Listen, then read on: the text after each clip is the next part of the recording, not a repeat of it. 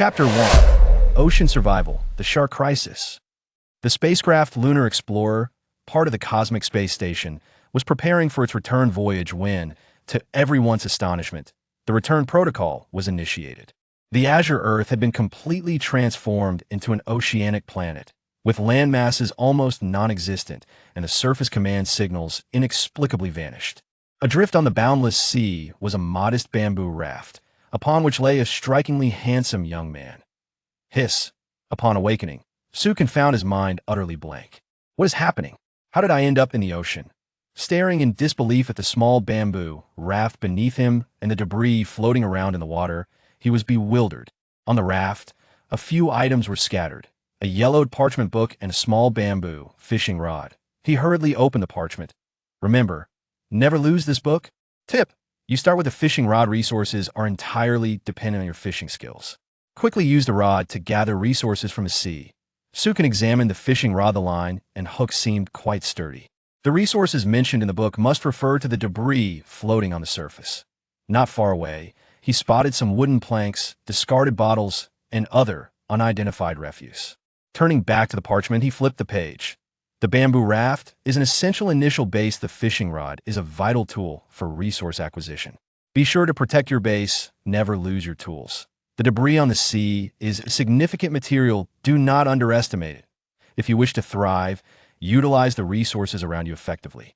You are not alone on the sea. Patiently wait, and you may find companions. The tumultuous waves might even be safer. Unexpected surprises lie ahead. Good luck. Special reminder: the ocean is fraught with peril. Suddenly, the sound of splashing water interrupted his reading. Several sleek, black, scythe-like fins darted through the water near the raft. Sharks? Sukin's lips twitched. He felt like a lamb awaiting slaughter. The odds of confronting a shark were nearly non-existent. He knew he must remain calm. Only composure would enhance his chances of survival. Flipping to the next page, he hoped to find strategies for dealing with sharks. After traversing into this world, he needed to grasp its nature. Panic would only hasten his demise. The second page bore the bold inscription, Ocean Survivor Chat Screen. At that moment, Sukin comprehended the essence of this world. The so-called chat screen on the parchment suddenly revealed a line of text. Can anyone explain what is happening? I woke up on a small bamboo raft, completely alone, with sharks swimming nearby. Within seconds of the text appearing, multiple lines erupted on the parchment. A ripple of chaos ensued. What is going on? This wretched book claims to connect ocean survivors. Is this some sort of prank? Starting with a broken fishing rod, and I'm supposed to fish for garbage? Mom, I'm so scared. Can someone please save me? Silently observing the words on the yellowed parchment, Sukin realized that he was not alone on the ocean. These individuals could communicate via the parchment, and they all began with identical equipment: a bamboo raft and a fishing rod. Now he had a clearer understanding of the rules governing this world. It was a realm where survival amid the ocean was paramount, with both opportunities and risks intertwined. The sea breeze brushed his face, filling him with a sense of anticipation.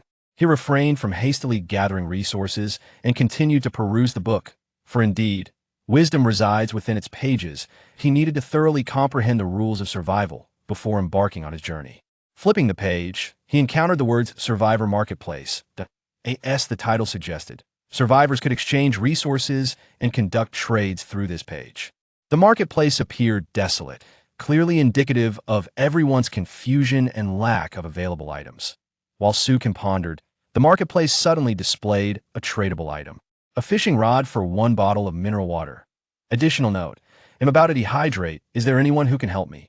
Clearly, no one would be overly sympathetic. Food could be sacrificed, but water was indispensable. Seawater was undrinkable, and fresh water was a precious commodity. It was evident that water and food were the most urgent necessities. His mouth was already parched. The raft provided the initial supplies of a loaf of bread and a bottle of mineral water. The individual who traded their fishing rod in haste had likely not considered the implications, or else they would not have relinquished such crucial resources. As Sukin consumed and drank, he continued to leaf through the book. Although anxiety churned within him, he had to maintain his physical condition and remain as composed as possible. The next page read Crafting Resources. This page outlined the crafting requirements for various items. Water purifier crafting requirements: wood 0.10, plastic bottles 0.5, palm leaves 0.5. Water basin crafting requirements: wood 0.5, hemp rope 0.3, palm leaves 0.2. Basic fire pit crafting requirements: wood 0.8, iron 0.2, hemp rope 0.3. This page would assist survivors in synthesizing essential items. Though he currently possessed no resources, and oh wonder they said the debris on the sea was vital, it all began to make sense. This world bore no distinction from a gaming realm. All survivors could utilize the parchment to craft and trade items. Gazing at his fishing rod and the vast ocean, Sukin felt an overwhelming sense of anticipation. He swung the fishing rod, casting it toward the distance, but the resources were still too far away. He could only wait for the waves to bring them closer. Reluctantly, Sukin picked up the parchment again, eager to uncover more content. However, to his dismay, the subsequent pages seemed to be stuck together, resisting his attempts to unveil the next chapter. Perhaps he lacked the necessary permissions at the outset, or there might only be a few pages available. If it were the latter, what was the point of the parchment being so thick? Ding! Sign-in system successfully bound to host. The system has been activated. A cold, mechanical voice resonated. The system. Sukin's heart raced with exhilaration. A system was an essential artifact for any traveler. He had felt something was amiss. System. What functions do you possess? System prompt. Daily sign-ins yield rewards. Monthly and yearly sign-ins offer luxurious rewards. System prompt. May I inquire if the host wishes to sign in today? Yes. Without hesitation, Sukin chose to sign in, and before him appeared a translucent, pristine fishing rod. Jiang Taigong Professional Fishing Rod. Level Diamond. System prompt. The Jiang Taigong Professional Fishing Rod requires no bait, simply cast the hook into the sea. Chapter 2. Survival begins, gathering resources. Following the system's prompts, Sukin carefully reviewed the instructions, noting that unused materials could be stored in the system's inventory. Once the fishing rod was no longer needed, he could stow it away to save space. Even when encountering others, there is no need to fear the exposure of one's supplies. By the way, system, why is there a level system? Sukin inquired, a hint of confusion in his voice. The system prompts.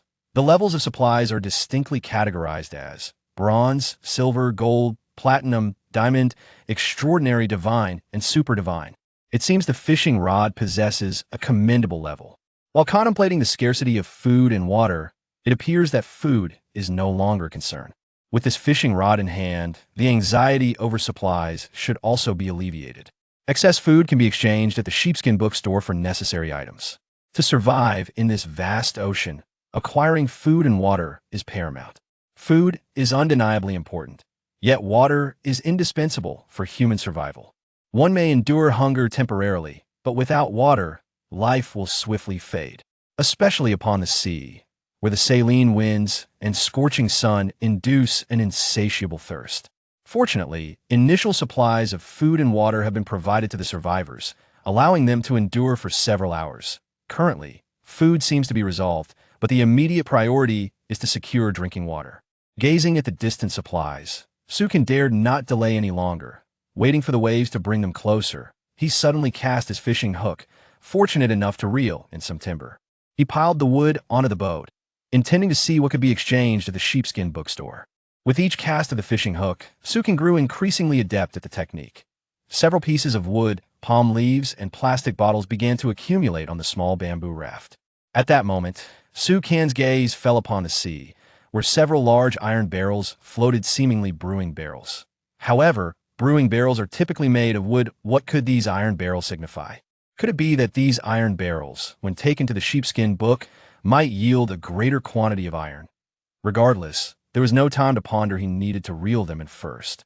Among the visible supplies on the sea, the iron barrels were the rarest.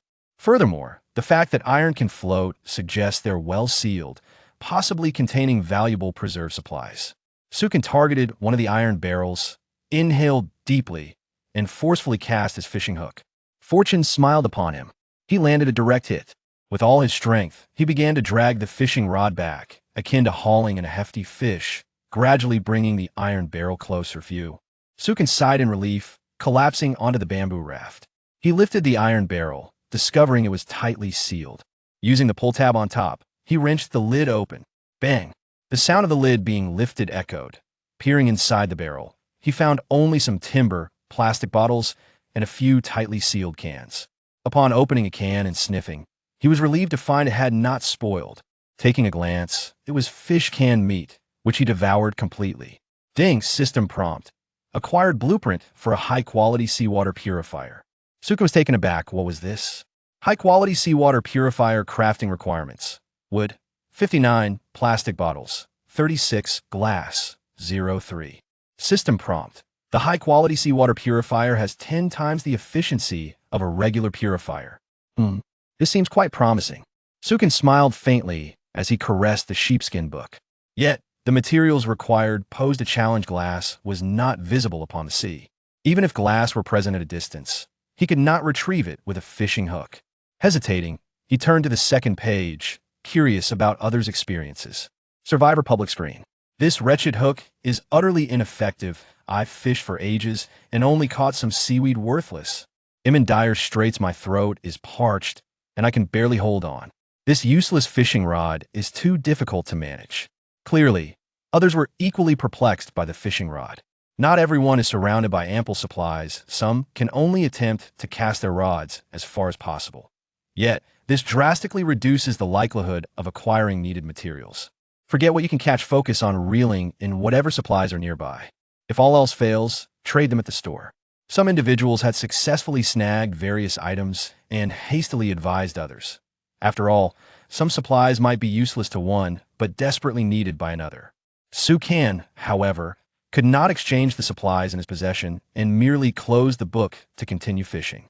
Though he had a slight surplus of certain materials, it did not guarantee future utility. In this vast ocean, aside from food and water, supplies are undeniably precious. To survive is one thing, but thriving in this oceanic expanse is of utmost importance. Having consumed bread and canned fish, hunger would not trouble him for now. He had not entirely drained the bottle of mineral water. With half a bottle remaining, it would sustain him for several hours. As for communicating with others via the sheepskin book, Sukan deemed it a waste of time. No one would exhibit sympathy in such dire circumstances. Sukan believed he was faring reasonably well, not succumbing to despair over food and water. His sights were set on the next iron barrel in the distance. The first barrel had proven beneficial. If the next one yielded an abundance of supplies, his days would surely improve. Sukan began to theorize perhaps these iron barrels were akin to blind boxes, each containing some valuable items. Perhaps the materials needed for his high-quality seawater purifier could be discovered within these barrels. Fixated on the distant iron barrel, Sukan hesitated no longer, abandoning the notion of reeling in nearby wood. Instead, he aimed his fishing rod at an iron barrel 5 meters away. Despite the distance, he felt compelled to take the challenge. He cast his fishing hook with determination. Regrettably, it fell just short of the barrel by a mere few centimeters. Calming his mind, he focused solely on the iron barrel. Yet, despite repeated casts, each attempt fell slightly short. Not wishing to squander further energy, Sukan applied the physics principles he had learned in his past life. He calculated the angle of the fishing rod, the force of his throw, and how the hook would catch the edge of the iron barrel on the small bamboo raft. He meticulously adjusted for wind direction, speed, his own strength, and angle. Once all calculations were complete, a smile crept on his Sukan's lips. As he rose and forcefully cast his fishing hook, Chapter 3, expanding the vessel, guarding against sharks. Feeling the heavy pull of the fishing rod, he had succeeded. The second iron barrel was finally ensnared by his hook. With all his strength, he began to drag the barrel back inch by inch. Due to the opposing currents, the retrieval of the iron barrel was not smooth sailing. Yet, the fishing line proved resilient. With some time, he would manage to pull it in. Wiping the sweat from his brow, he joyfully dragged the barrel onto the bamboo raft. Opening the lid felt akin to unboxing a surprise. Wood, X4 plastic, X5 iron, X2 palm leaves, X5. Though no extraordinary materials were found nor system prompts given, these supplies were still commendable. Iron, in this oceanic expanse, was indeed a valuable commodity. After all, while palm leaves could be used to craft rope, iron was unattainable. Oars and machinery were far beyond the capabilities of bamboo raft. Currently, there were sufficient materials to construct a standard water purifier. However, Sukan chose not to craft it just yet. He still felt no thirst. The remaining half bottle of water would sustain him for considerable time. His goal was to gather glass to create the high-quality water purifier, make the most of the available resources, avoiding waste, and create sufficiently valuable items. He glanced at his modest storage. Wood X11, plastic X10, iron 2, palm leaves X6, the supplies were decent, yet he was reluctant to squander them on trivial creations. What he needed were tools. Food and water were manageable, but his foremost concern was ensuring a safer and more sustainable existence. He opened a crafting shop in a sheepskin book, beginning with the most affordable items. After a lengthy gaze, it appeared that the least expensive option was to craft a hammer. Do not underestimate the utility of this hammer on this fragile bamboo raft. It would enable him to create numerous essential items. Furthermore, it was quite economical, requiring only a single piece of wood. Most importantly, the message read, "Tip for the small wooden hammer.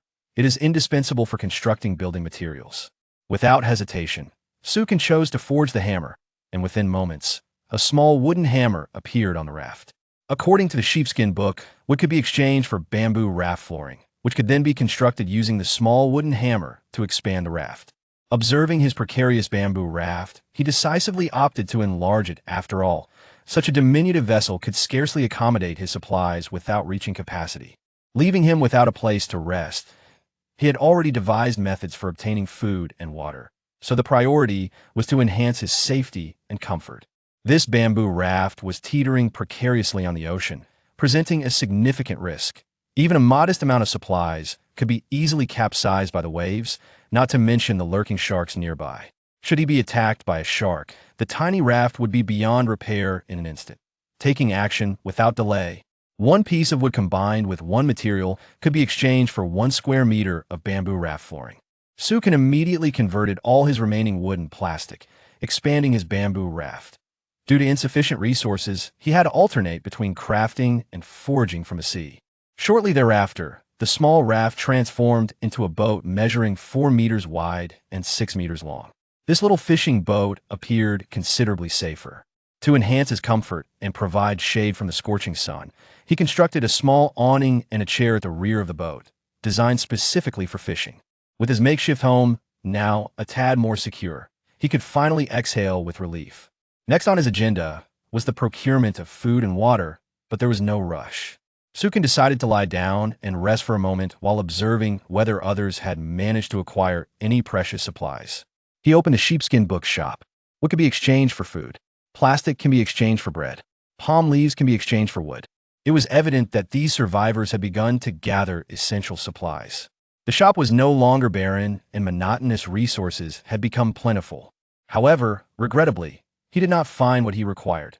What he sought were rare materials. Scrolling back to the survivors' public screen, he noted that while complaints and lamentations still abounded, they had noticeably diminished. Survivors were gradually coming to the realization that no one would rescue them. Survival depended solely on their own efforts. More individuals began to engage in resource gathering and researching how to use fishing rods. As long as resources were available, they could exchange them for needed items at the shop.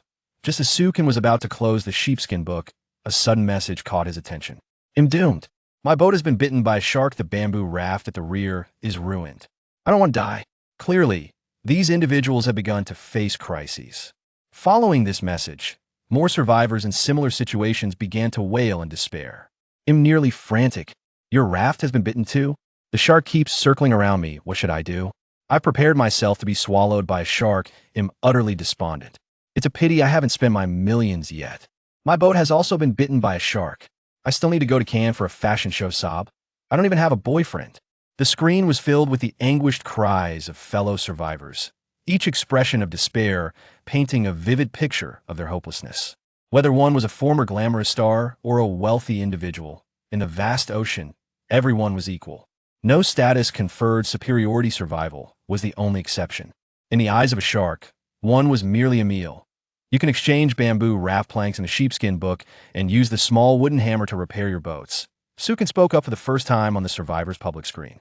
After delivering his message, he disregarded any further responses and set the sheepskin book aside.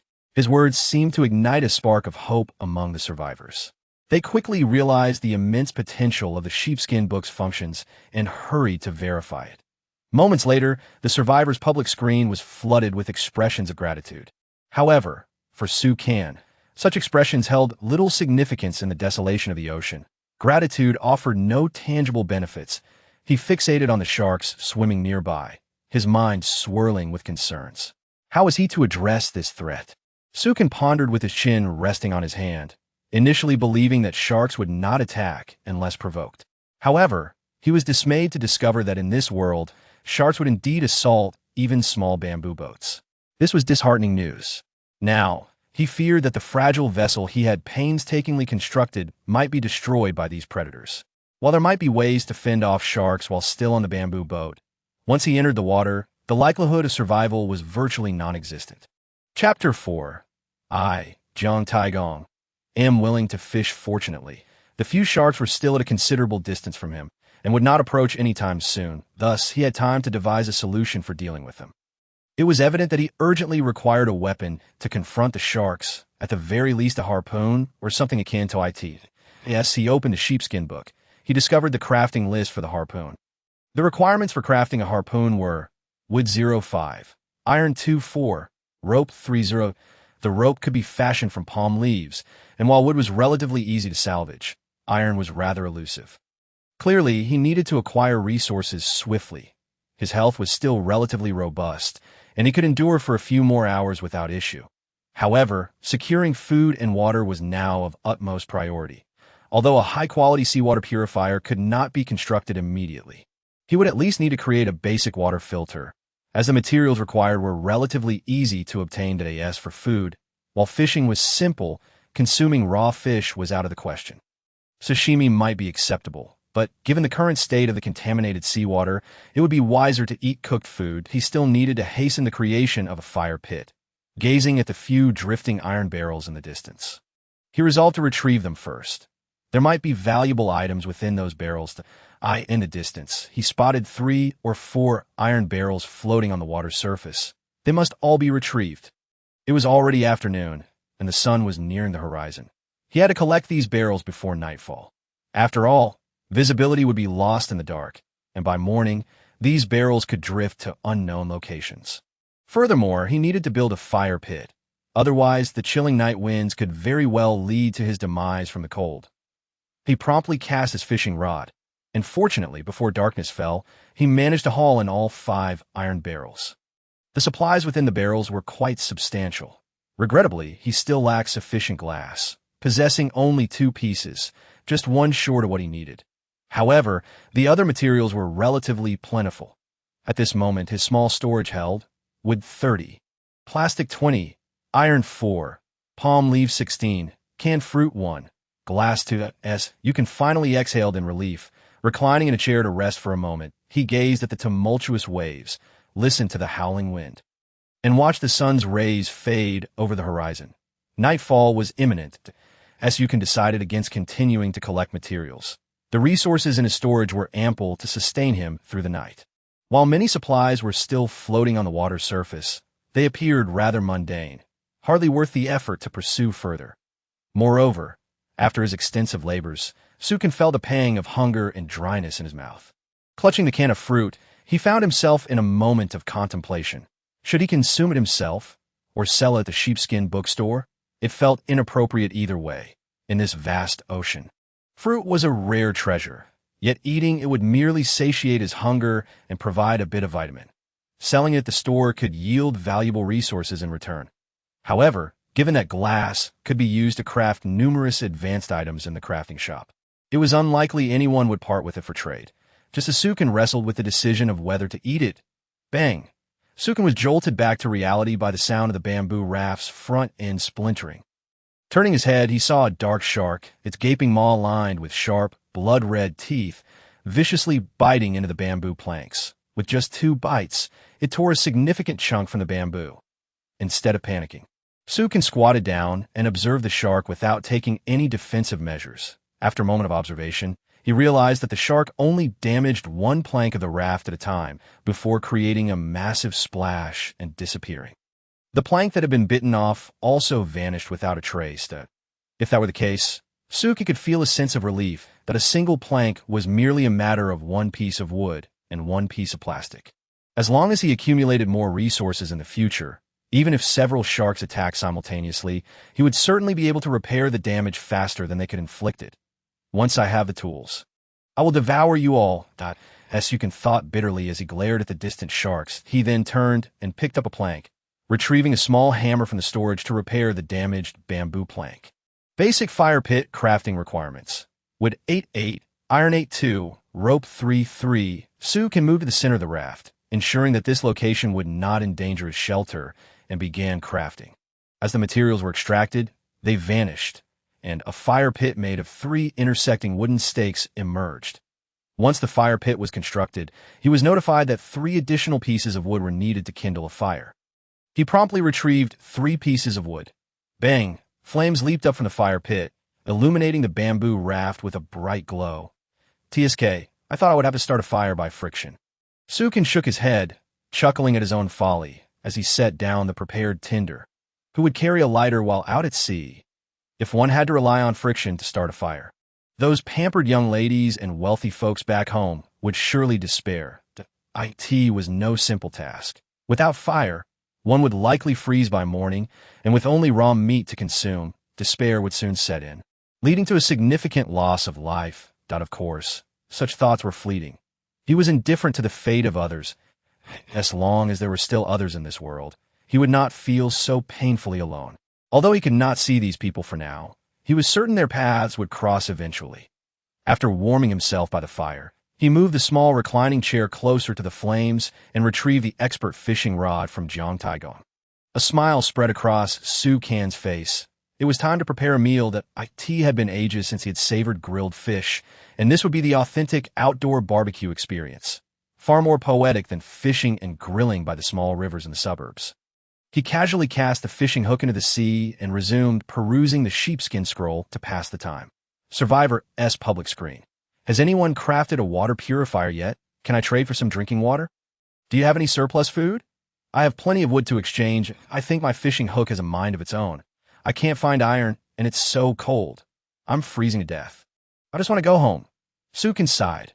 While iron was indeed difficult to find, it was by no means impossible. The initial fishing rod could serve not only to snag resources, but also to catch fish. The bread given at the start was not merely for the survivor's sustenance. Some should be reserved for fishing. Otherwise, it would be a matter of luck, akin to Jiang Taigong fishing. The sea was teeming with fish, and some survivors managed to catch them without bait. This offered a glimmer of hope to those on the verge of despair. As for the water purifier, the materials required were quite simple, and with a bit of effort to search for resources, one could easily obtain them. Just then, the fishing float suddenly dipped, and the rod bent sharply. Clearly, a fish was on the line. Sukin quickly tightened his grip on the rod and pulled back with force. The resistance was considerable. It seemed this was no small fish. As it broke the surface, he realized it was not a fish at all, but a sealed purple iron barrel. Chapter 5. You survive. A vacation unlike the previous black, battered iron barrels. This one emanated a radiant purple glow. What could this be? Sukin gazed in astonishment at the shimmering hue of the purple barrel, quickly dragging it closer. Upon opening it, he beheld a treasure trove of supplies. A perfectly arranged collection of 10 cans of fruit and a transparent glass panel. In his small storage, he had acquired 10 cans of fruit and 1 piece of glass. This discovery thrilled Sukin. Was this a more advanced iron barrel? The system indicated that this purple iron barrel was of diamond grade, meaning that supplies indeed had levels, and this was not the highest. With the glass materials now complete, he could have crafted a simple water purifier, but now he could directly create a high-quality seawater purifier. After selecting a suitable location, he extracted the necessary materials. High-quality seawater purifier crafting requirements. Wood 9-9, plastic bottle 6-6, glass 3-3. He began the crafting process. The materials vanished in an instant, and a funnel-shaped seawater purifier with a glass panel emerged. It required only to have water poured in for rapid filtration. However, after the water was purified, a container was still necessary Sukin targeted a water basin and began extracting materials. Water basin crafting requirements. Wood 05. Rope 03. Palm leaf 02. He initiated the crafting process. A massive water basin appeared beneath the high-quality seawater purifier. He then used a piece of wood to craft a water ladle and began scooping water into it. He had expected a lengthy wait, but to his surprise, the moment seawater entered the purifier, it began to drip rapidly from the funnel below. In just a few minutes, there was already a small half bottle of purified water. The high-quality seawater purifier was indeed impressive. He took a ladleful and tasted it. It was indistinguishable from mineral water. He gulped down several mouthfuls, and the parched feeling finally dissipated. With the water issue resolved, it was now time to address food. He casually tossed the fishing hook back into the sea, reclining in his chair by the fire while enjoying the canned fruit. Since he had plenty of cans, he decided to consume one for a light meal. The assortment of fruits in the can was rich and flavorful. He casually opened the sheepskin book and accessed the Survivor's public screen. What is this ridiculous water purifier? It drips water so slowly. I waited ages for just half a cup. I'm parched. The water from this purifier is still murky. If anyone has excess water, I can trade for supplies. I have plenty of iron and wood. As you can observe the comments on the sheepskin book, but remained silent. He currently had an abundance of food and water, while those survivors seemed to still be struggling with the basics. This left him in a position to become a small merchant. It appears that a promising path to wealth has been discovered. Upon this realization, Sukin felt a twinge of excitement. The fish he catches and the water he draws from can be exchanged for much-needed resources. As for the canned fruits, how delightful it would be to trade them with some destitute young maidens, thus gaining their favor in return, of course. This parchment does not possess the ability to discern the appearances of others. Such musings are best left for another day, when opportunities arise. Just as the last of the canned fruit was consumed, the fishing rod suddenly bent sharply. He had caught a fish. Sukin hurriedly discarded the empty can and lifted the rod. Splash! A plump sea fish struggled as it was pulled from the depths. Goodness, it must weigh 2 to 3 pounds. He swiftly dispatched it with a kick to the head and, after cleaning it, placed it on the fire to roast. Moments later, the savory aroma of the fish wafted through the air. Given the saltiness of the seawater, no additional seasoning was necessary. The fresh, tender fish tasted exquisite. Once the fish was fully cooked, Sukin eagerly tore off a generous piece and savored it. The labor of the day seemed worth every effort. He suddenly felt that this way of life was rather enjoyable. He casually cast the fishing line back into the sea. Before long, another fish was caught. This time, however, Sukin chose to store it in the warehouse instead of roasting it. After several fish were netted, he still had yet to find the elusive purple iron barrel. It seemed that this barrel was not so easily obtainable. After retrieving some palm leaves, he dried them over the fire and whimsically wove them into a mat and bedding. Although lacking cotton, the thick grass quilt provided ample shelter from the wind and was quite comfortable. With the sea breeze blowing, he fished while heartily devouring the fish, followed by a small portion of fruit. After satisfying his hunger and thirst, Sukin let out a contented burp and reclined on the chair, lost in thought as he gazed at the seemingly endless expanse of ocean. It appeared that, at this moment, he was living the most prosperous life upon these vast waters. Observing the 6 plump sea fish remaining in his small storage, Sukin contemplated his next move and retrieved the parchment. After accessing the shop, he decided to keep 1 fish for himself and place the rest on the trading list. He hoped to exchange each fish for 20 pieces of iron or 10 pieces of glass. If that proved unfeasible, he would accept a substantial amount of wood and plastic, at least 100 units of each. Naturally, he could also barter with rare resources, but those would require bidding and must meet Sukin standards. He did not expect to swiftly acquire what he desired. After all, as survival had only just begun, and resources were scarce for everyone. Waiting for the right price was the wisest choice, as you can refrain from placing the canned fruit in the shop. On the open sea, what one truly lacks is vitamins. Prolonged absence of fruit could lead to scurvy. Thus he would not trade away such essential provisions. Beneath the starry sky, Sukin wrapped himself in the grass quilt and closed his eyes, surrendering to slumber. Perhaps this world appeared fraught with peril and challenges to survival. Yet for Sukin, equipped with a system, these obstacles were merely stepping stones. He was determined to conquer these vast waters. Meanwhile, for other survivors, this first night felt akin to a hellish ordeal. Hardly anyone found rest, as the dark fog enveloped the sea, obscuring any hint of light. while the chilling sounds of sharks slicing through the water echoed around them. Survivors were either engulfed in fear of the darkness or lost in uncertainty about the future. The presence of circling sharks only heightened their anxiety, making sleep an elusive luxury. The night grew colder. And without a fire, at least one could huddle under palm leaves for warmth. However, without food and water, the night would prove excruciating. Many were on the brink of mental collapse. In stark contrast, Sukan, having feasted and quenched his thirst, lay comfortably by the campfire, wrapped in his grass quilt, blissfully asleep. Had any other survivors witnessed this, they would surely question their existence. Was this truly not a world of leisure? As Sukan drifted into slumber, the survivor's public screen erupted. Who on earth was trading fish in a shop? How gluttonous could one be? Did they not realize the value of food? Could such a thing truly be sold? Nevertheless, the prices demanded were outrageous. While I possess some relatively rare resources, perhaps I should leave a message to inquire. Chapter 6. The acquisition of a pet. The gluttonous little bear. Few managed to gather substantial resources on the first day. And Sukan had contemplated this issue prior to listing his goods. After all, not everyone could share his fortune. Now, Sukan had surged ahead of the others, living a relatively comfortable life in this maritime survival scenario. He thus proposed that rare resources could be exchanged. Food, for the survivors, was of unparalleled importance. Hence, he was in no rush to sell. What if a fortunate soul stumbled upon rare resources? That would hold little value for him.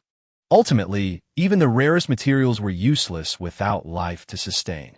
Having arrived in this world of oceanic survival, one must strive to thrive, to gain even more of an advantage. Upon awakening, Sukan stretched and was greeted by a refreshing breeze that invigorated him.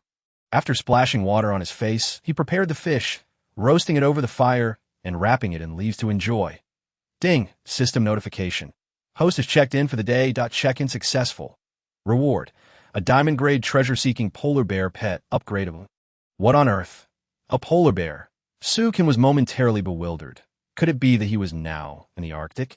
After some contemplation, he realized that the glaciers had melted in this world, and these polar creatures had adapted to the present environment.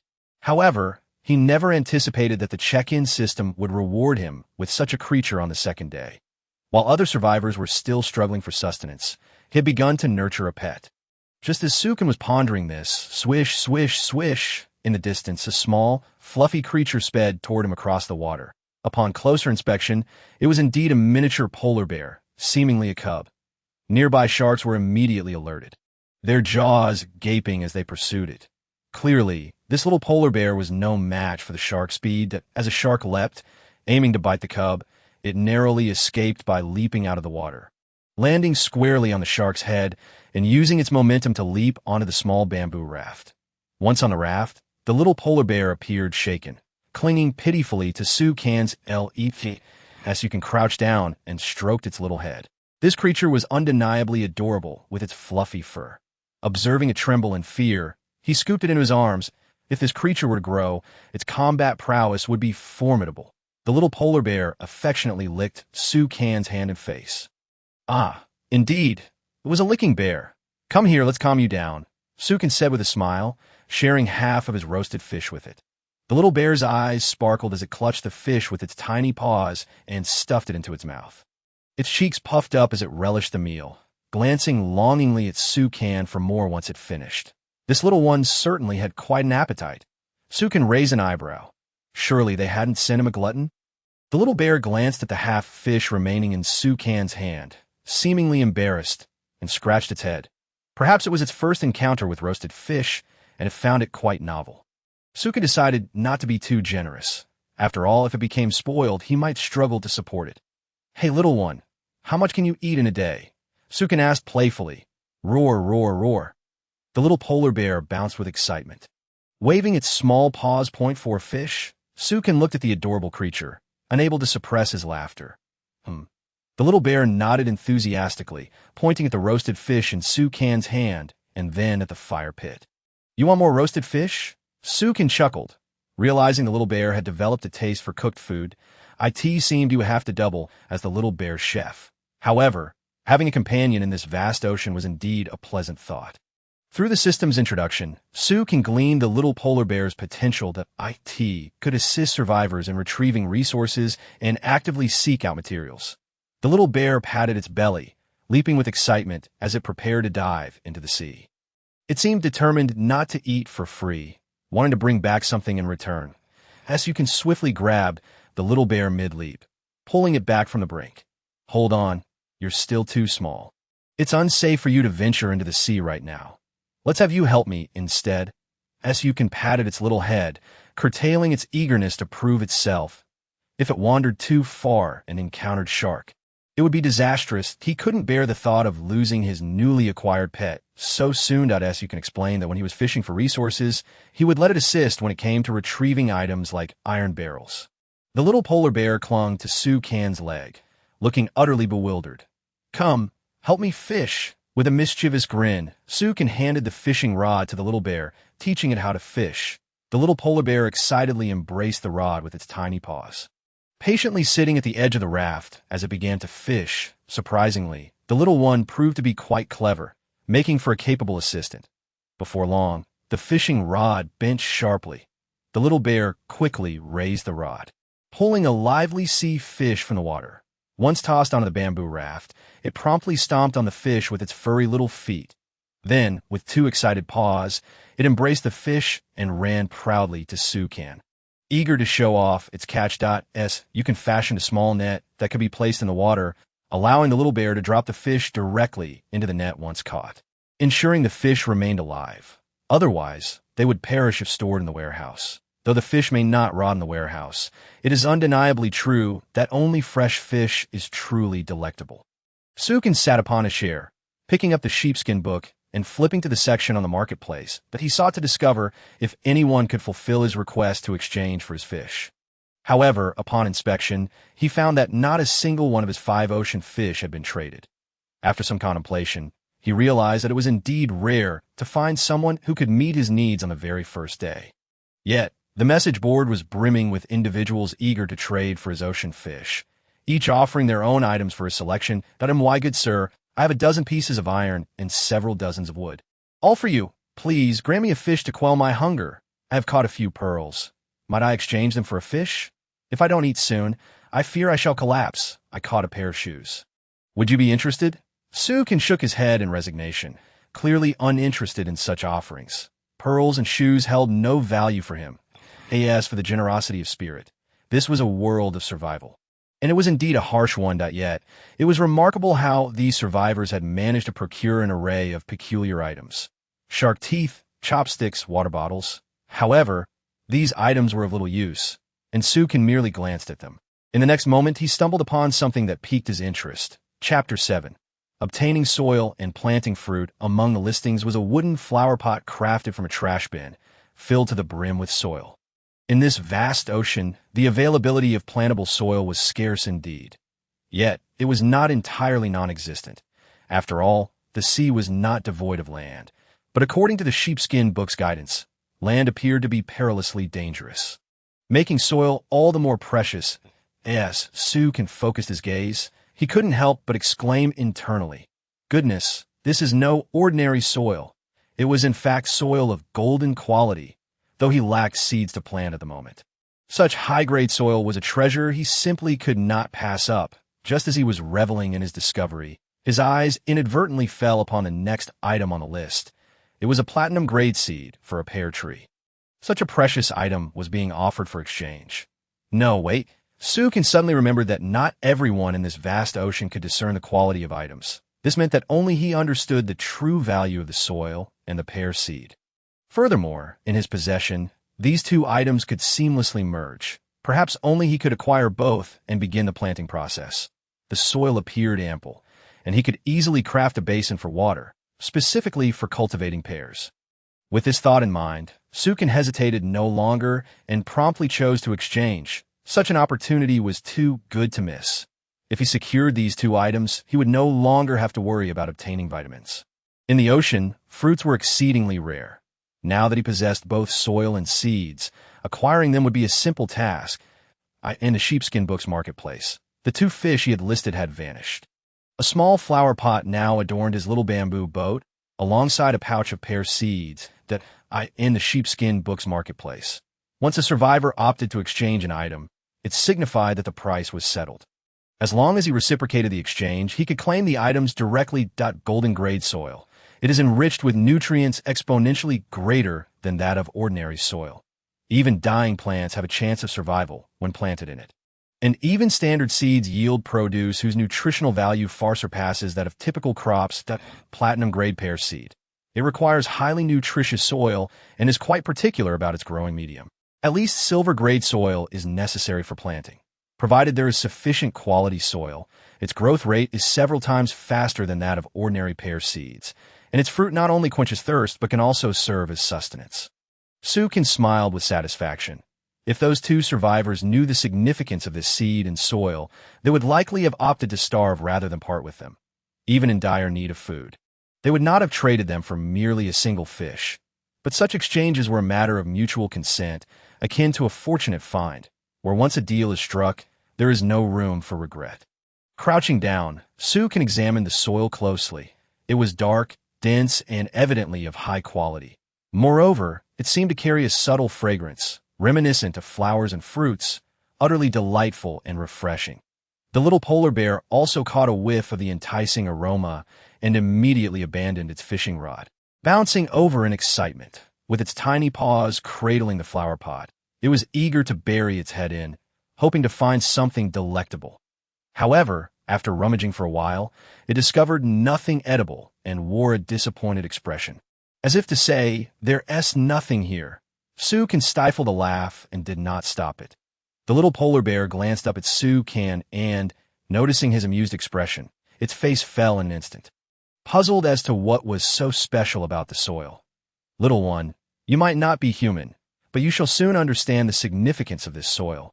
Once the pears bear fruit, you can have as many fish as you desire. The little polar bear's eyes sparkled with excitement as it bounced in place. While it may not grasp the soil's value, it certainly understood the promise of plenty of fish. Sukin also learned from the little polar bear's details that to help it grow and evolve, it must be well fed daily. Although the cub was still small and did not require much food, once it matured, feeding it would be no trivial matter. If it were another survivor, this creature would likely become emaciated, forced to fend for itself. The bond between a survivor and their pet was forged through the provision of food. While Sukin did not fear the little polar bear betraying him, he was concerned that hunger might lead it to become lethargic. Thus, to sustain this little creature, his resources must be ample.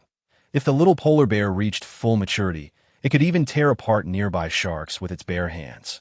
Sukin opened the sheepskin book's marketplace once more, listing water for trade. He hoped to exchange it for some wood, plastic, and iron. After all, the water basin was nearing its capacity, and failing to sell excess water would be wasteful.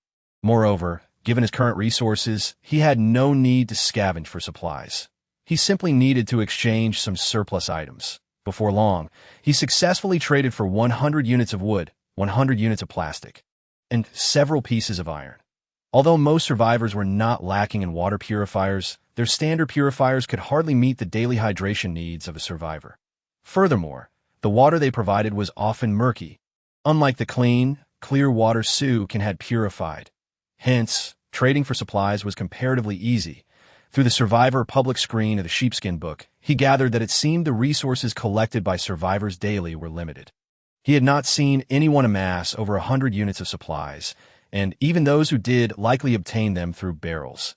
Each survivor's surrounding resources were preset, ensuring their survival, but what was given was merely enough for sustenance. At this moment, Sukin's resources ranked him among the wealthy elite of the survivors. After constructing the water basin, he sowed the pear seeds into the golden soil and, adhering to its needs, watered it with fresh water. Fortunately, the soil required only a modest amount of fresh water daily. Approximately 500 milliliters sufficed. This allowed him to use some of the excess water for trading and some for nourishing the soil. After planting, the system notified him that the pear would sprout and reach maturity in just 5 days. Every fortnight, the fruit could be harvested, a remarkably swift process. This meant that before long, he would be able to sustain his health with an abundance of fruit. Both he and the little polar bear would need only a small quantity of fruit to ensure their vitamin intake, with any surplus becoming a source of wealth. If he brought this bounty to the marketplace, he could likely score yet another fortunate deal. It was nothing short of a treasure trove. Just then, a shark suddenly approached the side of his bamboo boat, revealing a row of sharp teeth as it opened its massive jaws. Chapter 8. The Polar Bear's Might. Thunder and lightning. The little polar bear seemed to sense this unwelcome guest, glaring at the shark as it gnawed on the boat, bouncing in frustration and roaring at the creature. Being still young, it could only express its dissatisfaction, for its small stature was hardly a match for the shark. Little one, do you think you can outrun it in the water? Sukin recalled how, when the little polar bear had escaped, it seemed to move as swiftly as the shark. Roar! The little polar bear, hands on its hips, brimming with bravado, looked as though it could almost speak. Oh, look at you, little one. You've got some spirit. Sukin chuckled in surprise and hastily grabbed a grilled fish from the fire rack, shoving it into the little creature's mouth. The cub immediately fell silent. Its cheeks puffed out as it stood there with its hands on its hips, glaring at the shark. After swallowing the fish bones, the little polar bear leaped into the sea. What does it mean to be a little white bear in the waves? At that moment, the shark glared at the little polar bear, clearly provoked. It swiftly darted after the cub, but the small white figure swam with remarkable speed, leaving the shark spinning in circles. Sukin watched in astonishment. Were the little polar bear fully grown, it might even outrun the shark. Moments later, the little polar bear returned to the bamboo boat, proudly licking Sukin's hand with a triumphant expression. Sukin couldn't help but twitch the corners of his mouth, silently roasting another fish for it. Little one, how formidable are you in battle? Sukin grew increasingly curious about its capabilities. It truly was a splendid companion. The little polar bear rested its paws on its chin, pondering in a human-like manner. After glancing at the remaining flower pot on the bed, he pointed at it, seeking Sukin's opinion that it was no longer needed. Sukin, seated on the chair, gazed at it with keen interest. The little polar bear hesitated for a moment after picking up the flower pot, then cast a glance at the distant shark. With a toss, the flower pot soared dozens of meters away, crashing forcefully onto the shark's forehead as it strolled nearby. The shark roared in pain, leaping out of the water, searching for the audacious creature that dared to provoke it. Upon realizing it was merely a flower pot, it bit down fiercely in a fit of rage. A large gash appeared on the shark's forehead, staining the sea with a pool of its blood. Quite impressive, little fellow. Sukin affectionately ruffled the little polar bear's head. The creature's strength was indeed formidable. It was astonishing that this cub possessed such power. He eagerly anticipated how much more formidable it would become upon maturity. Together, they would be a force to be reckoned with in the ocean. Ow! The little polar bear let out a low whine, tucking its head in, thoroughly enjoying Sukin's affection. Little one, from now on, I shall call you Owai. This little rascal barks incessantly. It must adore that sound. Owai seemed somewhat displeased, rolling on the ground a few times, yet ultimately submitted obediently as Sukin allowed it to play, then glanced at his small bamboo boat. It appeared expansion was necessary, though it was manageable for just himself. The presence of these little creatures, along with the water purifier and fire pit, made it rather cramped. Sukin retrieved a small wooden hammer, extracting wood and plastic materials. Moments later, the small bamboo boat had been expanded to a medium-sized vessel measuring 5 by 10 meters. The little polar bear, sensing the territorial expansion, excitedly dashed around. Together, they devoured the fish they had just caught. Sukin reclined in his chair, basking in the sun, while Owai sprawled on the floor, patting its little belly. At that moment, the sea surged tumultuously, and once it calmed, supplies appeared anew in the distance. Several iron barrels had been replenished, totaling 7, more than the previous day. However, these barrels seemed to be farther away than before.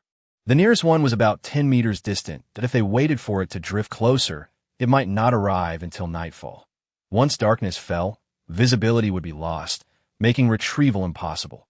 After careful consideration, Sukin concluded he could manage to snag only 4 barrels, leaving the remaining 3 rather far off. Owai, it's your turn to take action. Sukin patted the little polar bear's belly as it lay dazed on the ground. Owai. The little polar bear sprang to its feet, seemingly protesting the name. feeling it unworthy of its noble polar bear lineage. Yet it patiently awaited Su Kan's command. "Awai, do you see those iron barrels? Ow, I can handle the nearby ones myself, but can you fetch the distant three?" Ow! Awai struck a pose, waving its small bare paws, signaling it was up to the task. Whoosh! The white little bear dove into the water, sending waves crashing as it sped toward the iron barrels. Once in the ocean, its small, plump form moved with remarkable agility, defying expectations of its size. Suddenly, Su Kan spotted a shark surging toward Awai from a distance. Alarmed, he realized this was the first time he was sending the little polar bear on such a mission. He had to ensure its safety. Having witnessed Awai's potential, Su Kan had grown increasingly fond of the little creature and would not allow any harm to come to it. He quickly retrieved his professional fishing rod, attaching a fish to the hook for good measure. After slashing the fish's body to let the blood seep out, he hurled it in the opposite direction of Awai. The moment the shark caught the scent of blood, its eyes turned crimson, abandoning the pursuit of Awai to chase after the fish instead. Surrounding sharks, poised to ambush Awai, were also lured away by the scent of blood. The effectiveness of the fish's blood was remarkable. Sharks possess an acute sense of smell, capable of detecting the scent of blood from a kilometer away. Blood is an irresistible lure for them, as Su Kan smiled, casting the fishing rod further out. At this point, Awai was entirely safe. Awai moved with lightning speed in the water, its splashes outpacing even the sharks. It seemed Su Kan's concerns were unwarranted. Even without his intervention, the sharks would not catch Awai. Truly, it was worthy of being a diamond-grade polar bear. One could only imagine how terrifying it would become upon reaching godlike status. You can swung the fishing rod back and forth, occasionally tossing bait into the air, eliciting splashes as the sharks leaped about. These creatures displayed a woeful lack of intelligence, their minds consumed solely by thoughts of food. Awai was now nearing the iron barrels, clutching one with its little bare paws and hurriedly retreating. Su Kan watched, amused, as Awai returned with the barrel, splashing water everywhere in its haste. Goodness, it was like wielding a kitchen knife to sever an electric wire. Sparks flying all around. Chapter 9, Abundant Supplies. Stewing sea fish, Awai used its little bare paws to heave the iron barrel onto the boat. Once aboard, Awai excitedly banged on the barrel, seemingly inquiring whether there were any delectable treats inside. Su Kan gently patted its little head, presenting it with a freshly grilled fish as a reward. After all, it was Awai's first sea outing, and a bit of comfort was in order, with its cheeks stuffed. Awai struck a proud pose, hands on hips. After enjoying this taste of success, Su Kan retrieved another fish from the net bag, preparing to draw blood and attach it to the hook, with a mighty toss. The previously calm sea erupted once more, the sharks, appearing almost brainless, charged toward the bloodied spot. These sharks had learned their lesson only once. They would not retain the knowledge of being tricked time and again. Awai, noticing the distraction, pouted slightly, as if to say, "I wouldn't be afraid of them even without your diversion." With Awai's assistance, retrieving the iron barrels proved remarkably smooth. In no time, 3 barrels were piled on the boat. The remaining 4, Su Kan decided to retrieve himself. Though it required some effort, it was merely a matter of time. Awai cheerfully hopped around, calling out as if cheering him on. Finally, all 7 barrels were successfully brought aboard. Completing it all at once was rather satisfying. Awai even assisted in prying open the barrel lids, diving headfirst into the contents as if searching for something tasty. However, Awai's expression soon shifted to one of disappointment upon discovering the barrels were filled with wood, plastic, and iron materials. Ding! System notification. Fire rack upgrade list obtained. Require materials for crafting. 30 wood, 10 iron, 20 palm leaves. The fire rack can be upgraded? Ding! Once the fire rack reaches platinum level, it can produce top-tier cuisine even without the need for seasoning. If upgraded to diamond level, it will possess unexpected functions. Cooking without seasoning? According to the system's description, a platinum-level fire rack not only can grill fish, but also fry and stew them, presenting a variety of culinary styles. Each method would yield different flavors. Su Kan, concerned about how to handle the monotony of fish every day, realized that with this marvelous tool, he could create an array of flavors. He had already experienced the power of diamond-grade items.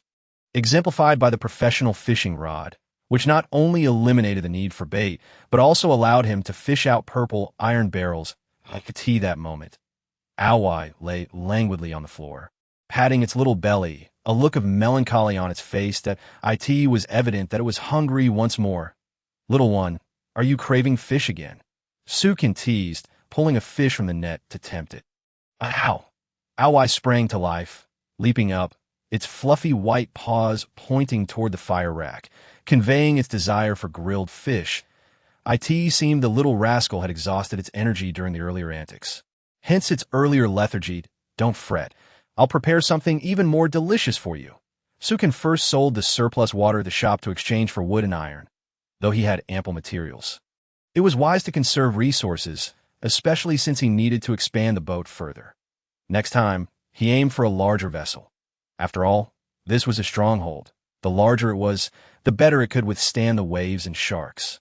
After retrieving the materials, he began upgrading the fire rack, stacking the supplies beside it. The fire rack didn't require relocation. He could simply initiate the crafting process. As the materials disappeared, the ordinary fire rack transformed into a freestanding structure resembling a large oven. "Ow!" Awai seemed to sense the change in the fire rack, expressing its excitement with jubilant cries. As you can glance to the fire's requirements, startled by what it required over 30 pieces of wood daily. And the initial ignition demanded a staggering 150 pieces of wood. Only he could provide such a substantial amount. Even he felt a twinge of pain at such expenditure. Fortunately, his resources were abundant, allowing him to afford it. After meeting the fire's requirements, the upgraded fire rack erupted into flames, showcasing a fierceness far surpassing its predecessor. Previously, the flames were mere flickers of red, swaying in the wind. Now, they roared like a large flamethrower, the flames appearing more solid and dense. Upon closer inspection, the flames shimmered a dark red, emanating intense heat. The cool sea breeze that had chilled him was instantly dispelled by the warmth of the flames. The little creature, unlike an ordinary polar bear, does not relish the cold, but instead finds solace in warmth. That it was initially quite close to the fire pit, and when the flames leapt up suddenly, it was startled into retracting its tiny paws. That it quickly retreated to a safe distance, fearful that the flames might singe its fur. Using the scant remaining iron, it fashioned a barbecue plate, a frying pan, and a skillet from a sheepskin book, gazing at the assortment of kitchen tools before it. And with the fish having run out, it cast its line into the sea, prompting the little one to commence fishing. Moments later, 3 plump sea fish were hooked. The little creature immediately attempted to throw the fish onto the fire to roast them, but was promptly stopped by, "Can't be patient. I shall prepare something delectable for you." Sukin chuckled, ruffling the little one's head. In its bewildered gaze, he skillfully cleaned the 3 fish. He then placed the skillet atop the fire pit, tossed the fish inside, and began to fry them, using 2 small twigs to flip them over. The aroma of the fish soon wafted through the air. The little creature leaned close to the skillet, inhaling the enticing scent, scampering about in excitement. Once the fish were cooked, he removed the skillet from the fire pit. Indeed, this platinum-grade fire pit was extraordinary. Even without oil in the pan, it managed to maintain the perfect temperature. The fish emerged golden on both sides, exuding a delightful fragrance. Could divided the fish in half, using his makeshift chopsticks fashioned from twigs to sample a piece of fish. The little creature looked on curiously at the chopsticks, clearly unaware of their purpose, and soon fashioned its own pair. Its small bare paws clumsily attempted to grasp the fish. Trembling, it finally managed to lift a small piece to its mouth, and its eyes sparkled with delight. If it could articulate, it would surely exclaim how incredibly delicious it was. The little one possessed a remarkable aptitude for learning, quickly mastering the use of chopsticks to deftly pick up fish. Clearly, one fish was insufficient to satiate its appetite. Having experienced the advantages of the skillet, it eagerly gazed at the other tools on the ground, yearning for even more scrumptious fare. "That I suppose I shall indulge you further," Sukin mused, lifting a wok onto the fire, adding some water to the fish, and simmering it gently. Chapter 10. The Way of Survival. The soul of eating. The little creature looked utterly perplexed. After all, the fish originally resided in water, so why was it being soaked again? Surely roasting it would be preferable to submerging it. It seemed that dining directly from the sea would be more convenient in the future. Yet, as the fragrant aroma of the fish soup began to waft through the air, carried by the sea breeze, the little one sniffed eagerly, nearly diving into the pot, as you can crafted 2 wooden bowls. For this meal would not only consist of fish, but also include the delightful fish soup. The soup's fragrance was so exquisite that even Sukin could not help but praise it. Even the most delectable fish soup he had tasted in his past life paled in comparison to this. It was likely not even 1/10 as good. The fish served in restaurants was mostly frozen, often indistinguishable from dead fish, and generally of low quality. In stark contrast, this pot contained freshly caught, plump sea fish. With the upgraded fire pit enhancing the flavor of the soup, the aroma was simply irresistible. This fish soup requires slow simmering. If you wish to feast more, go catch some additional fish, Sukin said with a playful smile, assigning it a task. This little helper needed to contribute, after all. With enthusiasm coursing through it, the little creature bounced up as if energized, scampering off to fish, occasionally glancing back at the fire pit, eagerly anticipating the completion of the soup. Sukin reclined comfortably in his chair, relishing the gentle breeze. His spirits lifted. Now accompanied by the little one, he no longer felt lonely amidst the vast ocean. It was indeed a heavenly existence.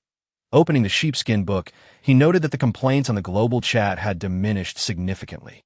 I've expanded my little bamboo raft. It now measures over 1 meter. What about you? I found bread in the iron bucket. It seems I won't go hungry today. How did you get so lucky? I only found cigarettes. Is there anyone willing to trade food for smokes? Survivors are beginning to appreciate the value of resources and were actively salvaging materials to enhance their survival. Through their discussions, Sukin gleaned insights into their progress. Most survivors could now secure water, ensuring their continued existence. Many had also constructed fire pits, and experiences of fishing were being shared. However, those fortunate enough to catch fish could only stretch a single fish over 3 days. The disparity mirrored that of refugees and those who enjoyed an abundance of food. Sukin refrained from speaking, mindful of not discouraging the other survivors. He certainly couldn't share his experiences of roasting and stewing fish. After some contemplation, he closed the sheepskin book. Having tasted unprecedented flavors, the little creature's enthusiasm surged, its gaze fixed intently on the sea. Gradually, it reeled in nearly 10 sea fish. The pace of fishing was commendable, prompting Sukin to marvel at its good fortune. The aroma from the pot intensified, and the little creature scampered back to the edge of the pot, drooling incessantly. This moment, the fish soup had transformed into a milky, white concoction, glimmering and bubbling profusely. It's nearly ready. Sukin took 2 wooden bowls, filled them with fish soup and fish, and handed one to the little creature, cautiously cradling the bowl with its small bare paws. The little one took a tentative sip, then began to gulp down the soup eagerly. After licking the bowl clean, it waved its small bowl, signaling for more. Goodness, do you truly see me as your chef? Serve yourself, Sukin replied, rolling his eyes at it.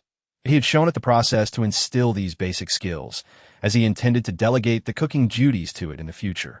Unperturbed, the little creature bounced over, grabbing a small wooden spoon, filling a large bowl with fish soup.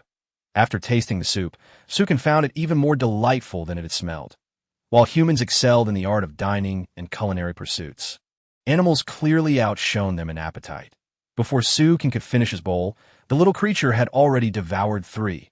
Even then, it complained that the bowl was too small, evidently wishing for a basin or to simply lift the pot for a feast. A gluttonous bear, with a soul for eating, must have a basin to dine. Sukin couldn't help but shake his head in jest that he then crafted a special feeding basin for it, so that when it felt hungry, it could simply tap the basin, and he would understand its desire for food.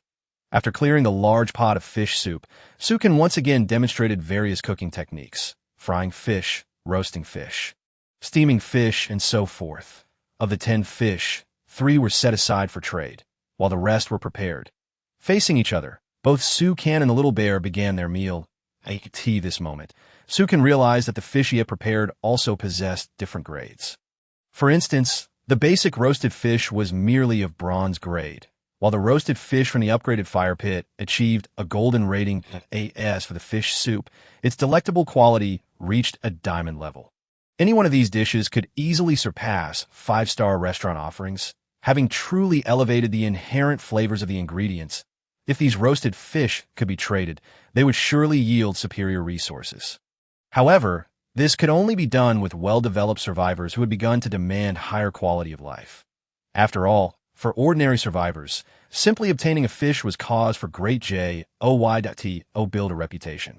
One must cater to a stable consumer base to ensure long-term success. As you can daydreamed about becoming a top chef amidst the vast ocean. Sated in content, both Su Can and the little creature felt a wave of lethargy wash over them. Lounging at opposite ends of the boat, the little bear had taken a piece of seaweed into its mouth, reclining with its legs crossed, gazing at the sky. Su Can, meanwhile, planned to stay up late that night, intending to hang the remaining fish for trade. It was the second day, and although survivors were actively searching for resources, few had managed to procure food. With nightfall approaching, hanging the fish too early would not yield favorable results. Many still clung to hope and hesitated to part with their precious resources, preferring to spend more time scavenging. However, once midnight struck, those wishing to salvage materials would find it impossible, and in the cold grip of hunger, their treasured resources would seem exceedingly cheap. As for the distant wood and plastic, Su Can chose not to pursue them any further. It was better to exchange the effort spent on them for 500 milliliters of water. As darkness enveloped the surroundings, Su Can and the little creature settled beside the fire pit, drifting off to sleep. It wasn't until midnight that Su Can awoke, hanging the fish at the marketplace, then quietly waiting for a fortunate soul. Chapter 11. A Contract and Discovering the Continent Upon Awakening. Su Can discovered that the little creature had snuggled into the lounge chair. Perhaps it had been chilled by the night wind and sought refuge in his grass blanket, its small bare paws tightly clinging to his thigh. How amusing it was that a polar bear could be so sensitive to the cold. Its sleeping posture was somewhat comical, with its paws nearly kicking its own face. The white fur billowed in the wind, reminiscent of reeds swaying in a marsh. Despite its small stature, the little creature was surprisingly heavy, and no wonder it had disturbed Su Can's slumber. After gently nudging the bear aside, Su Can awaited the exchange of resources at the store. This time, he raised the previous request for wood and other materials by 1/3, confident that someone would come to trade. Indeed, it was as expected. Not long after, the conditions for exchanging timber and plastic were met, and 2 fish were traded away. Initially intending to search for rare resources under the cover of night, he regrettably found nothing of value after a prolonged gaze. It appeared that these survivors either lacked knowledge of the importance of resources or simply failed to procure any. The dawn broke swiftly, marking the 3rd day of his existence upon the ocean. A notification chimed, signaling the daily check-in system. Upon signing in, the system rewarded him with a special tool of diamond grade. Before him manifested a toolbox, which, upon opening, revealed a white iron rod. According to the system's instructions, this rod possessed the ability to transform into any tool he might require. Su Can grasped it, envisioning a hammer shape, and to his astonishment, the white rod instantaneously morphed into a hammer. Henceforth, he would no longer need to construct any tools. Zai gazed at the transforming rod with eyes sparkling with curiosity. After Su Can handed it to him, Zai joyfully leaped about, exhibiting a rather peculiar demeanor. Shouldn't this be a weapon for monkeys? Once Zai grew weary from playing, the golden cudgel was stored away. Su Can exchanged all remaining fish, bringing his stock of timber and plastic to over 200 each. His reserves of iron were also ample enough to craft some small items. Currently, he possessed 2 diamond-grade supplies and a platinum-grade sapling. As night passed, he observed that a pear sapling had sprouted in the pot, its tender green shoots vibrant and fresh. Though it would take time before any fruit would appear, he resolved to wait patiently. Zai had already begun fishing, having consumed all their stock, and could only catch more. His earnest demeanor betrayed his impatience. Even before fish was caught, drool had already begun to spill from his mouth. Likely contemplating the best way to prepare his meal, You can open the parchment book, where the voices of disgruntled survivors echoed in the public channel. Although most had constructed filters and campfires, They remained troubled by the scarcity of food. From the shared insights of these survivors, it was noted that the algae on the ocean's surface were edible, and with a stroke of luck, one might catch a few shrimp. Despite the rarity of fish caught, it was sufficient for survival. Yet some individuals, overwhelmed by despair, voiced their hopelessness and pleas for help. With no land in sight, the thought of survival felt futile. As they remained adrift on the waves, constantly besieged by hunger and cold, eroding their resolve, many stood at the edge of their vessels, contemplating a plunge into the depths, faced with daily struggles without a glimmer of hope. They considered ending their lives rather than continuing to endure. Conversely, numerous survivors fought valiantly against nature. They endeavored to gather all usable resources around them, with no complaints regarding fairness, as each person's plight was identical. If others could endure, why could they not? Sukin sighed and closed the parchment book. After all, not everyone was fortunate enough to have his luck, which had transformed mere survival into an enhancement of life quality. It seemed he had advanced far beyond others without their knowledge. Yes, Sukin contemplated widening and lengthening his small boat. He suddenly noticed Ao Zai's fishing rod sinking, an unmistakable sign of a catch. Yet he stood frozen at the edge of the vessel. Ao Zai, what is the matter? Sukin approached, gently patting the little bear's head. Suddenly, Ao Zai sprang to life, pointing excitedly toward the distance, seemingly eager to communicate something urgent. Following his gaze, Sukin was astonished to discover a dark object on the horizon. As the small boat drew nearer, the object gradually transformed into a shade of green. Was it greenery? The object expanded further, revealing itself to be a small island. After 3 days adrift at sea, he finally laid eyes upon land, and even he felt a rush of exhilaration. Despite thriving on the ocean, he was, after all, a creature of the land. This encounter rekindled a nostalgic longing for the sensation of solid ground beneath his feet. The lush greenery became increasingly vivid, with clear visibility of coconut trees and golden sandy beaches lining the coast. His heart raced at the thought that if this island remained undiscovered, all its treasures could belong to him. Yet, such a small island could not be lingered upon for long, regardless of the potential dangers that may lurk there. If other survivors were to arrive, they might covet his newfound riches, making the ocean the safest refuge. However, should the island be uninhabited, he could swiftly scour it for any resources to be salvaged. The mere thought of treasure hunting sent a thrill through Sukin. Without further ado, he resolved to reach the shore. Ao Zai, it's your turn. Sukin ruffled its little head. Ao Zai, it seemed to respond. Eager and ready. Racing to the back of the boat, Ao Zai's little feet spun like a whirlwind, propelling the vessel forward as Sukin retrieved the golden cudgel, transforming it into an oar, deftly maneuvering to steer the boat. The small craft sped toward the island. The island's appearance became clearer, even revealing a wild goat darting through the underbrush. Upon reaching the shoreline, Sukin did not stop immediately. Cautiously, he instructed Ao Zai to continue pushing the boat, circling the island for some time until he was assured no signs of human life were present, allowing him to relax. Caution was paramount. Humans could be more terrifying than sharks, for while sharks lacked intelligence, human hearts were inscrutable. Yet, Sukin faced a dilemma. How to prevent the boat from drifting away? He certainly intended to bring Ao Zai ashore, but the small boat could easily be swept away by the winds and waves, presenting a significant problem. This boat was a stronghold, and losing it was not an option. Consulting the parchment book, he glanced at the crafting page to see if he could create an anchor. The anchor was exceedingly costly, requiring 30 pieces of iron and 100 lengths of rope. Although he had sufficient supplies, upon discovering that the anchor could only be used once, he decisively opted against it. Having painstakingly gathered a modest amount of iron and resources, such wastefulness was unacceptable. He pondered alternatives that could conserve resources while securing the boat. His gaze fell upon the palm fronds on the chair. Could they not be exchanged for rope?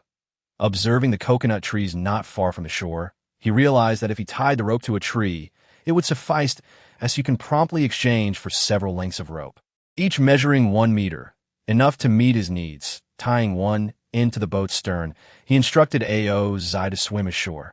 Understanding Sukin's intent, Ao Zai clamped down on the rope and leaped into the water. Aozai swam with remarkable speed, creating a spray of waves, swiftly reaching the shore as Sukin continued guiding the boat toward the beach, as he would need to swim back otherwise. Once the rope was secured to the coconut tree, the small boat was close to the shore. With only 7 or 8 meters remaining, Sukin leaped into the water, striding toward the land. Expecting to swim a short distance, he was taken aback when he effortlessly leaped across the shallow area and landed on solid ground. Had his physique been enhanced by the system? Yet, the system had not indicated such a change to Aozai. It stood waiting at the water's edge, bouncing with anticipation. When it saw Sukin leap before it, it paused momentarily. Regardless, the priority was to gather resources from the island, as failing to thoroughly scavenge this newfound land would be an affront to its emergence. Come, let us get to work. After stepping ashore, Sukin ruffled Aozai's head and retrieved the golden cudgel. This newly discovered territory would greatly benefit from the rod's transformative abilities, making the collection of resources considerably easier, as you can transform the golden cudgel into a large machete and tossed it to Aozai. The little creature was clearly enamored with the weapon, rushing to the base of a palm tree and vigorously swinging the machete. Remarkably, Aozai displayed considerable strength. With each swing, wood chips flew as the blade bit deeply into the trunk. A few strokes later, the palm tree toppled. Upon witnessing the fallen tree, the warehouse recorded the acquisition of 10 palm fronds and 10 pieces of timber. This yield was quite satisfactory, considering this tree was relatively slender. With a diameter of only around 20 centimeters, a mere sapling, Sukin's gaze drifted to a nearby palm tree with a diameter exceeding 40 centimeters, and he couldn't resist guiding Aozai further. Immersed in the thrill of wielding the weapon, Aozai charged at the sturdier tree, hacking away with fervor. Despite the tree's robust stature, even Aozai exerted significant effort. The haul amounted to 30 palm fronds and 30 pieces of timber. This was an unexpected delight, as he had anticipated only 20 pieces would suffice. The sturdy tree had proven that 1 + 1 did not merely equal 2. Bang, bang, bang. Aozai seemed to have become addicted to chopping, rushing toward yet another tree to unleash a flurry of strikes. With resources of palm fronds and timber amassed, Sukin was thoroughly pleased. He regarded this as a form of strength training for Aozai. Well done, Aozai. Sukin generously praised it. Ruffling its head once more to Aozai, it exclaimed, as if asserting its capability to fell 10 more trees. Rather than curtailing the excited little creature, Sukin turned his attention to the coconut trees. Finding a withered branch, he dislodged several coconuts from the tree, carrying them over to Aozai, who was visibly fatigued yet showed no signs of stopping. Sukin forcefully hurled the coconut against a rock, resulting in a crack forming on its surface. Ow, Zai, come and taste this. Sukin knew that Aozai was utterly powerless against the allure of delicious food, and thus used the coconut as bait. Only then did Aozai reluctantly set down the golden rod and scamper over, eagerly tipping the coconut to drink the refreshing coconut water. Although the coconut contained a modest amount of liquid, its flavor was remarkably sweet, imbued with a hint of creaminess. The taste of this wild coconut was exquisite. Were it to be sold in a marketplace, it would undoubtedly fetch a handsome price. However, Sukin did not intend to do so, as fish held greater value for those survivors. Moreover, he had no plans to cultivate coconuts, as coconut trees were excessively large. One would nearly consume his entire vessel. If he could not even trade fish for precious resources, there was no chance for coconuts. Given the low water content of the coconut, it was not suitable for quenching thirst, nor could its flesh serve as a meal. Hence, such a fruit could only be regarded as a luxury item. After Aozai had joyfully smashed 7 or 8 coconuts with a golden rod and quenched his thirst, he returned to his tasks. Sukin ventured to the seaside, hoping to procure some seafood. Upon arriving at a rocky inlet, he discovered crystal-clear waters revealing a few unappealing black sea cucumbers adorned with spines, along with some oysters, abalone, and various fish and shrimp. These sea cucumbers and abalone were highly nutritious. In his previous life, they would have commanded exorbitant prices, as Sukin decided to bring them back, planning to nourish himself that evening. Meanwhile, Aozai had felled a dozen small trees, and Sukin gathered the timber, advising him to take a short rest and not wander too far. Ao-Zai pranced about, reveling in the solitude of the deserted island. Soon enough, Ao-Zai returned, clutching a watermelon that was larger than his own belly. The watermelon. Sukin was astonished that Ao-Zai had managed to procure one in such a short span. The vital aspect was not the fruit itself, but rather its seeds. Well done, Ao-Zai. After receiving the watermelon, Sukin sliced it in half, sharing it with the Ao-Zai to quench their thirst. Watermelons were treasured commodities in the marketplace, and if cultivated in abundance, they would be far more sought after than pears, for Ao-Zai, who could devour fish without spitting out the bones. Sukin made a point to emphasize the importance of preserving the watermelon seeds. This caused Ao-Zai to nibble cautiously at the watermelon, fearful of swallowing the seeds whole, thus depriving himself of the pleasure of indulgence. Once the seeds were successfully collected, Sukin was astonished to discover that they were grated. A large pile of watermelon seeds before him suddenly vanished, leaving behind only 2 platinum-grade watermelon seeds. What an unexpected delight! It appeared that these fruits did not require manual seed collection. Once the fruit was consumed, the seeds would naturally present themselves. However, even Sukin felt a sense of satisfaction at possessing such high-grade watermelon seeds. As dusk began to settle, the island was left with only 7 or 8 palm trees. Standing at the water's edge, gazing at the boundless sea, Sukin felt a twinge of nostalgia. After drifting on the ocean for several days, he had finally returned to land. Yet, he did not intend to spend the night on the island. After harvesting the remaining palm trees, he planned to return to the ship for rest. He was still uncertain about the island's conditions, and the presence of venomous snakes or fierce beasts could pose significant trouble. Although his physique had inexplicably improved, it was always prudent to exercise caution.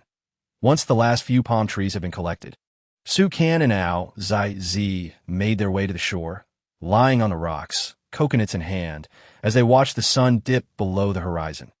While it was possible to lie on the ship and gaze at the sunset, the experience on solid ground felt distinctly different. With the sky still bright, they decided to linger a while longer on land. Seizing the opportunity presented by the enchanting twilight, Sukin sprang back to the ship. Retrieving a small flame and several fish before returning to shore, he instructed Ao-Zai to gather some dry wood and hastily constructed a fire pit. He placed the collected sea cucumbers, abalone, and fish into the pot, and then harvested the last unpicked coconuts from the remaining palm tree. Although the makeshift fire pit did not produce seafood as delectable as that cooked on the bamboo raft, the inherent flavors of the seafood were perfectly highlighted, showcasing the most primal and pure essence of taste. As the man and bear savored the ocean breeze while relishing their meal, they admired the stunning coastal scenery. Exclaiming in delight, Sukin glanced at his small storage, which was indeed impressive. He had accumulated 270 units of wood, 150 units of plastic, 30 ropes, 30 iron pieces, and 200 palm leaves. Had he not previously expended a significant quantity of palm leaves to secure the ship, he would have been in a dire situation. He had initially intended to stockpile more supplies to expand his small vessel, but now he realized that plastic was in critically short supply. He could only barter with fish to maintain a balanced ratio of wood to plastic. After retrieving his parchment book, he opened the system store, where 2 fish remained unsold. Glancing at the rare materials offered by others, he found little that piqued his interest. The best items were merely blueprints for crafting materials, but the resultant items were of low quality. After adjusting the items he needed, it wasn't long before others came to exchange their goods for fish. Many had collected over 100 units of wood and were eager to trade with Sukin for a meal. The laborers, driven by the spirit of hard work, had ultimately become mere consumers of food. After toiling all day, they were content to enjoy a hearty meal, fearing that a day's labor might yield nothing to eat. That would indeed be the worst outcome. Thus, they willingly parted with their resources in exchange for sustenance. Though some preferred to go hungry in order to expand their fishing vessels, they had discovered that enlarging their boats led to a richer supply of materials in the vicinity, although they could only rely on seaweed and other makeshift food sources. Enduring hunger was a means to improve their lives. Perhaps this illustrated the difference between those who dared to invest with foresight and those who wished to remain complacent in their current situations. At this moment, Sukan's storage resembled a treasure trove, as his supplies could easily eclipse those of others across the vast ocean. Ao-Zai-Z, it's time to return to the ship, as you can extinguish the flames. Burying the embers in sand, and return to the ship with the Ao-Zai-Z. Upon returning to the vessel, he felt a sense of homecoming, perhaps having grown accustomed to life on the ocean. Aside from the dangerous sharks, the sea felt relatively empty and safe. Yet, at times, the vast emptiness could evoke an inexplicable sense of loneliness, especially at night, when the silent ocean only allowed visibility for a few meters. It was easy to feel overwhelmed. Fortunately, the presence of Ao-Zai-Z brought a great deal of joy to his life. Reclining in a chair, he watched the sky gradually darken as he took out his specialized fishing rod and tossed it to Ao-Zai-Z. Urging him to fish nearby, he then opened his parchment book and accessed the survivors' bulletin board. It was imperative to understand the current circumstances of other survivors to seize opportunities and gauge his progress. Previously, he had lamented his inability to afford a home, but now he felt fortunate merely to have a rented place to stay, reminiscent of returning to his rented apartment for a steaming bowl of instant noodles.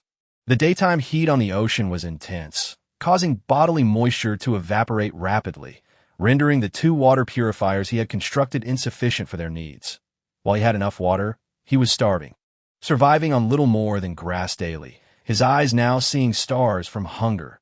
Speaking of which, have you heard about the formidable individual on the sea? Every day, he offers fish and water for trade. I even exchanged some resources for one today. This person must be exceedingly wealthy. After perusing some pertinent chat messages, Sukan gleaned insights into their situations. Some individuals had already embarked on their journeys toward expansion, building up their bases to accumulate resources. For those in better conditions, water had become manageable, yet food remained a significant challenge. As for those faring poorly, they lamented their plight, bemoaning the state of the world. It seemed he had advanced far beyond them in terms of progress. Ao-Zai-Z, the little bear, was now energetically tugging a fish back, quickly flinging it onto the boat with a swift paw. He knocked the flopping fish unconscious before swallowing hard and darting off to fish once more. The reason for fishing so late was twofold: to prepare breakfast for the next morning and simply to satisfy a craving for food that evening. Perhaps this was the indulgence of a newly affluent individual. Although the seaside was abundant with food, both Sukan and Ao-Zai-Z had become rather discerning, resulting in them consuming little. Their outdoor meal of fish was merely for the sake of experience. Sukan also needed to prepare to sow the seeds he had brought back. The sooner the watermelon was planted, the better. While other survivors struggled with food shortages, the food in his possession represented immense wealth. After all, the value of wood and plastic had already been recognized by other survivors. With these 2 items, one could expand and acquire resources that, in the marketplace, they had become hard currency, akin to money. The more one could accumulate, the more advantageous it would be.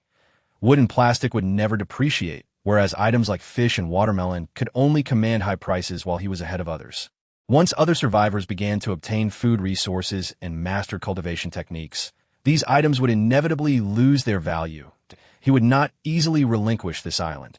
Having just ventured to its periphery, he had already secured platinum-grade watermelon seeds. Surely, deeper within, there were diamond-grade treasures waiting to be discovered. As you can sense that the island concealed delightful surprises yet to be unveiled. This moment, Ao-Zai-Z has once again caught a fish. Without further ado, Sukan swiftly set about preparing the fish, prioritizing a hearty meal before anything else. Tomorrow morning, he must retrieve the iron barrels. Should he oversleep, rising early would become a challenge. The early bird catches the worm. Chapter 14. Cultivating Fruits. Enhancing resistance. The taste of the mundane world is filled with the essence of smoke and fire. Perhaps it is the ordinary that brings the most comfort to the heart. How many people, amidst the vast ocean, can find satisfaction in a simple life while reflecting upon existence? After experiencing the exquisite flavor of food cooked on a platinum-grade fire rack, both a man and a bear found it difficult to enjoy ordinary fare. Ao-Zai-Z, while fishing, frequently turned to gaze at the roasted fish on the fire rack, and one could resist the allure of culinary creations. Yet, after acquiring the fire rack, Sukan found himself less inclined to pay it much attention. As for the greater surprises that come with upgrades, at present, he deemed them unnecessary. The platinum-grade fire rack already satisfied their diverse culinary desires. Any further exploration of flavors could wait until they grew weary of the current ones. Upon opening the crafting page of a sheepskin book, Sukin exchanged iron for nails and retrieved some wood to create a large wooden basin. He closely examined the description of the soil beneath the apple tree, only to discover that this golden-grade soil could indeed blend with ordinary soil. This meant he could spare a little to ensure the growth of the pear tree. However, he could only divide it into 3 portions. Any more would compromise the nutritional supply for a single seed type. After crafting a square wooden basin over a meter wide, Sukin transformed a golden rod into a shovel and transferred some soil into the basin. He planted watermelon seeds within, watered them well, and could now await the fruit's maturation to platinum-grade watermelon. The fruit can alleviate hunger for survivors and address health issues such as discomfort, to his surprise. This watermelon also possessed a certain degree of healing properties. While it could only aid with minor ailments like colds, having such effects at sea was akin to possessing a miraculous remedy. The current soil in the basin was sufficient, but once the fruit trees and watermelon seedlings matured, it would undoubtedly fall short. Thus, he needed to mix in some ordinary soil to cover the roots. After gathering some soil ashore, just as he prepared to return, a sudden flash of inspiration struck him. This soil was an exceedingly precious resource. If he could trade it at the shop, he would be in luck. Before him lay an entire island, with an abundance of soil at his disposal. Just as he felt exhilarated at the thought of digging, he noticed Aozizi was watering the basin. His lips twitched as he dismissed the idea. Other survivors had recently complained about a lack of drinking water. Even if he offered them soil, what good would it do? They were so deprived of water resources that they had no spare to cultivate fruits. The disparity among people became glaringly apparent. He momentarily forgot that not everyone could thrive as he did. However, it wasn't impossible to sell the soil. He could bundle some water with it. While the selling price might not be high, a profit was still a profit. Like a budding businessman, he began calculating an appropriate price. Returning to the small boat, he placed the soil into the basin, giving the watermelon seeds and apple saplings an extra watering that if other survivors were witness this, they would surely contest Sukin, deeming it an outrageous waste of resources. Others could barely afford water. And here he was, using it to water soil, but what did it matter? Others' opinions were of no concern to him. If the seeds perished due to lack of water, who would compensate him? Having completed the seed nurturing, Aozizi could hardly contain his excitement and rushed to the fire rack, seizing a fish by its tail and tossing it directly into his mouth. The result was a comical sight as the little creature's paws curled in reaction to the heat, its mouth opening to the heavens as it gulped and spat out the fish. Goodness, you truly are a peculiar one.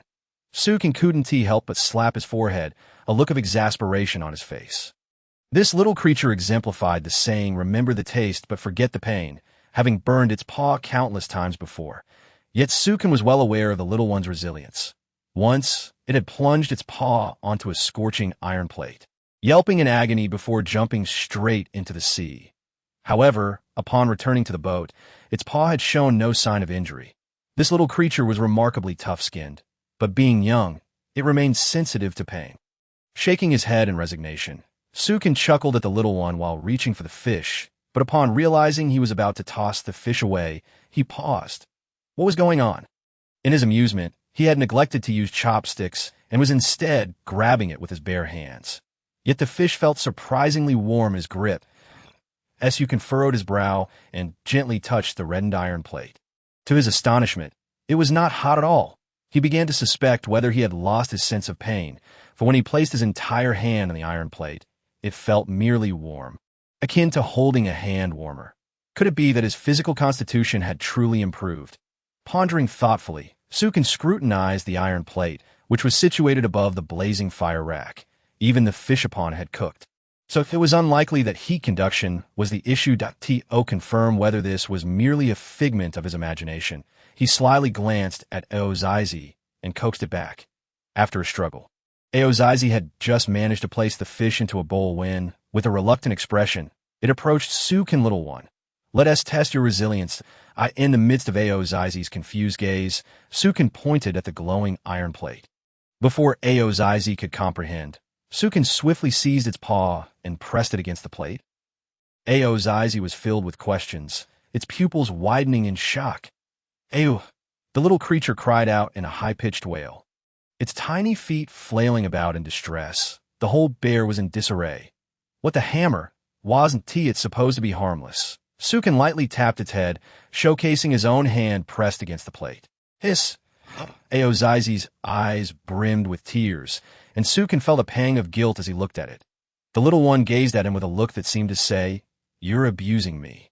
I may not be human, but you are undoubtedly a dog." It watched as Sukin placed his own hand upon the plate, showing it that nothing had happened in the same situation. Both man and bear exhibited no fear of heat. While it was understandable for Aozizi, being a diamond-grade pet with high resistance, Sukin had not received any system notifications regarding enhanced resilience. Could it be that Aozizi's resistance was somehow linked to him, sharing its abilities? If that were the case, Sukin's speed and strength would see an increase both at sea and on land. However, aboard the boat, he had no means to test this. Speed was unmeasurable, and as for strength, he certainly couldn't risk capsizing the vessel. The best course of action would be to leap into the sea, but with the darkness of night, visibility was nil. What if he encountered shark? Forget it. He would address the testing tomorrow morning. Chapter 15, Bodily Traits. Defeating sharks. After finishing the fish, Sukin reclined on the chair, covering himself with a grass blanket, and prepared for a deep slumber. Once Sukin had fallen asleep, Aozizi burrowed into the blanket, curling up in his embrace. This little one truly had no idea how heavy it was. Aozizi tucked its exposed paws inward, and seeing no reaction from Sukin, it settled comfortably on his chest for a restful sleep. However, as Aozizi warmed up, its fur felt quite pleasant, softening its form in his dreams. Sukin instinctively hugged Aozizi and began to rub it affectionately. Awoken by the attention, Aozizi wore a look of utter despair. Yet with Sukin still in deep slumber, it could only silently protest in its heart. Who told it to snuggle into Sukin's bed? Unbeknownst to them, it had already been 4 days since they began their life at sea. The sun rose from the eastern horizon, casting its light upon Sukin's face, causing him to groggily lift his heavy eyelids. Upon awakening, he felt a weight on his chest. No wonder he had dreamed of being pressed down, as if struggling to breathe. Aozizi's entire furry body lay sprawled across him. This was the true essence of a bear fur blanket. How could he feel cold with an entire bear atop him? Previously, Aozizi had only half its body resting on him, merely seeking warmth. Now, it had fully claimed its space without restraint. Particularly as he heard Aozizi let out a low, rumbling snore, Sukin couldn't help but feel a sense of resignation. Of course, that was not the most outrageous part. Aozizi's bare nose expelled a massive bubble of snot, which began to swell and shrink. It was far too disgusting first thing in the morning. Bang Sukin watched helplessly as the snot bubble grew to the size of an egg before bursting spectacularly. Forget it! Suppressing his nausea, Sukin wiped away the snot that had splattered onto his face. He nudged Aozizi to the side and went to the edge of the boat to wash his face and regain his composure. In the reflection from the ocean, he could see that he had matured considerably in both demeanor and appearance, no longer resembling that youthful, unrefined look. After spending days under the sun and wind, it was inevitable that he would mature. Approaching the fruit he had planted, he noticed the apple sapling had thickened considerably, now about the thickness of a pinky finger. The watermelon seedlings had also sprouted, their 2 green leaves swaying in the breeze. The growth rate was indeed impressive, and Sukin felt quite satisfied. The purified water in the wooden basin was overflowing, so he ladled some out to water the seeds and drank from a small bowl. The excess would be taken to the shop for sale. Having completed his morning routine, Sukin clapped his hands and smiled up at the sky that a low growl from Aozizi signaled that the little bear had awakened as well. Using its tiny paws, Aozizi rubbed its face and bounced up cheerfully, running to cling to Sukin's leg in a show of affection. "Hey, don't smear your snot all over me. Go wash up," Sukin exclaimed, clearly discontented as he gently tapped its little head. "Awoo." The little creature released its grip on his thigh and leaped directly into the sea, frolicking with the seagulls, upon returning to the small fishing boat. It vigorously shook off the water from its fur. Under the sunlight, its bear-like coat quickly fluffed up and appeared clean, the glistening white fur inviting one to grasp it. Ding! The sign-in system chimed. Signing in, the reward was the skin attributes of the great white shark, as well as its traits, enhancing the host's speed in the ocean manifold, along with an affinity for water and prolonged breath-holding capabilities. Astonishingly, he had acquired physical abilities. This was the first time Sukin received a system reward that endowed him with such capabilities. Previously, it had only been items. Now, it was a direct enhancement to the host body. His blood seemed to flow with newfound vigor, his skin tingling as if caressed all over. This sensation was rather peculiar. Huff! I'm all right now. Sukin sat on the deck, panting, and after a moment, glanced at his own body. Externally, there was not much difference. Only his skin appeared exceptionally smooth, supple, and even slightly reflective. After surviving in the ocean for several days, his skin had previously been rough and considerably darkened. Now, however, it was fair and radiant with a hint of blue. Of course, this blue was not easily noticeable unless one looked closely. His hair had also transformed into a watery blue hue. From a distance, Sukin exuded an almost divine aura, reminiscent of a child of the ocean. Gently touching his skin, he found it remarkably smooth, truly pleasant to the touch. Awoo! The little creature, seeing Sukin's sudden transformation, shrank back in fear. It's all right. Sukin reassured it. We are preparing to retrieve those iron barrels. Your speed surpasses that of shark, so lead them away and play with them. Awoo! The little creature, excited at the prospect of teasing those fierce fools in the sea, patted its small chest. It bared its teeth at the sharks in the water, growling fiercely. Let us head to the island first, just as the little creature was about to leap into the sea to swim across. Sukin effortlessly grasped it by the scruff and retreated a few steps. Taking a deep breath, he sprang forward with a powerful push against the ground, leaping towards the beach 8 meters away. In mid-air, Sukin's body executed a graceful 360-degree spin, leaving the little creature bewildered, feeling as if the world was spinning. The arc of his jump was incredibly elegant, slicing through the air like a parabolic curve. If the national sports team from his previous life were to witness such a feat, they would undoubtedly extend an invitation. Huff! Sukin set the little creature down, which promptly stumbled and collapsed. Its eyes filled with stars. Gazing at the coconut trees 100 meters away, Sukin crouched low and dashed towards one of the trees. Awoo! The little creature hurriedly attempted to rise. Why was it running off? Yet, by the time it regained its footing, Sukin had already reached the base of the coconut tree. Leaping up to pluck 2 coconuts, that be why the time the little creature realized what had happened. The coconuts were already being presented to it. The speed was so astonishing that not only was the little creature left in a daze, but even Sukin felt a rush of awe. This enhancement in physique was remarkable. If he were to compete in a sprint, victory would surely be within reach. Observing the little creature's admiring gaze, Sukin affectionately ruffled its fur and smiled. Your speed matches mine. There's no need for envy. Once you grow, you'll be even faster. Awoo! The little creature excitedly stomped its feet, attempting to test its own speed. Indeed, as Sukin had predicted, the enhancement of his physical abilities was linked to the little one. Their speeds were nearly indistinguishable. This further confirmed the source of Sukin's newfound prowess. However, there remained one ability that the little creature lacked, as Sukin possessed an affinity for water, coupled with the enhanced attributes bestowed by the system from the great white shark. Suddenly, a bold idea sparked in his mind. To take down a shark? Why not? Sukin swiftly wielded the golden hoop staff, preparing to slay the first shark. Chapter 16. Armed with a steel fork. Slaying the shark, Sukin transformed the golden hoop staff into a steel fork. Brandishing the fork, he prepared to confront the shark, its tip glinting sharply under the sun. Little one, do you see that solitary shark in the distance? Do not engage it directly. Sukin intended for the little creature to distract the shark for a while. Through his observations, he had noted that the nearby sharks lacked patience. They would swim a couple of circles in pursuit of prey and, if unsuccessful, would pause to rest. This was also why these sharks could only manage to chew through a section of the boat's hull. The heavens had designed these creatures with limited stamina. This world was relatively friendly to survivors. Otherwise, these sharks by themselves could easily annihilate all survivors in the ocean, Awoo! The little creature eagerly nodded its bear-like head and dove straight into the water, though its entry was rather ungraceful.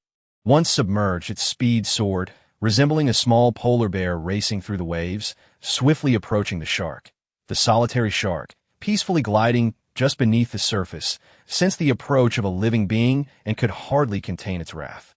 The ferocity of the great white shark erupted in an instant. In the ocean, sharks were akin to tyrants. Any intruder into their territory must be dealt with. Without hesitation, Sukin took a deep breath and plunged into the water.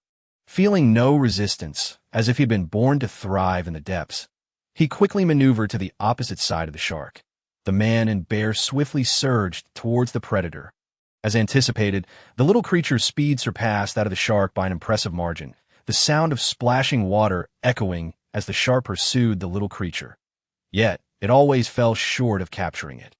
The little creature playfully increased the distance before launching itself from the water, playfully slapping its rear, as if to taunt, "Come get me." The shark, thoroughly enraged by the little creature's antics, pursued with bloodshot eyes. But soon its stamina began to wane. Eventually, it chose to abandon the chase. The shark glared at the surface of the water not far away, where the little creature was joyfully leaping, making silly faces and provocatively slapping its rear, daring the shark to retaliate. The shark had no choice but to recuperate its strength, planning to exact revenge on the little white bear later. Meanwhile, Sukin, gliding through the water with remarkable speed, faster even than the little creature, moved effortlessly, diving deeper without feeling any pressure from the water. This was likely a benefit of the attributes granted by the shark's skin and the enhancements to his body. As he approached the shark, it sensed a hint of danger. It turned its gaze toward the depths, seeing a human swimming towards it with astonishing speed.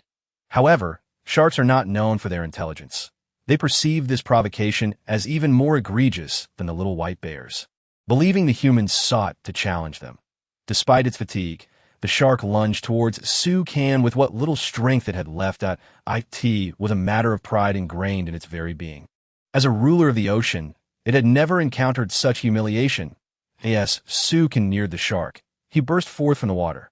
Seeing the shark charging towards him, he could not help but smile faintly. He began to swim backward, deliberately slowing his pace. He was not afraid of the shark catching up. He merely wished to maintain a slight distance. However, after a brief pursuit, the shark sensed the water growing shallower and its stamina depleting again.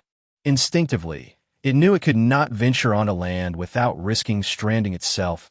That moment, Sukin too halted his advance. He raised the steel fork, lightly pricking his fingertip. A few droplets of crimson blood welled up. The scent of human blood was an irresistible temptation for sharks, capable of driving them to madness. The already dim-witted shark was now thoroughly enraged. It let out a furious roar and lunged toward Sukin with all its might. The little creature had already reached the shore, bouncing around and howling to cheer Sukin on. Sukin swiftly paddled the surface of the water, allowing the blood to disperse into the sea. Such a minor wound felt no different than a pinprick to him. He would heal in no time once ashore. Luring the shark with a few drops of blood was a worthwhile trade-off.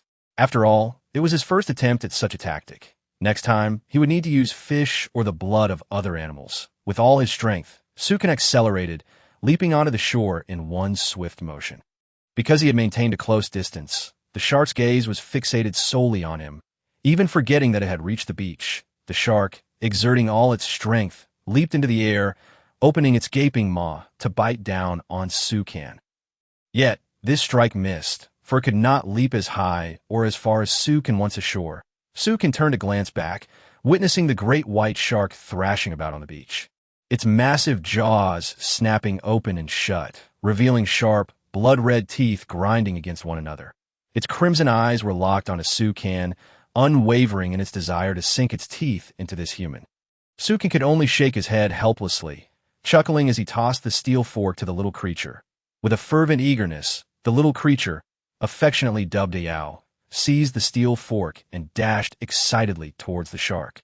Reveling in the thrill of playfulness, one moment it jabbed at the shark with the fork, the next it waggled its tiny dairy provocatively before the formidable predator. Such audacity left the shark feeling utterly humiliated. It writhed and twisted its massive body in an attempt to close the distance with the little polar bear, yearning to deliver a ferocious bite. Yet, Ao was not one to grant such an opportunity. With a swift thrust, the fork pierced through the shark. Blood gushed forth, saturating the surrounding sand with the creature's lifeblood, yet the shark's vitality proved remarkably resilient. Even after sustaining a fatal wound, it continued to thrash about for quite some time. Eventually, once the last remnants of its blood had drained away, it lay motionless upon the beach, ow, in a display of triumph, affectionately rubbed against Su Can's thigh, as if to say, "Look at my prowess." What a splendid feat! Su Can affectionately ruffled its little head and approached the shark to inspect it. Chapter 17. Consuming shark fin soup. Collecting deer hides, Su Can picked up the steel fork and approached the great white shark, first severing its two fins before proceeding to dissect its massive body. The shark was of such considerable size that it was difficult to gauge its true length in the ocean. Only upon reaching the shore did Su Can realize it measured a staggering 5 to 6 meters long. Dragging such a behemoth back onto the boat would leave little room for the crew, especially since the vessel was already laden with supplies. Consequently, he resolved to carve it into manageable portions. Fortunately, his strength had significantly increased, allowing him to dismantle the shark with relative ease. Before long, the creature was disassembled and its parts stored away. Ow! Have you ever tasted shark fin soup? It possesses a rich flavor and remarkable nutritional value as you can wave the severed fins playfully. Ao, bewildered, shook its head and approached, eager to bite. Was it foolish? Who eats raw food? Su Can, exasperated, tapped its head lightly and retrieved the stew pot. Placing it over the fire, if this delicacy were to be sold in a marketplace, it would undoubtedly fetch an exorbitant price. There are those among the ocean survivors who once enjoyed wealth and would surely cherish the opportunity to savor such a dish. In Su Can's past life, shark fins were considered extraordinarily rare, so much so that even the wealthiest would likely offer their entire fortune for a taste. However, among the survivor supplies, one could perhaps only trade for another fish, rendering the likelihood of selling the fins nearly non-existent. He concluded it best to prepare the soup for himself, treating it as nourishment. Although Su Can was in excellent health and lacked for nutrients, having lost a few drops of blood earlier, he believed good things should be savored personally. Ao lay by the pot, drooling in anticipation as the aroma of the shark fin soup wafted through the air, the fish broth glistening and thickening beautifully. Shortly thereafter, the soup was ready. Su Can ladled out 2 bowls, presenting one to Ao. The two indulged heartily, savoring the exquisite flavor as the fins melted in their mouths. Among all the survivors adrift in the vast ocean, who could afford the luxury of shark fin soup for breakfast? After satisfying their appetites, the man and bear reclined on the deck, gazing up at the blue sky and fluffy clouds, both patting their bellies in contentment, exclaiming their delight. Once they had rested sufficiently, Su Can and Ao set off to scour the island for resources, adhering to the principle of taking nothing but materials from the island. Except for needles and thread, they fervently searched for supplies. Whenever they encountered a palm tree, they chopped it down. Upon spotting coconuts, they plucked them, consuming everything edible and collecting everything else. The haul included 570 units of wood, for 70 units of plastic, 30 units of rope, 30 units of iron, and 300 palm fronds. As You Can surveyed his small storage with satisfaction. Having significantly increased his resources, that he exchanged some water for an additional 100 units of plastic to maintain a balanced ratio. The inventory surged once more as You Can sense that the island's potential had yet to be fully uncovered, as so far they had only discovered common resources, and he felt that greater surprises awaited them. "Let us venture deeper into the island," he declared. With Ao by his side, Su Can journeyed further into the heart of the island. Initially, he harbored concerns about venturing into the depths, fearing potential dangers. However, as he felt his physical abilities enhance, he resolved to explore. His body was now impervious to toxins, and with Ao as his vigilant companion, he felt secure. Grasping his golden staff, he noticed Ao had nothing in its paws and contemplated crafting a weapon for it. After some thought, he decided to fashion a spear from a tree trunk.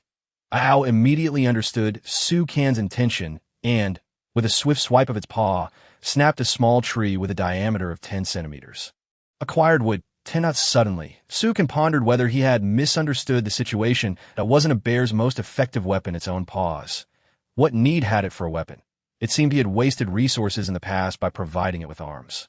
A owl was fully capable of tearing through trees with its bare paws.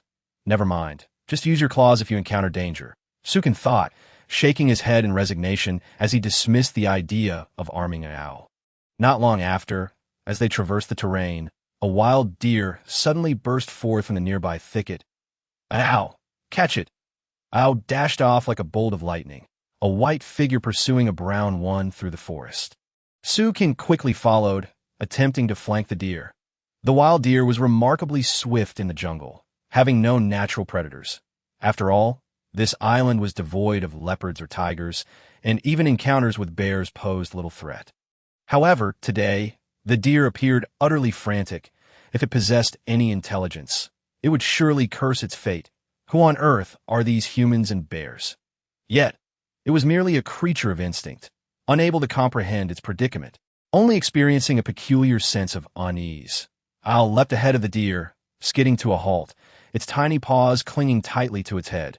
The deer struggled desperately to escape, just as Sukin was about to assist.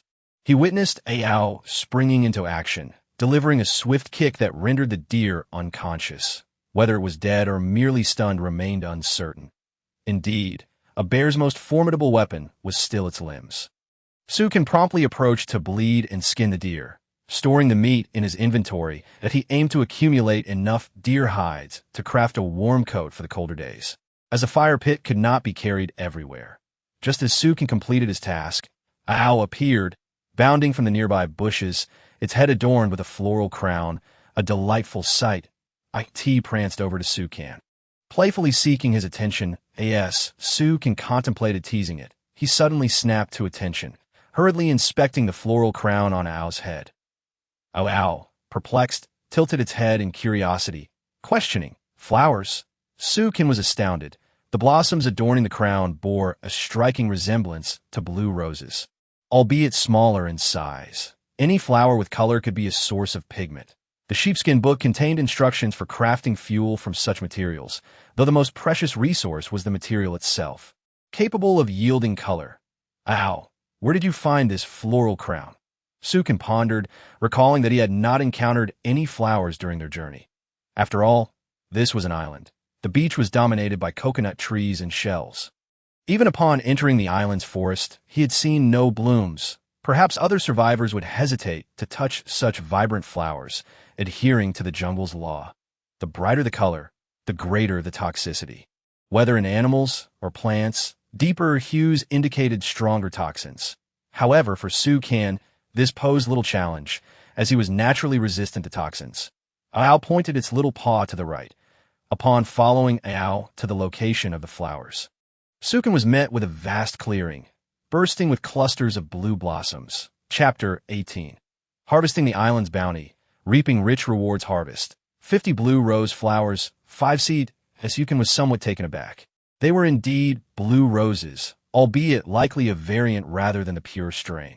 When I host a wedding at sea in the future, I shall sell them flowers. He mused, jesting. Sukin intended to use the flowers to create dyes. But that was not his immediate priority. Being on the island, the pressing matter was to explore the depths further. Time was fleeting.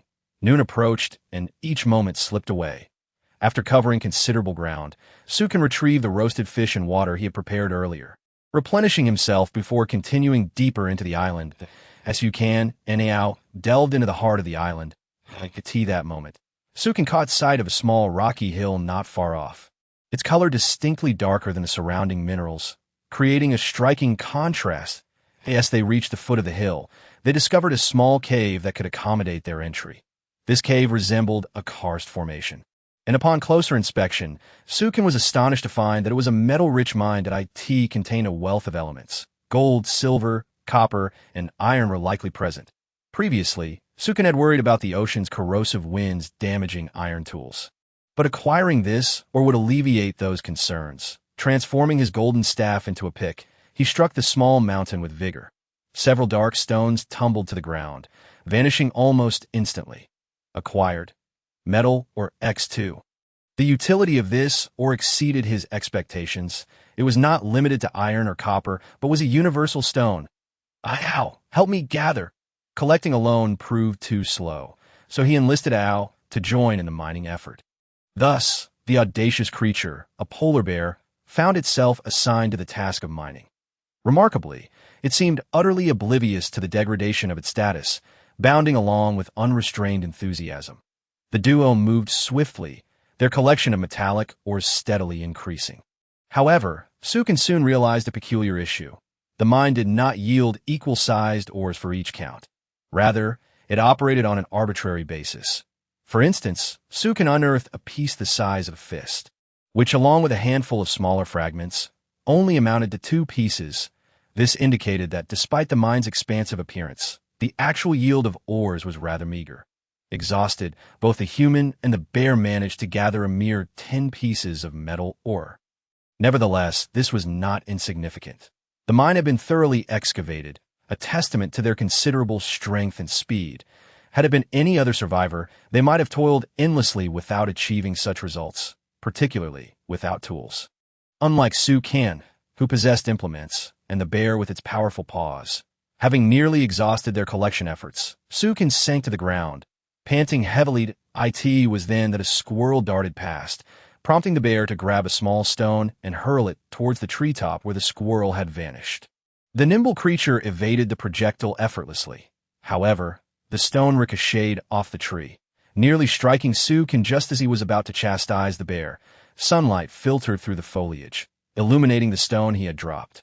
He quickly retrieved it, only to discover it was remarkably pure and had sharp edges.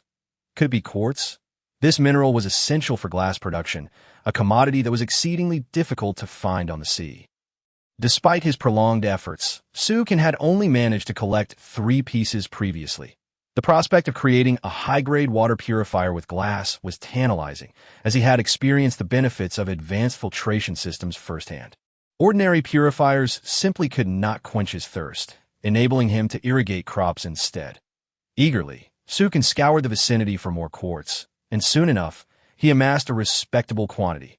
After some calculations, he estimated he could produce 15 pieces of glass, sufficient to construct 5 high-quality seawater purifiers. What a stroke of fortune! Just as he reveled in his discovery, a glance at the grime under his nails revealed clay. This material could be fashioned into cups, bowls, and other utilitarian items, and when combined with sand, it could yield tiles and bricks. This revelation invigorated Sukin even further. He promptly enlisted the bear's assistance in excavating the earth, despite its pristine white fur becoming muddied from the labor. The bear grumbled but soon recognized the value of their find and begrudgingly continued digging alongside. Sukin. It is well known that early structures were constructed from earth before evolving into brick edifices, thus emphasizing the immense utility of bricks. After unearthing a substantial amount of clay, Sukin noted he had acquired X3 clay. Evidently, clay was indeed valuable in this world. Yet, upon consulting his parchment of knowledge, he found no mention of bricks. Could it be that bricks had yet to be developed in this realm? Perhaps. In this world, clay held even greater significance than bricks. Regardless, he decided to set aside such ponderings. As long as his storage could accommodate and display item data, it must be of use. His mission was to scour the island entirely, akin to shearing sheep, if one did not fully harvest. They were not a proper shearer. Ultimately, after tallying his resources, Sukin discovered he had also collected 15 units of clay. Since he had gathered clay, it would be remiss not to procure sand. The pair then returned to the beach, fervently gathering sand, ultimately amassing another 15 units. Sukin nodded in satisfaction, reviewing his inventory. 570 wood, 570 plastic, 30 rope, 30 iron, 300 palm leaves, 15 clay, 15 sand, 15 quartz, and 10 metallic ores. He was immensely pleased with the bounty he had gathered. Truly, this island was a veritable treasure trove.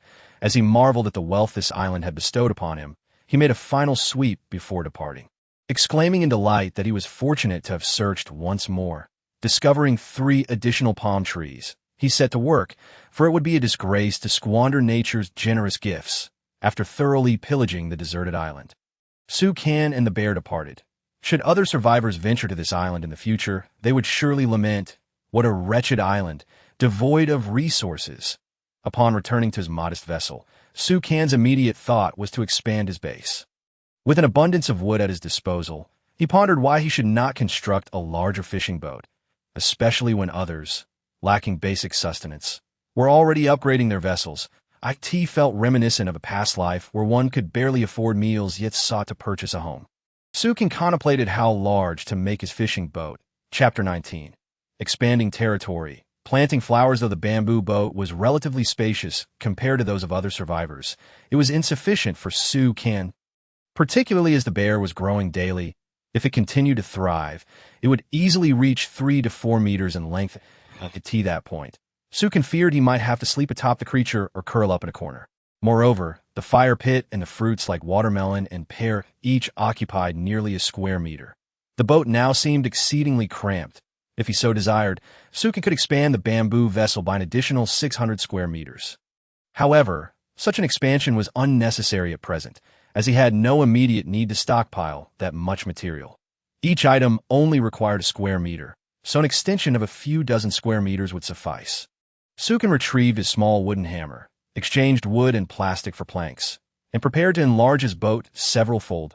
He aimed to extend the vessel to 16 meters by 30 meters, which would qualify as a medium-sized fishing boat, requiring approximately 450 units of wood and plastic. After a painstaking effort, a significant quantity of his hard-earned materials vanished in an instant. Even Su Can felt a twinge of regret. Yet, the thought of finally expanding his territory made the expenditure worthwhile. After all, the purpose of accumulating wood and plastic was to build his domain, much like a previous life where one had to invest heavily to buy a home. With determination, he set to work on his fishing boat. Moments later, it had transformed into a medium-sized fishing vessel, having consumed over 400 units of wood. Alas, the earnings still felt inadequate. Su Can sighed in resignation. Having been a slave to housing in a past life, he now found himself enslaved to his boat. It was no wonder wood and plastic had become the currency of the realm. Yet, in comparison to other survivors, Su Can was indeed quite affluent.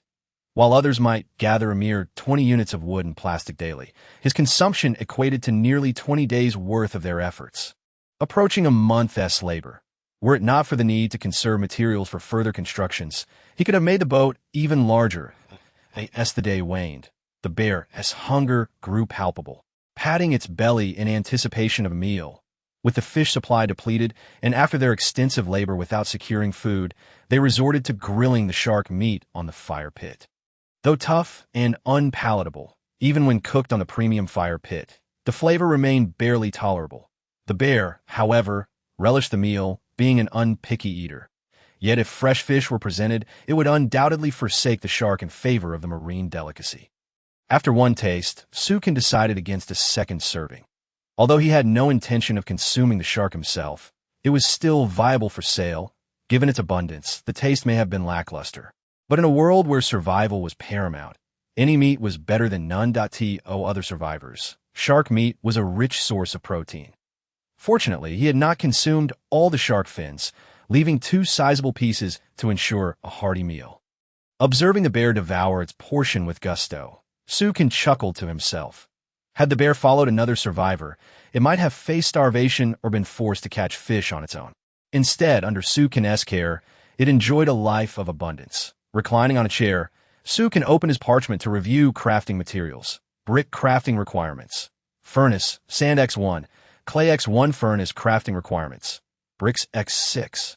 Metal X5, iron X15. Special note: the furnace can craft many items, such as transforming sand into glass and clay into bricks. Good heavens! Was this a game of Russian nesting dolls? To create bricks, one must first construct a furnace. The requirements were exceedingly high. The metal ores painstakingly gathered from the island would be halved, and the iron he had saved would also diminish significantly. Initially, he had felt wealthy and extravagant, but now it seemed woefully insufficient. Having only just expanded his boat, he sought to create resources, yet these endeavors demanded a substantial amount. It appeared he still had much to amass. He needed to become wealthier. However, despite the apparent high consumption, the expenditure was not excessive, all aimed at securing greater gains. That it was akin to establishing a bank that might cost millions, but the profits were subjective. Sukin did not intend to construct the furnace immediately. There was no rush. He decided to plant the 5 seeds of the blue rose into a pot of pear trees, watering them lightly. While flowers required minimal nourishment, any ordinary soil would suffice for their growth. Planting in the pear tree pot can certainly create a delightful atmosphere next to the pear tree. The pear tree has now grown to the height of a small calf, and its trunk has thickened to the size of a thumb. And it has only been planted for a short while.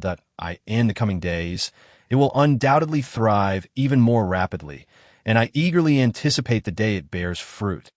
The little creature, with its tiny paws pointing excitedly towards the distant sea, lets out enthusiastic cries as Sukin gazes into the distance and spots 10 iron barrels floating on the water. Indeed, after expanding his boat, the surrounding resources have become more abundant. This may be the reason why some survivors prefer to expand their vessels rather than trade for supplies. These iron barrels are absolutely not to be overlooked. Although Sukin has ceased fishing for other resources, he never misses out on iron barrels. The supplies within are quite plentiful, and there may even be some treasures hidden inside, such as glass. After realizing how difficult it is to procure glass, Sukin has become even more attentive to these iron barrels.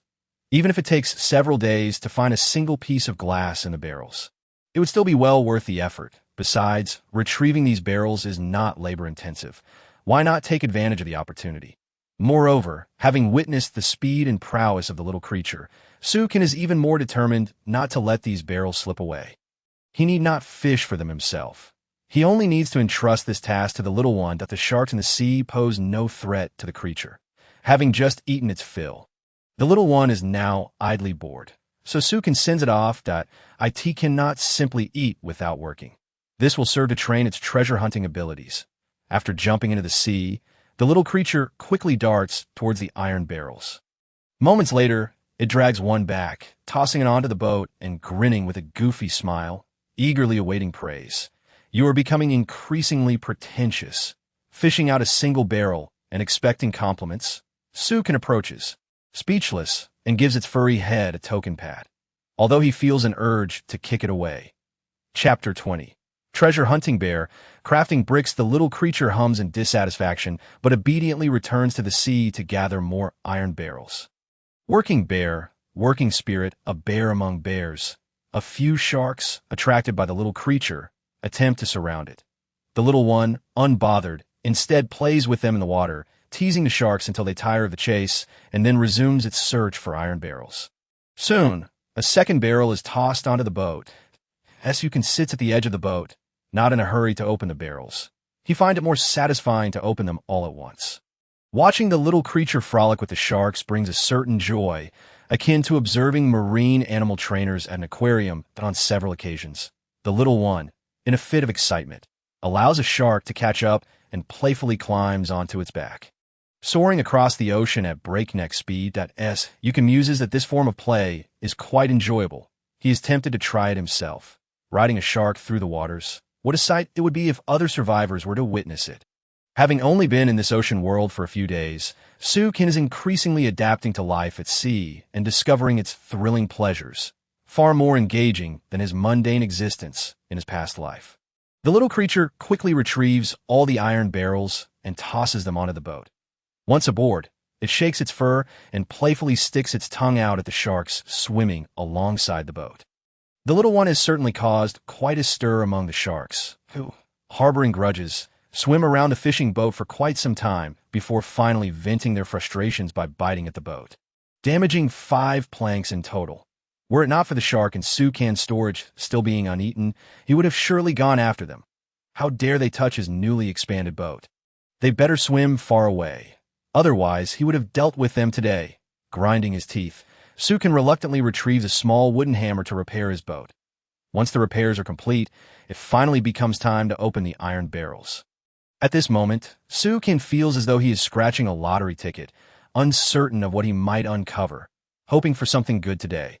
The little creature seems equally interested in the treasures. Hugging Sukin's leg and standing on tiptoe, to gaze at the barrels, waiting eagerly for the treasures to be revealed. Although it doesn't know what constitutes a good find, it senses Su Can's happiness and knows there must be something special. With a series of loud bangs, Su can prise open the lids of the iron barrels. Acquired. Wood X45 acquired. Plastic X45 acquired. Metal X10 acquired. Palm leaves X20 acquired. Platinum level furnace blueprint. What a delightful surprise. Setting aside the other materials, the fact that he has obtained a platinum level blueprint is extraordinary, as you is well aware of the benefits associated with such high-grade resources. Anything derived from them will undoubtedly be exceptional. Initially, he had contemplated crafting a furnace, and now he has been provided with a quality blueprint instead. He hurriedly examines the crafting requirements, only to be met with a frown. Could they not provide a blueprint with less demanding prerequisites? As expected, high-quality items come with their own complexities. Platinum-level furnace, bricks X10, metal or X8, iron X30, as you can exclaims, good grief. This blueprint seems to be of exclusive utility to him. If given to other survivors, they would likely use it to wipe their behinds or discard altogether. Regardless, it is indeed a valuable asset. Should other survivors become resource-rich, this blueprint would be a rare find. Speaking of bricks, they must be crafted from a mixture of clay and sand. However, the conditions for making bricks seem a bit stringent, as they require a furnace, while a furnace itself necessitates bricks for its construction. Wouldn't that create a vicious cycle? After pondering for a moment, Su Can decides to make bricks by hand. As long as he has clay and sand, he can create bricks without a furnace. Thanks to his platinum-level fire rack for baking, he retrieves a lump of clay and some sand, mixing them with water to attempt crafting a brick. After placing the brick on the fire rack to bake, he stores it away. Sure enough, it is identified as an unbaked brick. Phew, it worked. Su Can quickly takes the brick out, knowing it cannot be used in its unbaked state. While lacking a professional furnace, he has the fire rack, and, at the very least, he needs to bake it into a dry brick. After some thought, he decides to create the bricks needed for the platinum furnace. That he gathers the required clay and sand and begins crafting the bricks. Although the bricks he makes are somewhat misshapen and not perfectly rectangular, once completed, they will automatically transform into standard bricks during the crafting process. This aspect is quite convenient. Otherwise, those with obsessive-compulsive tendencies would be driven mad. Through his experience with the water purifier, Su Can realizes that if something is worth doing, it must be done well. He is determined not to settle for mediocrity. Once all 10 bricks are completed, they are placed beside the fire rack to bake. Hey, little one, don't you dare touch these, or I will break your legs. The little creature, displeased, places its paws on its hips and attempts to test the waters by reaching for the bricks. But upon seeing Su Can's stick swing through the air, it quickly retracts its little paw. The little one is quite obedient, albeit a bit mischievous. It knows what it can and cannot touch. It merely enjoys teasing Su Can. At this moment, Su Can recalls that he has not encountered such high-quality items from the iron barrels in the past few days. Could it be that the little one possesses exceptionally good luck? Ah, indeed, the little creature seems to enhance its owner's treasure-hunting fortunes. This means it can increase the chances of uncovering treasures. Su Can then remembers that the flowers on the island were discovered by the little one. Although the quartz was a stroke of luck, it was also found by the little creature. This little fellow has certainly brought him a great deal of joy, assisted him significantly, and improved his fortunes. While others may have treasure-hunting dogs, he has a treasure-hunting bear, and one that is particularly fierce as it grows. Little one, from now on, you'll be in charge of retrieving the iron barrels. With your luck, you'll undoubtedly bring back only the finest treasures, as you can speak sincerely to it. This feeling is akin to bestowing a treasured imperial seal upon it, causing the little one to bounce with glee. Yipping excitedly. Taking advantage of the little one's moment of joy, Su Can sends it off to catch some fish, lest it find itself hungry in the middle of the night and left with nothing but shark meat. Thinking of shark meat, Su Can plans to check the marketplace for a moment, curious to see what he might exchange for it. Chapter 21. Priceless, bluefin tuna. After flipping open the sheepskin book, he accesses the shop. The most sought-after items among survivors remain food and water, which are still in short supply. There are also some blueprints for crafting items, but their levels are rather low. offering little utility to Sukin. As expected, market prices have fluctuated. After several days of survival, most who remain have constructed water purifiers, leading to a decrease in water prices. However, food continues to be a coveted commodity. After gauging the prices, Sukin decides to list his shark meat in the shop. His demands are quite reasonable: 20 pieces of shark meat in exchange for 100 pieces of wood, or plastic, or 20 pieces of metal. Naturally, if someone has rarer resources, that would be even better. His request aligns well with market prices. Though shark meat shares the same price as ordinary fish, its quantity is unmatched, meaning that 20 pieces of shark meat can sustain survivors for many days.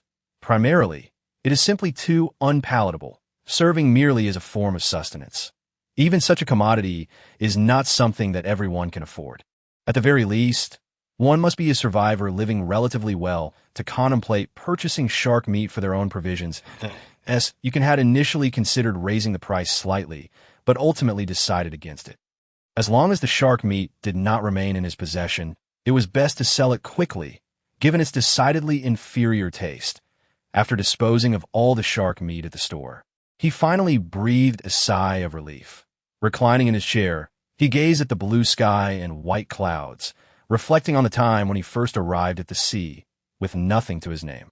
Now, he could be considered relatively free from the worries of basic sustenance.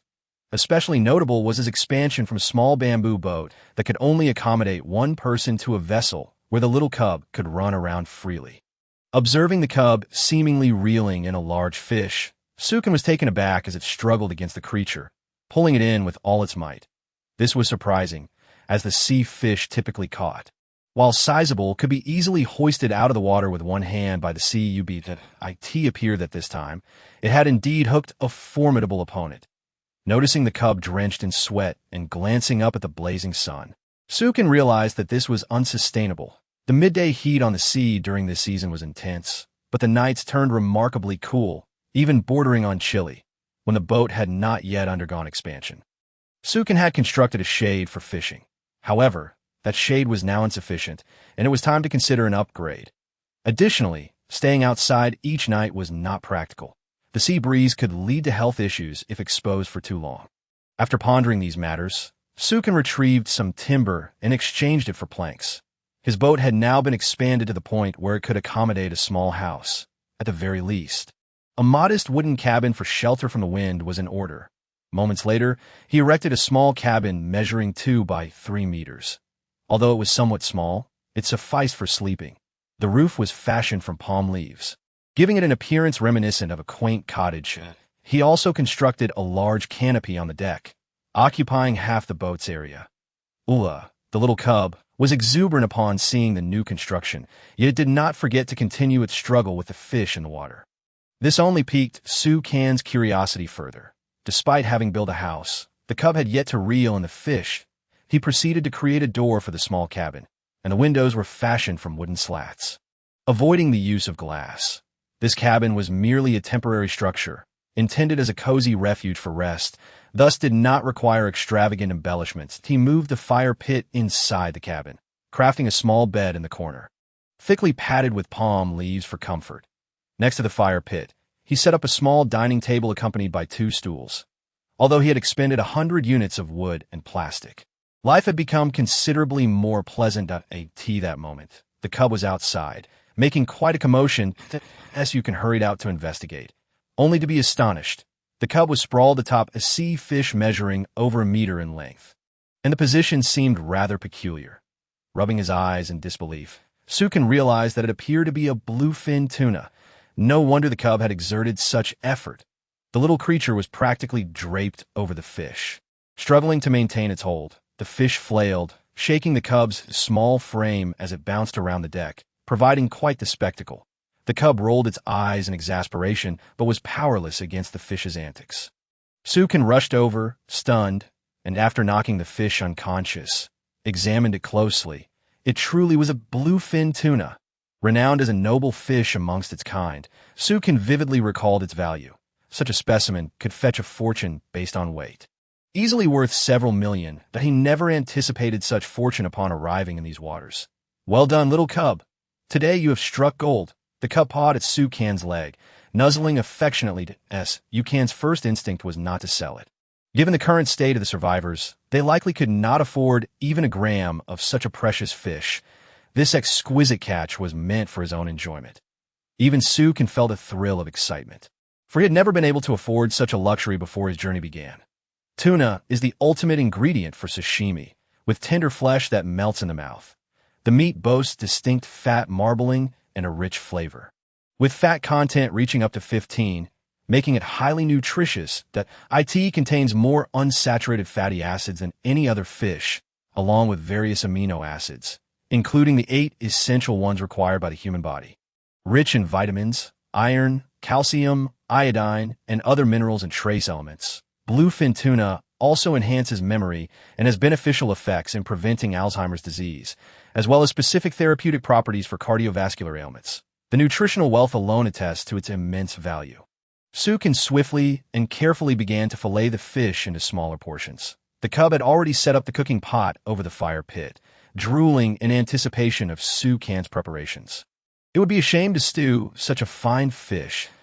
Sukin glanced at the large iron pot before opting for a small frying pan and grilling rack. He placed the fish on the grill, searing it to release its delectable aroma. With a magical fire pit and such high-quality ingredients, he was determined to elevate its flavor to perfection. He believed that even the most discerning gastronomes would salivate at the scent of this fish. The cub eagerly pawed at a piece, ready to devour it. But upon noticing Sukin savoring the flavors slowly, it restrained its impulse and began to nibble delicately. Chapter 22. Enjoying life. Taunting sharks when the cub took its first bite. Its fur fluffed up, and its eyes sparkled with excitement. The taste was simply exquisite, far surpassing any fish it had ever eaten before. The cub began to whirl in joyous circles. It finally understood why Sukin savored each morsel. Such delicious fish could only be truly appreciated when enjoyed slowly. It was an absolute delight. Sukin too began to reflect, realizing just how beautiful life at sea could be. The cub nestled on Sukin's lap, wagging its little paws and squinting its eyes as it savored the tuna. If only a glass of red wine could accompany the moment, it would be perfect. Of course, red wine was unattainable, but coconut juice would suffice. Sukin moved to the deck beneath the shade, basking in the sun while sipping coconut juice and relishing the tuna. The cub also brought a small stool to sit beside Sukin, eating and drinking while fishing. The life of this man and bear was simply idyllic. Anyone witnessing it would surely be envious. Without comparison, there could be no pain. Meanwhile, other survivors were gritting their teeth to survive. Some even worried about water, struggling to get by from one meal to the next. Yet, despite their dire circumstances, they remained stagnant, unwilling to seek resources, hoping instead for rescue.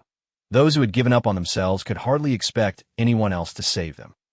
Their small bamboo raft had been damaged by sharks, forcing them to huddle together and hastily attempt to gather wood for repairs, only taking action when absolutely necessary.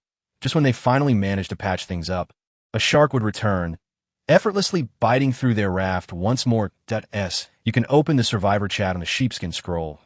If anyone can provide me with food, I will repay you handsomely in the future.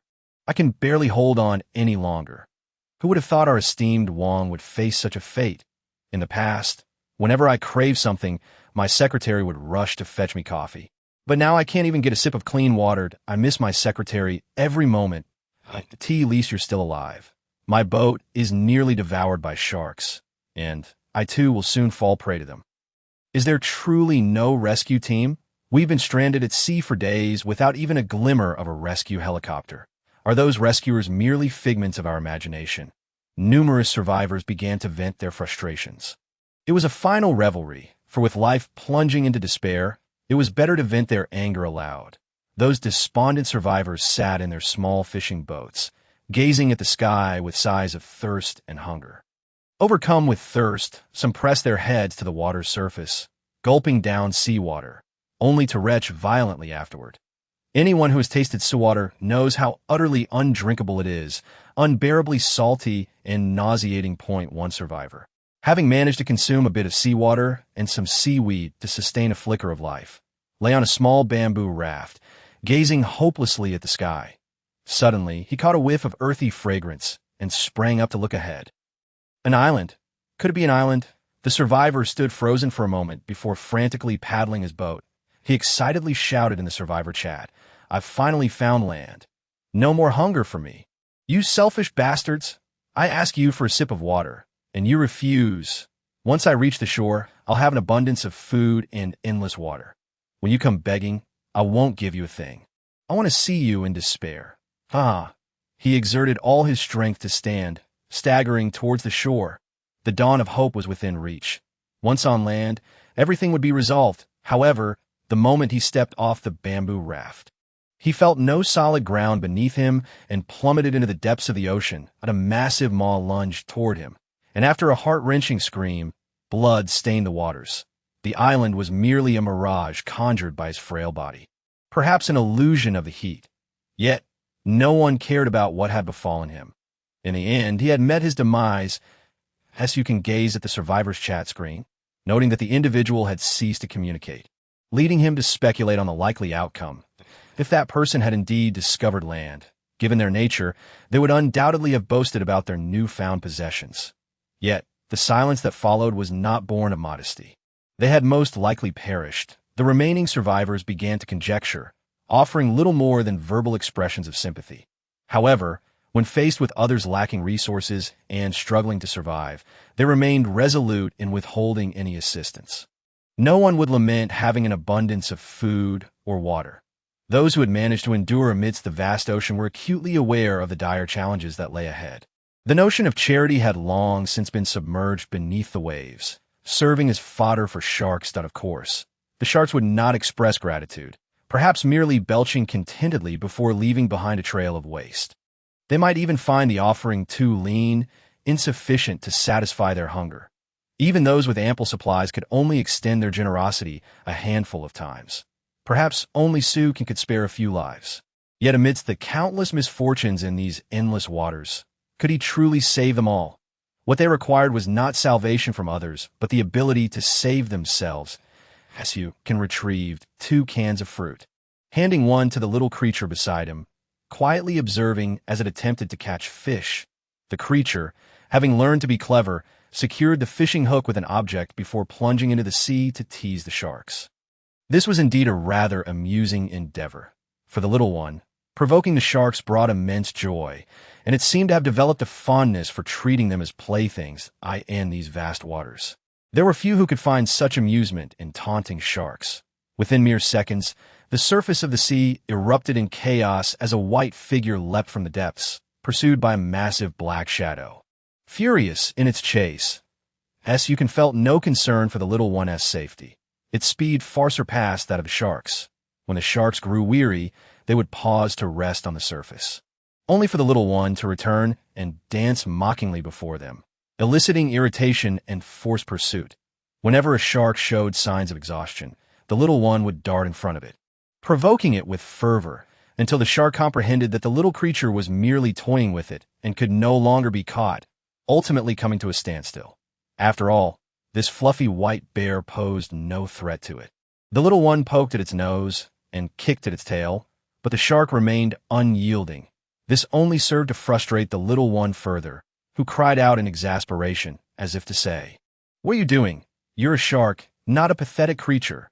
In a bold move, the little one climbed on the shark's back, lazily propping up its legs to bask in the sun.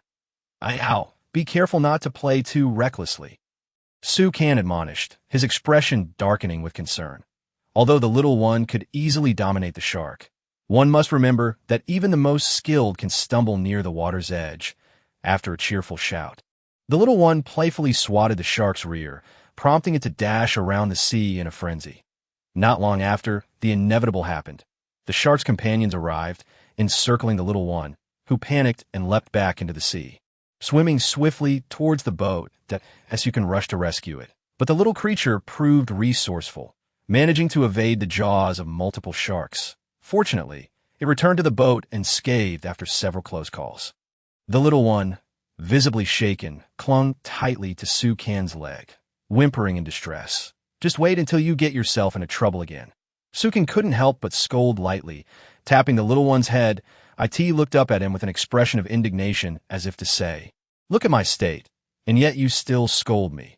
Observing the fishing rod, the little one hurriedly ran to retrieve it, eager to resume its fishing endeavors. However, as it witnessed the sharks swirling around, it still felt inclined to challenge them with defiance. Seeing the little ones so eager to dive back into the water to confront the sharks, Sukin could only shake his head in exasperation. Fortunately, the little one still possessed some sense of caution. Sukin watched as it clenched its tiny paws in fury, bellowing at the sharks, lying back in his chair, shaking his head in resignation. With this creature around, life had indeed become much more entertaining. The golden rays of sunlight cascaded onto the small boat, illuminating the little one as its thick fur danced in the breeze. Sukin understood the reason behind its sudden burst of energy. It was all due to the bluefin tuna it had consumed. After finishing his meal, Sukin realized that the bluefin tuna was of exceptional quality, golden tier. Moreover, it possessed properties that could enhance the vitality and health of survivors. Even Sukin felt invigorated, filled with a desire to confront a great white shark. Yet, the distinction between humans and animals lies in the former's ability to restrain their impulses. The idea of tearing apart a great white shark was rather absurd. After all, this was the ocean, home to the sharks. Before long, the little one successfully reeled in several fish, and as dusk approached, it excitedly presented the catch to Sukin. Upon inspecting the fish basket, Sukin was astonished to find that the little one had caught 6 fish, all bluefin tuna, although they were quite small. 6 in succession was still quite impressive. What extraordinary luck! Could it be that there was an abundance of tuna in these waters? Glancing at their quality, Sukin noted that all 6 bluefin tuna were of silver tier, each capable of restoring energy, health, and mental state. The little one bounded around, clamoring to eat the fish, prompting Sukin to begin preparing them. Thankfully, these tuna were not of the highest quality. Otherwise, the little one would undoubtedly be restless all night, yearning to engage in battle with the sharks. Such quality fish were not suitable for trade, at least not until Sukin had amassed sufficient wealth. As he placed the grilled fish onto the fire rack, the little one stood attentively beside him, drooling at the sight of the roasting fish. As night fell, the 2 companions sat together by the fire. Suddenly, the little one dropped the fish from its mouth, standing up and curling its paws, letting out a series of excited roars. It was evidently in a state of exhilaration. Sukin raised his gaze towards the horizon, where the western sky shimmered with a dazzling array of colors, an astonishing aurora, a sight he had never witnessed before. Immersed in the beauty of the moment, Sukin felt an unsettling sensation creep into his heart, causing his movements to slow as he tore the fish apart. The occurrence of an aurora over the ocean was not a good omen. There was a saying that when the aurora appeared, calamity was sure to follow, symbolizing misfortune. In the past, Sukin would have dismissed such beliefs. After all, the aurora frequently graced many places. Yet, amidst the vast ocean, he found it difficult to shake off a sense of credence. However, looking at his boat, even if a dozen sharks were to attack simultaneously, he felt no fear. After finishing his meal, Sukin rummaged through his supplies, pulling out 2 cans of fruit, tossing one to the little one. The creature looked at the can, clearly troubled.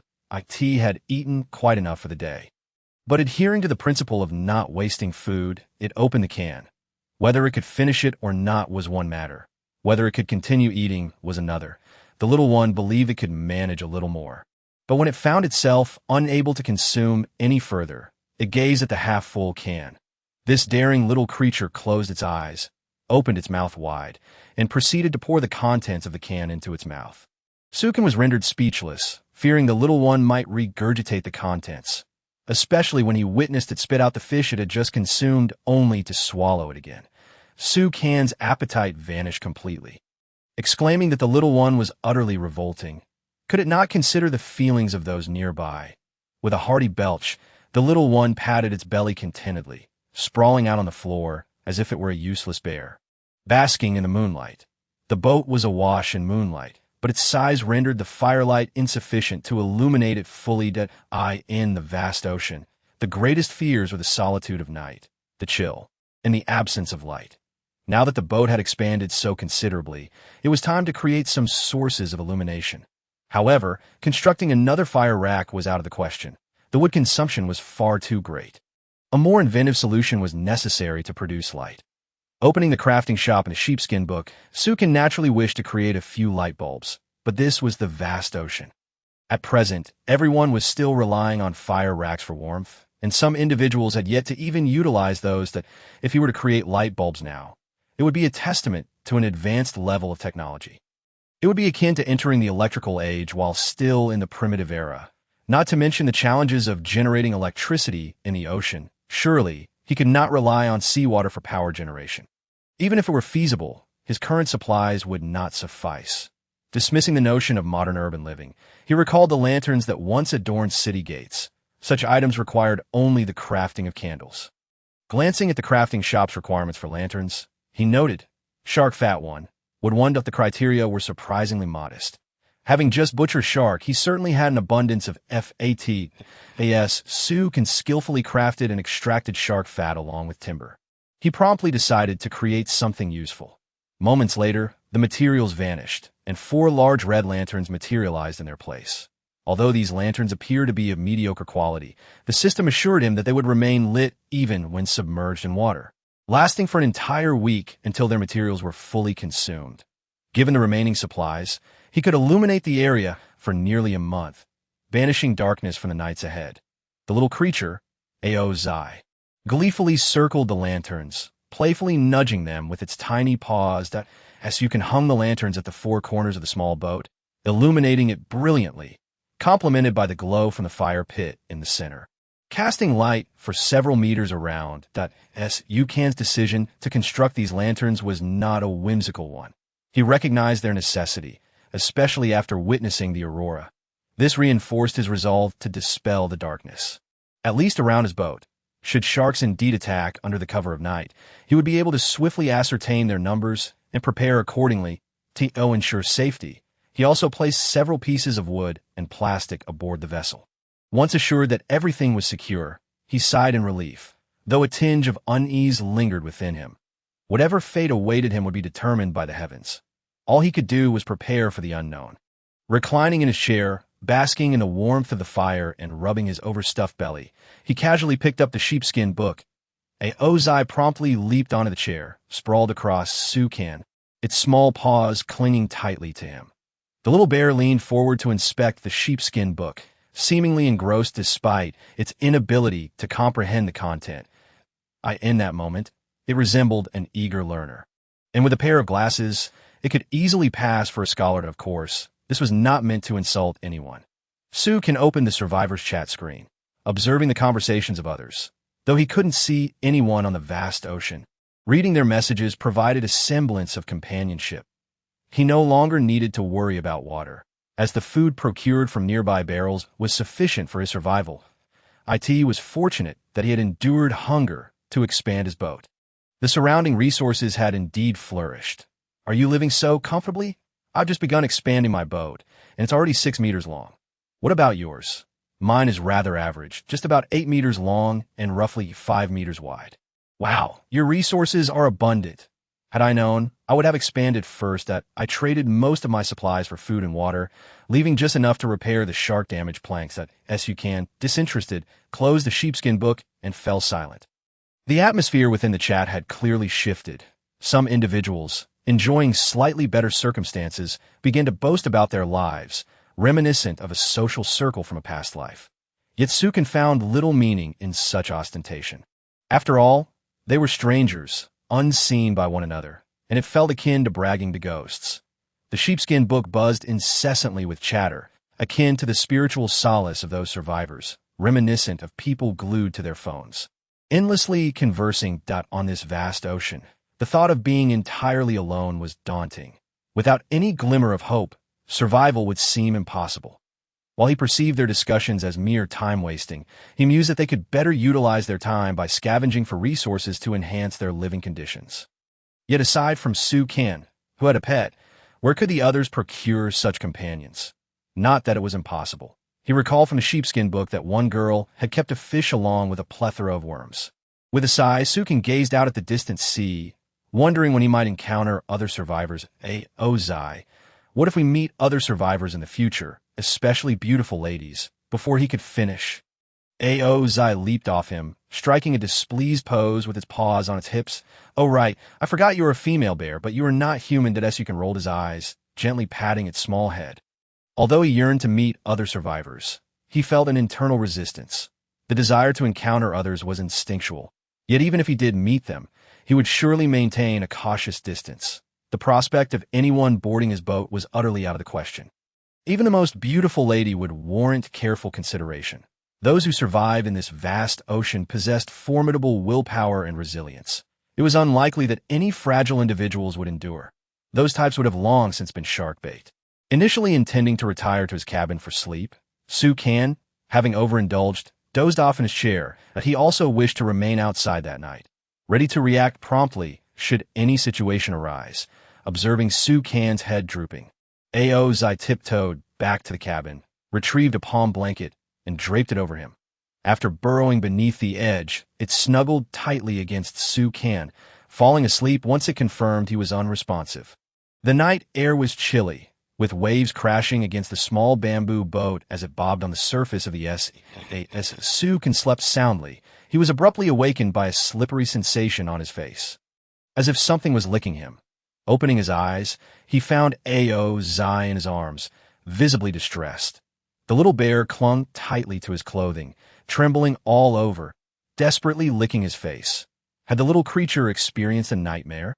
Rubbing his eyes, Su Kan noticed Aozai's panicked expression as it stared into the distance. He quickly lifted the palm blanket to peer outside, and his heart sank.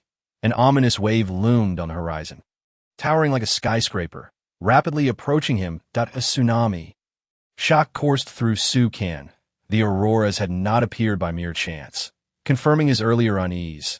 The sky beyond was illuminated by flashes of lightning, casting an eerie glow. While the thunder roared ominously as the storm clouds drew nearer, raindrops pelted down like bullets onto the boat. The thunderclaps were terrifying, causing Aozai to cling to Su Kan, shivering in fear and refusing to open its eyes. Suddenly, a colossal bolt of lightning struck the nearby ocean, causing the water to explode violently. Chapter 25. Thunderstorm and Tsunami. A turning point for survival. Nothing was more terrifying on this ocean than a tsunami and a thunderstorm. Su Kan's expression grew serious. He immediately secured all movable items on the small boat into his storage. After stowing away the fire pit, water purifier, lanterns, chairs, and wooden basin, he breathed a sigh of relief. Just as he finished securing everything, a fleeting glance amidst the flashes of lightning revealed an immense dark shape gliding beneath the surface of the water, its size unfathomable. A hasty glimpse suggested it resembled an enormous aircraft carrier. Once the lightning dissipated, the direction of that dark figure was accompanied by a deafening sound of splashing water. A sense of gravity weighed on Su Kan. What could that be? After putting everything away, he gazed at his small boat, contemplating whether to stow it away as the tsunami approached. He had no desire to lose anything due to this natural disaster. However, that would mean he and Aozai would have to leap into the sea. Though he could survive in the water, it was far too risky. With such a massive tsunami looming, it was prudent to assess the situation first. There were still several minutes before the tsunami hit. It would not arrive immediately. As he watched the water surge towards him, he pulled out the sheepskin book. As you wanted to ascertain whether this was a localized disaster or a global cataclysm. Otherwise, would it not mean the world was conspiring against him? My heavens, there's a tsunami. Is there no hope left for survival?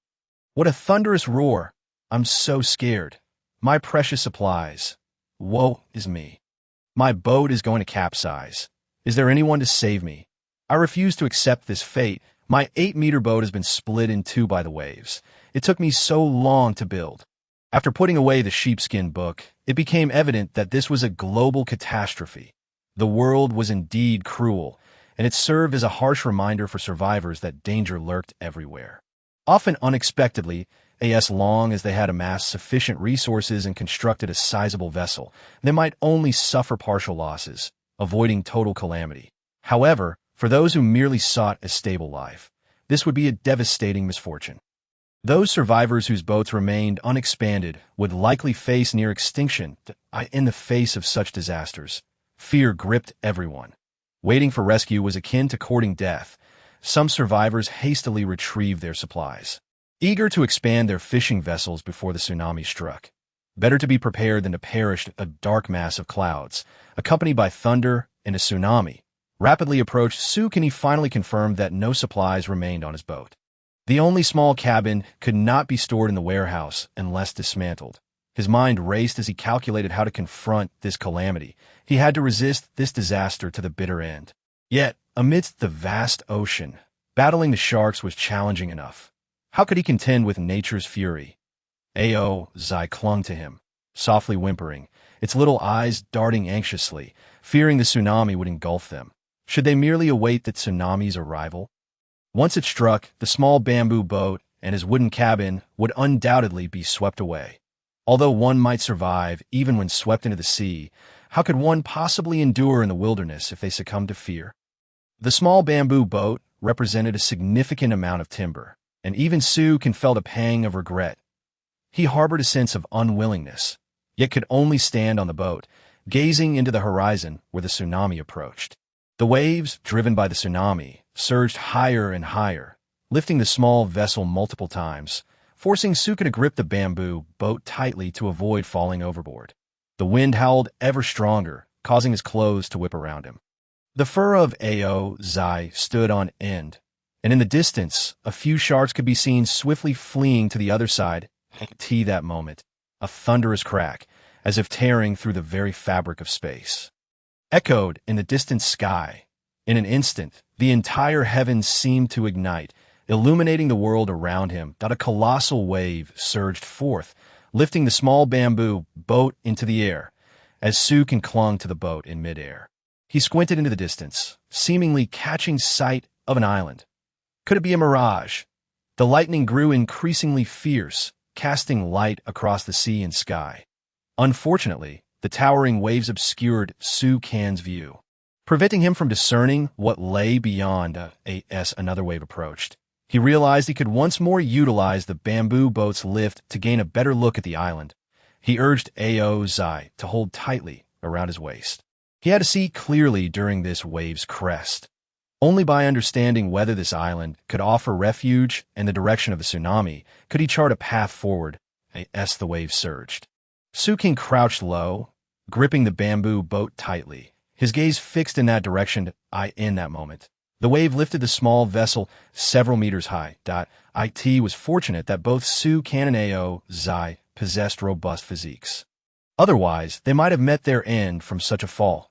As the boat soared into the air, Suk's expression hardened as he focused on the island and the approaching tsunami.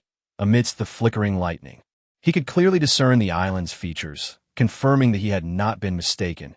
It was indeed an island, larger than the one they had previously landed on. The tsunami surged from the west toward the east, while the island lay to the south. Given the direction of the tsunami, this island was fortuitously positioned to evade the impending disaster.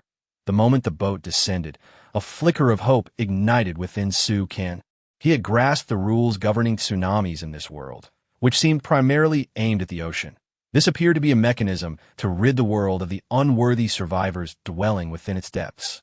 Though undeniably cruel, it might serve as a means to alleviate the suffering of those unfortunate souls, a thought that perhaps made it a bit more bearable, for such was the nature of this world's rules. It seemed that land was indeed his only sanctuary from the wrath of nature. Without further hesitation, Suk called to Zai, readying to row the boat and confront the impending calamity. Having arrived in this world, it was a struggle against fate itself. Have survived the vast ocean's trials only to be undone by a single disaster would render any conquest of the sea impossible.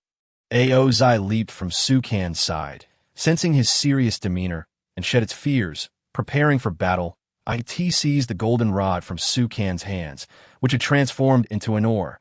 However, a single oar was insufficient. Without delay, Suk opened the sheepskin book to locate the requirements for crafting a rowing paddle. 2 pieces of wood were needed to fashion one. Without a moment's hesitation, he set about creating the oar. In dire circumstances, Suk was even prepared to leap into the sea, dragging the bamboo boat toward the island. Chapter 26. One wave subsides, another rises, although Suk and Zai swam swiftly, enhancing their chances of escaping the tsunami. Their strength was also considerable, and they rowed at a steady pace. Ozai seemed to be rallying, urging them onward as they paddled rapidly toward the island. Navigating the tumultuous waves, resisting the currents was never Su Kan's style. He sought light amidst the darkness. This was a contest between man and nature, the waves crashing against the small bamboo boat, rendering movement nearly impossible. The tsunami drew ever closer, its speed alarming, the surging waters threatening to wash away the small vessel, thus eliminating any chance of reaching solid ground, had they not detected the tsunami in advance. Victory would have been impossible. It was well known that tsunamis traveled at nearly the speed of an airplane. Just as the tsunami was about to strike, the bamboo raft surged onto the island. Upon landing, both man and bear hastily dragged the raft onto the beach.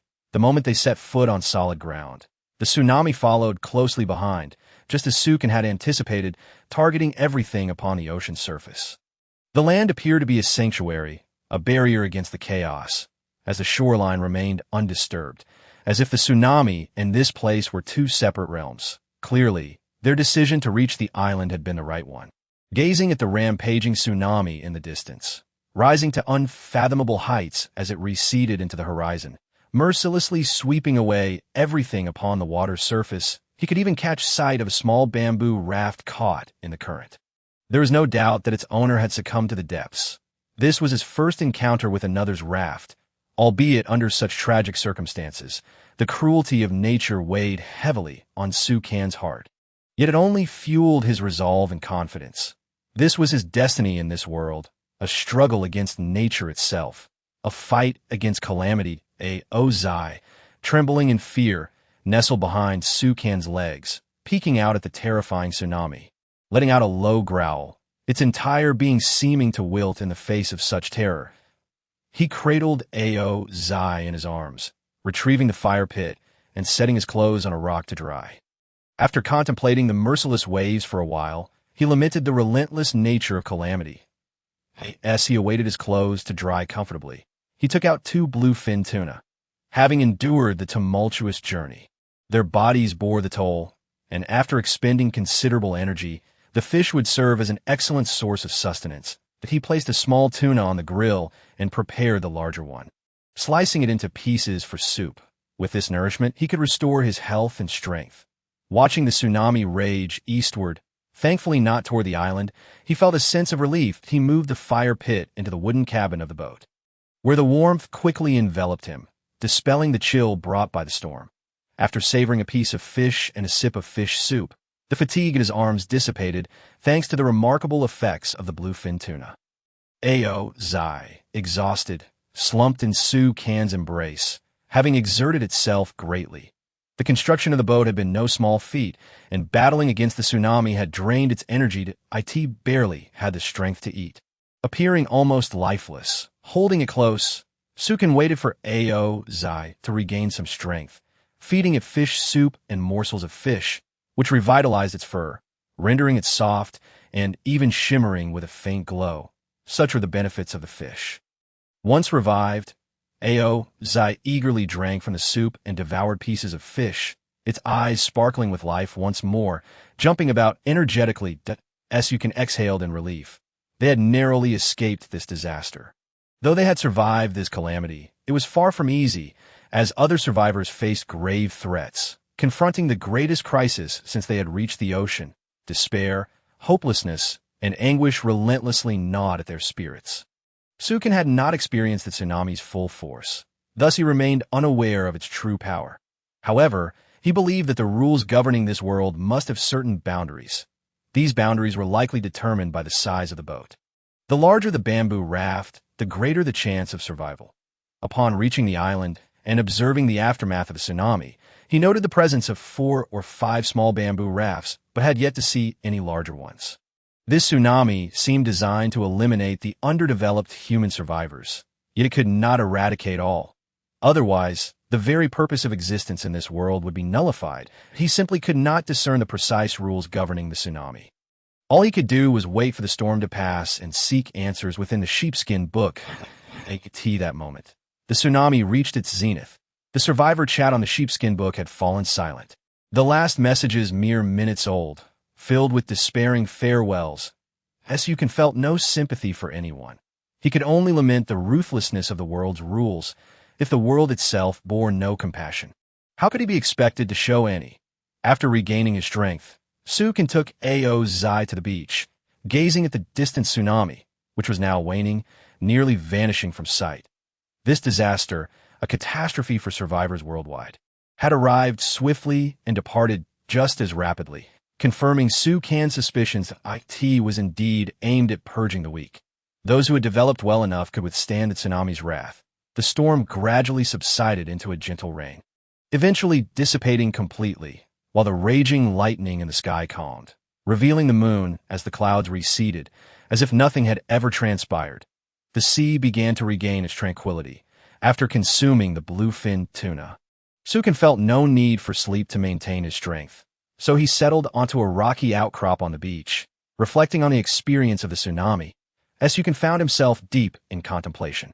Given that tsunamis primarily target the ocean, one would logically assume that land should be the safest refuge. However, he began to harbor doubts, recalling the ominous warnings of the sheepskin book, which had cautioned that survival on land could be perilous. Surely, there must be calamities more devastating than tsunamis that specifically afflict the terrestrial realm. With this thought in mind, Sukin promptly pushed his small bamboo boat into the sea, deciding against spending the night on the island. After bringing the little creature aboard, he felt a sense of relief wash over him. They did not venture far from the island, as Sukin was eager to decipher the rules governing this world. For only then could they hope to thrive. Beyond eliminating languid and underdeveloped survivors from the ocean, there would inevitably be disasters on the islands aimed at those who sought to exploit the land, thereby enlightening survivors to the relative safety of the sea. Though this was merely Sukan's speculation, he was a firm believer in the adage that caution prolongs life, a habit he adhered to diligently. Indeed, shortly after Sukan and the little creature boarded the boat, the latter leaped up, pointing excitedly at the sky and yowling incessantly at the island. Chapter 27. The calamity passes. The rainbow approaches waves of gray. Orange, white, and tangerine clouds gathered in the sky, unmistakably signaling the presence of earthquake clouds. It appeared that natural disasters came with their own visual warnings, allowing survivors to brace themselves as you can gaze upward. Lost in thought, the auroras heralded tsunamis, while the earthquake clouds signaled impending seismic activity. This could be seen as a warning for the survivors, but if one failed to notice, they could only consider themselves unfortunate. One needn't ponder long to foresee the calamity about to befall the island. The coconut palms swayed violently, and the waters along the beach raged furiously, causing the entire island to tremble slightly. Sukin hurriedly began to row the boat, striving to maintain a safe distance from the island. The anticipated disaster had indeed arrived. The earthquake intensified, creating massive fissures across the landscape, which shook violently, producing a deafening sound akin to the earth splitting apart. Particularly, the waters at the island's edge were in a frenzy. Thankfully, they had departed in advance. Had they stayed, the bamboo boat would surely have been shattered. Sukin couldn't help but marvel at how accurate his deductions had been. It seemed the sheepskin book's warnings about the dangers of land were not mere exaggerations. He felt fortunate that the land and sea had not faced calamities simultaneously. Otherwise, fleeing to the island with the little creature would have been a death sentence rather than a sanctuary. In comparison to earthquakes, Sukin evidently preferred tsunamis. He possessed an affinity for the ocean and believed that even without the bamboo boat, he could survive in the water, facing only the occasional storm. However, if caught on land amidst a landslide or earth fracture, he lacked the ability to survive being buried alive. Countless dark fissures were visible on the island, with magma bubbling up from below, transforming the island into an unrecognizable landscape. Thick plumes of black smoke billowing into the sky, shrouding the surroundings in darkness. The little creature tugged at Sukan's leg, mimicking him by wiping non-existent sweat from its brow, as if to say they were fortunate to have left the island early. Otherwise, it would have been turned into a roasted bear. Sukin understood the gravity of the situation. Even in the future, should he return to the island, he must remain vigilant about the weather. If conditions seemed dire, he would need to evacuate immediately, unless he was collecting resources, in which case he would strive not to linger too long on the island. Those who thought they had found refuge on the island were likely now facing utter despair.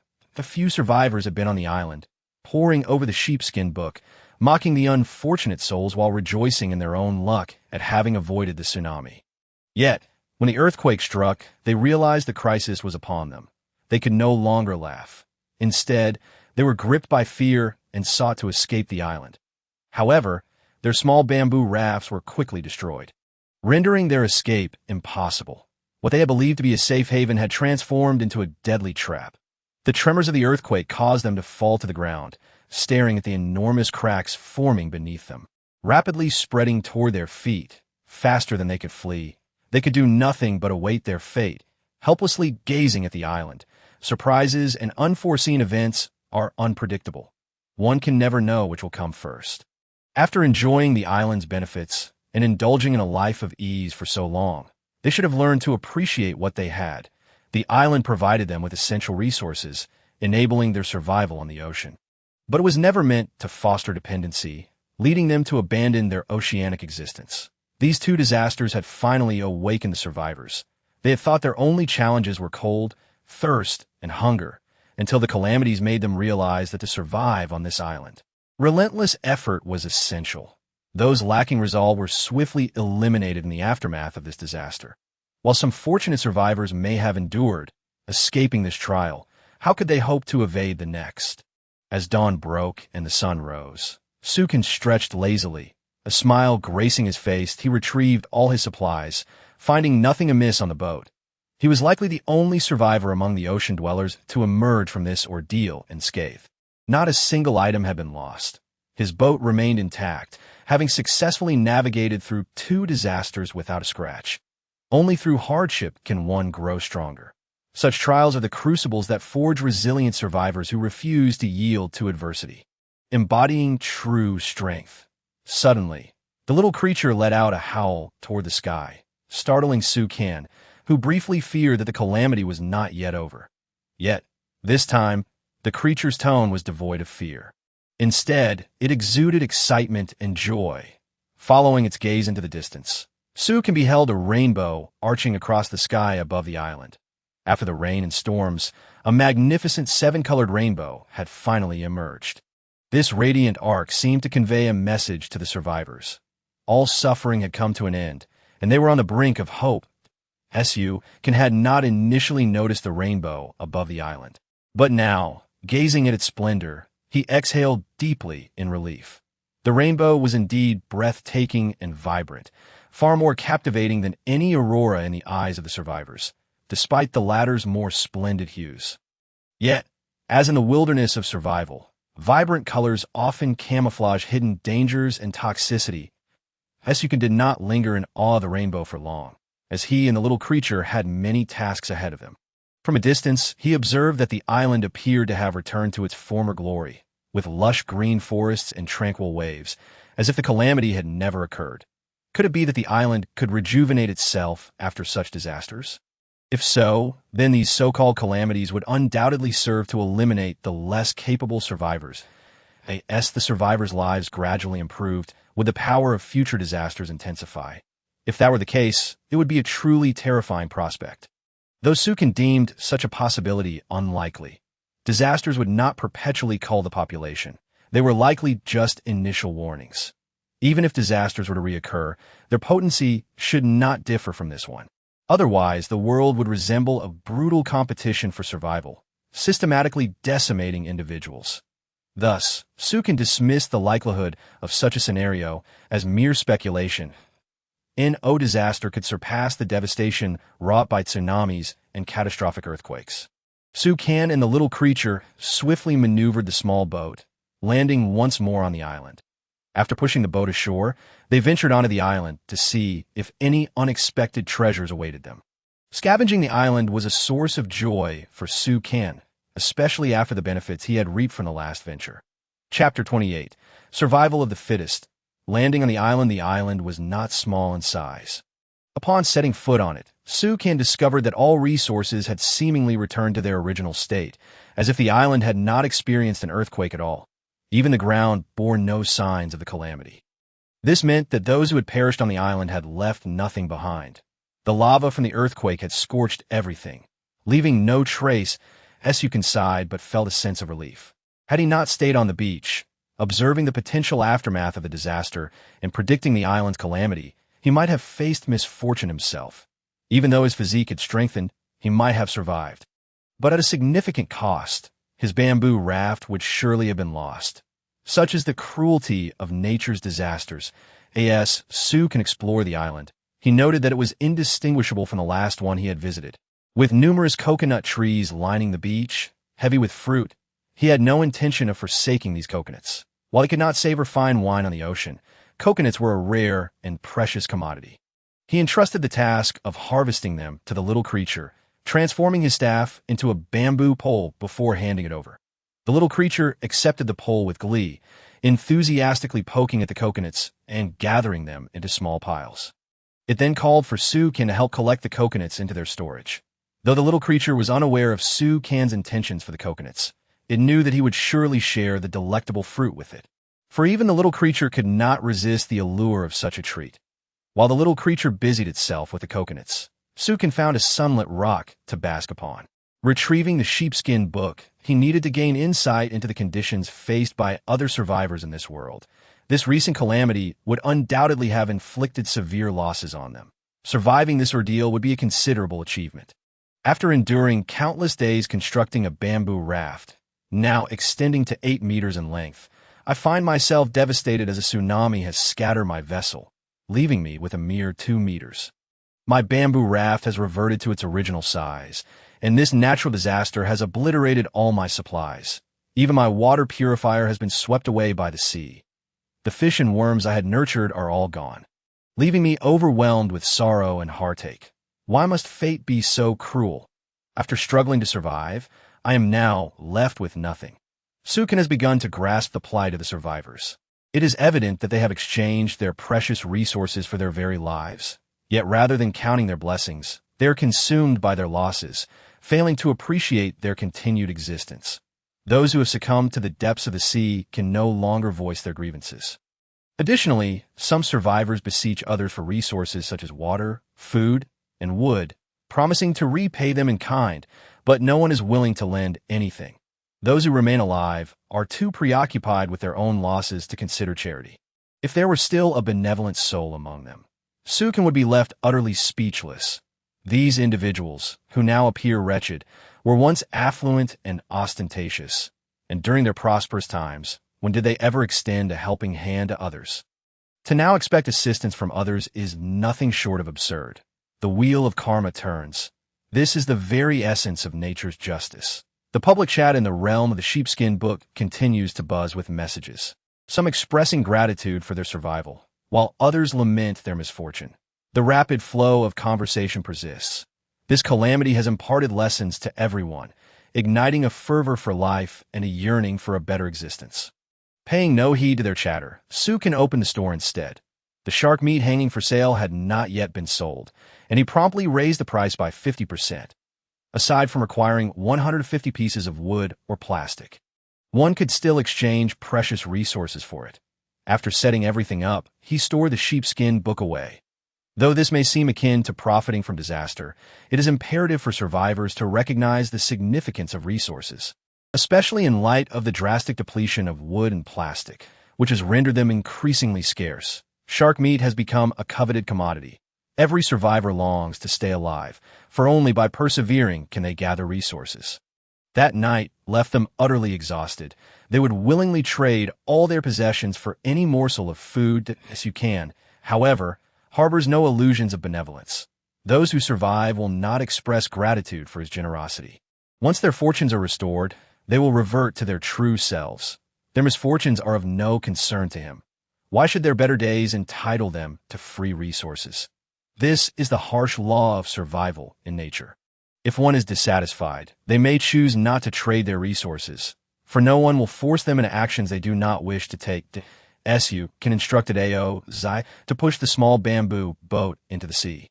Tying it to a coconut tree on the beach, as the heat of the day increased, the beach would become parched, making it difficult to launch the boat later. Ozai hopped over to the small bamboo vessel, but found the sand had dried out, and after enduring a night of wind and rain, the boat had become heavy with moisture. It took a considerable amount of effort for Zai to drag it, even slightly.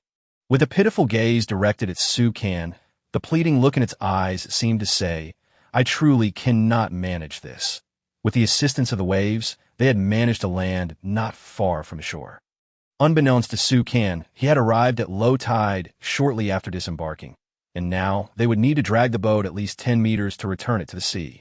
However, the dry sand would prove exhausting. Sukan pondered that after such a disaster, it was unlikely another would strike soon if calamities were to recur incessantly.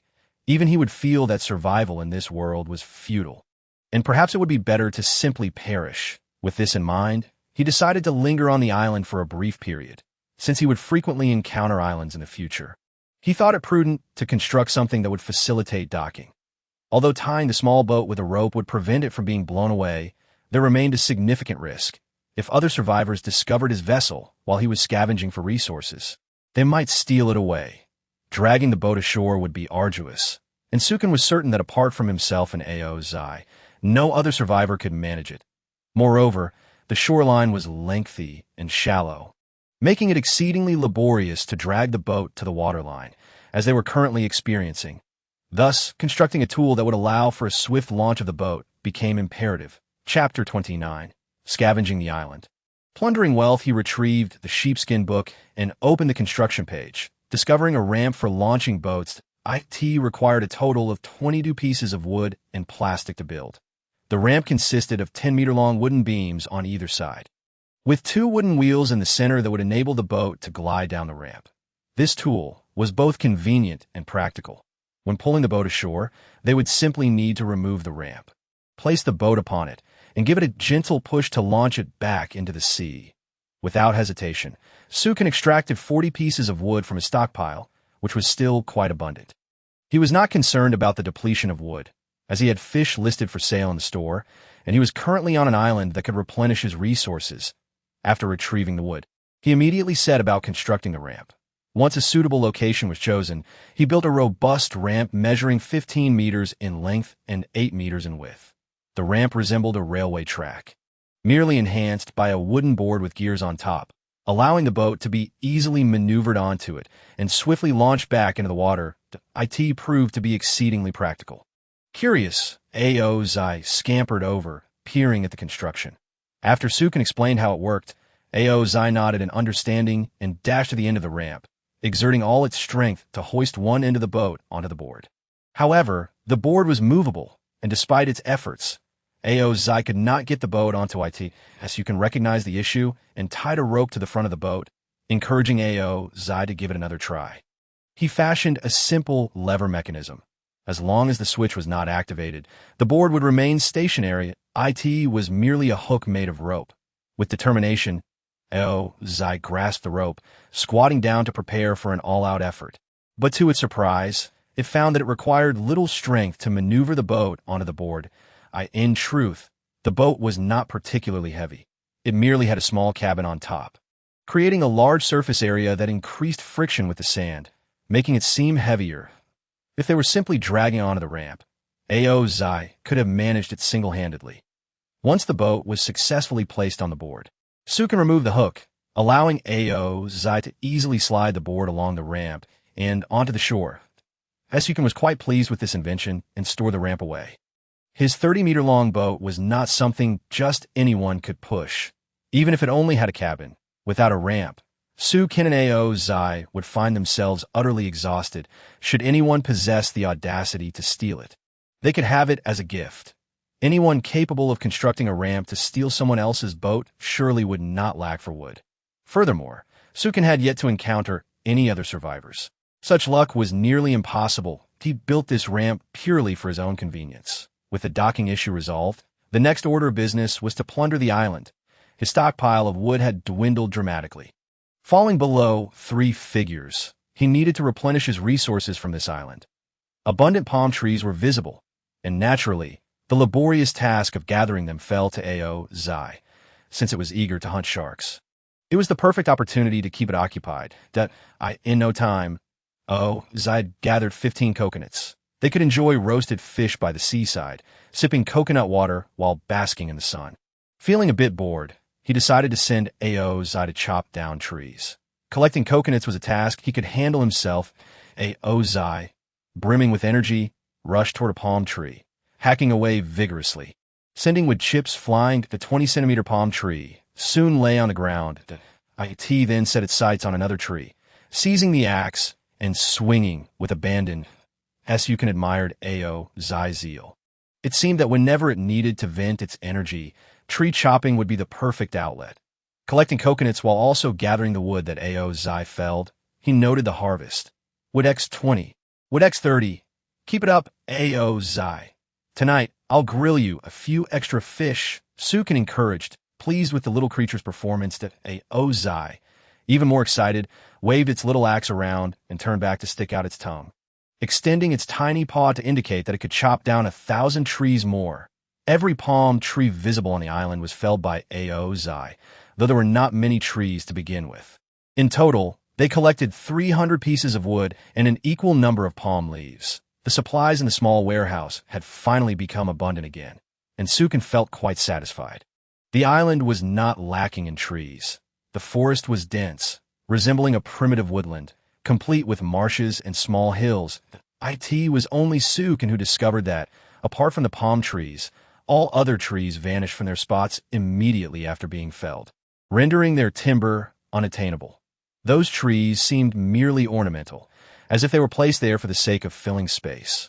Thus, the number of palm trees was not abundant, merely around 10 or so. Nevertheless, the timber procured was not insignificant. Although these few palm trees appeared pitifully scant in comparison to the vastness of the island, it was precisely this scarcity that heightened the value of the wood, securing its status as hard currency. Otherwise, if any survivor were to stumble upon the island and casually collect thousands of timber pieces, they could amass wealth simply from tree felling. The world indeed presented considerable challenges for survivors in acquiring resources. After gathering the palm trees, Sukin promptly took his companion, Aozai, to search for flowers and fruits. Unfortunately, after several hours of searching, not a single specimen was found. It seemed that the size of the island did not guarantee the discovery of precious resources. Luck played a significant role. Not only were there no rotten fruits in sight, but not even a single flower could be found. Sukin even speculated whether the earthquake from the previous night had incinerated these valuable resources.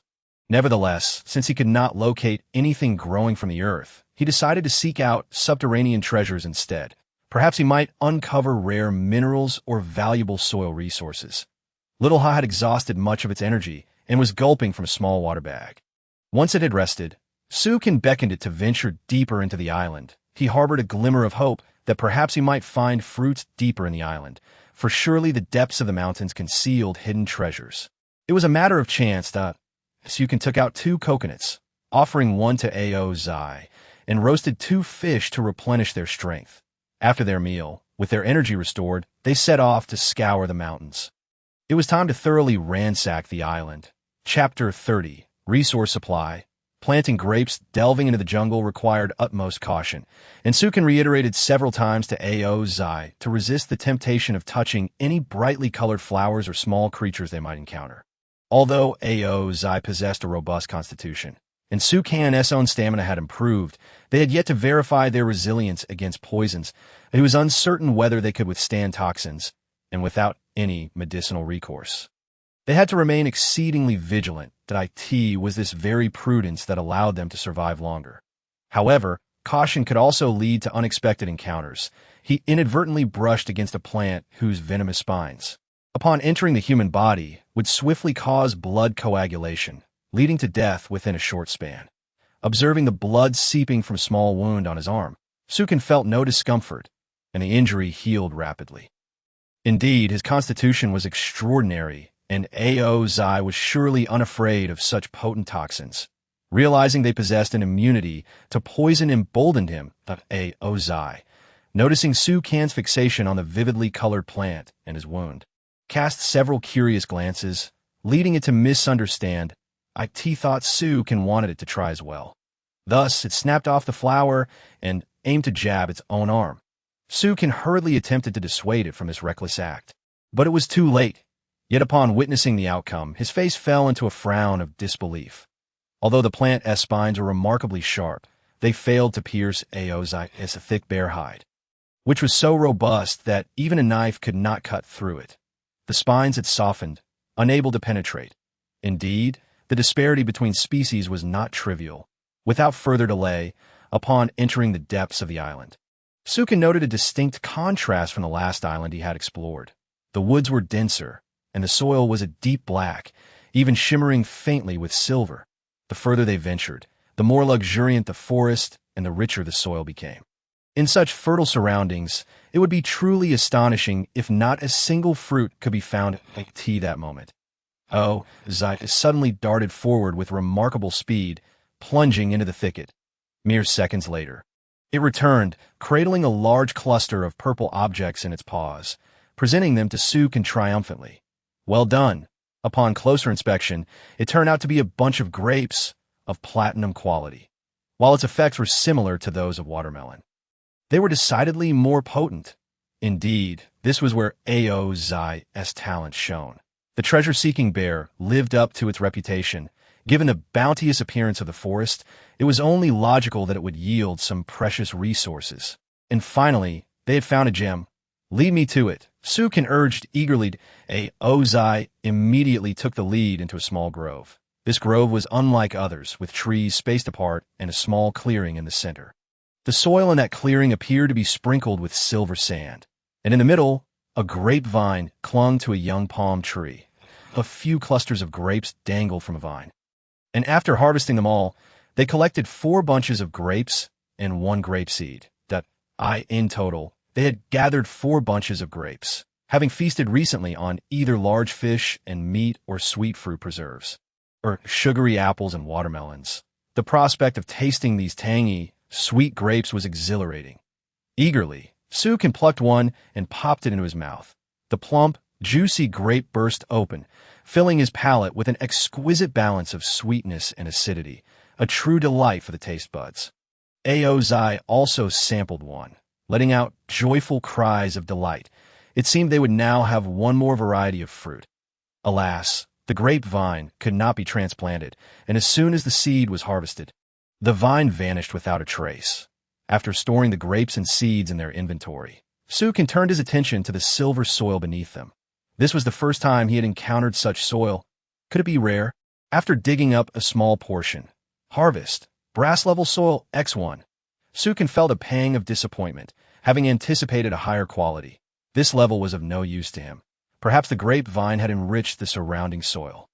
Regardless of its poor quality, adhering to the principle of leaving nothing behind, he proceeded to collect the silver soil, but after obtaining just 3 pieces, the surrounding soil reverted to its ordinary hue. Though this soil held no benefit for him, it could be traded when the need arose. Even the smallest mosquito is still meat, after all. After finishing with the soil, he found 2 more palm trees nearby, and without hesitation, he felled them completely.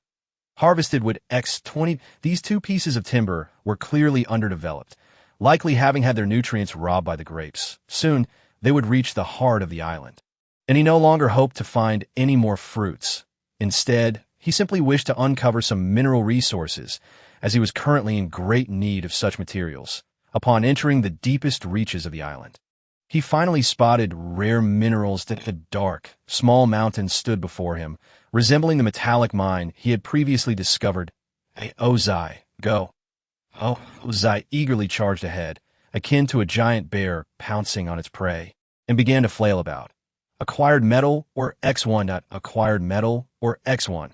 Sukin transformed his golden staff into a pickaxe and swiftly began to excavate. The small mine was soon emptied. The likelihood of finding clay nearby was quite high. So Sukin began to dig in the vicinity. The surrounding earth was soon riddled with holes, and at last he unearthed some clay resources. Phew. Sukin wiped the sweat from his brow and began collecting the clay. Acquired clay X1. Acquired clay X1. Acquired clay X1. Once he had finished collecting all the clay, he resumed his search for quartz stones within the woods. Acquired quartz X1. Acquired quartz X1. Acquired quartz X1. Indeed, treasures abounded in the depths of the mountains. Though he did not find any more rare resources, he was fortunate to discover several more palm trees. After gathering all the timber, he scoured the area extensively and confirmed that the resources on this island had been thoroughly depleted before he departed with a sense of fulfillment. His resources were once again abundant, and he had profited handsomely. His small warehouse now boasted a timber stock exceeding 3 digits, marking him as a minor tycoon. Timber, for 55, plastic, 35, rope, 30, iron, 10, palm leaves, 770. Clay, 20, sand, 20, quartz, 25, metal, or 20 to this expedition to the island yielded immense rewards. Not only had he replenished his timber and rare minerals significantly, but he had also obtained a bunch of platinum-grade grape seeds. Su Qian promptly returned to the small boat with Ao Zai. Eager to plant the grapes without delay, he retrieved the grape seeds, gazing at the watermelon pot and a sizable patch of vacant soil beside it. He dug a small hole and planted the grape seeds within. These 2 fruits did not require vast amounts of space, so there was no need to construct another wooden pot for the grapes. Chapter 31. Signing the sail. Underwater treasures. He irrigated the grape seeds with pure water and patiently awaited the emergence of grapevines, as you can, feeling quite satisfied, brushed off the dust from his hands. If he had hesitated to declare himself the wealthiest individual in the world before, after weathering calamities and replenishing such a bounty of resources, no one could rival him in terms of wealth. At this moment, not only did he have no concerns regarding sustenance, but he could also lavishly water his saplings with copious amounts of pure water. After watering all the saplings, he reclined in a chair to rest. Tossing a bunch of grapes to Ao Zai and cracking open 2 coconuts, enjoying the view of the ocean while indulging in his meal, Ao Zai relished a grape followed by a sip of coconut water, contentedly stretching its little feet in delight. Su Qian took out his professional fishing rod, eager to fish and savor the joys of simple living. Meanwhile, the other survivors were likely prioritizing the urgent need to secure drinking water to avoid succumbing to thirst. However, in order to quench their thirst, one must first gather supplies and construct a water purifier. Everything seems to have returned to square one, yet this time, no one will choose lethargy. Lethargy equates to death. The seasoned survivors, having learned from experience, are acutely aware of what needs to be prioritized. These survivors, enduring hunger and thirst, patiently fish for resources. Some even find their predicament compounded, having barely retained the initial form of their territory after the catastrophe. They are further besieged by sharks, prompting them to hasten their efforts in procuring wood to replenish their domain. Only by resolving the issues of water and supplies can they devise a means to extract food from the barrels. Unlike Su Qian, who possesses abundant resources as if nothing has transpired, even thriving further, he remains unconcerned about the sharks. Before the sharks can pose a threat, the first sign of danger sends his companion, Ao Zai, charging forth to confront the shark, allowing Su Qian to calmly collect the supplies in the vicinity. Observing Ao Zai diligently gathering resources, Su Qian feels an unsettling sense of forgetfulness. After massaging his temples, it suddenly dawns on him. He has completely forgotten to sign in today. After enduring a tsunami and an earthquake, he was so preoccupied with survival and scavenging that he nearly overlooked this crucial task. Daily check-ins are essential for acquiring precious resources. The sign-in system alerts him. Sign in. Su Qian hears the notification while on the island, but at that moment he was engrossed in mining. The reward is a diamond-grade sale. Diamond grade. A wave of joy washes over Su Qian. Any resource of diamond quality is undoubtedly exceptional. At least the 2 types of resources he currently possesses of that caliber are immensely beneficial and indispensable to him.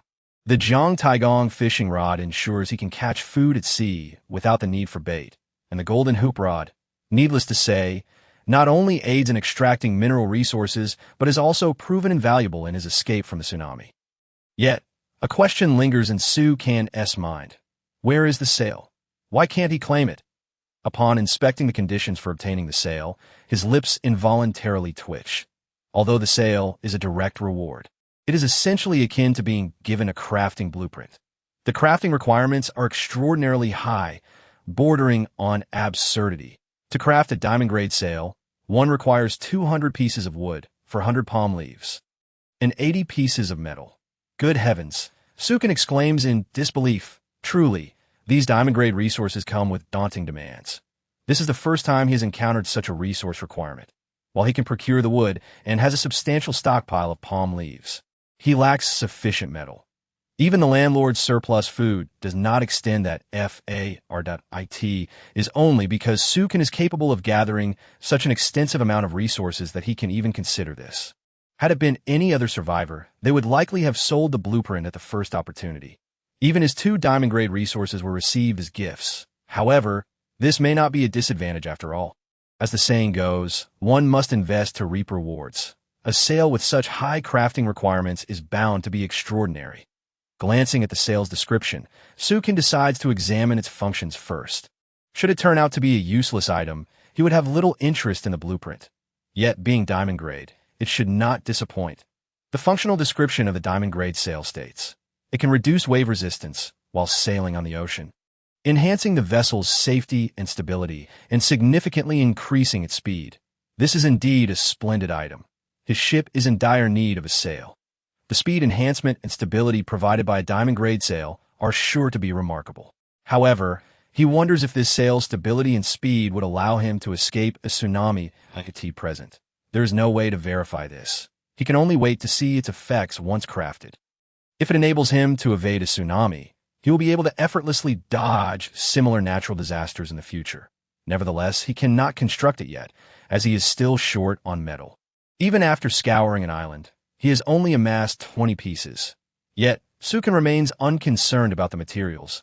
Although he lacks sufficient quantities, other survivors surely possess what he needs for the sake of survival. They will undoubtedly be willing to trade this moment. Sukin discovers that the diamond-grade sail has additional special requirements. Special requirement. The speed provided by the diamond-grade sail exceeds what an ordinary bamboo boat can withstand. Only a vessel constructed with high-grade bamboo planks can utilize it.su is momentarily taken aback. Initially worried that the sail's speed might be mediocre, he realizes that if it can withstand immense waves without sustaining damage, it must offer significant benefits. Indeed, its speed could potentially dismantle his vessel. He opens the construction page of the parchment book, hoping to find a method to upgrade the bamboo planks for the ship, but receives the notification, no high-grade bamboo planks match this vessel. It seems this small boat is too fragile to be upgraded. After some contemplation, he navigates to the sail's manufacturing page, curious if he can craft a standard sail to test its effectiveness. The result? I can't believe it! Sukin exclaims in exasperation, realizing that his ship cannot even utilize a standard sail. In other words, his vessel lacks the qualifications to employ a sail. How pitifully weak. Sukin finds himself questioning the worth of this ship. Just as Sukin begins to feel discontented, Zai suddenly drops his fishing rod and dives into the sea with a bear-like splash. Is he going fishing? Sukin approaches the spot where Zai entered the water, watching as the bear swiftly swims down into the depths. In no time, it disappears from view. This is the first time Zai is left without a word. One wonders what has come over him. Sukin is not particularly worried. Perhaps he will emerge shortly, proudly carrying a large fish. Indeed, after a few moments, Zai's bare head breaks the surface once more. Grinning at Sukin with a goofy smile, 2 rows of teeth clasping a bluefin tuna. Going fishing. Sukin remarks, accepting the fish from Zai's mouth. Yet, Zai shows no inclination to board the ship.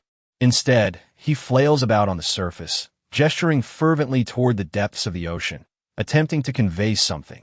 When Sukin fails to comprehend, Zai grows increasingly frantic, flailing his paws in a desperate attempt to communicate, pointing repeatedly at the ship.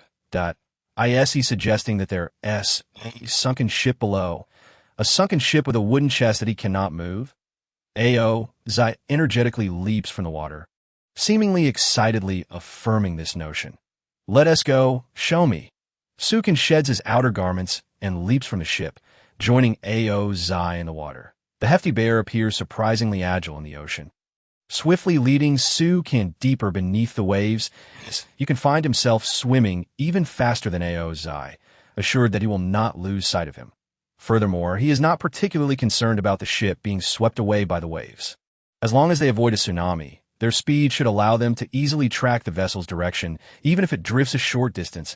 As they plunge into the ocean, Zai leads them deeper and deeper, likely descending dozens of meters. However, this still seems to be a shallow area. The ocean is indeed unfathomably deep. With the affinity for seawater, they can clearly see their surroundings.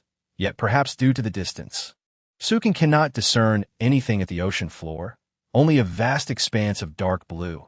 For a normal person, venturing into this zone without exceptional swimming skills would be overwhelming, if not perilous. Under the water pressure, the deeper Sukin swims, the more his interest peaks, and he is astounded by Zai's abilities, able to sense treasures even at such depths, truly a diamond-grade treasure-seeking bear. Even Sukin, knowing there are treasures below, would find it exceedingly difficult to locate them. Zai continues to dive, maneuvering around several underwater reefs, eventually reaching the ocean floor after descending several hundred meters. Upon arriving at the seabed, the surroundings become clearer. The ocean floor is adorned with vibrant corals, schools of fish darting about, and an array of bizarre marine creatures gliding through the depths. The underwater world appears rich and diverse, far more captivating than the monotonous expanse of the ocean surface. It is no wonder that many enthusiasts are drawn to ocean diving. However, with no time to admire the scenery, Sukin's mind is consumed with thoughts of treasure hunting. Finally, Zai comes to a halt, gazing ahead at a dilapidated shipwreck over 100 meters long, encrusted with green algae and rust, grounded on the ocean floor and unable to move. The state of this shipwreck suggests it once rested on shallow waters. It is evident that this vessel did not sink but was originally docked here. Perhaps due to the tsunami, it was damaged before it could set sail, leaving it marooned here. This indicates that this island once supported life. Given the size of the ship, it is likely that many lived here. Alas, time has passed, and it has now become a part of the seabed. As for the people who once inhabited the island, they have likely perished in the calamity. The sea is indeed merciless and cruel. Yet, this bears no consequence for him. At most, he will express gratitude for the resources left behind by those who came before. Approaching the enormous wreck, he attempts to pry off a piece of iron plate, but alas, it cannot be salvaged. The iron plates are decayed, the sail is riddled with holes, and the mast is broken, leaving behind a paw print, clearly left by Zai. It seems that Zai shares the same instinct as him. Upon discovering something valuable, the first thought is to see if it can be taken. Clearly, the idea of salvaging the mast must be dismissed. Circling around the edge of the ship in search of any resources to salvage, it became evident that there was nothing of value left. Virtually everything that caught the eye had been ravaged by the corrosive embrace of seawater. All that remained was a flicker of hope that the chest spoken of by the creature, Zai, contained treasures. Zai swiftly made its way to the ship's deck, where numerous wooden barrels were stacked. Sukin attempted to open one, and to his surprise, a crimson liquid flowed forth. It was wine. However, his initial elation quickly turned to disappointment as he realized that the wine had spoiled. The barrels had absorbed seawater and were rendered useless. Had these remnants of wine been intact, they would have constituted a fortune. Sukin felt an urge to bellow at the sky, lamenting the sheer waste. Yet, he remembered he was at sea, and instead could only release a couple of bubbles in exasperation. Ultimately, he confirmed that there was nothing on the ship that could be of use, and thus, he set off in search of the wooden chest. Zai reached the ship's end, where a gaping hole seemed to have been pried open by it. Following the hole, they entered the ship's cabin. Before them stood a reinforced iron door, the lock of which had been violently compromised by Zai. Upon entering, they discovered a colossal wooden chest, measuring over a meter in length, resting on the floor. Sukin approached, attempting to lift it, but nearly strained his arm in the process. Even with the buoyancy of being in water, he could only manage to shift it slightly with all his might. Zai assisted from the side, and together they managed to hoist the chest. Once it was set down, Sukin's curiosity was piqued. What could possibly be inside? Surely it wasn't merely a massive iron block. Upon closer inspection, he noticed the chest's exterior could be easily pried open. Indeed, there was some intrigue within. He took out the golden cudgel, transforming it into a small hammer, and struck the corners of the chest. With a resounding crack, the chest shell splintered apart, revealing a waterproof, sealed metal box inside. He could only wonder how well sealed it was, hoping that no seawater had infiltrated it. It was certain that opening a treasure chest at the seabed was out of the question. Sukin gestured towards Aozai, indicating the top of the box, and lifted one side of it. Aozai immediately understood his intent, gripping the chest with its small paws, and together they managed to carry it back onto the ship. Though it took considerable effort, they finally dragged the hefty chest back aboard. Once on the ship, Sukin collapsed on the deck to rest and examined the iron chest. The IT was equipped with a rotating dial, likely a mechanism to unlock it. Aozai, it's your turn, he said. That IT was not that he was incapable. Rather, Aozai's remarkable luck in discovering this treasure chest indicated its exceptional fortune in treasure hunting. That IT was wiser to let it open the chest. Aozai, shaking off the seawater from its fur, hesitated before circling the chest. IT gently tapped on the iron box with its small paw, producing a dull thud. Following Sukin's cue, it stood upright, with both tiny paws grasping the dial. Aozai exerted force to turn it. With a resounding pop, the iron box's sealed lid opened to the sound of air rushing in. This confirmed that the seal was quite effective. No seawater had breached it, which was excellent news. Now, it was a matter of discovering what treasures lay within this well-sealed iron box. Upon opening, the interior revealed a pristine sheet of sheepskin adorned with intricate designs. However, before Sukin could examine the patterns, the sheepskin vanished in an instant. Acquired blueprint for crafting diamond-grade wooden planks. What extraordinary luck! Truly, Aozai was a diamond-grade treasure-hunting bear. Chapter 33. Priceless timber, super wooden planks. Although Aozai's luck did not influence his own sign-ins, it was undeniably a formidable expert in treasure hunting, a harbinger of good fortune. Just as he was searching the crafting shop for high-grade plank blueprints, this discovery was nothing short of serendipitous, a stroke of luck that required no effort at all. Aozai, initially feeling a bit disheartened by the disappearance of the sheepskin, thought perhaps it had opened the chest incorrectly. But upon seeing the excited expression on Sukin's face, it too began to bounce around joyfully. Grinning with its bear-like charm, you can open the crafting page of the sheepskin book, and indeed, a new entry appeared. The crafting requirements for diamond-grade wooden planks, which necessitated 30 pieces of wood and 1 piece of iron to create a single plank.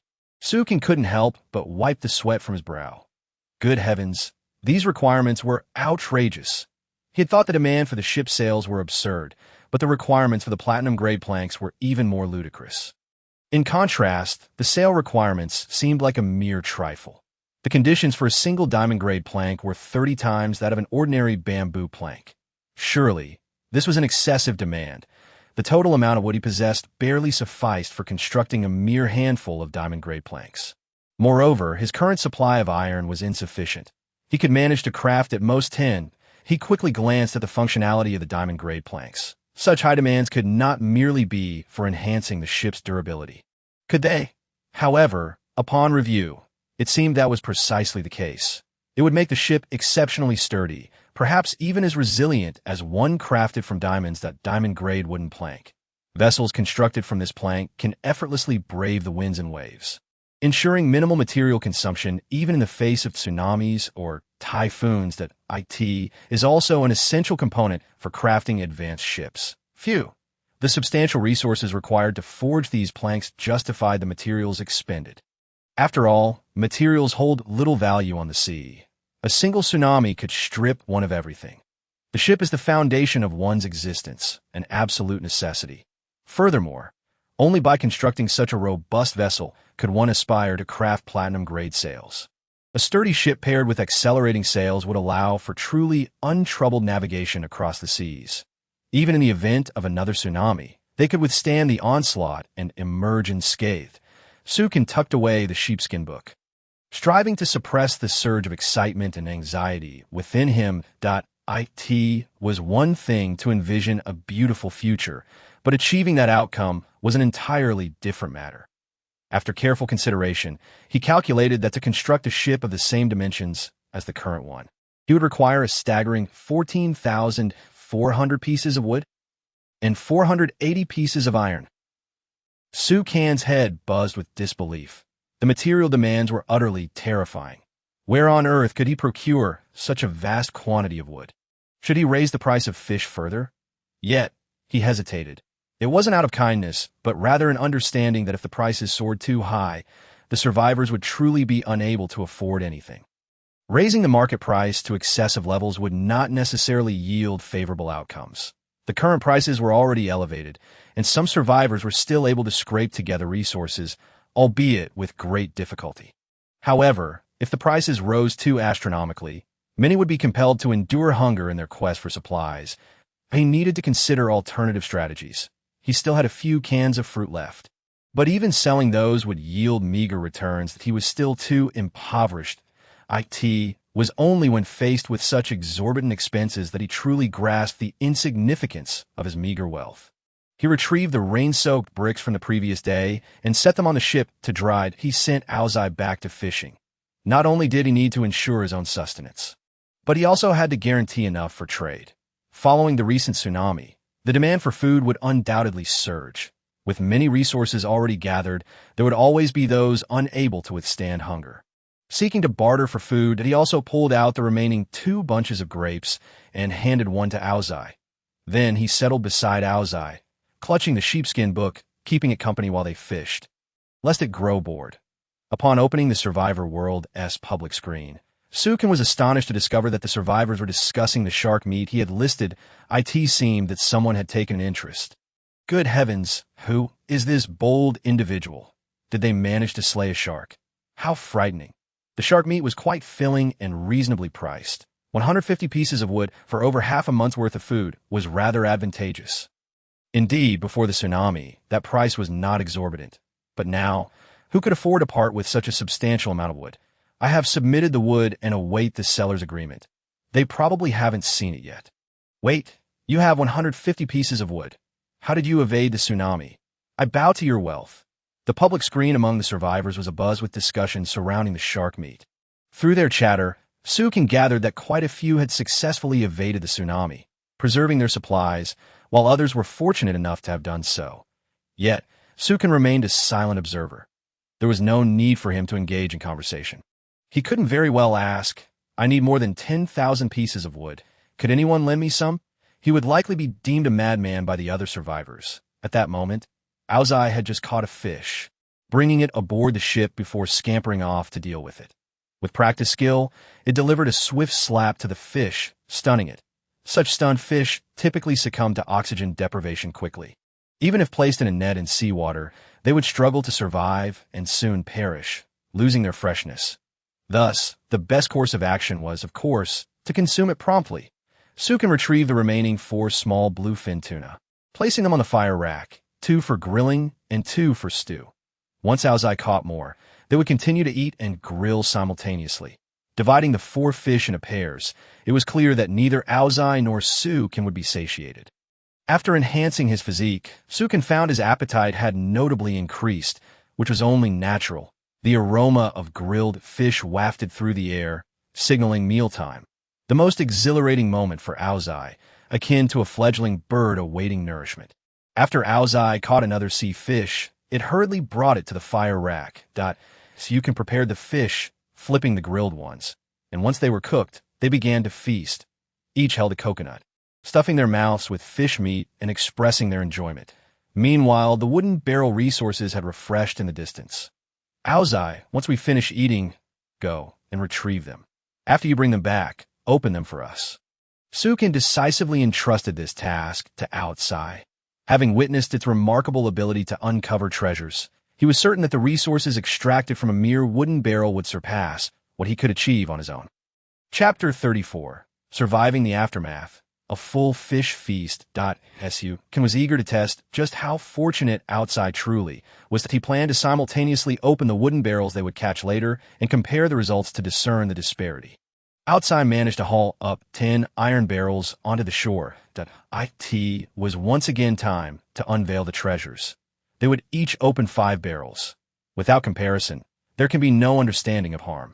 This was also to validate the difference in luck between himself and Su Kan wagered all on his 5 iron barrels, yielding 20 units of wood, 2 of iron, 10 palm leaves, and 1 worm. This paltry haul left him utterly astounded. It was without a doubt the most meager opening he had ever experienced. Could it possibly get any worse? This stroke of misfortune compelled Sukin to abandon any thoughts of opening iron barrels in the future. Bang, bang, bang. Outside also opened its 5 iron barrels, acquiring 200 units of wood, 100 of iron, 10 cans of fruit, and a blueprint for an anchor. What does it mean to be exceptionally lucky? The gap between their outcomes was nothing short of staggering. It was disheartening to see how one human could be overshadowed by a bear. Although Outside retained all the spoils, the inexplicable disparity left Sukin feeling somewhat uneasy. Outside, propping its chin on its paws, stared intently at Sukin, mistaking his silence and furrowed brow for displeasure. Well done, splendidly executed. Sukin sighed softly and ruffled its little head. Despite his own lack of fortune, he took solace in the good news that Outside's luck was, indeed, remarkable. Not only had it discovered a wealth of resources, but it had also unearthed a blueprint.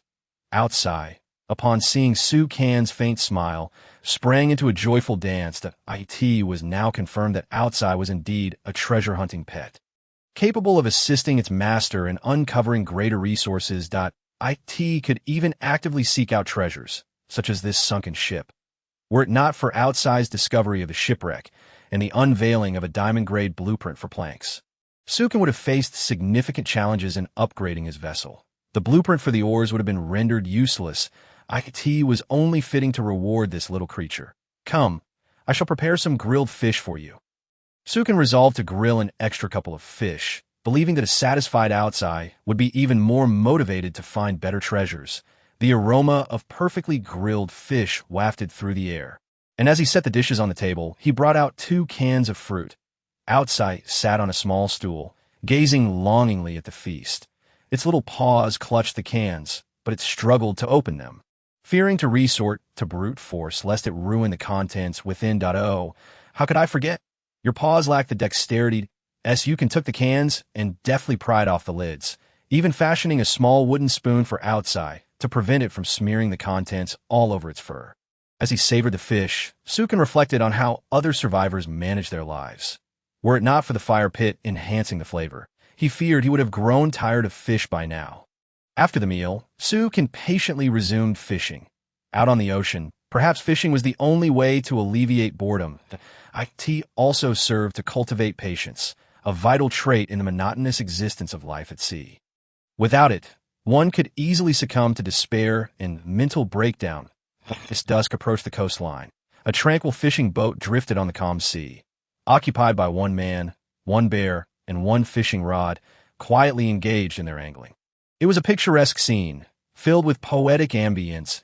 Sukin sat still, eyes closed in contemplation, as the sounds of wind and waves swept across the surface of the ocean, gently rocking the fishing rod. Counting the days, he realized it was New Year's Eve. He opened his eyes to gaze at the sky.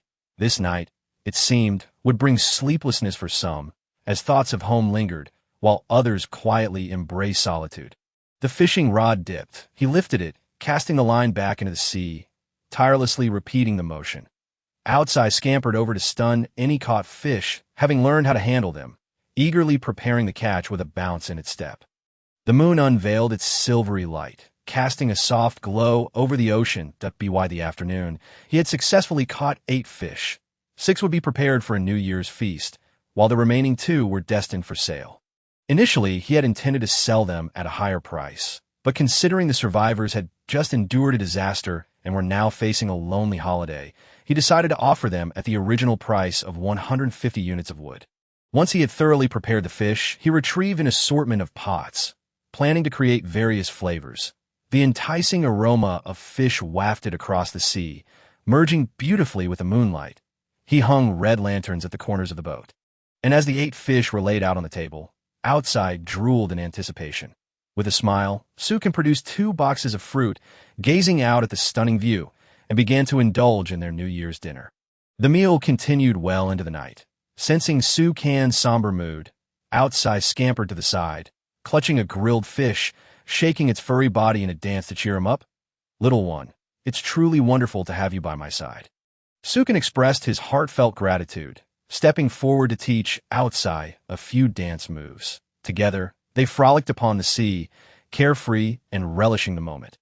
Eventually, tired from their play and sated from their feast, Sukin reclined in a chair, enjoying the ocean breeze. He planned to sell the fish at the market, as many survivors without food were eagerly waiting to trade their resources for a meal. Hoping to avoid hunger on New Year's Eve, after some hesitation, he opened the survivors' public screen. It was pleasant to observe others chatting. Yet Sukin understood that this parchment-like book functioned like a group chat. The survivors scattered across the sea would not all be in the same group. Otherwise, the parchment would surely be inundated with messages, making conversation nearly impossible. However, it was evident that regardless of the group, the calamities faced by survivors were universally shared. No one could escape their fate. This moment, all survivors were encountering similar opportunities, though the future may differ. For now, the world still seemed relatively fair. It was New Year's Eve, and the brother selling shark meat must surely be enjoying a lavish feast, free from concerns about food. As you can hope, he remembered that he had fish available for trade. Likely, that individual had forgotten, as he himself had suffered considerable losses during the tsunami, yet he was grateful that his fire pit and water purifier remained intact. Although lacking food, he could at least sustain himself with water and seaweed. My goodness, how large has your boat become? Did the tsunami not wash away your supplies? Not too large, merely 10 meters by 6. When the tsunami struck, I happened to be fishing in a hurry. I traded palm leaf for rope to secure my supplies at the center of the boat. Although I lost 2/3 of it, I managed to save some items. Compared to that shark meat seller, my situation is certainly less dire. I've been too preoccupied with indulgence. Had I known, I would have made a concerted effort to expand my boat. I suppose this experience serves as a lesson learned. Chapter 35. After the calamity, rewards await. Survivors began to voice their grievances. Some lamented their choices, while others expressed relief. Many eagerly anticipated Sukan's swift return to the market to sell the shark meat, ensuring their New Year's meal would not be in vain. Through the shared experiences of those who had preserved their supplies, curiosity about Sukan's remarkable luck grew. How had he managed to salvage food even after the tsunami? Sukan was taken aback to realize that the fortunate survivors were not merely relying on luck. In the face of a tsunami, they had remained composed enough to devise effective strategies. This was indeed a brilliant idea. At worst, they would only lose a few peripheral planks. Without further delay, it was time to trade the shark meat. After the tsunami, Sukan had little hope of exchanging it for precious resources. The survivors who had salvaged valuable supplies had quickly grasped the significance of their possessions. They would rather endure hunger than risk depleting their stockpiles, ensuring they had materials on hand for future needs. In the market, food and water remained the most coveted commodities. However, astute survivors would prefer to use hard currency rather than exhaust their reserves. Previously, they may have been able to acquire rare soil and seeds simply because they had not yet recognized their value. Now, encountering such opportunities would be exceedingly rare. As Sukan opened his trading panel, he was astonished to find numerous survivors offering 150 units of wood or plastic beneath his fish, eagerly awaiting his confirmation. To his amazement, he discovered that his shark meat, originally priced at just 20 units of iron, had attracted offers of up to 30 units of iron from other survivors. He had not anticipated that arriving a bit late would lead others to mistakenly believe he was trying to inflate the price. He even spotted several items deemed precious by other survivors listed beneath his shark meat, including blueprints for an exquisite fishing rod, a grass cloak, and grass shoes. While these blueprints held little appeal for Sukan, as they were of limited utility, he did find some items to be decent, such as the blueprint for a harpoon. However, their practicality remained too minimal for his needs. Even the relatively rare items were overshadowed by what he already possessed. To his surprise, he also came across a silver-grade sail blueprint, which left him bewildered. Such a valuable item being offered for trade was unexpected. Had he not already secured a platinum-grade blueprint, he would have surely sought to acquire this one. It is better to exchange for hard currency. After all, Sukan opted to trade for timber, despite the substantial amount offered by the gentleman who brought iron. He ultimately did not choose to exchange for iron. His current stock of iron is quite ample, yet the pressing concern remains the significant shortage of timber. Even a small amount is essential. 20 pieces of fish meat were exchanged for 150 pieces of timber each. along with 2 sea fish, culminating in a total of 3,300 pieces of timber. Gazing at the timber in his modest warehouse, he felt a sense of progress towards his goal. Nevertheless, he still requires nearly half of the timber needed to upgrade the ship's planks to diamond grade. The revolution is far from complete and demands further effort, as Yuka prefers to gather one type of resource completely before pursuing another. The value of iron is not particularly esteemed by other survivors. It is merely its scarcity that elevates its worth. Otherwise, there wouldn't be survivors willing to part with such quantities of iron while hesitating to exchange timber. It is prudent to wait until the timber is fully gathered before pursuing iron. Furthermore, even with planks and iron, he must forge the iron into nails using a furnace to construct the ship from these materials. After constructing the ship, he must also craft sails and an anchor. The demands for this upgrade are terrifying. If it were any other survivor, they would likely succumb to despair. Only under his current circumstances can he endure the challenge. Despite the overwhelming demand, which even Sukin finds daunting, the prospect of a better life fuels his motivation and anticipation. He glanced at some remarks he had noted, which were merely curious inquiries from other survivors. "Brother, how on earth did you manage to kill a shark? Could you teach me? I can share half of the shark meat with you. How did you evade the tsunami? Great one. Any tips would be greatly appreciated. If another tsunami occurs, I would like to be prepared. How much food do you actually possess to be able to sell so lavishly? What do you gain from this?" Most survivors seek to purchase resources while subtly probing for advantageous information. Sukin feels no obligation to respond to these messages. If he were to teach them everything, the value of resources would diminish. Moreover, even if he wished to share how to kill sharks, they lack the capability. Firstly, they do not possess pets to attract sharks, and secondly, luring sharks to shallow waters is nearly impossible in the current survival environment. After exchanging all the fish meat, he returned to the world public screen, where a fervent discussion was underway, evidently centered around the sale of shark meat. "That fellow selling shark meat has sold all of it. I just managed to purchase a piece. Finally, I have a plan for tonight's New Year's feast." "Wow, you're quite impressive. After surviving the tsunami, you still have so many resources. Do you think the one who killed the shark merely got lucky and stumbled upon it? Perhaps it was washed ashore by the tsunami?" "I too find that possibility quite plausible. Who could manage to kill a shark in the ocean? If he could offer one piece of shark meat for sale, he must have more. It appears he is the real winner of this tsunami." Survivors were speculating whether the tsunami had indeed taken a few sharks, allowing Sukin to benefit from the aftermath.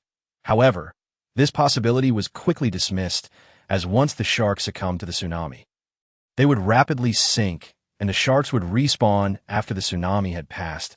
At least, no survivor claimed to share such luck.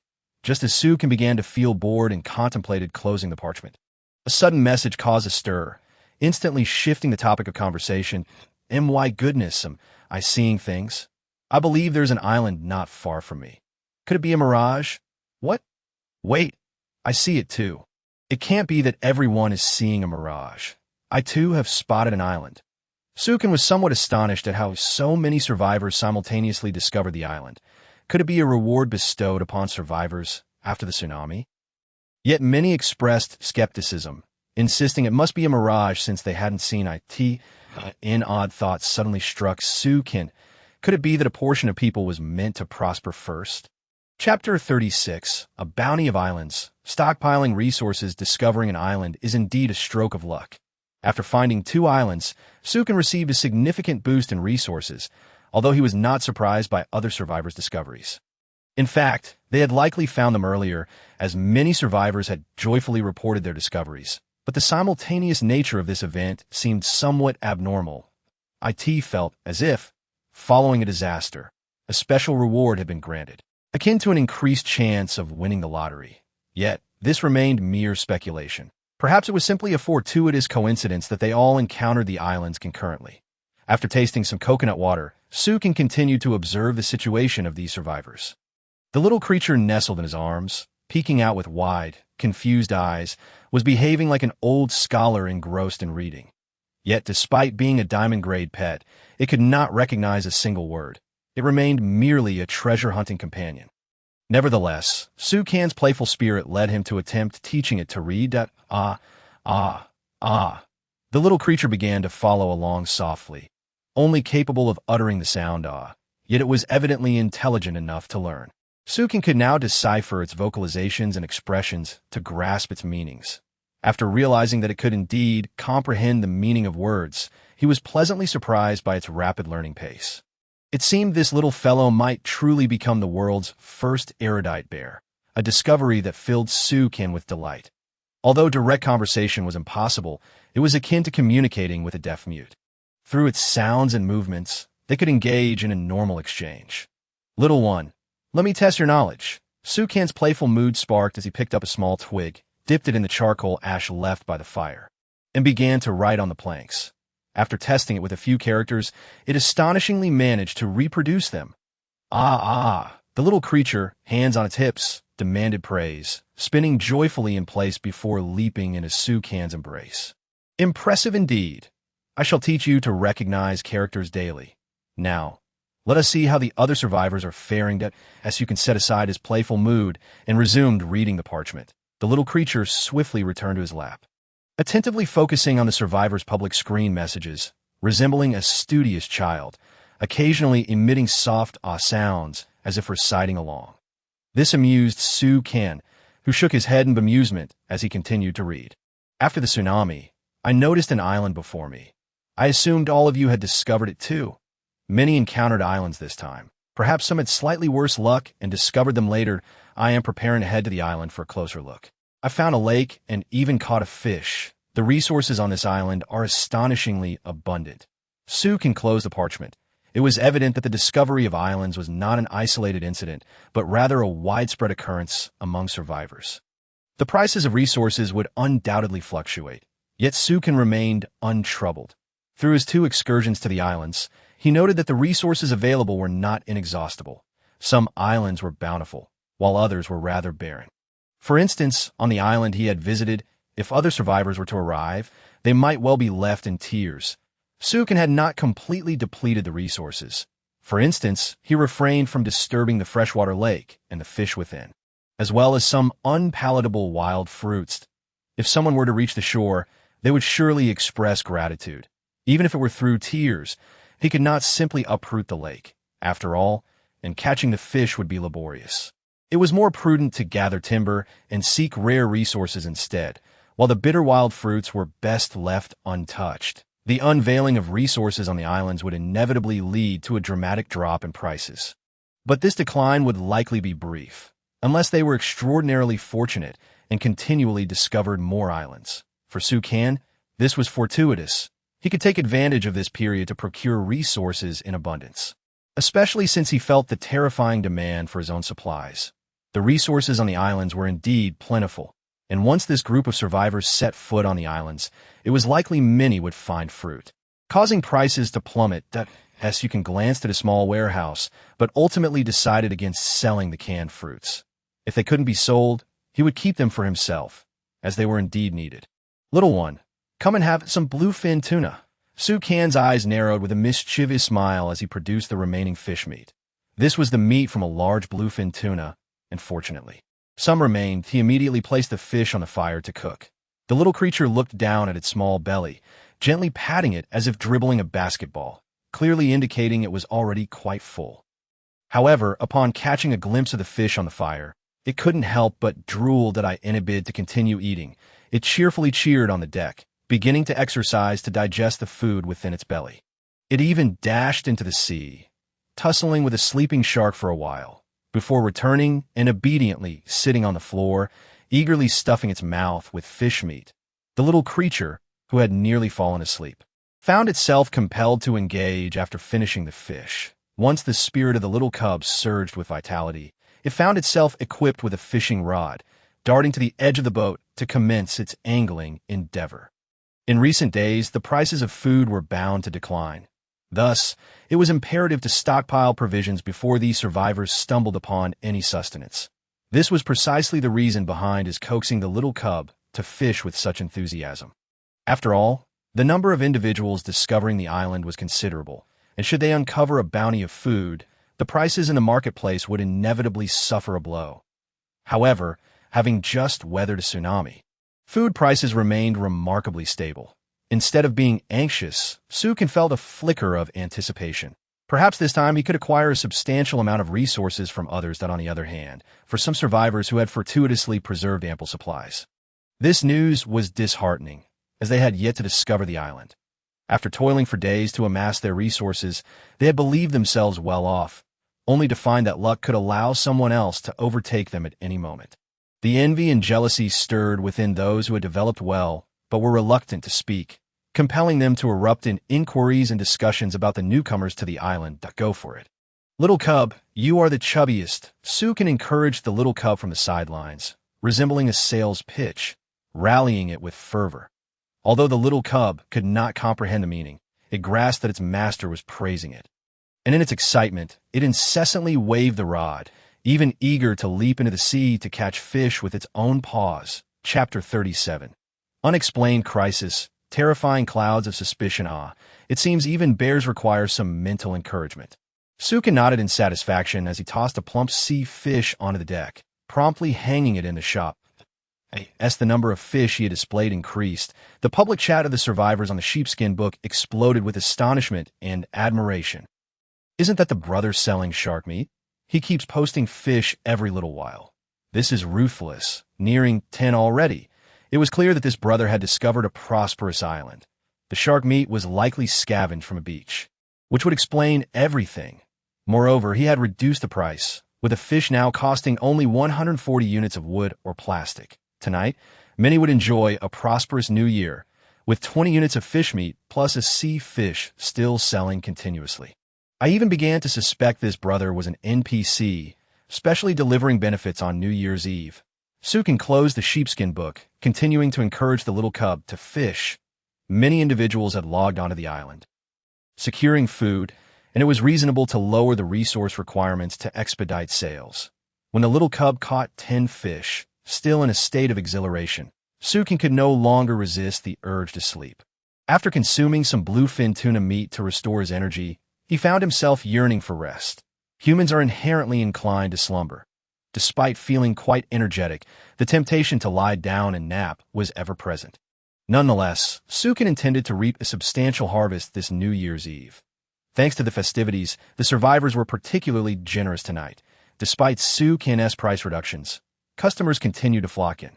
Some were even willing to exchange 150 units of wood for a sea fish to celebrate the festival, which pleasantly surprised Sukin. With others being so generous, he too relished the opportunity. The 10 sea fish exchanged for 1,500 units of wood had now amassed his wood supply to 5,475 units. He believed that in a few days, he would be able to gather the substantial amount of wood required. With a bit of diligence, resources would inevitably come. The little cub's initial fervor gradually waned. Its once exuberant fur now appeared somewhat droopy as it nestled in Sukin's embrace. Mumbling softly to Sukin's surprise, the little cub demanded he sing to lull it to sleep. Embarrassed, Sukin could only let out a couple of notes, which nearly startled the little cub away as it stared wide-eyed at him, expressing its discontent. Sukin was not particularly skilled in singing, and this only reaffirmed that even bears could not tolerate his vocal efforts. The little cub slowly drifted off to sleep in his arms. Sukin cradled the fluffy little cub, his hands sinking into its fur, longing for the warmth of a large hand warmer, akin to holding a plush toy. Yet this toy was somewhat heavy and, indeed, a bear. Sukin pondered whether he should consider adopting other companions to liven up the ship, but the thought of the little cub's insatiable appetite quickly dispelled that notion. He could only afford to manage the little cub's diet for now. Adding more pets would transform him into a full-time animal caretaker, occupied solely with their care. Moreover, ordinary pets held little utility for him. If he were to keep one purely for amusement, it would need to be of the same caliber as the little cub. Ideally, he wished for a creature that could fly, assisting him in fishing and scouting, or perhaps one that could dive alongside him, ideally capable of foraging for its own sustenance. Such dreams seemed overly idealistic. After all, any pet capable of diving alongside him would likely need to be of considerable size, perhaps even more voracious than the little cub. Although the little cub had initially set the minimum survival food requirements, since joining Sukin, its daily intake had become unquantifiable. Sukin did not wish to deprive it. So he ensured that whatever he consumed, the little cub shared as well. In recent days, he had noticed it had grown plump and round, increasingly resembling a lovable teddy bear, especially when it smiled broadly. He would consider the prospect of acquiring more companions once he had stabilized his own provisions. Finally, he could return to his quarters to rest. Sukin held the little cub and prepared to head back for some much-needed sleep. Suddenly, countless tiny lights flickered in his pupils. He abruptly turned his gaze towards the distant depths of the ocean. The surface churned violently, waves surging to great heights, and as the foam settled, he could clearly discern numerous glowing orbs resembling red lanterns, densely clustered together. These red lantern-like entities numbered in the hundreds. Swiftly approaching his small bamboo raft.It was as if a colossal sea monster had scattered countless red eyeballs, or perhaps countless glowing red lanterns were advancing towards him. This was the first time Sukin had encountered luminescent objects in the sea since arriving. What on earth could they be? Sukin was taken aback and immediately roused the little cub.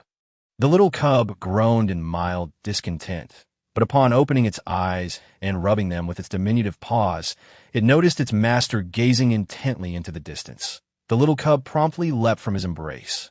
Upon spotting the multitude of glowing entities in the distance, it was terrified and immediately clung to Sukin's leg, seeking refuge behind him. Roar! The little cub, startled from its slumber, peered cautiously, after observing the overwhelming number of glowing entities. It bolted from behind Sukin. Roar! Growl! The little cub roared at the approaching luminescent objects, standing tall and thumping its little chest, unsure if it was trying to bolster its own courage or intimidate the glowing entities. Encountering such a dense congregation in the ocean would instill fear in anyone. Moreover, these entities emitted light. Who could ascertain their true nature? At that moment, a scene flashed through Sukin's mind, the day of the tsunami, where he had glimpsed a colossal creature swimming beneath the waves, accompanied by the terrifying sound of splashing water. His heart raced at the memory. He quickly retrieved his golden staff, regardless of what these entities were.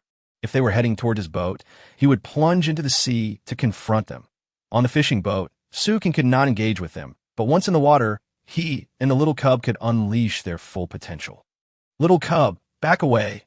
Observing the increasingly close red lanterns, Sukin cautiously pulled the little cub back to the center of the boat, his expression grave as he gazed at the entities, transforming his golden staff into a harpoon. He gripped it tightly, his gaze fixed on the sea. The little cub, retreating to the center of the boat, dared not make a sound, equally vigilant as it surveyed the ocean, its small paws rubbing against the deck. Emitting low, muffled growls. Chapter 38. Combat attire. Diving suit. A man and a bear stood in confrontation against the countless red lanterns in the vast ocean, as the multitude of red lanterns approached with increasing speed. Riding the waves of the ocean, they gradually drew nearer to the small boat. Sukin's concerns had not materialized, such as the sudden emergence of countless red-eyed sea monsters. The red lanterns seemed to drift quietly with the tide, passing beneath the small vessel. How peculiar! Little cub, let us dive down and take a look. Sukin felt that unless he understood what these entities were, he would remain unsettled, and he feared he wouldn't sleep a wink tonight without unraveling the true nature of this potential threat lurking in the ocean.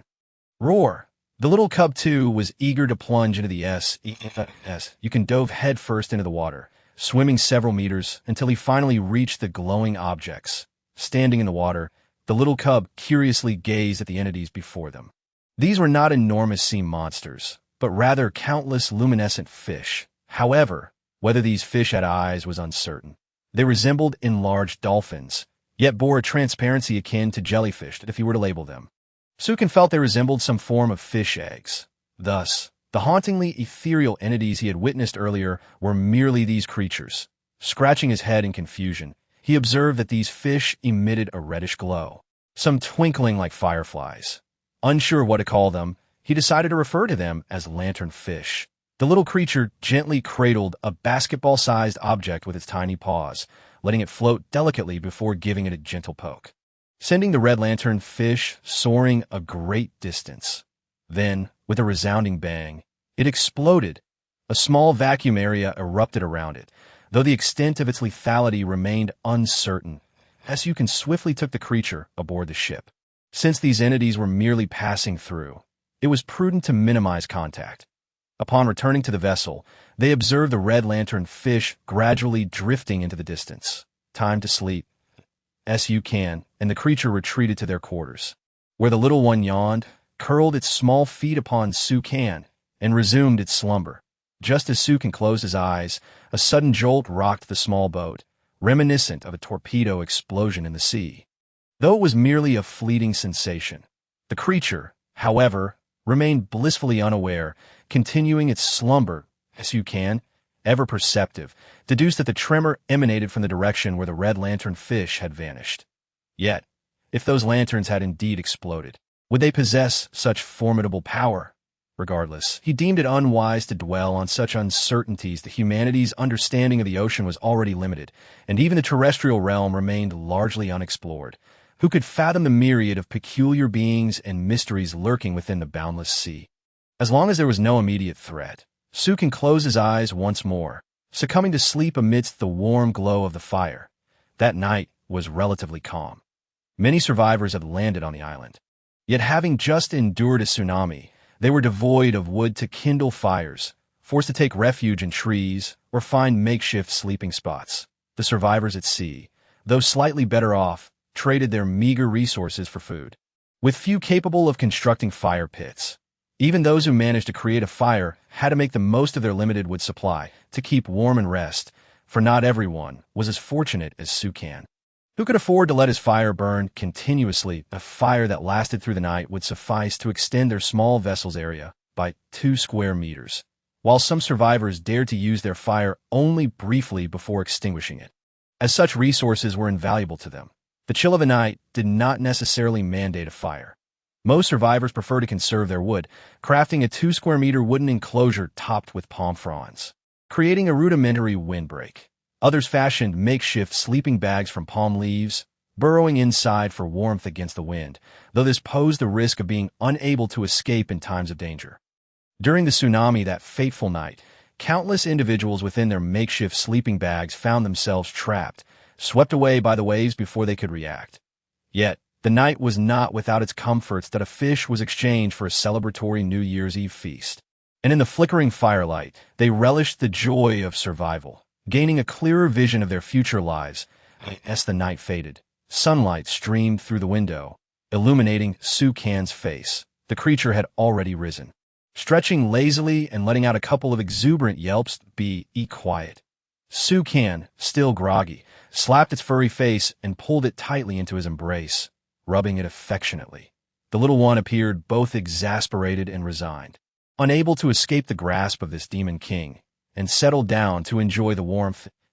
You can note his tendency to feel drowsy in the mornings, prompting him to seek a more effective method to rouse himself. With one hand lifting the creature, he tossed it into the sea. The creature's expression morphed into one of utter confusion. Was this truly what a human would do? Su Can dove in after it, emerging refreshed from the salty bath, finding this method quite effective as he washed both his face and body simultaneously. After a brief frolic in the water, they returned to the ship to dry off beside the fire. A notification chimed. Check-in, reward. A large gift package. A gift package? Previously, the rewards had been singular items, yet this time it was a whole package. It was time to unveil the resources. Before him appeared a large wooden chest, measuring 1 meter or 2 in length. Upon opening it, he found neatly folded garments resembling those worn by jungle special forces, alongside a pair of high-top tactical boots. To his surprise, the clothing bore a quality description. Special item. This outfit serves as combat wear on land, capable of resisting cuts from sharp objects and bites from wild beasts. Upon entering water, it transforms into a diving combat suit, adapting into a sharkskin wetsuit that reduces friction with the sea, significantly enhancing swimming speed while also providing defense against ferocious fish bites. This attire was impressive. Not only did it look striking, but it also offered practical combat benefits, ensuring greater safety in oceanic ventures. As he was currently unclothed, he decided to try it on and assess its effectiveness. The outfit fit him as if tailored, and as he gazed into the reflection of the water, the combat suit complemented his robust physique, presenting a striking appearance. The creature, beholding the transformation, seemed to see an imposing bear, its eyes sparkling with admiration as it circled around Su Can, sniffing and affectionately hugging his leg. "Hey, you're a female bear. This might make me hesitant to share a bed with you in the future," Su Can mused, bemused by the creature's infatuated demeanor, wishing to avoid any awkwardness of interspecies affection. Chapter 39. Forging a Furnace. Currency appreciation. The creature playfully nuzzled against Su Can's thigh. After enduring the vastness of the ocean, its skin had lost its pallor, now bearing a slight golden hue, which, paired with the striking attire, made Su Can resemble a warrior of legend. He approached the shore. Noting his beard had grown quite long and his hair was unruly, he retrieved a knife and set about grooming himself. The creature, observing curiously, emulated him, grasping a fish filleting knife, preparing to shave its own furry face. Su Can, bemused, quickly intervened. "Keep your lovely fur intact. If you lose a patch, you'll look ridiculous. The pristine, fluffy coat of a polar bear is the finest attire." He even fancied his combat suit might be made from snow-white fur. Yet he couldn't very well butcher the creature. Moreover, his current complexion suited the black combat suit, enhancing his appearance, as for the combat functionality. It was somewhat superfluous. With his robust constitution, he would sustain no harm even in the jungle. However, he was certainly intrigued by the aquatic combat form. The ability to automatically change forms was a significant advantage, alleviating the dilemma of whether to undress before entering the water, a discomfort he often faced upon surfacing. Drenched and uncomfortable, Su Can had long desired a wetsuit, but had found none available at the crafting shop. Now, this suit was perfect. He leaped into the sea, watching as the suit transformed almost instantaneously upon contact with the water. Once submerged, the outfit clung snugly to him, preventing water from seeping through the seams, and felt remarkably lightweight. As he tentatively swam, he felt almost no resistance from the water, as if he were moving through air. The shoes transformed into diving fins, significantly increasing his speed in the water. He felt as agile as a small shark, gliding silently, even managing to approach a shark unnoticed. An impressive feat. From the past, even his slightest movements would alert them. This suit was indeed a treasure for underwater combat. Though he was tempted to test its resilience against a shark's bite, he ultimately decided against it. After all, as the saying goes, no risk, no reward. Not only was it practical, but it also looked fantastic, truly a charm for attracting potential companions. Though alas, there were none in sight. With both hands gripping the edge of the boat, he propelled himself upwards, water cascading off him as the suit reverted to its original form in an instant. If such an outfit were available in reality, it would surely fetch millions. Su Can held a deep admiration for the suit, especially for someone who frequently ventured into the water. It was nothing short of miraculous. Were he to trade it at the shop, the survivors would likely offer anything for it. Yet selling it was out of the question. As he glanced back at the chest, he rummaged through its remaining contents, discovering several well-sealed bags containing lamb legs. A total of 6 lamb legs and 3 sea fish. He tossed the fish onto the deck for sale, taking advantage of the favorable market conditions. Fish were always in demand. However, the lamb legs were too precious to part with, having not tasted terrestrial meat in ages. The mere thought of roasted lamb made Su Can's mouth water. After all, having lived far from coastal cities, the monotony of fish was beginning to wear on him. The fire pit allowed for some culinary variety, but without it, he would have surely grown tired of fish by now. After stowing the lamb legs, he tossed a can of fruit to the creature for breakfast, planning to savor the lamb legs later. Now it was time to check on his bricks in the fire. They needed to be completed to forge the furnace. Observing the bricks beside the fire, he noted they had dried sufficiently for use at platinum-grade furnace. 10 bricks, 8 metal ores, 30 iron. As you can glance at the required materials, his expression unchanging, having witnessed the demands for the ship's sail and planks. He felt little attachment to such quantities now that he retrieved the necessary materials. After selecting a suitable location, I opened the crafting page to begin the creation of a furnace. Once the bricks before me vanished along with the materials. The furnace section on the crafting page indicated that the material requirements were met, prompting me to confirm the crafting. A large boiler materialized atop the wooden planks, with an iron pot placed on the furnace. in a designated area for melting hard materials, allowing for the refinement of various items. The conditions for utilizing a platinum-level furnace include the need for 300 pieces of wood for fuel, with a maximum addition of 300 pieces per session. Only a wealthy individual like Su could afford such luxury. For other survivors, it would be tantamount to sacrificing several days' worth of provisions. After adding the wood, Su can retrieve the iron he had acquired, as constructing diamond-level wooden planks required iron nails, which needed to be refined first. The furnace could process up to 10 pieces of iron at once. Completing the task within a day, he decided to let it refine slowly over time.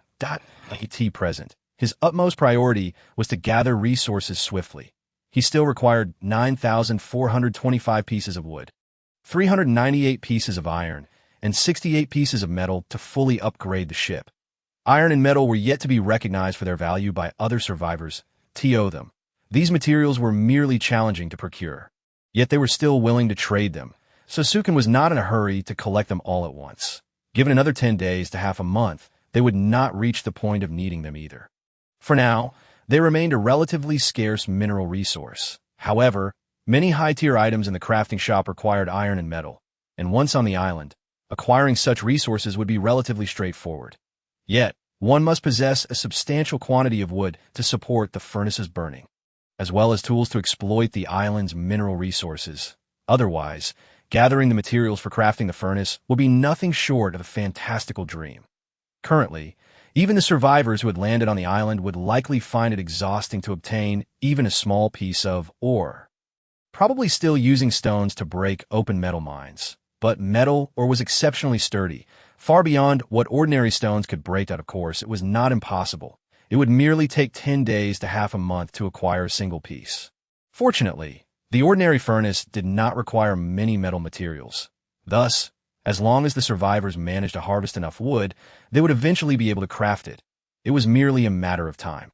Calculating the situation, the survivors landing on the island must have gathered a considerable amount of resources by now, and it was likely that other survivors had also gradually discovered the island.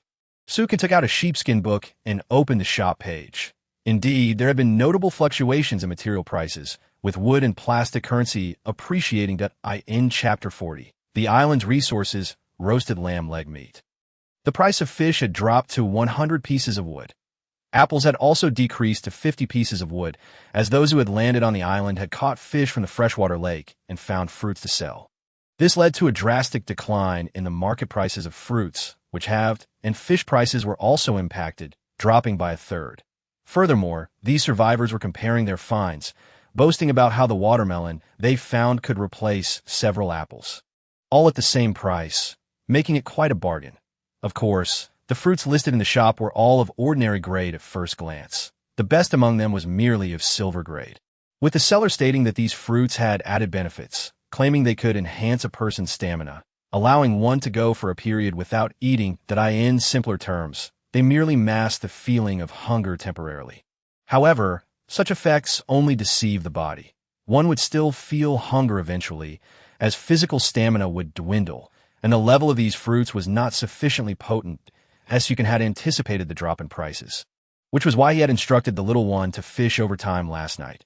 Otherwise, he would have lost 500 pieces of wood today, as you can observe an intriguing phenomenon. These survivors were not interested in other materials, but only recognized wood or plastic as hard currency.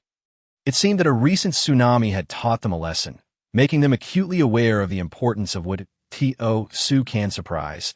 These survivors had discovered construction blueprints on the island, and the quality appeared quite good. One survivor lamented that he had obtained a blueprint for a high-grade shipboard that would stabilize the vessel, making it less prone to damage or disassembly.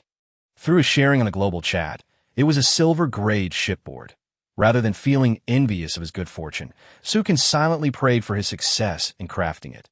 The requirements for that shipboard stipulated that the ship must be at least 10 meters long and 7 meters wide for the upgrade, and the blueprint required 20 pieces of wood and plastic for a single bamboo board upgrade.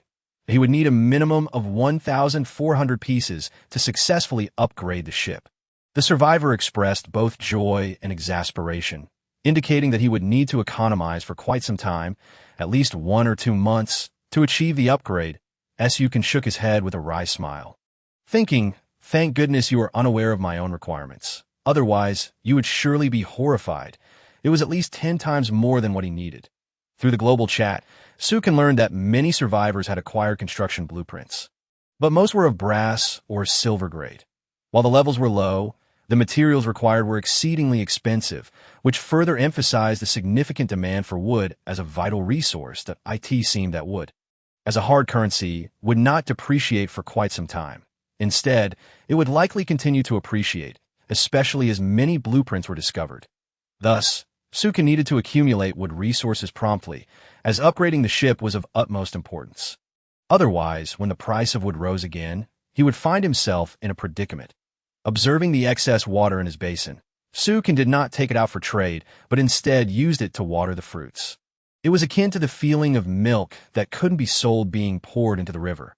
Recently, many survivors had discovered the island, and water resources had become relatively inexpensive in the shop. Making trading unnecessary, he would still need to rely on fish, as they were the easiest resource to exchange for wood. Even for survivors who had found the island, fish were not abundant enough to go uneaten, so the price of fish remained relatively stable. Regardless, he had the Jiang Taigong fishing rod, which required no cost or effort, especially with the little one as the laborer. He had no worries about catching fish. "Hey, little one, get to work." Sukin handed the fishing rod to the little one, instructing it to start fishing. "Ugh," the little one grumbled, somewhat reluctant, having just eaten a can of food that morning and now feeling quite hungry. "If you want to eat, you must first work." Sukin pulled out 2 lamb legs, waving them enticingly in the air. Although they were raw and needed to be cooked before consumption, he couldn't let the little one be idle during this time. "Oh well." The little one promptly took the fishing rod, scampering off to fish, albeit frequently turning to glance at the cooking rack, drooling uncontrollably. You can clean the lamb legs, trim the meat for roasting, and ensure the bones were not wasted, using them to stew a large pot of lamb soup. This was highly nourishing, though it required slow simmering, and the lamb meat also needed to be roasted gradually as you can approach the watermelon, pear tree, and grape trellis. The watermelons had begun to bear small fruit. The pear tree was nearly as tall as him, with main branches as thick as 2 fingers, though the grapes were planted more recently. Delicate grape shoots had sprouted, with a thick branch inserted into the pot serving as a makeshift trellis. Glancing at the flowers he had planted, they were the fastest growing, spreading across the pot. The other plants were rather average in appearance, even a bit unsightly. Nevertheless, overall, they created a beautiful scene in a corner of the ship to prevent these items from sliding into the sea. He had even spent dozens of pieces of wood to construct a railing for the ship, making it resemble a proper vessel. Previously, it had appeared as though a large wooden plank was drifting on the water, with waves often splashing against it, causing him to hesitate to place anything moisture-sensitive on board. Before long, the little one had caught a fish, tossing it onto the ship before running over to secure it in the fish net placed in the water beside the ship. The aroma of the roasting lamb legs began to waft through the air. The little one, unable to contain itself, drooled again, and when Sukin was momentarily distracted, it stealthily approached to rip off a small piece of meat. Upon tasting it, its face turned green, and it hurriedly spat it out. Just then, Sukin turned his head and burst into laughter at the sight. This little creature had likely been enticed by the scent of the lamb, and couldn't resist stealing a taste. "Awoo!" The little one pawed at its mouth, looking pitiful as it gestured animatedly about how the meat was far too ugly and foul, resembling excrement, rendering it inedible. Perhaps it had grown accustomed to the delicious fish from the cooking rack, making it intolerant of the peculiar taste of the lamb.S. You could only explain that the cooking rack had yet to unleash its full potential. Lamb meat inherently had a strong gamey flavor that needed to be cooked thoroughly to become palatable. The little one, however, looked utterly defeated and returned to fishing, clearly skeptical of this explanation, particularly given the unforgettable taste from earlier. Sukin chuckled helplessly as he leaned closer to the roasting rack. Noticing that the strong gamey smell was gradually dissipating, replaced by a subtle aroma of cumin wafting through the air, indicating that the cooking rack was starting to work its magic. In Chapter 41. The scent of authentic lamb skewers began to emerge. Sukin inhaled the familiar aroma, feeling his appetite surge. But after enduring the previous ordeal with the lamb's gamey scent, the little one was now wary. burying its head in the bare fur, focused on fishing. The little one even suspected that Sukin was doing this on purpose. Sukin couldn't help but chuckle, opting not to explain further. After the little one had a taste, he was sure it would become addicted to the lamb leg meat. Regrettably, he possessed only 6 legs of lamb, thus he must exercise restraint in his consumption. However, once he discovers another small island in the future, he could consider capturing a few wild goats. It is worth noting that the previous 2 islands had also revealed the presence of wild goats. Yet, Sukin was reluctant to squander time, and, unfamiliar with the islands, he dared not roam recklessly and take unnecessary risks. Nonetheless, his physical condition had significantly improved, complemented by the acquisition of combat attire, which greatly enhanced his chances of survival on the island. Alleviating his worries, should he return to the islands, he would undoubtedly delve deeper into the jungle, striving to procure additional food and capture some wild deer or goats. Sukin gazed at the iron barrels drifting in the distance. The day's supplies had been replenished, and it was nearly time to open them, observing the eager little creature diligently fishing. He noted that the lamb skewers would require some time to cook. Since he had some leisure, he decided to retrieve the iron barrels himself from the sea, as it was unwise to delegate all tasks to the little bear. After all, it was merely a cub, and he did not wish to exhaust it unnecessarily. With that, Sukin leapt into the sea, his combat suit allowing him to evade sharks with ease. However, as he secured the iron barrel and began to swim back, a shark swiftly detected the disturbance caused by the barrel. The creature surged towards him, mouth agape, ready to strike.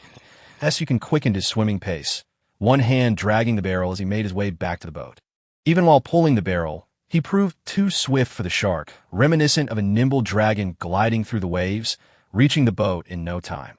When the shark sensed the absence of movement in the water, it drifted motionlessly on the surface. After a few back-and-forth trips, Sukin managed to retrieve all 10 iron barrels, neatly arranging them on the boat, intending to let the little bear open them one by one. Though he felt a flicker of anticipation to open a few himself, he ultimately decided against it, as doing so would squander resources and allow the little bear to potentially yield more supplies. This was akin to the mindset of a gambler. I refuse to believe I have lost. I refuse to believe I cannot uncover something valuable.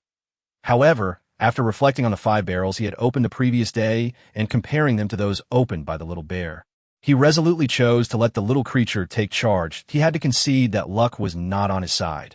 Upon checking the small fish net, he found 4 fish already caught, indicating that the little bear was indeed fortunate that day. The aroma of cumin lamb began to waft through the air as Sukin turned the lamb leg over on the grill, slowly cooking the other side.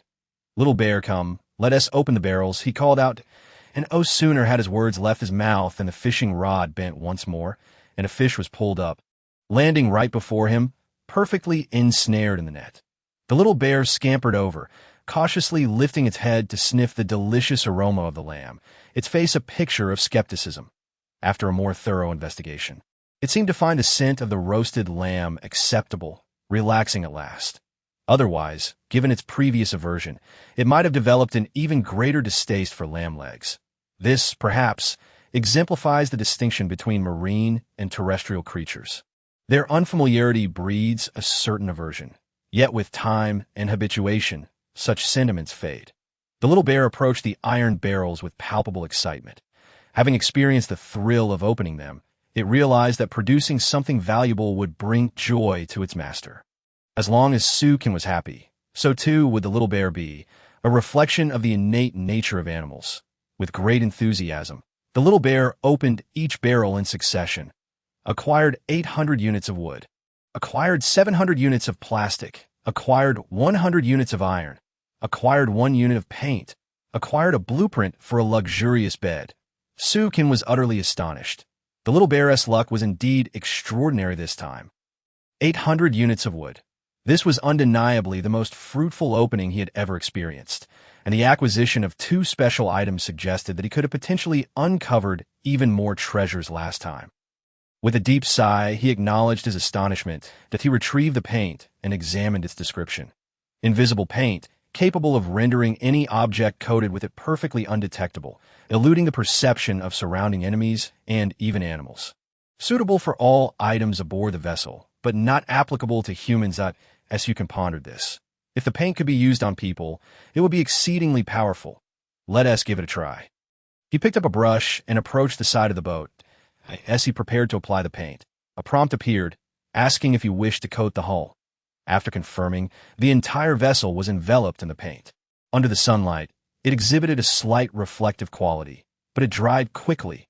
From various angles, the boat seemed to shimmer with an array of colors. Yet when viewed from the deck, it appeared unchanged. SU can immediately plunged into the water, swimming a short distance before turning to glance back at his boat. He was astonished to find that the vessel had seemingly merged with the horizon, rendering it almost invisible, were it not for the little bear lounging on the side. Its fluffy white form starkly contrasting with the surroundings, he would have found it quite challenging to locate the boat again. Upon returning to the vessel, Sukin explained the phenomenon of the boat's disappearance to the little bear, hanging a red shirt, one he had previously worn, on the ceiling to prevent the little creature from accidentally jumping into the sea and losing sight of the boat, which would surely cause it distress. After imparting this information, the little bear, somewhat skeptical, leapt into the water. The moment it submerged, panic set in as it realized the boat was indeed gone. Had it not seen Sukin's half-submerged form and the vibrant shirt he had prepared, it might have despaired completely. Frantically, the little bear scrambled back onto the boat, where it promptly laid down on the deck, scrutinizing the floorboards and the edges of the boat, trying to decipher the mystery of the boat's disappearance. Sukin recognized that explaining this to it was futile, so he allowed it to investigate. As long as the little bear did not get lost, that was all that mattered. Turning back to the fire pit, he noted that the lamb was nearly done cooking, and the lamb soup had simmered to a rich, milky hue. Chapter 42. Acquiring gold coins and a mysterious wooden box, the little bear continued to observe with wide eyes. Perplexed by the phenomenon of the disappearing boat, it even jumped back into the sea, gradually distancing itself from the vessel, attempting to unravel the mystery. Yet after a prolonged investigation, it still could not comprehend the situation. Upon returning to the boat, it discovered Sukin contentedly gnawing on a large lamb leg and sipping the savory soup, clearly relishing the moment. The little bear approached, pinching its nose and peering at the table, swallowing hard, yet lacking the courage to taste the meat, as memories of the previous unpalatable lamb lingered in its mind. Go on, give it a try. It's truly delightful. Sukin smiled, offering a roasted lamb leg to the little bear. After a moment of hesitation, it accepted. Taking a small bite, the little bear's expression transformed. Its curious eyes sparkled with delight. It immediately began tearing into the meat, oblivious to the stark contrast in flavor from its earlier experience, yet instinctively recognizing that this lamb was utterly delectable. Sukin ladled a generous bowl of lamb soup for it, ensuring it would not choke. After sipping the soup, the little bear felt invigorated, its fur fluffing up as if it might take flight from sheer delight. How could something taste so exquisite? Sukin, savoring the flavorful lamb soup, marveled at the fire pit's magic, in his previous life. Crafting a lamb soup devoid of gamey flavors while retaining its fragrance would require a myriad of ingredients and elaborate cooking techniques. Yet here, all it took was to place the ingredients in a pot, add water, and wait for it to cook. Upon serving, the dish maintained the original flavors while introducing a unique aroma. However, if not cooked properly, the outcome could be disastrous. For instance, the little bear's prior encounter with undercooked lamb had been exceedingly unpleasant and quite pungent. Observing the little bear devouring the lamb leg with evident satisfaction, Sukin could only shake his head with a smile. Once finished, the little bear had completely devoured the lamb leg, and the soup had been drained to the last drop. It even began gnawing on the bone, as Sukin had initially intended to use the remaining bone to brew another pot of soup, but before he could do so, the little bear had polished it off entirely. Truly, the capacity of an animal's stomach is remarkable. Had Sukin attempted to consume a lamb bone, he would undoubtedly have faced sleeplessness that night, his stomach protesting in protest. After their meal, Sukin reclined in a chair, instinctively picking up a lambskin book to rest. The little bear, likewise accustomed to this routine, settled beside him and picked up a small fishing rod to continue fishing, establishing a delightful pastime for both man and bear. The little bear, perhaps overindulged, nearly dozed off several times. Had Sukin not reminded it that it had caught a fish, it might have been dragged into the sea by its own line. The fish caught were promptly hung in the shop. Fortunately, the shop's prices had not continued to decline, or even Sukin would have felt a pang of regret. 100 units of wood for a fish was at least bearable. Before long, noon arrived, and they set aside 2 fish for lunch while hanging up an impressive 10 fish in total. This morning had proven bountiful. The little bear's luck was extraordinary, as a fish seemed to bite almost every few moments. Having exchanged all 10 fish for wood, Sukin secured 1,000 units of wood into his possession. After enjoying a meal of fish together, he and the little bear indulged in a comfortable afternoon nap. And upon awakening, Sukin dove back into the sea. Feeling rejuvenated, determined to gather resources swiftly, he resolved to keep himself occupied this time. After his previous visit to the underwater world, Sukin discovered the breathtaking beauty of the ocean and decided to seize an empty fishing net.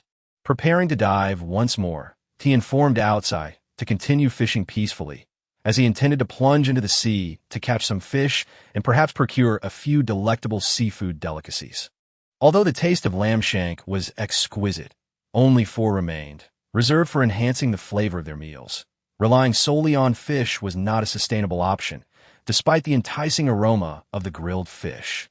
The monotony of consuming it daily necessitated a change in ingredients. Primarily, the tedium aboard the ship drove him to yearn for a glimpse of the underwater scenery and a stroke of luck. Outside insisted that the ship was secure and would not abandon it. After gently patting its little head, Sukin leaped into the water, armed with his fishing net, and his sharkskin suit enabled him to swim with remarkable speed. Once again, he found himself in the underwater realm, mesmerized by the vibrant schools of fish, corals, and exquisite seaweeds. Eventually reaching the ocean floor, observing the enormous clams around him, Sukin felt little interest.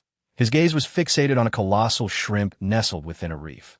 This shrimp was as long as an arm, and if he could catch 2 of them, dinner would be assured. Sukin was acutely aware of the danger this creature posed. It could easily snap a person's finger and propel itself faster than a bullet, creating a brief vacuum in its wake. Even with Sukin's current speed, he could hardly match such terrifying swiftness. Carefully, he maneuvered the fishing net over the shrimp, successfully capturing 4 of them. It seemed that tonight's feast was secured. As he observed a school of fish swimming by, he decisively pursued them, attempting to catch them with his net. Unfortunately, human movements underwater were still relatively sluggish. After a considerable effort, he managed to catch merely 3 fish. Yet the haul was still commendable.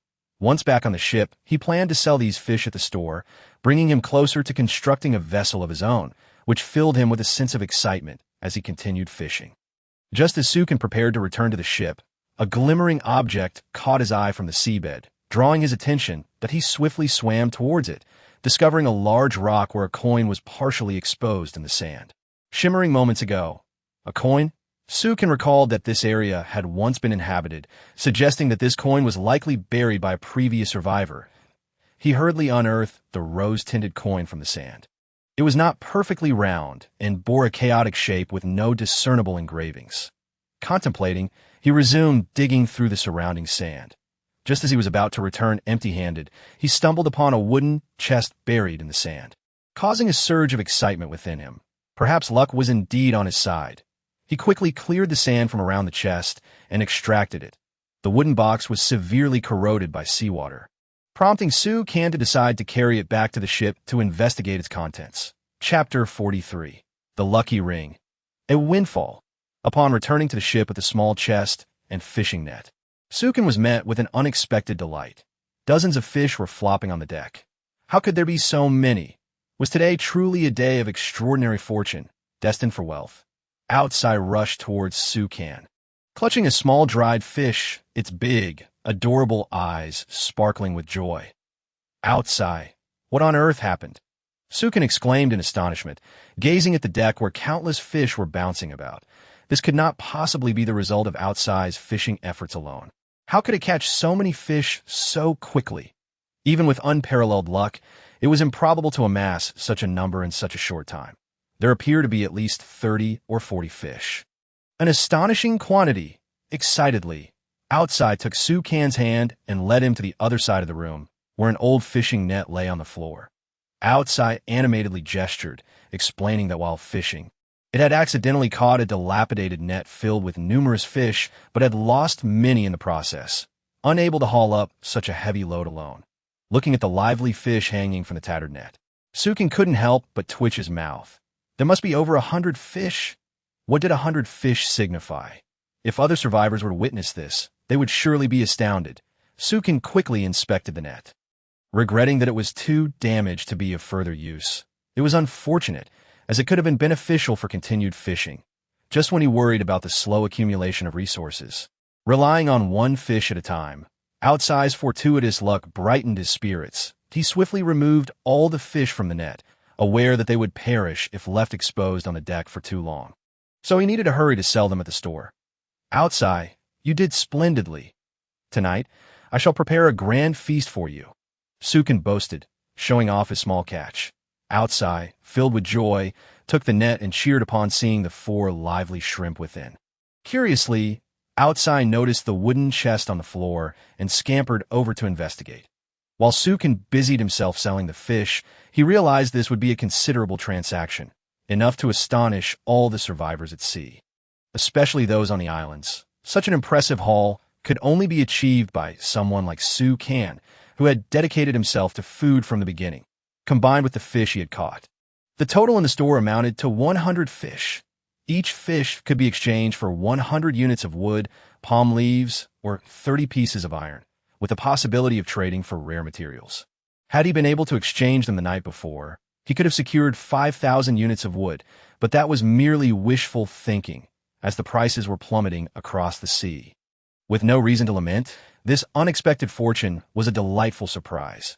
After hanging all the fish in the store, Sukin exhaled with relief, feeling a surge of joy as he gazed at his small boat. Finally able to gather all the necessary materials, this meant he could upgrade his boat to diamond level and acquire a platinum-grade sail. Had it not been for this stroke of luck, even Sukin would have felt disheartened by the plummeting prices, realizing he would need to expend more effort. Most importantly, Sukin anticipated that the prices would soon be readjusted, and, as the island survivors accumulated resources, the value of fish might drop to 70 or 80 units of wood. That would truly be a devastating loss, having his profits, which he could not endure. However, for the time being, many survivors were still keenly interested in food, and it was not yet abundant enough to cause such drastic price drops. Now was the perfect moment. Sukin believed he could gather all the resources tonight. After resolving the fish situation, he approached the wooden chest. Outside was busy examining the coins that had spilled from it. Open it up, Sukin urged with a smile, hopeful that it might yield more unexpected treasures, although he held no high expectations. Suspecting it was merely filled with coins, Outside excitedly smashed the chest with its paw, causing a cascade of gleaming coins to spill forth. The sight of the shiny coins left Sukin in awe. In a previous life, he would have gone mad over such a find, but now, it was different. 100 fish were far more valuable than these seemingly useless coins that I in this era of survival. Who would care about gold? Yet he couldn't help but admire their allure. The charm of those shiny, round coins was hard to resist. He lamented how in a past life, such precious resources had become so trivial in this one. If he were to trade this chest of coins, he might not even be able to procure a single fish or a piece of wood. How disheartening. Nevertheless, he decided to keep them. Perhaps the price of gold would rise in the future.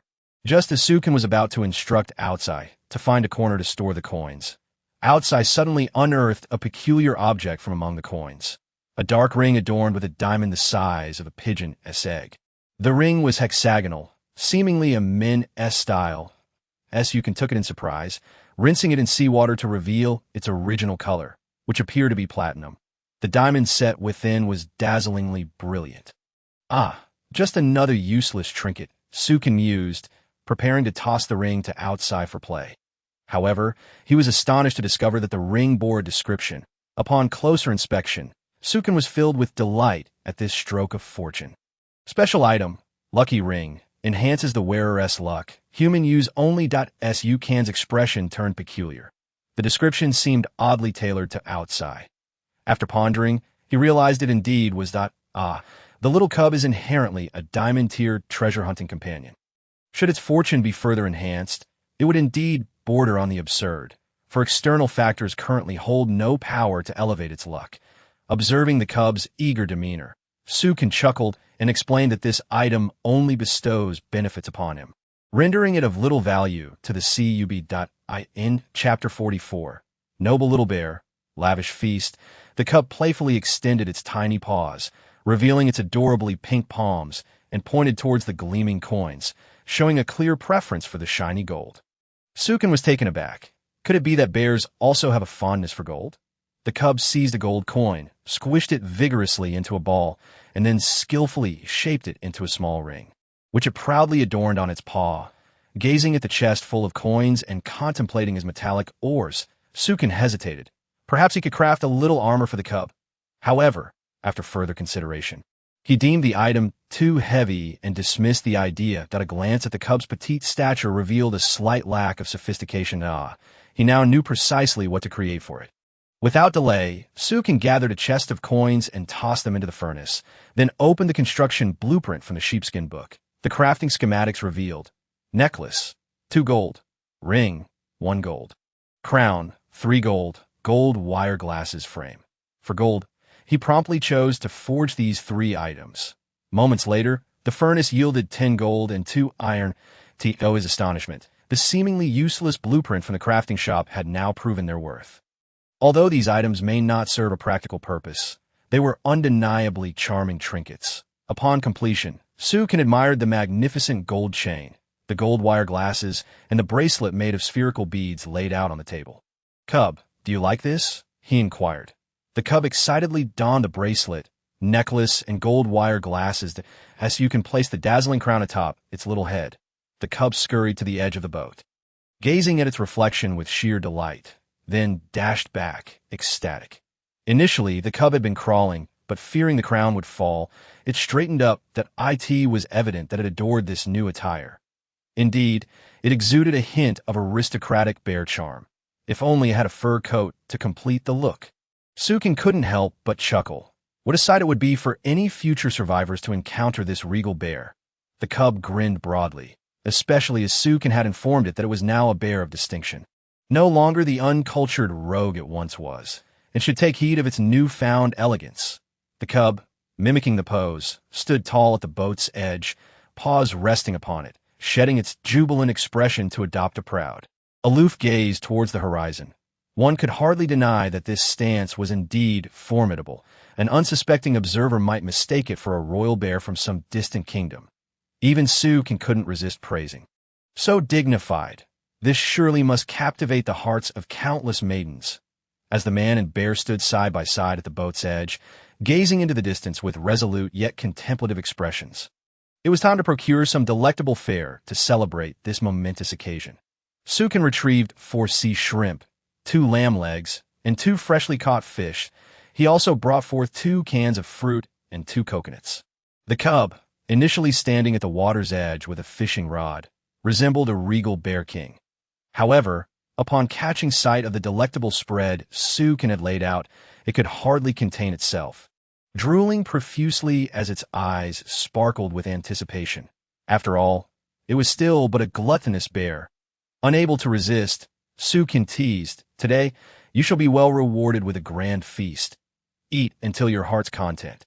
The cub eagerly nodded, completely forgetting about its earlier aspirations to maintain an image of grace. It pawed at the lamb leg, then let out a series of soft, questioning vocalizations, as if to say, "Why does this smell so foul, yet taste so delicious once cooked?" Sukin, unsure how to explain, could only attribute the aroma to the cooking process and the inherent nature of food, asserting that raw fish, for instance, had a similarly unappealing scent.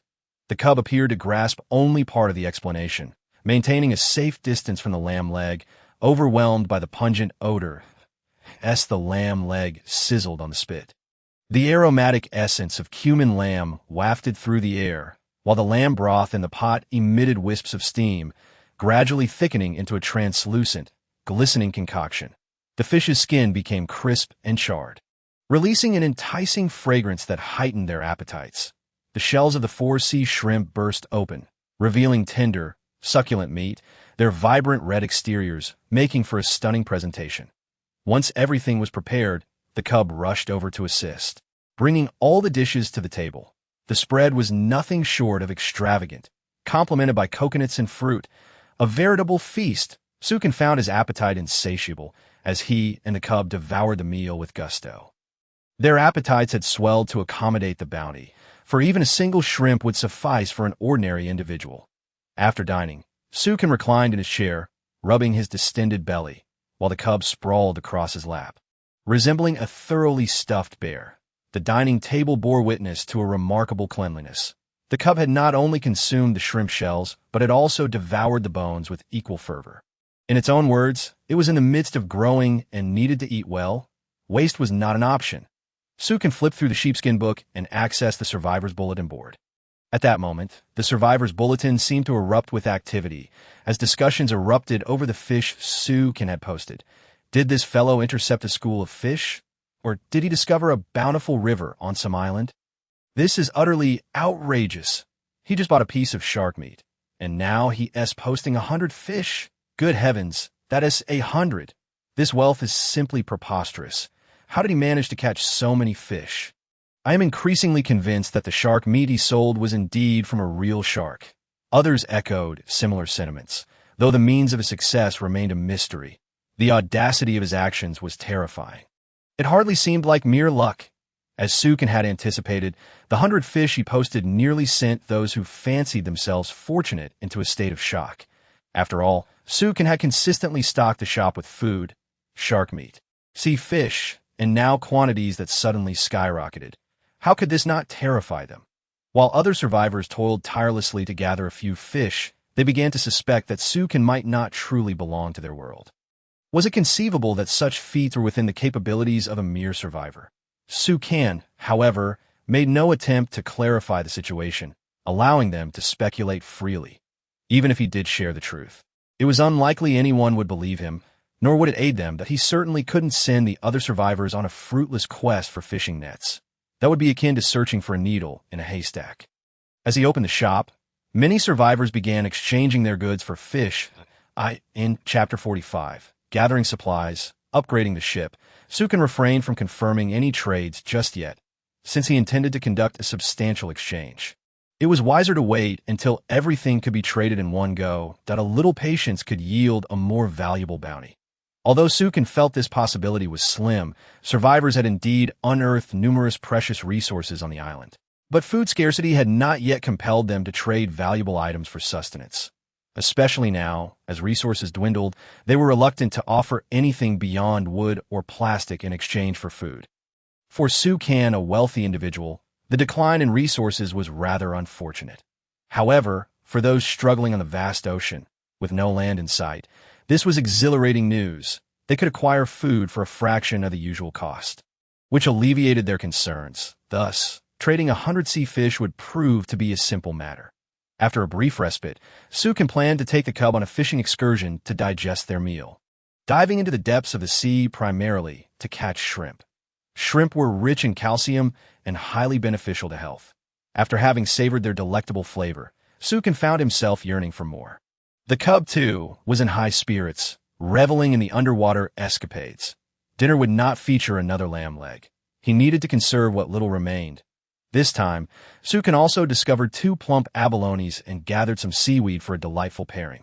Dinner was secured. He had hoped to unearth more treasures like wooden chests on the ocean floor. But alas, even with his luck and the cub's fortunate charm, they found nothing further. After some reflection, he acknowledged that if every dive yielded treasures, it would cease to be luck and would simply be an act of thievery.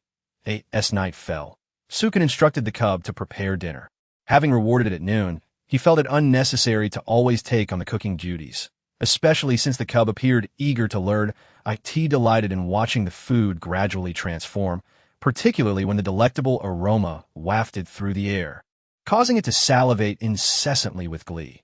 However, the juxtaposition of its regal appearance and its culinary enthusiasm created a rather comical scene.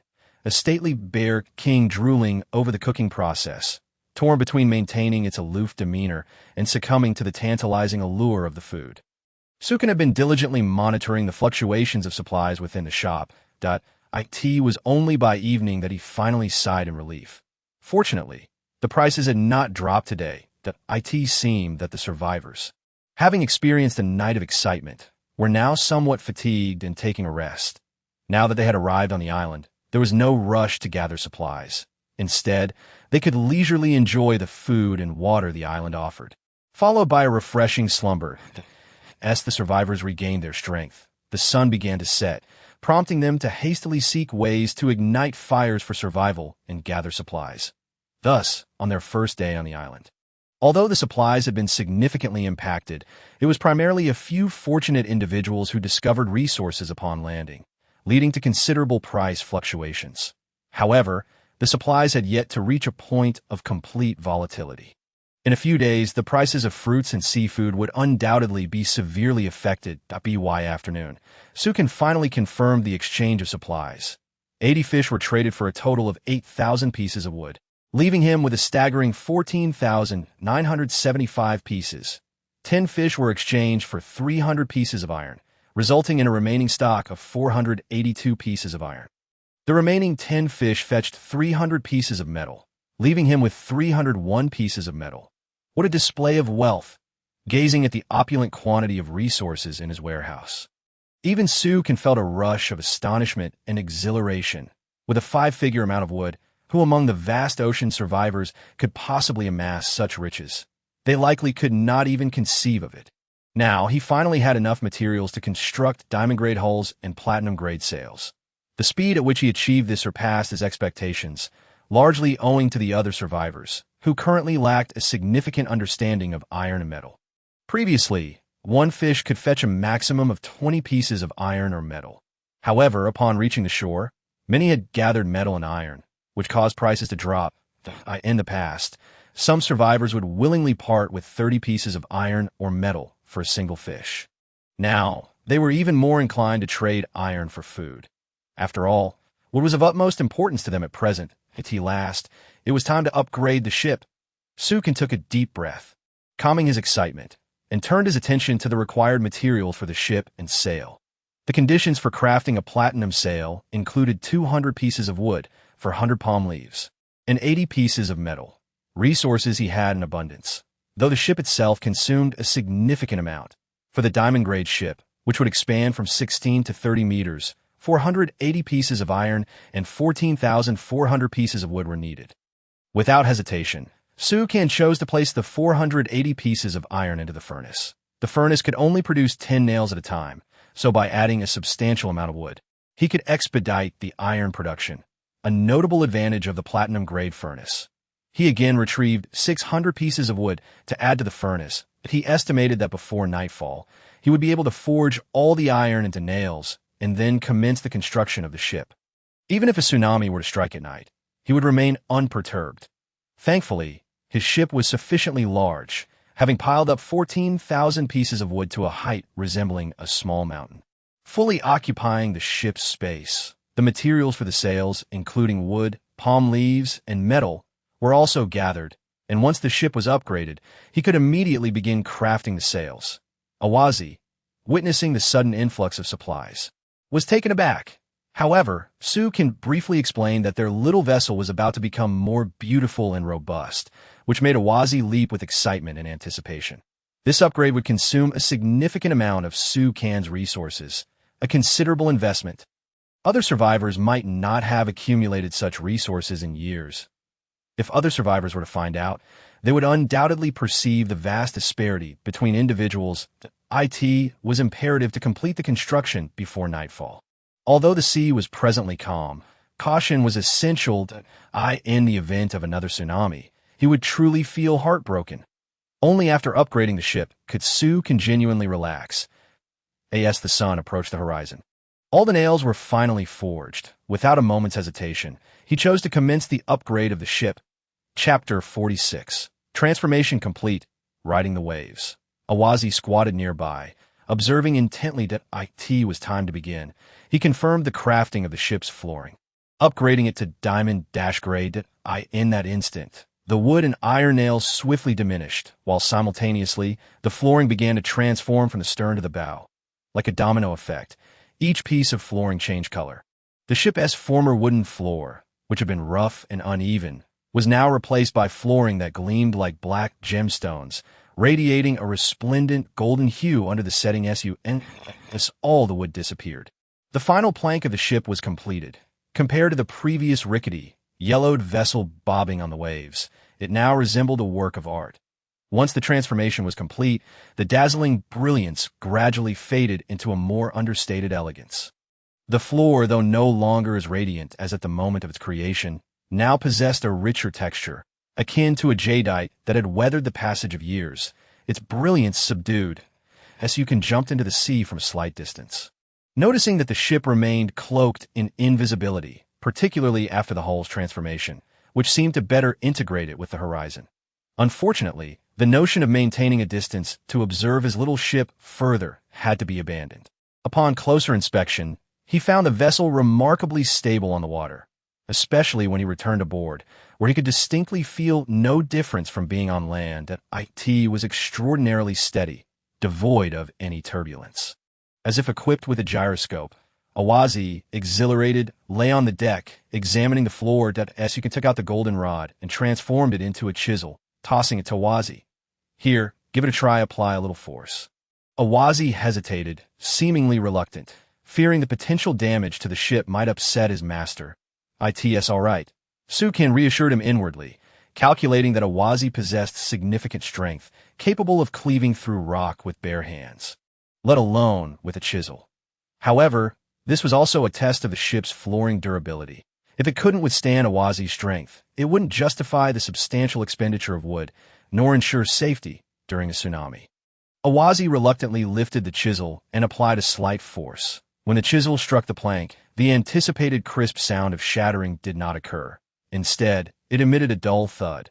Awazi, feeling anxious, quickly inspected the plank, seeing it remained unscathed, and waited a moment, fearing it might suddenly break.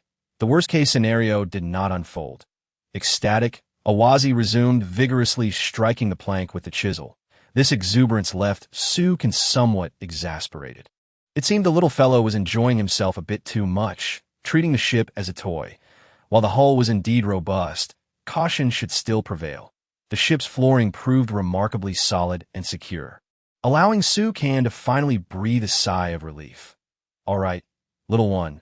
That's enough. Sukin hastily intervened, signaling that it was time to cease the antics. Awazi, still somewhat reluctant, had discovered a new source of amusement, but ultimately returned the golden rod to Sukin. Tiring from the activity, looking at his recently upgraded ship, Sukin felt immense satisfaction. Now it was time to begin crafting the sails. With a sturdy base, it was essential to have efficient means of propulsion. Sukin promptly chose to create the sails. After selecting an appropriate location, he confirmed the construction of the sails, and a massive mast rose before him, gradually forming a tall, black sail that reached 7 to 8 meters in height. The sailcloth was pure black, devoid of any patterns. Upon completion, Awazi looked up at the sail in wonder, nearly dropping his crown. Suddenly, a gust of wind surged, causing both Sukin and Awazi to stumble to the ground. Sukin braced himself against the ship's deck, turning to witness the enormous waves generated by the ship. Utterly astonished, Awazi rolled several times on the deck, hurriedly adjusting his crown before clumsily rising to his feet. It took some time for the ship to stabilize. The speed was somewhat terrifying, akin to the sensation of a plane taking off, had it not been for Sukin and Awazi's robust physiques. They might have been thrown off the vessel. A shark, startled, observed the massive black ship darting past, and instinctively lunged to bite the ship's stern. The outcome was predictable. The shark's teeth shattered, leaving it bloodied and frustrated as it released its grip. Watching the ship swiftly shrink into the distance, Awazi was eager to howl in pursuit of revenge. However, the shark posed no threat to Sukin any longer. Whether ship, human, or bear, he feared nothing. From now on, sharks would merely be listed on his menu. The ship was thoroughly upgraded, now sailing unrestrained across the ocean. Such speed was sufficient to outrun a tsunami, and even if caught in its wake, the danger would be minimal at last. One of his significant concerns was resolved. Returning to his quarters, he gazed at his humble grass bed, realizing it was time for an upgrade as well. Gazing at the conditions required for the construction of a lavish bed, Sukin remained silent. It was not that he lacked the desire to craft it, but rather that he simply could not afford the upgrade at this moment. The exquisite bed demanded an astonishing 200 pieces of wood. Such a quantity would have been a trifling matter before the construction of the ship. Yet now, even the resources of the landowner had been depleted. His current inventory stood at 175 pieces of wood, 735 pieces of plastic, 30 ropes, 2 iron ingots, 3 80 palm leaves, 20 clay, 20 sand, 25 quartz, and 121 metal ores.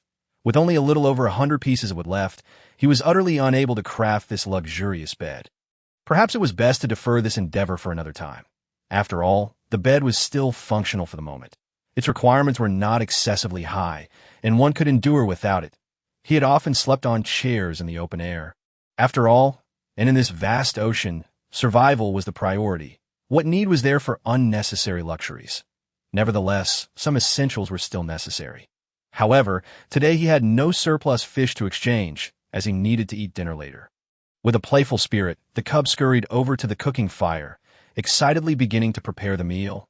Dinner was soon ready, and they moved to the deck to enjoy their feast the following morning. Upon awakening in the warmth of the small cabin, Sukin found life to be remarkably comfortable, ensuring not to disturb the slumbering cub. Instead, he effortlessly lifted the sleeping cub and stepped outside to the edge of the ship. He couldn't help but chuckle mischievously as he unceremoniously tossed the cub into the ocean. A furious and disgruntled cry erupted from the water. Chapter 47. A Quality Life, Weapon Registration. The cub thrashed about in the water, angrily roaring at its master as if to complain, "You're simply inhumane." Su Can too leapt into the sea, playfully frolicking with the cub for a while before lifting the damp little bear out and setting it by the cooking fire to dry. There was little Su Can could do about the cub always returning to shore soaked. The cub gazed enviously at Su Can's dry attire, yearning to transform its own wet fur into something similar. Registration system prompt. Check-in. Reward. Diamond Tier Wolf-Tooth Club 1. Usable by both the host and the pet. A wolf-tooth club? And it could be used by pets. Sukin had no need for weapons. He possessed the Rui Jingu Bang, which could transform into various forms, including weapons. Yet, this was the first time he had obtained a weapon through check-in, and it seemed fitting to equip the cub. He had previously contemplated crafting a weapon for the cub, but the weaponry available at the crafting shop was too low in level. Simple knives, for instance, would be easily broken by the cub's strength. Upon receiving the wolf-tooth club, he handed it to the cub. The weapon was approximately 2 meters long, gleaming silver with sharply pointed spikes that sparkled in the sunlight. The cub had grown significantly, now nearly matching Su Can's height, yet wielding the club felt somewhat awkward. Especially with its crown and gold chain, the cub exuded an air of a raucous, nouveau riche bear, its noble demeanor seeming rather unbalanced. However, when it adopted a serious expression, its noble essence shone through, albeit its usual clumsiness often overshadowed that. Excited by the new weapon, the cub appeared eager to dive into the sea and test its prowess against a shark. Sukin advised it to temper its enthusiasm for the time being. The wolf-tooth club, its power was such that no fierce beast in the ocean would dare to be harmed by it. And when not in use, it could be shrunk down. You can explain to the cub how to minimize the weapon. The cub, after much effort, managed to reduce the massive club to the size of a toothpick, conveniently hanging it from its golden bracelet, ready for use at any moment. With its newfound weapon, the cub sought Su Can's permission and decisively leapt into the sea, brandishing the formidable club in pursuit of a shark. The shark, likely bewildered, found itself being hunted. Sensing danger, it attempted to flee, but it could not outpace the cub, a true little demon bear of the ocean. Although the shark ultimately escaped, it returned with 2 shark fins, not fully dispatching the creature simply because it deemed it unpalatable. What a wasteful creature. If it's not tasty, it could at least be sold. Sukin mused, accepting the 2 fins and preparing a shark fin soup. It was clear that the surrounding sharks would soon be facing dire misfortune. Given that his materials were running low, he needed fish to exchange at the shop, so after dinner, he tossed the cub back into the sea, instructing it to catch another shark. The cub was quite displeased with its master's directive, but it brandished the wolf-tooth club, unleashing its frustration upon the sharks, its fierce demeanor striking fear even into the hearts of the predators. A bear chasing a swarm of sharks. What a sight it would be for any other survivors. Could a bear truly accomplish such a feat? Indeed, these sharks exhibited commendable escape instincts, as if their very DNA was coded for evasion, their speed rivaling even that of the cub. Yet the cub eventually caught up to one, mounting its back and racing through the ocean, embodying the essence of a bear king. With fierce tenacity, the cub sank its teeth into the shark's back, relentlessly striking its head with the club until it was rendered unconscious. The cub dragged the shark onto the ship, but its club was inadequate for butchering, leaving that task to Sukin. Even Sukin couldn't help but twitch his lips. This little guy was quite the fierce bear, and it hadn't even fully matured yet. What would it be like once it did? He was thoroughly pleased with his treasure-hunting little bear and shark-hunting companion. Drawing out the Rui Jingu Bang, he transformed it into a blade shape and successfully divided the shark meat, reserving the fins for himself while selling all the shark meat at the shop. A full 20 pieces of shark meat were listed back on the marketplace. With idle time on his hands, he decided to swim a few laps in the sea for exercise, swiftly retrieving all the iron barrels. 10 iron barrels were arranged on the ship, and this time, Sukin intended to personally open them, gazing at the lucky ring on his finger that sparkled brilliantly in the sunlight. He kissed the ring before proceeding to open the 10 barrels. Upon the opening, the sound of resources bursting forth echoed. He glanced at his acquired materials. Obtained 100 pieces of wood, 80 pieces of plastic, 10 ropes, 5 palm leaves, 3 glasses, and a blueprint for a luxurious dining table and chairs. A smile spread across Sukin's face. Although the other materials were merely average, the blueprint was quite exhilarating. It seemed his luck had indeed improved significantly. The last time, he had come away empty-handed, thoroughly disheartened by the cub's fortune. The luxurious dining table and chairs required 70 pieces of wood, 70 pieces of plastic, and 100 palm leaves. With the recent acquisition of 100 pieces of wood and his remaining 175 pieces, he could now construct both the lavish bed and this dining set. He chose to craft the dining set on the exterior deck, as it could easily be moved inside the cabin later. Most importantly, the small cabin was too cramped. Fitting both a lavish bed and a cooking fire was already a challenge. Dining was best done facing the vast ocean, where the sea breeze enhanced one's appetite. Returning to his small cabin, he determined the bed's placement and retrieved the necessary materials. The conditions for crafting the lavish bed were 200 pieces of wood and 100 palm leaves. He promptly began the construction, and as the materials vanished, a grand bed measuring 3 meters wide and 2 meters long materialized within the room. The bed, crafted from beautiful mahogany, was adorned with a soft cushion woven from palm leaves, exuding a level of comfort reminiscent of a mattress from a past life. Lying on it, he reveled in the indulgence that achieve a comfortable life. A bed was essential, as one spends a significant portion of their lifetime in its embrace. The cub darted in, excitedly leaping onto the bed and rolling about. The ship had finally been built large enough that they no longer had to squeeze together, as waking up each morning felt suffocating with the cub's weight pressing down. The cub seemed to have realized its own growth in size and weight, merely curling up beside Sukin rather than atop him, often resting its paws on Sukin instead in due time. The cub would likely reach maturity, attaining an imposing size and weight. Had they still been using that small bed, it would have undoubtedly collapsed under the cub's bulk. It was time to construct the dining table. The previous small table lacked a certain charm. Once life became comfortable, atmosphere became paramount. Chapter 48. Crafting the dining table, public opinion. The ambience and comfort within the room had greatly satisfied Sukin.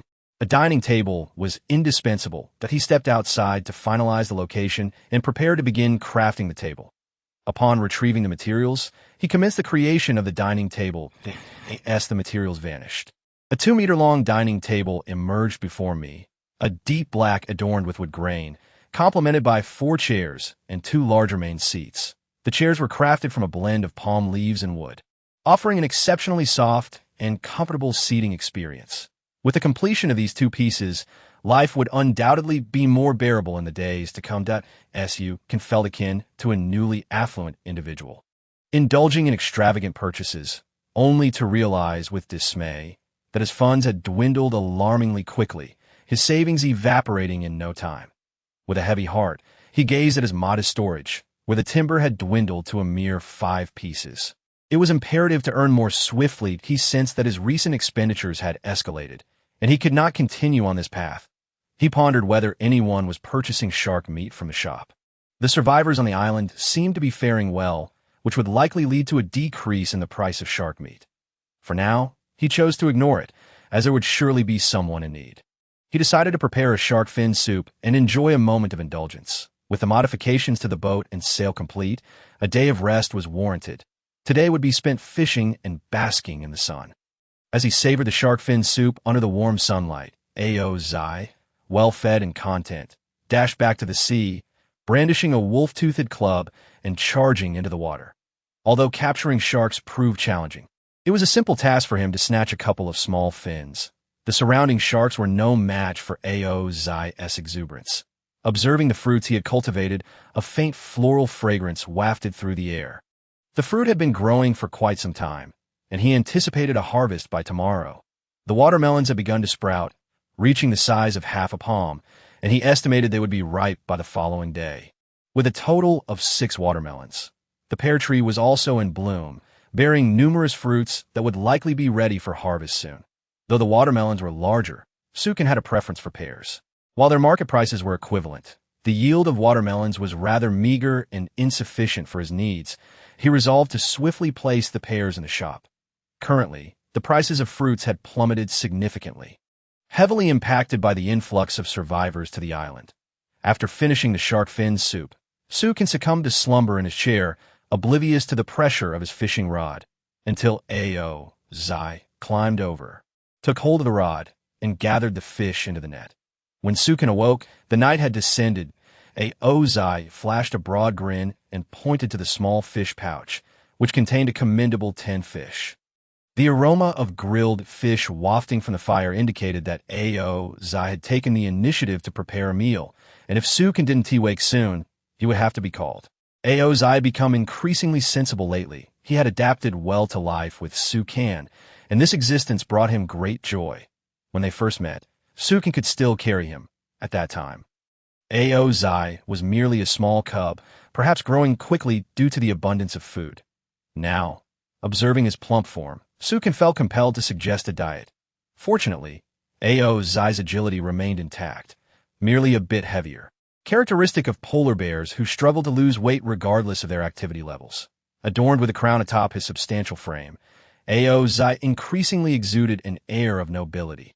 After feasting on 2 fish and savoring a bowl of shark fin soup, Sukin hung the remaining 6 fish in the shop, waiting to exchange them later. He opened a sheepskin book to check on the well-being of other survivors. Had that ruthless character killed another shark?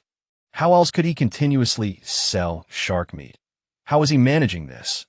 Was he anyone curious about how he had grown so prosperous? In contrast, Sukin was astonished at how it seemed he had an endless supply of food.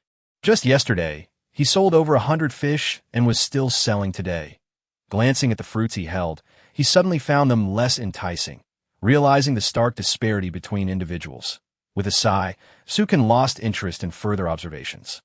The newcomers on the island had been rather quiet, likely preoccupied with gathering resources, leaving no time for idle chatter. Sukin was more eager to learn how they were faring, as this would determine the trajectory of shop supplies in the coming days. He dove into the sea to catch 2 shrimp for dinner, spending the day either eating or sleeping, enjoying an exceptionally comfortable existence, a rarity indeed. Previously, he had been preoccupied with accumulating supplies, yet now that life had become so comfortable. It was time to relish it. After dinner that evening, he retreated to his room for rest. The next day, sunlight streamed into the room as Sukin awoke, stretching lazily and glancing at Zai, who had finally settled down, sprawled across the bed in a starfish position. The bed seemed almost too small for his grand stature. It was time to rouse him. As Sukin prepared to lift Zai's leg to drag him outside and toss him into the sea for a wake-up call, Zai suddenly jolted awake, instinctively retreating his feet. His little eyes darted around, defensively hugging himself, wary of Sukin, fearing he might be tossed into the sea again. Clearly, he had learned from past experiences. This little fellow was indeed clever, though it was no longer fitting to refer to him as just a little one to his size. He could easily hug and toss a shark onto the boat. Time to wake up, that Sukin chuckled to himself, realizing that his plan had been thwarted, and decided to let it go. Ozai rubbed his little eyes and flopped back down. Huh. Sukin was taken aback. Ozai was usually obedient. What was going on? Approaching for a closer look, he realized that Ozai had merely been pretending to sleep. It seemed he had been having a nightmare about being tossed into the sea, which prompted his instinctive reaction, in that case. Sukin grinned mischievously and slowly approached him, scooping Ozai into a princess carry and heading outside. Reaching the edge of the boat, he inhaled the fresh air deeply before bellowing. Time for a bath. Ozai's eyes flew open, and he quickly attempted to wriggle free from Sukin's grasp, only to discover he was indeed floating in mid-air. To be precise, he wasn't just imagining it. He was truly suspended above the ground, gazing down at the vast ocean beneath him and catching sight of a seagull soaring by. Ozai felt an overwhelming urge to cry, realizing this was a situation entirely beyond his control. Sukin had thrown him 7 or 8 meters high. With a tremendous splash, the massive white bear plunged into the sea, sending waves crashing around him. Sukin, exasperated, clasped his hands together and muttered. Ba, the early bird catches the worm. Chapter 49. The pet golden eagle, competing for affection, then he leaped into the water after Ozai. After frolicking and splashing for a while, Sukin finally emerged onto the shore. Stretching lazily and leisurely sitting in a chair with a coconut drink, savoring the comfort of the morning. Ding! The sign-in system chimed. Sign in. Reward. 1 diamond-level golden eagle. Female eagle. Can evolve a golden eagle. Sukin was momentarily bewildered. He had been awarded another pet, and this one could fly. Casting a glance at the goofy Ozai beside him, he couldn't help but think that if he acquired a second golden eagle, he would end up with 2 rather silly pets. He had always believed Ozai was sufficient in his silliness. Yet now he had genuinely received another. However, thanks to Ozai, Sukin had developed a fondness for pets. They were incredibly loyal and never betrayed their owners, offering a comfort far superior to human interaction. Well then, let us claim the reward first. However, as the reward appeared before him, Sukin stood frozen in place. Before him lay a massive bird's nest, cradling an enormous egg. Goodness, was this reward not a living creature, but rather an egg that he had to hatch. The golden eagle's mature phase was quite impressive, being a formidable bird of prey, with a wingspan exceeding 2 meters and sharp talons capable of easily piercing through an animal's body. Sukin squatted down, speechless as he gazed at the egg. This egg was a staggering 50 to 60 centimeters in size. Could this truly be a golden eagle's egg? As he contemplated this, he glanced at Ozai's information and was taken aback. Realizing the truth, that Ozai was still in its juvenile phase according to the system, which meant that his pet, in its juvenile stage, was comparable in size to a fully matured counterpart. Thus, the egg was enormous even before the golden eagle hatched. Just as Sukin was pondering how to hatch this egg, Ozai emerged from the sea, gazing at the enormous egg before him that he approached, picked it up, and shook it, gesturing excitedly at Sukin. Put that down immediately. It's not for eating. If it grows up and finds out you wanted to eat it, it will surely come after you. Seeing Ozai's intentions to roast the egg, Sukin quickly intervened. Ozai initially thought he had stumbled upon a delectable treat. After a moment of confusion, he scratched his head, listening patiently as Sukin explained the situation. Finally understanding, Sukin looked at the golden eagle's information. It will hatch after being kept warm under your bottom for half an hour. Good grief. Sukin slapped his forehead, utterly speechless. Was there really a need for such an unconventional method of hatching? Just the thought of having to incubate an egg felt rather peculiar. Nevertheless, he decided to follow the instructions that Sukin sat on the egg, continuing to read the information. IT indicated that this diamond-level golden eagle could assist in aerial reconnaissance for dangers and help locate islands. However, those abilities were standard for ordinary golden eagles. This diamond golden eagle had additional features that could rapidly restore the owner's physical and mental stamina and even extend their lifespan. At the very bottom, there is a line of introduction stating that as a guardian, the golden eagle, once it hatches and acknowledges its master, will remain loyal for life, until death. just as Sukin thought he had finished reading, he discovered yet another line of special information, revealing that the creature loathed most by the golden eagle was, surprisingly, sea monsters, which was linked to its lineage. Sukin was somewhat astonished. Could it be that there truly were sea monsters lurking in the depths of the ocean? However, recalling the enormous shadow he had witnessed the last time he gazed into the sea sent shivers down his spine. Such beings were indeed formidable, that humanity's understanding of the ocean barely scratched the surface, leaving the existence of sea monsters entirely plausible. Nonetheless, Sukin was not overly concerned. With his current diamond-grade ship, even if he could not confront a sea monster, escaping should be feasible, right? Zai's intelligence had significantly increased. And with Sukin having taught it to recognize characters and communicate, its behavior had become increasingly anthropomorphic.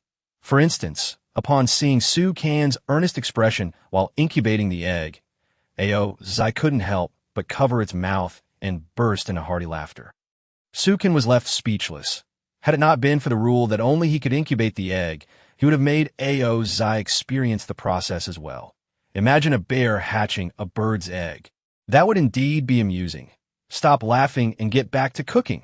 With that, Zai quickly shut its mouth, no longer daring to laugh. After all, it was somewhat embarrassing, and thankfully, there were no other passengers on the ship. Otherwise, it would have been mortifying. Gradually, he felt the egg beneath him begin to shake, the movements becoming more pronounced. Though he was incubating the egg, it felt more akin to sitting on a chair. The thought of merely sitting rather than incubating brought him considerable relief. The temperature of the egg steadily increased, no longer icy like stone. As half an hour approached, Sukin finally rose to observe from the side. Within the egg, a strong heartbeat could be heard, indicating that this little creature had fully entered the world, and now it was merely a matter of breaking free from its shell. This process would likely not be brief, as any creature within an egg must overcome the challenge of breaking free. Only by shattering the shell can it truly be considered born. As for failure to hatch, he was not concerned. A diamond-level golden eagle, if it could not break free from its shell, would surely find itself as breakfast on the fire pit the next moment. This was merely a fleeting thought. Gradually, cracks began to appear in the golden eagle's shell, accompanied by the sound of cracking. Upon hearing the noise, Zai immediately set down the fish it was holding and rushed over. Squatting beside, Sukin impatiently observed that a dark beak was persistently pecking at the shell, creating a small hole. The edges of this hole were shattered like a spider's web, and faint cries of eaglets could be heard, revealing the little creature's urgency to emerge. Zai, feeling somewhat anxious, scratched its bare head, seemingly wishing to assist the little one in breaking free, stretching out its furry paw as if to pry open the eggshell. "Don't interfere," Sukin hastily interrupted, if assistance were offered during the hatching phase. The creature's body would be weakened, and its constitution would suffer. This step must be accomplished independently. Zai, resigned, plopped down on the ground, resting its chin on its paws, intently watching the egg. The hatching process took quite some time. Sukin, deciding to pass the time, picked up a fish to snack on, and just then, the eggshell finally shattered. A plump little bird's head emerged, and as it looked at Sukin, it immediately emitted an excited, joyful cry, seemingly in search of food. Sukin smiled and offered the fish to it.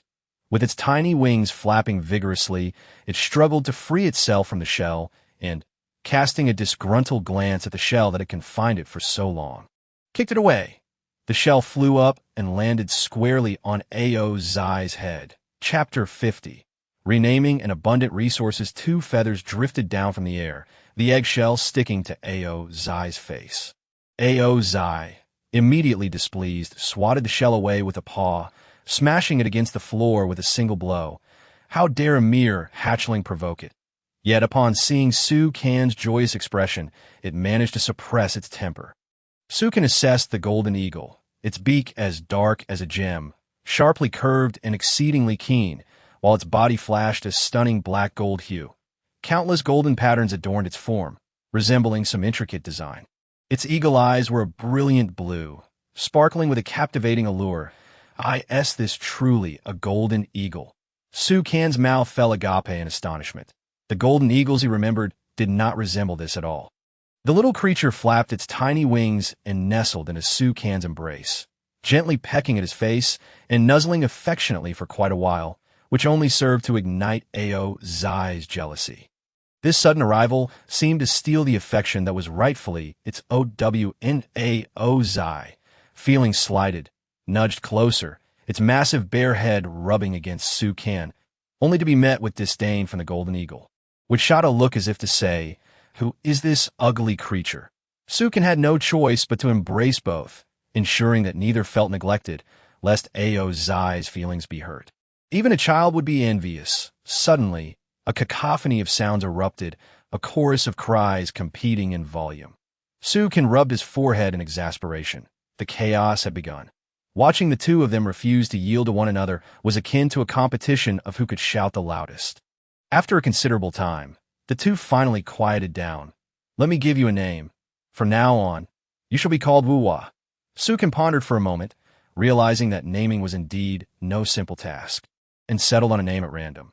The golden eagle, just moments before playful, abruptly froze, its obsidian-like eyes fixed on Su Can, filled with disbelief that IT seemed to question, "What sort of name is that?" Unlike Ao Zai, the golden eagle was not so naive. It quickly nuzzled against Su Can, imploring him to reconsider the name. Ao Zai, hands on its hips, watched the unfolding drama with a smirk that suggested it felt entitled to a better name. Ahem, perhaps that name isn't quite fitting. Su Can mused once more, scrutinizing the golden eagle and struggling to conjure a more suitable name. Ao Zai, noticing the opportunity for a name change, eagerly approached, nudging Su Can's leg as if to say it too desired a new name. "How about this? You should be called Xiao Hei and Ao Zai. Since you want a new name as well, you can be Xiao Bai. That way, it will be easier for me to call you both." Su Can, rather domineeringly, offered no chance for dissent and turned to head toward the dining table. Xiao Hei and Xiao Bai exchanged glances, their spirits crumbling. They might as well not have changed names. To an outsider, it would seem as if Su Can had two dogs, or perhaps even the duality of a black and white specter. "Who?" Xiao Bai bellowed at Xiao Hei, seemingly blaming it for the situation. Xiao Hei flapped its tiny wings defiantly, not backing down, and soon the two lively creatures were vying for Su Can's attention. With the addition of this little one, the ship had become considerably livelier. With an additional pet came the need to feed it, and now Su Can had to figure out how to sustain them. Previously, fishing had yielded a surplus, but now it would be a challenge to save any. Fortunately, Xiao Hei was still young, requiring merely 2 fish a day, but once they grew, he would need to devise ways to earn more. Xiao Hei scampered on his Xiao Bai's shoulder, and the duo began their playful antics. Thankfully, Xiao Bai was not overly aggressive. After all, Xiao Hei was still a fledgling, struggling to maintain its balance, constantly flapping its tiny wings on Xiao Bai's shoulder, while Xiao Bai could only protest vocally. If Xiao Bai were to get serious, a single swipe could render Xiao Hei's newly grown feathers into ash. Su Can knew that such behavior would certainly displease him, but Xiao Hei, emboldened by its youth, chirped incessantly, tugging at Xiao Bai's fur with its tiny beak. Finally, mealtime arrived. It was Xiao Hei's first taste of fish maw soup, and it relished it, lifting the small bowl with both wings and gulping down the delicious broth. The delightful flavor made it flail its wings in excitement, signaling that it desired more. Xiao Bai, on the other hand, appeared quite unimpressed, casting a sidelong glance at Xiao Hei and elegantly savoring its own bowl of soup. However, when Xiao Bai finished its broth, it discovered the pot was entirely empty, devoid of any fish maw or meat. There lay Xiao Hei by the pot, patting its belly in sheer contentment. Enraged, Xiao Bai began to fuss at it. But Xiao Bai stood no chance against Xiao Hei. After all, it could fly. Su Can was left speechless. These two were bound to cause a ruckus even during mealtime. This breakfast had depleted all the fish maw, barely sufficing for their meal. After eating, Su Can handed the fishing rod to Xiao Bai, instructing it to catch some fish. Now, Xiao Bai was finally aware of its bare demeanor, properly adorning its crown and sitting diligently on the chair with the fishing rod. Even propping up its legs, that IT was determined not to lose face in front of a newly arrived pet, especially given that Xiao Hei's charm was hard to resist, making it quite easy to fall out of favor. Xiao Hei settled down, resting in the soft fur of Xiao Bai, its little eagle eyes fluttering open and shut, still needing ample rest due to its youth. Its tiny wings continued to flap in the sea breeze, gradually acclimatizing to nature. Xiao Bai, too lazy to continue squabbling, thought it futile to argue with a bird. It would only diminish its own status, and it needed to be magnanimous, knowing it was at a loss with Xiao He. Seeing these two finally at peace, Sukin let out a sigh of relief. Bored, he pulled out the sheepskin book, curious about how the survivors on the island were faring. Surely, they were managing quite well. Survivor public screen. Why have I not seen any activity from you islanders these past few days? Are you all quietly amassing wealth? I suspect that your food and water supplies must be running low. What are you thinking? This island is not as bountiful as you might imagine. For the past few days, aside from extracting a bit of, or in gathering some sand, I've been utterly tormented by hunger. The fish here are far less plentiful than those in the sea. Or, what purpose does that serve, as it cannot be consumed? It is merely a futile effort. You wouldn't understand. It is pointless to explain, as it is of no use to you anyway. Clearly, this survivor has come to recognize the significance of, or, though its utility remains limited for the time being, as they are unable to harness its potential. No one is selling or in the market, and it is uncertain what price would be appropriate. If someone were to sell it while it remains obscure, there would undoubtedly be a fierce competition among many eager to acquire it, which could determine whether they stay ahead of the crowd. Chapter 51. Reconnaissance radar discovers an island. I have begun to doubt whether anyone has ever set foot on this island, as I cannot even find a single coconut Oh, you think it could be that chap who sells shark meat? Perhaps he has visited this island before. The survivor chat fell silent for 2 seconds. In that fleeting moment, many survivors shared the same thought. Could the island they landed on have been previously claimed? I believe there is a strong possibility. He may have a unique method for discovering islands. If that is true, how terrifying must his current progress be? Let us not forget the vast resources he has acquired just from selling fish. This is surely not all he possesses. However, finding islands is likely not something he can do uniquely. I suspect he may have stumbled upon a beach after a tsunami, collecting fish that were washed ashore, including those 2 sharks. Regardless of the scenario, it is evident that this individual has progressed to a level that is far beyond our reach as we struggle for sustenance. Sukin was somewhat taken aback. Quite a few were discussing him. Those who initially intended to boast found themselves confronted with others who were faring even better in survival, which surely breeds a sense of imbalance. They would speculate amongst themselves for comfort, while simultaneously seeking to impress those whose progress lagged behind, that I could not help but commend their imaginative capacity, though there is a significant likelihood that some survivors have discovered the island Sukin landed on. To claim he has visited countless islands seems rather far-fetched. How many days has he been surviving at sea? Even if he were to encounter islands continuously, how many could he possibly find? In total, he has encountered only 2 islands, and one cannot help but wonder which unfortunate souls also stumbled upon them, likely excitedly believing the island to be abundant in resources, only to find that not a single coconut was left for them. Stripping the island bare, just as Sukin was about to close the parchment book, he suddenly noticed that the next page did not appear to be solid. This page could be manipulated with his fingers, indicating that the parchment book had finally unlocked the next page. Excitedly, Sukin turned to the 4th page. Each page of the parchment book had its own unique function, and he was curious what capabilities this 4th page might possess. Having just scanned the survivor chat, it seemed that no one else could access this 4th page, that if he were the only one who could turn it. Regardless, he decided to see what features this 4th page held. The 4th page was quite peculiar. It bore no inscriptions or explanations, but in the center, there was a small model of a boat. The appearance and color of this little vessel closely resembled Su Kan's diamond ship. The miniature boat floated up and down on the parchment. What could this mean? Sukin was utterly perplexed, unable to comprehend whether the 4th page was merely showcasing his own vessel.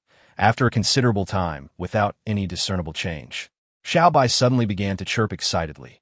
Xiao He, stirred from slumber, glanced into the distance and began to call out to Su Kan, gazing curiously toward an island that had appeared not far off. Ah, at last! An island is coming to view. Su Kan had thought that after encountering 2 islands, there would be no chance of discovering another in such a short time. Raising the sail, he set course for the island. Xiaozi dashed to the sail, hoisting it up, and the ship sped toward the island at an impressive pace. As Sukin prepared to stow the parchment book, he was startled to discover that the fourth page not only displayed a ship, but also revealed an island. Xiaohei soared above, flapping its tiny wings, flying toward the island for a closer look. Sukin hurried to call it back, concerned that the little one might be swept away by the sea breeze. At that moment, he noticed that the scene on the map was rapidly changing. The boat's image shrank, while the island became increasingly distinct, indicating that the scene displayed on the fourth page closely mirrored what Xiaohei was observing. Radar? A map? Sukin instinctively understood what was happening, and this realization filled him with excitement. It turned out that Xiaohei's ability to scout the island could indeed be synchronized with the new page that had appeared in the parchment book. Now, he could glean information from the map without requiring Xiaohei to relay updates. Xiaohei, be careful, Sukin cautioned, hoping it wouldn't get carried away. It had only recently emerged into the world. Wawa. Xiaohei circled back, seeming to perform a few loops, as if to reassure Sukin that there was no need for concern. After receiving Sukin's consent, it eagerly flapped its wings and flew toward the island. Based on the boat size, one could estimate the island's dimensions. The parchment book clearly illustrated the scale between the small vessel and the island. A rough calculation sufficed. From the map, it appeared that this island was larger than the previous two encountered. A larger island typically means greater resource availability, right? Certainly, it is preferable to discovering a smaller isle. At the very least, they could enjoy their search for supplies a bit longer, hoping for a fruitful haul. Xiaohei returned to perch on Xiao Bai's shoulder as the ship drew near the shore. Sukin instructed Xiaozi to tie the rope to a tree. They had been so preoccupied with constructing the ship and sail that they lacked sufficient resources to craft an anchor. For now, they would make do. Upon reaching the island, Xiao Bai followed closely behind Sukin, with Xiaohei perched on his shoulder, cautiously surveying the unfamiliar land, although their physical prowess rendered them fearless. It was always wise to remain vigilant. While there were no reports of any survivor encountering peril in the parchment book, one could surmise that if danger arose on this island, it could be lethal, leaving no opportunity to voice grievances. Unlike Sukin, who possessed such formidable strength, this island appeared to be significantly larger than the previous two, and it was teeming with resources. The first two islands yielded only a handful of coconut trees. While here, there were visibly over a dozen coconut trees, with a multitude of coconuts hanging above. Just when they had been lamenting a shortage of coconuts, an abundance had arrived. The palm trees were densely packed. And Sukin retrieved his golden staff, instructing Xiao Bai to arm himself as well, ready to commence gathering resources from this island. Observing Xiao Bai hard at work, Xiaohei naturally felt compelled to contribute. Eager to showcase its abilities, that It circled above them, ensuring their safety as they toiled. It showed no signs of fatigue, having only recently hatched, but already laboring diligently, flying tirelessly without feeling any exhaustion. Perhaps this was the gift of being a diamond-level golden eagle. It dawned on him that this was no ordinary eagle. Whether it had mutated or had some connection to the sea monster was a mystery to be unraveled in due course. Along the shoreline, Sukin spotted numerous sea cucumbers and oysters, all of which were highly nutritious. Before departing, he was determined to collect as many as possible. Why let such resources go to waste? Chapter 52. Cliffs of Cabbage. Harvesting flower seeds. Since the intention was to harvest thoroughly, it was only logical to begin with the palm trees on the island's periphery. Crouching down, he noted that the soil here was quite loose and lacking in nutrients, almost resembling sand. These outer palm trees were likely the last batch to have flourished on this island. Such soil would no longer support the growth of palm trees, as you can muse that when other individuals eventually arrived at this island, they would likely be met with despair upon discovering yet another desolate isle. Such is the nature of survival. First come, first served. Sukin transformed his golden staff into a machete and struck a palm tree. Unlike previous attempts, the tree fell with a single strike. This was due in part to his enhanced physical strength and the protective blessing bestowed by Xiaohei. Thus, harvesting palm trees had become significantly easier. This was merely the effect of Xiaohei's juvenile stage. Once it matured or even evolved further, the strength it would confer would be truly astonishing. Xiao Bai, too, wielded his wolf-tooth club, assisting in the felling of trees. Xiao Bai's speed was remarkable, as he swiftly brought down a palm tree with just a couple of blows, feeling no strain whatsoever. As for Xiao He, still in its juvenile phase and unable to wield tools, it could only assist from above. T hovered near Xiao Bai, chattering incessantly, as if to boast of its flying skills, while teasing the more laborious Xiao Bai, who could only toil away. This irked Xiao Bai, who hopped about, seemingly wishing to knock it from the sky. For the first time, Xiao Bai wished he could fly. Sukin had grown accustomed to the raucous antics of the two little creatures. When they fell silent, it was a clear sign that they had exhausted themselves from play. Soon, they had collected all the visible palm trees in the vicinity. Harvest, wood X-1500, palm leaves X-1500, but the bounty was astonishing. He had not anticipated such a wealth of palm trees on this island, especially given that it appeared no one had ever visited before, nor were there any signs of indigenous inhabitants. Otherwise, it would be difficult to preserve so many palm trees. Upon meticulous observation of the surroundings, I was finally reassured after confirming that there were no oversights, just as Sukin intended to call Xiao Bai to venture deeper into the woods. A sudden cacophony erupted from the sky as the little black creature began to squawk incessantly, as though it had stumbled upon some hidden treasure. "Let us go, my little rascal. We must investigate," Xiao Bai protested, hands on its hips, as if to say, "What on earth do you want from me, you capricious man?" "Ahem, let us proceed, Xiao Bai." Sukin relented, affectionately ruffling its furry head, which coaxed Xiao Bai into obediently following him in search of the little black creature. They trailed the little black one for quite a distance, nearing the edge of the island. Suddenly, it swooped back down, circling twice in the air before guiding them toward a nearby seaside cliff, which appeared exceedingly steep. Approaching the precipice, Sukin bent down to peer over the edge, noting that the cliff soared several hundred meters high, an undeniably perilous drop. The little black creature alighted on a ledge of the cliff, its cries echoing like an eagle's. Was it suggesting that something lay atop the cliff? Yet, given the height and danger, descending would be quite a challenge. Fortune favors the bold, he mused. He had to take the plunge. Observing Xiao Bai shivering beside him, casting furtive glances downward, Sukin felt a pang of exasperation. He had forgotten that bears are often afraid of heights. "Xiao Bai, you stay up here and hold onto this rope." Sukin retrieved a length of rope from his storage, securing one end around his waist and preparing to lower himself down. "Awoo!" Xiao Bai nodded vigorously, gripping the rope tightly, clearly relieved to remain above. "I shall descend to investigate." After declaring this, Sukin leapt toward the cliff, confident that, given his current resilience, a fall would pose little danger, though any misstep could jeopardize his chance of retrieving whatever treasure awaited him. As he navigated the descent, the little black creature circled above, emitting low cries as if to remind him to exercise caution. Was that cabbage? Sukin squinted in disbelief at the sight of several white-green vegetables, glistening like jade. Indeed, there were numerous large cabbages swaying in the wind atop the cliff. Can cabbages truly grow in such a place? He pondered, recognizing that many things in this world defied explanation. Regardless, he resolved to gather them.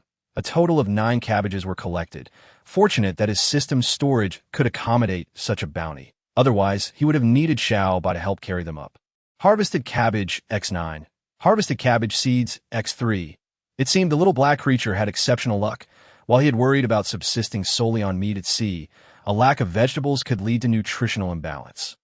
Now, in addition to meat, he had also acquired watermelon, pear, grape, and cabbage, 4 types of sustenance sufficient to maintain his nutritional balance. "Xiao Bai, haul me back up." Xiao Bai promptly tightened the rope, drawing Sukin upward. The loyalty of pets is truly comforting. They never betray you, unlike a person whose willingness to assist might be uncertain. Surrounding the cliff were an array of vibrant flowers, their identities unknown yet undeniably beautiful. Sukin encouraged Xiao Bai to collect them as best as it could. Cautiously, Xiao Bai plucked the blossoms, while the little black creature, undeterred, fluttered down to the ground, using its beak to uproot the flowers, roots and all, resulting in a far more complete collection than Xiao Bai's. Each time Xiao Bai gathered flowers, it would inadvertently sever the roots, despite its best efforts. Harvested flowers X30, harvested flower seeds X10. The little black creature continued to soar, emitting a series of cries while pointing its wings toward the far cliff, as if indicating that there was more to discover. Su felt a surge of astonishment. Was this the extent of the little black creature's scouting ability? It could uncover things they could not see. "Let us go and take a look," he called out to Xiao Bai and the little black creature, dashing toward the depths of the forest. The trio, one man, one bear, and one eagle, swiftly made their way into the heart of the mountains. Only the little black creature possessed such keen eyesight. In the past, he and Xiao Bai had struggled to search for resources. Flying ahead, the little black one scouted the area, while Su Ken and Xiao Bai hastily pursued. Before long, the little black creature returned, ready to lead them onward. With this little companion, getting lost in the wilderness was a negligible concern, an airborne guide.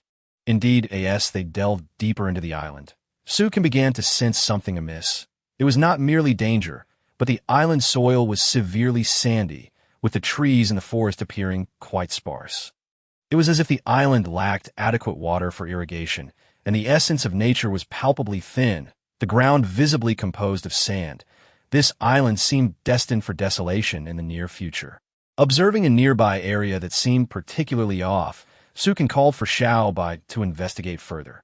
Crouching down, he examined a cluster of palm trees, their trunks abruptly severed at the roots, with only this small patch remaining. It was evident that someone had come to harvest that, as Su Ken felt a twinge of perplexity. If someone had visited this island, they wouldn't have limited their efforts to just this small area. Upon closer inspection of the broken roots, it became clear that the damage was not recent. It had likely occurred some time ago and appeared to have been caused by a violent impact rather than a tool. To test this hypothesis, Su Ken directed Xiao Bai to ram into a nearby unidentified tree, comparing the breakage. Xiao Bai obliged, charging at the tree, and the trunk shattered instantly, rendering it uncollectible. Gazing at the remnant of the break, Su Ken noted its striking resemblance to those in the small grove.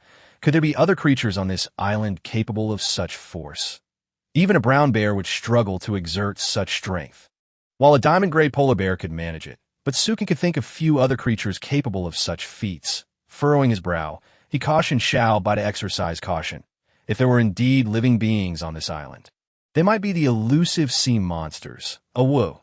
Xiao Bai approached a broken tree trunk, sniffing cautiously, displaying signs of distaste. As Su Ken was taken aback, did Xiao Bai recognize the creature that had caused the damage?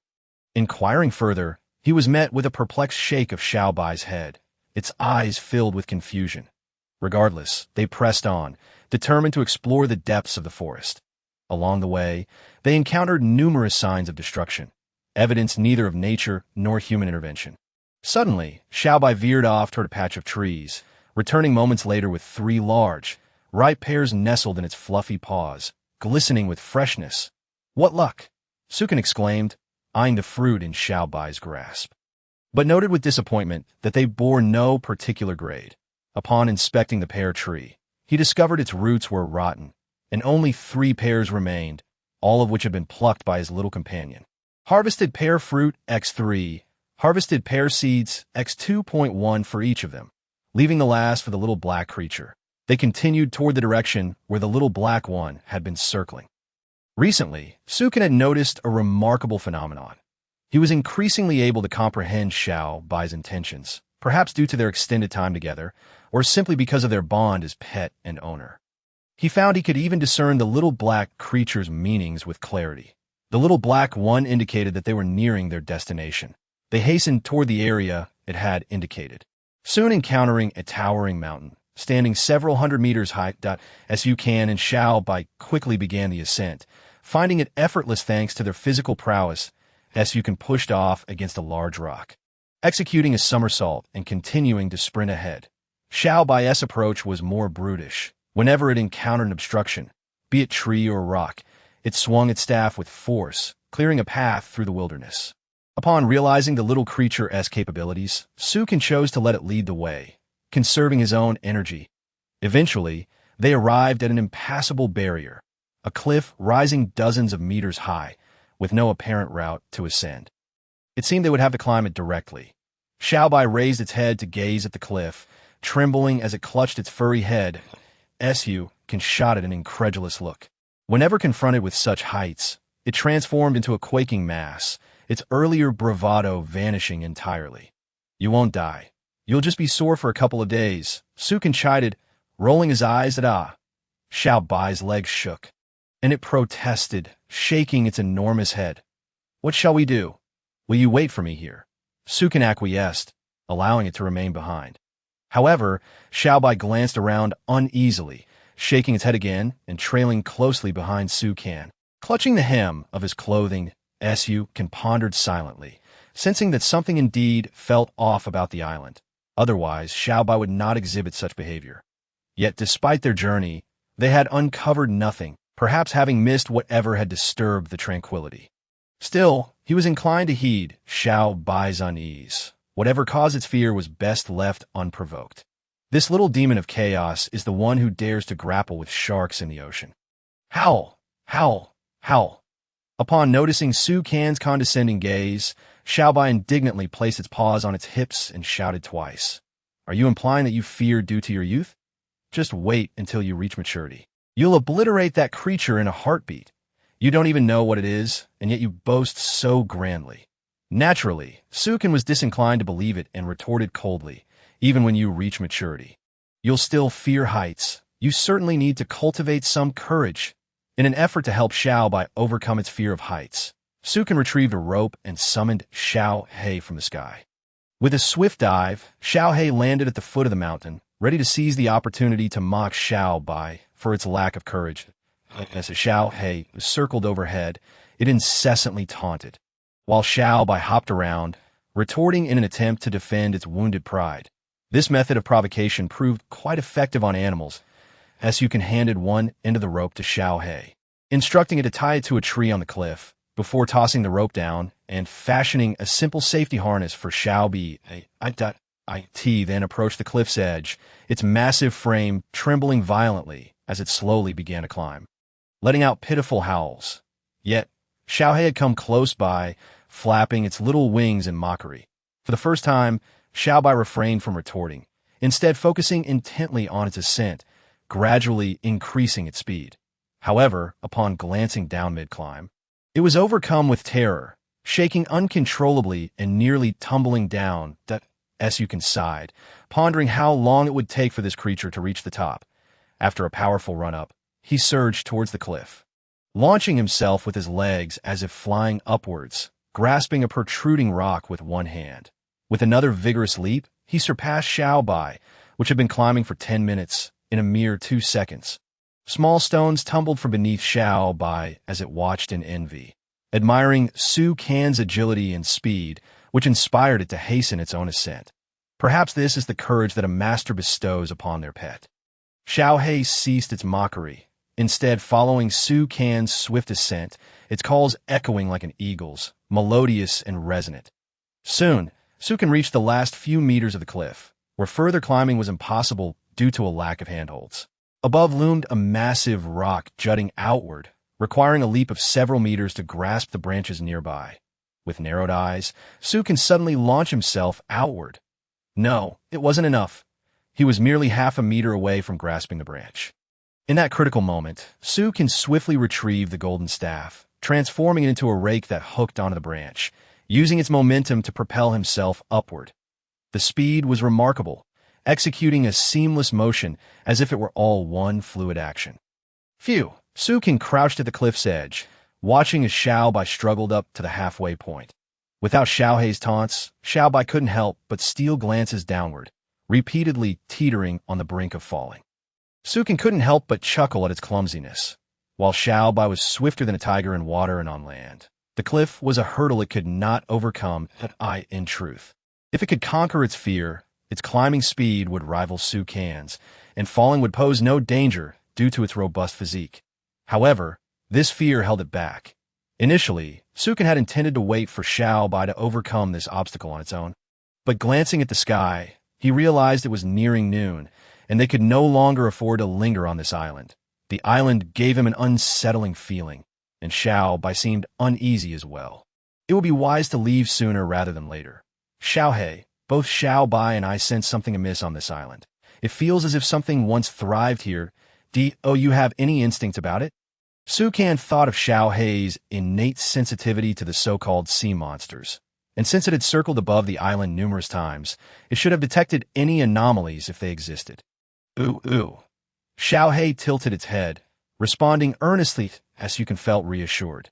Xiao Hei indicated that the island bore traces of prior habitation, as well as something unknown, which it had sensed upon first arriving. Thus, it had taken the initiative to scout the upper reaches of the island. Yet after several rounds, it found no threats, confirming that even if other creatures or humans had once lived here, they were now all gone. With this revelation, Sukan exhaled in relief. Nevertheless, to avoid encountering a tsunami at night, it would be prudent to leave the island before darkness fell. The last earthquake had been catastrophic for the local fauna. Through his observations during these 2 visits to the island, Sukan had garnered some understanding of the natural disaster. No matter how severe the earthquake, whether it caused the earth to crack or magma to erupt, it would only target humans that asked for any resources on the island. Even a single leaf would revert to its original state by the following day. Sukan signaled to Xiao Bai, instructing it to hold onto the rope tightly. With a firm tug, he pulled the hefty creature up. Indeed, it had gained considerable weight recently, likely weighing several hundred pounds now. Once Xiao Bai ascended, it couldn't help but pant heavily, as if utterly exhausted, though in reality, it was merely frightened. After this journey to the island, you must practice your courage daily, Sukan resolved firmly. Determined to help Xiao Bai conquer this deep-seated fear, Xiao Bai shook its bare head pitifully, seemingly pleading for mercy. But upon seeing Xiao Bai's disdainful gaze, it reignited its fighting spirit. At last, they spotted the object of Xiao Hei's earlier observations, a large thatched cottage. The cottage was expansive, surrounded by towering wooden fences, as if guarding against some unseen threat. Upon reaching the entrance, Sukan pushed open the door and stepped into the yard, which was overrun with leaves and wild grass. Long abandoned by its inhabitants, be cautious, Sukan warned Xiao Bai and Xiao Hei. Xiao Hei descended from the air, landing on Xiao Bai's shoulder. On solid ground, Xiao Bai appeared significantly safer, especially with the formidable wolf-tooth club in its grasp. Xiao Bai mocked Xiao Hei for its cowardice, taunting, "Are you scared now?" Ignoring the jibe, Xiao Hei comfortably shut its eyes, resting on Xiao Bai's shoulder, for it was not as brash as Xiao Bai. If it were to be frightened, it would do so with dignity. As it stated, "How long have I been alive? My limbs are still scrawny. You expect me to fight?" In this regard, Xiao Bai had no retort, for Xiao Hei was not a combat pet. Indeed, once Xiao Hei matured, its combat prowess would be unmatched by ordinary animals. Even the fiercest sharks would pose no threat to for who would prevail in a confrontation between Xiao Hei and Xiao Bai. That could only be determined through a duel. You can believe they both had their strengths. Perhaps once Xiao Hei matured further, it and Xiao Bai would be evenly matched. Approaching the door of the cottage, Sukan cautiously transformed his golden staff into a spear, forcefully pushing the door open. Seeing nothing spring forth, he felt a wave of relief. Inside, the room was dim and dreary, signaling to Xiao Bai. It swung its wolf-tooth club overhead, puncturing the thatched roof. Suddenly, light flooded the interior, revealing the peculiar choice of the previous occupant to construct such a dark dwelling. Did they not fear the dampness? Surveying the room, he noted a small wooden table and a chair, which crumbled to dust at the slightest touch, clearly aged and rotting. In the corner lay a small bed, but nothing else remained. Xiao Hei emitted a low whimper, indicating something beneath the In a fit of destructive curiosity, Xiao Bai smashed the bed to pieces, uncovering a massive wooden chest. The chest's exterior was painted a blood-red hue, as if stained by some animal's blood, uneven and unsettling. Both Xiao Hei and Xiao Bai's expressions darkened, fixating on the chest, unable to suppress their desire to smash it open. "What's the matter?" Sukan inquired, noticing their strange behavior. Ooh. Xiao Bai explained that this was an instinctive reaction, akin to a cat's response to a mouse. Sukan felt relieved, as long as it wasn't a case of mice confronting cats. He could manage. He was acutely aware of Xiao Bai's combat capability. Although he surpassed it by a considerable margin, if genuine danger arose, he couldn't afford to prioritize his pet's safety. After much hesitation, Sukan resolved to open the wooden chest. Having come this far, he would regret not doing so. The entire journey had been peculiar, and perhaps the chest held the answers he sought. Step back. Sukin instructed Xiao Bai and Xiao He to retreat a few paces. He jabbed the spear into one side of the chest, lifting it forcefully, and the lid flew aside. Acquired. Ship upgrade blueprint. Acquired. Last words, acquired. Madman's notebook. Remarkably, he had found a blueprint here, indicating good fortune. AS for the last words and notebook. They likely belonged to the cottage's former occupant. He decided to examine the last words first. Last words. I can barely hold on. My mind is on the brink of collapse, with only the fireball in the east continuously falling and rising. The island's vegetation has suddenly withered en masse, as if infected by some virus, and the soil is deteriorating increasingly. The dire situation on the island has worsened significantly. Not only is the timber on the island dwindling, but even the fish populations along the shore are diminishing. I've been subsisting solely on rainwater for an entire week. This island has become untenable for survival, and while I yearn to leave, I am apprehensive about losing my way at sea. I would rather perish on land than succumb to the abyss of the ocean. At least there, I would find solace in the earth beneath my feet. I have heard whispers of vast lands to the east, populated by many inhabitants who claim to be saviors, where food and water are in abundance, promising a superior environment for living should I take the plunge. I have already prepared my water and provisions. I have made up my mind. Rather than languish here, I shall venture forth. Sukin contemplated this brief farewell message, pondering why it lacked any mention of the horrors that plagued this place or how the writer came to be stranded here. It felt reminiscent of the lamentations of desperate survivors inscribed on parchment. However, Sukin surmised one crucial detail. The author of this message likely penned it before the onset of seismic disasters. Otherwise, they would have perished long ago. This farewell holds little in the way of guidance, and why only recourse is to examine that notebook. Perhaps it contains vital information. Opening the journal. What nonsense about saviors. Humanity has been deceived. Only endless despair resides there. Good heavens, has the apocalypse finally arrived? Humanity coexists with monsters, and not a single patch of pure land remains. The invisible waves of water seem to cleanse, sweeping away the superfluous living beings. Anything that resists the water is doomed to perish. I refuse to die. I refuse to accept this fate. It is rumored that fleeing eastward towards the sun offers a glimmer of hope for survival. Only there can humanity find sanctuary, a place devoid of fear of water. I am departing. Should anyone happen upon these words, please heed my instructions that I await your arrival in that promised land. That Sukin furrowed his brow, gazing at the names left behind. Astonishingly, both passages originated from the same individual. How could these two accounts be so diametrically opposed? Before succumbing to madness, they referred to the sun as a fireball.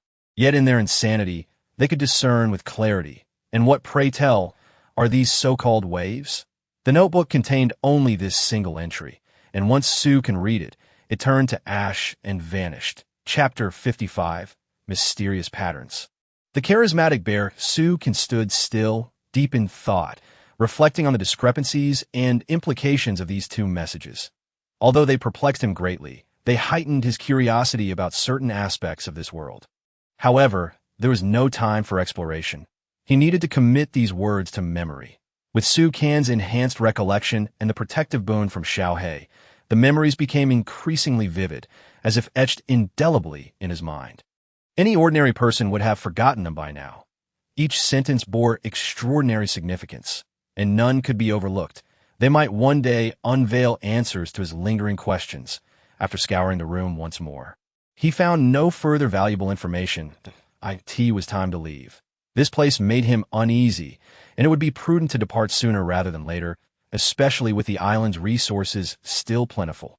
He resolved to gather what he could and then abandon this small isle. Sukin increasingly felt that the sea offered greater safety. The island perpetually exuded a sense of danger. He walked outward. He examined the blueprints for modifying the vessel. A ship exceeding 10 meters in length was required, and the quality of the planks must be of gold grade or above. The stronger the modifications, the more materials would be needed. potentially dozens or even hundreds of times the current supplies. He needed to deliberate carefully before proceeding with any upgrades. Sukin hesitated for a moment, while the modification scheme appeared advantageous. His current vessel was already satisfactory and had consumed a substantial amount of materials. If he were to upgrade again, following the blueprints would necessitate exponentially more resources.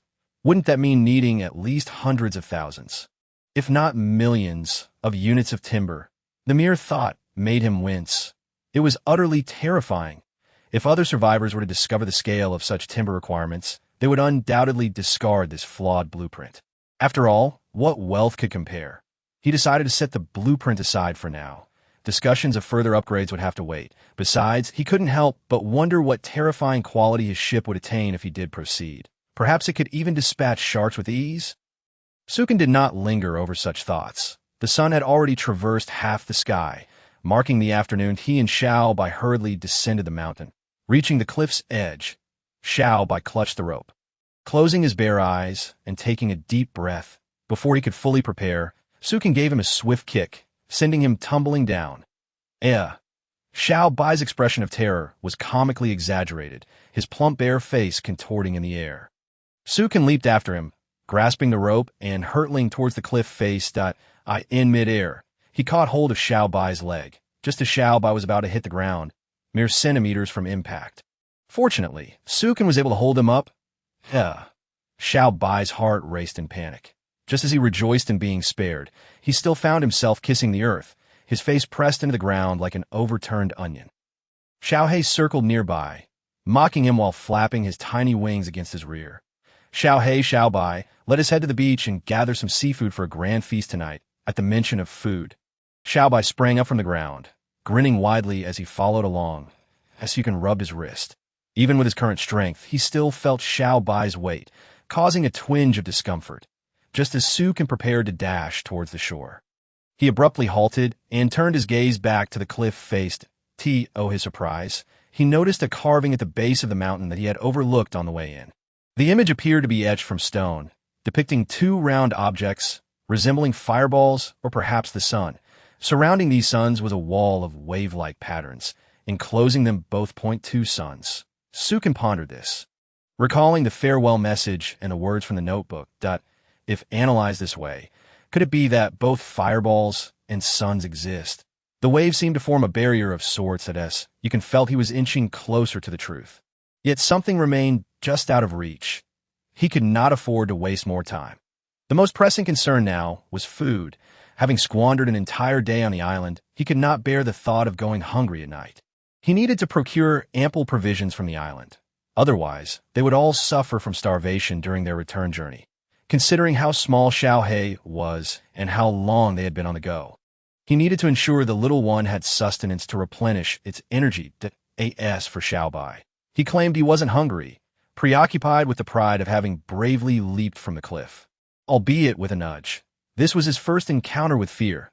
Sukin retrieved the remaining pears and canned fruits, offering them to Xiao He. Xiao He squealed with delight, taking them with his tiny wings and settling on Xiao Bai's shoulder to enjoy his treat. Boasting, "These are for my master. You don't have any, do you?" Xiao Bai growled in annoyance, warning him not to make a mess on his fur, as he was a bear with standards of cleanliness. Upon reaching the beach, Sukin gathered edible shellfish, scooping up sea cucumbers from the rocks, and capturing plump crabs. Xiao Bai assisted in the effort, collecting their find in a small puddle to prevent them from dying prematurely. Meanwhile, Xiao He, having filled his belly, soared above the water's surface, eyeing sunbathing fish. He dove swiftly, returning with a catch to present to Sukin, rubbing against his legs in a display of affection. "Well done. Of course you too, Xiao Bai. You did well as well." Sukin praised both, ensuring that Xiao Bai wouldn't feel left out, lest the two of them start bickering again. They needed to avoid squabbling, especially with dinner approaching. Having successfully gathered 9 succulent sea cucumbers, along with crabs and fish, they prepared to return to the ship. Sukin glanced back at the island, confirming that there were no visible resources left. As for the other mineral resources and materials hidden in the woods, he would have to return the following day. With the onset of darkness, Sukin felt an urgent need to leave the island. Back aboard the ship, He unloaded the shellfish, fish, and crabs onto the deck, casually tossing them aside as he set the grill over the fire pit. The crabs, upon tasting freedom, made a desperate bid to escape. Xiao He and Xiao Bai scrambled to recapture them. Xiao He flapped his tiny wings in a frenzy to block their escape, while Xiao Bai decisively knocked them out before swiftly taking the fish to the shore for cleaning. Xiao He mimicked the process, but after glancing at his own flapping wings, he opted to wait quietly for his meal. Once everything was cleaned and prepared, they placed the fish on the grill. Su can save 3 to make a large pot of seafood soup, knowing that with such a variety, the broth would surely be rich in nutrients. Soon, the aroma of the fish soup wafted through the air, mingling with the scent of grilled fish. Xiao Bai stood by the grill, eagerly watching, while Xiao He perched on his shoulder, equally transfixed, both nearly swallowing their tongues at the delightful scent. Su can chuckled as he flipped the fish, amused at how quiet the two had become, patiently awaiting their meal. All right, it's time to eat. Su can meticulously arranged the plates, bowls, and cutlery, serving a whole grilled fish to each individual. Those still hungry could fetch more themselves, and they could ladle out the fish soup as desired. The two companions immediately began to feast. Xiao Bai skillfully wielded his knife and fork to carve the fish, flaunting his prowess to Xiao He, boasting, "What will you do without claws?" In the absence of Xiao He, Xiao Bai would have resorted to using his paws in a fit of greed, but now, aspiring to embody the elegance of a refined bear, he was determined to master the art of sophistication. Presently, Xiao Bai sat there with a serious demeanor, exuding an air reminiscent of foreign patrons in a fine dining establishment to prevent grease from staining his fur. He had even draped a cloth around his neck, enhancing his dignified appearance. Xiao He, observing from the sidelines, realized he could not master the utensils and chose to abandon them altogether. He leapt from Xiao Bai's shoulder to perch on the stool, tucking his wings in, his proud demeanor akin to that of a golden eagle, a diamond-tier golden eagle. He might not utilize human tools, but his exceptionally agile beak allowed him to deftly separate the fish flesh from the bones. This was the most proficient and effective tool at his disposal. There was no need to forsake his innate talents. Wah! Xiao He perched on the stool, mockingly taunting Xiao Bai, who was pretending to be a culinary expert. It must be said that Xiao He's beak was remarkably dexterous, successfully separating the fish flesh from the bones, arranging the bones aside like a work of art. Then, with a charming gesture, he nudged the plate of neatly cut fish towards Su Qian. Remarkably, having been born only recently, he had already learned the art of flattery. Su Qian chuckled with amusement, accepting the gesture graciously. After enjoying the sumptuous meal, Xiao Bai, feeling idle, scampered off to the seaside to fish, while Xiao He took to the water to catch fish as well.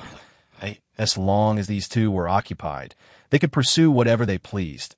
Otherwise, their idleness would inevitably lead to quarrels. After a day of antics, Su Qian noticed that Xiao He had grown considerably. If fully extended, his wingspan would measure over 2 meters, signifying his entry into maturity as a golden eagle.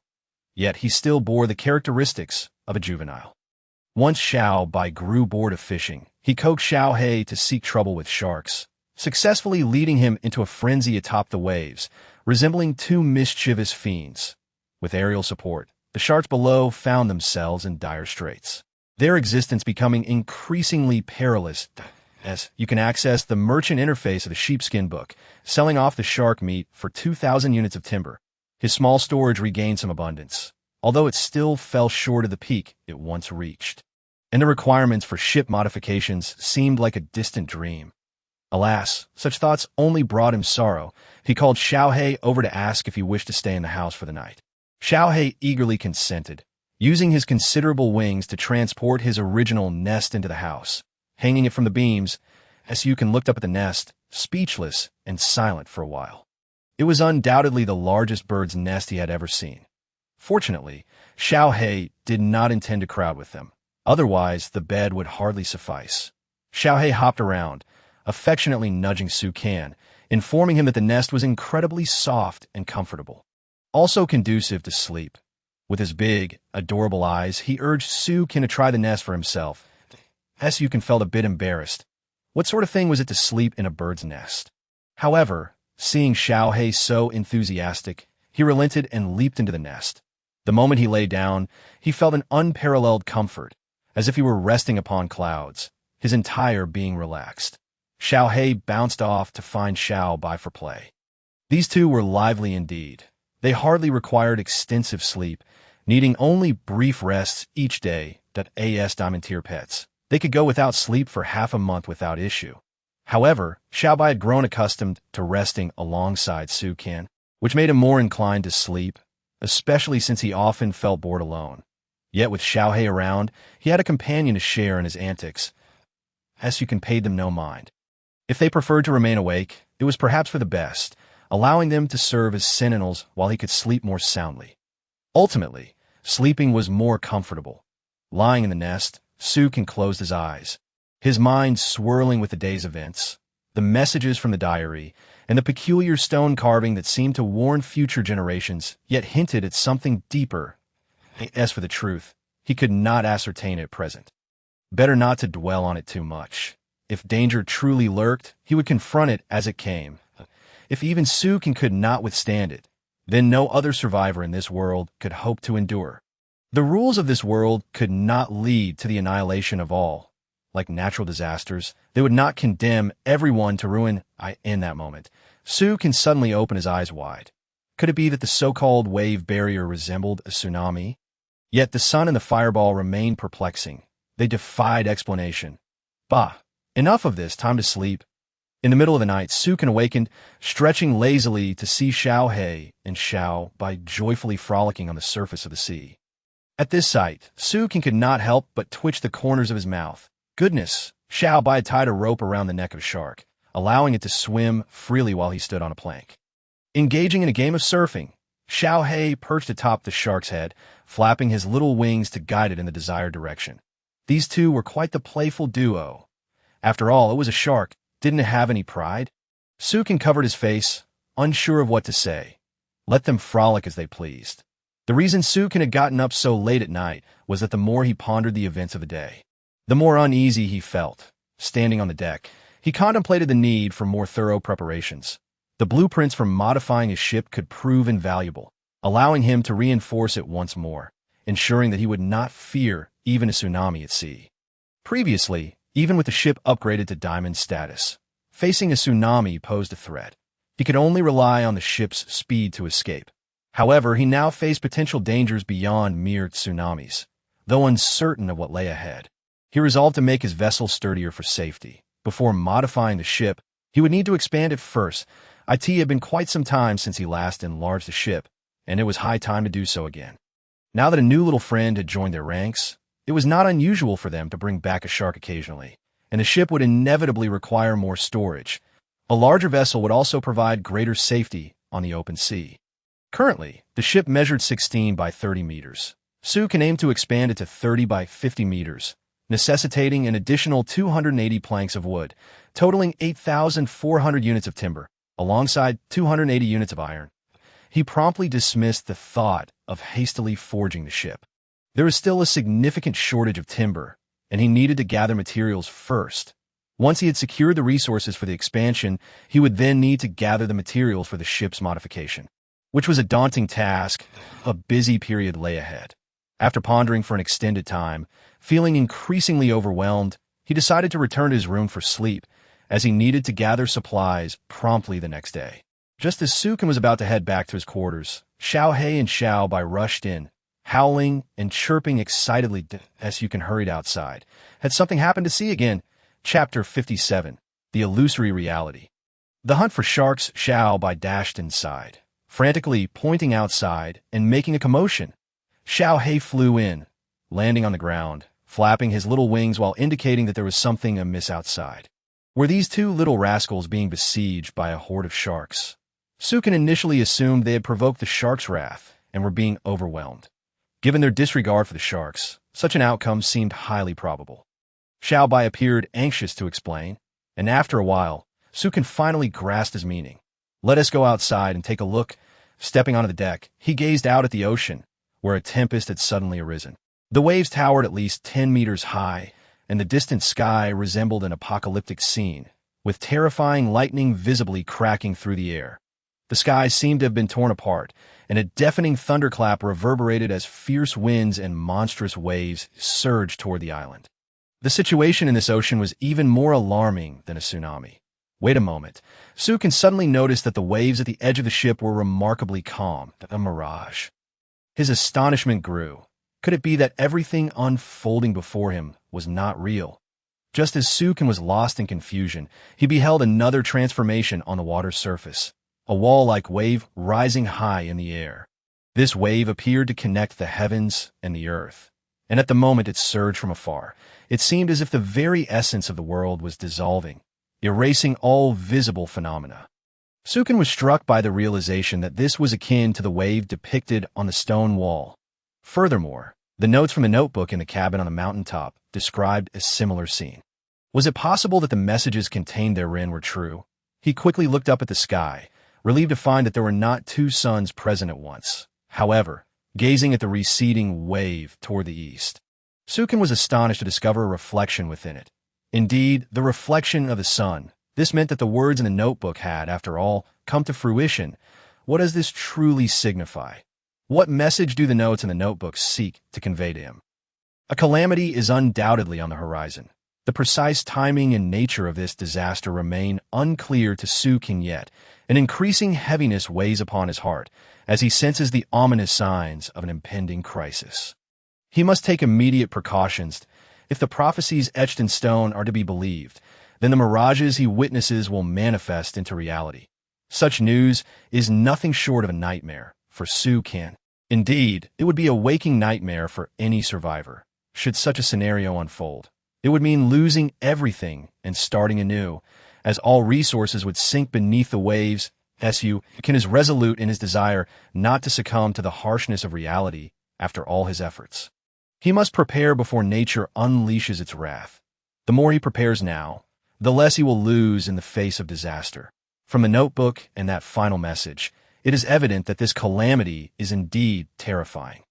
Sleep eludes him, as his mind races with thoughts of how to amass the necessary resources for upgrading his equipment. The mirage continues to linger, seemingly unaffected by the creatures of the ocean. As a large shark drifts lazily across the surface, shark! Sukin's eyes glimmer with excitement. This is a promising find. The largest source of meat in the ocean at present is indeed the shark. This creature not only carries significant weight, but can also be traded for abundant supplies, and both Xiaohei and Xiaobai are particularly interested in sharks. Xiaohei, Xiaobai, Yua Uwu. The two little creatures stand at attention, resembling obedient soldiers. Didn't you both fancy playing with sharks? Look over there. Go help me catch that one and bring it back. Sukin glances at the sea. Only one shark remains visible, the rest having already been played with by Xiaohei and Xiaobai. The ocean, typically the domain of the sharks, has seen them become a rare sight due to the antics of these two. Indeed, it seems there are no truly ferocious beasts, only their predators who prove formidable. Even sharks now steer clear and swim far away. Sukin can't help but feel a twinge of helplessness at this realization. Come, let me prepare some fish for you. Clearly, Xiaohei and Xiaobai have worn themselves out from playing, so Sukin retrieves 3 bluefin tuna that he had not sold. This fish will restore their stamina and energy. After a long afternoon and half the evening of play, the two little ones have exhausted considerable strength, and pushing them to catch a shark again might be too much. Thus, he decides to feed them first before sending them back to work. Xiaohei and Xiaobai happily trot behind Sukin, their spirits lifted, even though they were quite full from earlier. After some activity, they now feel a bit hungry again, such is the nature of pets. As long as there is food, their mood is remarkably cheerful. Sukin places the 3 bluefin tuna on the grill, intending to assist them shortly, as he finds himself with idle time. The aroma of grilled meat soon wafts through the air. After satisfying their hunger, Sukin brandishes his golden staff, transforming it into a spear. After feasting on the tuna, both Xiaohei and Xiaobai have regained their peak vitality, when Sukin instructs them to seek out the shark once more. The two become exceedingly excited.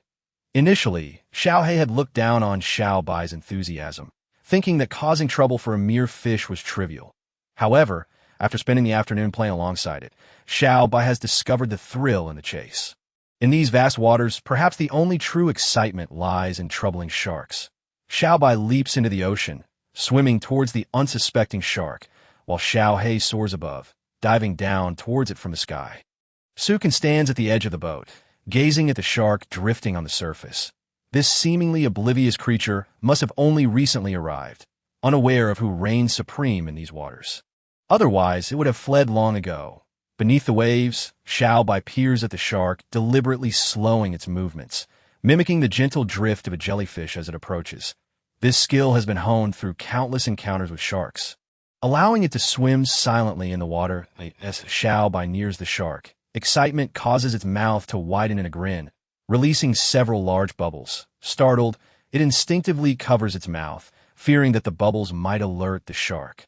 Finally, upon reaching the shark, it leaps onto its back. Chapter 58. The mutant shark. Man in fish's mouth. The shark, motionless on the surface, suddenly twists its head. What creature has dared to land upon its back? As it realizes that it is a little white bear, it instinctively opens its massive jaws wide.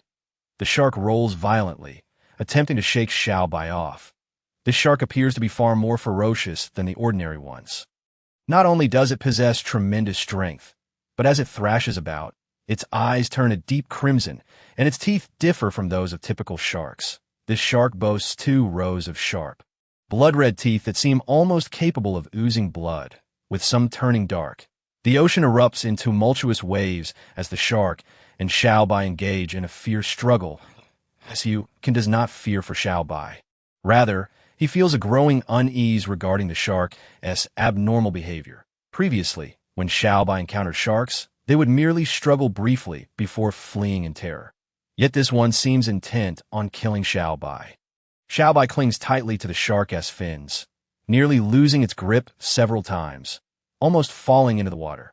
Despite the shark's immense strength, it cannot shake Xiaobai off, which leaves the little bear astonished.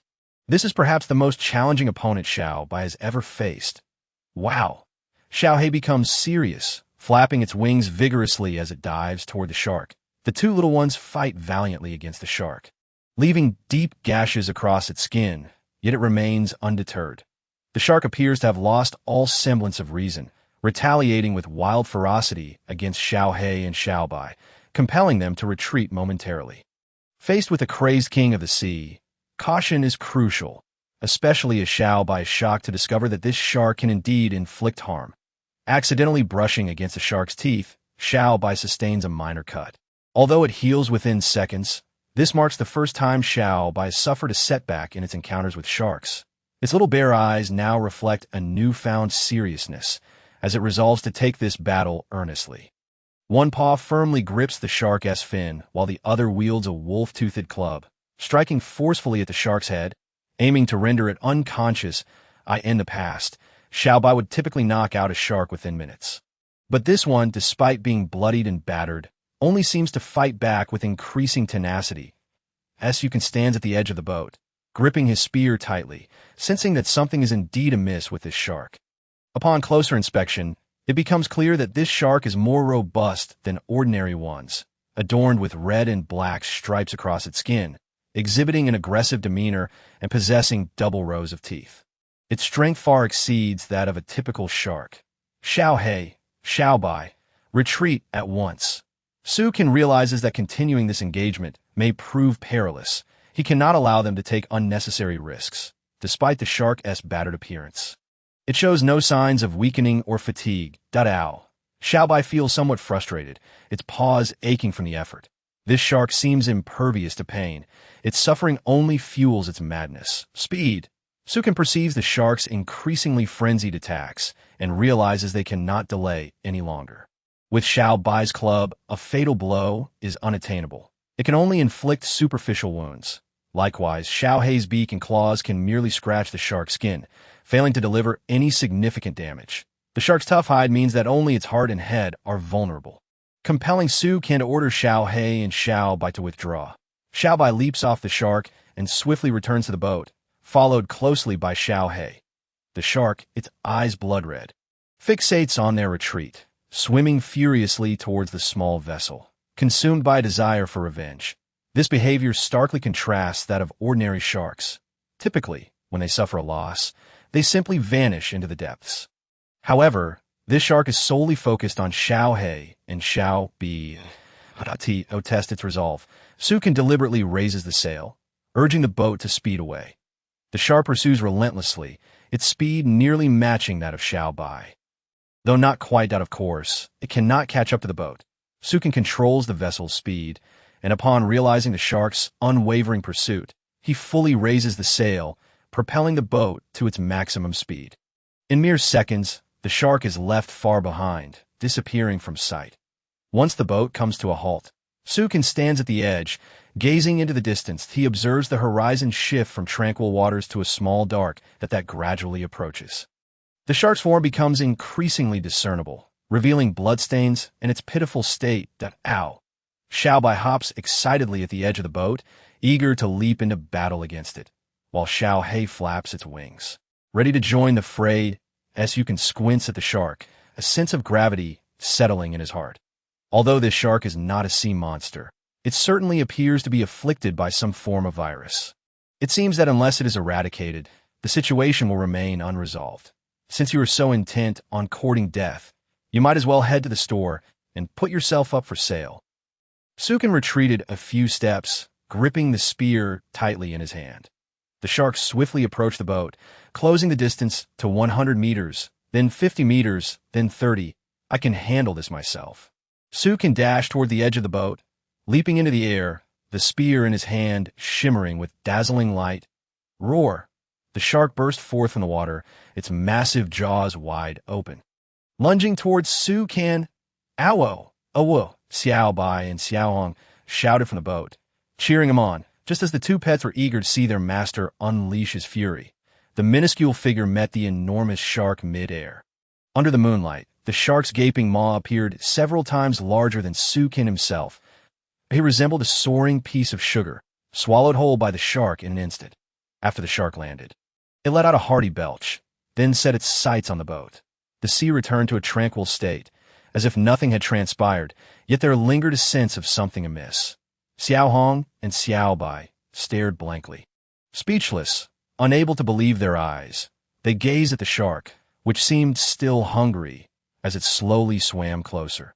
They fixed their eyes on the air, searching for Sukin's figure, but after a long while, they confirmed that their master had indeed fallen into the shark's jaws.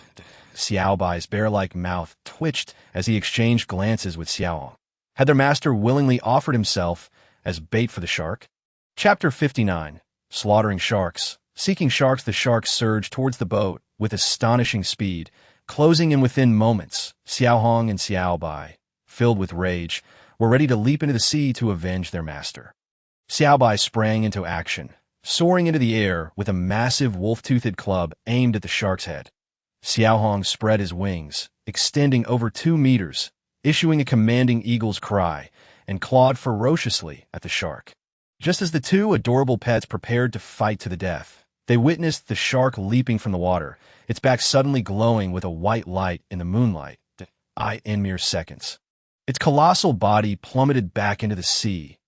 Owo! Owo! The two pets were momentarily dazed, as you can emerge from the shark's spine, spear in hand, leaping back onto the boat. The shark's blood stained a vast expanse of the sea as it rolled onto its back. Lifeless!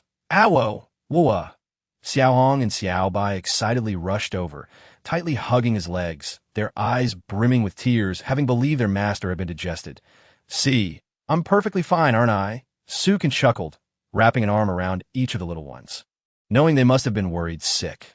Upon realizing the shark's exterior was impenetrable, Sukin resolved to breach its defenses from within. And no matter how formidable the shark, its innards were not impervious fortifications. Entering the creature's body, he discovered that his spear had undergone a remarkable transformation, emitting a faint white light.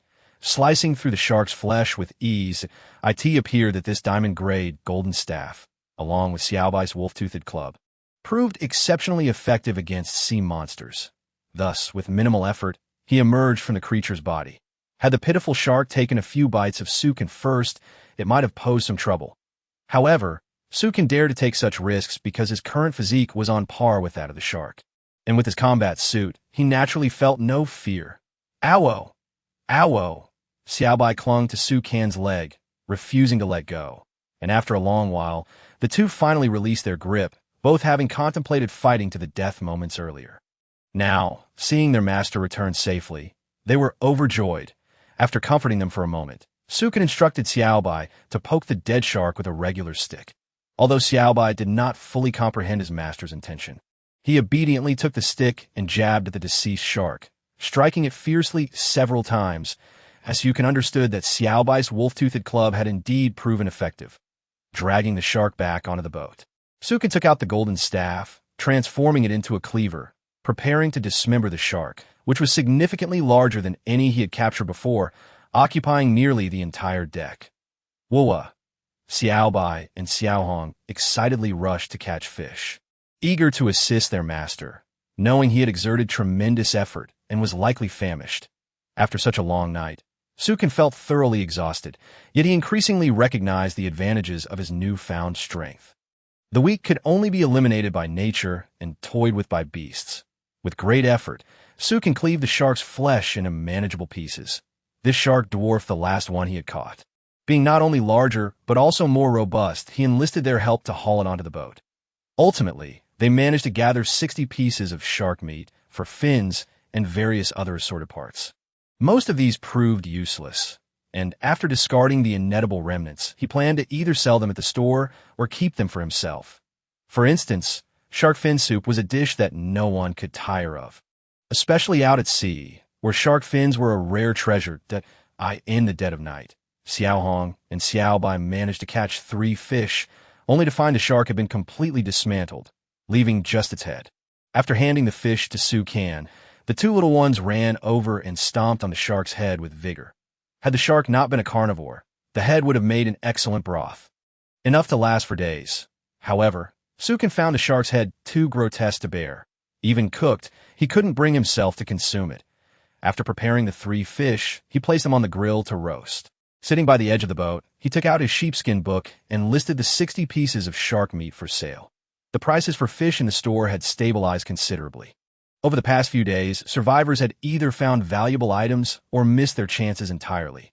After experiencing several waves of price fluctuations, the fish finally settled at 100 pieces of wood. At its most unstable, fish prices had even dipped to 50 pieces of wood. However, that was merely the folly of one desperate survivor who, upon catching a few fish, believed he had struck it rich. Furthermore, other survivors found it challenging to preserve their supplies. Fish, in particular, could easily slip away on a boat. Building a basin solely for fish seemed unwise, as they would need to consume them quickly. 60 pieces of shark meat were listed at 100 pieces of wood or 100 pieces of plastic each, and if any precious materials were available, they could be offered in exchange. Su Can was in no rush to sell that he estimated he still needed over 8,000 pieces of wood to complete his ship's expansion and gather materials for upgrading.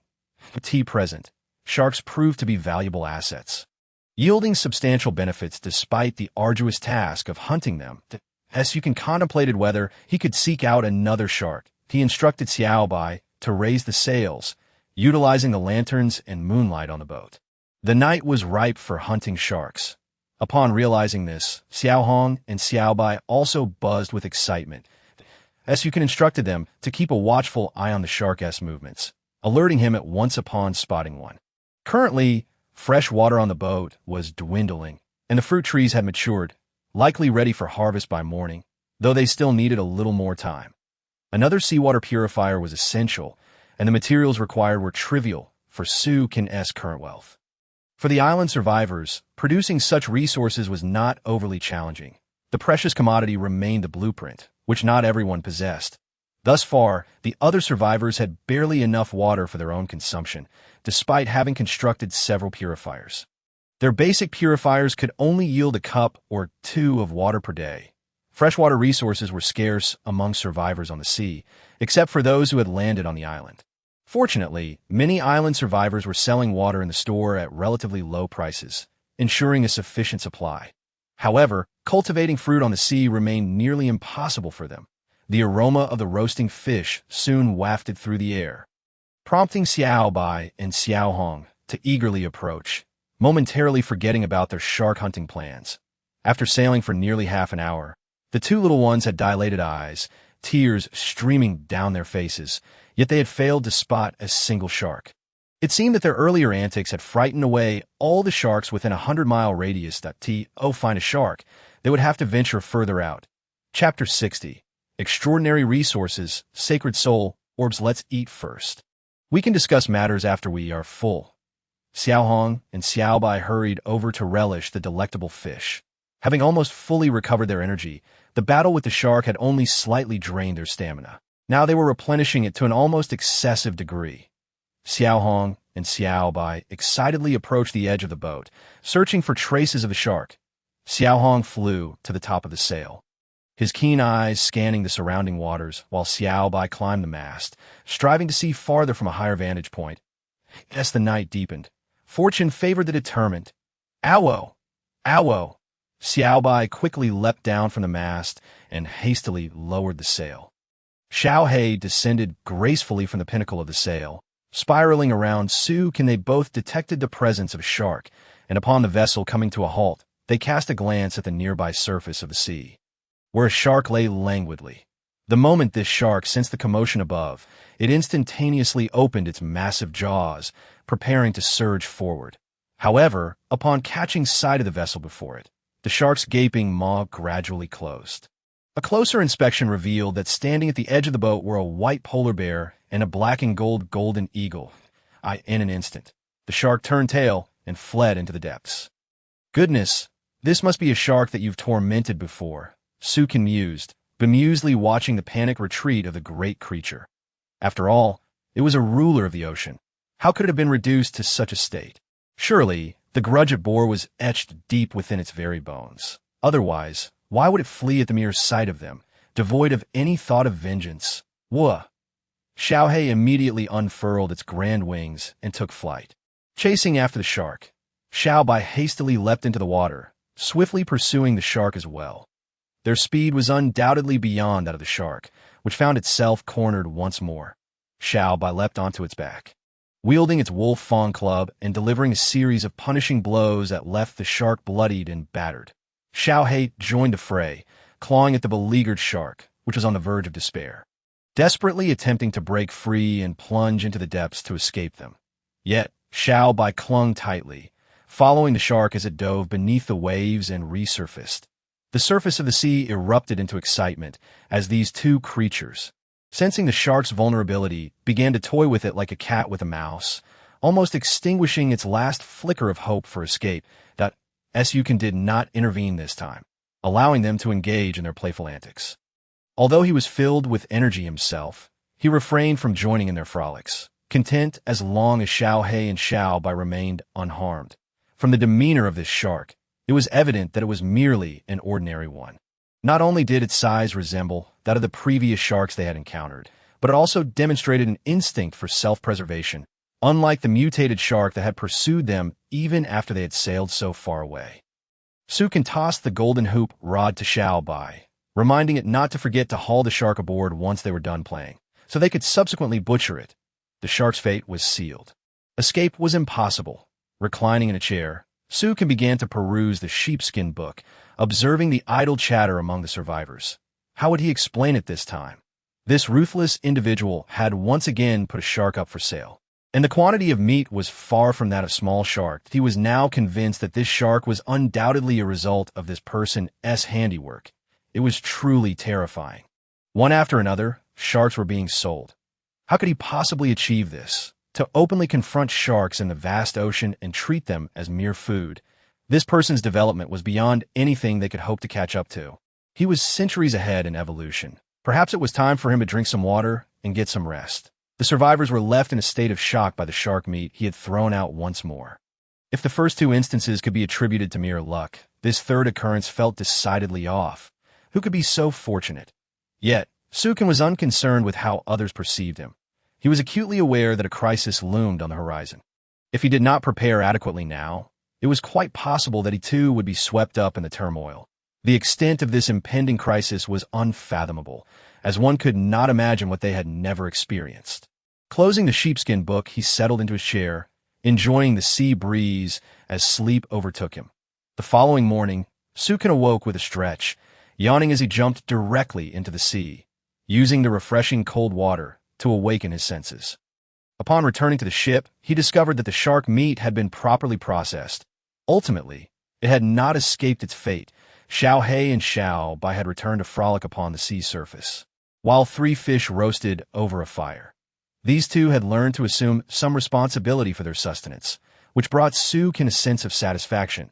He stored the shark meat in the warehouse, tallying 20 pieces.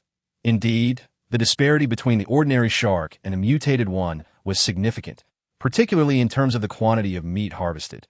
The flesh of a mutated shark was sufficient to equal that of 3 ordinary sharks. A prompt from the sign-in system appeared.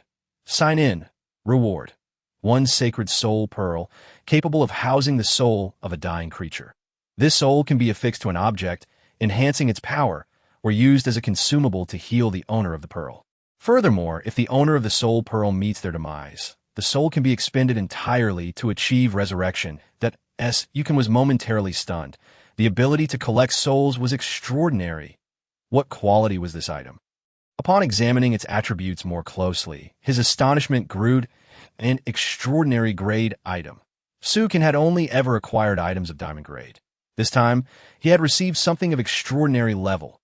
Moreover, the capabilities of this item were nothing short of miraculous. If an extraordinary item possessed such powers, then, however, this was not the concern of Sukin at the moment. The sacred soul pearl would automatically imprint the soul for its owner's use, not only providing protection, but also serving as a miraculous remedy for revival. The stronger the soul, the greater the enhancement bestowed upon the object. Therefore, he must not seek souls carelessly. At the very least, he needed a soul from a creature of higher than diamond grade to be of any use to him.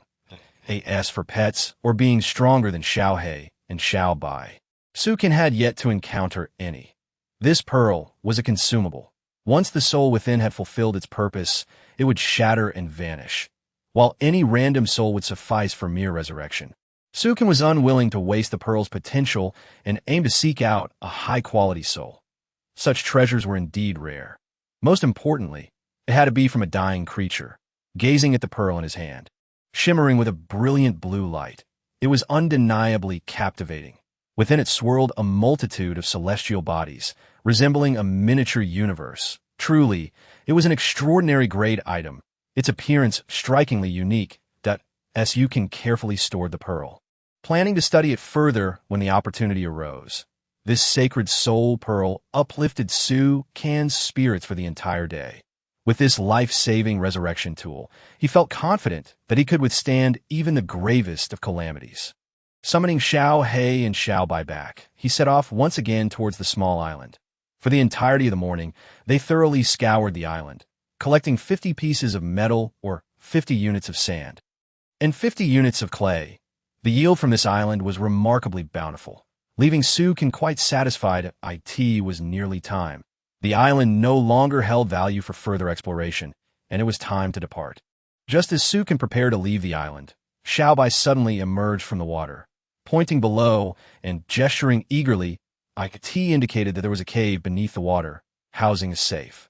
It seemed luck was on their side today, for they had stumbled upon treasure just before their departure, and it was an opportunity not to be missed. Xiao He, you cannot enter the water. Stay here and watch the ship until we return. Sukin called out to Xiao He before diving into the water with Xiao Bai. Xiao He flapped its small wings and flew back to the sail, folding them in and closing its eyes to rest. The deep sea was refreshingly cool and comfortable. The morning water temperature was invigorating. Following Xiao Bai, Sukin delved into the underwater realm, descending to a depth of 100 meters until he reached a rocky outcrop. Xiao Bai halted, gazing at a particular rock and signaling to Sukin, indicating that the treasure was hidden within it. You can observe a natural rock cave nearby and swam inside. Upon entering, he discovered a myriad of colorful fish swimming about. At the far end, on a massive stone covered in green moss, lay a safe. This safe was identical to the one he had discovered on the sunken ship, albeit without any wooden casing. Sukin pointed to the safe and then at the surface, signifying that they should work together to bring it up.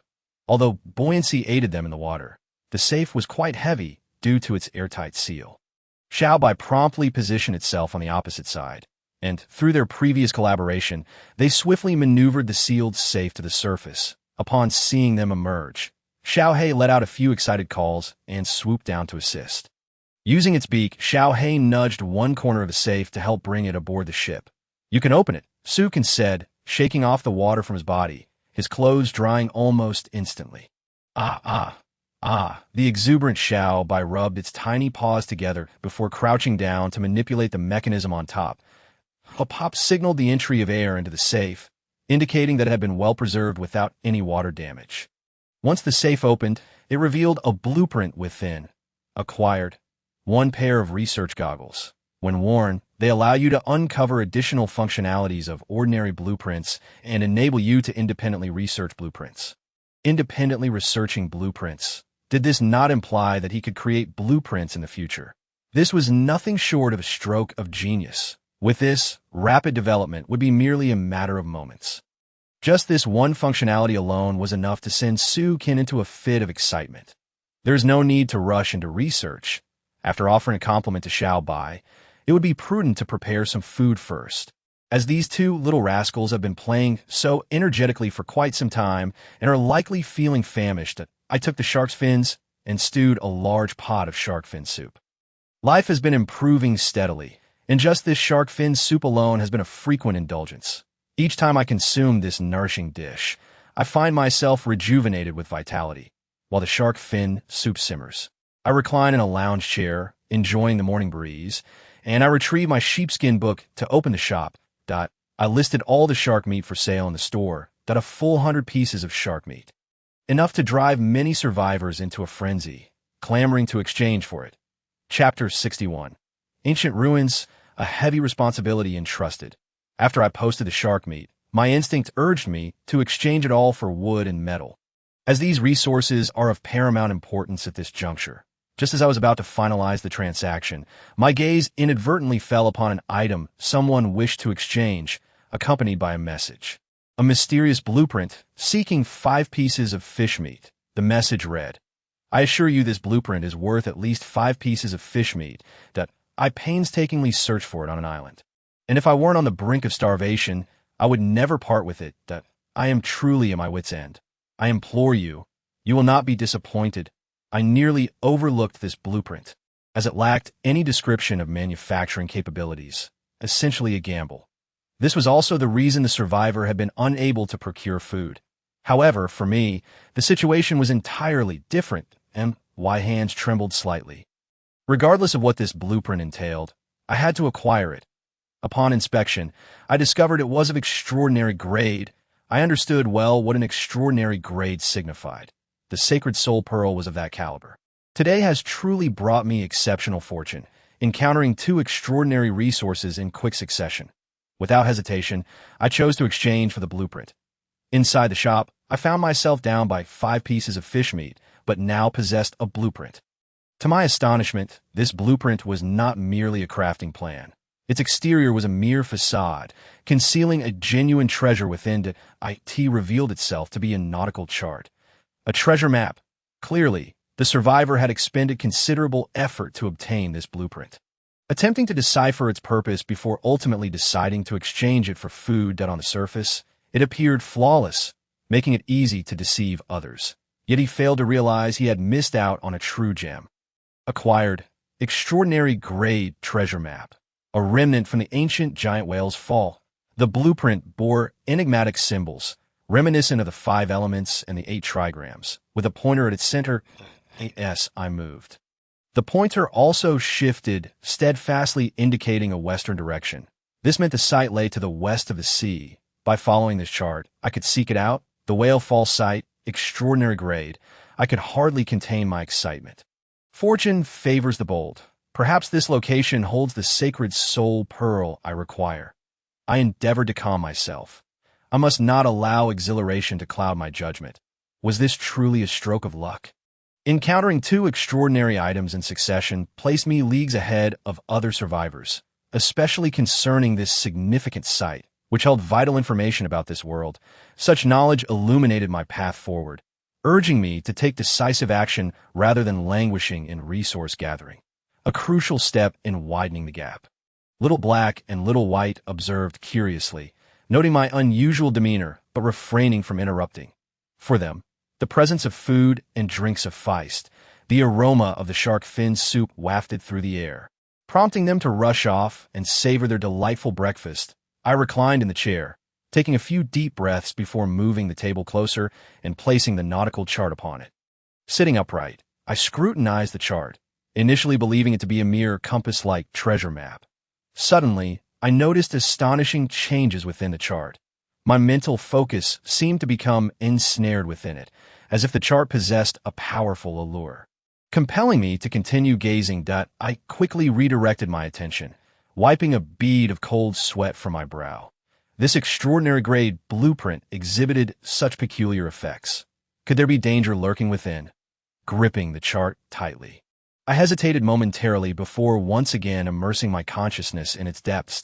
To uncover the secrets within, one must have the courage to venture forth. I refused to believe that an extraordinary-grade blueprint would harbor ill intent. In an instant, as my mental energy fully delved into the chart, my eyes sparkled with the radiance of the sun, moon, and stars, alongside the shimmering light of the azure sea. Moments later, only the brilliant blue glow remained. Buzzing, the vast ocean echoed with the mournful cry of a whale, revealing a massive creature floating upon the surface. The whale lay inverted, languidly swaying upon the water. As it struggled to right itself. I was astonished to see its skin adorned with black and gold stripes, and two enormous horns sprouting from its head, resembling dragon horns. After several attempts to regain control, the whale's strength waned, and it began to sink slowly into the depths. A whale fall? I instinctively recognized this as a scene preceding the demise of a whale. Whale falls nourish all life, and it was clear this magnificent creature was nearing its end. Yet, what could explain the presence of such horns? A curious notion crossed my mind. Could it be that it leaped from fish to dragon? As the whale descended, two even larger whales approached, nuzzling close to its side. The two whales emitted sorrowful calls, their voices profoundly moving, akin to weeping in grief. However, the sinking whale suddenly twisted its body, using its tail to wave off the two companions. Not dead yet, I was perplexed. If it were not a whale fall, why was it sinking? Was it merely succumbing to exhaustion? To glean the truth, I would have to reach the scene. Gradually, I withdrew my focus from the chart, releasing a slow breath.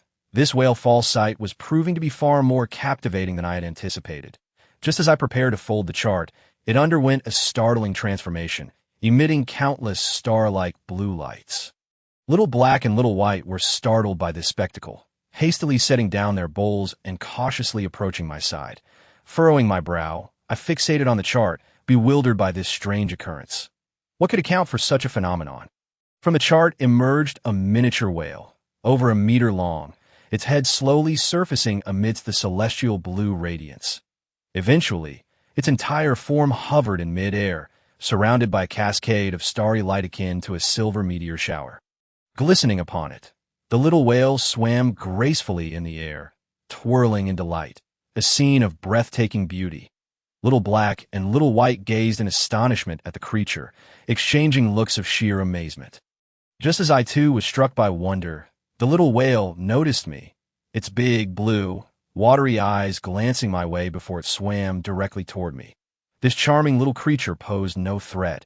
It radiated beauty and innocence, prompting Little Black and Little White to remain still, silently observing. The little whale affectionately nudged its head against my chest, as if seeking affection. That I gasped, cautiously reaching out to stroke its head, which felt incredibly smooth and comforting. Its tiny head bore nascent dragon horns, and its black and gold stripes resembled gentle ripples in water, so natural and enchanting. Was this a mere illusion or reality? The tactile sensation was undeniably real, grounding me in the moment. The little whale's eyes sparkled with curiosity and trust, and as I stroked it, it closed its eyes, wriggling in delight, emitting a soft, buzzing sound of joy. When it opened its eyes again, I could see the glimmer of trust reflected within them. As the little whale rolled and swam gracefully in the air, I realized it was nearing the end of its life. A long wound marred its side. from which black blood floated like dark mist. Black blood? I examined the injury closely, noting that it seemed infected, with the surrounding area expanding as if it were burning. What could inflict such damage upon a colossal whale? My fingers trembled involuntarily, and an inexplicable sorrow welled up within me, especially as I recalled the whale's helplessness on the surface and the mournful cries of its companions. Buzz, Buzz the little whale suddenly nestled against me, emitting a series of soft sounds. To my astonishment, I understood its meaning. The tones were soothing and mature, as if a gentle voice were offering warmth and comfort.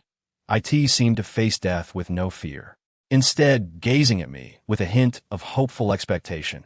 Were you telling me that this wasn't too important and that I needed to find you quickly? The whale nodded gently, continuing to buzz, eager to communicate further. However, the light of the stars floating within the nautical chart grew increasingly faint, and the wounds upon it spread more severely, the black mist of blood amplifying the trend. The little whale's sister appeared notably anxious and flustered, hastening to convey her message. Do not rush. Take your time. Suki could not help but feel a bead of sweat form as he meticulously committed each of her words to memory. You mean to say that you possess something of utmost importance that must be entrusted to a reliable individual, and you have chosen me, hence urging me to hurry, upon realizing that Sue can comprehend her intent. The little whale's sister nodded, her face illuminating with a gentle smile. Rest assured, I shall make haste. You must hold on and await my arrival. The gravity in Sue Can's eyes flickered with determination. The little whale's sister buzzed with delight, circling him a few more times before nuzzling into his embrace. The radiance reflected from the nautical chart gradually dimmed. The final gaze the little whale's sister cast upon Sue Can was imbued with trust and anticipation before she transformed into a faint glimmer and vanished. Gazing at the aged nautical parchment, Sue Can inhaled deeply. He had not anticipated that merely discovering a being of extraordinary caliber would imbue this world with such profound expectations, rendering it a tapestry of complexity and vibrancy. Clearly, this world was far more intriguing than he had initially presumed. It was time to unveil the true veil of this enigmatic realm. Upon retrieving the nautical chart, he found the inscriptions altered, perhaps a consequence of the little whale's sister's acknowledgement. The whale fall of the ancient Leviathan. The site of the whale fall is a sanctuary sought after by countless creatures. Only those recognized by the fallen Leviathan may traverse these waters. In this world, the ancient Leviathan stands as one of innumerable dominant clans. Countless? Does this imply that there exist multitudes of entities as formidable as the whale? Chapter 62. Progressing westward, expanding once more. This world indeed proved to be far more intricate than he had envisioned. It seemed he had underestimated the vastness of these seas. As you can gaze toward the horizon, at that moment resolving his path forward. He would begin to unravel this world's mysteries, starting with the whale clan. All right, enough gazing. Let's dine.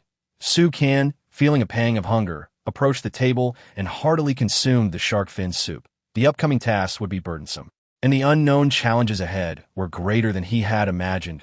As you can have believed he was thriving in this world, with no formidable adversaries. Yet the series of revelations made him realize that if he continued in complacency, he would end up like those oblivious survivors before tsunami, only to discover too late the impending crisis. To prepare himself before disaster struck. The best course of action was to confront all challenges head-on. Currently, he was aware of the so-called invisible wave of annihilation. If his conjecture was correct, it must be the tsunami, which would eradicate the underdeveloped survivors. The previous tsunami was a vivid example. Only those who thrived would survive amidst the oncoming tsunami. Such calamities would be devastating for other survivors, instilling an atmosphere of fear and caution in their lives. However, for Sue Can, this could very well be an opportune moment, for the tsunami would inevitably hinder the development of others. During that time, he could procure ample resources, providing food and water to those in need. Now, having acquired the sacred soul pearl, he required a remarkably powerful soul. Fortuitously, he had obtained the whale false sight, belonging to one of the most formidable races in this world. Should he seize this opportunity, he could augment his own strength and upgrade his vessel once more. The ship, already at diamond level, would undergo astonishing transformations if its power were to be enhanced again. Such changes were beyond Su Can's imagination. The whale fall site was a must-visit. He firmly believed that the little whale's sister had not deceived him, and finding her would surely yield significant fortune.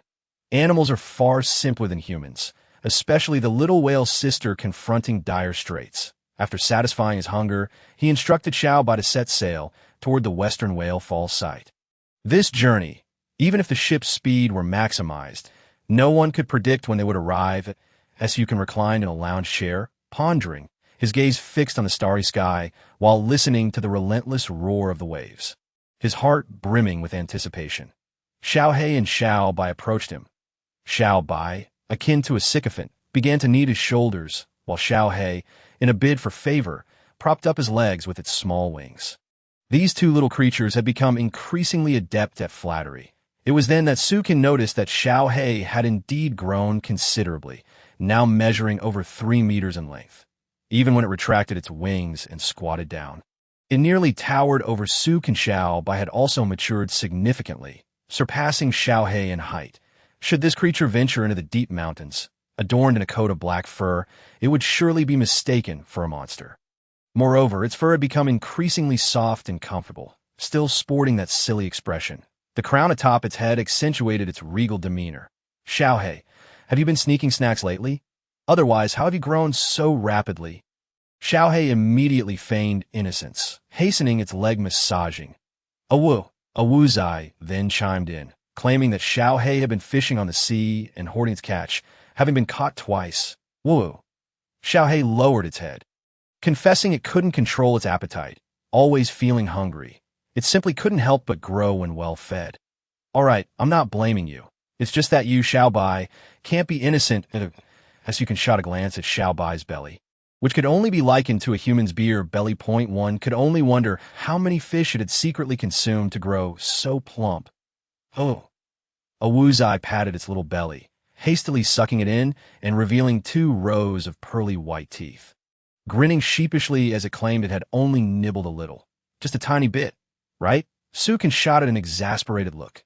These 2 little creatures, while frolicking on the sea, would devour any fish they caught without a second thought. They explained that they feared Su Can would deem them excessive eaters and abandon them, thus resorting to sneaking off to fish for themselves. They also complained that uncooked fish were utterly unpalatable, and only their hunger drove them to eat. The simplicity of animal nature was indeed striking. Su Can gently ruffled their heads, assuring them that they need not resort to thievery. The fish cooked over a fire was undeniably more delectable. There was no need to fear his reprimand for consuming less appetizing food, as you can realize that their size was becoming increasingly unmanageable. Just how large could they grow? Even they themselves seemed uncertain. One thing was certain. As their size increased, so too did their appetites. Xiaohei cast a furtive glance at Su Can, and upon confirming he bore no anger, nestled its small head against him in an affectionate gesture. Su Can chuckled helplessly, suggesting they rest, for after a day of frolicking, they must be weary. Xiaobai grinned widely, dragging a palm frond blanket from inside and laying it on the ground, then lying atop it, gazing at the sea breeze. Unlike its younger days, now, with its thick bare fur, it felt no chill at night. Moreover, its weight was no longer conducive to remaining indoors when it returned to the house during the day to rest. It nearly collapsed the bed upon landing. Xiaohei had also lost its attachment to the bird's nest, now displaying a keen interest in Xiaobai's fur. Seizing the opportunity while Xiaobai dozed, Xiaohei began to pilfer its fur, though it did so gradually, intending to craft a blanket. Upon realizing this, Xiaobai chased Xiaohei around the ship, roaring in protest to strip it of its feathers. Ultimately, however, Xiaohei capitulated, promising not to steal any more. Xiaohei snuggled close to Xiaobai, using its massive form to shield it from the wind. Xiaobai, unfazed, accepted the arrangement, for its 2 pairs of large wings could easily serve as a blanket. Allowing the 2 to rest together, sharing warmth, Su Can observe the 2 settle into tranquility. He shook his head in resignation. He opened the merchant's section of a sheepskin book, exchanging the remaining fish for 8,500 units of wood and 300 units of iron. The materials for expanding the ship were now sufficient. He would take the opportunity to enhance his vessel before this voyage, extend the ship from 16 meters to 30 meters. He would require an additional 8,400 units of wood and 280 units of iron. Yet fortunately, he had finally gathered all the necessary materials. He retrieved a small hammer and extracted all the materials. Glancing at his small storage, he noted over 4,600 units of wood remaining. It was clear that upgrading the ship would still be a considerable challenge. Taking out the blueprint for the ship upgrade, he noted that to reach a higher level, the materials required would be double that of the original construction. Having already expended over 20,000 units of wood, nearly 40,000 to 50,000 units would be necessary. This staggering sum of materials would likely rely solely on the sharks to sustain it. Otherwise, fishing one by one would be an arduous task, and he might not gather enough for years. First, he would commence expanding his small ship, methodically constructing the planks as each wooden plank was completed. The ship was once again expanded into a grand vessel, measuring 16 meters by 30 meters. Now, it felt far more stable upon the sea, particularly with the waves produced during navigation, which were significantly subdued, providing a sensation of unwavering steadiness. Almost there, it's time for a proper rest. As you can gaze at the two of them, already in a deep slumber, and initially contemplated returning indoors for sleep. However, after a moment's thought, he decided to squeeze in beside them. The fur on Ao Zai's body was indeed quite comfortable. It was the epitome of a bear fur blanket. He then used Xiao Hei's wings as a cover, creating a standard eagle wing quilt. Once nestled in, Sukin felt a wave of cozy warmth wash over him. When Xiao Hei and Xiao Bai were roused from their slumber, Xiao Bai cracked a wide smile, while Xiao Hei tightened the wings around Su Kan, providing him with additional warmth. Ultimately, they preferred to stay close to Su Kan, especially after the earlier incident with the pilfered food, which left them feeling a bit anxious. Seeing their master not only unfazed but also snuggling with them lifted their spirits immensely. Thus, a human, a bear, and an eagle found themselves sleeping together, each sinking into a serene dream. The vessel continued its swift journey across the sea towards the west, the tumultuous waves serving as a soothing lullaby. Chapter 63. Joys at Sea. The commercial alliance the following dawn. Upon awakening, Sukin discovered that he was nestled within the bird's nest inside the cabin. With a palm fur blanket draped over him, adorned with several patches of polar bear fur. Undoubtedly, this blanket was the handiwork of Xiao Hei. Since Xiao Hei had acquired a limited amount of bear fur, it was unable to craft a complete blanket, thus opting to place the bear fur atop the palm blanket. How these two managed to bring themselves indoors was a mystery. Upon leaping from the nest, Sukin noticed that it was raining outside. The deck was damp, and the sky continued to drizzle with light rain. Xiao Hei and Xiao Bai had scampered to the stern of the ship, tethering themselves to a piece of wood and playfully splashing about in the water. Xiao Hei followed closely behind, occasionally fluttering its wings atop the rope, reveling in the thrill of speed and excitement. Their bond had grown increasingly intimate, and they had come to regard each other as the best of friends. Despite their persistent bickering, it was evident that Xiao Bai often bore the brunt of their disputes. Each time, Xiao Bai would leap around in frustration, letting out a series of exasperated cries. Meanwhile, Xiao Hei would stand proudly on the sail, casually mocking Xiao Bai, which only fueled its irritation. Thus, Sukin concluded that the higher one stood. The louder one could bicker. Observing Xiao Bai's endearing grin, Sukin realized that although it had grown considerably in size, its intellect seemed stagnant. This silly bear, regardless of its size, always exuded an aura of harmlessness. Naturally, such sentiments were best left unspoken in its presence, for even bears have their pride. In terms of intellect, birds undeniably held a distinct advantage. Despite their small heads, their brains were sufficiently developed. Sukin retrieved his fishing rod, settled into a chair, and began to fish, all the while watching the two of them frolicking about. Before long, a shark appeared within his line of sight, seemingly stirred by the antics of the two little ones. Intent on causing trouble, Xiao Hei circled above, exchanging a knowing glance with Xiao Bai in the water. Almost instantly, Xiao Hei soared into the sky. Xiao Bai, with its characteristic goofy smile, grasped the rope tightly and began thrashing about in the water. mimicking a drowning bear to attract the shark's attention, as expected. The great white shark, displaying less intelligence than Xiao Bai, charged toward it, as if eyeing a plump morsel for breakfast. Xiao Bai continued its act, splashing up and down in the water. Suddenly, the great white shark erupted from the depths, jaws agape, just as it believed it was on the verge of devouring Xiao Bai, envisioning the taste of its flesh. Xiao Bai abruptly surfaced, grinning mischievously, its paw gripping a massive spiked club, resembling a baseball bat aimed at the airborne shark. With a resounding thud, the blow landed squarely, sending the shark's teeth flying in all directions. Blood gushed from the shark's mouth, its furious roars echoing across the nearby waters, sending schools of fish into a panic. This commotion made it impossible for Sukin to fish in peace. He promptly lowered the sail to avoid losing the shark, then returned to the bow to continue fishing. Seeing the ship come to a halt, Xiao Bai released the rope, leapt onto the deck, took several steps back, and then charged forward, brandishing the spiked club in the sunlight, which gleamed brilliantly as it swung it with vigor toward the dazed shark. Xiao Hei also dove from above with incredible speed, akin to a bullet. The shark, now regaining its senses, roared and opened its mouth wide, only to realize it was facing a bear and an eagle. In a flurry, it turned its attack toward Xiao Bai. At that moment, Xiao Hei swiftly positioned itself in front of the shark, causing it to abruptly change its target, but Xiao Hei executed a sharp halt midair, evading its jaws and effectively taunting it.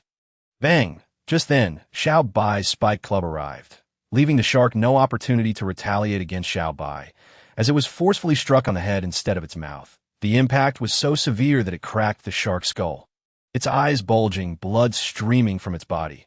The great white shark, displaying its belly, succumbed to unconsciousness. Unwilling to let this troublemaker off the hook, Xiao Bai continued to pummel the shark with its club, while Xiao Hei swooped down, clawing at it haphazardly. Sukin watched in amusement as they collaborated so skillfully, playing with the shark as if it were a mere toy. Moments later, Xiao Bai dragged the shark from the sea back onto the ship, treating it as though it were inconsequential. Meanwhile, Sukin had caught a plump sea fish, tossing it onto the deck before basking in the sun and continuing to fish. Xiao Hei and Xiao Bai scampered over, affectionately rubbing against his legs, seeking praise. Their audacity had grown tremendously. They were now engaging in shark hunting. Sukin felt somewhat speechless at their boldness, yet he held no resentment towards them. Resources were currently scarce, and shark meat was indeed a valuable commodity. Although he thought their audacity was excessive, he considered it rather normal. After all, before Xiao Hei's arrival, Xiao Bai had already been venturing into the sea alone to confront sharks. And with a companion, it was emboldened even further. Sukin chuckled resignedly, retrieving the golden staff and transforming it into a cleaver, which he tossed to Xiao Bai. Whoa! With the cleaver in hand, Xiao Bai dashed off to start butchering the shark. Xiao Hei was not idle either, assisting nearby in catching fish for breakfast. Before long, Sukin reeled in another sea fish, and Xiao Hei managed to catch one as well. They placed the 3 fish on the grill to roast. Now, they merely awaited the fish to be cooked. Arriving at the sail, they set off once more. That night, due to the wind's direction, the ship had slightly veered off course from the map's indicated direction. After adjusting the sail's position, they resumed their journey towards the ruins. The distance between the small vessel and the ruins was decreasing on the map, though Sukin remained somewhat dissatisfied with the pace. It was worth noting that he possessed a diamond-grade ship, complemented by a platinum-grade sail, yet their progress remained sluggish on the map. The aroma of the roasting fish wafted through the air as Xiao Bai brought 3 steaming grilled fish to the table. Sukin fetched 3 coconuts, glancing toward the storage where 2 lamb legs still lay, instructing Xiao Bai to fetch them to make lamb bone soup. Naturally, Xiao Bai was ecstatic at the prospect. However, when it noticed Xiao Hei lounging beside, Sukin sprawled on a chair with its wings draped over the sides, its beak inserted into a coconut, savoring it leisurely, Xiao Bai felt a twinge of dissatisfaction. Perceiving itself as merely a tool bear.It was profoundly unfair. In a fit of indignation, Xiao Bai dragged Xiao Hei toward the grill, demanding it assist with the cooking. Inevitably, the two began bickering once more. Sukin shook his head in exasperation, having grown accustomed to their antics. During harmonious moments, they were as close as sisters. During moments of jealousy, they became bitter adversaries. He pulled out the sheepskin book, opened the survivors' chat, and perused their idle chatter. I discovered that quartz could be refined into glass, and with a glassy water purifier, one could craft a more advanced version, capable of purifying water at a quicker rate. But what of it? To refine glass, one needed a furnace, and the materials for crafting a furnace required a mixture of sand and clay. Currently, sand and mud were nearing exorbitant prices, comparable to that of fish and meat. Yesterday, that ruthless individual listed 3 shark meats for sale, which was simply astounding. This fellow could easily be dubbed the Shark Slayer, had it not been for the fact that he still had unsold shark meat from before. I would find it hard to believe that one person could accomplish such a feat. Indeed, others had also managed to kill sharks recently, but it was said they had exerted tremendous effort to do so. However, only one person could possibly achieve such a large number of shark kills. These discussions remained mere gossip, for on this vast ocean, the survivors had all developed similarly. Anything that exceeded their understanding was eagerly discussed at length. Such news was shocking to them, but for Sukan, the subject was of little consequence. Moreover, regarding the seawater purifier and furnace, Sukan had already crafted those long ago, far ahead of them. Him. As long as others were not developing poorly, that was sufficient. After all, tsunamis only cleared out those who had underdeveloped. It had no bearing on him at all, just as Sukan prepared to close the sheepskin book. A topic of conversation among a few individuals piqued his interest. The prices in the marketplace fluctuate at an astonishing pace. It would be splendid if we could gather a few individuals to collaborate. If we could exchange goods among ourselves, trading what we lack, then we need not fear the capriciousness of market prices. This notion is indeed astute. A cooperative shareholding arrangement would not only stabilize the resources of a small group, but also exert influence over market prices. However, let us not indulge in fanciful thinking. The possibility you speak of is utterly non-existent. Each individual is a stranger to the next. How can one hope to cooperate? Even if we were familiar with one another, in this vast ocean, we remain unseen to each other. What binding force could a cooperative shareholding have? Would you dare to entrust your resources to a single person? It is unheard of for 2 survivors at sea to have met face to face. Perhaps such discussions are best reserved for a future where more individuals are gathered together. This idea, in the context of the world we once knew, was merely a standard business collaboration model. Yet, in a realm where anonymity prevails, cooperation is simply unattainable. Even if one were to meet another, what of it? There are no enforcers to impose order. Everything relies on personal integrity, in a scenario devoid of any binding authority. Trusting in mere human relationships is nothing short of absurd. The most terrifying aspect of humanity is the unpredictability of the human heart. Dealing with animals is far simpler and more straightforward, devoid of any need for suspicion. While Sukan harbors reservations about the concept of alliances, it is an inevitable trend. Once survivors manage to upgrade their small bamboo rafts into ships and develop sails to navigate, small factions will surely emerge, and alliances will inevitably form. Although such arrangements will not be without their share of intrigue and treachery, the necessity for survival will ultimately lead to their maturation. Inevitably, some simple-minded individuals will become stepping stones, and bloodshed will be unavoidable. Ultimately, humans are social creatures, and they will inevitably gravitate towards alliances, particularly those who have traversed from another world, as they will find it easier to unite with their brethren. It is highly likely that organizations, both large and small, will arise reminiscent of the past. Who knows, we might even see a delivery service for supplies. Imagine food delivery on the ocean. If we could reach such a level of development, it would indeed be something to anticipate. Chapter 64. Expanding Cultivation. Researching resources. Turning the page of the parchment book to the store section, I observed the current fluctuations in market prices. At present, the prices of fish and meat have stabilized completely, each valued at 100 units of timber. Similarly, fruits have also stabilized at the same price, despite their comparatively limited quantity, as they are essential for human health.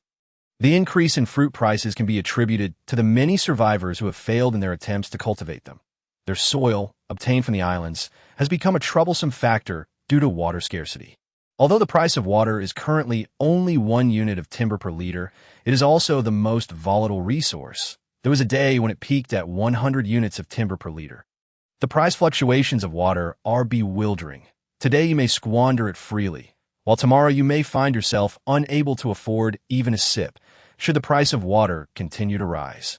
Even the wealthiest survivors may find themselves unable to sustain their fruit cultivation due to fluctuating prices or resource shortages. After all, growing fruit is not a matter of days. The costs involved are substantial. The earlier glut of fruit leading to a price drop was simply due to their oversight of the long-term value of fruit. What surprised Suk most was the price of sand and clay, each reaching an astonishing 100 units of timber per unit. Such prices rival those of fish and meat, indicating that the value of sand and clay has been recognized, once equipped with advanced water purifiers. Abundant water resources could be harvested, opening up numerous avenues for profit. With a glance at the radar detection page, I noticed my small vessel adrift in isolation, with no islands in sight. For now, I would proceed at full speed, hoping that the ruins would bring fortune. I stowed away the parchment book. The sky began to drizzle once more, the rain gradually intensifying. The water flowed steadily from the canopy, and the sea breeze turned increasingly cool. Autumn was approaching. However, Sukin felt no chill, for his combat suit could adapt to seasonal changes, providing suitable warmth. Even in the rain, as long as he donned the hood of his garment, he remained untouched by water. This temperature-regulating feature alone attested to its extraordinary nature, eliminating the need for other survivors to fret over seasonal attire. Especially in winter, others would inevitably slow their resource gathering due to the biting cold. The ocean winds during winter could be mercilessly frigid, as you can retrieve the extraordinary Holy Soul Pearl, reclining in a chair to admire it. The pearl was stunningly beautiful, highly ornamental. Had it existed in the previous world, its mere appearance would have fetched a princely sum, far more precious than any luminous pearl. Yet, without a soul to inhabit it, it was merely a decorative piece. Alternatively, it could serve as a sturdy tool for cracking nuts.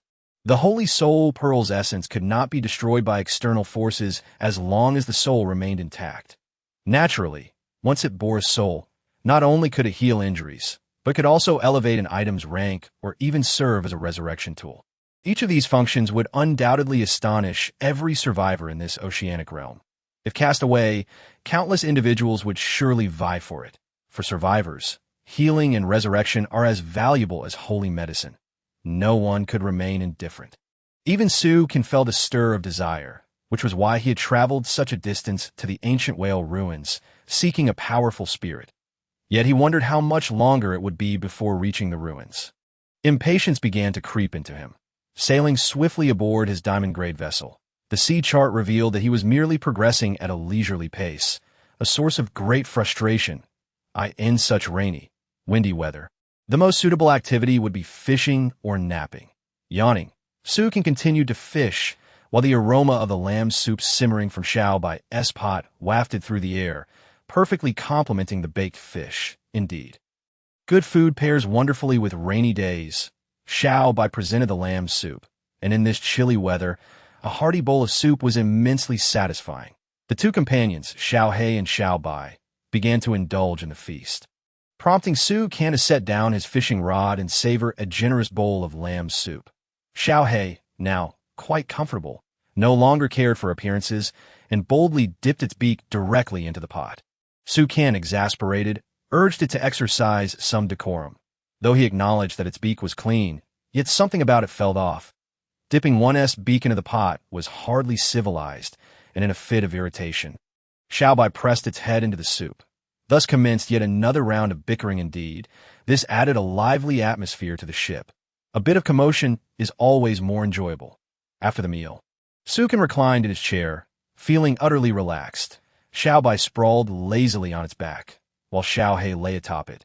Three lazy fish, content in their existence. Life felt fulfilling, and even the bear and eagle sensed a laid-back leisure. At this moment, Sukin recalled that there was something he had forgotten to do amidst his indulgence in life. He had almost neglected his duties. The sign-in system chimed. Sign in, reward, special item, platinum grade, fertilizer X1. Sukan's lips twitched as he gazed at the burlap sack that materialized before him. Isn't fertilizer just a product of excrement? Had he truly been rewarded with a bag of rice field dung? Goodness, even dung is graded now. Best to examine the introduction first. Upon opening the sack, he found it filled with a rich black soil, devoid of any foul odor. Yet it still felt rather peculiar. Platinum-grade fertilizer is intended for agricultural use, capable of doubling the growth rate of any plant. However, one must also ensure that the soil meets the necessary standards. Otherwise, instead of facilitating growth, it could lead to an excess of nutrients, ultimately causing the plant's demise. This fertilizer is quite particular, having requirements for the soil as well. His soil was not ordinary. It surely met the standard without question, and he could hardly believe that even golden-grade soil might not suffice. As he contemplated the imminent harvest of his fruits, he realized that with this fertilizer, the speed of gathering would surely accelerate, given that both his soil and plants were of superior quality. Their growth had already been rapid. Now, with this fertilizer, the speed could reach extraordinary levels. Should other survivors learn of such growth rates, they would undoubtedly be left in astonishment. According to the warnings in the notes and the legacy, a tsunami is likely to occur again soon. Following this catastrophe, survivors will be in dire need of resources. Thus, storing additional fruits and food now could yield substantial profits later. This time, Sukan refrained from hastily placing the shark meat that Xiao Bai had sliced into the store. He would wait until after the tsunami to sell it, maximizing his profits. Selling it now would be somewhat wasteful. For the time being, he had no immediate need to craft anything urgent, focusing instead on accumulating resources to prepare for upgrading his vessel, a monumental expense requiring over 40,000 units of timber. Observing his watermelon plants, he noted that 6 watermelons had already formed, while the pear tree bore a bountiful harvest of 20 fruits. Additionally, he had 6 watermelon seeds and 10 pear seeds. These were indeed the most valuable items. With seeds in hand, he need not fear the depletion of fruits. The grapevines had only just started to sprout, and obtaining grapes would take a few more days. As for the cabbage, it had only just begun to germinate. Clearly, cultivating pear trees was the more lucrative choice. He gathered all the fruits and commenced fertilizing them. Transforming the golden staff into a small shovel, he began to turn the soil, gradually incorporating the fertilizer, meticulously blending the earth and nutrients together. Once an entire bag of fertilizer was buried, the soil surprisingly emitted a fragrant aroma. Fortunately, there was no foul smell of excrement. Otherwise, Sukan would have been utterly distraught. After the fertilizer was fully applied, the cabbage seedlings sprang up rapidly. Their growth noticeably accelerated, undoubtedly a consequence of the recent fertilization. The grapevines also bore clusters of fruit, still a few days shy of ripeness. Yet this growth was remarkably swift. As for the recently harvested pear trees and watermelon seedlings, they surprisingly began to produce fruits once again. Thankfully, their growth ceased soon after, indicating that the soil was capable of sustaining the potency of the fertilizer. Otherwise, not only would the fertilizer have gone to waste, but his fruits and vegetables would have suffered the same fate. Sukan set about crafting large wooden basins anew, creating 10 in total, each filled with a portion of soil. Thankfully, there was ample fertilizer to go around, supplemented by the original soil. However, it seemed this would be the last distribution. Further allocation was not feasible. It appeared that quality soil was still in short supply, and he would need to procure more high-quality soil whenever possible, lest he find himself with seeds but no soil to plant them in. Digging a hole, he buried some soil, counting 1, 2, 3, 4, 5. All the seeds were carefully interred and watered. And then the wooden basins were positioned in various corners of the boat. The flower seeds were also buried, ensuring that the vessel would be filled with the scents of blossoms and fruits, creating a visually pleasing aesthetic. Those unaware might easily assume this was a woman's boat, given the abundance of charming flora. Sukan mused upon this oddity, but then recalled that both Xiao He and Xiao Bai were female and quite fond of such flowers. Dismissing his peculiar thoughts, watching Xiao He and Xiao Bai frolic joyfully among the flowers, they resembled 2 mischievous young girls. Sitting in a chair, Sukan retrieved the research goggles from the storage, realizing he had yet to explore this intriguing item. Upon examining the goggles' information, he discovered they could be upgraded with special materials, enhancing their functionality. Upgrade, he decided to postpone that, as he currently lacked the necessary materials. He would first seek to understand this device. Curiosity piqued regarding the goggles' research capabilities. He donned them, and automatically a series of explanations appeared. Researching items could yield results that would be displayed through the goggles. At that moment, a seagull suddenly swooped past, leaving behind a droplet of bird droppings. Bird droppings, which could be researched in a fertilizer within 12 hours. Was it really worth spending 12 hours on such a minuscule amount? He placed a handful of sand on the table, hoping for a more promising outcome this time. Sand, which could yield sand sculptures in 12 hours, Ken was left with a multitude of questions, his lips twitching in frustration. Here he was, researching such trivialities at sea. Infuriated, he swept the sand aside. What was this nonsense? Couldn't he uncover something of actual use? Reflecting for a moment, he pondered whether combining various items might yield better results. He retrieved a handful of sand, along with wood, metal, ore, and a piece of iron. With renewed enthusiasm, he began his research. Before him, a multitude of question marks appeared through the goggles, leaving Su Kan's mind equally besieged with confusion. This was proving to be a useless contraption. Chapter 65. Tormenting sharks and hoarding supplies, it seemed the goggles lacked sufficient level to research more complex items. If they could only yield such trivialities. Were they not utterly worthless? Perhaps he had overwhelmed the system with too many materials. He stored everything away and took out only a piece of wood alongside some palm leaves. Resuming his research, he discovered that wood and palm leaves could yield torches in 12 hours. Although still trivial, at least it was something functional.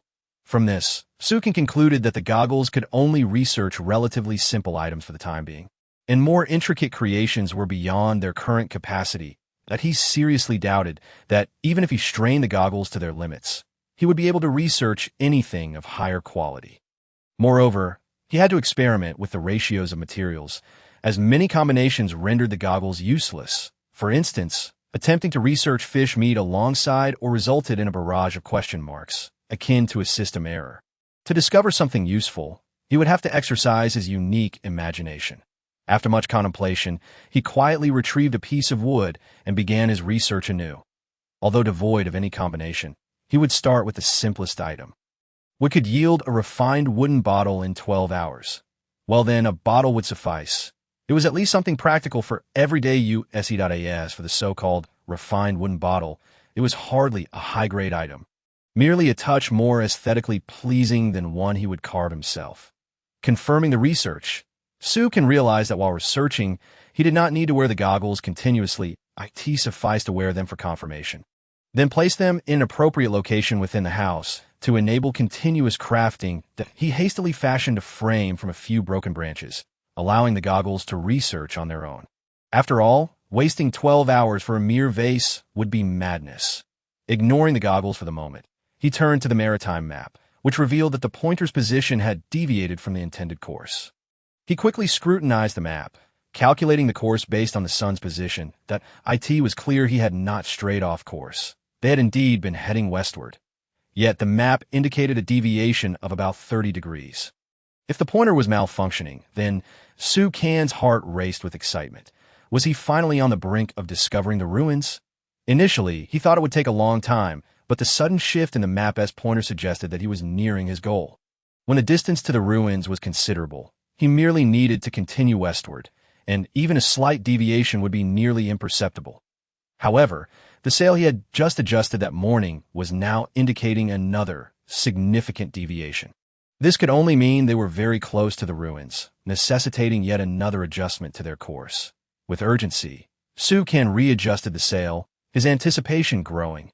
Gazing into the vast, deep sea, he felt they were on the verge of locating this extraordinary sight. The map indicated they were drawing nearer, though the exact distance remained unclear. Nevertheless, this good news filled him with exhilaration. Yes, Su Kan settled back into his chair, unable to contain his excitement. His mind was flooded with images of the magnificent whale he was soon to encounter. Just as he prepared to close his eyes for a brief respite, he spotted two sharks floating on the surface of the sea.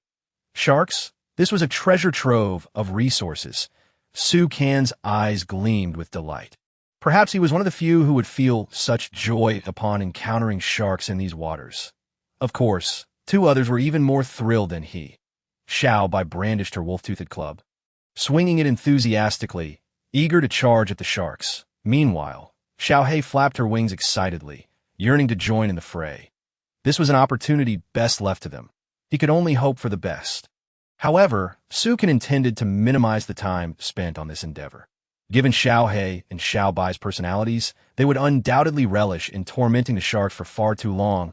He retrieved 2 ropes from the storage and handed them to Xiao Hei and Xiao Bai, instructing them to tie the ropes around the sharks. With enthusiastic cries of hooray, woo! Both Xiao Hei and Xiao Bai eagerly accepted the task. Xiao Hei flapped her wings, clutching one of the ropes as she soared toward one of the sharks. Xiao Bai, with her rope in hand, leaped with precision at the other shark. One rope was deftly looped around the neck of one shark while the other ensnared the tail of the second. Xiao Bai tugged the rope as she returned to the boat, and Xiao Hei followed suit. The vessel sped onward, the 2 sharks blissfully unaware of their predicament, being dragged along the surface of the water. These unfortunate creatures were towed for several hundred meters before they finally realized and began to struggle. However, their strength paled in comparison to the fully powered diamond vessel, rendering them nearly powerless to resist. Xiao Bai bounced before Su Can, bubbling with excitement, imploring whether she could play with the sharks first. Xiao Hei echoed her desire. Faced with their enthusiasm, he felt compelled to acquiesce. After all, they had little else to occupy their time. It was better to let them have their fun than to listen to their bickering. Xiao Bai cheered in delight and dashed toward the stern, leaping onto one of the sharks, clinging to its neck like a makeshift surfboard. Reveling in her playful antics, Xiao Hei, too, landed on the other shark, mimicking Xiao Bai as she perched atop it, her talons gripping the shark's neck tightly, flapping her wings joyfully against the wind. The 2 unfortunate sharks, dragged swiftly through the water, swallowed copious amounts of seawater, their heads bobbing and swaying at the surface, leaving them disoriented and dizzy. Though they yearned to open their gaping jaws in defiance, the very act of doing so only resulted in more seawater surging relentlessly into their mouths. After futilely biting for what felt like an eternity, they found themselves with nothing but a belly full of water, their spirits on the brink of collapse. When had the sovereigns of the ocean ever been subjected to such torment? Moreover, the torment was not solely from the water. Every time they attempted to lift their heads to ascertain the source of their distress, a powerful foot would mercilessly shove their heads back beneath the waves, nearly stunning the smaller one, Xiao Bai, in the process. Fortunately, it had retained some strength, thinking that if it were to knock the shark unconscious or to death, the fun would be over. "Awoo! Awoo!" Xiao Bai exclaimed with excitement, relishing the exhilaration of dashing through the ocean, and shouted to the shark below, "The more you resist, the more thrilling it becomes. If you were to quiet down, it would lose all interest compared to Xiao Hei." Xiao Bai's approach was remarkably benevolent. Xiao Hei's force was no less potent, but it lacked the experience of Xiao Bai in its eagerness. It mismanaged its strength, inadvertently stunning the already half-dead shark with a single kick. Nevertheless, Xiao Hei continued to cry out in frustration, feeling that the shark beneath it was disappointing for being so easily subdued by a mere kick. In anger, it clawed at the shark vigorously and even bit at it, effectively rousing the dazed creature back to consciousness. Fortunately for the shark, it was not particularly intelligent. Otherwise, it would surely lament its fate, having been thoroughly exhausted and left to suffer. "Why can't you just say something instead of tormenting me to this extent? Death would be preferable." Sukin slapped his forehead, feeling somewhat speechless at the scene. Realizing that this was indeed a bit excessive, soon he would be dismembering the creature, and here it was stripped of any semblance of dignity. He decided to turn away, unable to bear the sight any longer. Returning to his chair, he began to rest as the sky gradually darkened, thick clouds gathering overhead and raindrops falling increasingly heavier. It appeared a torrential downpour was imminent, and as Sukin extended his finger to feel the raindrops, a thought struck him. If a tsunami was soon to occur, food would undoubtedly become a precious commodity. Why not hastily stockpile provisions while there was still time? The timber in his possession was currently a valuable asset, but once the tsunami struck, food would become the true currency. He should convert all his timber into fish. ensuring he could profit significantly from the price disparity post-tsunami, cleverly utilizing his foreknowledge of the impending disaster. In this vast ocean, compassion was a luxury one could not afford. Survival at sea was inherently brutal. From a different perspective, at least he could provide ample timber to others for constructing sturdier vessels, which could be seen as a form of assistance, albeit one that was more advantageous to himself. Perhaps by simply shifting one's viewpoint, circumstances could appear entirely different as for notifying others about the approaching tsunami. Sukin did not consider himself a paragon of virtue, after enduring such prolonged hardships and the threat of the tsunami. He doubted there existed any true altruists in this unforgiving expanse. Even if he did inform them, who would believe him? He could hardly claim expertise in meteorology, lest he be deemed insane for spreading rumors. Especially after having survived a tsunami. If those survivors believed the previous occurrence was merely a fluke, they would certainly not heed his warnings, convinced they could rely on luck to weather the next catastrophe.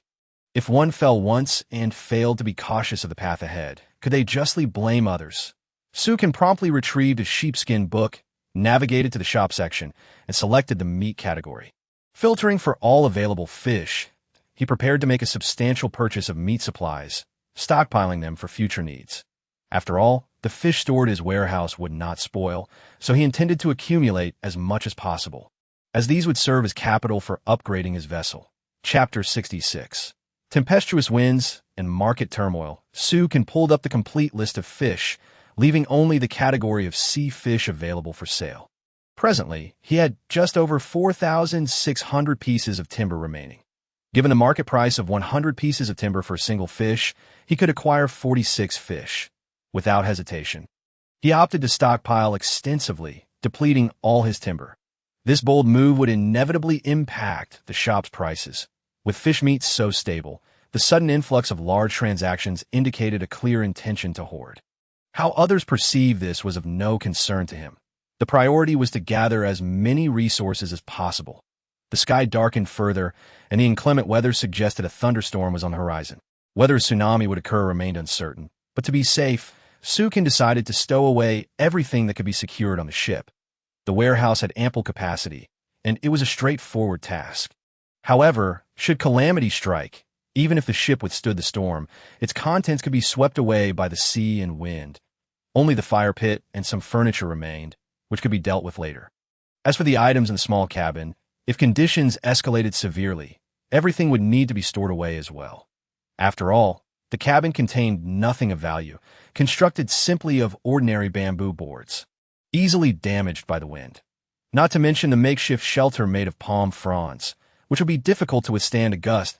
As Sukin glanced at his warehouse, which now held 20 pieces of shark meat, 46 sea fish, 6 large watermelons, and 20 pears. These supplies were far from sufficient for his needs, so he resolved to go fishing while there was still time. Fishing was akin to earning money through hard labor. Fortunately, the returns were generally fruitful. Once Xiao He and Xiao Bai had exhausted their play with the 2 sharks, he would dismantle the creatures and store them away. The value of his resources, based on current prices, had already exceeded 10,000 pieces of timber. If he could wait until disaster struck, the value would likely double. For other survivors, these resources would represent an astronomical fortune, but Sukin had grown accustomed to such expenditures. Although he was still quite far from his goal, he could only continue to gather slowly. Indeed, after this frenzied purchasing spree, the shop's stock of fish meat was nearly depleted. Survivors at sea had assumed that simply visiting the shop would guarantee them fish meat. Especially given the stable pricing, they had not anticipated a scarcity. As the weather turned foul, many survivors found themselves unable to procure supplies, lacking sufficient food. Consequently, when some attempted to exchange for a couple of fish to ensure sustenance during this harsh weather, they soon realized it was too late. Sellers of fish meat, witnessing the sudden demand, hastily raised their prices. The cost swiftly escalated from 100 pieces of timber per sea fish to 120. This upward trend in pricing continued unabated, confirming Sukin's astute predictions that in such adverse conditions, every survivor was anxious about the possibility of another tsunami. Those who initially intended to sell their sea fish now clutched their resources tightly, refraining from transactions. What had once been ample supply quickly shifted to a state of scarcity, where prices soared yet fish remained elusive. The price of sea fish climbed from 100 to 120, then 130, 135, 140. Suk closed the sheepskin book, choosing not to pursue any immediate transactions despite the rising prices. The optimal moment would be after this storm had passed. That would be when the price of sea fish would peak. He continued to fish, aware that even their own consumption would deplete resources. While frugality could yield greater profits, it was unnecessary to be overly stingy. Sukin was never one to skimp on food. Without nourishment, there would be no strength to earn a worst. He could delay upgrading the ship slightly. He had to ensure he was well fed, especially with 2 pets accompanying him. Eating was their sole source of excitement. Suddenly, the fishing rod bent. A fish was on the line. Sukin pulled the rod with force, sending the fish tumbling onto the deck. Previously, Xiao Bai would have rushed forward to stun the fish. But now they were engaged in playful antics in the water. So Sukin tossed the fish onto the deck and paid it no further mind. A bit of rainwater had collected on the deck. And with the edges of the ship sufficiently high, he had no worries about the fish escaping. He cast the line back into the ocean, akin to Jiang Taigong, beckoning would-be fishers to bite. Perhaps due to the effect of his lucky ring, the fish were biting at an unprecedented rate. By the afternoon, he had caught 20 sea fish. The 20 fish flopped about chaotically on the deck. Suka moved the fire pit closer, tossing the freshly caught fish onto it to grill. Soon, 3 more fish were caught, promptly cleaned, and placed over the fire point. 3 fish alone would not suffice, so he retrieved 3 cans of fruit from the table. He took out the remaining lamb legs from the morning to continue simmering in soup, deliberately ensuring Xiao Bai did not consume the bones, allowing only the broth, with only 2 lamb legs left. If those bones were devoured, it would be quite some time before he could enjoy lamb soup again. Darkness enveloped the sky. The weather worsened, yet Sukin remained resolute in his fishing endeavors. Before the verification of those farewell words, he aimed to catch as many fish as possible.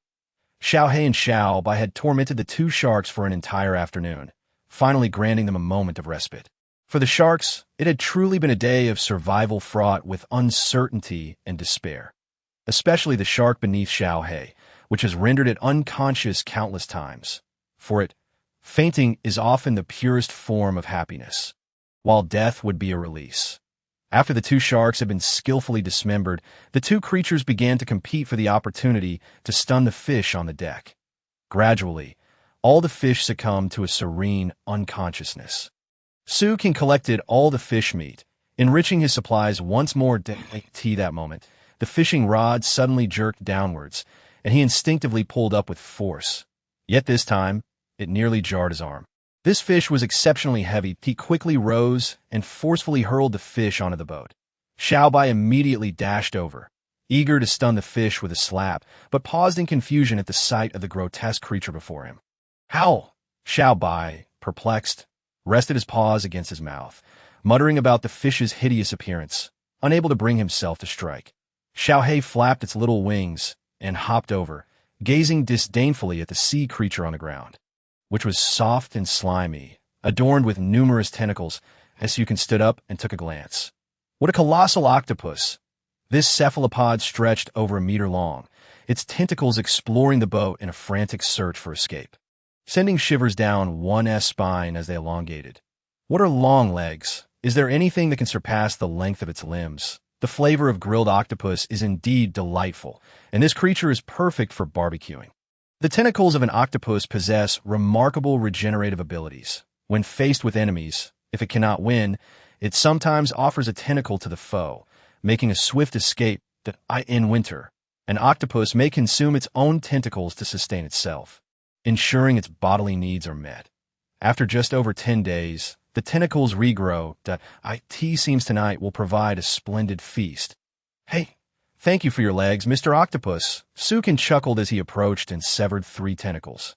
Each substantial enough for a meal, he tossed the tentacles onto the grill, preparing to barbecue the octopus. Xiao Bai rushed over to stun the octopus, then proceeded to disassemble it, stowing it away in the storage. Remarkably, this creature could replace the quantity of 10 sea fish, and its meat was exceptionally tender, making it easy to handle. The aroma of grilled octopus soon wafted through the air, mingling with the scents of mutton bone soup and grilled fish. Despite the octopus's unsightly appearance, its flavor was undeniably exquisite. Under the grilling, it reached its utmost potential. Xiao Hei and Xiao Bai swallowed hard, hurriedly scurrying to the grill, their little noses twitching incessantly. Xiao Bai's head nearly plunged into the pot. When delicious food is at stake, their intelligence seems to plummet. Xiao Hei dipped its beak into the mutton soup, savoring a small sip, its eyes sparkling with delight as its feathers fluffed in joy. It felt as if it had consumed an elixir, on the verge of soaring to new heights. Just as Sukin was about to tease them, crash, a thunderous clap erupted in the sky. The sound of thunder was sudden and deafening, startling Su Kan. Xiao Hei and Xiao Bai, frightened, clung tightly to each other, only to push each other away in mutual disdain once they regained composure. They stood on tiptoe, peering into the distant sky. The sea remained calm, showing no signs of change. After a moment, the rumbling grew more profound, resonating from afar, a low thunder rolling, heralding the impending storm. A massive white flash sliced through the sky.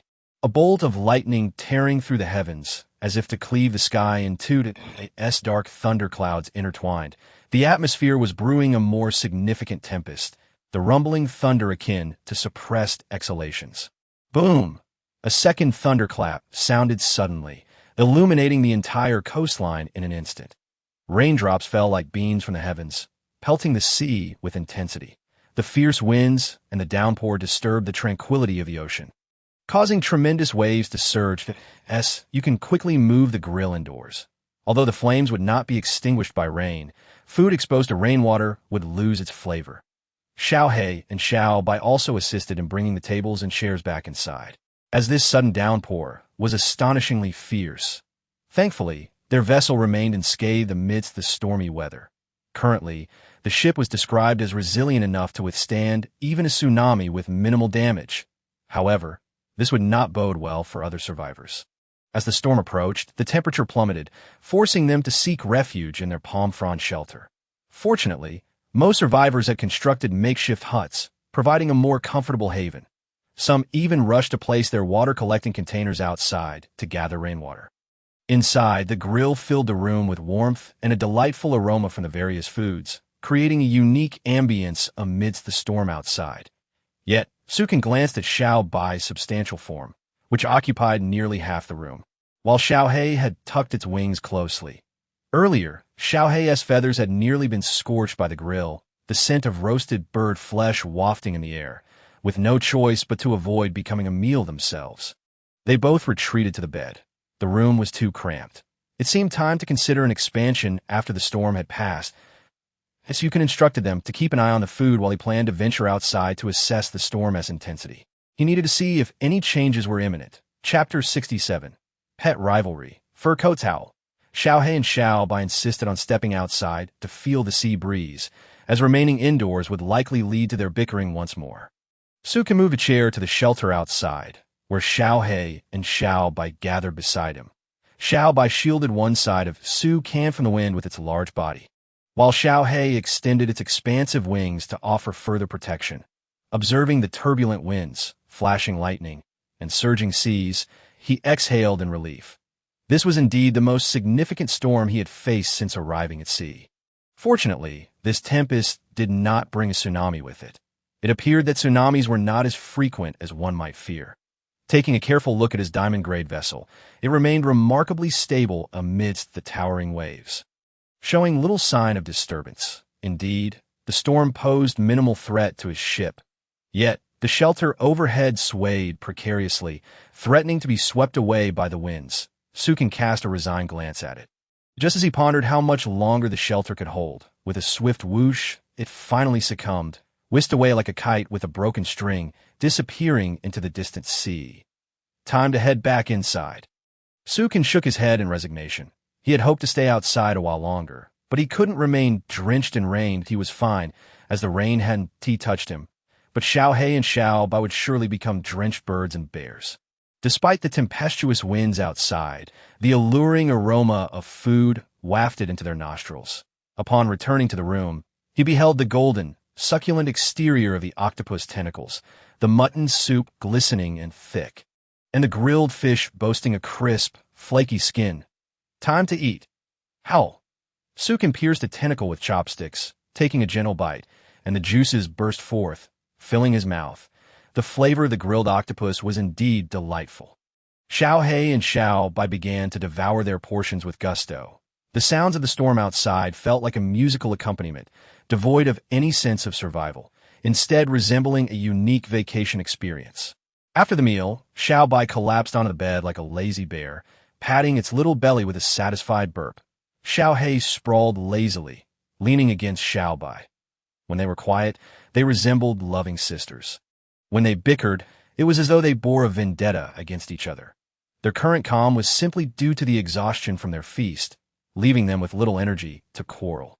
Clearly, there was no room for him on the bed, so Sukin gently leaped into Xiao He's nest, gazing at the Arctic bear fur blanket that lined the nest, unable to suppress a smirk. It was fortunate that Xiao Bai couldn't climb up. Otherwise, upon seeing its own fur in the nest, it would undoubtedly create a ruckus demanding to pluck Xiao He's feathers, as Sukin deliberately glanced at the bear fur adorning Xiao Bai. It seemed none was missing, while Xiao He's singed feathers had returned to their original state. And oh wonder Xiao He felt so audacious. It could pluck Xiao Bai's fur while it slept, knowing it would regrow by the next day, leaving no trace behind it. The Arctic bear fur was indeed soft and cozy, and coupled with the nest's soothing properties, it was simply too comfortable. Sukin couldn't help but exclaim in delight. How had he not realized this before? Otherwise, he would have surely plucked some of Xiao Bai's fur. Howl! Suddenly, an angry bear growl erupted from below. Sukin hurriedly looked down, only to see Xiao Bai perched atop Xiao He, roaring and clawing at the feathers on Xiao He's body with its paws. Xiao He, unable to resist, found itself caught in a chokehold, rolling its eyes in defeat, and simply lay still, surrendering to the onslaught. After all, the ground belonged to Xiao Bai, and Xiao He lacked the strength to break free. Turned out Xiao Bai had discovered the palm frond blanket, which was filled with its own fur, and without a second thought, knew it was all Xiao He's doing. Thus, Xiao Bai was now determined to seek vengeance, intent on plucking every feather from Xiao He. In this fracas, Xiao Bai discovered a heap of its own fur hidden beneath the bed. Good heavens, Xiao He had accumulated quite a stash over time. Sukin's lips twitched. Poor Xiao Bai had been severely bullied. Ultimately, it is but a reckless bear. Do not be deceived by the seemingly unresisting and unstruggling demeanor of the little black one. Within its diminutive mind, it harbors thoughts of vengeance, biding its time for retribution. As you can, weary of their antics, decided to let them frolic as they pleased. Meanwhile, a tempest raged across the ocean, mercilessly battering countless vessels adrift on the waves, threatening to dismantle them entirely. Many survivors faced the peril of their supplies being whisked away by the wind, as well as the imminent danger of their fragile bamboo rafts being torn apart. Perhaps only Sukin could remain so composed, as if on a leisurely holiday. Disturbed by the clamor of the two creatures, he retrieved his sheepskin book and opened to the page displaying the survivors' public screen. It had barely been a moment since the last disaster, and yet calamity had struck again. Oh dear, can life truly continue in such a manner? After painstakingly amassing a considerable stockpile of provisions. What now shall I do? I am on the verge of tears. A colossal wave just swept away dozens of planks from my ship, and my water purifier has been lost to the tempest. Are you all lacking in common sense? Did no one mention during the last tsunami that securing supplies with ropes to the vessel would suffice? Oh, how suddenly disaster has struck. I had completely forgotten. Thank you, kind sir, for the reminder. I am eternally grateful. Truly, it is a lack of foresight. If supplies cannot be tied to the ship, one could erect wooden walls around the supplies to shield them from being blown away. Understood, understood. I shall act upon your advice immediately. My heartfelt gratitude. Sukin expressed his admiration. It seemed that following a calamity, many survivors had indeed enhanced their survival skills. Securing provisions to the vessel and constructing wooden barriers akin to the ship's edges not only conserved wood, but effectively shielded against wind and rain. Even individuals could find refuge within these wooden structures. Those who had survived until now could not have remained foolish. Their experiences had gradually enriched. However, such wooden barricades were not particularly sturdy. After all, They were merely made of ordinary wood, and the highest grade of timber available to these survivors was likely only of silver quality. Withstanding such a storm would be a challenge, and should the barricade succumb to the winds, the supplies within would inevitably be swept away into the sea. Thus, it was evident that while there were benefits, there were also drawbacks. Although Sukin possessed robust constitution, the tempest would unavoidably weaken one's physical state. He produced 3 pears, as fruit could swiftly restore vitality and bolster immunity. Casually, he prepared to toss a pear to the little black and little white, ensuring they too would not catch a cold after being drenched in the rain. Turning his gaze downward, he was met with a sight that rendered him speechless. The little black one lay bare, its feathers strewn across the floor. Stripped of its plumage, it resembled a mere ball of flesh. The majestic aura of a golden eagle vanished entirely. The creature appeared diminutive in stature. The little black one gazed mournfully at its body, wrapping itself in a blanket in a state of grievance. Feeling as though its entire avian existence had been compromised, its physique appeared exceedingly small, yet its belly was disproportionately large, akin to one several months into gestation. The little white one was also ensnared in a fit of indignation, panting heavily as it lay upon the bed. Its white feathers had been plucked in patches, rendering it utterly unrecognizable. The little black one, frustrated, attempted to salvage the black gold feathers scattered about, attempting to affix them to its body. But they fluttered away with the slightest breeze. Then, casting a glance at the little white one's remaining fur, it seized a large handful in a fit of desperation, attempting to stick it onto itself. Yet again, it proved futile, inciting the little white one to rise in anger, leading to a scuffle between the two. To witnessing their brawl, Sukin covered his face, feeling somewhat exasperated. Enough of this commotion. The rain still falls outside, and without their feathers, you will surely freeze. Hurry, eat this, and wrap yourselves in the blanket. You can toss the pears to them. Without their feathers, they were akin to humans without clothing, vulnerable to the cold. Upon seeing the food, the little black and little white momentarily ceased their tussle. For the sake of sustenance, the two finally settled down, devouring the pears with great enthusiasm. Once they had finished, they resumed their scrutiny of one another. The little white one, noting the little black one's bare body, could not suppress a fit of laughter. In turn, the little black one, observing the patchy fur on the little white one, erupted into laughter as well. Sukin, rendered speechless, opted to retire for the night, disinterested in their antics. The following morning, Sukin stretched and rose, the sound of the storm having subsided outside. The little black and little white had scampered off to play. Initially expecting to encounter a featherless ball of fluff and a lumpy polar bear, he was instead greeted by the sight of the little white one, its fur restored to its former glory. The little black one, having lost all its feathers, was growing them back at a slower rate. At that moment, it donned a fur coat. This magnificent coat was fashioned from the polar bear fur it had accumulated over time. Combined with the plucked feathers from its own body, that it fit perfectly, and dare I say, it looked quite stylish. The white bear fur coat, intermingled with black and gold feathers, was undoubtedly the most fashionable bear bird fur coat imaginable. In another life, it could have fetched an astronomical price. As the little black one flapped its wings, now devoid of feathers, it could no longer fly, resembling a little chick as it hopped over to Sukin, nuzzling against his leg in a display of affection while proudly showcasing its coat. It looks splendid. Make one for me as well. The little black one exclaimed. Of course, it replied, eyeing the little white one's fur with a mischievous glint. Sukin chuckled and ruffled its little head. The approaching little white bear shivered, hastily covering its fur, apprehensive about losing more of it. The little black one's feathers were gradually regrowing, and it was likely that by nightfall, it would return to its original state. Look what you've done. Sukin chided the little white one. The little white bear hunkered down, its plump form swaying in the gentle breeze, emitting a discontented murmur. It protested, noting that it too had lost a considerable amount of fur, especially the bulk of which had contributed to the little black one's coat. Go fishing. Sukin commanded, presenting the fishing rod to the little white one to procure breakfast. The little black one, temporarily unable to fly, followed closely behind the little white one, strutting with an air of arrogance. Suddenly, a notification from the sign-in system emerged. Sign-in complete. Reward, a luxurious gift package. Sukin gazed at the enormous box before him.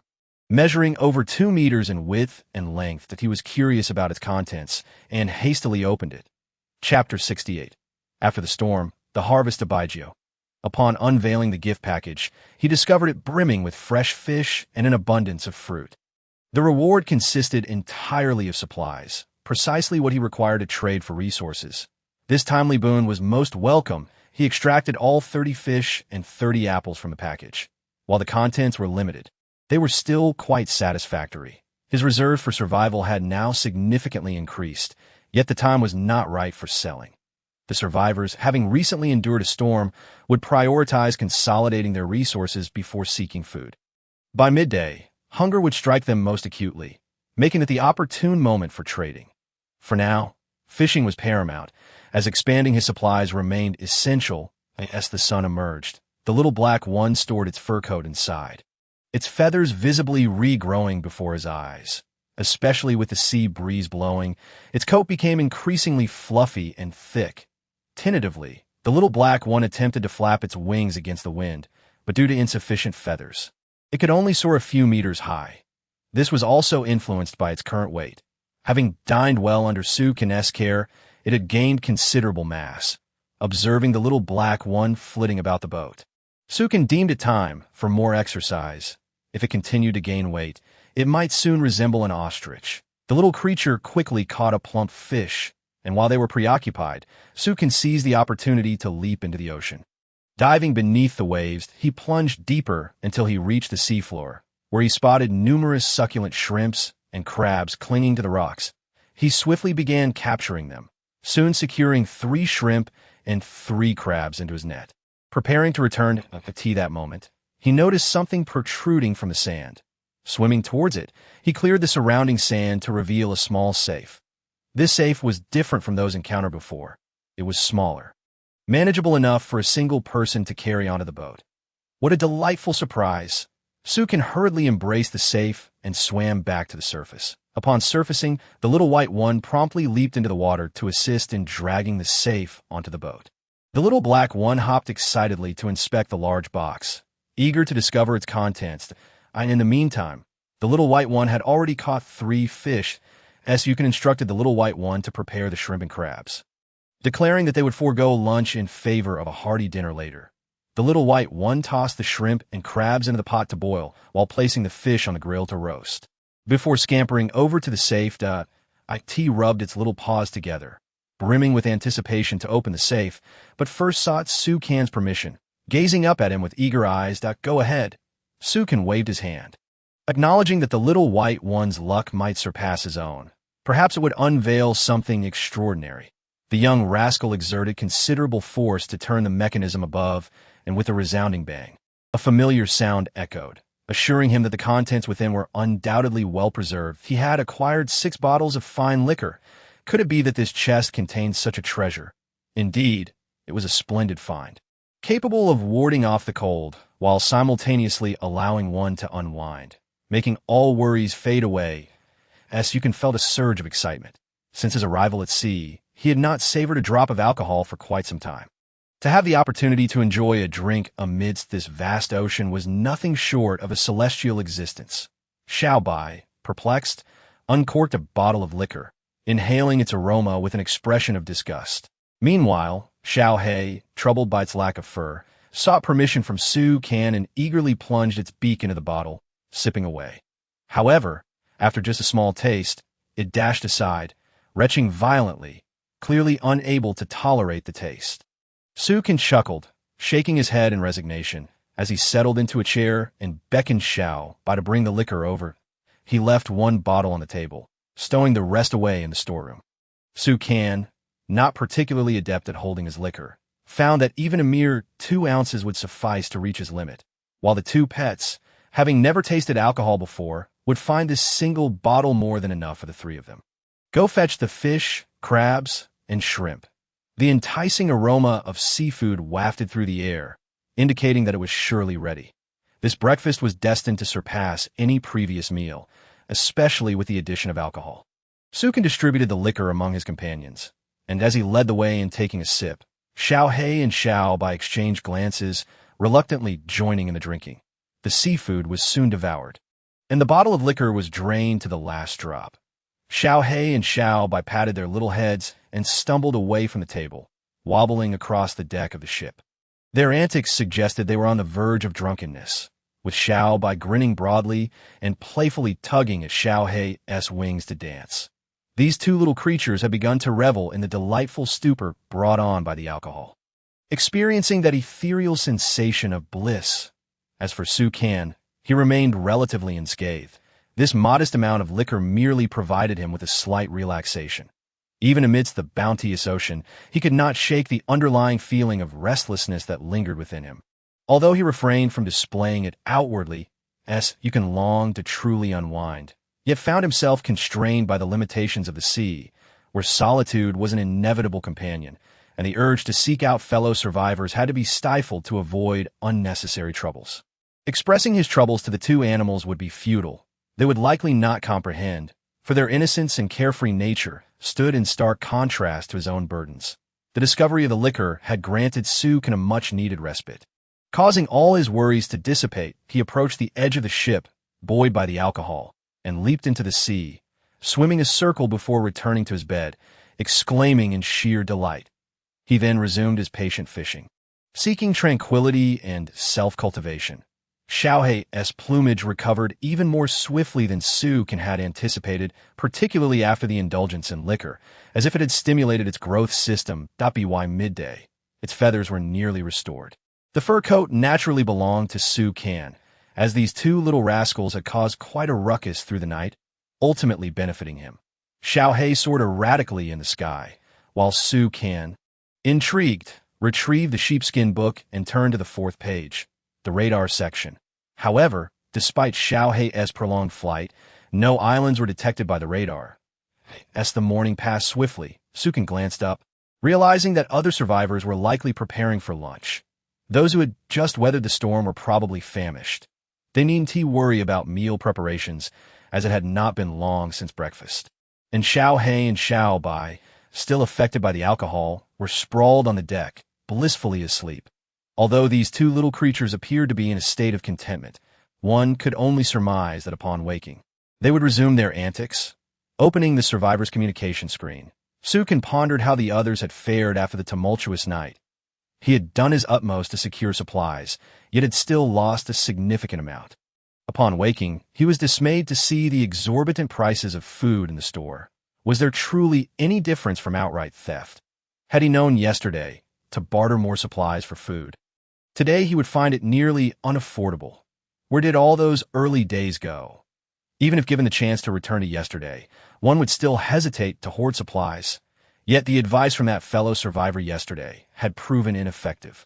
It seemed that many had tied their materials together and secured them to their boats, erecting wooden walls around them, only to have everything washed away by the waves in the end. This outcome aligned closely with Su Kan's predictions. Ordinary wooden materials were indeed inadequate to withstand the onslaught of a storm. Continuing to peruse the conversations in the sheepskin book, he noted, "Wear there, those who upgraded their wooden planks? I wonder how they fared during this tsunami. Don't even mention it. A single high-grade wooden plank requires 5 times the amount of timber that ordinary vessels need. I simply couldn't part with my materials for upgrades that I've heard that those who upgraded their ships suffered minimal losses, and I regret it deeply. Well, at least you have the means to weather the next storm. Unlike us who are unable to upgrade, life is truly fraught with anxiety. Hey, just as I lamented our lack of options, I spotted an island not far off. Perhaps I can find blueprints for upgrading wooden planks there. Good heavens, you must be exceedingly fortunate. I, too, have spotted an island, and it's even larger than the one where I previously found blueprints. This is my chance. I'm heading to the island now. Wait a moment. Why does this island appear so severely decertified? And the palm trees seem to have been cut down." Su Kan chuckled, inadvertently spraying coconut juice on a Xiao Bai's face. It seemed that the island he had just cleared had been discovered almost immediately by another. One could only ponder whether this individual was lucky or merely unfortunate. From the chat records, Su Kan gleaned that yet another group of survivors had located an island. This revelation piqued his curiosity. Based on their descriptions, The resources on this island seemed to be remarkably similar to those he had visited. He recalled that the islands he had explored had also been visited by other survivors. Yet none had reported finding anything particularly valuable. As for any special resources on the islands, it remained uncertain whether anyone had discovered them. The uniformity of resources across the island suggested that all survivors were merely traversing the initial islands, without encountering one another. The more he contemplated, the more he believed in the potential of his hypothesis regarding the initial islands. The resources of the sea appeared to be fixed in their replenishment. With the capabilities of sharks and the resources on the islands being strikingly similar, the high-grade items and the so-called sea monsters had yet to manifest. The difficulty level of this scenario seemed predetermined, with the only genuine calamity being those of natural disasters. That it was as if the system had been designed to specifically eliminate survivors whose developmental conditions on the initial islands were subpar. The limits of development on these initial islands were predetermined. What each survivor could do was merely drift along the ocean-S currents. This was why no survivors encountered one another. The design of the initial islands mandated solitary survival, forbidding teamwork. Presently, only Sukin could navigate his own course, steering toward his desired destination. This world had become almost game-like. If all survivors were situated on initial islands, then Sukin had effectively acquired a bug system, enabling him to escape ahead of others and venture into more advanced territories. Not only that, but the rewards of high-grade items were exceedingly rare or perhaps non-existent on initial islands. Thus, the warnings of natural disasters inscribed in the notes and journals were akin to a forbidden fruit or a boss-like entity on these islands. Only those who could endure this trial would be deemed worthy of entering a more advanced realm. This was a global survival competition, and thus, those adrift at sea could not rely solely on the sheepskin book for communication. Chapter 69, World Rules and Resource Extraction. In the future, these survivors were bound to meet. Only by advancing to higher maps could they potentially encounter one another, for it was only in the advanced maps that sailing control would be attainable, and the rules of the world would undergo new transformations. However, Sukin had already shattered the rules of this world, becoming a bug within it. His journey to the ruins of extraordinary-level creatures served as clear evidence of this. Yet, pondering these matters seemed futile. It sufficed to know that he was significantly ahead of other survivors. Sukin settled beside Xiao He and Xiao Bai, taking a seat while donning Xiao He's fur coat. Xiao Bai, lazily fishing, cast a sidelong glance at the coat draped over Sukin, feeling an odd chill, as if recalling the moment when Xiao He had pilfered its fur. Xiao Bai now harbored a level of wariness towards Xiao He akin to an SSS rating. Even in slumber, it would endure nightmares, groggily rising to kick Xiao He, exclaiming not to touch its precious fur, leaving Xiao He bewildered upon waking. In retaliation, Xiao He playfully returned the favor with a light slap and affectionately inquired if Xiao Bai had experienced bad dreams. The rivalry between these two had only deepened. At that moment, having tired from its antics, Xiao He swooped down from the sky, landing back on the ship, after a morning filled with flying and frolicking. Its feathers had fully returned to their former glory, appearing even more dense and fluffy. As the wind ruffled its plumage, it resembled the soft reeds swaying in a marsh. It had grown a bit larger too. Observing that Xiao He now towered over him at more than 2 meters tall, its fluffy eagle feathers giving it a pleasantly plump appearance, Sukin noted how its wings, fully unfurled, and the striking black-golden stripes on its body, formed a mysterious pattern. The temperament has undergone a remarkable transformation. The little black creature now exudes an undeniable aura of dominance, possessing an absolute sense of intimidation. The little white one has also experienced significant changes, as its once endearing charm gradually fades, giving way to an increasingly clumsy demeanor. Standing over 3 meters tall, its bear-like legs are thicker than Sukin's waist, and its powerful claws appear robust and formidable.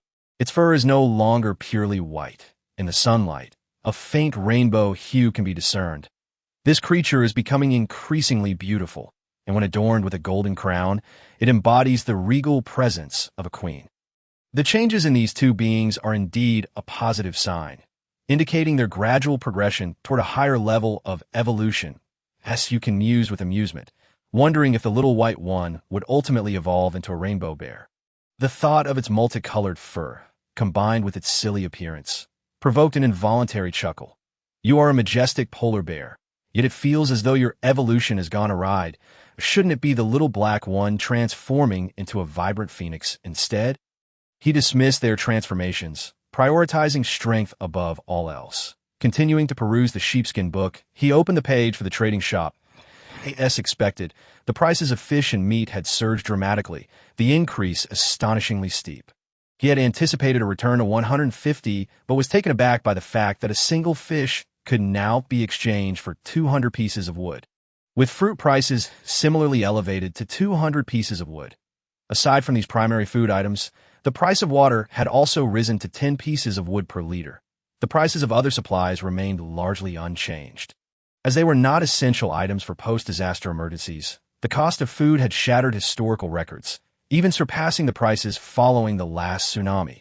Although this storm posed less of a threat than the tsunami, it had devastated everyone's supplies. If food prices continued to escalate, it would soon become unaffordable for the populace. Unlike this current minor catastrophe, many survivors had managed to preserve a fair amount of supplies, intending to use them in emergencies. However, such prices would not sustain for long, likely experiencing a temporary spike after the disaster. Once the survivors regained their post-disaster status, prices would undoubtedly plummet. Therefore, the current high prices were merely a passing phase, as they were ultimately for consumption. Now was the time for Sukin to take action with his small stockpile, as the considerable reserves he had amassed were intended for this moment. Including the octopus, he had a total of 106 pieces of fish, 60 pieces of shark meat, 17 pears, 20 apples, and 6 watermelons, all listed for sale in a shop. He planned to exchange all this food for wood, which was currently in dire need to upgrade his ship. He still required over 40,000 pieces of wood, and this sale would sufficiently address the bulk of that need. The remaining bits of iron and wood would be manageable. Only after upgrading the ship would Sukin feel entirely untroubled by the impending tsunami. Although the ship was already quite sturdy, capable of withstanding a tsunami with minimal damage, there remained a certain level of risk. Achieving a flawless escape was his ultimate goal, that if he were to consider himself a bug, it would be utterly embarrassing to incur any losses on a mere beginner's island. This time, Sukin did not close the sheepskin book, but instead sat back in his chair, quietly reviewing the transaction records. The fish needed to be sold promptly. He could not afford to wait for the right price as he had in the past. These survivors, if not in immediate need, would surely wait for the prices to drop, and with food prices having soared so high, they would inevitably fall back down. The moment the fish went up for sale, numerous survivors rushed to trade. The speed at which the fish sold exceeded his expectations, with a total of 41,800 pieces of wood swiftly deposited into his account. The wood in his warehouse had finally surpassed 10,000 again, bringing him remarkably close to the goal of upgrading his ship. Had it not been for seizing this opportunity amidst the disaster, he might still be waiting indefinitely to gather the necessary supplies. Thus, survival at sea required a certain degree of commercial acumen, but a sigh of relief escaped Sukin, who did not immediately put away the sheepskin book, but continued to observe the trends in the prices of goods in the shop. As anticipated, the influx of his substantial food and fruit supply into the market exerted an immediate impact on prices. Before long, the price of fish began to fall rapidly. This was to be expected. Those willing to part with considerable amounts of wood for fish were undoubtedly individuals of means. If they were not simply trying to stave off hunger, they would not be so willing to part with their resources. Especially in light of the recent storm that had ravaged their supplies, it would be foolish to skimp on food. This phenomenon could be seen as a form of retaliatory consumption following a disaster. Conversely, many survivors clutched their wallets tightly, unwilling to play the fool. Would you rather be a sudden millionaire for 5 seconds or remain a lifelong coward?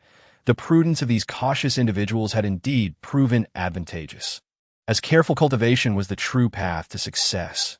Yet, many survivors, excessively frugal and solely focused on hoarding supplies, ultimately faced elimination by the tsunami, losing both themselves and their resources. The adage about spending wisely still held true. However, such matters were no longer a concern to him. After making his profits, he planned to take his leave. He stored the sheepskin book back in the warehouse and retrieved the relic blueprint. Spreading it out on the table, Once again, the needle indicated a deviation in the sailing course. This time, however, the deviation was alarmingly significant, at a full 70-degree angle. The closer one got, the greater the likelihood of deviation, making this a thrilling revelation. This was not a mere misalignment. Otherwise, it would imply an issue with the ship's sail. This also indicated that he was nearing the relic, based on the distance indicated. He estimated that he would arrive at the relic site within a day or two, adjusting the sails and angle. He set a course towards the relic with full speed. Yukan's heart swelled with anticipation. He increasingly recognized the significance of the relic, which far exceeded its mere value. Its implications were profoundly important. This extraordinary-level relic would serve as the gateway to a new world for Su-kan. In this world, akin to a nascent island, the relic represented a decisive leap through a loophole in the system. The dragon horn of that whale maiden, along with the mist-like wounds adorning her, held an unparalleled allure. These elements could upend previous understandings of this world, redefining perceptions. There remained so much that was unknown about this world, with the so-called sea monsters, aside from the whale species, and other powerful races yet to be discovered. The relic was purported to be an ideal gathering place for humans. All these aspects resembled tantalizing enigmas. Anyone privy to their mysteries would undoubtedly seek to unveil their hidden truths. Alas, why dwell on such thoughts? One must cross the bridge when they reach it. Taking such a monumental step forward was commendable enough, as Yukan reassured himself, reminding him not to set his expectations too high. For managing the present was the utmost priority to gather the remaining supplies. It appeared that relying on shark meat was the most dependable approach, given its substantial yield of meat. This method was both efficient and straightforward. However, during his journey, Su-kan realized that perhaps he had slain too many sharks, resulting in a markedly reduced probability of encountering them. Could it be that this world had predetermined a certain quota of shark disturbances for the survivors of the nascent island? This might serve as a test for the survivors, functioning as minor bosses in the early stages. Once these smaller foes were ruthlessly exterminated, the likelihood of their reappearance would diminish, as each survivor had a finite number of shark attack encounters allocated to them. This was also a precaution against potential shark assaults that could leave survivors with no escape. These so-called minor foes remained formidable bosses for other survivors. After all, shark meat was still a rarity in the shop, and only the most tenacious individuals dared to slay sharks. These fierce individuals were indeed a minority. Gazing at the ship's sparse interior, which consisted merely of a small cabin and a few tables and chairs, he felt a distinct lack of atmosphere. As Yukan retrieved all the items he had stored away the previous night, he arranged the potted plants and fruit bowls, hung lanterns in various corners of the ship, and took out the water purifier and other items. Now, it appeared less like a drifting vessel with no place to call home and more like a space imbued with the warmth of a home. Speaking of which, many survivors had encountered islands, and one had even landed on the island from which Su-kan had just harvested resources. He wondered how they fared now. He pulled out the sheepskin book and opened the survivor's public screen. Good heavens, my mindset has exploded.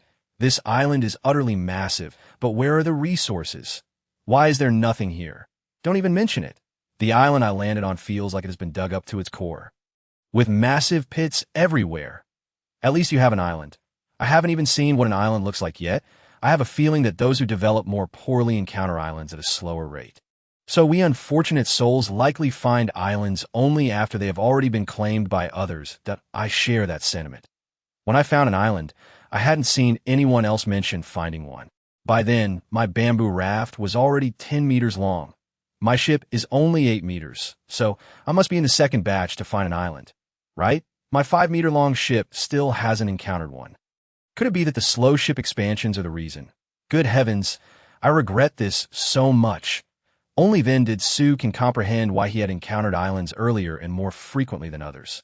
It was simply because his ship was built quickly, and oh wonder many of those who struggled with development and complained about their inability to find islands had legitimate reasons for their frustrations. Chapter 70. Throwing a brick to attract jade. The farming tycoon. Those who had developed well had already landed on islands, while those who were slower had also made landfall in recent days. Su-kan pondered whether this was an absolute rule that in this world, It has indeed become almost game-like, where islands and resources are likely to spawn randomly. Instead of fretting over this, it would be far more pragmatic to seek answers through practice. Naturally, Su-kan cannot experiment personally. He might as well offer some advantages to other survivors, compelling them to gather information for him. It evokes a sense of orchestrating a grand strategy from behind the scenes. Search the deep waters to the west of the island. It's quite common for safes to appear in those depths, containing the most valuable resources. Caves or wooden huts may also spawn on the island's mountain.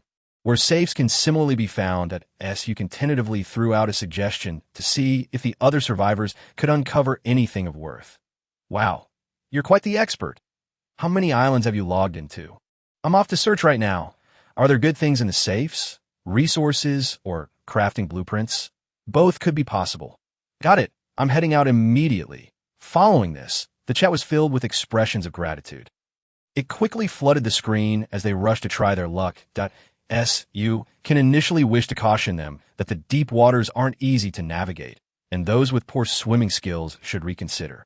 The boxes are exceedingly heavy, and they can only be opened underwater, which would waste significant time. That if someone clever could devise a homemade oxygen tank, it would still be a challenge to withstand the water pressure.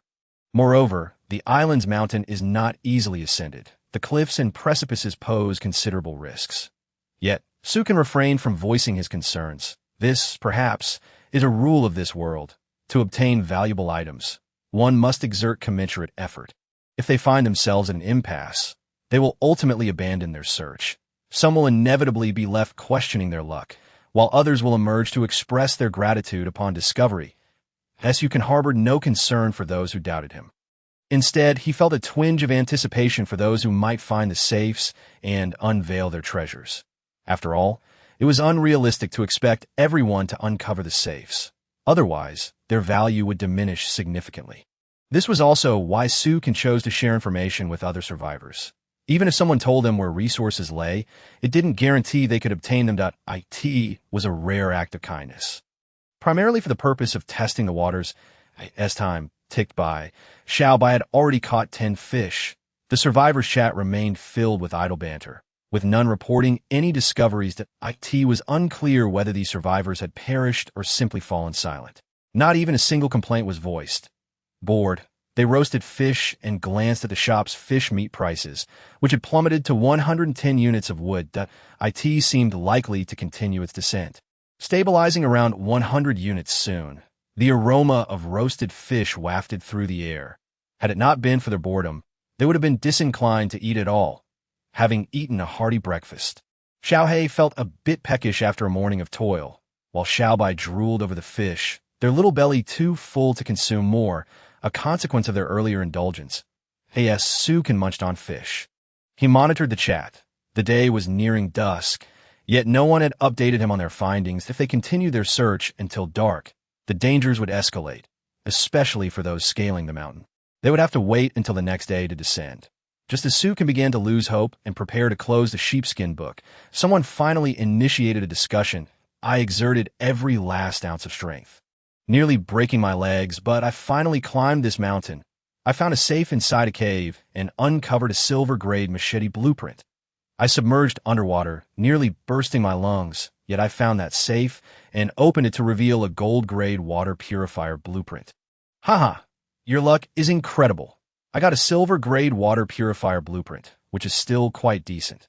The following messages echoed similar sentiments about their blueprint discoveries, predominantly silver or gold grades, with no one reporting anything higher. As for the wooden hut on the mountain, someone mentioned its eerie interior, but managed to locate a safe, yielding a blueprint from within, and one mentioned finding a machete among the notes and last words. It appeared only Su-kan was privy to those two items. The map on the cliff face remained unmentioned, leaving its discovery in question. Whether it was overlooked or simply disregarded remained unclear. It was now evident that those safes would respawn, while the island's resources were finite, disappearing once harvested. Even if a map to resources of gold grade or above existed, it would be akin to winning the lottery. No world is devoid of inequity. Some individuals are destined to flourish, while others are fated for elimination. Following the standard survival competition model, The whale remnants Su can procured from other survivors would eventually be uncovered by others. The uncertainty lies in how long that would take. At the very least, the survivors who obtained the maps would need to craft sails first. The explosive revelation of the location of this map sent ripples through the survivor community, making them realize that this news was not a mere jest. Genuine treasures awaited within. This test yielded many conclusions. The islands are limited, as are the resources. This is the world of the primordial island, a mere transitional phase for survivors to adapt. If one can endure the crises of the primordial island, they may unlock new world maps. By the way, for those of you on the mountain, will you be able to descend tonight? The sheepskin book suddenly interjected this query, leaving the survivors on the mountain, high on excitement, in a state of confusion. It's dark and you still want to leave? Those cliffs are perilous. Descending in the dark is akin to courting death. What if you find the treasure, but lack the fortune to carry it away? Forget it. We won't leave tonight. We'll just search for another kind of safe bright and early tomorrow. These survivors had no intention of leaving the island anytime soon, at least until they had attempted to locate both safes. Su can close the sheepskin book, knowing full well what they would chat about next. Boastful, envious, and ultimately futile flattery. His single suggestion had gifted many survivors with valuable resources, although others could not see the grade of the resources. The crafting blueprints bore their classifications, making their rarity clear to anyone who could read at IT. Was now almost certain that the so-called rules of the primordial island, alongside the rarity and difficulty of resources in this world, were established. You all may linger here on the primordial island at your leisure. I'm off to hunt monsters. Su can abruptly yanked his fishing rod, landing a plump fish aboard the boat. Ready for another sumptuous feast. After sharing his premonition with Xiaobai, he casually exercised on the boat and checked the growth of his fruits and cabbage. They were sprouting quite rapidly, judging by their momentum. He anticipated the next harvest soon.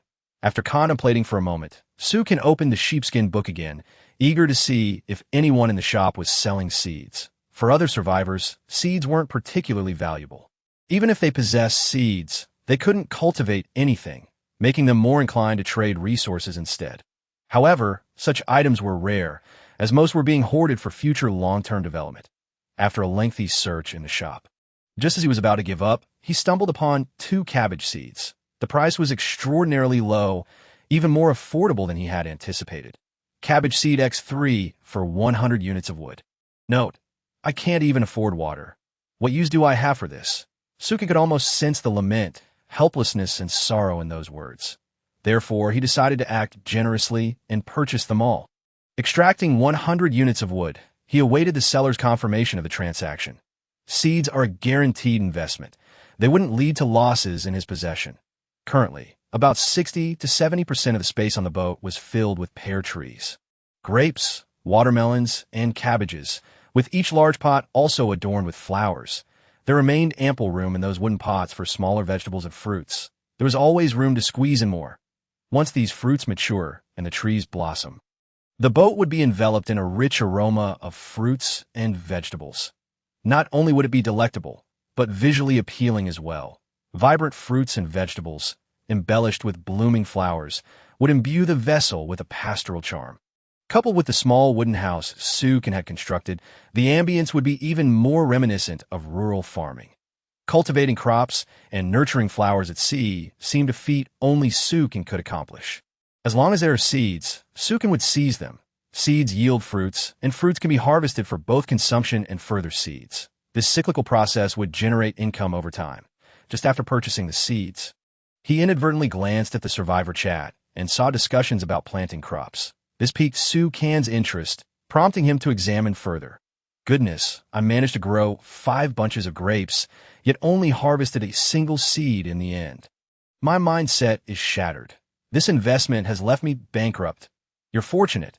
Last time, the fella grew 6 watermelons and didn't get a single seed in return. Point 1 must be cautious with investments. Farming carries risks. I've cultivated enough to be self-sufficient. If you're hoping to get rich from farming, you're in for a tough battle. As Su can observe the disheartened grievances of these survivors, he couldn't help but feel a pang of sympathy. At this moment, he recalled that when he harvested fruits, they invariably yielded seeds. almost always one or even two seeds per fruit. Thus, he found himself well stocked with fruit seeds, though he lacked a sufficient supply of vegetable seeds. Could it be that his character is so remarkable that he produces a greater number of seeds? At this moment, Su Kan's gaze fell upon the diamond lucky ring adorning his finger, and then shifted towards the little white creature beside him. With the additional luck provided by the treasure-seeking polar bear, it was not surprising that he had harvested more seeds than others. If such fortune were to be wielded wisely, it could lead to great wealth. For instance, if the price of cabbage is 100 units of timber, yet his seeds cost merely 30, investing 30 in seeds not only yields fruits but also generates more seeds. This implies that selling them incurs almost no cost, resulting in a pure profit of 130 units of timber, allowing for the continued planting of harvested seeds. However, the base of the ship seems somewhat limited at present, constraining the quantity that can be cultivated. For example, pear trees require considerable soil, but the space aboard the vessel is insufficient to accommodate them. If more pear trees were planted, there would be no room left on the ship. Future development could consider expanding the ship, cultivating crops, and becoming a prominent figure in agriculture, thereby attaining prosperity through farming. Chapter 71. Seeking soil, taming mounts to cultivate a substantial amount of crops. The most effective approach is to enlarge one's vessel. However, next time Su Kan aims to expand upwards. Ideally, he would construct a luxurious ship with 2 or even 3 levels. The first for planting flowers and trees, the second for fruit, and the third for vegetables. If feasible, a 4th level could be added to create a recreational area. Nevertheless, such aspirations must be temporarily shelved. Crafting a vessel akin to a cruise liner would require an astronomical amount of timber. For now, it suffices to ensure that his ship can withstand a tsunami, and future matters can be addressed gradually. The fire pit now emanates a delightful aroma. As mealtime approaches, he has not managed to catch a single fish today. All that were caught have been prepared. Grilled fish can no longer satisfy the appetites of Xiao He and Xiao Bai, so today he has specially prepared fried fish fillets, steamed fish heads, and fish soup. Occasionally, a change of flavors is necessary. After indulging in a sumptuous meal, Su Kan reclines lazily in his chair to rest. Xiao He and Xiao Bai sprawl on the ground, appearing utterly lethargic. Xiao Bai holds a strand of seaweed in its beak, basking comfortably in the sun, while Xiao He mimics it, clutching a piece of seaweed with great aplomb. The bear and the bird lounge with their legs crossed, their fur billowing in the breeze, creating a picturesque scene. Particularly striking are the rainbow-hued feathers of Xiao Bai, adding a vibrant splash of color to the already lively ship. He retrieves the nautical chart and places it on the table for a meticulous examination. The compass needle indicates a deviation once more. This time, the distance of the deviation is considerably smaller, igniting a sense of excitement within Su Kan. Previously, each inspection of the chart revealed significant deviations. But this minor deviation suggests that he is drawing closer to the relic. The distance is steadily diminishing. While Su Kan feels anticipation, he also contemplates the future. He is about to encounter an unprecedented new world. He wonders what it may be like, what treasures he might discover, and what unknowns await him. This opportunity must be seized to ensure he becomes truly formidable, to grow stronger and develop further. He must cherish every chance that arises in the face of a competitive landscape. The paramount task now is to expand his advantages. Once others begin to collaborate, other survivors will swiftly evolve by leveraging the alliance's strengths. This will inevitably lead to friction. To avoid being bullied by others or even by rival alliances, it is crucial to enhance his own power as much as possible, as you can as yet to decide whether to ally with anyone. However, once others consolidate their resources into alliances, those resources will be distinctly categorized, and prices will be negotiated among major alliances. What materials are deemed precious and which are considered cheap will be determined through extensive data analysis. The scarcity of resources will inevitably fall into the hands of select few with significant influence, and once factions emerge, conflict and plunder will become unstoppable. Should Su Kan's wealth come to the attention of other survivors, it would be akin to a pack of hungry wolves descending upon a plump sheep, with dire consequences, as Su Kan has no desire to become that fat sheep. Rather, he aims to transform into a tiger, ruling the mountain peak even in solitude, he rises to survey the disarray of resources, fruits, and plants scattered haphazardly on his ship. Although it appears visually appealing, such chaos suggests a lack of organization. It is essential to delineate specific areas for fruits and vegetables, as well as designated production zones for the fire pit, furnace, and water purifier, alongside dedicated living quarters for furniture and seating. It is high time to properly organize these resources and allocate them accordingly. Above all, the immediate priority is to procure some soil. The soil for these plants aboard the ship has been cobbled together from various sources, and the roots of the pear trees are nearly exposed. The island offers abundant soil, and many options are available for purchase in stores. However, much of this soil is nearly sandy and devoid of nutritional value. Most critically, the quality of this soil is too low to support the growth of his fruit-bearing plants. Having grown accustomed to rapid yields, the prospect of using ordinary soil might mean an indefinite wait for vegetables and fruits. He must recover soil of a higher grade found in iron barrels dredged from the ocean. When there is a demand, one must find a way to acquire it, and the most effective strategy is certainly to spend liberally. However, Sukin does not intend to part with excessive resources in exchange for soil. Should the price of soil escalate too high, it would draw unwanted attention to its value that a price increase is manageable. But he fears that sellers may simply choose not to sell, opting to keep it for themselves. He retrieves a sheepskin book and opens to the page for the store.S. You can promptly list 500 units of timber, intending to procure the necessary soil. 500x timber for soil. Note: ordinary quality soil is not required. Seeking soil from iron barrels dredged from the ocean, that if in large quantities, additional timber may be offered. He issues his bounty announcement, followed by the anticipation of a lengthy wait. This time, offering 500 units of timber is indeed a significant expenditure, sufficient to acquire soil of a higher grade. The question remains how much soil will be available. As long as they are sellers, he intends to purchase at all.Su can is currently using gold-grade soil, which is not considered low quality on the initial island. Apart from extremely rare materials, the highest grade available to survivors is gold-grade.Su can, on the other hand, effortlessly retrieves platinum diamond grade materials. Thus, gold grade is rather modest in comparison. This grade of soil is entirely suitable for the plants on his ship. Should he chance upon even higher grade soil, it would be akin to winning the lottery. There is little use in overthinking. Fortune has already favored him sufficiently that if such luck eludes him, he will simply have to find another way. Gazing up at the moon, which has risen high in the sky, he takes in the myriad stars, with moonlight cascading over the ship and the sea. Xiaobai remains patiently fishing, while Xiaohei rests its head on Xiaobai's leg, appearing utterly disheveled. Akatin neither lies down nor sits up properly. At this moment, Xiaobai generously does not push Xiaohei away. In crucial moments, the depth of their friendship shines through. The weather is splendid tonight, making it ideal for an outdoor sleep. You can move the bird's nest outside and falls asleep within it. Xiaobai, not requiring rest, has not frolicked in the sea today, leaving it quite energetic. Xiaobai places the fishing rod down, resting Xiaohei's head on the chair. Ati quietly rises and gently drapes a fur coat over Sukin. Returning to the room, it fetches a blanket, lays it over Xiaohei, and ensures it is snug to prevent any chill or illness.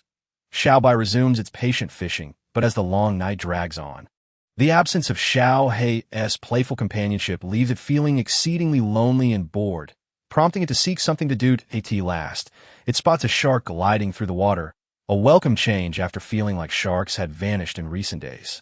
This encounter adds a spark of excitement to Xiaobai's otherwise dull night. Xiaobai grins widely, eager to rouse Xiaohei. Perhaps too enthused, it moves with a bit too much vigor, startling Xiaohei from its slumber. Seeing Xiaobai stealthily approach the edge of the ship, it rises to investigate what mischief this creature is up to in the dead of night. Xiaobai casually grabs a rope and approaches the ship's edge, eyeing the approaching shark, and with a powerful throw, casts the rope. With remarkable ease, it ensnares the slumbering shark. The ship continues to sail swiftly, dragging the shark through the water. Xiaobai tosses a piece of timber, stands on it, and charges toward the shark. As it reaches the shark, the creature suddenly opens its massive jaws wide. Xiaobai promptly thrusts the wolf-tooth club into the shark's mouth.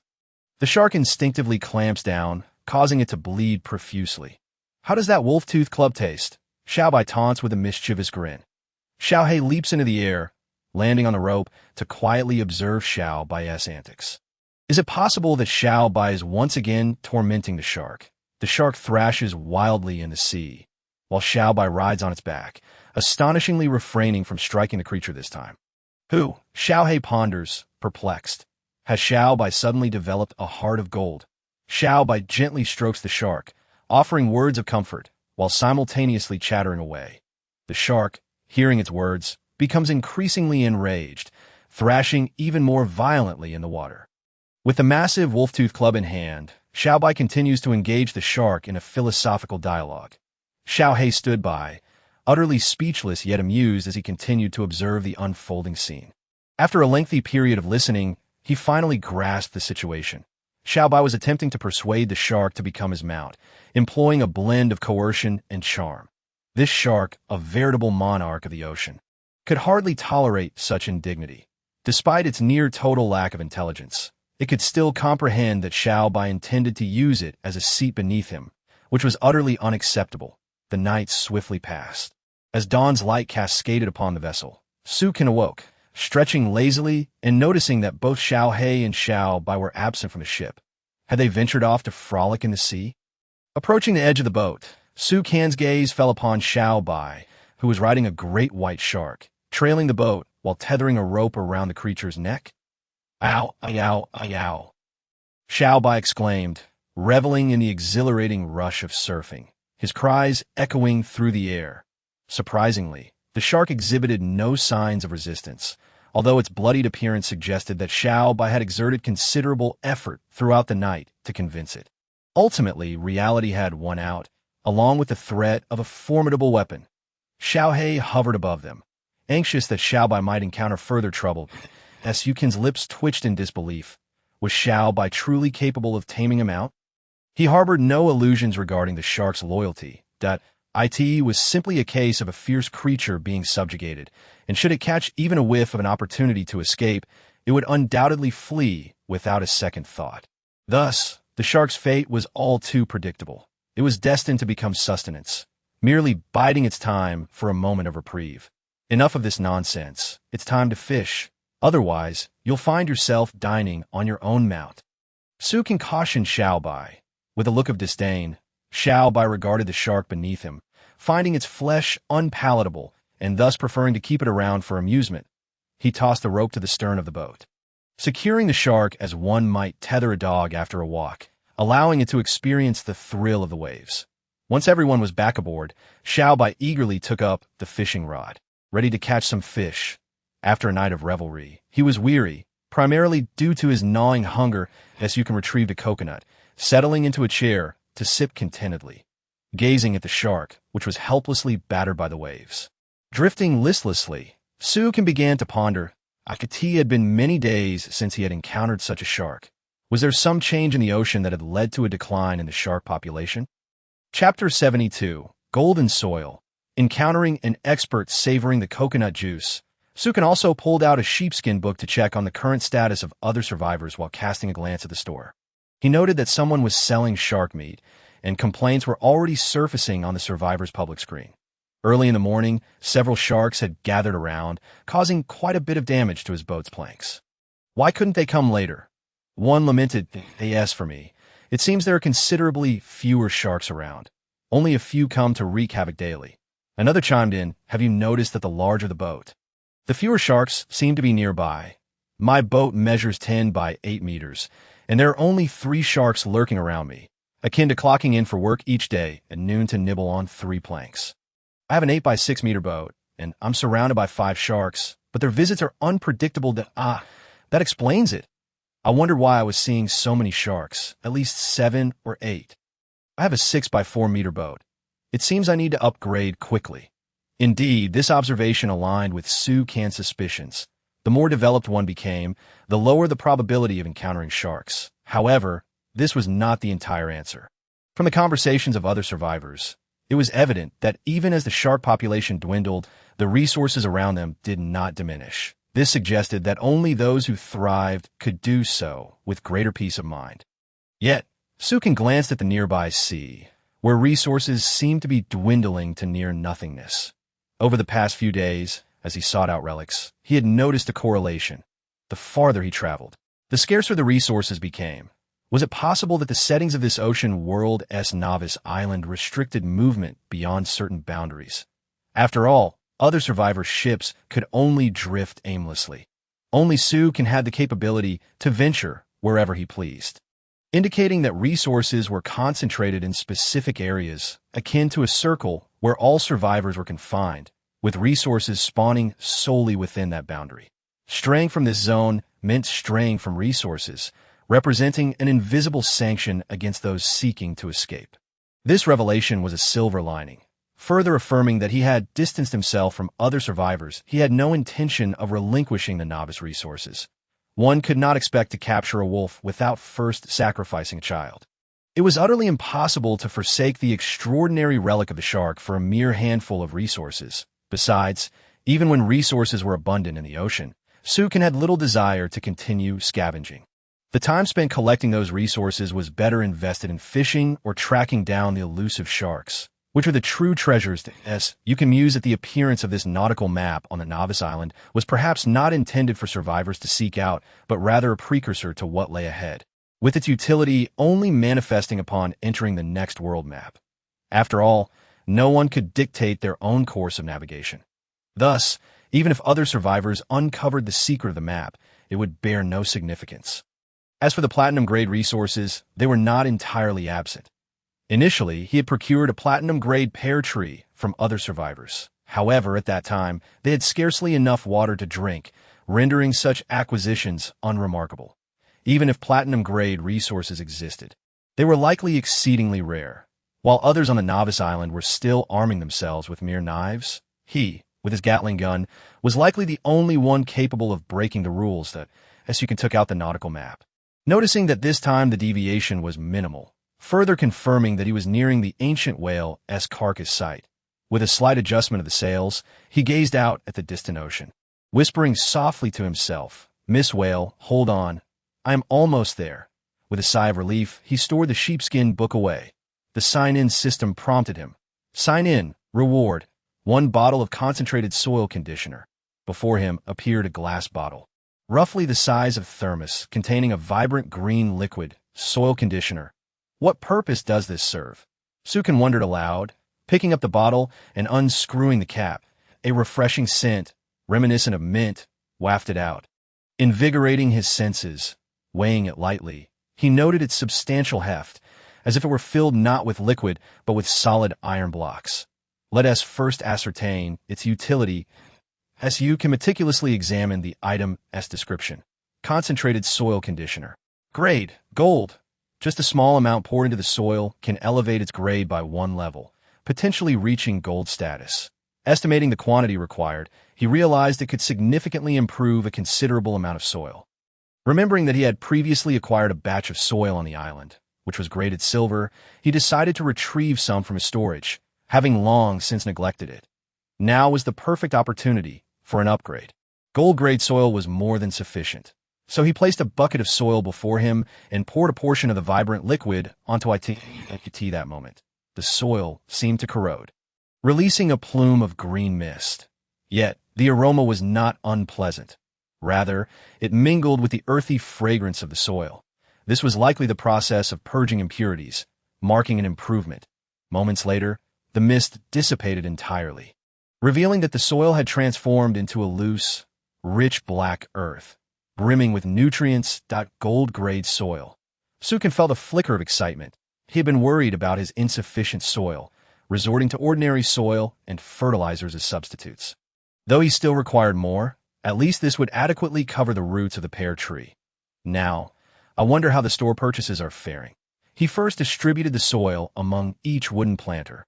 Satisfied to see that each now contained a generous amount, he had 3 pear trees, 6 cabbages, 10 watermelon seedlings, and 4 clusters of grapevines. The flower seeds could disperse automatically through pollen, causing each planter to overflow with blossoms. Sukin had constructed 11 large planters to accommodate these fruits and vegetables. Previously, the soil had been woefully inadequate, with each planter receiving only a meager share, had it not been for the wooden supports. The pear trees would have likely toppled at a mere gust of wind. Now, with the additional soil, they were finally somewhat stabilized.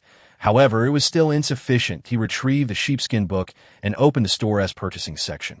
Numerous individuals had already submitted requests for exchanges. Big shot, I put in a great deal of effort to fish this bucket of soil out from the depths of the sea. It was incredibly heavy and almost dragged me down. One claimed, I've personally fertilized it. Personally fertilized. Sukin felt a chill run down his spine. How could he dare to utter such words? His tale was well crafted, but the quality of his soil was evident at a glance. Ordinary at best. Perhaps even slightly sandy. With nutrients that could barely sustain common weeds, he had likely scooped up a handful of dirt from the island, exploiting the store's inability to verify soil grades to swindle others. Yet such trickery would not deceive Sukin, who could see the soil grades within the sheepskin book. Continuing to read, he found the next individual to be quite honest. My esteemed friend, this morning I unearthed this from the island. And though it lacks significant quality, it is likely not worth much that if you desire it. A modest fee for my efforts would suffice, as you can sighed, expressing that such honesty was quite touching. However, this soil held little value for him. As ordinary grade soil could not sustain his plants, he decided to continue perusing the listings. The influx of individuals seeking exchanges was overwhelming, with the list displaying a staggering 99 entries. With such a multitude, how long would it take to sift through them all? It was only natural. He had offered 500 units of timber merely to acquire a bucket of soil, leading other survivors to perceive him as a naive fool unfamiliar with island dealings. He lazily scrolled through hundreds of trading entries, all consisting of the most mundane soil imaginable. The comments below were even more amusing. Pleas of poverty, tales of woe, and clever schemes. They were merely a group of hopefuls. Treating it like a lottery, these individuals were merely testing their luck, as digging up a bit of soil required little effort. Who knows, if they caught someone SI, they might just walk away with 500 units of timber for nothing. Sukin grew weary of the comments, dismissing them as the antics of self-important jesters.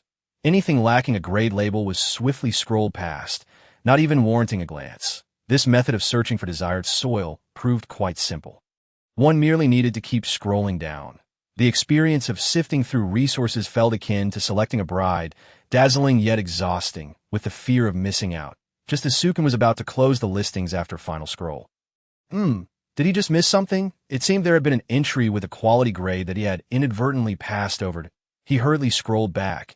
Half a bucket of soil, exchange for 700 timber. Note, dear sir, I assure you this soil was extracted directly from a metal barrel. A delicate girl like me exerted considerable effort to haul this barrel up. Moreover, this soil is of golden grade. I'm uncertain if this grade is deemed good, but I am truly impoverished, and I promise my asking price is not excessive. As Sukin was somewhat astonished. He had encountered a young lady, and a knowledgeable one at that. Chapter 73. Pets smoking, pretending to be dead sharks. This young lady's tone was quite gentle, yet she had not been eliminated amidst the perils of the ocean. Could she truly be as fragile as she appeared? The likelihood of that was nearly non-existent. Observing her grasp of market prices, she clearly understood the value of high-grade resources that if a bucket of golden-grade soil was available, then 500 timber would be a steal.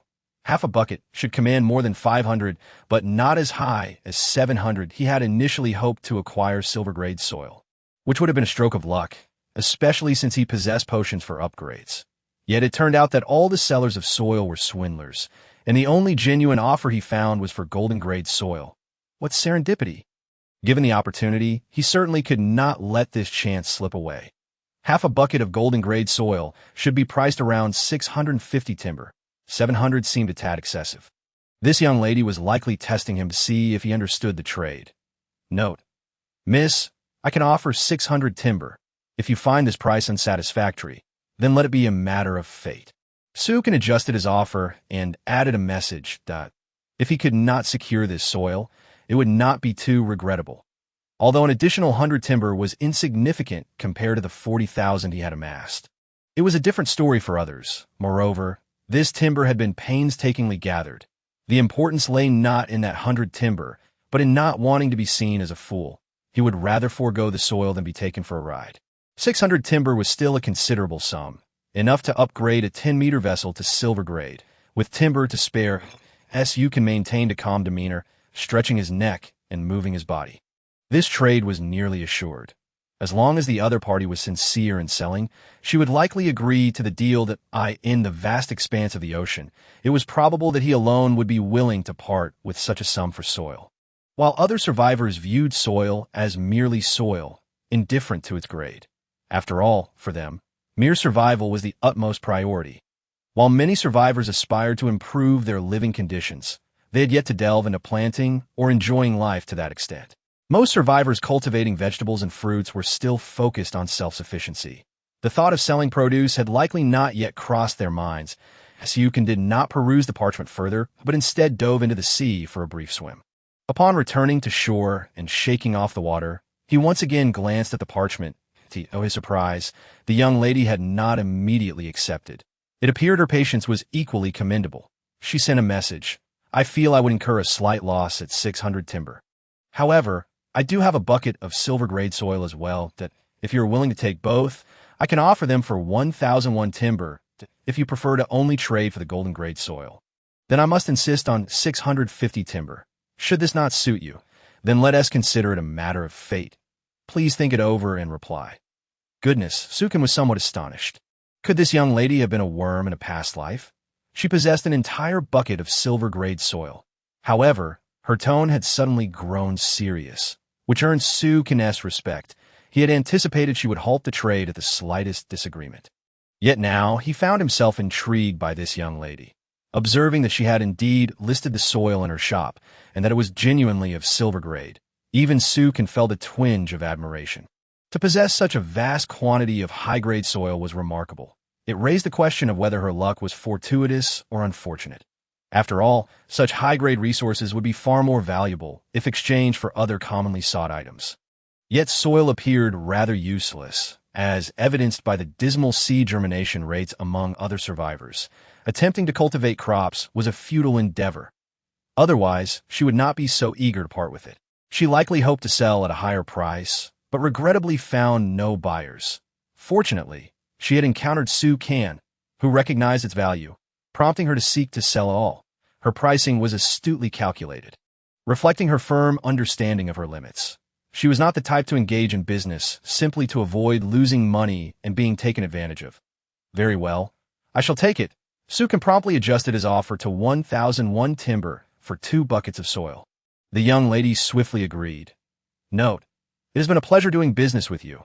I am delighted to make your acquaintance. The MY name is Yin Xiaoxi, and who knows, we may cross paths in reality someday. At which point I hope we can collaborate further. Yin Xiaoxi. Sukin found himself quite appreciative of this young lady. Her business acumen was refreshingly straightforward, ensuring that both parties benefited from the exchange. This win-win approach was far from off-putting. Her rationality surpassed that of many survivors, while others were either engaged in deceit or carelessly setting prices, leading to a lack of clarity in market values for greater resources. This young lady had managed to price her offerings precisely. It was no wonder she had survived and retained such high-grade resources. She must possess unique survival skills. However, it was premature to draw conclusions after only a brief conversation. They had yet to meet in person, but if given the chance, he genuinely wished to meet this Yin Xiaoxi. Her name was quite melodious, though he wondered what she looked like. The sun's rays over the ocean were intense, and many survivors must have been scorched to a charcoal black. They say that a fair complexion can mask many flaws, while a tan can ruin everything. One could only speculate what this capable young lady's appearance might be. Perhaps it was simply that he had not encountered a girl, or anyone else, in quite some time, leading his mind to wander with such fanciful thoughts. Nevertheless, Sukin quietly committed her name to memory. Would there be a chance encounter in the future? He deemed it unlikely, yet he hoped she would survive until that time. Once the soil was in hand, he was determined to make good use of it. Sukin retrieved the 2 hefty iron barrels from his shop. These barrels felt rather heavy. He began to wonder how the young lady had managed to haul such cumbersome items aboard her vessel and preserve them. Upon opening the barrels, a peculiar fragrance wafted forth from the soil, as if it were calling out for attention. Xiaobai rushed over excitedly, burying its head into the barrel, mistaking the contents for a delectable treat. However, upon realizing it was merely soil, disappointment washed over its face, and it began to howl, as if muttering that it was all for naught. Xiao Hei hopped over, cocking its head to examine the soil with curiosity. Intrigued by its peculiar aroma, Su surveyed the neatly arranged soil within. It was evident the lid had never been opened before, suggesting that the young lady had not even glanced at it after retrieving it. First, he needed to upgrade the bucket of silver-grade soil. The half-bucket of golden-grade soil was unnecessary for further enhancement, as he already possessed golden-grade soil and did not wish to disrupt the nutrient balance.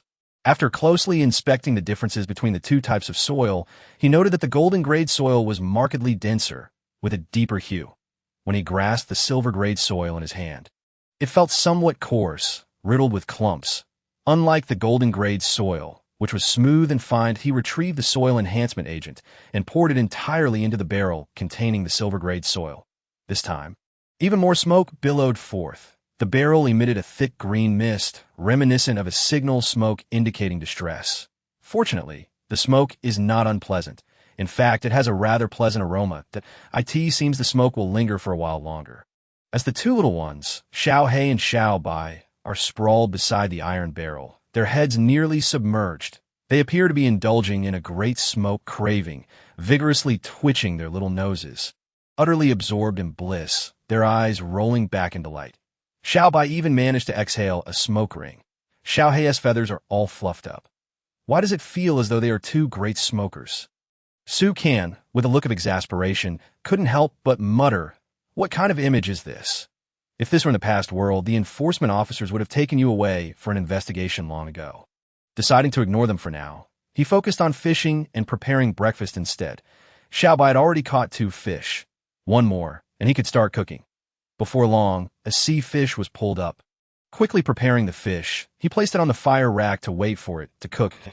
As the fragrant aroma of the fish wafted into the air, Su Kan watched Xiao Hei and Xiao Bai bounce around as if they were high on something.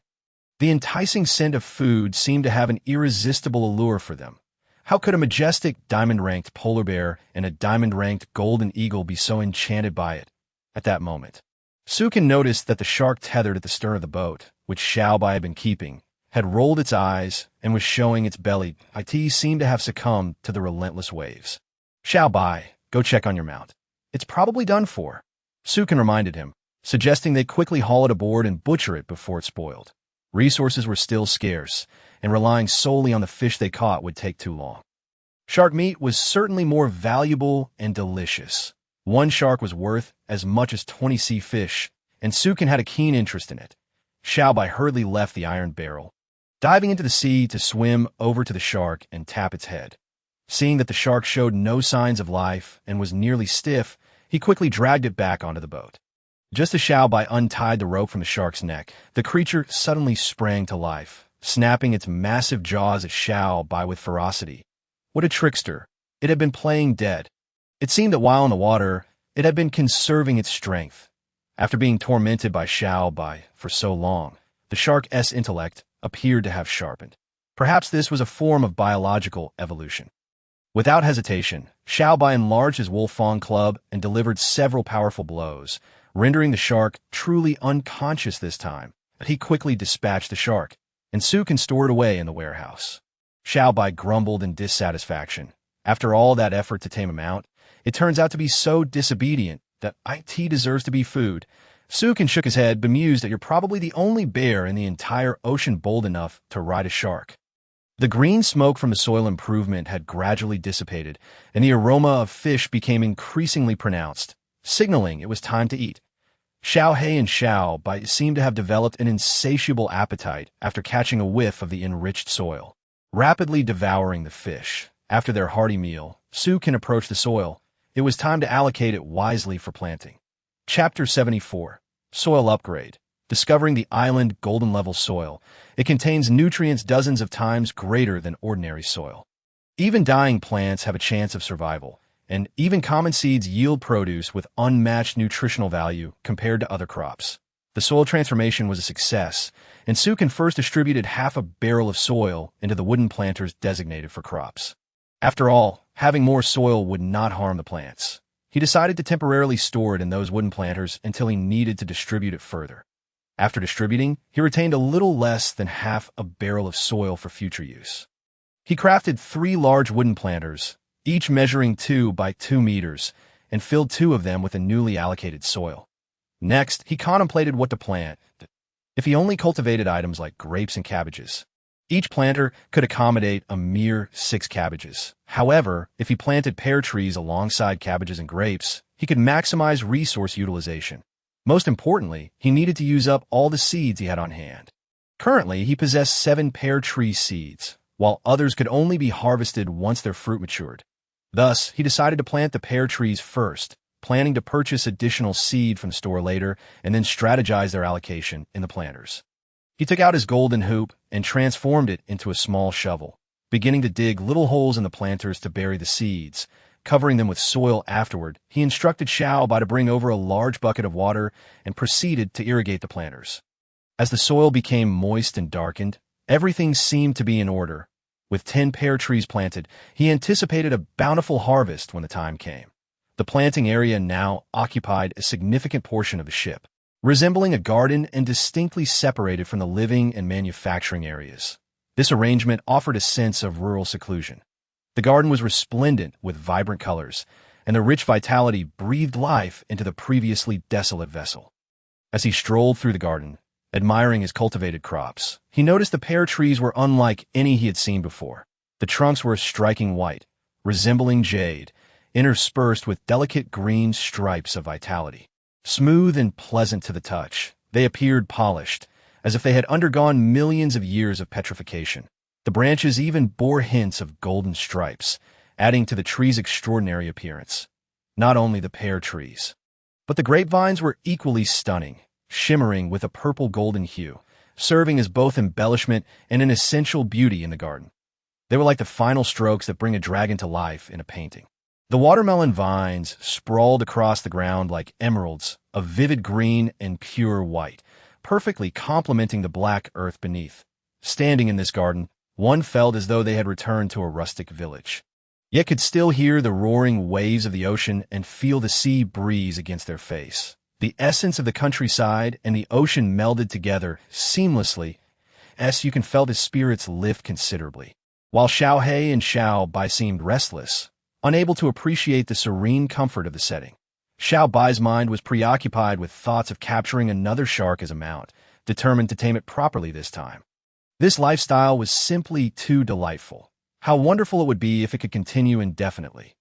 Yet alas, this was a survival competition at sea, and to enjoy a leisurely life, one must also endure the trials and tribulations of danger and hardship. It was likely that the survivors who had landed on the island had also gathered resources by now, that it was about time to visit the store for a round of purchases. Currently, he was in need of a significant quantity of seeds, so he retrieved 100 pieces of wood to test the waters and see if he could buy some vegetable seeds. Taking out the sheepskin book, he posted a request for purchasing vegetables and patiently awaited responses. With little else to do, he figured it was best to go fishing. Watching Xiao He and Xiao Bai dawdle beside him, he decided to let one play in the sky and the other in the sea. After all, staying on the boat while watching them idly chatter was quite bothersome and disrupted his fishing tranquility. Xiao He, already restless, took off into the sky while Xiao Bai, feeling frustrated, jumped up and down, wishing to join Xiao He in the skies. Why didn't it have wings? Glancing at the seemingly empty sea, Xiao Bai sulked on the ground, resting its chin on its paws in a melancholic manner. Where had all the sharks gone? Unable to bear the silence, Sukin closed his eyes, focusing on fishing. With no sharks in sight, Xiao Bai had no choice but to lie back on the boat, gazing at the sky while Xiao He flew higher and farther, lost in thought. Suddenly, the fishing rod dipped, and Sukin opened his eyes, forcefully hauling the fish onto the boat, which landed squarely on Xiao Bai's face. Fuming, Xiao Bai jumped up and knocked the fish out, quickly cleaning it up and placing it on the fire rack. "Come on, weren't you just full?" Can't you let me keep some for later? Sukin shot him an exasperated glance. This guy was truly something. Xiaobai grinned mischievously, making a silly face. It had suddenly discovered joy in life and aimed to become a top-tier chef in the ocean. Bored, Sukin pulled out the sheepskin book and opened the radar page. He wasn't worried about Xiaohei wandering off. The loyalty of pets was quite reliable, but his only concern was their safety. Observing that Xiaohei was still flying nearby, circling the boat, he felt reassured and prepared to close the sheepskin book. Just then, a black spot appeared at the edge of the book, and as it became clearer, it revealed itself to be an island. This was utterly unexpected. He never imagined he would encounter an island in such a desolate place. Wazati had said that resources would diminish as one approached the periphery of the initial island, becoming nearly invisible. How could a rare island materialize in such a barren location? Upon discovering the island, Xiaohei immediately flew toward it, evidently eager to scout ahead. Judging by the size of the island compared to the boat, it appeared to be larger than any he had encountered before. If Xiaohei intended to thoroughly investigate the island before returning to the ship, it would likely take until nightfall to complete. Adjusting the ship's sails, Sukin set a course for the island. After all, this was an opportunity he could not afford to miss. Noticing that it would take some time to reach the island, he decided to continue fishing. Otherwise, he would be stuck watching Xiaobai lose its mind. Xiaobai, your sister has found an island. Soon, you'll have something to play with. Sukin pondered for a moment and decided it would be best to inform the fellow, lest it lie there babbling to itself like a lunatic. Wah wah wah. Upon hearing of an island, Xiaobai excitedly sprang up and gazed into the distance. You can't see it. It's still quite far away. Sukin cast a resigned glance at it and deftly flung the fish off his line into the boat. Quite a catch, indeed. A bluefin tuna. It would be wise to conserve energy before reaching the island, as this would be the last island before venturing to the ruins. Who knows what significant discoveries might await, and what precious resources could be obtained. This would enable Sukin to make more thorough preparations. First, let us fill our bellies. Then he would leave a fish for Xiaohei, allowing them to pass the time by watching others converse. He retrieved the sheepskin book and opened the survivor chat screen. Since the last explosive message, he wondered how the survivors were faring now. Surely, they must have acquired quite a few valuable items. By the way, did anyone find any treasures on the island? The last guy mentioned a treasure spot, and many people found good things there. However, I tried a few times, and the sea was just too deep. I could barely hold my breath halfway down. Don't even get me started. The deep sea area next to this island has a whole bunch of sharks that I wasted a lot of bait trying to divert them. And while I didn't find any treasures, I squandered a heap of food in the end, I couldn't dive down either due to the depth. Although I wasted some bait, I managed to dive down and retrieved a silver-grade blueprint from a chest. All thanks to that generous big shot who shared the information that I was quite lucky to stumble upon a gold-grade shipboard upgrade blueprint, but the materials required for the upgrade are 20 times more than that of a regular shipboard. That price is simply terrifying. Wow, your luck is truly extraordinary, but can you even afford the upgrade? 20 times the wood. How long will that take to accumulate? I can't even bear to think about it. Haha, have you opened your blueprint yet? If not, you might as well sell it.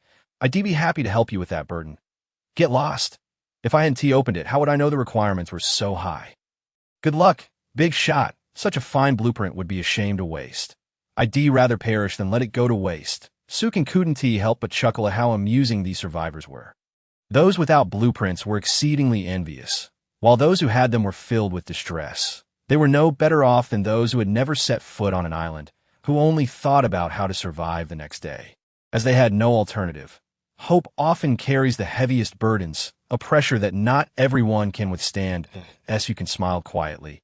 Choosing not to speak that IT was akin to the wealthy, who constantly fretted over how to advance their businesses, only to be so caught up in their pursuits that they neglected to enjoy life, ultimately meeting their demise without ever having savored it.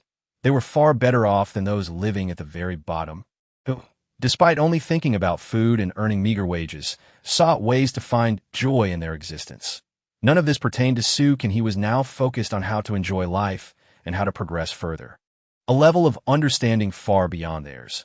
Observing the survivors' chat, it appeared that no one had yet discovered the mural or the disaster's notes and diary. IT seemed the calamity left behind only a scant record. Just as Sukin was deep in thought, Xiaohei swooped back from afar. Wah wah wah. Xiaohei folded its wings and dove from the sky. Quickly landing back on the boat, IT rushed to Sukan's side, excitedly reporting its findings while affectionately nuzzling against his leg. Xiao Bai, infuriated, squawked loudly. So you found an island. What else with the treasure-hunting demeanor? Xiaohei proudly lifted its head and rolled its eyes at Xiao Bai. As if to say, if you can do better, then go ahead. The two soon began bickering once more. Sukan, exasperated, urged them to cease, emphasizing that their priority was to hasten to the island. You two quiet down for a moment. Let us first check out the island. Nightfall was rapidly approaching, and the boat was nearing the shore. It was imperative to observe the island's exterior before darkness fell and to ascertain from Xiaohei whether it was worth landing. Wah wah wah. Xiaohei eagerly began to report to Sukan. Chapter 75. A New Island. Preparing to land, Xiaohei first informed Sukan of the precise location. It didn't matter that the boat had drifted off course. Xiaohei had committed the accurate route to memory. A single flight around would ensure it would never forget the island's direction. After hearing Xiaohei's report, Sukan affectionately ruffled its little head, indicating it had done well. Xiao Bai, feeling jealous, even opened its mouth and gently nipped at Sukan's hand, demanding he remove his hand from Xiaohei's head, wearing a displeased expression. What is there to be proud of? Xiao Bai, stop it. If it weren't for Xiaohei guiding us, we would have missed the island entirely. It has done a great service. Sukan also patted Xiao Bai's head, soothing it. Xiaohei was rather magnanimous, casting a smug glance at Xiao Bai and exclaiming, Waste! If Sukan hadn't intervened, these two would surely have clashed. All right, enough of that. Let us quickly eat something. Sukan, with exasperation, swiftly redirected the conversation to food in order to prevent an actual fight from breaking out. The grilled fish was now ready, and the two were jostling to eat. Xiao Bai even attempted to snatch food from Xiaohei, finishing its own before trying to take Xiaohei's, only to receive a barrage of pecks in return.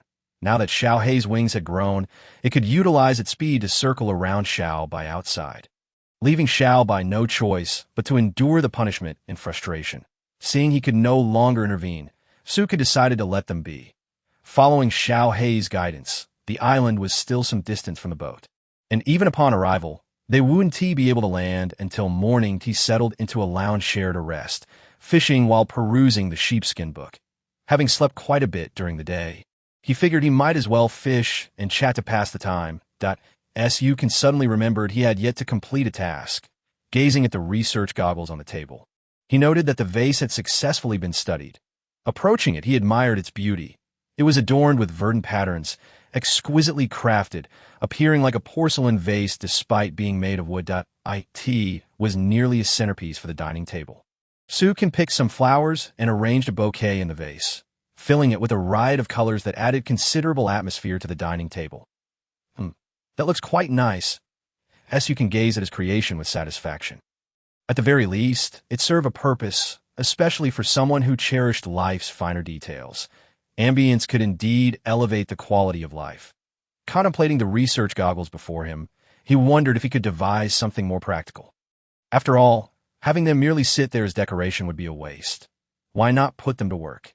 Even if the items produced weren't of high grade, there was always the possibility of striking upon a brilliant idea and creating something enjoyable, just like the survivors in the sea, who might stumble upon valuable resources. The research goggles could explore numerous avenues. Sitting at the table, Sukan lightly tapped his fingers on the surface, pondering what could be made. Suddenly, an idea struck him. Could 1 + 1 be greater than 2? By combining items made of the same material but differing in form, could he create something more robust? He retrieved a length of hemp rope and some palm leaves, placing them on the table. With the goggles on, he observed the data. This time, it was not a query, but a confirmation that the two could indeed be synthesized. Hemp rope, palm leaves. After 24 hours of research, one can obtain a super durable, fire-resistant, wear-resistant rope. That a smile crept onto Sukan's lips. It seemed his line of thought was on the right track. Previously, the ropes made from palm leaves were prone to easily fraying, while the hemp rope he had been using had suffered considerable wear after Xiao Bai's encounters with sharks.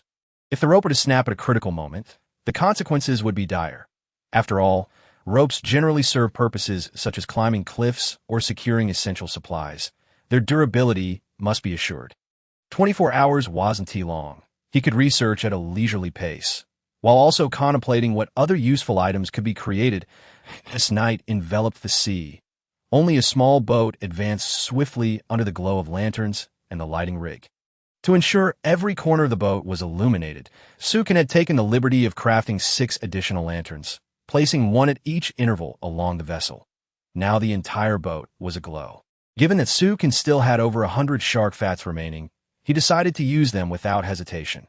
Even if they ran out, he could always hunt more sharks later, gazing toward the nearby island. Sukin instructed Xiao Bai to drop anchor, planning to disembark come morning.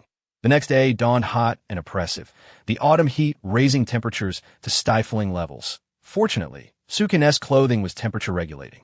Otherwise, he might have been compelled to swim in the sea all day. Xiao He and Xiao Bai fared better. One took a dip in the ocean to cool off, while the other soared in the sky. After stretching and yawning, Sukin opened the door and set about completing his tasks. First, he tended to his garden, pruning excessive branches and watering each wooden pot. Once each plant had been attended to, he prepared the sea fish he had caught yesterday, placing them on the fire rack to grill. Wow. Xiao He swiftly descended from the distant sky, excitedly running back to Sukin's side, affectionately rubbing against his leg. Early in the morning, it had ventured to the island to observe. According to its report, this island is relatively safe with abundant resources. Gazing at the enormous island not far away, the dense jungle appears lush and verdant, suggesting a wealth of timber resources. As you can realize the concerning pattern, it seemed the islands he encountered grew larger each time. Could this truly be mere luck? It remains uncertain where this location stands in relation to the primordial island, nor if other survivors might arrive. The possibility seems slim. The surrounding waters reveal no sign of resources, and as for sharks, they have vanished without a trace. This place is completely different from the regions inhabited by other survivors. Their paths have diverged entirely. Is this the dawn of a groundbreaking exploration? At least from this moment on, the gap between Sukin and the other survivors is poised to widen significantly. He must seize this opportunity to create a decisive advantage. The exploratory paths of other survivors appear predetermined, with resources allocated based on their survival outcomes. Only he is truly seeking. Thus, it is improbable that other survivors will arrive here. First, let us have something to eat. It's best to be well fed before setting off. Noticing that Xiao Bai was not on the boat, he circled around the vessel. He spotted a rope tied to the boat's stern, with the other end securing a piece of wood. Xiao Bai was lounging on this wood, enjoying the cool sea spray. This creature certainly knows how to have fun. No wonder it asked for a piece of wood yesterday. It was for such amusement that Xiao Bai's body was drenched by the waves, its fur clinging to its form, resembling a large seal. Come up for a meal. Sukin waved at it. Oh, whoa. Xiao Bai excitedly scrambled off the wood. Hurriedly returning to the boat along the rope, It shook off all the water. But due to its massive size and vigorous movements, it splashed water all over Xiao He. Xiao He, irritated, squawked loudly, spreading its wings and dashing towards Xiao Bai with a swift kick. Chapter 76. Securing the vessel. Climbing the cliff, seeing Xiao He drenched, Xiao Bai sheepishly scratched its head. This time, with its head lowered, it endured Xiao He's reprimand for quite a while, mumbling softly, "I didn't do it on purpose." You're just too grumpy in the mornings. After a noisy exchange, the two creatures finally scampered off to eat. Sukin shook his head helplessly and picked up a fish, placing it on his plate to enjoy. After relishing a delightful breakfast, Sukin instructed Xiao Bai to stow the anchor and steer the boat swiftly towards the massive island ahead. As they drew nearer, Sukin noticed something unusual, not to mention the islands they had previously landed on. Common sense dictates that coastal islands should have beaches. While this one did possess a beach, it didn't appear to be sandy. The closer they got, the more evident it became that the dense green jungle was thinning out. The beach was composed of yellow earth and stones, and the entire island seemed to consist of rocks and soil, dotted with unevenly sized hills. These hills bore clear fracture marks, resembling remnants that had collapsed from a larger mountain. Could it be that a natural disaster had once struck this island, causing the land to fracture, which, compounded by the erosion of seawater, led to its current state. Yet, Su can distinctly recall that the last island, which had experienced a disaster, returned to its original form the very next day. It seems that after distancing himself from the primordial island, everything had taken on an extraordinary aspect. This could be a positive sign, further confirming Su Can's complete departure from the primordial island. However, a dilemma arose. The boat could not proceed any further. Ahead lay a vast expanse of water, filled with treacherous reefs and massive rocks, rendering the vessel too large to navigate through. Although he could not decipher this area, and despite the absence of others, he felt uneasy about leaving the boat in such a complex location. Having distanced himself from the primordial island, he could not ensure the safety of these waters. It was far more reassuring to approach the shore. But if the waters were unsafe, could the island truly be secure? Su Can's mind was troubled, even contemplating abandoning the idea of landing on this island. Yet the peculiarities of this island, far from the primordial one, piqued his curiosity. As the saying goes, curiosity killed the cat. However, another adage states, the bold may feast while the timid starve. After circling the vicinity of the island, he suddenly discovered a towering cliff that seemed a fitting place to pause, as you can contemplate it for a moment before beckoning Xiaohei, instructing it to help him fashion a rope that could be secured at the top of the cliff. Whoa! Xiaohei immediately indicated its understanding as you can glanced at the palm leaves in the storage.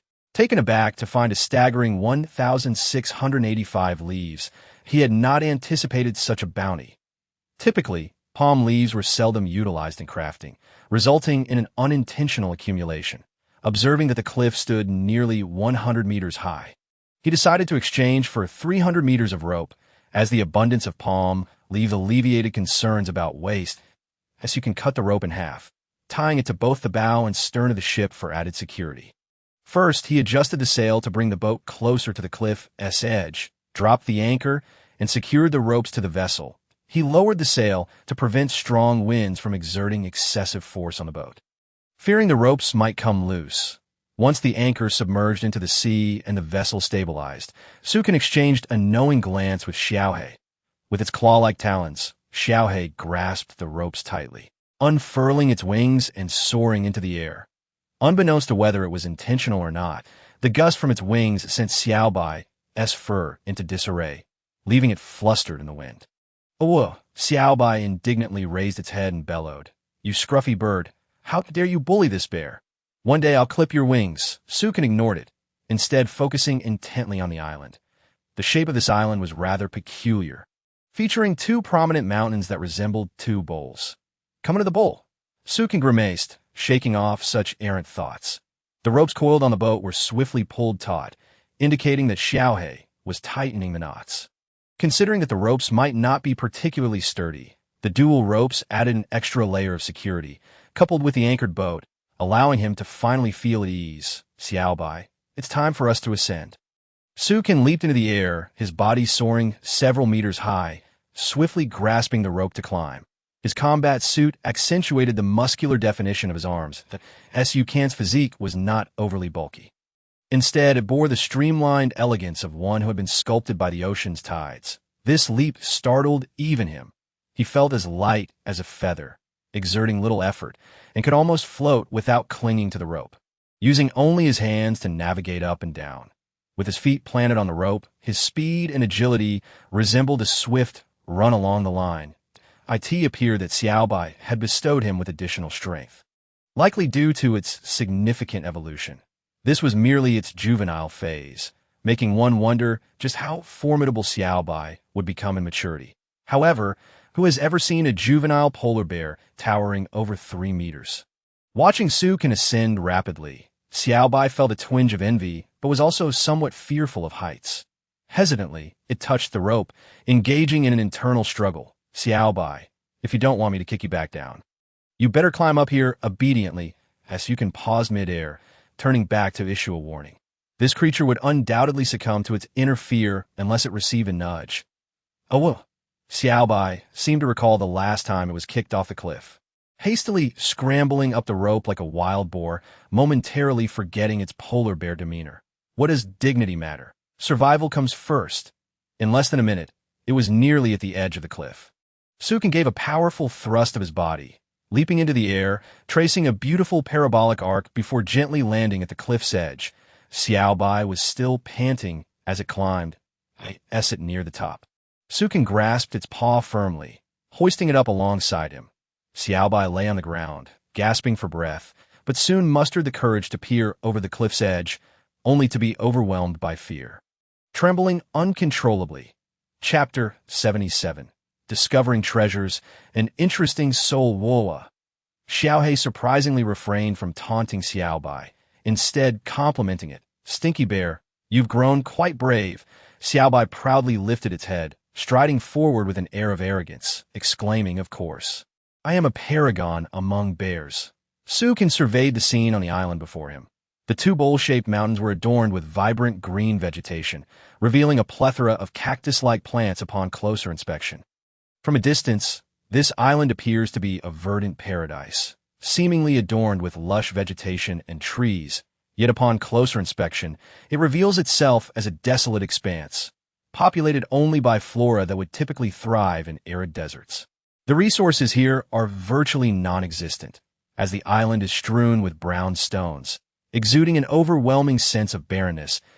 A comprehensive view reveals no sign of harvestable materials, save for a scant few palm trees dotting the landscape.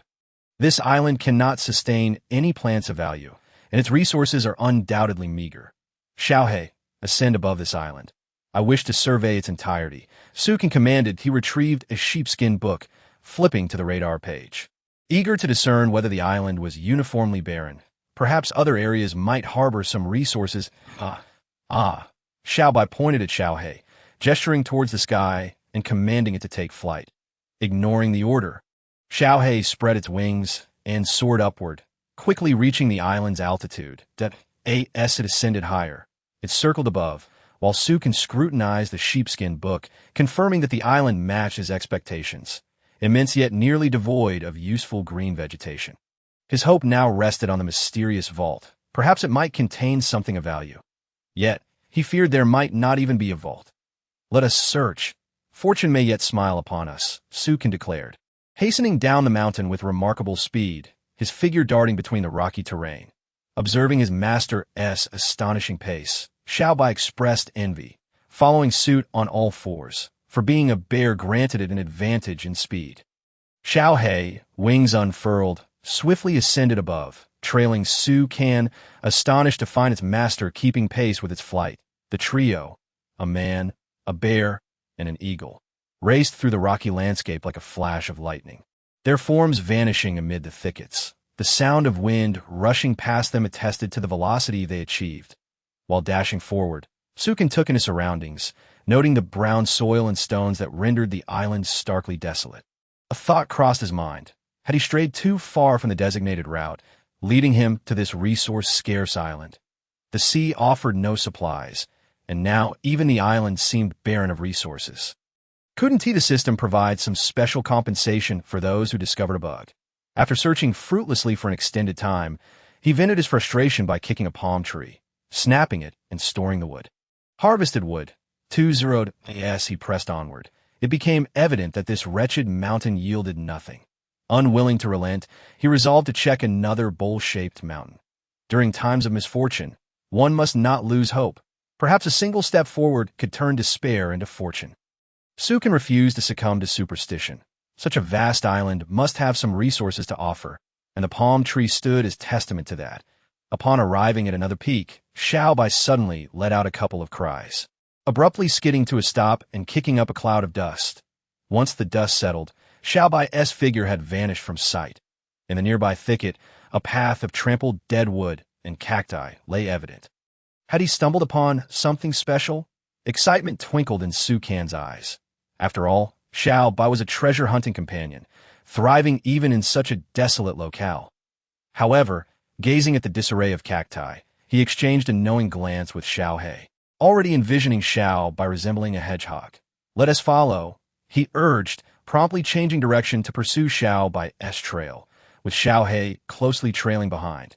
Thanks to Xiaobai's path-clearing efforts, the ground was devoid of obstacles, allowing Sukin to traverse swiftly without needing to dodge cacti. Although his combat suit could effectively ward off the prickly plants, the sheer volume of them posed an annoyance, particularly when they were flung at his face and hands. Causing discomfort, Su can dash through a veritable sea of cacti, with Xiaobai closely following behind, thereby avoiding a barrage of spines. After a short distance, the dust eventually diminished, and Xiaobai abruptly halted, propelled forward by inertia and sliding several meters at After regaining composure, Xiaobai joyfully bounded, turning to beckon Su Kan, indicating it had unearthed something marvelous. Approaching, Su Kan was greeted by an expansive patch of lush greenery, teeming with what appeared to be a plethora of vegetables. Upon closer examination, he realized it was rapeseed. In such an inhospitable locale, the presence of such produce was astonishing. A glimmer of excitement ignited within Su Kan. This was indeed a valuable find. Not only could it be used for cooking, but could also yield oil. Lately, Su Kan had been disheartened. Although the dishes he prepared were fragrant, they were predominantly fish-based. The prospect of using rapeseed oil would enhance his culinary creations, allowing for frying and sought-ing. Indeed, vegetable oil is the soul of cooking.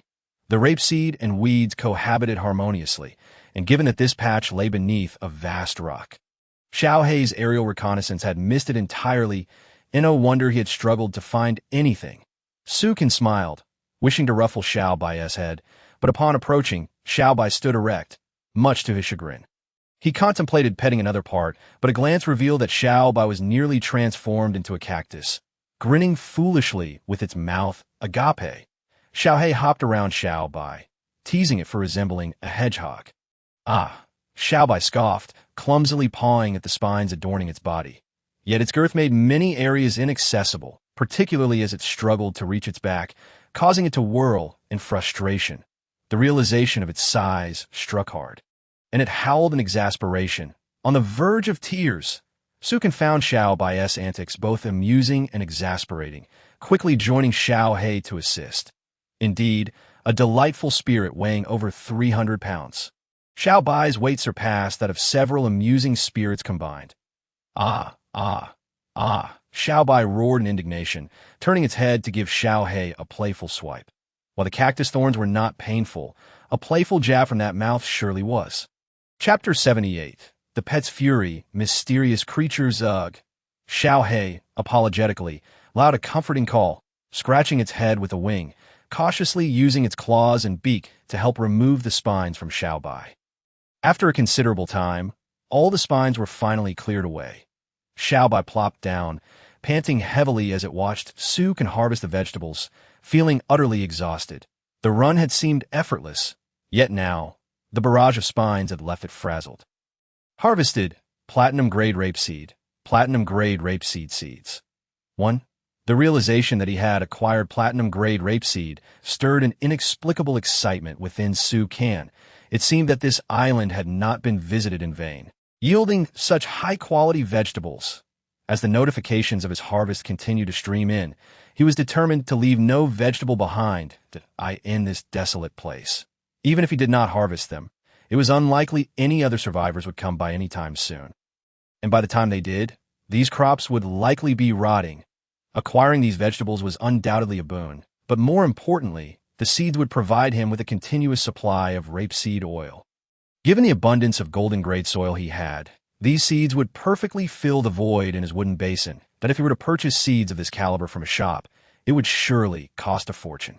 Even if other survivors were uninterested in farming, the high quality of these seeds would ensure they remained valuable. He had successfully harvested 6 rape seeds and 6 seeds. Satisfied, he decided it was time to leave this island. Eager to explore other locales, Xiaobai promptly sprang to its feet, following in Su Kan's footsteps. Xiao Hei, perched on a tree, spread its wings and took flight to catch up.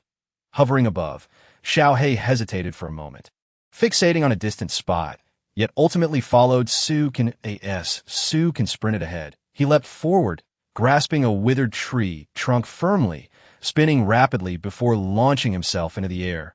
Just as he landed, Xiaobai suddenly leapt out, positioning itself directly in his path. Xiao Hei swooped down from above, folding its wings as it came to a stop before Su Kan for the first time. Both pets bore expressions of grave concern. Perplexed, Sukin inquired, "What's the matter? What are you doing?" Xiaohei fixed its gaze intently on a small mountain before them, its eyes darting back and forth across the terrain in an instant. Its wings unfurled protectively around Su Kan, emitting a piercing cry. Ugh. This cry carried an unusual intensity. It was the first time Su Kan had witnessed Xiaohei display such seriousness. The intricate black and gold patterns on its wings became starkly pronounced, indicating a state of readiness for battle. Having encountered perilous creatures like sharks in the past, Sukin had never seen Xiaohei exhibit this demeanor.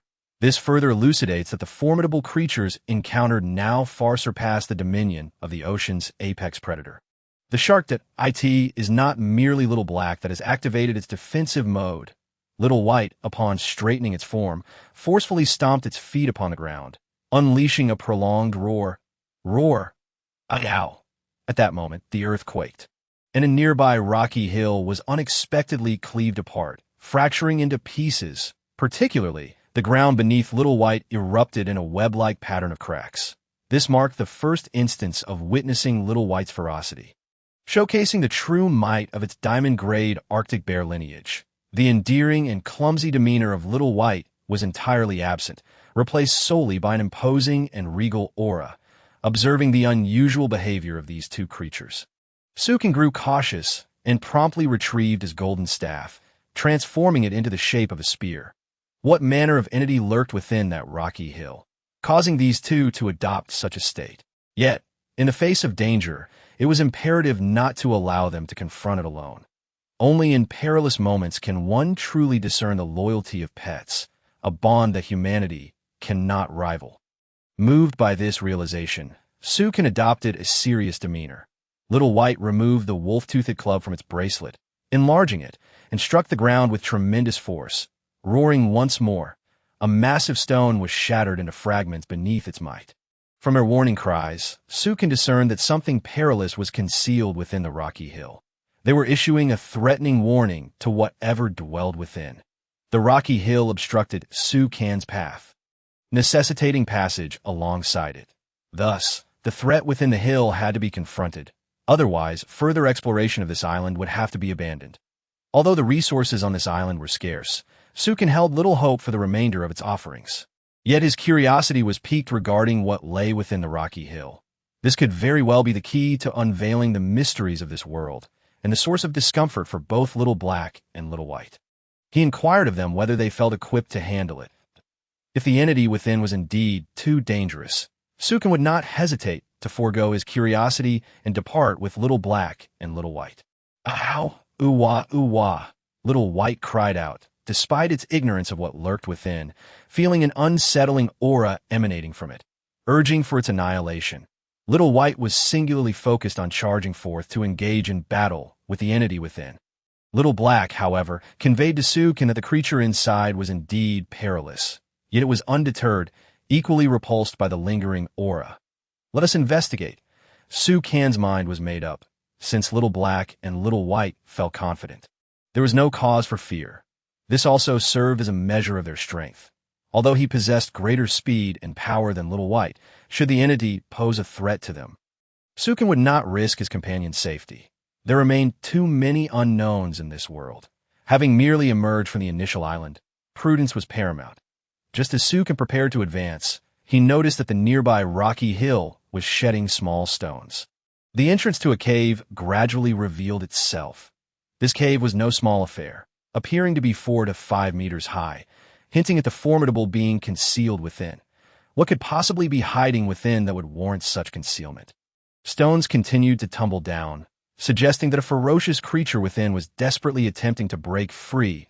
It seemed that Little Black and Little White's threats had little effect, rather enraging the beast within. Sukin swiftly grasped his spear, cautiously instructing Little Black and Little White to retreat slightly. He kicked aside the falling stones, shattering them with his spear. What truly lay hidden within? Sukin murmured to himself, feeling a thrill rather than fear. After all, he was about to encounter an entirely new creature, and he was eager to test the prowess of the beings from the outside world, with anticipation mounting. The debris at the cave's entrance was finally cleared away. A dark silhouette emerged, towering over 4 meters, appearing to be of similar size to Little White. However, unlike Little White, this creature was devoid of excess flesh. Its body brimming with muscle, it bore countless scars and dried bloodstains. Little Black and Little White immediately positioned themselves before Su Can, adopting a vigilant stance. "What are you doing? I'm not a soft target. Do you feel prepared? If there's even a hint of danger, we flee immediately." Su Can firmly believed that even if they could not defeat the creature, they could certainly escape. After all, speed was on their side. Even Little White, at its slowest, could unleash a burst of speed that left several afterimages in its wake. Ow! Ooh-wah!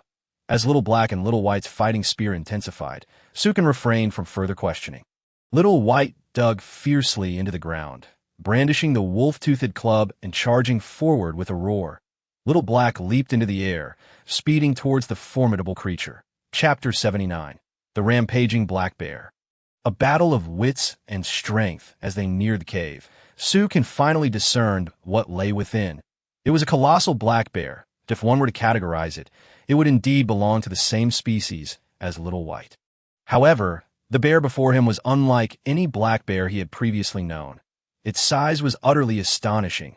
Standing nearly 5 meters tall, it was a veritable giant, its body marred by scars and bloodstains. Exuding a terrifying presence, one side of its face was laid bare, entirely skeletal, devoid of flesh, with bloodstains still clinging to the bones, rendering its visage exceedingly ghastly.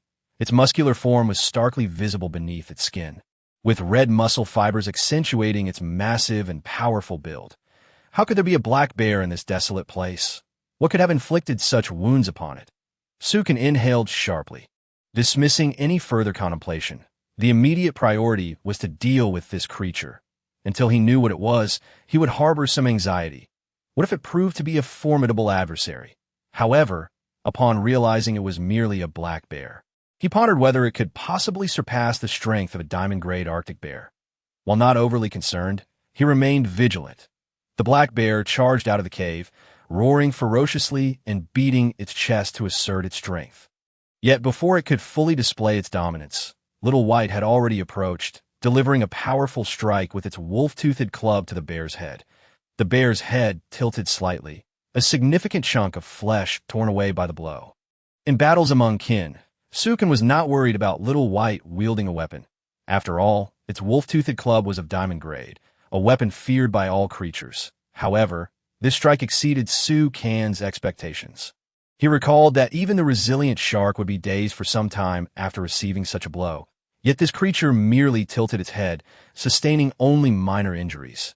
Its ability to absorb damage seemed akin to that of the mutated shark from the ocean. It appeared that once again they had encountered a formidable foe. The black bear retaliated violently, swinging a fist at Little White, which firmly grasped the bear's paw, roaring as it pushed the bear several meters away. At that moment, Little Black dove down, its sharp talons gripping the bear's arm, tearing away a substantial chunk of flesh. The bear's eyes turned blood-red with fury.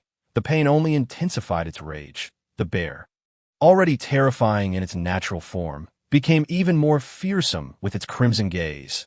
The more it fought, the more reckless it became. As it sustained injuries, it seemed to abandon all restraint and fought with reckless abandon against Little Black and Little White. "Be careful," Su Can warned them loudly. From their skirmish, it was evident that the black bear posed no real threat to Little Black and Little White. However, in its frenzied state, it could inflict some damage. So Su Can advised them to engage it with caution, but he positioned himself to the side, refraining from immediate intervention, opting instead to observe patiently. Little White's wolf-toothed club battered the bear mercilessly, yet it could not inflict fatal harm. Su Can pondered, realizing that only by severing its central nervous system could the creature be truly vanquished. Yet, even after sustaining extensive damage to its head, the bear's cognitive functions remained intact. Was the force of the blows insufficient? Or was it perhaps a matter of targeting its heart? Little Black and Little White were not inclined to engage in a direct confrontation with the rampaging bear. They circled it, coordinating their attacks with precision. Su Can, observing the black bear, was lost in thought that in this desolate place, devoid of resources, how could a black bear exist? Was it specifically placed here to serve as a boss for bug encounters? Rather than speculate, it seemed more plausible that this island belonged to the outside world, where such creatures were commonplace. The thought sent a shiver down Su Kan's spine. He preferred to believe that this was a boss from the outside world, akin to the sharks of the ocean. If it were merely an ordinary creature, the outside world would indeed be far more terrifying. Should other survivors encounter this beast, they would likely perish from fright before the bear could even strike. Setting aside his chaotic thoughts, Su Kan called out, "Little black, little white, retreat." Fearing that they might be injured in the ensuing battle with the black bear, he urged them to withdraw promptly. Ow, ow. Oh my. The fierce battle between the little black and white creatures and the black bear raged on, their eyes glowing with fury. They were reluctant to retreat, despite the circumstances. "Listen to me," Su Kan shouted as he charged forward with his spear. "How? Oh my." The little black and white creatures hesitated but then withdrew a distance. Understanding that continuing in this manner would only drain their energy, they truly had no means to deal with this hulking behemoth. Its resilience was astonishing, akin to a creature devoid of pain. Growing stronger with each blow, the black bear roared, intent on pursuing, furious at being wounded and now wanting to escape. It then spotted a diminutive human rushing toward it, disdainful, yet letting out a thunderous roar. A fellow of its own size and a massive golden eagle were one thing, but how dare this tiny creature approach to bully it? The black bear extended its massive paw, swatting at Su Kan. Su Kan temporarily sheathed his spear, meeting the bear's paw with a punch. The bear staggered back 2 steps, its eyes wide with disbelief. How could this frail human possess such strength? Su Kan remained steadfast, gently shaking his slightly numbed arm, astonished at the bear's might. Clearly, that earlier hit had not been delivered with full force. The black bear charged again, rising up before Su Kan, both paws coming down with tremendous force. This strike could not be absorbed. Testing its strength was one thing, but a direct confrontation posed too great a risk. Su Kan narrowed his eyes, extending his hand just as he grasped the bear's paw, swiftly turning his body to leverage its own force and send it flying. The bear's massive frame crashed heavily onto the ground, creating a sizable crater, dust swirling into the air.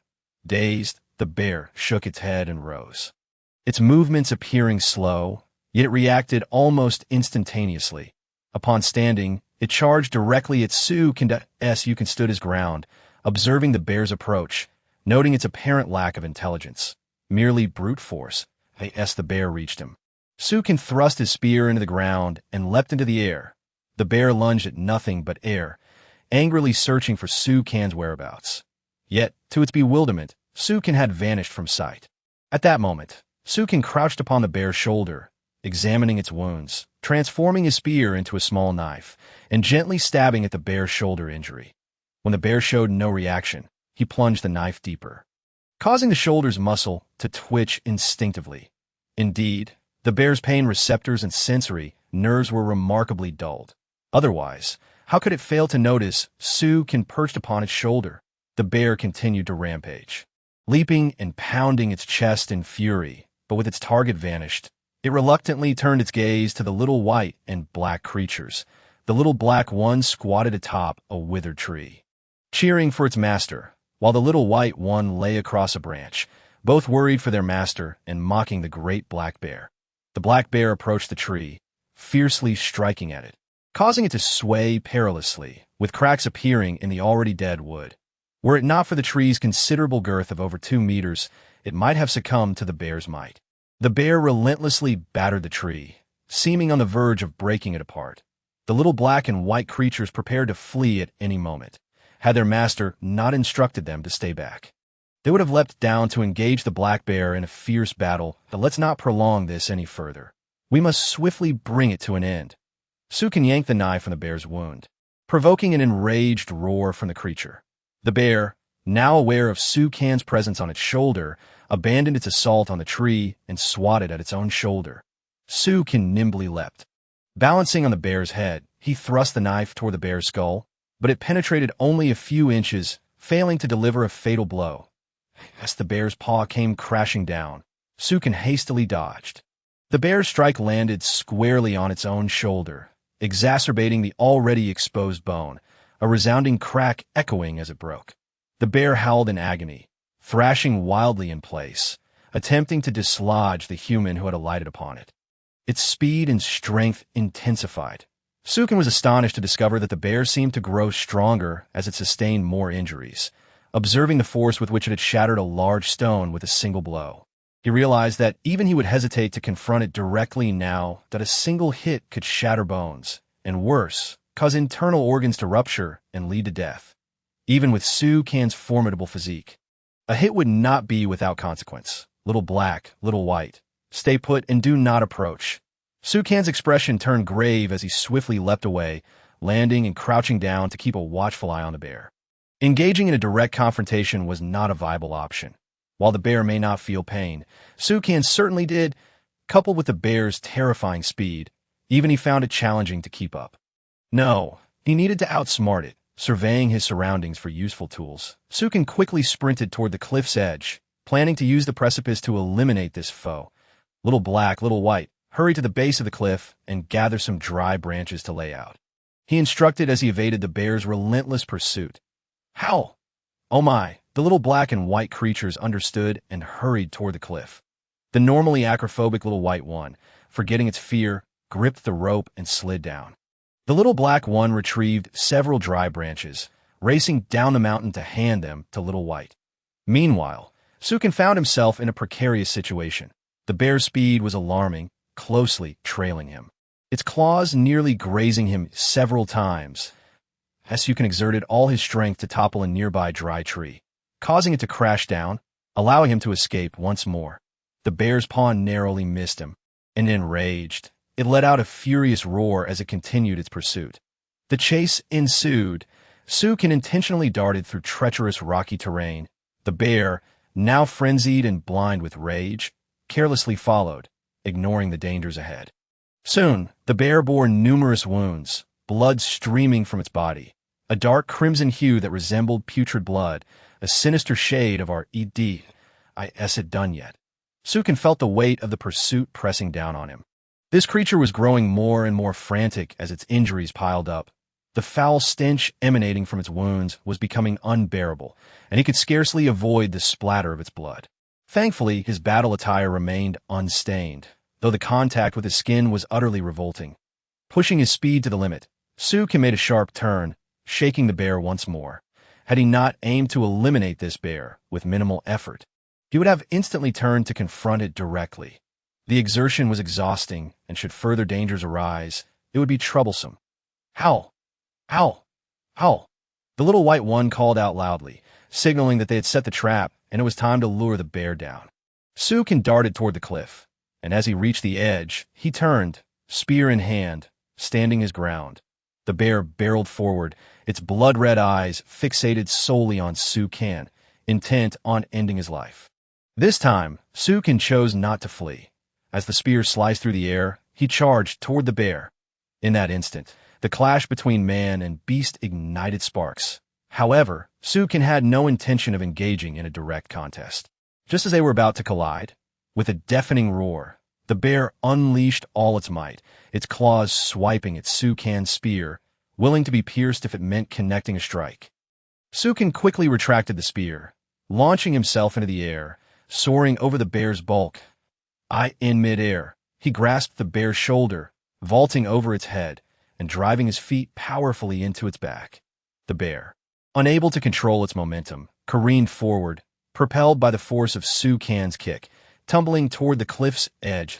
Su Kan crouched, exhaling deeply as he peered over the cliff's edge. At a fall of 1 to 200 meters would not suffice to slay such a formidable creature. He wondered what manner of beast this was, reminiscent of the bizarre shark he had encountered previously, with an astonishingly resilient life force. Hence, Su Kan had instructed the little black and white creatures to prepare traps. If the fall did not kill it, the traps would. At the base of the cliff, the black bear lay motionless among the rocks, its body and head impaled by a withered tree, precisely as Su Kan had anticipated. Its head and heart were the critical vulnerabilities. This height was sufficient for the traps to penetrate its body. Howl! Howl! Howl! The little black one flapped its tiny wings, announcing to Su Kan that it was indeed dead. The little white one wiped its nose, approached the bear, and kicked its rear with its tiny foot. Finally, it was over. Sukin swiftly descended the rope to stand before the bear at that moment. He noticed an introduction he had previously overlooked. Mutated black male bear. Level gold, mature stage. As Sukin nearly believed he had misread. Despite this bear being mature, it was merely a lowly gold-level creature that could rival his two diamond-level companions. It was utterly absurd. Despite being in their juvenile stage, Xiao He and Xiao Bai's physique is undeniably comparable to that of a mature black bear. Could it be that mature creatures possess such formidable strength? Although Su Kan eagerly anticipates their full maturation, today's encounter has left him feeling somewhat frustrated. Upon closer inspection of the black bear's profile, he suspects that its remarkable prowess is largely attributed to its mutations. Mutated male black bear. Due to prolonged combat with sea monsters across both land and sea, it has consumed a significant number of these creatures, resulting in an evolutionary mutation of its physical strength and size, an exceptionally perilous being. It appears that this evolution began with the consumption of weaker sea monsters, gradually leading to its current state. This creature has not only adapted to survive on land, but has also developed the ability to hunt in the sea. Yet, Sukin remains puzzled as to what these sea monsters truly are, having never witnessed one in its true form. Even as a mere golden-tier black bear, it can contend with diamond-tier juveniles, indicating that this bear has endured considerable hardships, ultimately succumbing to its own hand. What concerns Sukin more is whether this creature is edible. Its massive size suggests that transforming it into meat would rival that of a shark. However, as he continues reading, disappointment washes over him. The mutated black bear, having ingested a multitude of sea monsters, harbors an abundance of toxins within its body, rendering it inedible without appropriate antidotes. Such a pity that such a large specimen cannot be consumed. It seems a waste for it to have grown so much flesh. Let us go. It's about time we head back. Sukin decides against further exploration today. With dusk approaching, he prefers to drag the black bear back to their vessel. Once darkness falls, he feels it is safer to be aboard the ship, uncertain of what other entities might lurk on the island. Leaving the island will bring him greater peace of mind. As for the black bear, since it cannot be eaten, why take it along? Sukin has other intentions.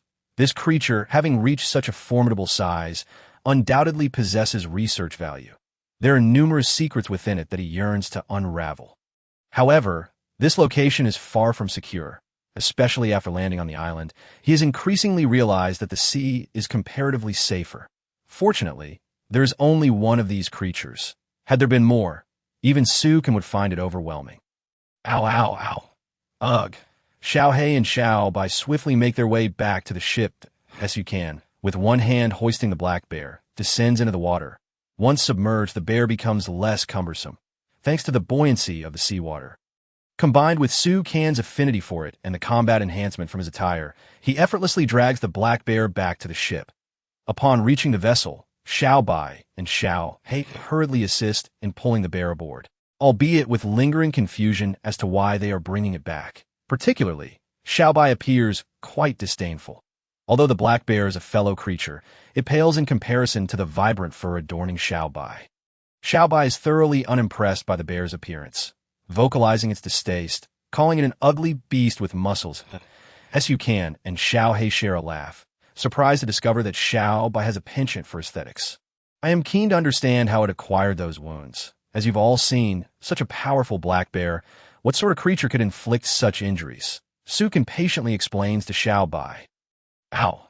Xiao Bai, in a fit of frustration, accidentally steps on the black bear, only to instantly regret it as it becomes smeared with the bear's dark, sticky blood. This is utterly revolting. Sukin shakes his head in exasperation, producing a small knife from his golden rod to examine the bear's body. The wounds vary in size, but are consistently around several centimeters long. The sheer density of the injuries is enough to make one's skin crawl. With similar wounds, even on its paws, that if such injuries were inflicted upon a typical creature, it would likely bleed to death. Some wounds have even exposed flesh, eventually healing into new scars. Clearly, whatever caused these injuries could not have been the work of a single entity. It must have been a coordinated attack by a multitude. It is not surprising that a black bear could be injured in the sea, but what could have done this? Sukin speculates. Could it have been a swarm of sharks? The mutated sharks encountered previously might have fought with the bear. However, considering the likelihood of this scenario seems slim, a shark's massive jaws could easily tear off a bear's limbs, let alone a group of them.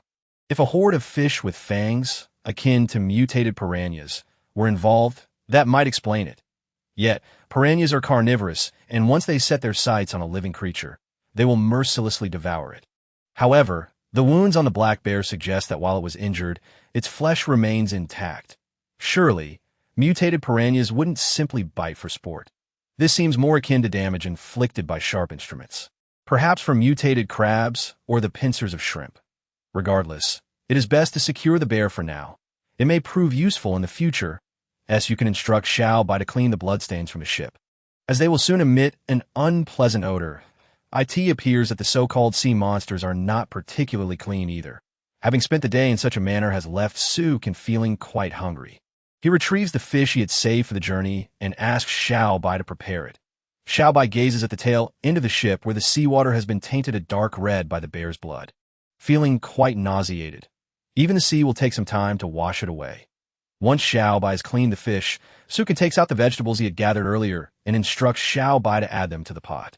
He is eager to see what culinary delights can emerge from combining vegetables with fish.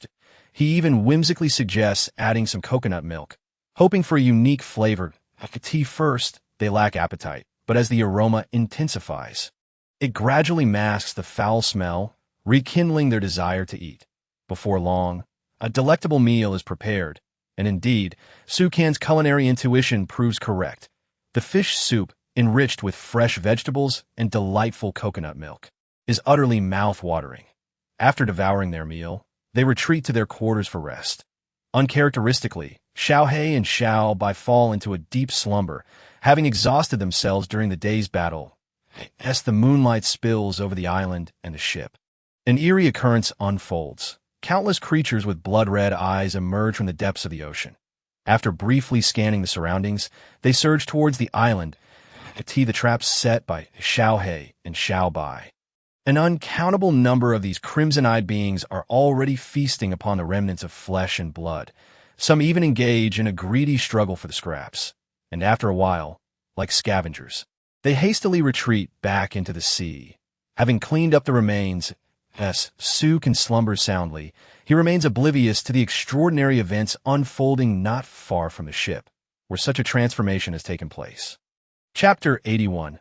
Emergence of Sea Monsters. A vast horde of crimson-eyed creatures arrive and depart like a swift tide. The night passes swiftly, and with the rising sun, sunlight filters into the nest where Sukin rests. Rubbing his eyes, he climbs out of the nest, brushing off the feathers and bear fur clinging to him. Peering down, he finds Xiao and Xiao cuddled together in slumber. Their sleeping positions leave much to be desired. Xiao has its wings fully splayed, enveloping Xiao, whose feet are perched upon Xiao neck. And no wonder he could hear Xiao snoring throughout the night, with such a hefty foot upon its slender neck. It is a miracle it didn't suffocate. Stretching, Sukin playfully smacks Xiao rear. Time to rise. You've had enough rest? Ow! Xiao jolts awake from the sudden pain, springing into the air and startling Xiao. Sukin chuckles awkwardly, realizing that describing their chaotic movements as akin to chickens flying and dogs jumping is insufficient. It's more like eagles soaring and bears bouncing. Did you have a nightmare? Sukin asks kindly, ruffling Xiao head. Ow. The panic in Xiao's eyes dissipates as it affectionately nuzzles against Sukin. Xiao, upon landing, covers its mouth with its wing to stifle a yawn. The two creatures, with their plump bodies, follow Sukin outside. Unable to resist glancing at their figures, Sukin notes with amusement how much they have plumped up. Fortunately, their weight does not hinder their agility. He contemplates putting them on a diet, perhaps reducing their rations. Come, after we eat, we shall exercise. Sukin has noticed that their recent diet has been rather indulgent, causing him to feel slightly heavier himself. Were it not for his robust constitution, he might have become a rather amusing 300-pound soul by now. Ow. Ugh. Xiao and Xiao obviously express their discontent. Moments later, the grilled fish is ready, and they each gaze at their plates, which hold but half a fish. The two creatures sigh in disappointment, feeling utterly deprived. Overeating leads to drowsiness. Let us have a little something to tide us over. After our exercise, you can't have more. Sukin is not being cruel. Rather, he is judiciously distributing their food to ensure that they can digest it through exercise. Ow. The two eagerly gulp down their fish, eager to start their workout. Indeed, it is the promise of rewards that truly invigorates their enthusiasm. Having satisfied their hunger, Sukan urged Xiaobai to ascend the rope, and then encouraged it to leap from the precipice. Howl! Xiaobai gazed apprehensively at the several hundred-meter-high cliff, its paws trembling and retreating into the plush fur of its belly. What are you afraid of? Were you not so brave yesterday? Sukan recalled how, when they were setting traps the day before, Xiaobai had boldly jumped from the cliff into the sea, its courage seemingly oblivious to fear. Why had it turned timid today? Xiaobai, you must conquer this fear. You performed admirably yesterday. Later, I shall treat you to a feast. Sukan once more produced food to tempt Xiaobai, adhering to the principle of starving the timid while satiating the bold in order to bolster its courage. Howl! Xiaobai instantly broke into a goofy grin, its bear-like mouth stretching wide, and its fur fluffed up. That rotund physique slowly climbed the slender rope, and as the sea breeze swept by, it resembled a gigantic maggot writhing on the line. Xiaohei spread its wings and flew toward Xiaobai, circling around it to offer encouragement. Ding! A notification from the sign-in system. Sign-in successful. Reward. 1 metal detector compass. The metal detector compass, designed specifically for locating metallic treasures, can avoid useless metallic debris and will alert the user to the presence of valuable metals in the vicinity. Sukan observed the metal compass that had appeared on the ground, approximately the size of a palm, with a needle indicating direction. This device is quite useful. It can prevent aimless searches for safes in the ocean. After all, Xiaobai cannot always accurately detect treasure chests. It requires a stroke of luck. Thus, luck is ultimately inferior to science. As Sukan watched the compass needle remain motionless, he walked from the bow to the stern of the ship. Along the way, he found no signs of movement from the compass, indicating a lack of resources nearby, which left him feeling a slight disappointment. Just as he was about to stow it away, beep, beep, beep, a strong series of beeps sounded as the needle began to spin wildly, finally settling on a direction towards the eastern sea near the bow of the ship. They had indeed found something. This device is fantastic. Sukan's heart raced as he prepared to plunge into the sea, eager to discover what treasures awaited him. However, at that moment, howl! Xiaobai had finally reached the top of the cliff, and just as it was about to jump down, it suddenly pointed at a spot below and called out. Xiaohei immediately dove towards that location, inspecting it briefly before hastily returning to Sukan's side. What's wrong? Sukan, suppressing his impulse to dive into the sea, looked at Xiaohei with curiosity. From their voices, he sensed something was amiss. Woo-wah. What? Xiaohei anxiously pointed towards a distant island, explaining with urgency, fearing it might not convey the message clearly. Are you saying our traps were destroyed? That all the remnants of the black bear's blood and flesh have vanished? Sukan felt a surge of astonishment. When they had killed the black bear yesterday, it had left a considerable amount of blood and some flesh and entrails on the trap stakes. Now, all of it had disappeared? Could it be the sea monsters? The black bear had always fought against sea monsters in these waters. Judging by its injuries, only such creatures could be so attracted to its blood and flesh. It seemed he was one step closer to uncovering the truth behind the mutated black bear's injuries. As Sukan was relieved, he and T immediately jumped into the sea. It appeared this area might not be entirely safe. He had to ascertain what these sea monsters were and where they resided before venturing into the water. Just thinking about the black bear's injuries sent a chill down Sukan's spine. He certainly did not wish to be bitten and battered by a sea monster. If even the tough-skinned black bear couldn't withstand it, he was uncertain about the lethality of these creatures and whether they posed a threat to him. Despite his robust physique and the enhancement from his combat suit, he still needed to exercise caution. Xiaohei, can you carry me? Sukan pondered for a moment. Traversing through the sea didn't seem safe. Gazing at Xiaohei's imposing figure, he was unsure of its strength. Woo-wah. Xiaohei lowered its grand body, signaling that it could indeed carry him without issue. After crouching down to a height of 3 to 4 meters, It was still taller than Suk, and he leaped onto its back. It seemed he had underestimated Xiao Hei's strength. It was now fully capable of effortlessly carrying him. Yes, Xiao Hei spread its wings. A powerful wind surged, leaving Suk feeling quite disheveled. Only while riding on Xiao Hei could he truly appreciate its immense power. Is this the strength of a diamond-tier golden eagle in its juvenile phase? Absolutely enchanting. Xiao Hei brought Suk to a nearby beach, gently descending to the ground to avoid making him dizzy. Upon landing, Suk surveyed the disarray on the beach, where remnants of their traps were visible, along with numerous scratch marks left by sharp objects and bite impressions from whatever had devoured them, creating a dense array of small pits that would surely unsettle anyone with a fear of clusters.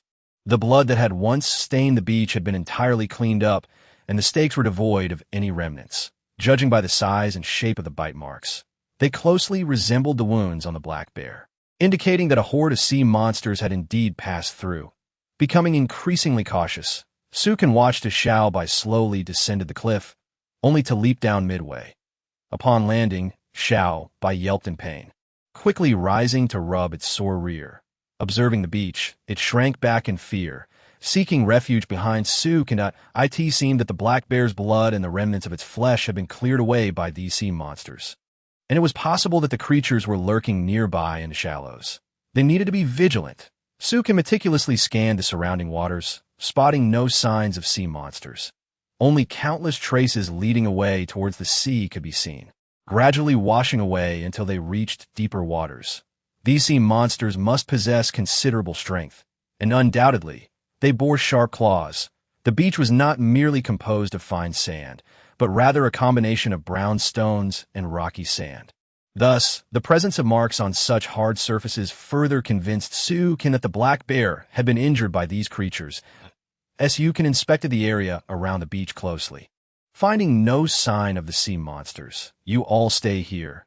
If I encounter danger, flee immediately." Suk instructed them, confident that if a horde of sea monsters appeared, he could utilize his affinity for the water to swiftly escape to shore. Cautiously, he stepped towards the sea, entering the water to survey the nearby area, ready to make a quick getaway if needed. Yet he detected no signs of anything amiss beneath the surface. After returning to shore, he sighed in relief. It appeared that these sea monsters emerged from deeper waters. As long as there were no monsters nearby, he could quickly retrieve the treasures hidden in the submerged area and sail away. At that moment, Suk hesitated. He felt uneasy about not clarifying the identity of these sea monsters. After a moment's thought, he retrieved a parchment and crafted a large wooden basin. Upon completion, he extracted the massive corpse of the black bear from his storage and laid it on the ground.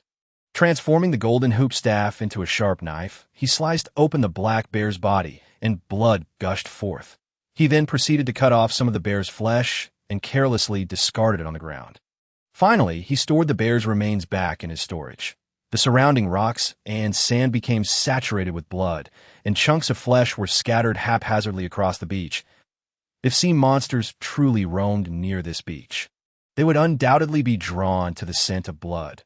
Judging by his observations of these creatures, their danger level was surely on par with that of the black bear.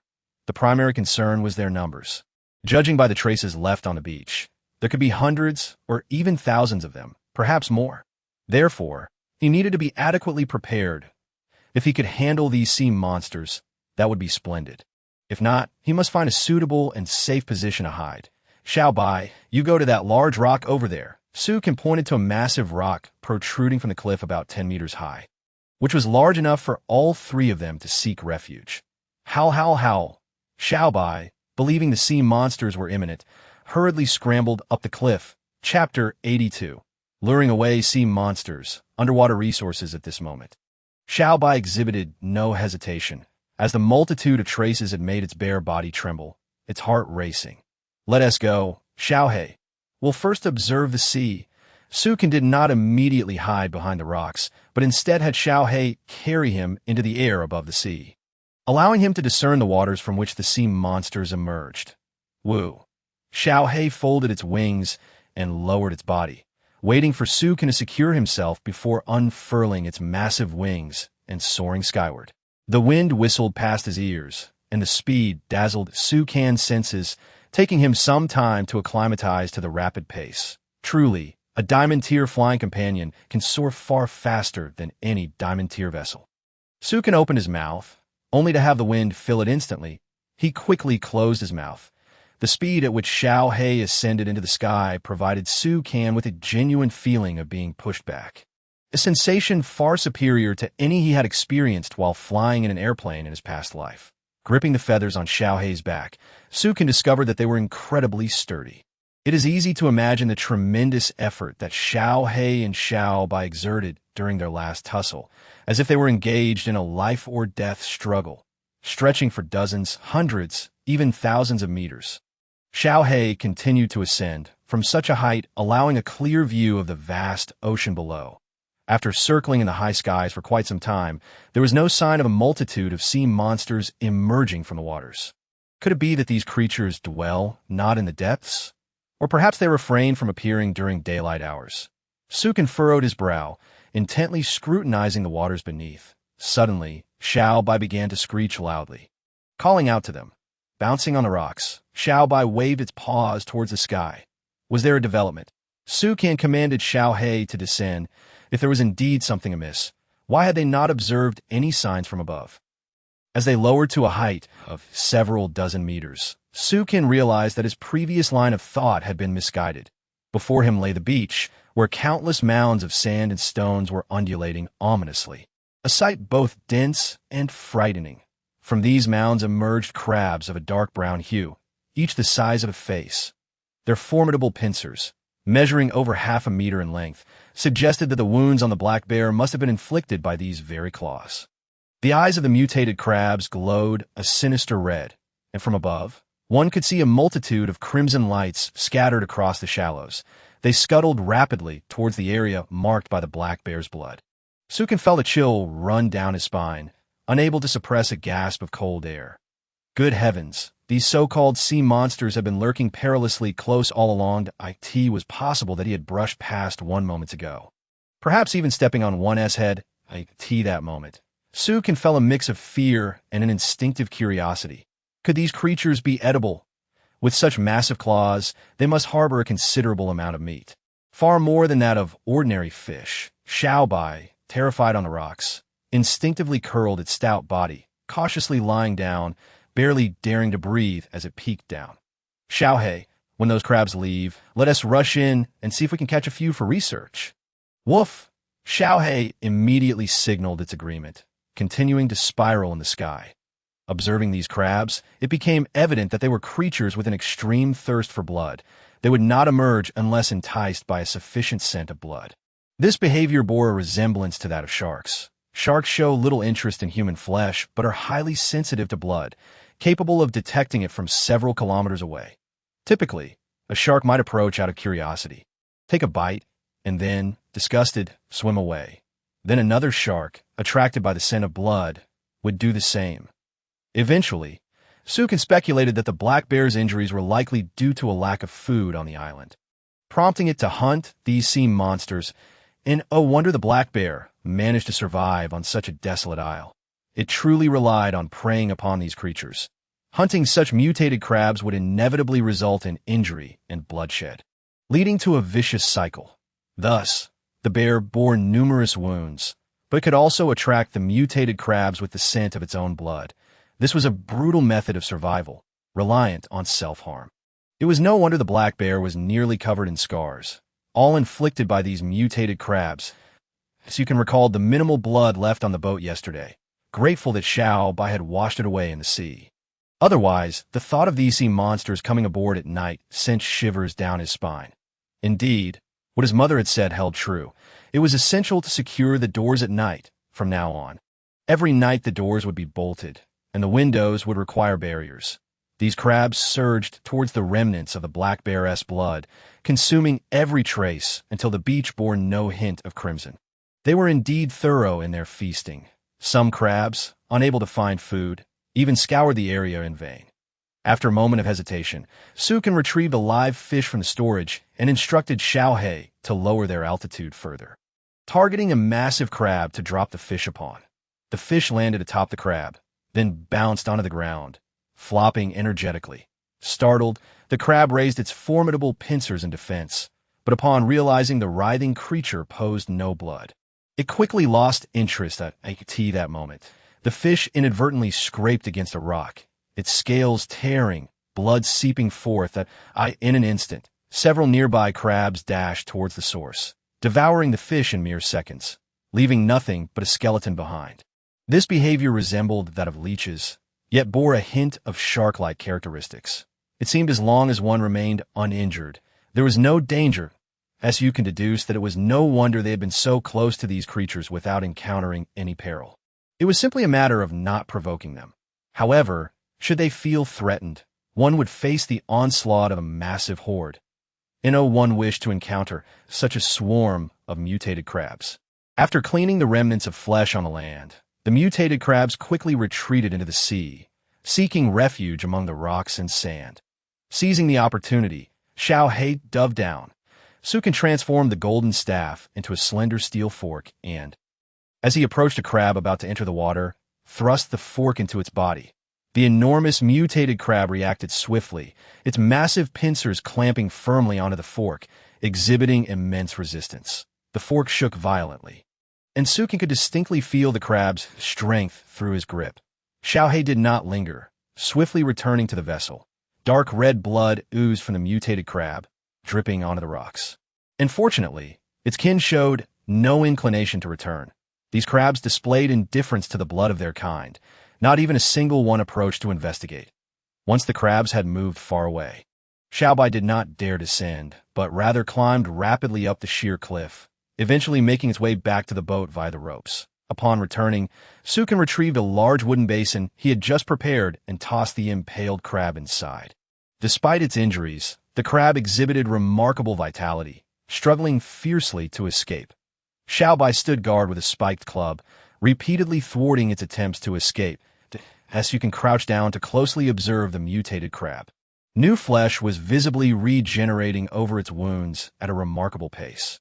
This confirmed his suspicion that the black bear's tenacity was a result of the unique physiology shared with these sea monsters. Thus, the black bear had seemingly acquired some of their abilities, akin to a form of infection. The crab's dark red blood emitted a foul odor, a pungent stench that was almost unbearable. Checking the information on the mutated crab, he found, mutated crab, having undergone a special infection, evolved to possess immense claw strength. Caution is advised to avoid injury, as its blood contains toxins and is inedible. Sukin lamented the loss, thinking how wonderful it would be if it were safe to consume.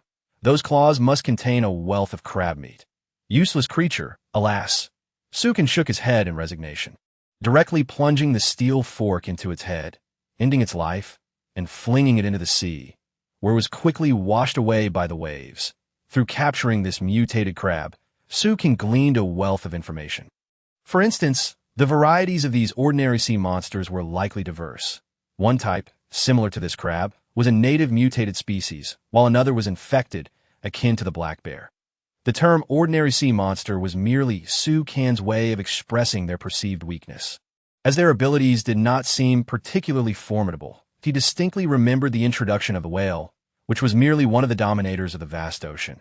Countless beings, far stronger than these lowly crabs, surely existed. Yet from this mutated crab, he had learned that its vitality and strength were exponentially greater than those of ordinary species. Sukin felt a flicker of anticipation at the thought of encountering higher-level sea monsters. However, until he had strengthened his own abilities, he had no desire to provoke such entities.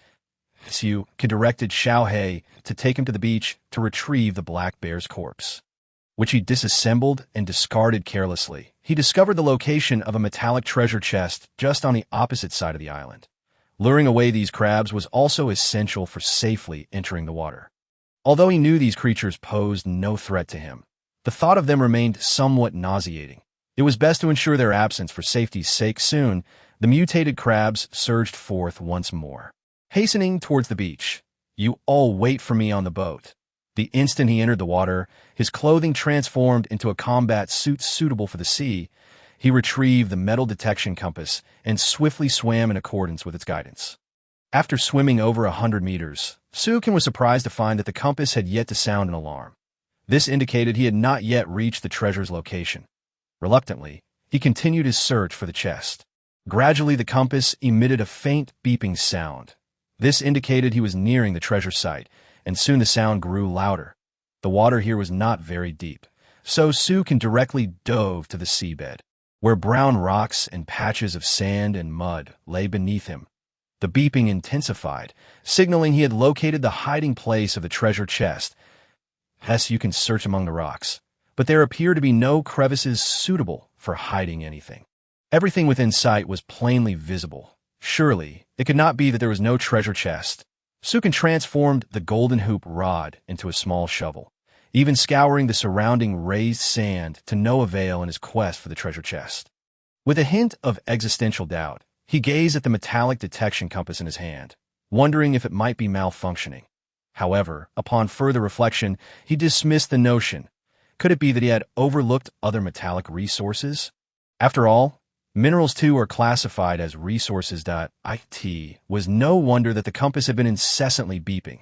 Perhaps it was indicating the presence of metallic resources in this area. With renewed focus, Sukin scrutinized the rocks beneath his feet, discovering that they contained yellow metallic grains, signifying an abundance of brass or in this vicinity. After striking the rock, he examined its description closely. Sea copper, or the refined sea copper, exhibits greater ductility than ordinary copper. Any electrical device utilizing it can achieve remarkable efficacy. A surge of excitement coursed through Sukin's mind. Previously, he had only encountered iron or mixed metallic ores. To find a singular type of metallic mineral was unexpected. Copper's significance was immense, being indispensable in electrical devices and technological products alike. With an ample supply of copper, he could swiftly transition into a more advanced era, regardless of the quantity of copper or present. He was determined to extract it all. He carefully surveyed the area, noting the absence of signs indicating mutated crabs that might pose a threat, allowing him to mine without hesitation. With the sea's resistance making underwater mining a laborious task, it was only due to Sukin's enhanced physique that he could efficiently gather these ores. Were it any other survivor in his place, they would likely find themselves gasping for breath in mere moments. After collecting a piece of copper ore, he observed a noticeable reduction in the yellow grains on the surrounding rocks. Upon extracting another, the copper ore appeared to be depleted in this area. A meticulous search revealed no further traces of yellow grains, indicating that he had only been able to extract 2 pieces of copper ore from this location. He consulted the metallic compass once more. Its beeping had ceased, confirming the absence of copper ore. Yet, suddenly, the pointer on the compass began to spin again, swiftly directing him towards another location. Could there be more? Sukin had initially thought that his dive would yield only 2 pieces of metallic ore. Such a meager haul would have left him somewhat disheartened. Hurriedly, he followed the compass's guidance and stopped when the familiar beeping sound resumed. Observing the rocks around him, he noted an abundance of yellow-orange grains, indicating that he could indeed collect more sea copper ore in this area. Without delay, Sukin began to mine, fully grasping the arduous nature of labor. After half a day's toil, his hands began to feel slightly sore, but his robust physique allowed him to recover after a brief pause. Sea copper, or X1 sea copper, or X1 sea copper, or X1 his supply of sea copper, or increased steadily, totaling 23 pieces. With no more yellow grains visible on the rocks, he noticed the compass directing him once again, urging him to continue. After diligently collecting 30 pieces of brass, ore, the compass pointer finally stilled, indicating that all accessible resources had been exhausted. Sukin felt a sense of satisfaction as he prepared to depart, only to discover that the soil beneath his feet was clay. This was an opportunity he could not afford to miss, and he set about collecting every last bit. Having ventured into the ocean, he was determined to leave no stone unturned. He would take everything he could carry. Clay collected X1, sand collected X1. He thoroughly excavated the clay and sand beneath the sea, initially fearing he might return empty-handed from this vast island of brown stones. Yet he was pleasantly surprised to uncover such hidden treasures beneath the waters in his previous underwater explorations around other islands. He had found no mineral resources leading him to believe they were exclusively found on land. Perhaps this island's resource spawn points were simply different. After surveying the area he had scoured, it seemed he had meticulously searched nearly the entire marine expanse. He had even mined beneath his own vessel. It appeared that only one location remained unexplored, as you can realize that the metallic detection compass could only locate nearby mineral deposits. It would not reveal anything unless he was in close proximity. Although the distance was merely 100 meters, it was still quite impressive that IT was fearless of water and remarkably precise. Recalling a previous experience where he had purchased a metal detector that would alert him to useless debris, he marveled at the stark contrast in precision. The distance from here to the island inhabited by the sea monsters was also approximately 100 meters. That IT was time to investigate this final location. He had nearly exhausted all the resources available on the island, and once he had scoured this last area, he would hasten to the ancient whale ruins. Having had a light breakfast that morning, he had not eaten since. Fortunately, both he and his two pets possessed remarkable resilience. Even without food for a day, they did not feel fatigued, merely a slight desire for sustenance. He returned to his ship, instructing Xiao He to take him to the nearby beach. Upon reaching the shore, he found the remains of the black bear, stripped of flesh, leaving only a pile of gnawed bones. He contemplated the harshness of nature. Where it was a matter of eat or be eaten, the massive black bear had ultimately become sustenance for other creatures.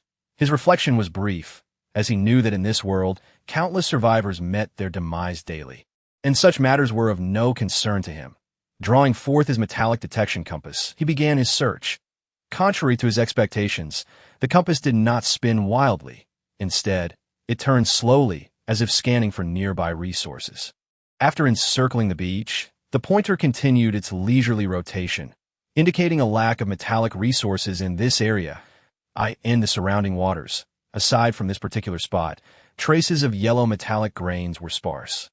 In this area, not a single yellow grain was to be found on the rocks. It was not merely barren, it was desolate. Was it possible that the brass or avoided the habitat of the sea monsters? Or had they devoured or absconded with all the brass? Or, it was perplexing. Disappointed, Sukin reluctantly decided to abandon this area. It seemed he had thoroughly scavenged the island. Further search would lead him into the territory of the sea monsters. And though he briefly attempted to explore, he found nothing of value. Regardless of where the brass or had vanished, his priority remained clear. The ancient whale ruins awaited. Chapter 84.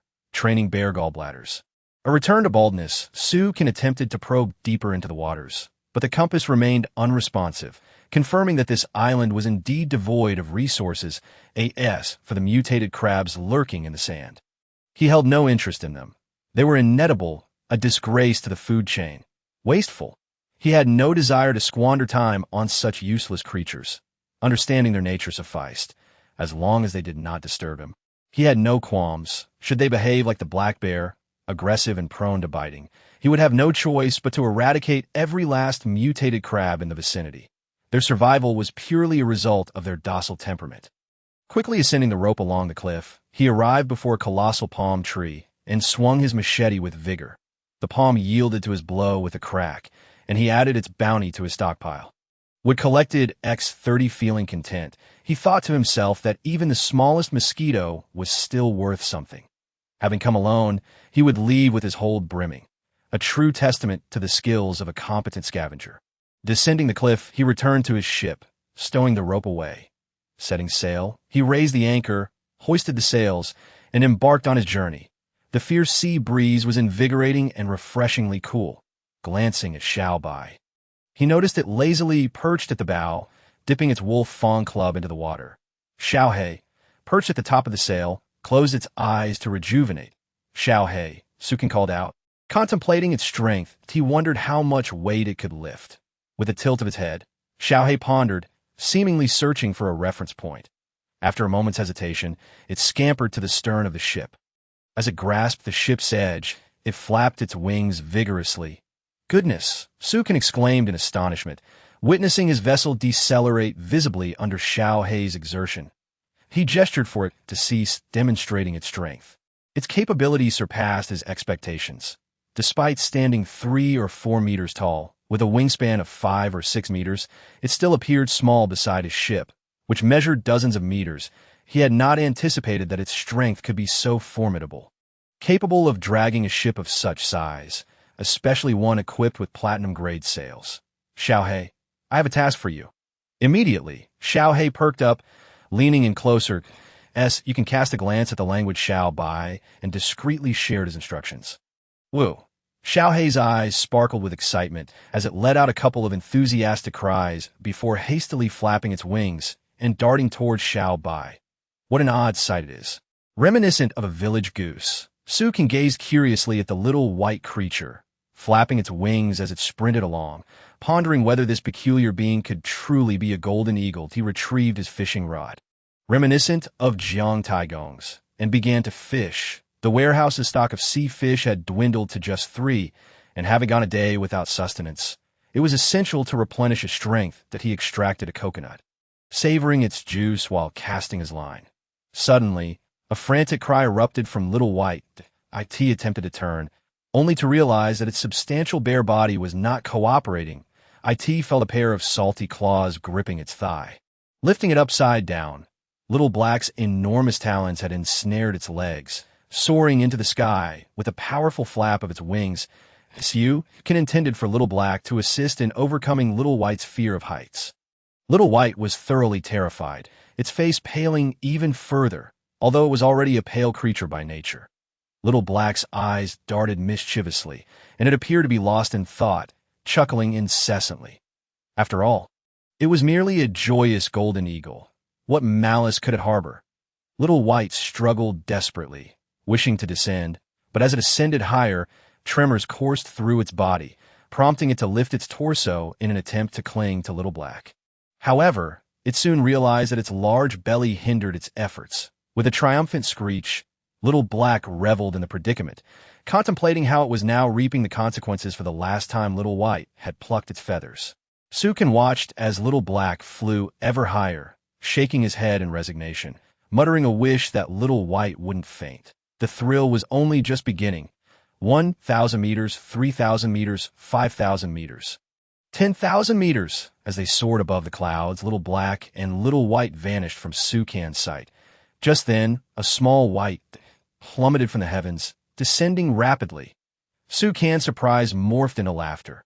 What an exhilarating game. This was far more thrilling than bungee jumping. He would have to try it himself someday. Little White flailed wildly in the air, its forepaws thrashing about, while the wind roared into its open bare mouth. The perilous height of a fall into the sea was akin to being hurled on a solid ground. Even a diamond-grade polar bear would likely be reduced to a bloody pulp behind Little White. A shadow darted swiftly, circling around it. Little White glared at Little Black, who was clearly enjoying itself as it followed closely in its descent, suddenly folding its wings, tilting its head, and sticking out its tongue to make a silly face. Little Black mimicked Little White's frantic flailing, its wings shaking in a comical display of panic. Angered, Little White swung its paws, attempting to seize Little Black, forgetting entirely that it was still plummeting. Little Black quickly spread its wings and retreated, leisurely flaunting the advantages of its flight.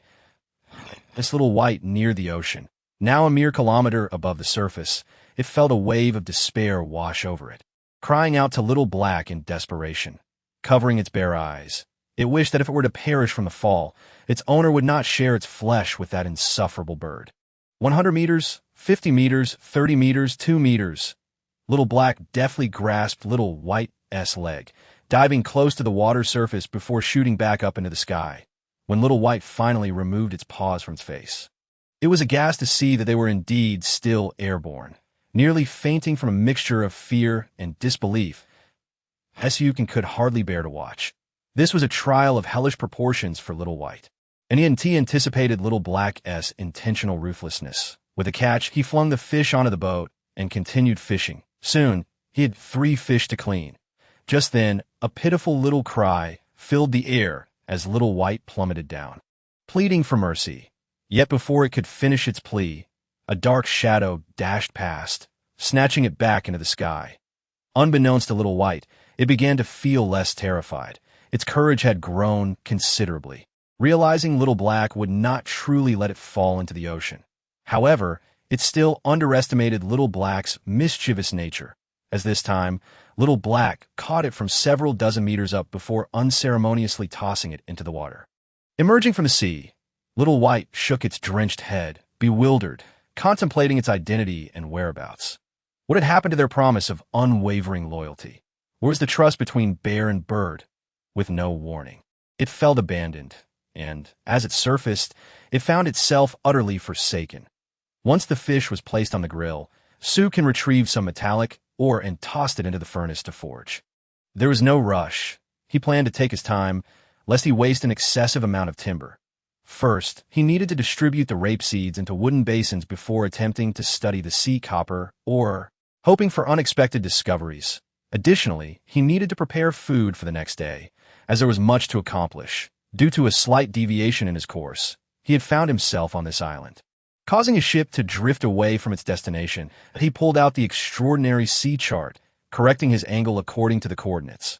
Moments later, he saw the coordinates realigned and tucked the chart away. Gazing into two of the large wooden basins, he noted their emptiness, each containing only a solitary pear tree, a waste of space that he promptly decided to allocate 2 seeds to each basin. Without delay, he dug holes, planted the seeds, covered them with soil, and watered them. Task completed. Now he could patiently await the fruits of his labor. The aroma of grilled fish wafted through the air, tantalizing his appetite, as you can quickly call down Little Black and Little White for dinner. While Little Black was still in the midst of ascending, upon hearing the mention of food, its eyes lit up, and it immediately dropped Little White in favor of the ship. Little White was left bewildered, thinking, what about me? I haven't eaten yet. After a moment of confusion, it erupted in furious roars, lamenting its lack of wings and the precarious position it had been thrust in. Sukin couldn't help but twitch his lips. It was evident that Little Black had genuinely forgotten about Little White in its hunger. As Little Black neared the ship, it finally remembered, swooping back to retrieve Little White. Upon landing on the ship, Little Black eagerly hopped towards the food. However, it suddenly felt a chilling gaze upon its back, sending shivers down its spine. Clearly, Little Black had forgotten that once on the ground, it was Little White's domain. Given its vengeful nature, it would surely seek to retaliate. In an instant, Little White pounced on Little Black, pinning it down and howling in triumph, intent on plucking every feather from its body, without feathers. How can you fly? Little Black thought, wishing to cry but unable to resist. Sukin sighed, shaking his head at their antics, opting to quietly enjoy his grilled fish. Moments later, Little Black found itself completely stripped of feathers. Reduced to a plump ball of flesh, Little White proudly patted its paws, strutting over to the dining table, as if to say, "That LL teach you to show off." Little Black hung its head in despair. It seemed that for the foreseeable future, it would be unable to train Little White's courage. Without its feathers, Little Black appeared considerably diminished in stature. Its once imposing presence seemingly evaporated. The two creatures resumed their quarrel at the table. Vying for each other's food, Sukin quietly moved aside with his fish, wanting to avoid having his plate covered in feathers. After finishing, he tossed his plate onto the table, instructing them to clean it up once they were done. He then turned his attention to studying the sea copper ore, filled with anticipation for the treasures this valuable material might yield. Chapter 85. Research outcomes, special blueprints. At that moment, Sukin discovered that the previous research item had yielded results. An opportune moment for a harvest. The research on fire-resistant, wear-resistant, and highly durable rope had been successful. He examined its description. It boasted 100-fold strength compared to ordinary hemp rope, capable of dragging high-level vessels without fear of damage, achieving the utmost limits of durability and resilience. Excellent, Sukin exclaimed, thoroughly pleased with this rope. It would serve him well in numerous situations. He retrieved the sea copper ore and placed it on the table for further study. Such a precious resource surely held the potential for remarkable discoveries. He was eager to find out. Donning his glasses, he scrutinized the sea copper ore with keen interest. Confirming the research, he noted, sea copper ore can be researched to produce copper wire.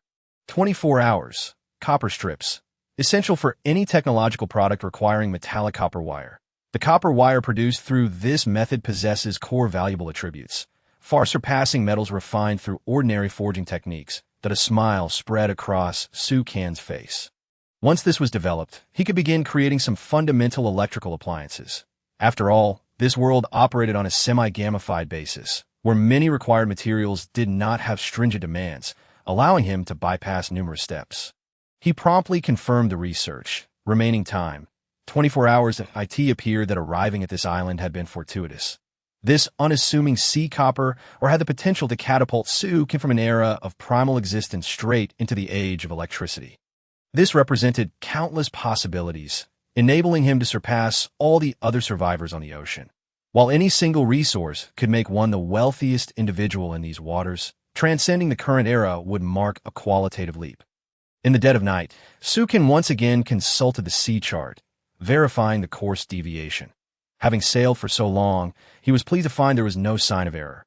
This also signifies that the distance to the destination, the extraordinary ancient whale site, is diminishing. After exhaling a sigh of relief, I found myself in my garden, preparing to water all the plants. However, I soon discovered that my water supply was insufficient. Even with 2 seawater purifiers, they still could not provide the necessary water resources. Previously, it might have sufficed, but recently I had planted a multitude of plants, and with 1 person, 1 bear, and 1 bird all requiring water, my resources had become exceedingly scarce. In just a few hours, I could barely fill the sacred basin at night. The water would overflow, making a larger vessel for holding water extremely important. In truth, it was no different from a furnace. It still required a certain amount of time rather than being endlessly obtainable. Yawning, I left just enough water for drinking, using the rest to irrigate the plants. That I refilled the purifier with seawater, knowing it would be full by the next morning, thus alleviating my concerns about water. Watching the waves crash against the vessel, I glanced at the research glasses on the table, curious if they could be stored in the warehouse. It seemed prudent to keep them safe indoors, as leaving them outside felt inherently unsafe. Even storing them in the house didn't provide complete peace of mind. The dilapidated wooden cabin was of the most basic quality.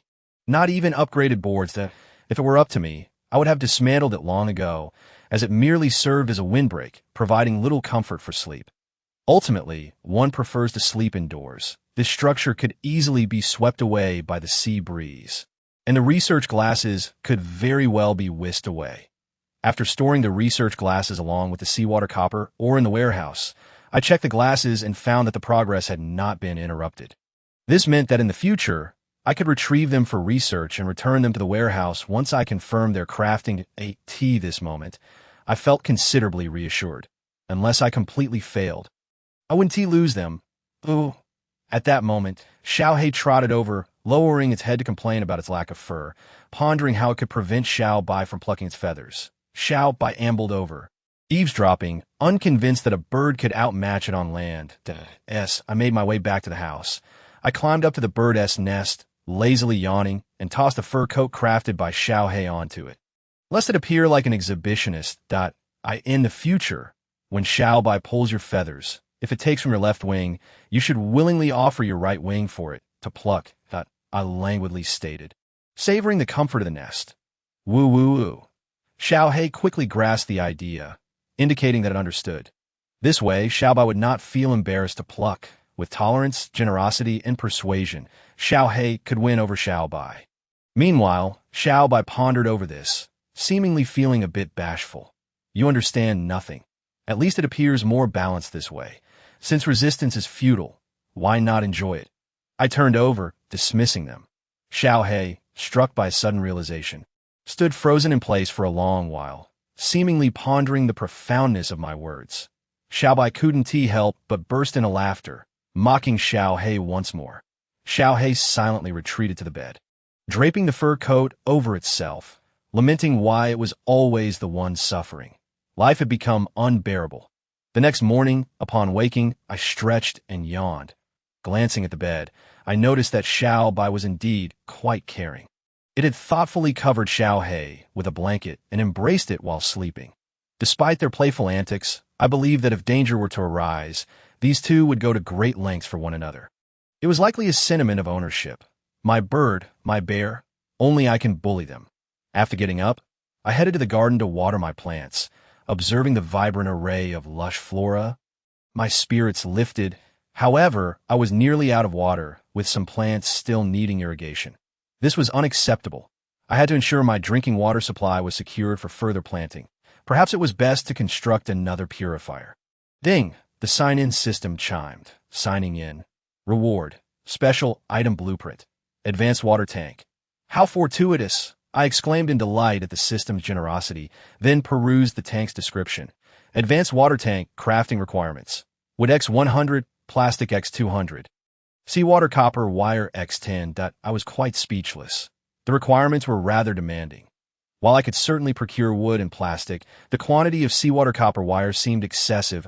I needed to evaluate if the water tank was worth the investment. As seawater copper wire was a precious resource, I wouldn't waste frivolously. Naturally, I didn't believe that anything requiring such high-quality materials would lack utility. Chapter 86. New research. Xiaohei's Revenge Xiao Bai's Wolf-Tooth Club served as the best example.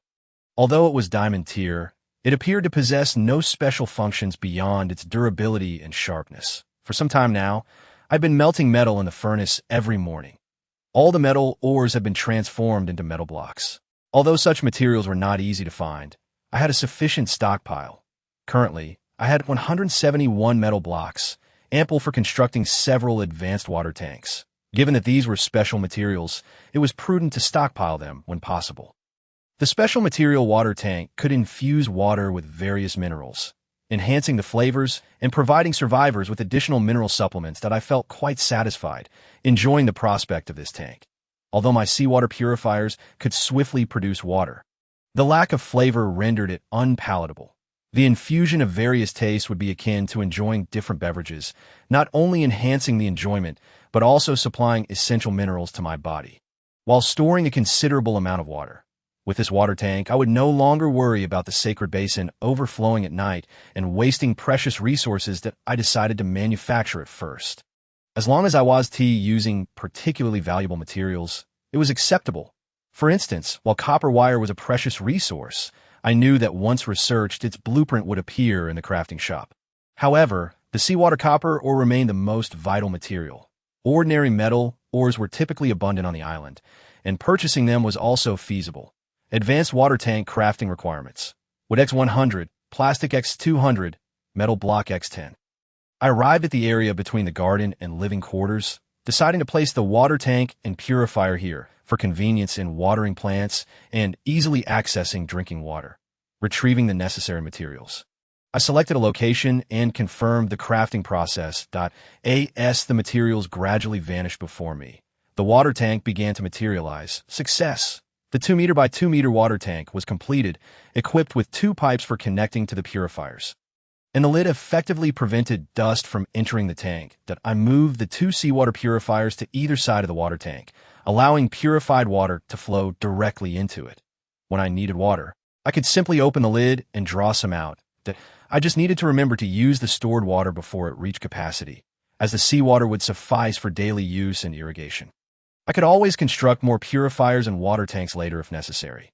For now, this was adequate. I glanced at the furnace, which was now devoid of any items requiring forging, having used up the wood.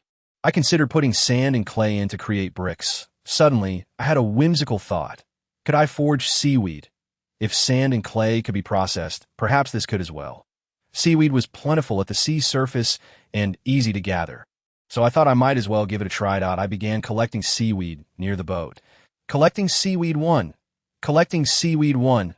Moments later, I had gathered 10 seaweeds and tossed them into the furnace. Seaweed extracted grapevine adhesive in 10 hours. Goodness, could such randomness yield miracles? I was left speechless, glancing around for anything else I could throw in a burn. Yet it seemed there was nothing else. Suddenly, I had another whimsical thought. Could I toss a pet in for processing? Perhaps a fire-eyed bear would emerge from my furnace? Just then, Xiao Bai emerged from the house, swaying and looking bewildered. As if sensing my mischievous intent, causing it to shiver involuntarily, I couldn't help but laugh at the thought, but reconsidered. What if it came out as nothing but a pile of bear grease? Wait for the grapevine adhesive to be extracted. Then I'll use the research glasses to explore. Perhaps something entertaining will come of it. Go fish for now. Or I might just toss you in there.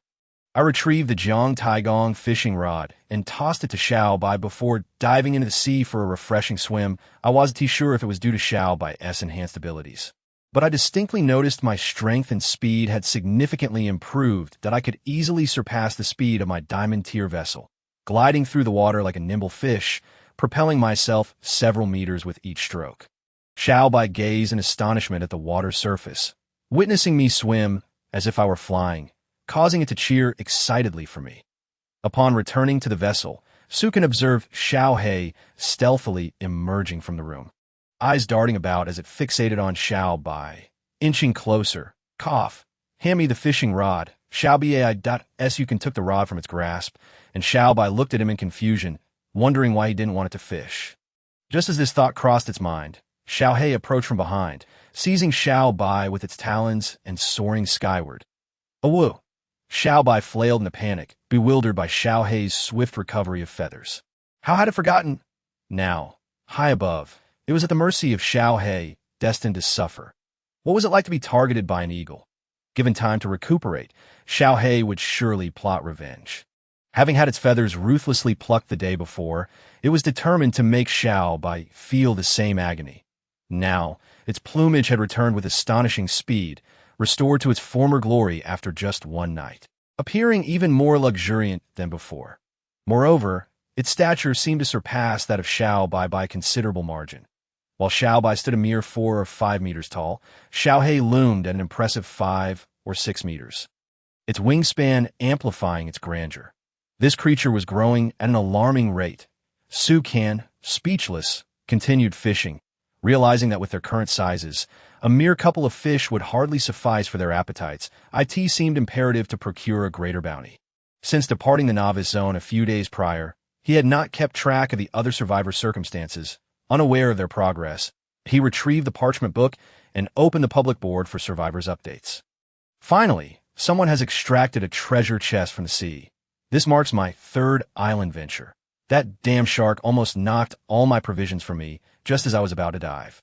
Yet I managed to secure a blueprint for a golden-level shipboard.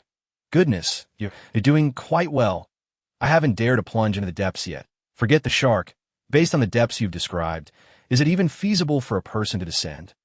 At least you had the courage to try. I can't swim. Even knowing there's treasure below, I couldn't bring myself to dive. However, I did manage to retrieve a chest from the mountaintop, which yielded a blueprint for a golden-level shipboard upgrade. Sigh. I simply lack the nerve to venture beneath the waves. The cliffs are too daunting for me to ascend. I can only ponder how to purchase what I need from the shop. But the prices are exorbitant. 3,000 wood for a single golden shipboard blueprint. You got to be kidding me. Well, you certainly seem to have fared well. You've likely acquired all the silver-level blueprints and upgraded your ship by now. Otherwise, you wouldn't be considering high-level blueprints, unlike me, who has yet to complete even the silver-level shipboard upgrades. Call it what you will, but those selling blueprints have completed their golden-level shipboards, while we have no idea how far behind we truly are. This parchment book is painfully basic. It offers no access to other survivors' information, and even casual conversations require veiling details. Can it be a tad more sophisticated? Don't fret. This world has become semi-gamified. Everyone is still in the early stages of survival. The functionalities of the parchment book likely haven't reached advanced levels yet. It's only a matter of time before a leaderboard for survivors is established. For now, let's focus on upgrading the ship. We need to brave the tempest ahead. Although the vessel is somewhat small, it is sturdy, and once we have the means, we can steadily enhance it. I refuse to believe I can't construct a grand ship measuring dozens of meters in length within my lifetime. Su can quietly close the parchment book, contemplating that if their suspicions held true, gaining access to others' information and rankings might not bode well for him. He would wait to see how the parchment book unfolds its new features. Ideally, it would provide hidden resource information that a simple leaderboard and personal data would be acceptable, and perhaps an expansion to include location features, enabling one to discern their position at sea and potentially find suitable buyers or sellers nearby. As for the survivors' comments about the substantial wood requirements for upgrading to higher-level shipboards, no one understood the vast demand better than Su Can. In their eyes, a golden-level ship was already a pinnacle achievement. While they dreamt of such aspirations, Su Can had long surpassed them. achieving levels they could scarcely imagine, both in quality and size. The blueprint for modified wooden boards he obtained, a diamond-level shipboard, could directly elevate the grade of his ship's boards, requiring merely 30 times the wood for a single upgrade. Initially, he thought this was quite daunting, but upon discovering the upgrade demands of other survivors' vessels, he realized he had taken a shortcut, and his wood supply was comparatively modest. For the other survivors, upgrading to bronze-level shipboards demanded 10 times the material of the basic board, while silver-level required about 20 times and gold-level around 30 times. This meant that the resources other survivors needed to upgrade to bronze-level were equivalent to Su Kan's requirements for diamond-level upgrades. Thus, the materials needed for higher-level blueprints might actually be less. However, this was not absolute. Su Kan noted that some survivors required around 40 times the resources to upgrade to gold level, a figure that seemed outrageous.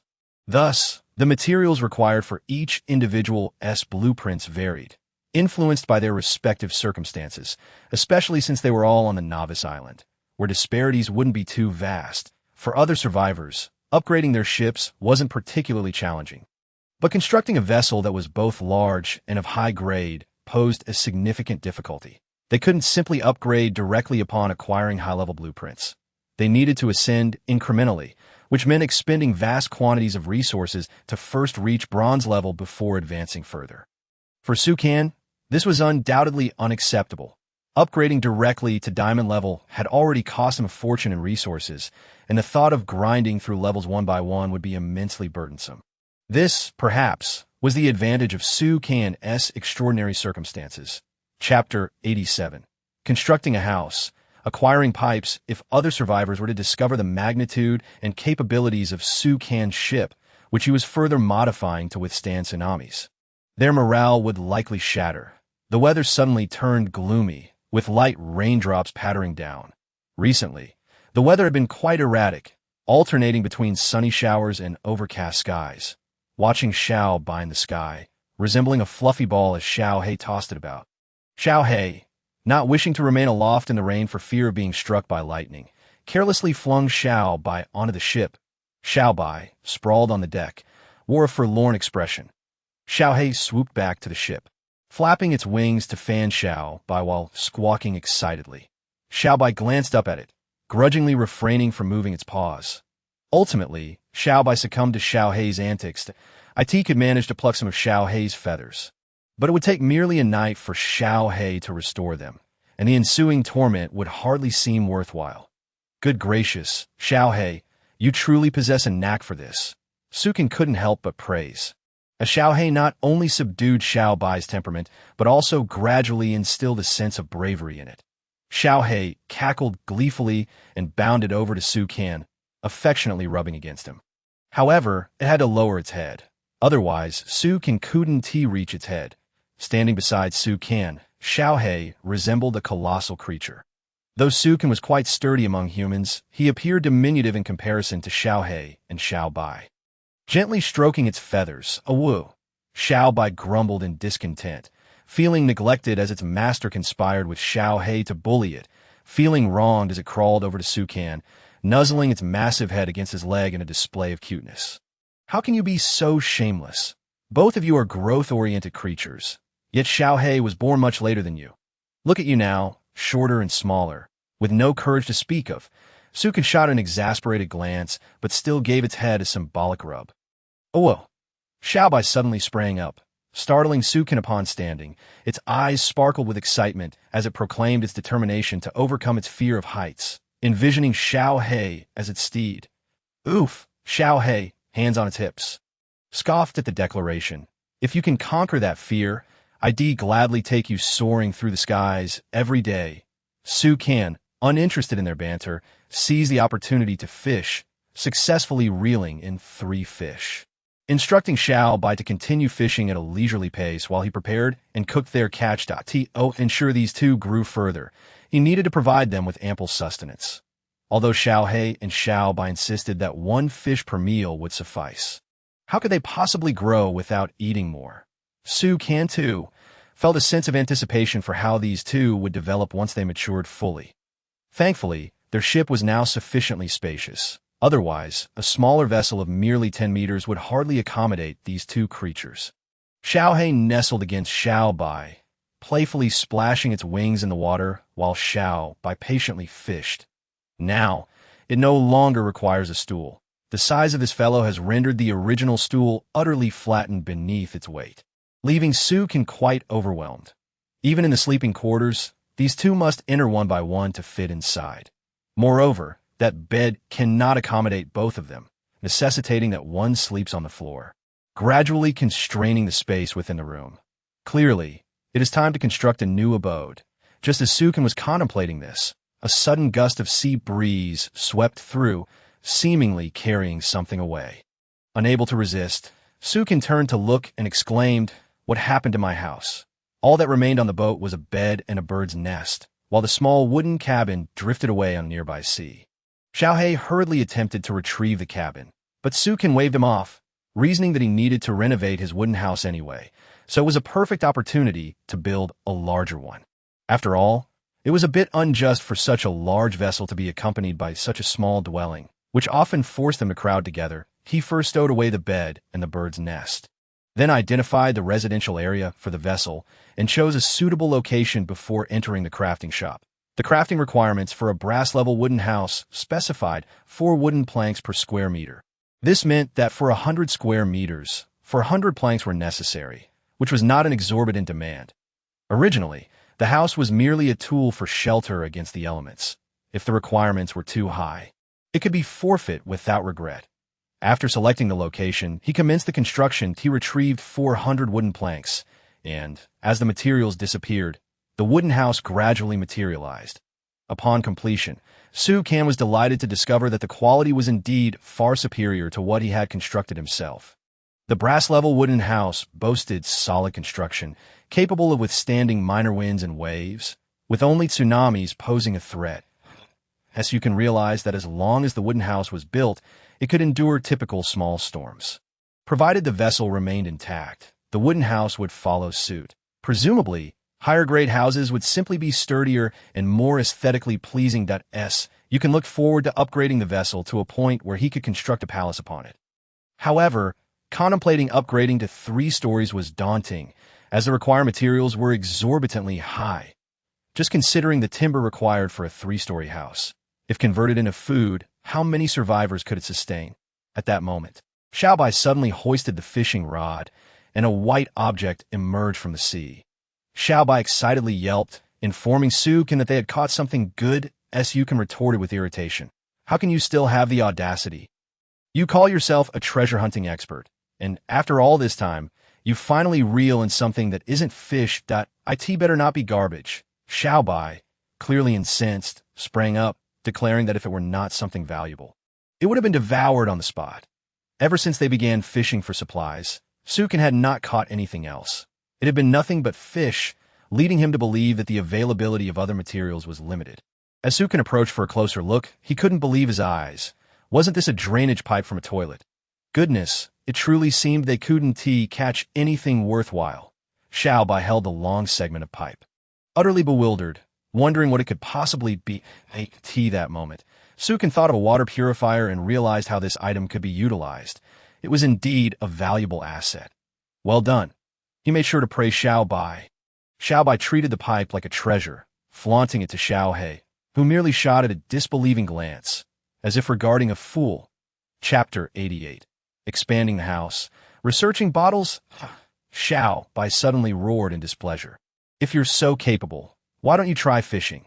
The crafting requirements for a luxurious bed were 200 wooden planks and 100 palm leaves. He gathered the materials and began crafting. Given their current sizes, each of them warranted their own As for Sukan, he found the bird's nest quite comfortable, believing the bed was meant for them. Once completed, he surveyed the spacious room before him. Feeling thoroughly satisfied, it was well sealed, eliminating concerns about drafts. Enough of the bickering, let us eat. Sukin observed the two as they squabbled for attention, realizing that if this continued, they would be at it for ages. Xiao Bai, tidy up the table, move the beds inside, and bring the fish over. Sukin took charge. Only then did Xiao Bai and Xiao He realize the room had indeed grown larger. Xiaobai joyfully exclaimed that they no longer had to squeeze in with that stinky bird. Xiaohei promptly carried off the new bed, disdaining the old bed that had been occupied by the stinky bear. The two began to quarrel once more. Yukon chose to ignore them. He then turned his attention to the water pipe, pondering its potential utility. The pipe could connect various conduits without concern for compatibility issues. It seemed rather promising that Su can approach the seawater purifier. Eyeing it thoughtfully, ready to put this item to use, he inspected the freshwater storage tank and decided to create an outlet near the tank's fill line, connecting the pipe to ensure that overflow could be managed effectively. The crafting conditions for a high-grade storage tank were 100 wooden planks, 200 plastic, and 10 metal blocks. He retrieved the materials and confirmed the crafting process. Another storage tank was produced and placed nearby. Using the golden rod, he transformed it into a small chisel and gently made a hole at the top of the storage tank, connecting the pipe, with the other end placed in the newly constructed tank. Perfect. Now he no longer had to worry about overflow. Any excess water from the first tank would flow into the new one, as long as he utilized the water before both tanks overflowed. He stowed the surplus pipe in the warehouse, reasoning that he could always build more storage tanks later. He retrieved his research goggles to check on the progress of his sea copper ore research. Acquired sea copper research technology. Not bad at all. He approached the furnace, where the seaweed had melted and been extracted. Acquired grapevine adhesive X3. He casually tossed in more seaweed, as it was better to utilize it than let go to waste. Sukin stretched lazily and made his way to the dining table. The weather had cleared up, and the light rain had quickly passed. Although this light rain frequently occurred, it had never been heavy. However, over the past few days, it had rained lightly several times, and Sukin was nearly accustomed to it. Xiaohei and Xiaobai emerged from the room, distributing the food as they savored their meal. Sukin delved into the grapevine adhesive research. Locks, 12 hours to obtain super strong plastic blueprint, plastic bottle. Goodness, it seemed that this research yielded the most significant results yet, unlike previous endeavors that had produced mere trinkets. He had obtained bottles and super strong plastic, which could lead to even better creations. For instance, he could craft common items, such as small flower pots or sprinklers, and even carry drinking water when venturing to the islands. As the depth of his research increased, he might even produce plastic trays, cups, and more. Just considering these commonplace items from the past world, selling them in shops could easily make him a small-time tycoon. Life was undeniably becoming more prosperous, having reached the initial agricultural era of the previous world. With gradual development, he would eventually attain the lifestyle he desired. After finishing the fish and without waiting to clean up, the weather shifted once more, the recently clear skies suddenly clouding over. Overcast skies were perfect for resting. Observing Xiaobai and Xiaohei, who, after satisfying their hunger, lazily lounged on the deck, Sukin glanced at Xiaobai's massive bear form and thought of how. In the past, people had crafted bearskin chairs to exude grandeur. He had the entire bear as a bed, which made him feel even more imposing. I'll recline on you. Sukin chuckled as he nudged its rear. The bear fur was soft and cozy, and more importantly, it was warm. Xiaobai lazily shifted its large backside, wary that Sukin might find it difficult to climb up due to its height, and languidly extended a foot for him to use as a step. Yukin climbed onto Xiaobai, comfortably reclining. Given Sukin's weight and height, it felt to Xiaobai like a mere ant had settled on it. There was no pressure whatsoever. Moreover, lying atop Xiaobai highlighted the stark contrast in their sizes. Compared to Xiaobai, Sukin felt exceedingly small. With his legs crossed, Sukin leisurely gazed at the blue sky and white clouds, enjoying the splendid view. However, upon closer observation, he noted the increasingly peculiar and volatile weather, which filled him with an ominous premonition. In an instant, the distant dark clouds began to churn, growing heavier and more oppressive. This mass of black clouds rolled toward him at an alarming speed. Was this not a tad too rapid? This was perhaps the fastest onset of a gloomy day Sukin had ever witnessed. In mere seconds, the tranquil weather had transformed into a dreary overcast. Was this the nature of this semi-gamified world? Even the arrival of overcast days bore no signs. Typically, dark clouds heralded the onset of light rain. Yet this time, only thick clouds loomed. The oppressive weight of the black clouds above made the air feel stifling. Often, the longer the rain took to arrive, the heavier it would be. Was a storm on the horizon? Comparing it to the last storm, it was evident that this time, the clouds were far denser. Xiaohei squinted its small eyes and hopped over to Xiaobai, using its body as a shield against the wind. Comfortably resting its small head on Su Kan's lap and gently pecking his leg with its beak. As you can retrieve the sheepskin book to check the survivor bulletin.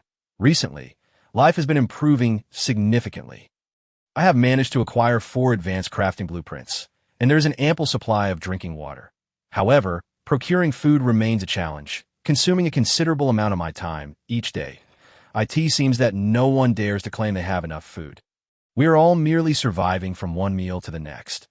Although I continue to be a worker, at least I can now live a decent life that I spend my days fishing, primarily because bait has become exceedingly expensive, and I often fail to catch anything. This not only wastes an entire day, but also necessitates a trip to the shop for more fish. Nonetheless, surviving in this vast ocean is already a blessing. One should not be overly ambitious. The reality is that we are all just starting out, and no one is significantly better off than the others. I look forward to gradually becoming more prosperous, expanding my vessel, and not having to worry about food. That would indeed be a life of luxury, as you can observe with bemusement as they engaged in conversation. Were they truly unconcerned about the impending storm?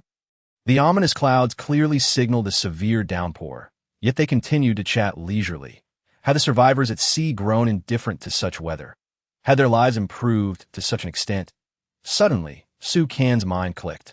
He was no longer in the same region as before. Perhaps they were not even on the same map. Thus, the challenges he faced might not be the same for them. It was also possible that the distance was too great, and the storm had yet to reach them.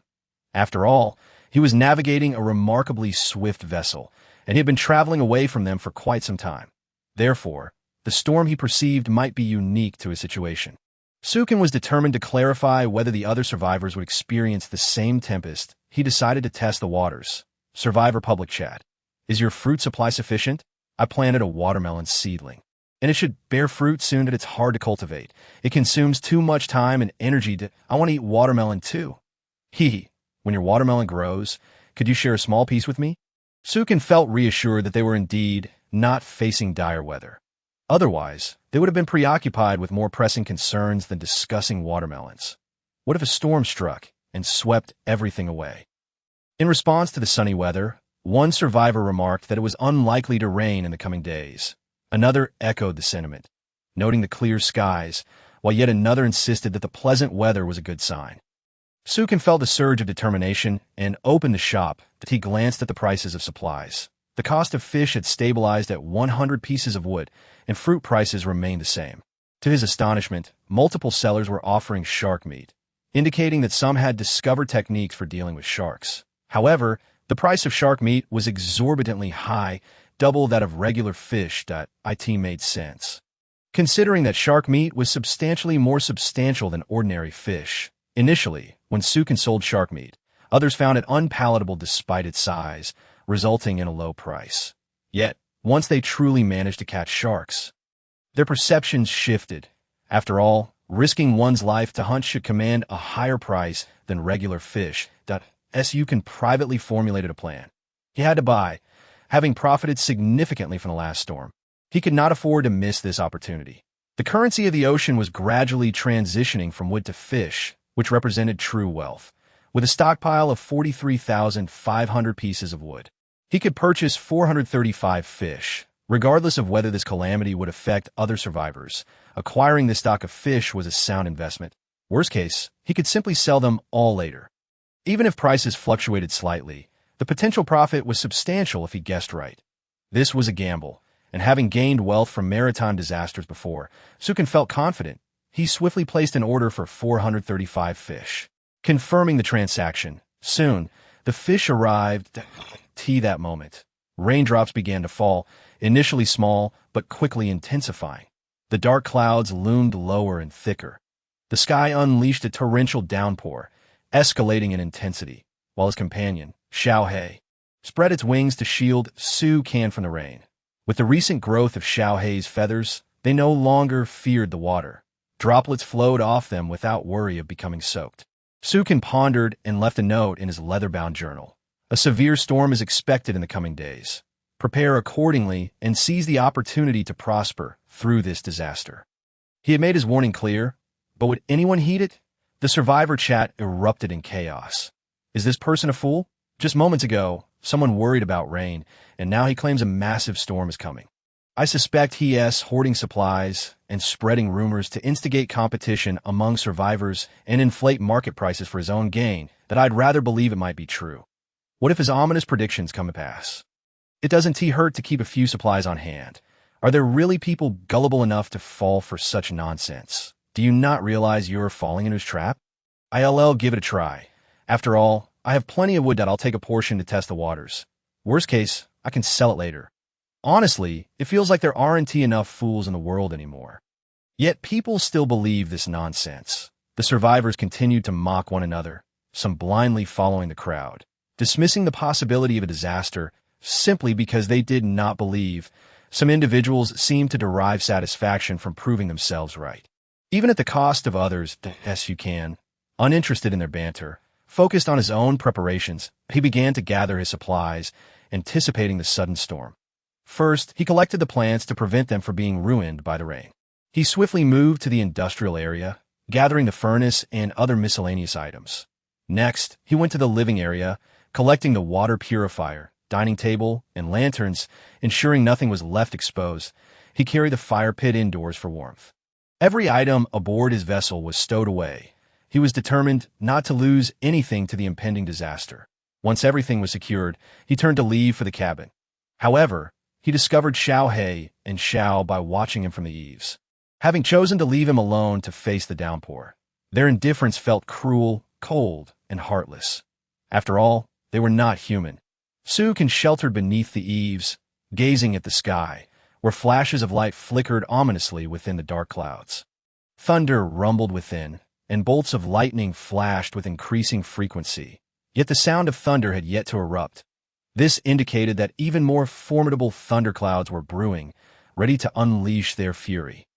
The rain pelted against the deck of the ship, creating a cacophony of sound. Suddenly, a deafening clap of thunder exploded, as though the heavens themselves had split apart, engulfing the world in a terrifying roar. Sukan's heart raced. This storm felt distinctly different from mere rain. It bore a striking resemblance to the tsunami he had once encountered, an overwhelming and fearsome force. The winds whipped the surface of the ocean into a frenzy, sending towering waves crashing toward his vessel. The sheer force of the wind threatened to capsize the ship.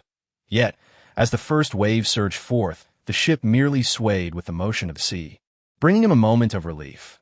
Even the previous tsunami had not produced such ferocious winds. This storm was undeniably more intense. Sukan narrowed his eyes, assessing the weather outside. This calamity was certainly more severe than the last tsunami, and its potential for devastation was alarming. The wooden cabin shook as the storm battered it mercilessly. Thunder boomed intermittently, echoing like the sound of the world collapsing. Taking a deep breath, Sukan secured the door and bolted it shut. Fortunately, the cabin was well sealed. No wind rushed inside, sparing him from the cacophony that could drive a person to madness. Chapter 90. The edge of the world. Breaking through the water veil, the sea roared with increasing ferocity. As if the very surface of the ocean were being torn asunder, he recalled the first time he encountered a tsunami, where a small bamboo raft was tossed about by the waves. Sukan and Xiao Bai had struggled to navigate their way to safety on the island. This time, though the ship swayed in the tumultuous waters, the movement felt relatively mild, and the monstrous waves seemed to have little impact on the vessel. Only at the stern of the ship were there one or two planks showing signs of damage. Indeed, as described, diamond-grade vessels are capable of withstanding tsunamis, albeit with some minor losses, despite the frigid weather outside. The interior was warm and inviting thanks to the fire pit, filling the entire room with a comforting heat. After a while, Sukan decided to venture outside to assess the tsunami's impact. As he pushed open the door, a fierce sea breeze rushed into the room, and his two companions, Xiao He and Xiao Bai, followed him to the eaves. The two little creatures moved the fire pit to the door and brought over a small stool to sit and warm themselves while observing the tumultuous disaster of the tsunami unfolding outside.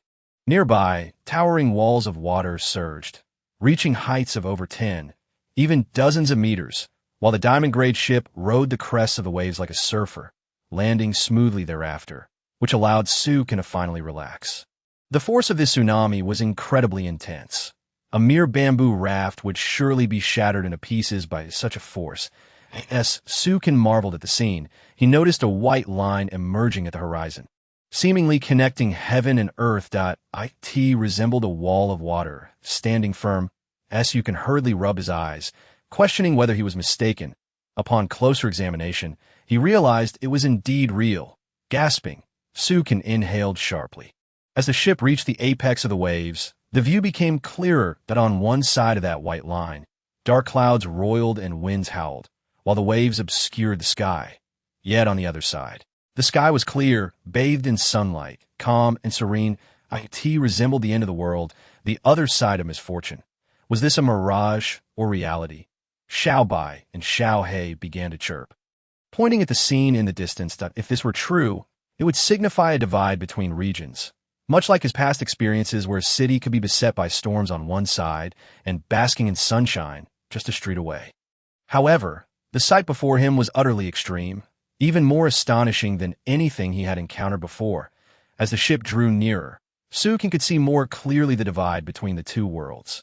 One was undergoing a terrifying tsunami, while the other basked in tranquility. After a moment of thought, he retrieved his parchment and opened the survivor's public screen to observe. Alas, he had long since disregarded the value of metal ores, only to find their prices now exorbitant. Craft, even a modest item required metal screws or hinges, and now the price of metal ores rivaled that of fish and meat, an expense he could scarcely afford. What could be done? Those who obtained metal ores had all landed on islands.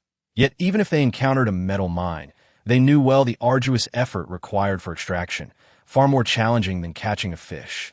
The truth was, the lack of tools was the crux of the issue. With even a chisel or hammer, mining would be far less troublesome. Such tools were now precious commodities. Some had fabricated rudimentary metal tools and chisels. But the metal ores on the islands were insufficient. There were rumors of metal ores found in the depths of the sea, but venturing into those depths posed threats from sharks, and without oxygen tanks and fins, one could hardly endure for long. Yet those tanks and fins could not be crafted from ordinary plastic. They required rare materials, and even if someone were to sell them, the price would be astronomical. Speaking of which, had anyone noticed that the weather seemed to be darkening? Sukin quietly stowed away the parchment. Through the chatter of the survivors, he gleaned that they were still devising ways to dive for metal ores. Even now, tools remained scarce for them, let alone the ores themselves. Some had noted the darkening skies, but none considered it significant, mistaking it for a typical overcast day. Sukin raised his gaze toward the horizon and the sky above. The distant realm of tranquility was drawing nearer, yet above him, arcs of lightning flickered ominously. The sky above remained tempestuous, filled with thunderous roars. Xiao He and Xiao Bai, with their larger frames and denser feathers, were barely affected by the gales, merely swaying slightly. The boat rocked gently, akin to a swing, though the impact was minimal. The fierce winds and torrential rain showed no signs of abating, persisting through the night without any hint of weakness. This tsunami was undoubtedly more prolonged and terrifying than the last, likely to bring suffering and trials to countless souls upon reaching the Isle of Birth, potentially leading to the elimination of many. As survivors enjoyed a more stable existence, believing that even if a tsunami struck, it would only result in minor losses, they remained oblivious to the reality that this tsunami was not only fiercer than the last, but would also last longer. How many survivors would endure this wave of destruction? Their fate now rested solely upon fortune. Sukin had already issued his warnings, yet they had chosen to disregard them, leaving him powerless to intervene. As for those who might profit from this tsunami, they were few and far between, though there still remained a glimmer of possibility. Upon nearing the boundary line, Sukin discovered its remarkable nature. The two worlds were seemingly split, as if the sky had been cleaved in two, with the ocean waters not interfering with one another. When the torrential rain fell upon the white side, it vanished into thin air. Even the surging waves were similarly unaffected. Such a phenomenon was truly astonishing that Sukin immediately instructed Xiao He to lower the sails to prevent the ship from careening into the unknown. He needed to observe the opposite shore first, However, upon lowering the sails, he found that he could only glimpse a portion of the scene across the divide, unable to see everything. Even at the very edge of the boundary line, the entirety of the other side remained obscured. Moreover, once the sails were lowered, the vessel began to drift away from the boundary. Was this a warning or merely a rule of this world, preventing other survivors from crossing over? Upon consulting the nautical chart, Sukin discovered that in order to reach his destination, he must traverse this boundary. He stowed the chart away and took a deep breath, seeking the opinions of Xiao He and Xiao Bai. Thus, crossing this line was imperative. Ow! Woo! Xiao He and Xiao Bai immediately expressed their eagerness to explore the other side, urging him to move forward. Su Kan's eyes narrowed as he commanded Xiao He to raise the sails and set sail. Whether he could truly distance himself from other survivors hinged upon this crucial step. If he did not dare to cross over, how would he ever discover the wonders that awaited in the world beyond? It was akin to a carp leaping over the Dragon Gate.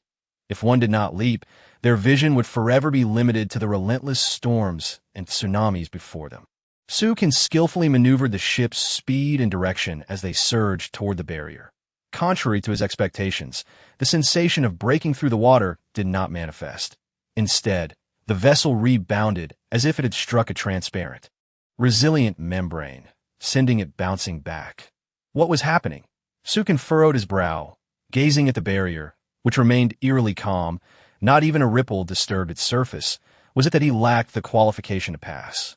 Or was this a special checkpoint requiring some sort of key? The end of this maritime domain pointed toward the ancient whale remnants. Could this be a hurdle? Once more, Su Kan retrieved the extraordinary nautical chart. As he unfurled it at the bow of the ship, a faint azure light began to emanate from his astonishment. The water wall reacted, producing countless blue glimmers in response. There was a reaction. It appeared his hypothesis was correct. This chart was not merely a directional guide, but acted as a key of sorts. He needed to use this chart to unlock the water barrier. Tentatively, he steered the ship forward once more, and this time, the water curtain offered no resistance as the vessel glided through. Upon fully breaching the water curtain, Su Kan was met with an exceptionally tranquil and serene world. The waves had entirely vanished, leaving only gentle ripples upon the surface. Beneath a clear blue sky devoid of clouds, standing at the bow, his long black hair flowed freely in the sea breeze. The sunlight warmed his face and body, offering a delightful comfort. Turning to glance back at the tempestuous skies and seas from whence he had come, he noted the continuing storm, filled with dark clouds and thunderous roars. Though the two realms were merely centimeters apart, they felt entirely distinct, akin to two separate worlds. Yukan's assumptions were confirmed. The waters beyond represented the true domain of the Isle of Birth, while this world appeared to be a uniquely isolated higher realm. Picking up the tranquil chart resting at the bow, he observed the needle, which now spun slowly in circles, no longer fixated on a distant western direction. Su Kan's heart swelled with excitement and joy at this revelation. Did this discovery not indicate that he had genuinely reached the ancient whale's remains? Xiao He and Xiao Bai leapt with delight at the bow, reveling in the comfort of this new sky. Finally, they had arrived. Su Kan exhaled, having journeyed a long distance to witness the wonders of this realm, with the previous world having no influence here. He could ascertain that this was undoubtedly a higher-level world. Yet now, a question lingered. He cast his gaze across the vast and boundless sea, pondering where the true site of the relics lay. Now, the nautical charts offer him no guidance, leaving him to navigate the vast ocean on his own, a rather absurd predicament. Wouldn't you agree? Whoa! Xiao He unfurled his wings, nearly 10 meters in span, seeking Su Kan's approval to ascend and survey the skies. Indeed, how could I have overlooked your reconnaissance abilities? Su Kan hastily consented, reassured by the apparent safety of their surroundings, while Xiao He possessed a certain level of awareness regarding potential dangers. Enlisting his assistance in the search would simplify matters considerably, as the aerial perspective would undoubtedly reveal more. Whoa! Xiao He cast a glance at Xiao Bai, insisting that it accompany him, for it could not idly remain behind like a useless lump. Oh, woo!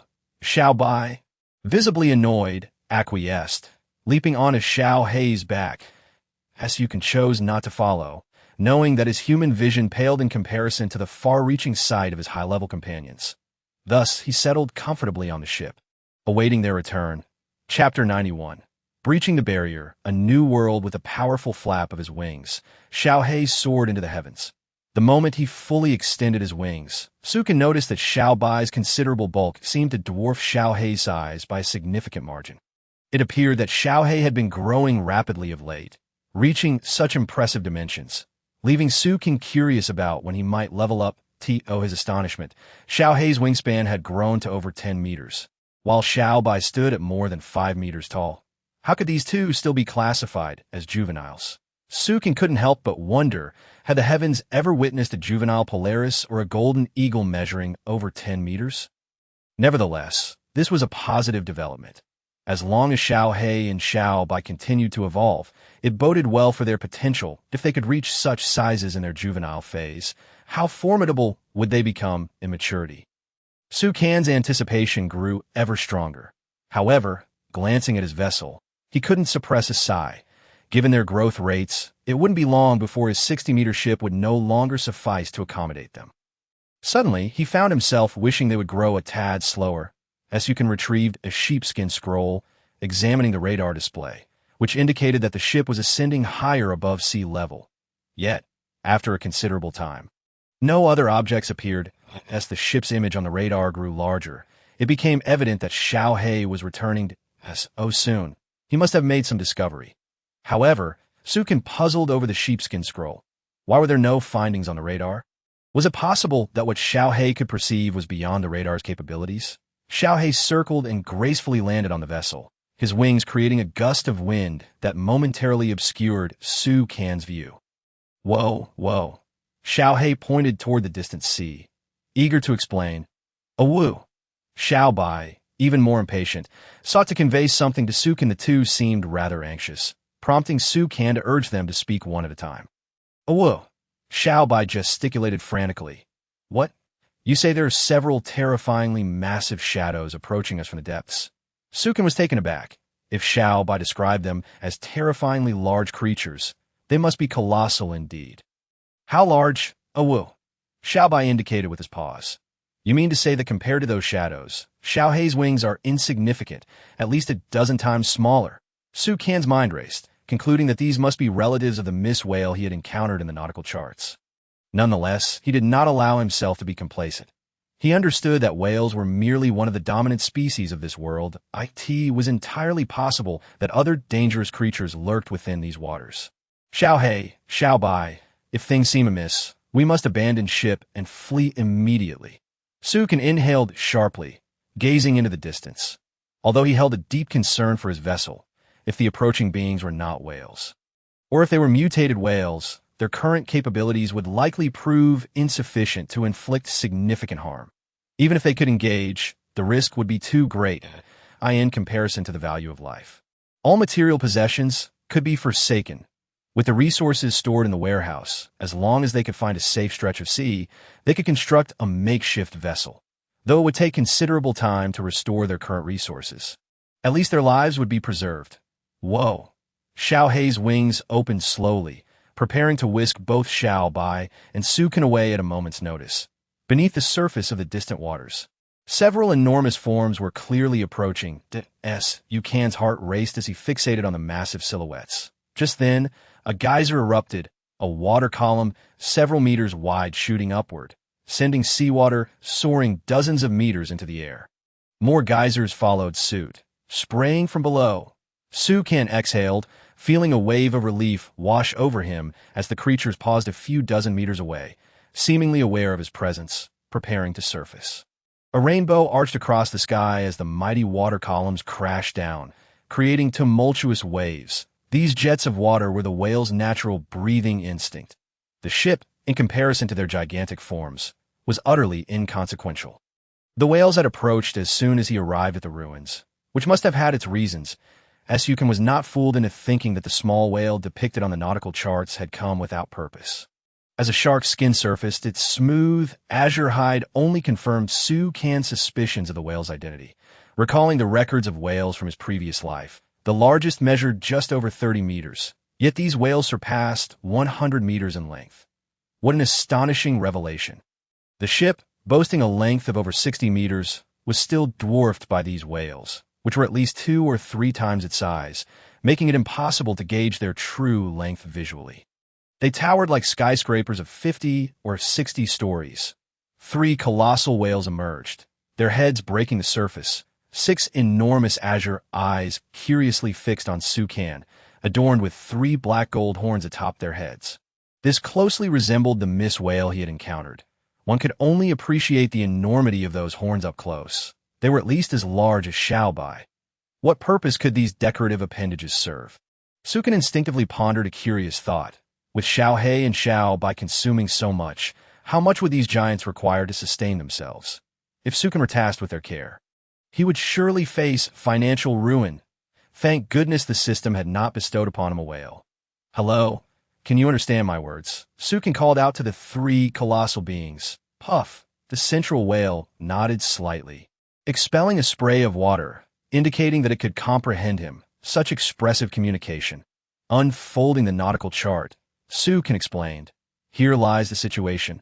I once encountered a Miss whale, marked by a dark wound on her body. And she guided me to this seed. He glanced around helplessly and added, however, the chart has merely directed me here. Since these 3 whales are the same kin as that Miss whale, they should not pose a challenge in bringing her forth. The leading whale nodded slightly, producing a resonant hum, its horns shimmering, perhaps in reflection of the sunlight or some inherent ability. Sukan's astonishment. He found he could understand his words. You wish for me to accompany you? Sukan inquired, perplexed. The leading whale nodded, uttering another phrase that no, they're my friends. I cannot abandon them here. Sukan resolutely declined. The leading whale hesitated, vocalizing once more. What? You say they may accompany me, and you possess a means to allow them to enter the water. Sukan's astonishment deepened. With his affinity for water, he could navigate underwater as easily as on land. Although Xiaobai had a high lung capacity and could hold his breath for extended periods, it merely created the illusion that he could breathe underwater. Xiaohei, on the other hand, was simply a bird. The whale nodded yet again as Sukan hesitated, glancing at Xiaohei and Xiaobai, ultimately deciding it would be safer for them to accompany him. If the whales truly had a way for them to join, it would be advantageous. Very well. Fortunately, all the items aboard the ship had been stowed away, so he merely needed to drop anchor to secure the vessel. After ensuring the ship was stable, Sukan took a deep breath and leaped into the sea. Once submerged, he gazed into the massive azure eyes of the whales, which seemed to possess a pure clarity, as if they could see into one's soul. Xiaohei and Xiaobai wasted no time and leaped into the water as well. Xiaobai, confident in his swimming abilities, frolicked effortlessly in the ocean. Yet Xiaohei found himself at a disadvantage. He spread his wings, floating atop the water like a small black vessel, feeling somewhat exasperated. Just as Sukan contemplated how to submerge, he noticed that the tops of the whales' heads suddenly brightened, and several enormous bubbles surged toward them. Upon entering the bubbles, Sukan immediately sensed the surrounding seawater felt as though it had been isolated. They were perfectly enveloped, and the air within the bubbles ensured they could breathe underwater. Chapter 92. The Whale Clan, a unique world indeed. This half-gaming world is replete with countless incomprehensible phenomena. It is no wonder that 3 whales have arrived, perfectly corresponding to the 3 of them. The immense bodies of the 3 whales gradually sank, creating colossal whirlpools on the surface of the sea, resembling miniature tornadoes. Were an ordinary bamboo raft to venture near this vortex, it would undoubtedly be swallowed by the ocean's depths. Astonishingly, the vast currents of this whirlpool had no effect whatsoever on the 3 bubbles. Once the whales submerged, they began to move their massive bodies with a languid grace, while the 3 bubbles followed closely at their sides. Suddenly, the whales flicked their tails with a force that seemed slow, yet the sheer size of their bodies gave an illusion of clumsiness. However, it was only in their presence that one could truly appreciate the swiftness of their movements. The 3 bubbles surged forward with great speed, the sensation akin to soaring through the heavens, sending shivers through their very souls. Little Bai, unable to maintain balance, tumbled within the bubble. prompting the whale to gently exhale a stream of water, stabilizing her. Upon closer inspection, Little Bai was entirely fluffed up, her head spinning and retching incessantly. In contrast, Little Hay spread his wings, seemingly soaring through the ocean, trembling with joy as he let out a couple of exuberant howls. This was far more exhilarating than racing cars, boats, or even birds. Buzz. As the three whales swam, they engaged in conversation with Su. Can you mean say, take me to your princess's territory to seek her out? Sukin expressed his astonishment. The whale sister held such a high status. No wonder a whale envoy had come to greet them upon entering their domain. The leading whale buzzed in response, affirming, indeed. Sukan's curiosity was piqued regarding the wounds on its body. Were they inflicted by a sea monster? From the wounds, he deduced that only creatures of the monster caliber could deliver such rot-like injuries. The black bear he had encountered on the island, although its wounds had healed, still bore traces of dark blood. Moreover, the bear had faced only a lesser sea monster, which had shown no aggressive behavior. The creature capable of inflicting such damage upon a whale was certainly not an ordinary being, even if it were not the most powerful. Buzz, the leading whale, nodded but glanced back at him, seemingly surprised that he was aware of sea monsters. As expected, such terrifying wounds could only be caused by monsters. Let me take a guess. From my observations, this sea area is sacred to your clan. The ordinary regions serve as resting places for your kin, while only the significant center houses your princess. Therefore, it is improbable that a sea monster could slip past your watchful eyes. Your world cannot possibly harbor any monsters. If this conjecture holds true, it indicates that your princess must have sneaked out to play and, being so young, was unfortunately harmed by a monster, correct?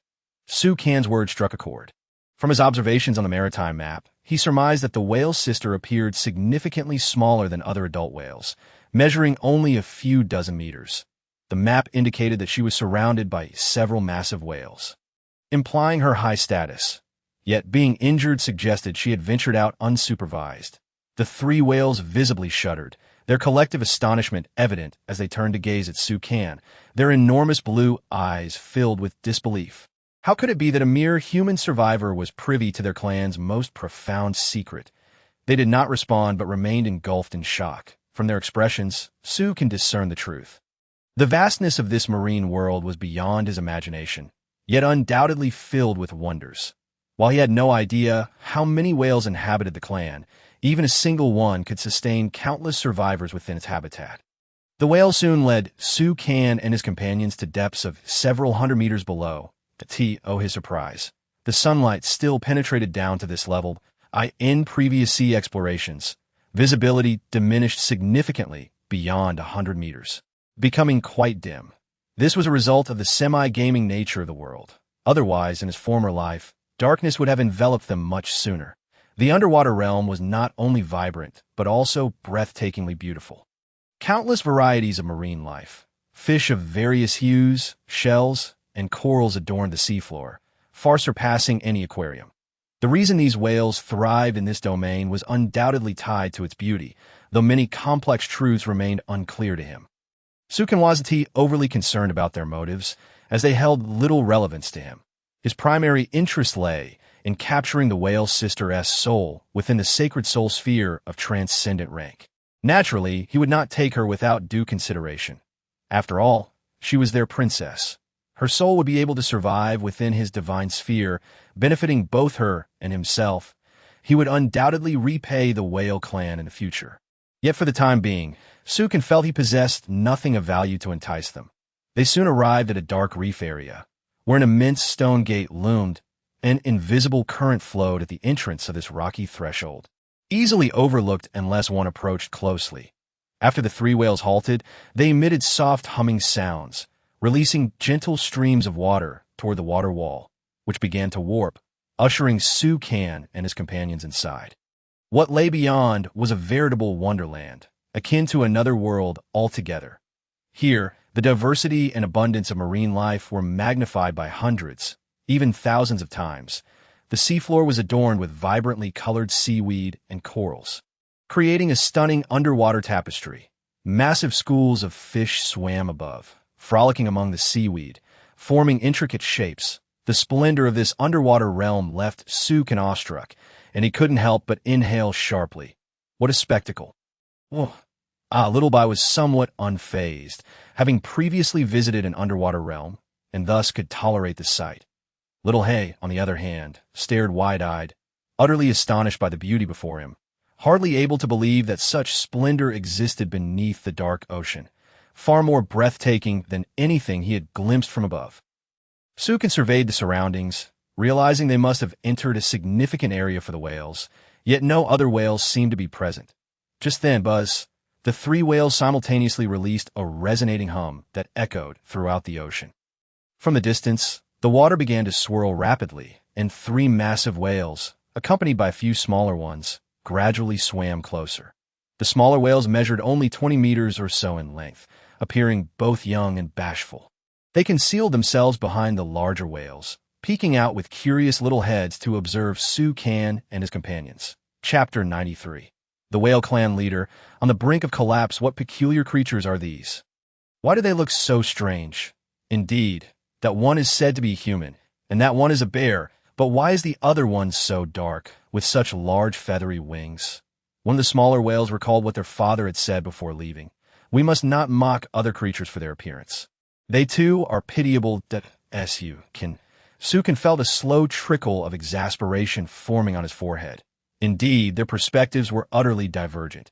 Reflecting on it, he realized that humans were the dominators of land, while whales ruled the seas. They regarded themselves akin to how humans viewed octopuses, as grotesque. Upon hearing their remarks, Little Hay fell silent for a brief moment, glancing at the wolf-toothed club in Little Bai's grasp. Feeling an urge to give these younglings a good thrashing, Little Bai was somewhat pleased that they at least recognized what she was, but her expression soured almost immediately. Indeed, one could imagine the distress of that white bear. It must feel marginalized, unlike them, who boasted beautiful blue skin. Alas, how pitiful. I feel such sympathy. If I were as ugly, I surely would not wish to live. Stop it. If this race exists in the world, there must be a reason for it. Being unattractive is not their fault. Sukin was taken aback, thinking this is not merely color discrimination. This is outright racism. Had he not been mindful of the adult whales present, he might have impulsively slapped them. Little Bai, filled with indignation, was ready to confront them, only to be fervently restrained by Little Hay. After all, they were beneath the ocean in someone else's world. It was best to hold back. They had heard tales of a sea chart and were informed about the princess, having come specifically for this purpose. How do they know our clan's most guarded secrets? It is said that the princess sent for them. Are they to take us to meet the clan leader? That seems likely. The whales resumed their slow journey forward. The deeper they delved into the ocean, the more Sukin noticed a remarkable aspect. The further one ventured into the depths, the more exquisite and vibrant the surroundings became. Here, the fish were varieties he had never seen before. Perhaps this was indeed the reason for their sacred status. Countless pearls adorned the path alongside, accompanied by stunning corals, while colorful seaweed danced around them. It was evident that these pearls and corals had not accumulated in just a year or two. Their age was unfathomable. Along the route, a few whales could be seen resting like sentinels, their eyes lazily opening only to glance at Sukin and his companions as they passed, before closing once more in indifference. Not far ahead, another massive gate emerged before them. A towering archway, exceeding 300 meters in height, is astonishingly composed entirely of pearls. Sukin felt a shiver run down his spine. How many years must have accumulated to amass such a plethora of pearls? If these were to be sold in his past life, the sum would be astronomical. A gentle hum. A small whale seemed to discern Sukin's thoughts, revealing that these pearls were the result of mollusks migrating here to spawn. Over countless years, the mollusks of this maritime expanse had regarded this sacred site as their repository for pearls, eventually transforming it into the spectacle before him. Sukin nodded in understanding, contemplating the difficulty of such a task for the whales. Setting aside the sheer size of these whales, how could they possibly grasp such diminutive pearls? Merely the act of tapping each shell would be exhausting for them. By the way, how many of your kind are there? Sukin suddenly felt a surge of curiosity. Given the enormity of their species, it was unlikely there would be many. Otherwise, this vast ocean could scarcely sustain so many whales. 2 digits, replied the little whale. A fleeting hint of sadness crossing its eyes that, as you can then grasp why they were reluctant to leave this place. The rightful rulers of the ocean, endowed with such unique abilities, they could roam the seas at will. Yet, due to their dwindling numbers, those who strayed from their kin could no longer propagate their lineage. This maritime domain could be deemed a sanctuary for all whales, should one venture beyond. The loss of even a single whale would diminish their kind further. Such a loss was unbearable for a species already teetering on the brink of extinction. The little whales were astonished to learn that other beings possessed the means to navigate the seas and locate them, indicating their surprise. If it weren't for your princess's call, would I have been unable to leave this place, relying solely on the sea charts? Sukin inquired of the leading whale, .Confronted. The foremost whale replied that the ancient Whalefall Sea was an inviolable sanctuary for their kind. Although the whales might not resort to killing, escaping this realm was out of the question. The secrets of the sacred site were closely guarded. Any leak could yield dire consequences. Pressured by their environment and facing the specter of extinction, should outsiders discover their plight, it would spell doom for their species. Of course, there existed other extraordinary beings beyond them. It was likely that such entities were even scarcer and burdened with their own unspeakable difficulties. At that moment, all the whales came to a halt. The leading whale informed Sukin that they could escort him no further. Do we proceed on our own from here? Sukin watched as 3 sharks released bubbles to the seabed, allowing them to settle before continuing ahead. The sanctuary of our clan is not a place for casual entry or exit. The leading whale gently blinked, signaling him with a hum. Thank you. Sukin expressed his gratitude and continued onward with Xiaohei and Xiaobai. Walking within the bubbles felt akin to traversing land, albeit with less exertion. Xiaobai, feeling a touch lazy, began to roll forward in a carefree manner, finding it both energy-efficient and amusing. Meanwhile, Xiaohei flapped his small wings, joyfully racing along the ocean floor. The deeper they ventured, the more the surrounding scenery began to transform. The seabed's hue gradually shifted to a deep blue, interspersed with vibrant specks of light emanating from various aquatic plants.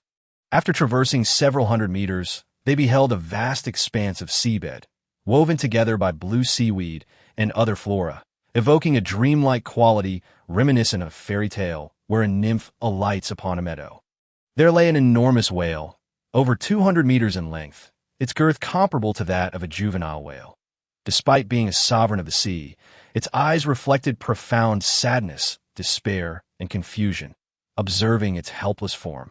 Sukin couldn't help but sigh in sympathy. You are the leader of the whale clan, are you not?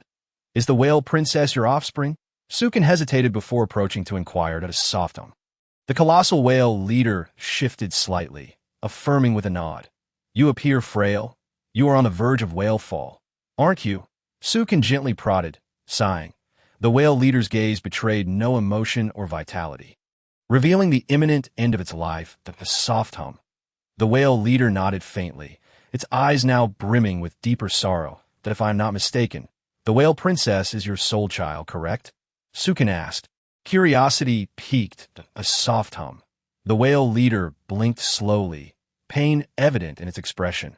The whale princess was indeed its only child, yet she, too, was on the precipice of demise. If the whale clan were to lose 2 more members, their numbers would dwindle even further. Its time was nearly up. It imparted some details about the princess to Sukin due to her youth. The blue whale princess was oblivious to the perils of the outside world and the injuries suffered by her forebears. Consequently, feeling stifled in these waters, she yearned to venture beyond.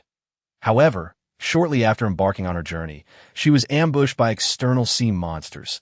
Despite her exceptional innate abilities within the clan, she was ultimately outnumbered. The whale species possessed a unique affinity for water manipulation, a gifted trait.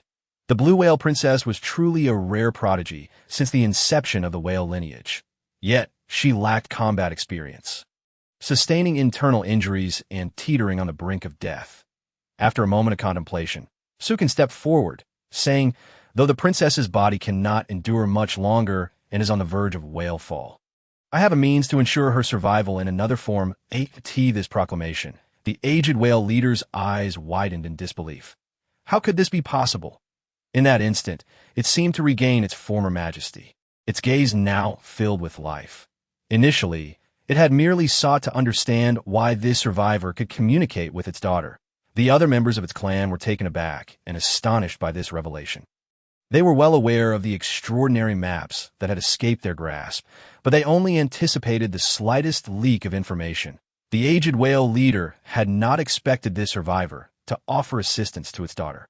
Without clarifying this matter, the elder would never have allowed this survivor to meet her. Its eyes now sparkled like the stars, intently fixed on Su Kan, eager to uncover the secret he harbored and determine the veracity of his words. Su Kan met its gaze without flinching. The decision rests with you. I have conveyed all that I can. You can trusted that the whale elder would make the right choice. The whale elder remained silent for an extended period. Its eyes filled with uncertainty. Trusting a human was an immensely challenging decision for it. The whale species had survived for so long by relying on one another, yet now it was being asked to place its faith in an outsider, a monumental act of courage. The whale elder glanced at Su Kan's companions, Xiao He and Xiao Bai, who cowered behind him in fear. From their demeanor, the elder could ascertain that this human treated his pets with care. A soft hum, the whale elder signaled for Su Kan and his companions to follow. With a swift motion, it propelled its aging form upward, a gentle current guiding Su Kan and the others in a specific direction. Su Kan was astonished, despite its current state. It exhibited such precise water control, showing no signs of weakness. Following the whale elder, they soon encountered a scene that left them in awe. Before them lay a colossal sinkhole surrounded by countless pearls, its diameter stretching over 1,000 meters. Within the pit, innumerable massive bones lay scattered, remnants of whale falls, each bone stretching several dozen meters in length. This is the realm of whale falls. The elder gazed at the multitude of bones, sorrow glistening in its eyes, for soon it and its daughter would join them in eternal rest. Hovering above the sinkhole was a small whale, measuring 30 meters in length, which Su Kan recognized as the blue whale princess. Her belly bore a gaping wound, from which dark mist continually seeped. Her two fins emitted a faint glow, while her body radiated countless blue luminescent particles. As if performing a final rite for the whale fall, the scene was surreal. The small whale gently twisted her body, attempting to flip herself over. Her form was remarkably graceful, and as she turned, her weakened gaze met Su Kan's, filled with curiosity. She seemed to be struggling to recollect something, yet could not recall who this familiar figure before her was. Su Kan took a step forward, swimming toward her to soft hum. The blue whale princess appeared to be frightened, hastily flicking her tail to signal him to stay back. It was then that Su Kan noticed the dark mist surrounding her seemed corrosive. Nearby shells were quickly eroded upon contact, and even some bones had turned black from the taint. Su Kan inhaled sharply, softly uttering, "Do you remember me? I am the one who communicated with you through the sea charts." The blue whale princess's eyes flickered with surprise, clearly indicating that the injury she sustained had affected her consciousness. Thus, she did not immediately recognize Su Kan in such a short span of time. Buzz, the blue whale princess scrutinized Su Kan, her eyes flickering with curiosity, gradually becoming clearer and brighter. "You have come." The regal voice of the blue whale princess resonated within Su Kan's heart, exceedingly melodious and comforting. "I am relieved that you still remember me." After Su Kan spoke, he gently moved, surging out from the water bubble and arriving before her. The affinity of the ocean, the elder whale patriarch was once again astonished. He could actually survive underwater, and it appeared as though his attire had instantly transformed into a combat form suitable for the sea. No, do not. The blue whale princess anxiously attempted to push Su Kan away, fearing that the mist enveloping her would taint him. Observing the black mist already staining Su Kan, a tear escaped from the blue whale princess's eye in an instant. "I am perfectly fine." Su Kan softly reassured her, tenderly wiping away her tears and caressing her delicate, dark, golden short horns. "How could you possibly?" The blue whale princess was utterly shocked, gazing at the black mist surrounding Su Kan, who showed no signs of being infected. The whale patriarch was equally astonished. Even he dared not approach such black mist, yet this diminutive human could remain unaffected. Moreover, he was actually caressing his daughter's dragon horns. The whale patriarch was somewhat speechless. If other young male whales were to learn of this, they would likely be consumed by envy and jealousy, perhaps even tearing Sukin apart. Little did he know that the dragon horns were an exceedingly sensitive matter for their whale clan. Only those who were profoundly cherished would ever be permitted to touch them. That Sukin smiled gently and said, "Rest assured, this cannot affect me." His physique had long been enhanced and transformed, rendering him immune to all toxins. And with the protection of his seawater combat attire, mere black mist posed no threat. "Since you have come, please accept my gift. I wish to present you with something of great value from our clan." The blue whale princess beamed, gently swaying her tail, as if the burdens upon her heart were finally being lifted. Chapter 95. The Blue Whale's Fall. The birth of all things. The blue whale princess first glanced at the elder patriarch, who remained silent, offering no comment on her choice. "What is it?" Sukin sensed from the elder patriarch's demeanor that this item must carry profound significance, transcending mere value. The blue whale princess slowly closed her eyes, her dragon horns gradually shimmering with a faint light, and a crown materialized in midair. This crown was a resplendent sea blue gold, exuding an air of majesty and beauty. The whale patriarch sighed and explained, "Only the most gifted individual of the whale clan can inherit this crown and become the leader of our kind. Yet alas, I have but a few decades left to live. The new young patriarch shall soon fall, and no member with such formidable talent will remain to lead our clan." The whale patriarch sensed the formidable affinity of the ocean emanating from Suk, and this constituted a bold choice, one that would determine the future survival of the whale species. Should Sukin grow strong, he could undoubtedly elevate the whale family to unprecedented heights. However, if he were to falter, the whale clan would be destined for decline. The blue whale princess's choice displeased her kin, yet they ultimately succumbed to the harsh reality, perhaps left with no choice but to trust this human that I am about to face death. "Can you accept my gift?" The blue whale princess appeared somewhat anxious, her beautiful eyes shimmering with anticipation and hope. She held great trust in Sukin. From him, she felt an inexplicable kinship, prompting her to entrust him with the most vital treasure of the whale clan. Her bodily injuries were rapidly worsening, and if this continued, she would soon meet her end, perhaps even within the next moment. However, Sukin did not reach out to accept the crown, instead gazing at it, seemingly lost in thought. The blue whale princess noticed that Sukin had no intention of taking it, and her eyes dimmed slightly. After a moment, she gently closed her eyes, preparing for the arrival of death with a sense of disappointment. The whale patriarch sighed as well. It seemed this human had no intention of leading their clan. "Elder patriarch, do you remember what I just said?" Sukin suddenly turned his head, smiling lightly at the elder patriarch. Simultaneously, he retrieved a round object from the storage, which emitted a brilliant light the moment it was taken out. This was none other than the extraordinary grade sacred soul pearl. Everything around them was illuminated, the pearl shimmering with peculiar radiance as countless beams of light flickered forth, presenting an unprecedented spectacle. Sukin gazed in astonishment at the pearl's transformation. While it had always been beautiful, it had never before radiated such intense light. Could it be that this pearl bore some connection to the whale clan, or perhaps it was a result of the blue whale princess's presence? The starlight swirling within the sacred soul pearl resembled the eyes of a whale, filled with the essence of the sun, moon, and stars. What is this? The elder patriarch and the blue whale princess were momentarily rendered speechless by shock. Their eyes were captivated by the visions within the sacred soul pearl. The elder patriarch's eyes sparkled with excitement and joy. He was well aware of what this item was. This was the legendary sacred soul pearl, created by deities, capable of housing a soul within it, allowing it to exist in another form. Only ancient species like the whale clan had ever heard of its existence. That it could only sustain beings on the brink of death, allowing their souls to survive within it. Moreover, the sacred soul pearl not only housed souls but also nurtured the beings within, making them increasingly powerful. It is clear that you recognize this pearl. It can allow a being on the brink of death to exist within it, albeit at the cost of losing their physical form. However, it will enable their soul to survive in a different manner, and they may even grow stronger, as you can let the pearl float before him, explaining its properties to them. After listening to his explanation, the elder patriarch and the blue whale princess were further convinced that this was indeed the sacred soul pearl they had heard of. Hope rekindled in their eyes. This pearl had arrived at an opportune moment for their clan. However, once you enter the sacred soul pearl, you will become my pet, Sukin candidly informed them. The whale patriarch glanced at the pets behind him.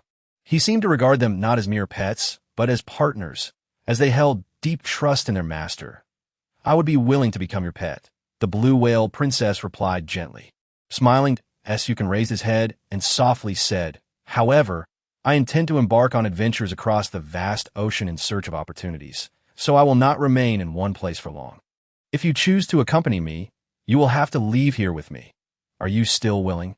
The blue whale princess looked toward the elder patriarch, who gave a slight nod, as long as it meant his daughter could live. Leaving this place was inconsequential. Sukin allowed the sacred soul pearl to float to his forehead, tenderly caressing her dragon horns, aware that her time was drawing to a close. Death was poised to confront her. Were it not for the quest to find a way out for her clan, the blue whale princess could have sought an early release, sparing herself the prolonged agony I am about to begin. The blue whale princess's gentle voice reached Sukin's ears that he silently nodded and took a step back. This was the first time he had witnessed a blue whale's fall up close.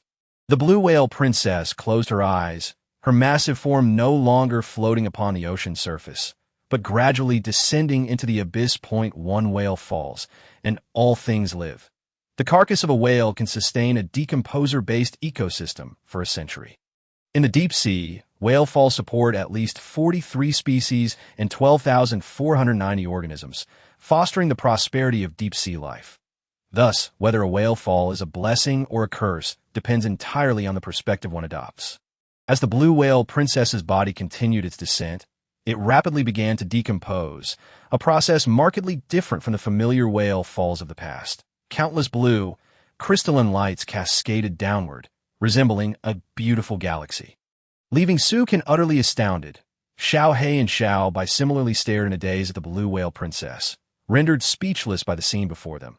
For reasons unknown, a wave of melancholy suddenly washed over Sukin. Even such a colossal creature as a whale could not escape the ocean's harshness. Chapter 96. The Pet Princess, sharing gifts. The subsequent scene left Sukin in awe, a vivid demonstration of the phrase whale fall gives life to all.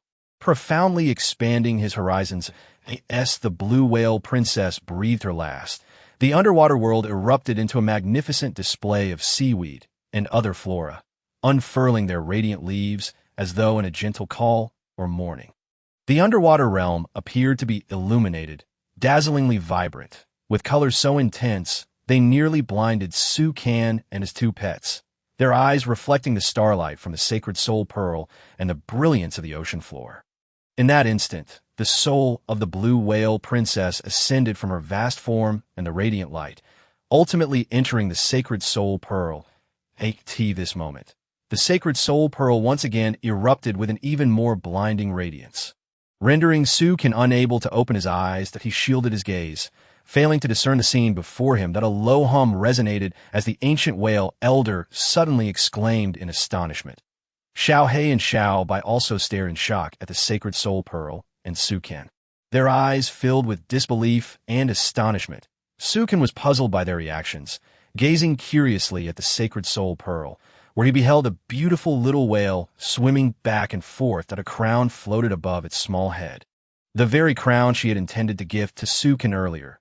Yet, this was not the most astonishing sight.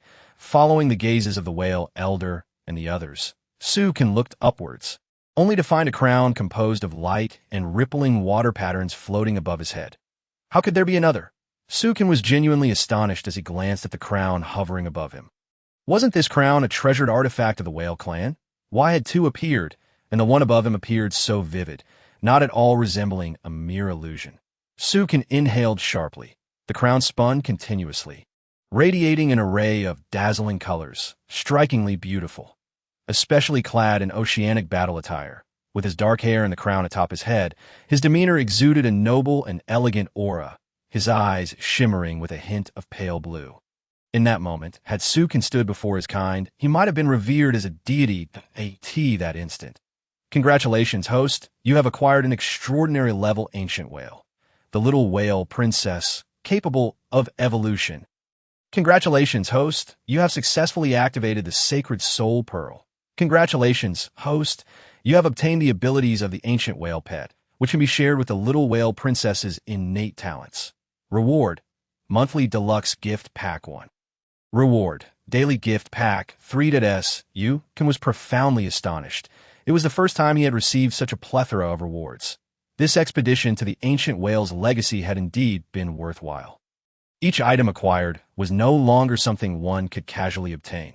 Moreover, he had not only acquired the little whale princess, she could continue to grow and evolve within the sacred soul pearl, enhancing his own capabilities. Additionally, he had received 4 substantial gift packs, one of which was a monthly deluxe gift pack. You can also glean a crucial piece of information, as long as he could acquire extraordinary level resources or pets. His signing rewards would be triggered. Thus, the previous sacred soul pearl had not genuinely activated its potential. This was the true awakening. No wonder an extraordinary level sacred soul pearl appeared so dim and unremarkable at first glance. Seemingly ordinary, merely displaying an array of beautiful hues. Now, with the infusion of an extraordinary level soul, it radiated a brilliant light, embodying the true essence of the sacred soul pearl. As the intense, blinding light gradually receded, a myriad of celestial glimmers swirled within a meter's radius of the sacred soul pearl.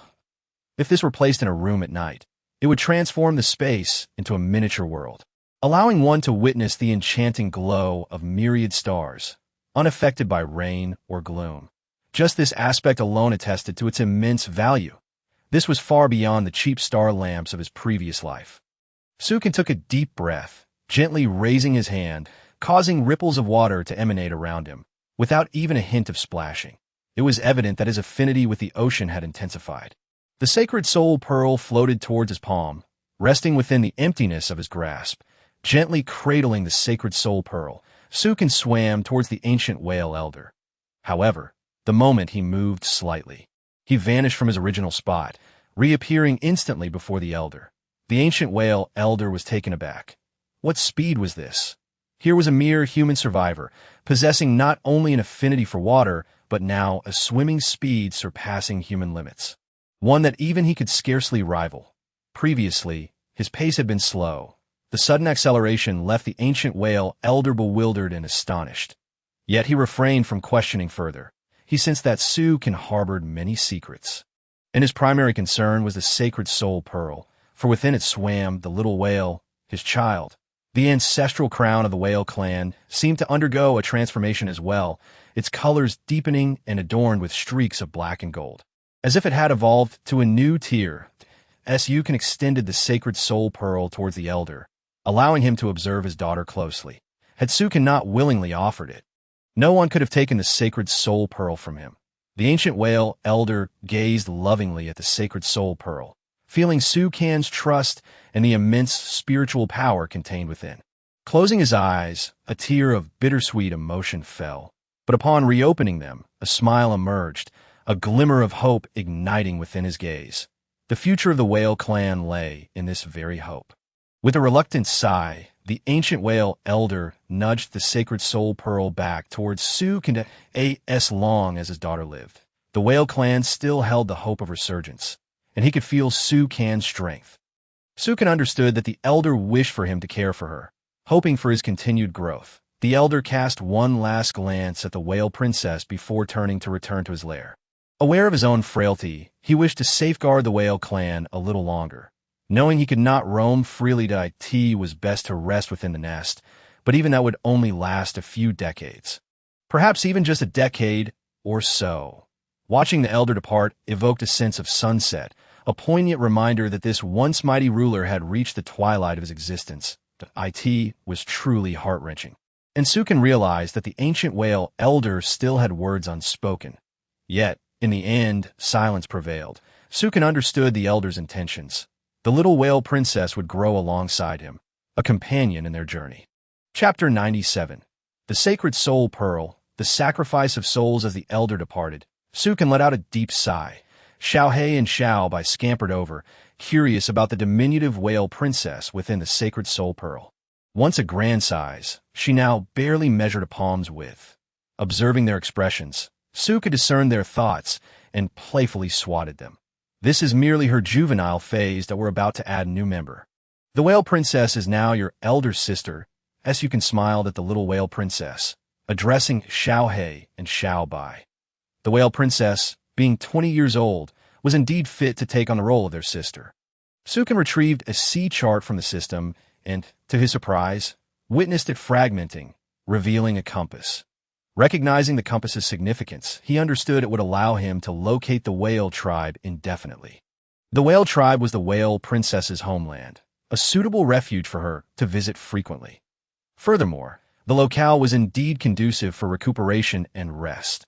Glancing at the peacefully slumbering whale princess, he stowed the compass away and informed Xiao Hei and Xiao Bai. Weary heading back. We've been out for a while. Xiao Hei darted on his Su Can's shoulder, nearly clinging to him, while Xiao Bai, reveling in the ocean, thrived as a dominant presence in the water. However, since Su Can had acquired his abilities, his prowess in the game was unmatched by Xiao Bai. The little white creature clung to Su Can's leg as Su Can activated the Sacred Soul Pearl, propelling himself like a torpedo through the water, churning up waves in his wake. This was the power of the Sacred Soul Pearl, shared with the little whale princess. Before long, he spotted his boat not far ahead. With Xiao Hei and Xiao Bai in tow, he leaped from the water. Splashing onto the boat caused it to rock with the impact. Upon their return, Xiao Hei joyfully flew around in circles, while Xiao Bai scampered a few steps before flopping down to rest. After preparing some fish and making a fish soup, he ensured their bellies were full. You can touch the crown atop his head. Pondering whether it would remain, it would be rather conspicuous, and he could only imagine the jealousy it might incite in others. This crown can surely be controlled by thought, he murmured. Testing it, the crown in his hand vanished instantly. Indeed, the collective mindset adhered to historical precedents. Taking up the Sacred Soul Pearl, he gazed at the whale princess, examining her details. The extraordinary level Sacred Soul Pearl was capable of upgrading, containing the soul of the deep-sea whale princess. Currently awakening. Soul. Ancient whale princess, in a weakened state, requires nurturing and can be accelerated with soul treasures, abilities. One that enhances the quality of items, effectively raising their levels. As the item level increases, so do its capabilities. 2. Whale Crown, a symbol of status, grants water control abilities. 3. Soul Sacrifice. Sacrificing a soul can heal the host, or even resurrect them. My goodness. This is a divine artifact, Sukin exclaimed, excitement bubbling within him. It was beyond his comprehension. Each ability was more formidable than the last. With the Sacred Soul Pearl in his possession, he could thrive in water as if on land. Although the whale princess remained in a weakened state, her soul's abilities could still be harnessed. Currently somewhat feeble, but capable of growth. The most daunting aspect was the potential of growth-type beings at that time. It was possible to reach a divine level, or even a super-divine level. It would no longer be a matter of merely swimming in this vast ocean. As long as I nurture the Princess of Wales, it would be a worthwhile investment, yielding immense returns for my future self. Observing the data, it seemed that the Princess of Wales would soon awaken, and then I would have 3 pets, alleviating my solitude. Ever since the arrival of Little White, I have not felt lonely. With Little Black around, it has become even more lively. I can see the 2 sisters enjoying themselves every day, and if we were to add the Princess of Wales into the mix, the fun would be multiplied. Unfortunately, the sharks now flee at the sight of these 2 rascals. IT has become quite a ruckus, and I need someone to manage the situation. The Princess of Wales, my appointed elder sister, has been entrusted with a significant responsibility by me. Looking at the sky outside, the clouds remain dense and unyielding. However, considering the passage of time, a day has already elapsed. It is time for me to sign in. I noticed that my monthly sign-in count was once, while the daily sign-in occurred 4 times. Just thinking about it fills me with excitement that I directly utilized the 4 daily sign-ins. Ding! Sign-in successful. Rewards obtained. 1. A frog fin. 2. An oxygen tank. 3. A biofuel extractor. 4. A map of a golden resource island. Point 4. Sign-ins for items. First, let me examine the items. Frog fin, plastic 010, seaweed 1010, clay 05, rope 05, isnt this used for swimming. In this vast ocean, this item is indeed practical. I felt a surge of joy at this thought. Oxygen tank, plastic 010, rope 05, clay 05, bottle 01, a great item. This is truly preparation for diving. I couldn't help but smile broadly that I was ready to sell these two items together. Biofuel extractor, plastic 030, wood 1010, screw 04. As long as I have honey and potatoes or animal fat, I can refine a type of fuel. What is this fuel used for? I took a glance at the description. Biofuel can serve as fuel for engines and is also edible. This is fantastic. Now I can generate electricity. All I need to do is construct the engine and mount it on the boat, transforming it into a cruise ship that can sail at great speed. While other survivors are still on wooden rafts, I will have a sailboat, allowing me to discover more islands in this vast ocean. The Golden Resource Island map indicates a variety of resources. Mineral resources are scarce, but timber and other resources are abundant. It is a map of an island, and by following it, I can reach this island. Looking at the supplies on this island, I felt an impulse to set off immediately. However, considering the recent shipwreck, I was uncertain about the fate of the other survivors. If trouble arises, I can always sell my surplus fish that I noticed that my pears and watermelons were nearly ripe. Soon, I would have something to eat. With these two rascals around, I often find myself short on supplies. Just as I was lost in thought, I witnessed the two rascals squabbling again. Little White, that pear isn't ripe yet. Why did you pick it? Before long, Little White and Little Black dashed into the planting area, with Little White seizing the opportunity to snatch a pear and swiftly fleeing. Had I not been present, I might not have noticed at all. Gazing at this world of whales, I realized how vast it is. It truly represents just a tiny corner of my understanding of Earth. Chapter 98. Monthly Sign-In. Deep sea ring. As I surveyed this whale world, its enormity dawned upon me. A mere fraction of my knowledge of Earth. The whale domain would eventually be integrated into this grand world, which may herald both disaster and opportunity at that time. The Princess of Wales would lead the way, as the elder patriarch has become too aged, placing our hopes on her shoulders. Currently, the growth of the Princess of Wales is intertwined with my own efforts. The burden resting upon me is exceedingly heavy. Not only must I survive in this world, but I must also nurture my pets well to advance more effectively. I must outpace the other survivors. With this thought, I glanced at the weather outside and moved to the bow of the ship to retrieve the anchor. Adjusting the ship's direction, I prepared to set sail. Just then, a surge of water erupted. Surrounding the rear of the vessel, I observed numerous whales coming to bid farewell. However, no matter how I searched, I could not find the elder patriarch, though I understood he was likely enjoying his twilight years in the den. Unless a significant threat arose to the whale clan, he would remain inactive. This was not mere survival. It was a protective measure for the growth of the whale tribe, until the Princess of Wales awakens. This is how he guards us. That I retrieved the sacred soul pearl and waved it, declaring, "I shall return, and so will you, Princess." After a moment of contemplation, I turned and unfurled the sails, no longer looking back. I raised the sacred soul pearl one last time until it vanished from sight. After departing the whale domain, I realized I had yet to sign in for the month. As the ship continued along the path I had taken, I decided not to worry. I would sign in once I reached my quarters that if anything arose, Little Black or Little White would be sure to remind me. Ding! This month as sign-in was successful. Congratulations, you have obtained an extraordinary deep-sea ring. Wow! Is this what a monthly sign-in yields? Incredible! It's extraordinary. After all, the Sacred Soul Pearl is also extraordinary, granting me a pet like the Princess of Wales that can grow infinitely. It also bestows upon me the ability to control water, effectively granting me 2 lives. Gazing at the deep-sea ring, its design is ordinary, yet its powers are anything but that it possesses a deep-sea hue. Exuding the essence of the ocean, that I examined the deep-sea ring's information. Abilities. It enhances the wearer's water control ability, allowing them to breathe freely underwater. and provides a storage space that can elevate the quality of jewelry, making it more potent. This ability is truly remarkable. It means I 1T need to breathe underwater, eliminating the necessity for an oxygen tank that I was genuinely elated. This meant I could sell all my oxygen tanks. Each of these 4 abilities is more formidable than the last. The ability to breathe freely is fantastic, and controlling water signifies my strength. While storage space might be a treasure for other survivors, it is merely superfluous for me, especially since I already possess a system backpack with ample capacity. Upon reading the last line, I could hardly contain my excitement. This was serendipity. I hastily retrieved the sacred soul pearl, simultaneously donning the ring. Little Black and Little White leaned in curiously to observe. "What are you two doing here?" Seeing these 2 pets, I felt somewhat helpless. Who could blame me for indulging them?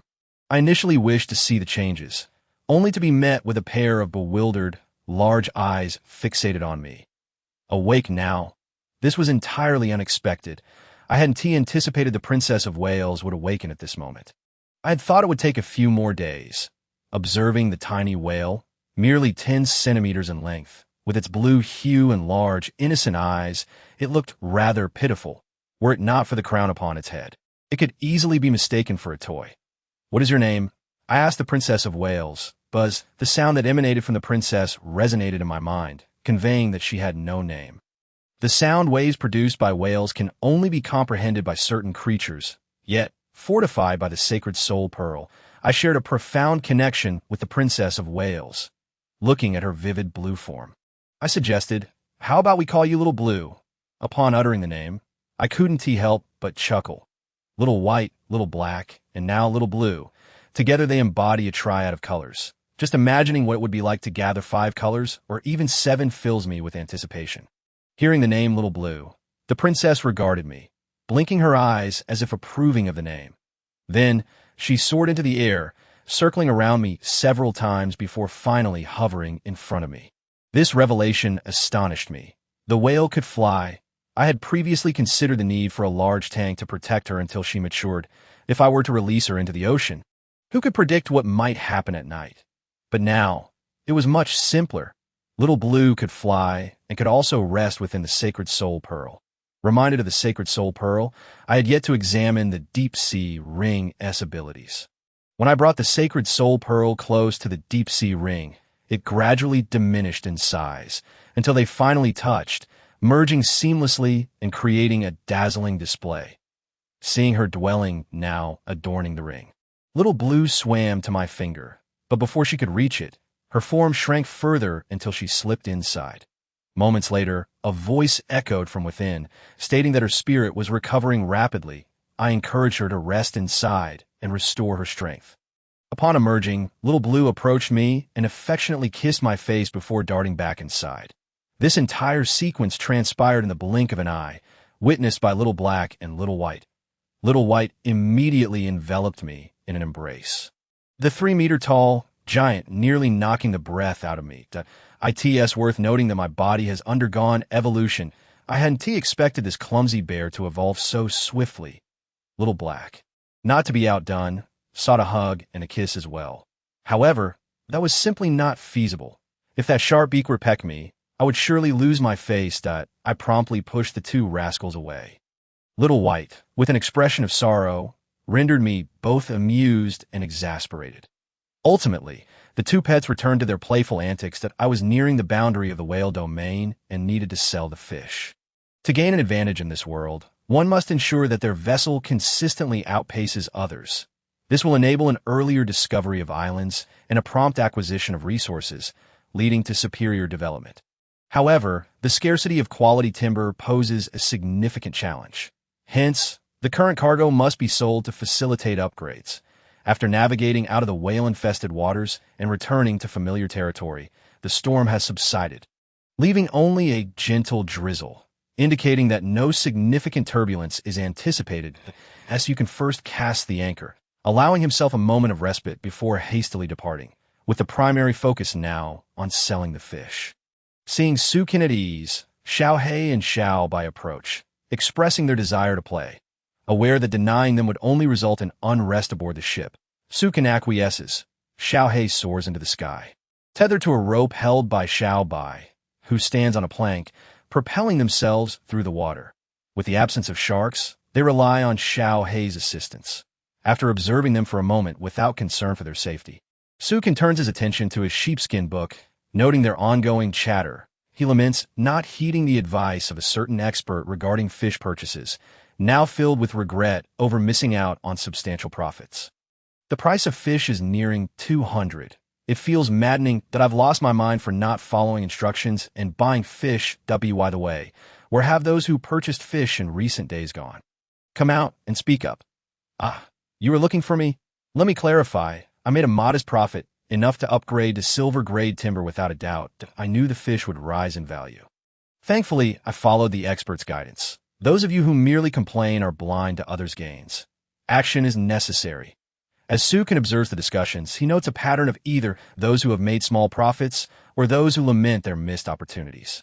The majority are steeped in regret, for human nature is inherently greedy. Those who bought too little feel remorse, while those who did not buy at all find themselves in despair. Regret serves no purpose. A single misstep can lead to a cascade of errors, and when opportunities are squandered, blame falls on no one but oneself. In Sukin's mind, two words resonate. Deserved. He decides to shift his focus and explore the shop. The prices of food items are soaring. He chooses to ignore other goods for now, since he neither buys nor sells, deeming it a waste of time. The fish he procured for 100 is now valued at 200 each. The recent maritime disaster caught many off guard, depleting their food supplies. Prices for pears, cabbages, watermelons, and grapes are all listed at 80, 90, and 100 respectively, with fruits remaining relatively stable. After a thorough search, he fails to find the desired potatoes or honey. It appears these items remain undiscovered by others, including himself. With 435 fish in his possession, he decides to keep 5 for himself and sells the rest. He promptly lists his fish for sale at 450, exchanging them for 200 timber, while also advertising for potatoes and honey. This strategy positions him to await further trade opportunities. Had it not been for the insatiable appetites of his companions, he would not have retained 5 fish for himself. It seems he must encourage them to fish, but before he can ponder further, he feels a tug on his fishing rod. He lifts it and successfully reels in a fish, deciding to keep this one for himself. Relishing its freshness, he heads to the kitchen, transforming into both a farmer and a chef for the sake of his pets. After preparing a pot of fish head soup, a plate of stir-fried fish, and a bowl of braised fish, he realizes the challenge of catering to their substantial appetites is indeed exhausting. Before the dishes are served, Xiaohei and Xiaobai return, seemingly drawn by the enticing aroma. They would play outside for hours if allowed. Xiaobai immediately sets the dishes on the table, while Xiaohei eagerly awaits his meal. However, both pets salivate, fixated on the food, until Sukin arrives and declares it time to eat, resulting in a chaotic feast. Xiaohei feels that Xiaobai is consuming too quickly and pulls the fish head soup toward himself. Xiaobai, undeterred, grabs a fish with his hands and devours it in mere moments. Sukin has grown accustomed to their antics and continues to enjoy his meal, knowing that without sharing, he would be left with nothing. After the meal, Xiaobai tugs at Xiaohei's wing, attempting to drag him outside.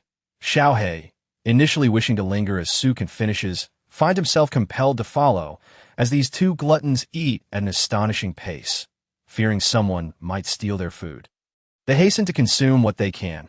While theft is not an immediate concern, Xiaohei is wary of a polar bear that could easily outmatch him. Thus, he has learned to eat quickly. Securing his share first, Sukin observes the remnants of their meal and silently begins to clean up. Once finished, he retrieves his sheepskin book, noting an array of fish trade messages. Unfortunately, there are no updates regarding the sought-after potatoes. It appears these goods are absent from this silver-grade island, necessitating a visit to a gold-grade island. He possesses a map to such a destination, igniting a desire to set sail immediately. After selling all his fish in a single transaction, he now holds a substantial amount of timber, which he estimates to be in the range of 5 to 6 digits. Such a crowd of survivors must be engaged in constant chatter, as the discussion forum is ever active. With 43,500 timber in hand, he purchases 435 fish, having successfully sold 430, yielding an exchange rate of 200, resulting in 86,000 timber acquired, with tens of thousands of timber at his disposal. He is closing in on the next ship upgrade, though he notes a lack of iron in the shop. He resolves to procure iron before heading to the Gold-Grade Island. He intends to return after the oxygen tanks and fins are produced. Planning a collective underwater exploration that he is determined to ensure he has ample supplies. You can visit the research facility to check on his blueprints. Blueprint: oxygen tank, plastic 05, clay 01. Blueprint: fins, plastic 010, seaweed 1010, clay 05, rope 05 at his inventory shows. 575 plastic, 40 rope, 22 iron 1, 685 palm leaves, 100 clay, 100 sand, 25 quartz, 3 glass, 161 metal blocks, 30 sea copper ore, and 10 seaweed. He has amassed a considerable stockpile, though he lacks any means to refine biofuel. Checking his furnace, he collects the previously smelted materials, yielding 1 clay and 1 sea copper. This endeavor aims to manufacture multiple oxygen tanks and fins, all requiring clay, thus necessitating the refining of seaweed and sea copper into clay. Without further delay, he stokes the fire for smelting. As night falls, Sukin prepares 2 barrels of water for bathing. In this world, he is among the few who can afford such luxury. Others struggle merely to find drinking water. If word of his ability to bathe were spread, he would likely face dire consequences. However, he remains unperturbed, as this is not his first experience, having bathed both Xiao Bai and Xiao He before. This reflects a significant disparity. The following day, after breakfast, Su can hoist the anchor, gazing at the map to the Gold Island, his destination. To facilitate the ship's upgrade, he must set sail promptly. Aligning his course, he embarks on his journey. Chapter 19:9. Enhancing attributes, riding the waves. Xiao Bai sits at the bow, fishing, while Xiao He flutters above, voicing his discontent and disrupting Xiao Bai's efforts. A slight movement on the fishing rod is soon thwarted by Xiao He's antics, startling the fish away. Frustrated, Xiao Bai flings the rod aside and leaps from the bow as if diving from a cliff. Determined to pursue Xiao He continues to mock Xiao Bai. An unexpected white shadow swiftly approaches, leaving him momentarily immobilized. Feeling an overwhelming weight, he plummets into the sea with a splash. Su Kan, hearing Xiao He's cry, shakes his head with a smile, opting not to intervene. Xiao He, lacking swimming prowess, surfaces only to be dragged back down by Xiao Bai.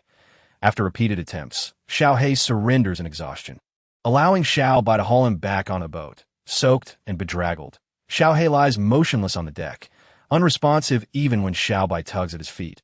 Alarmed, Xiao Bai rushes to find Su Kan. Upon Su Kan's arrival, he discovers Xiao He sprawled out and fears something has gone awry. However, upon closer inspection, Xiao He's eyes gleam with life, and he leaps up, shaking off the water, splattering both Su Kan and Xiao Bai in the process.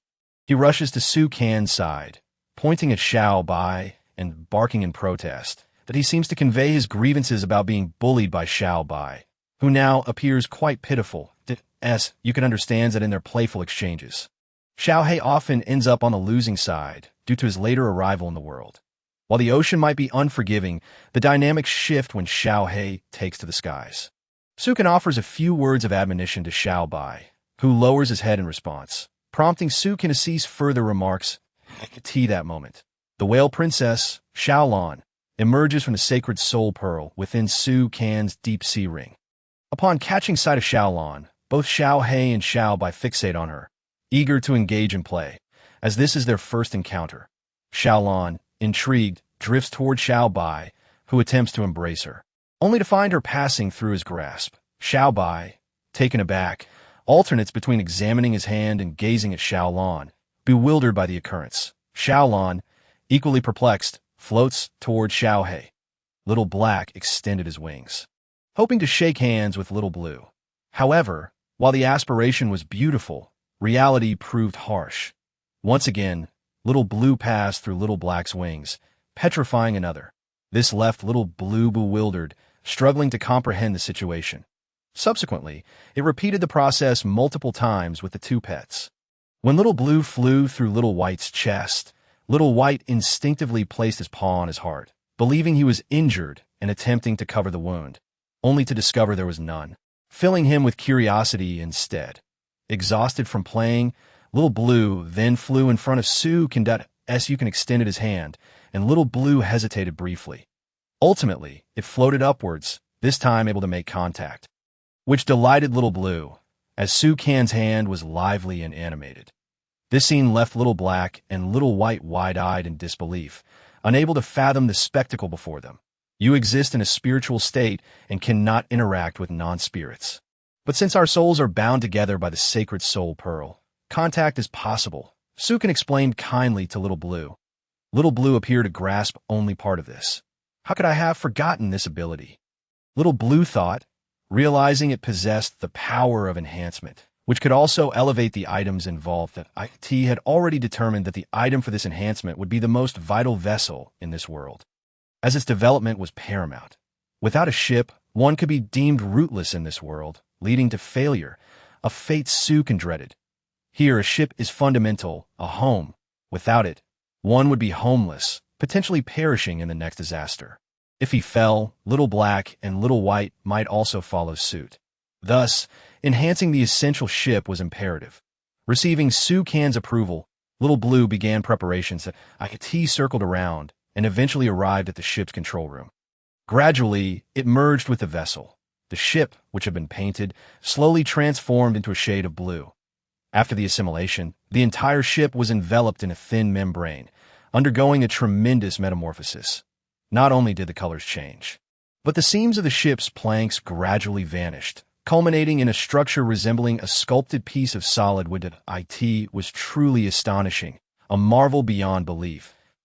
As the membrane slowly dissipated, Little Blue re-emerged. Albeit noticeably fatigued, the sparkle in its eyes dimmed, and its eyelids drooping. Observing the completion of the ship's enhancement, Su-can eagerly anticipated the improvements. Upon inspection, he found it to be a platinum-grade wooden ship, measuring 60 by 40 meters with abilities including 1. Riding the waves, enhancing water navigation and acceleration, 2. Self-regulation, enabling self-defense and evasion in the face of danger. This ship possessed remarkable enhancement capabilities, especially with the further elevation by extraordinary beings. Showcasing infinite potential, IT was hoped that the master would provide guidance, as the ultimate level of enhancement depended on his direction. Incredible! A ship can indeed be upgraded, with boundless potential. Su-can marveled. This was yet another ability bestowed upon a pet. With the newfound water manipulation skill, the ship's speed was beyond comprehension. Just as this thought crossed his mind, the vessel began to move. The trio dashed out to witness the ship surging forward at an astonishing speed. Comparable to a speedboat, truly, Little Blue never failed to astonish him, bringing numerous surprises, as you can muse that Little Blue was indeed his blessing. However, Little White's gaze towards Little Blue shifted. It was no longer one of envy, but rather jealousy. Little White and Little Black felt somewhat overshadowed, sensing their master's affection diminishing in comparison to Little Blue. With deep-seated jealousy, Little White laid on the ground, clutching Su-can's leg, seeking warmth. Not to be outdone, Little Black hurried over as well. It was noteworthy that these two hefty creatures were indeed quite large. Little White stood at 5 meters tall, towering over Su-can, while Little Black was similarly impressive. To Su-can's surprise, these two hefty fellows displayed a hint of petulance. He patted Little Blue and affectionately said, "You should rest for now. Once you are rejuvenated, we can spend more time outside. I will take you to explore."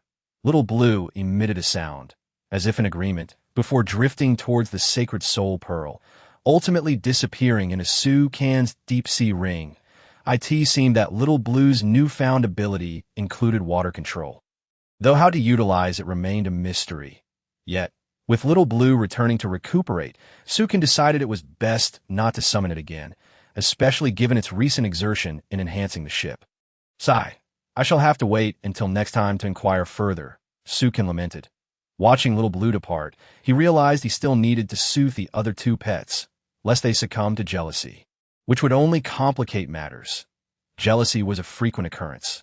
Initially, it was just the two of them, but with Little Blue's arrival, it would take time for them to adjust. During this period, he resolved to offer some preemptive reassurance, as they were now family, and familial harmony was paramount. Reflecting on this, Sukin couldn't help but smile. Seeing their master smile so meaningfully, Little White and Little Black quickly got up and scurried away. By the time Sukin processed their departure, the two had vanished without a trace. This ship measured a mere 60 meters. Yet somehow, these two 5-meter giants had found a hiding place. Sukin shook his head. Deciding to ignore it, he made his way to the industrial area to check on his furnace. Noticing that the seaweed had been successfully processed, he collected it, yielding 1 unit of grapevine adhesive. Observing the other furnace, which was processing sea copper ore, he noted it was only halfway completed due to the longer melting time. Mass-produced froggy puffs and oxygen tanks. This amount of adhesive was insufficient. He resolved to continue melting seaweed. Chapter 100. The Golden Furnace, Racing Against Time. Upon reviewing his inventory, he found 575 units of plastic, which was still inadequate for his needs. Not to mention, he needed to stock up on rope. Fortunately, rope was relatively inexpensive at the store that if the current melting speed of the furnace continued, he could produce 8 units of clay in a day. With 2 furnaces, that amounted to only 16 units. This was merely a single product line, and if he wanted to scale up production, it would take considerable time. What Sukin lacked most was time. He was racing against it. Delays would mean falling behind others. As the survivors on the public screen noted, all the islands they found were ones he had already visited, and he had depleted all the resources for himself, leaving none for them. It seemed he needed to upgrade his melting furnace. Checking the requirements for a golden grade furnace: red bricks 1010, metal blocks 1010, screws 010. Thankfully, he had all the necessary materials. He proceeded to add another golden grade furnace to the designated location. After issuing the command, one was produced at the specified site. This world resembled a half-game realm. There were no resurrection mechanics. Everyone had but one life. Sukin was somewhat of a glitch here, as not everyone possessed a system. Others had to rely on their own efforts to acquire resources. That it was said that everything one needed could be found at sea, which was the safest place. Yet it also harbored many dangers. With the industrial area inspected, he added wood to the furnace and continued melting seaweed. Next, he ventured to his plant zone, where he noticed his pears were nearly ripe, each large and luscious, hanging from the branches, causing his mouth to water. His massive watermelons were also progressing daily. Given enough time, he could become a prosperous fruit farmer. After all, they lacked systems and were unaware that the soil varied in quality. He felt fortunate to have such opportunities. Oh, here's a watermelon that's ripe. Apologies, but I'll have to sample it first. He plucked the notably special watermelon and exited, spotting Little Black and Little White at play. He was relieved to see they were not fighting this time. Instead, they were side by side in a corner, seemingly deep in conversation. Sukin, not concerned, called out, "Come quickly, it's time for watermelon." Upon hearing this, the two bolted with astonishing speed, arriving swiftly at his side. "You two have no idea how much weight you've gained." Sukin chuckled at Little Black and Little White. Despite several attempts to help them lose weight, it had proven futile. Observing Little White's beer belly, he feared the bed might collapse, and Little Black's bulk raised concerns about its ability to fly. He had witnessed Little Black shed fur before, revealing its substantial mass. Far from the way a cat might appear fluffy after grooming, that he realized it was time to take more decisive action. As for Little White's courage, after last time's training, it had shown little improvement, wasting his efforts. Thankfully, a treasure chest had provided some consolation.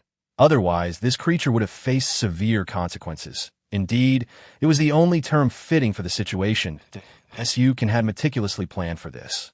And fortunately, it paid off. Observing the two, he could see they were nearly drooling. "Hold on, let us finish the watermelon first." He retrieved his golden staff, transforming it into a small knife, and sliced the watermelon in half. The crackling sound is truly delightful. It signifies that the watermelon is ripe. As the knife pierces through, it bursts open. Ultimately, it is divided into 8 pieces. I consume 2, while Xiao Hei and Xiao Bai each take 3. These 2 are quite large, and it seems as though the watermelon barely suffices to fill their gaps. Yet, what can be done? The watermelon is still not fully ripe. One must remember that this is Sukin. Had it been someone else, they might not have even glimpsed a watermelon upon arriving in this world. Forget about watermelons. They may still be grappling with basic survival. Xiao Bai holds a slice of watermelon in each hand, devouring them in a single bite. Upon witnessing this, Xiao Hei hastens to eat, resembling a chick pecking at grains. The speed is astonishing. Just as Xiao Bai finishes, Xiao Hei is left with merely the rind. Sukin has yet to finish a single piece, merely observing these two rascals with a sense of appreciation. What can be done? It is impossible to share his portion with them. Even that little would hardly suffice to fill their gaps. Offering it would be tantamount to not offering anything at all. Ignoring their pleading gazes, Sukin remains resolute. Two words come to mind. Disregard. Xiao Hei and Xiao Bai are aware that once something is gone, it is truly gone. Remaining here merely results in drooling. It would be better to venture out and play. Xiao Bai drapes an arm over Xiao Hei's shoulder, and thus they walk away, feeling a sense of boredom.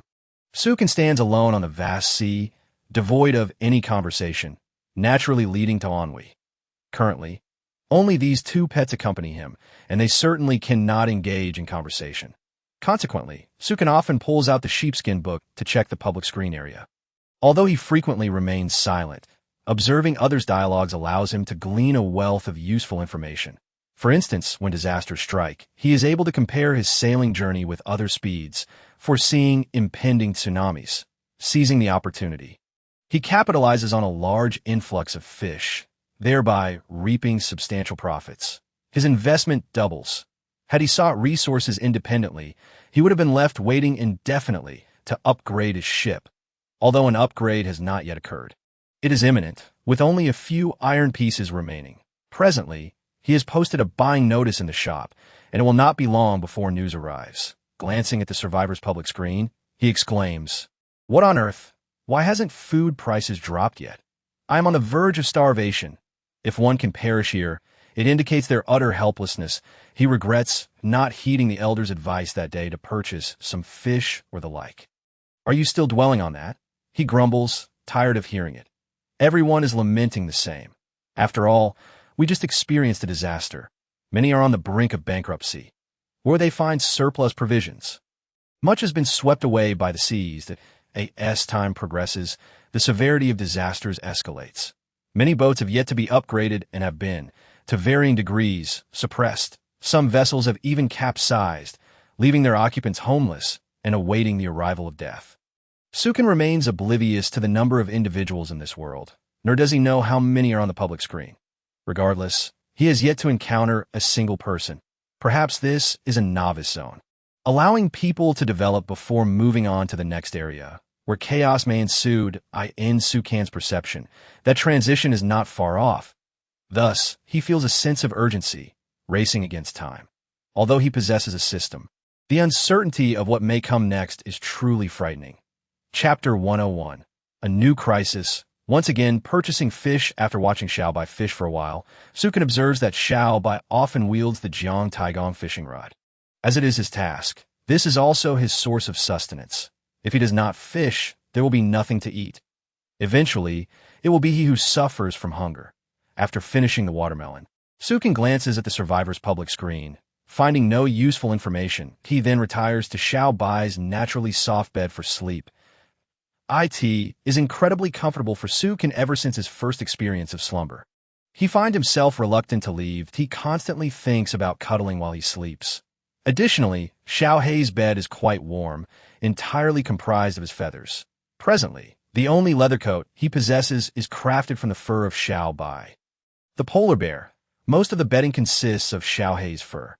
Ever since Xiao Bai's fur was plucked once, he has become wary of everyone. Harboring grudges, he has pulled Xiao Hei's fur countless times. Xiao Hei, unable to voice his grievances, is left to silently endure the discomfort of wearing that leather coat. Upon awakening, he heads to the industrial district to collect what was left in the furnace. Collecting yields, vine adhesive 1, vine adhesive 2, and 2 copper bars, he now has 3 smelting furnaces, one of which is of gold grade, allowing for faster and more efficient processing. Continuing to smelt seaweed and sea copper ore, he departs the industrial area. Returning to Xiao Bai, this time he does not intend to sleep. Having just rested for so long, slumber is no longer an option. He resumes perusing the public screen with the sheepskin book. While scrolling, a particular message captures his attention. "Haha, guess what I discovered?" A massive island, at least several thousand meters in size. The announcement spreads like wildfire. Brothers, your luck has arrived. An island of several thousand meters might harbor other creatures, meaning more abundant resources. Previously, the islands Sukin visited were relatively small. Hearing that someone has reached a 1,000-meter island signifies a new route. Sukin contemplates that it is indeed unlikely he could explore every island. There must be new shipping lanes, considering the multitude of people in this world. I never expected my luck to explode. I too have spotted an island. He exclaims, "What is wrong with you all? Each of you appears to have struck it rich, discovering treasures, while I find myself empty-handed. And oh more chatter. I am off. The world is truly vast." Leaving Sukan and Audit, he stows away the sheepskin book. Just as Xiaobai reels in another fish. With 3 fish in total now, it is sufficient to prepare a meal. He takes the fish and encourages Xiaobai to continue fishing, hoping for more catches. As he walks, he recalls that the research glasses can analyze blueprints, including recipes. He wonders if it will work. With that thought in mind, he gathers shark fins and cabbage, heading off to experiment. Wearing the glasses, he focuses on the shark fins and cabbage, eventually producing a recipe. Cabbage stewed with shark fin, accompanied by a soup. Sukin is left speechless. This is the recipe. He double-checks, confirming that it indeed is a recipe, indicating that research is beneficial and can yield exchanges. For him, this is merely average. Next time, he need not labor in the kitchen. It will be much easier. However, it does consume a considerable amount of cabbage, which seems a bit excessive. Perhaps he should still cook himself. If he lets the research glasses take over, Xiaobai and Xiaohei may not be accustomed to it. They have both mastered their culinary skills, and switching tastes could prove challenging. Once the dish is ready, these 2 gluttons are already seated, eagerly awaiting their portions. He divides a share, leaving the remainder for them to fight over, a sight Sukin delights in. In this monotonous world, without a hint of fun, one could easily succumb to despair. This moment is a small interlude. After finishing the meal, he instructs them not to leave, reminding them to wash the dishes. Generally, it is Xiaobai who does the washing, as his little paws are well suited for the task, while Xiaohei's claws are cumbersome. Xiaobai finds this tiresome as he attempts to wash with his claws. He inadvertently tosses Xiaohei aside as Sukin steps out of the cabin, standing at the bow of the ship, feeling the cool sea breeze that in the distance. He notices a dim light flickering ominously. It appears that another disaster is approaching. I wonder why the sun hasn't shone since this calamity began. He muses. It seems the disaster is not yet over. Many are fatigued. Should another storm occur, it would catch countless individuals off guard, potentially rendering them destitute. Everything could be swept away. He promptly opens the shop, observing that fish prices have only dropped to 150, and the decline is rapid. Sukin contemplates making one last profit, as opportunities abound. If he does not seize this chance, he may be waiting a long while for a ship upgrade. With this thought, he takes action. He has 57,400 wood, down from an initial 86,000 after purchasing some iron, which is inclusive of the wood needed for the ship upgrade. He heads to the shop and buys all fish priced at 150 or below, acquiring 383 sea fish. Some fish have dropped in price, suggesting that a few believe the disaster has passed. At that moment, Sukin feels a twinge of sympathy. Ignorance can indeed be bliss. They should relish their final moments. For after this storm, they may find themselves in tears. He proceeds to tidy up, ensuring nothing is lost to the impending disaster. Walking to the industrial district, he collects 3 smelting furnaces. Rewards: Vine Adhesive 1. Vine Adhesive 2. Copper Bar 1. He then puts the smelting furnaces away, storing them in the warehouse, along with 2 water purifiers, a barbecue grill, a water tank, and even tables and stools. Everything fragile is also stowed away. Fortunately, he has a system. Otherwise, these items could easily break. As he finishes organizing, it is not long before rain begins to fall from the sky, steadily increasing in intensity until thunder roars and lightning flashes, evoking a true sense of an apocalyptic event. The rain grows heavier, the wind stronger, and the waves begin to rise. As Sukin instructs the ship to ride the waves, retracting the sails, he recalls previous experiences. If the waves have not yet arrived, the wind could capsize the ship.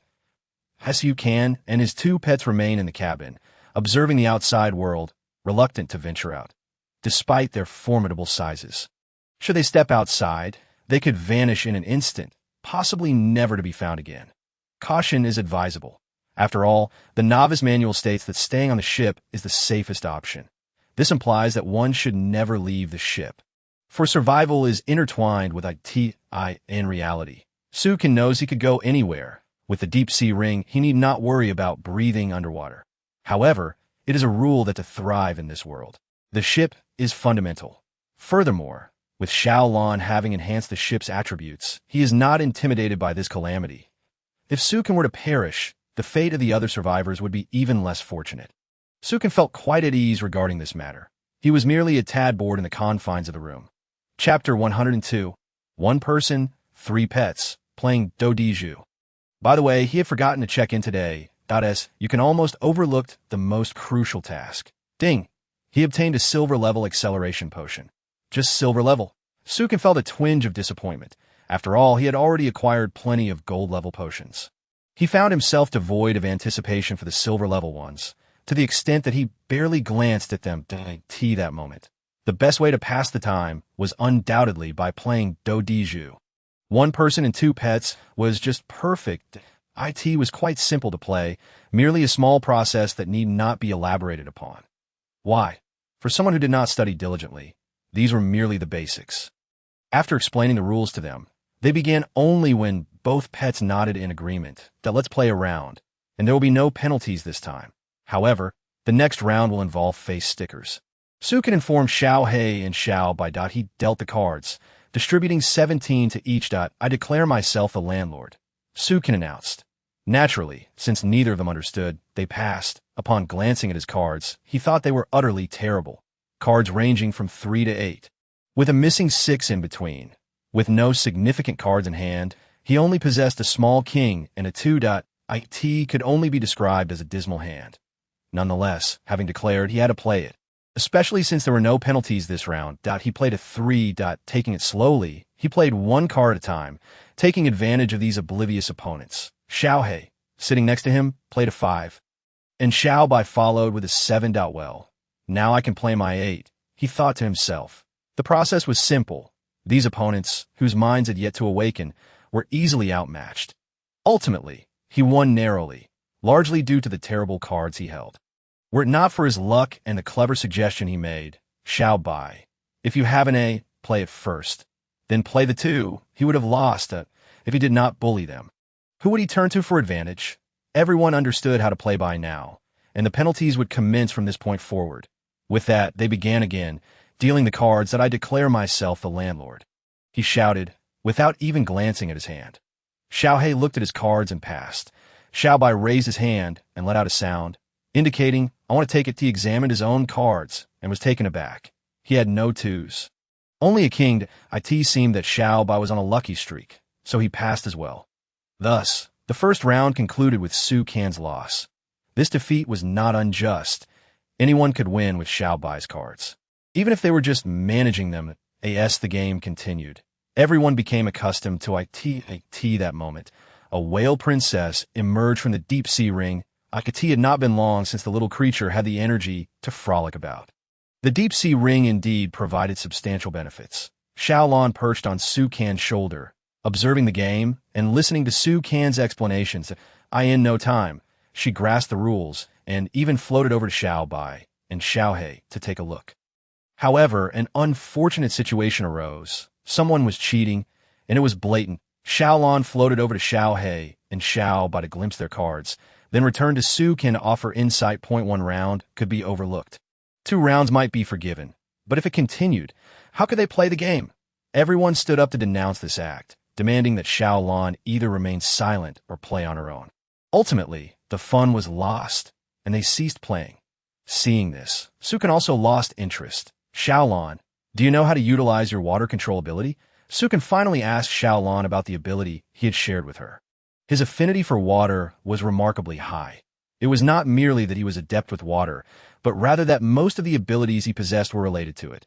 The whale crown symbolized his understanding of water, while the deep-sea ring held profound significance for diving. Xiaolan comprehended Su Kan's words and floated to his forehead, where a faint blue light appeared at her brow. Gradually, it shot out and reached Su Can's forehead, entering his mind. This was the knowledge of water manipulation. Xiaolon transmitted all this information to Su Can. After a while, he digested the knowledge. Learning was one thing. Applying it effectively was another matter altogether.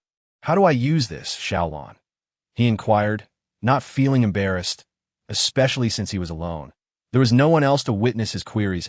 If someone were to see, they would also need to possess the same skills. Not everyone could afford to lose face. Xiaolon scanned the surroundings and found nothing suitable to demonstrate. Ultimately, she summoned a large mass of water from outside. Meanwhile, the crown atop her head shimmered, amplifying her soul power. After all, Xiaolon was still quite weak. However, to Xiao Bai and Xiao He, this was nothing short of miraculous. They approached the water mass, touching and observing it, their faces adorned with expressions of awe. Xiao Bai and Xiao He rushed over, eager for guidance from Xiaolon. Yet in Xiaolan's eyes, they resembled demons. After all, these two creatures were quite large, while she was currently so small. She directly manipulated the water to craft diving helmets for Xiao Bai and Xiao He. Watching the two blow bubbles was truly amusing. But after a minute, the scene turned grim as their faces turned green. Xiaolon, let them go. If this continues, they will suffocate, upon hearing Su Can's plea.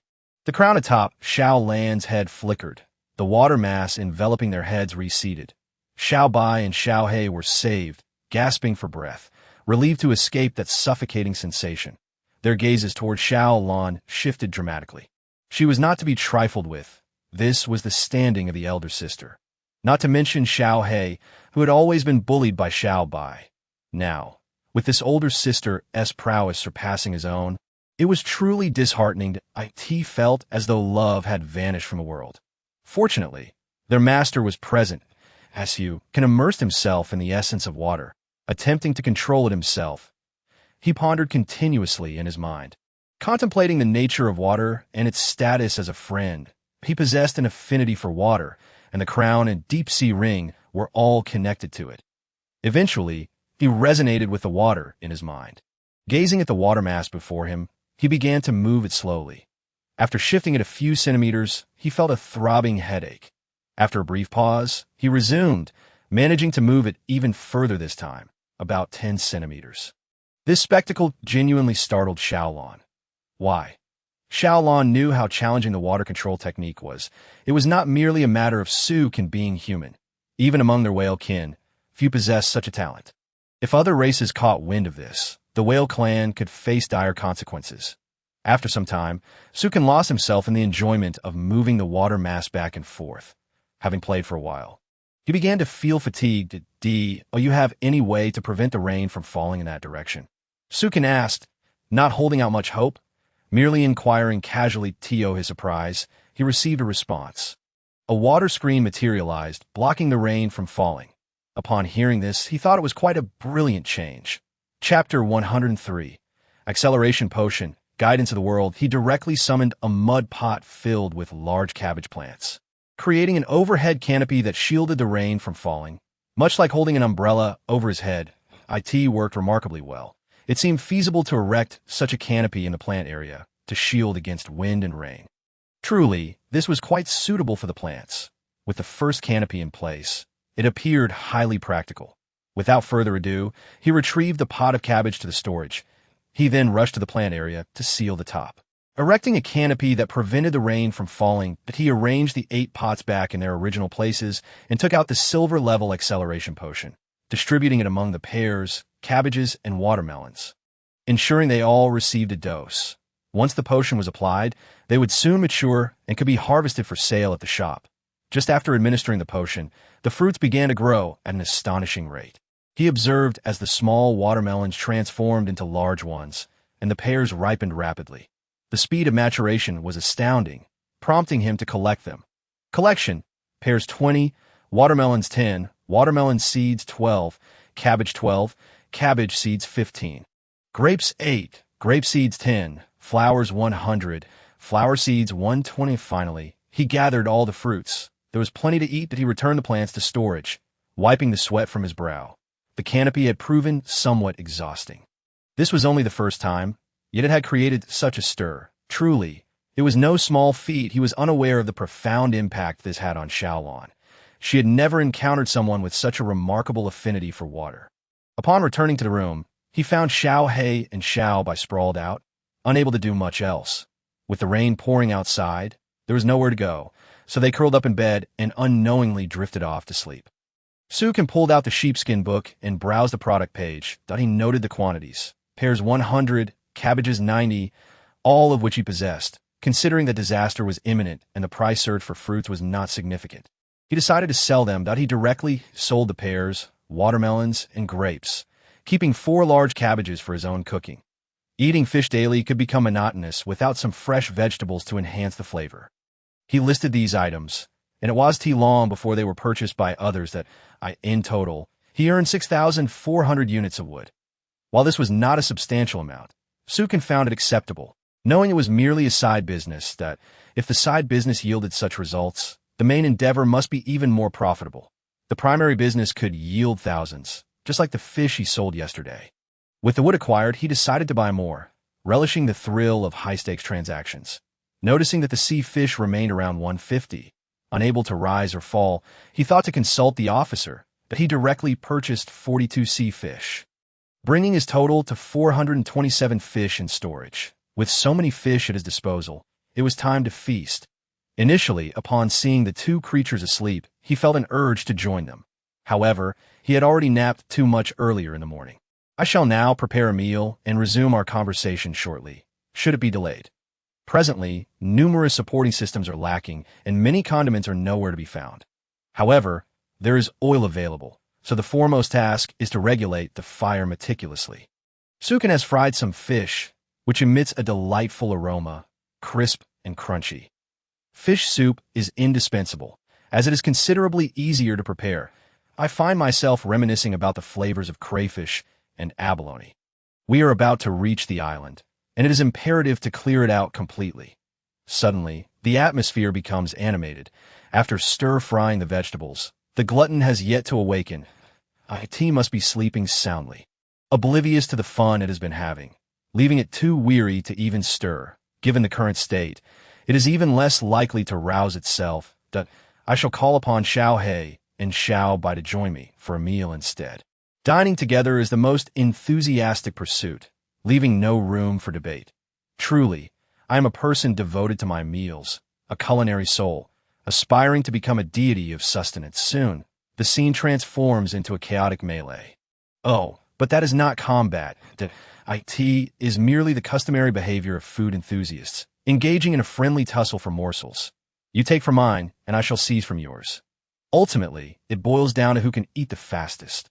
After our meal, I assign Xiao Bai the task of washing the dishes, as I am unwilling to do so myself. IT is crucial that they understand the importance of contributing, rather than merely indulging. Upon returning to my chamber, I lean against Xiao He, retrieving the sheepskin scroll to explore the survivors' public screen area. I ventured to the island and, to my dismay, am baffled by the situation, ultimately receiving only a few palm leaves for my efforts. I have observed discussions indicating that if resources are found in the mountains, none can be found below, and the seabed mirrors this scarcity, and why island appears to be a mere drifting vessel. Unless I upgrade my boat, I risk being passed by IT seems this is the rule of the world, presented in such an unexpected manner. Many remain oblivious to their circumstances. Without reminders, they could fall far behind.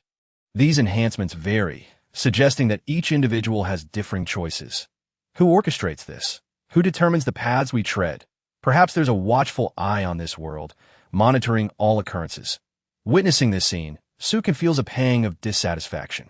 Regardless of who it may be, no one desires to be surveilled. Furthermore, the future appears to be preordained, present. The paths of the survivors may be meticulously planned by this unseen force, which is indeed rather disconcerting. Previously, it was possible to see islands that others had visited.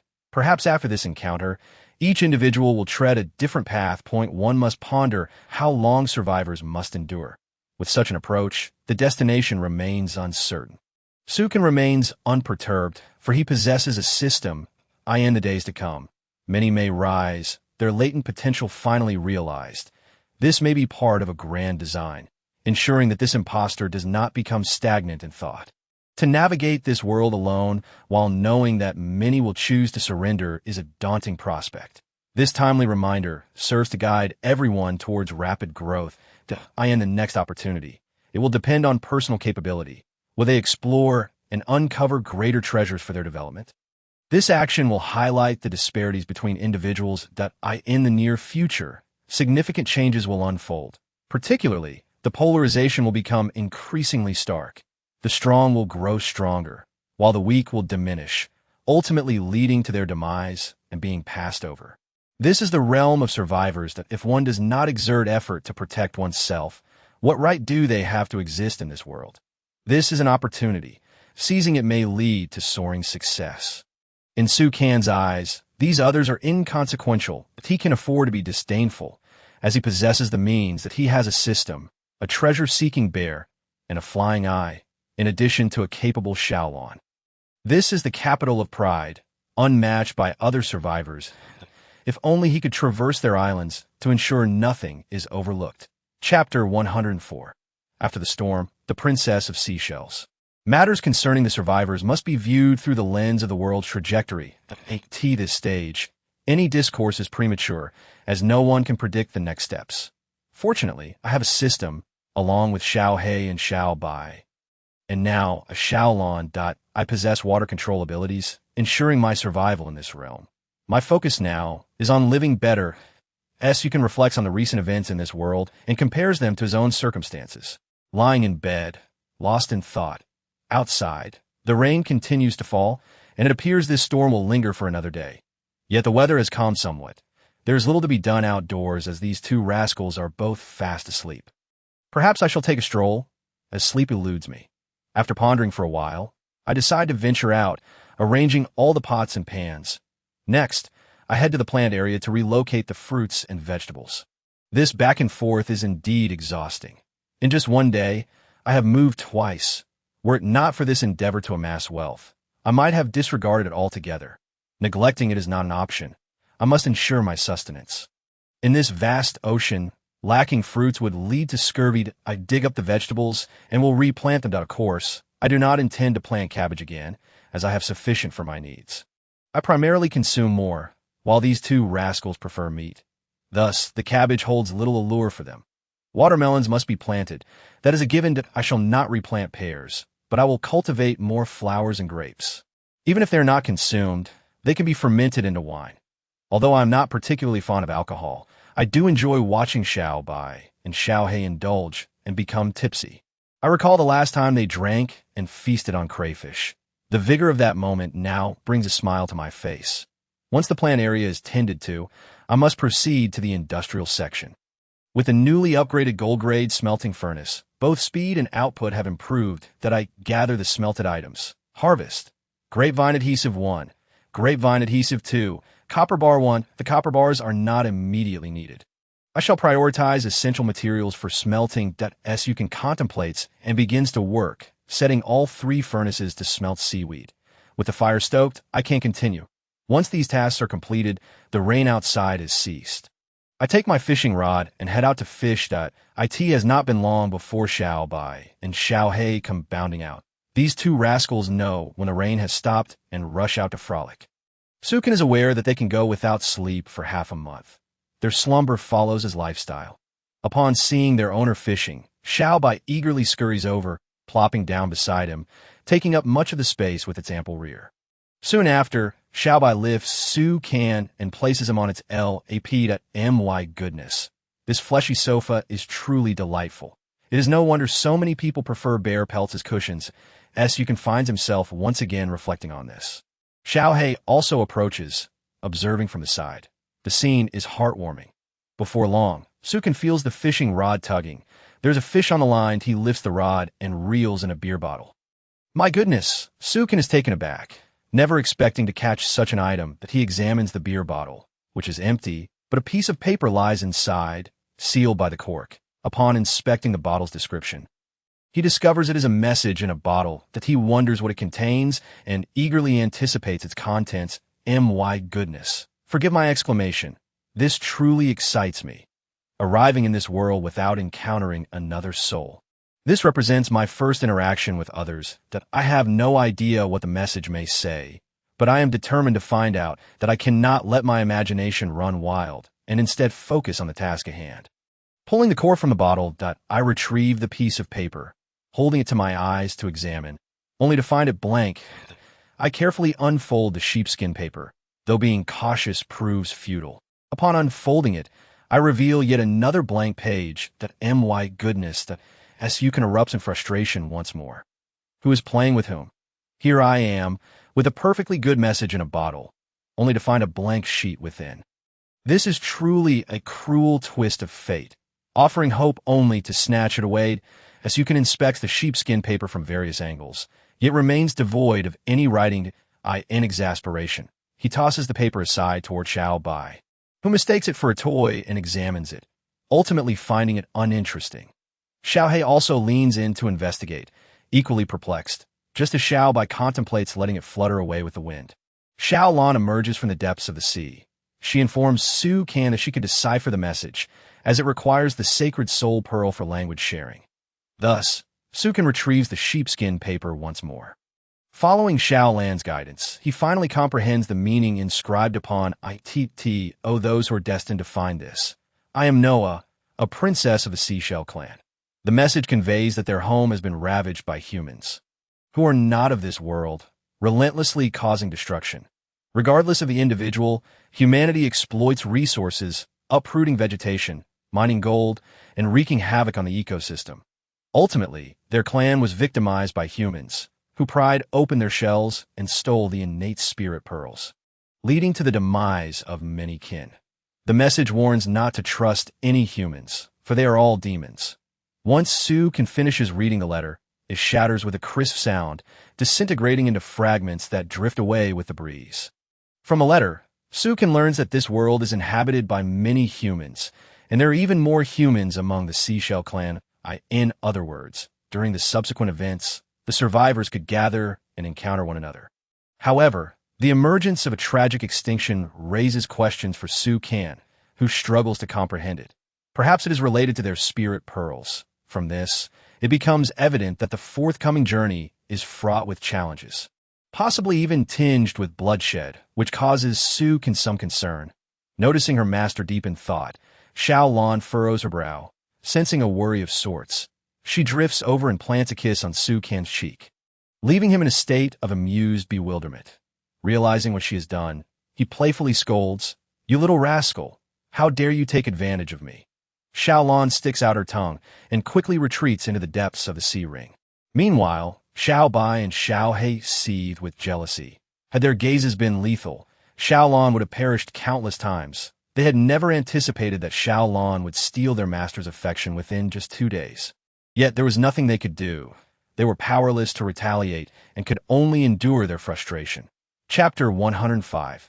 The Continuing Maritime Calamity. The Diamond Cube. Su can observe that he had only managed to catch a single message in a bottle. Receiving an event from another area was both a blessing and a curse. The blessing was the knowledge that humanity was viewed as a pariah in the next region, while the curse was the possibility of becoming a target himself. Su Can pondered various strategies, contemplating whether he could extricate himself from this predicament. After all, his rapport with the creatures of this realm seemed quite amicable, as evidenced by his relationships with Xiao Bai, Xiao He, and the Whale Clan, as well as his seemingly cordial ties with the sharks. After a moment of reflection, he could not devise a solution to, "Oh well, I'll cross that bridge when I come to it." He took out the sheepskin book and checked the survivor's public screen. Goodness, what is that ominous cloud in the distance?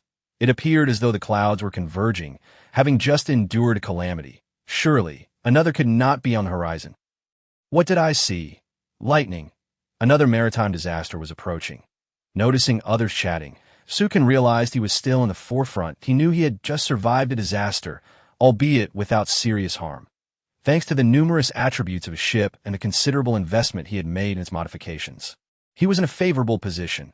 Not to mention that the Whale Princess had just enhanced it, that he felt confident, but now he needed to gauge the other survivors. Not everyone possessed a system like Su Can's or the resources to upgrade their vessels. allowing him to maintain an edge in these treacherous waters. His current plan was straightforward.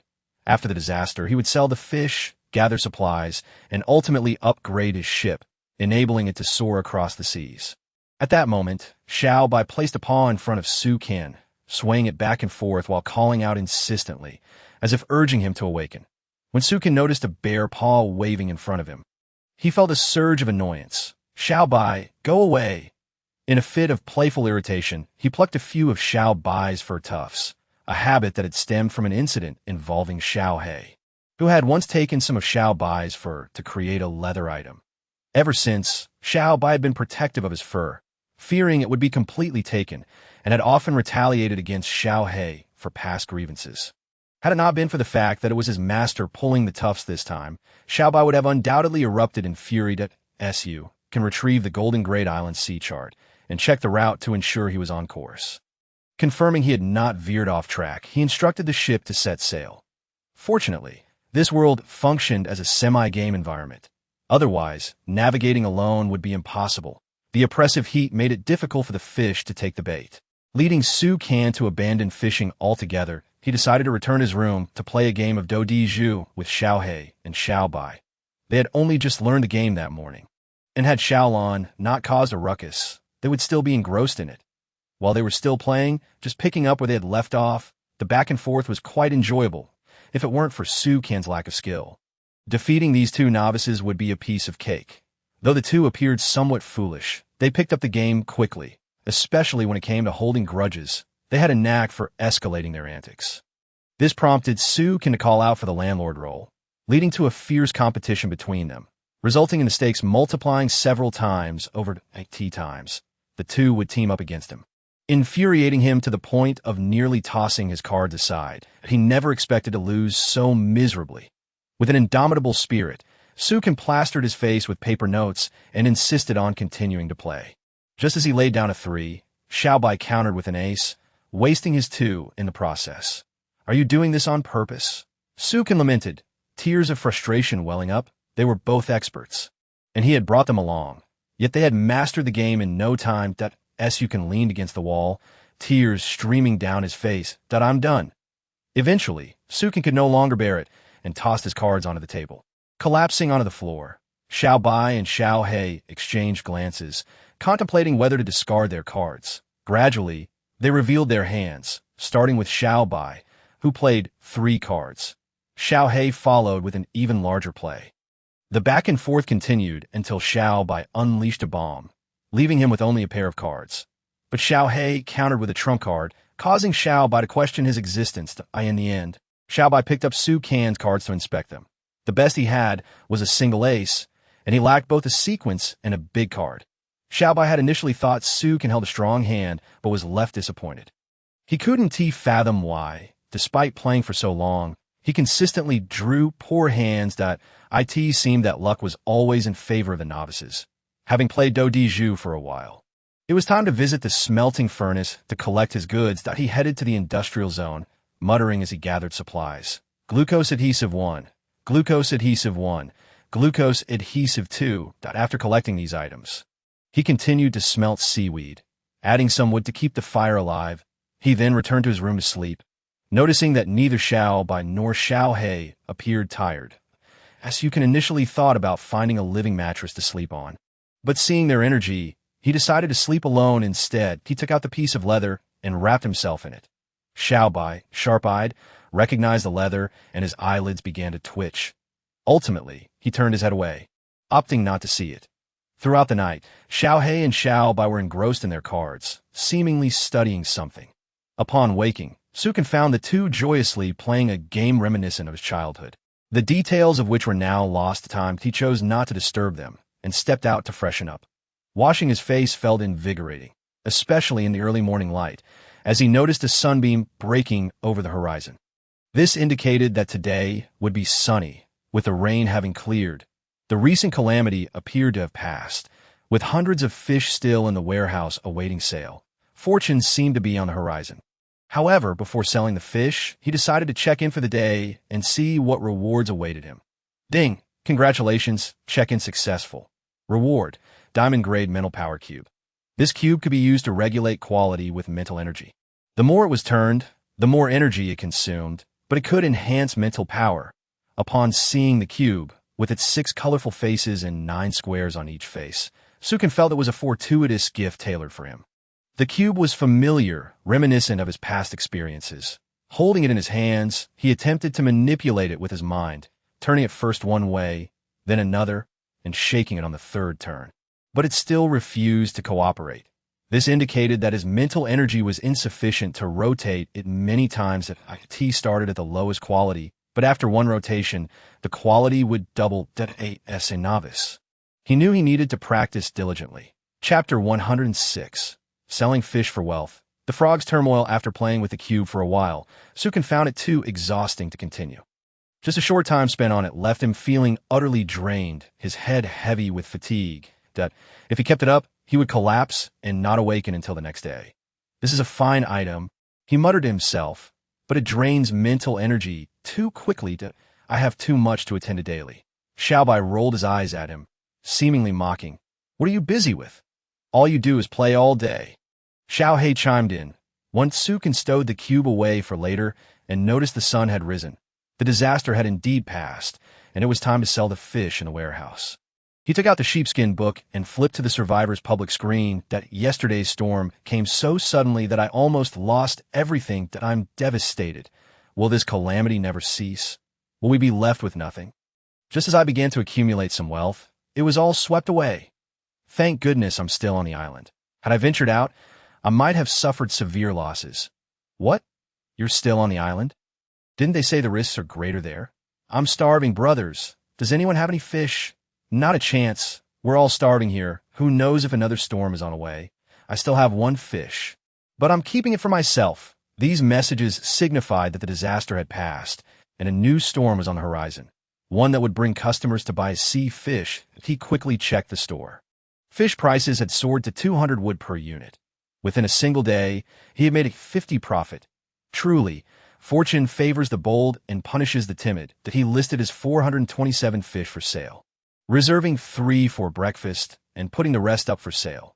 That meant 424 fish multiplied by 200 wood, totaling a staggering 84,800 wood. I've struck it rich. I've struck it rich. Sukin was filled with excitement. This period truly felt like his days of fortune. He had returned to over 80,000 units of timber, and had he known better, he would not have purchased iron yesterday. Had he invested entirely in fish, he could only imagine the profits he would have reaped. His astonishment. There were so many esteemed individuals still possessing fish. What had he just witnessed? Someone had suddenly listed over 10 fish for sale. Fortunately, he had refrained from selling yesterday. Otherwise, he would have gone without food today, let alone any sales. The price had plummeted too rapidly yesterday, resulting in his 20-odd fish remaining unsold. Yet here they were, unexpectedly rising in value. He was in awe of these magnates. How much had they profited this time? Not much, just enough for a meal. The fair market had no new information to offer, so he decided to lose interest. It was merely a collection of self-promoters, utterly uninteresting, all of them minor players. He would first gather the smelting materials from the industrial area. A whole night had passed. How he wished for someone to assist him. Even a novice like Xiaobai would suffice. It would spare him from such exhaustion. Harvest, grapevine adhesive for it. He simply needed to release the seaweed and stoke the fire. It appeared that he could finally craft the frog fins and oxygen tanks. Once produced in bulk, he would be quite amused at that point. He would have enough timber to upgrade his boat. Perhaps this world would belong to him. He was still short on iron, which he needed to upgrade the vessel. Who could provide him with some? A little more timber would be welcome too. Meanwhile, the boat continued its steady course, with Xiao He soaring above. Observing the horizon, he noticed some unusual movement in the distance. Quickly circled back to the boat and relayed the good news to Xiaobai. Upon hearing this, Xiaobai was filled with exhilaration. It was a shark, the minor boss of this world. When he first arrived, the shark relentlessly pursued survivors, but not long after, many had begun to hunt it as prey, making it a solitary target. Consequently, sharks had become quite rare in this world, with even Sukin possessing very few in stock. They were simply difficult to encounter.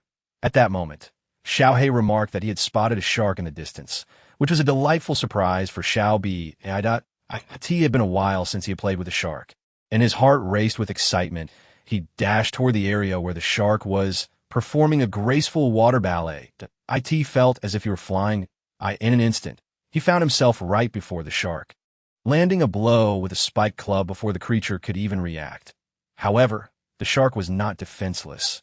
It attempted to retaliate, but having lost the initiative, it was unable to resist. Xiao Bai swiftly ensnared it with a rope, initiating a glide across the sea.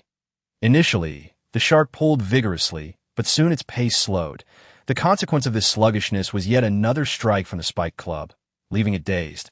Ultimately, the shark found itself trapped, with no escape routes, dutifully becoming Xiao Bai's steed. Xiao He descended and perched on the shark's back, joining in the thrilling ride. They reveled in their playful antics. Exhausted from their fun, Xiao Bai tethered the shark to the stern of the boat. Ensuring it could not flee, he vowed to treat this shark as his personal mount, taking it out for leisurely rides every day, but he must not wear it out too quickly. Xiao He looked on, his eyes filled with mockery. Xiao Bai leaped onto the boat, shaking off the water that clung to him, sending droplets scattering everywhere, soaking a large area. Unfazed, he approached Su Qian, who chose not to comment, allowing him to remain there, even passing his fishing rod to Xiao Bai. Thus began Xiao Bai's fishing career. Su Qian retrieved a sheepskin book and headed to the shop. He first confirmed all orders for sea fish, advancing his account by 84,800 timber. This was his capital. He then listed the frog fins he had just crafted for sale, setting the price at 1,500. This astonished other survivors.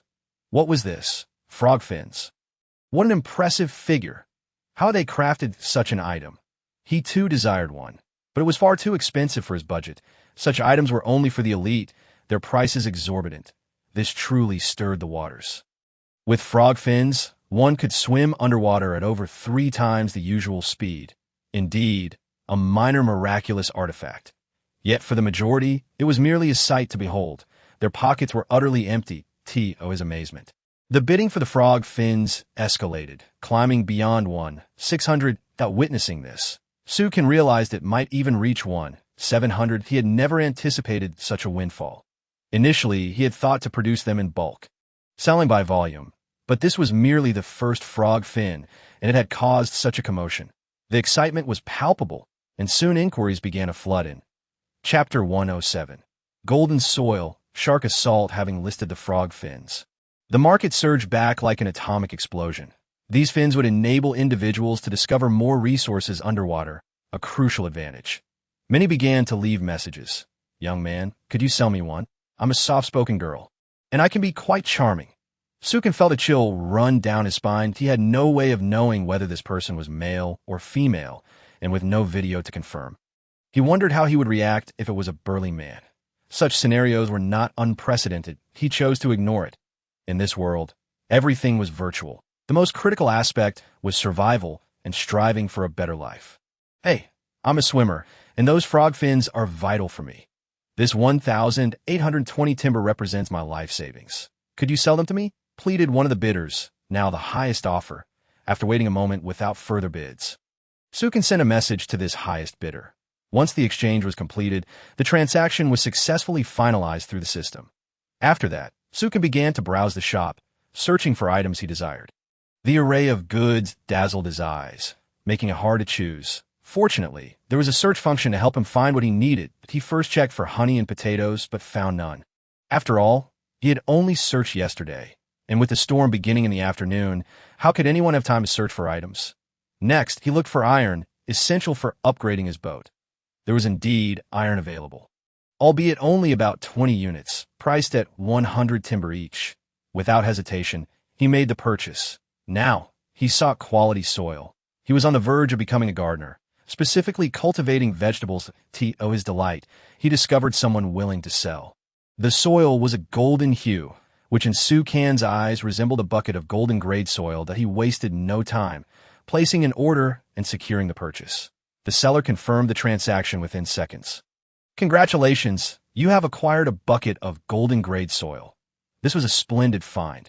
Now he could expand the plant area, allowing for the cultivation of fruits he desired. Should there be a surplus, he could sell them as well. However, it was unlikely he would have excess, considering there were two voracious eaters among them, capable of depleting his resources. He reflected on why they had grown so rapidly, with so much meat on their bodies. It was indeed a financial burden on Sukan's provisions. He often wished to trim the excess meat from their bellies, but he had never succeeded. As for their flaws, he could do nothing to amend them, especially Xiao Bai, whose timid nature was frustrating. He could bully his own kind, but when it came to confronting others, he could barely challenge a shark. His hope was dwindling as he transported the bucket of golden-grade soil to the plant area, expanding the cultivation space. After planting watermelon, he was done. His pets had a particular fondness for watermelon.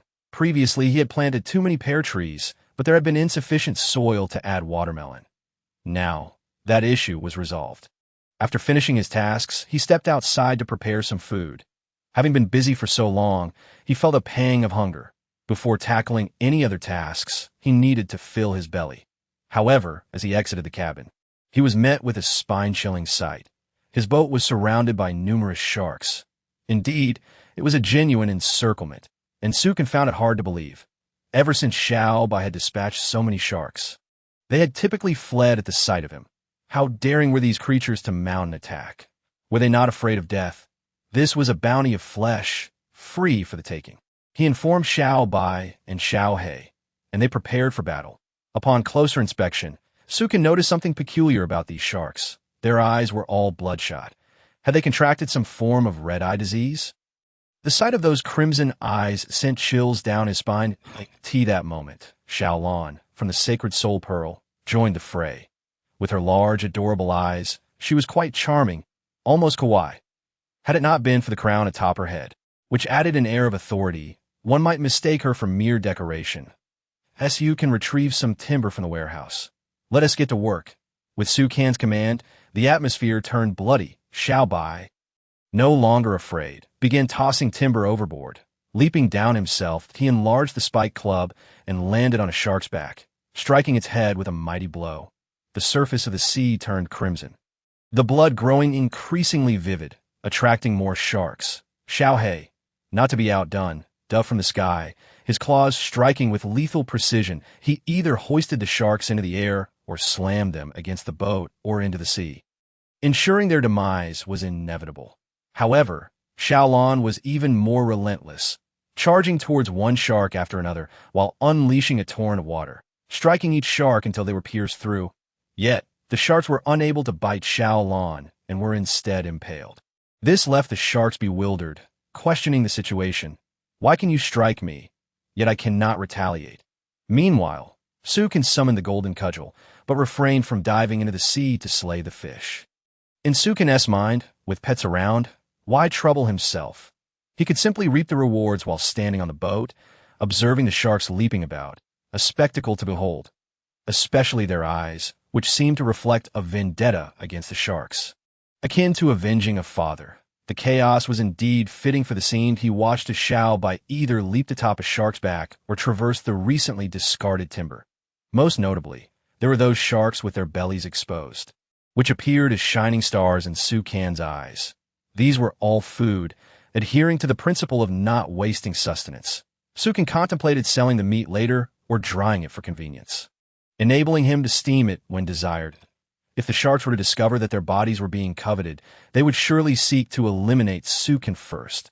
Before long, the sharks realized they were no match for these creatures and emitted a call signifying retreat.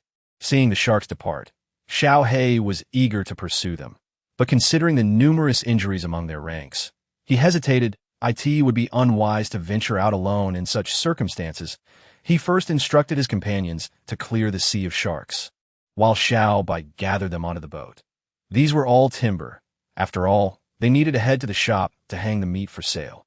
There was an abundance, leaving Sukan to ponder whether the frenzy of sharks was indeed extraordinary. Were the red-eyed sharks connected to the crabs he had encountered? It seemed this incident was anything but ordinary, as Sukan's primary concern was understanding why the sharks exhibited red eyes. Chapter 108, The Red-Eyed Shark. Path to wealth. Although he did not comprehend how the sharks had transformed, Sukan harbored some anxiety, for these sharks resembled a death squad, unafraid of peril. This notion unsettled him, reminiscent of the crabs on the last island, which had sailed far for blood.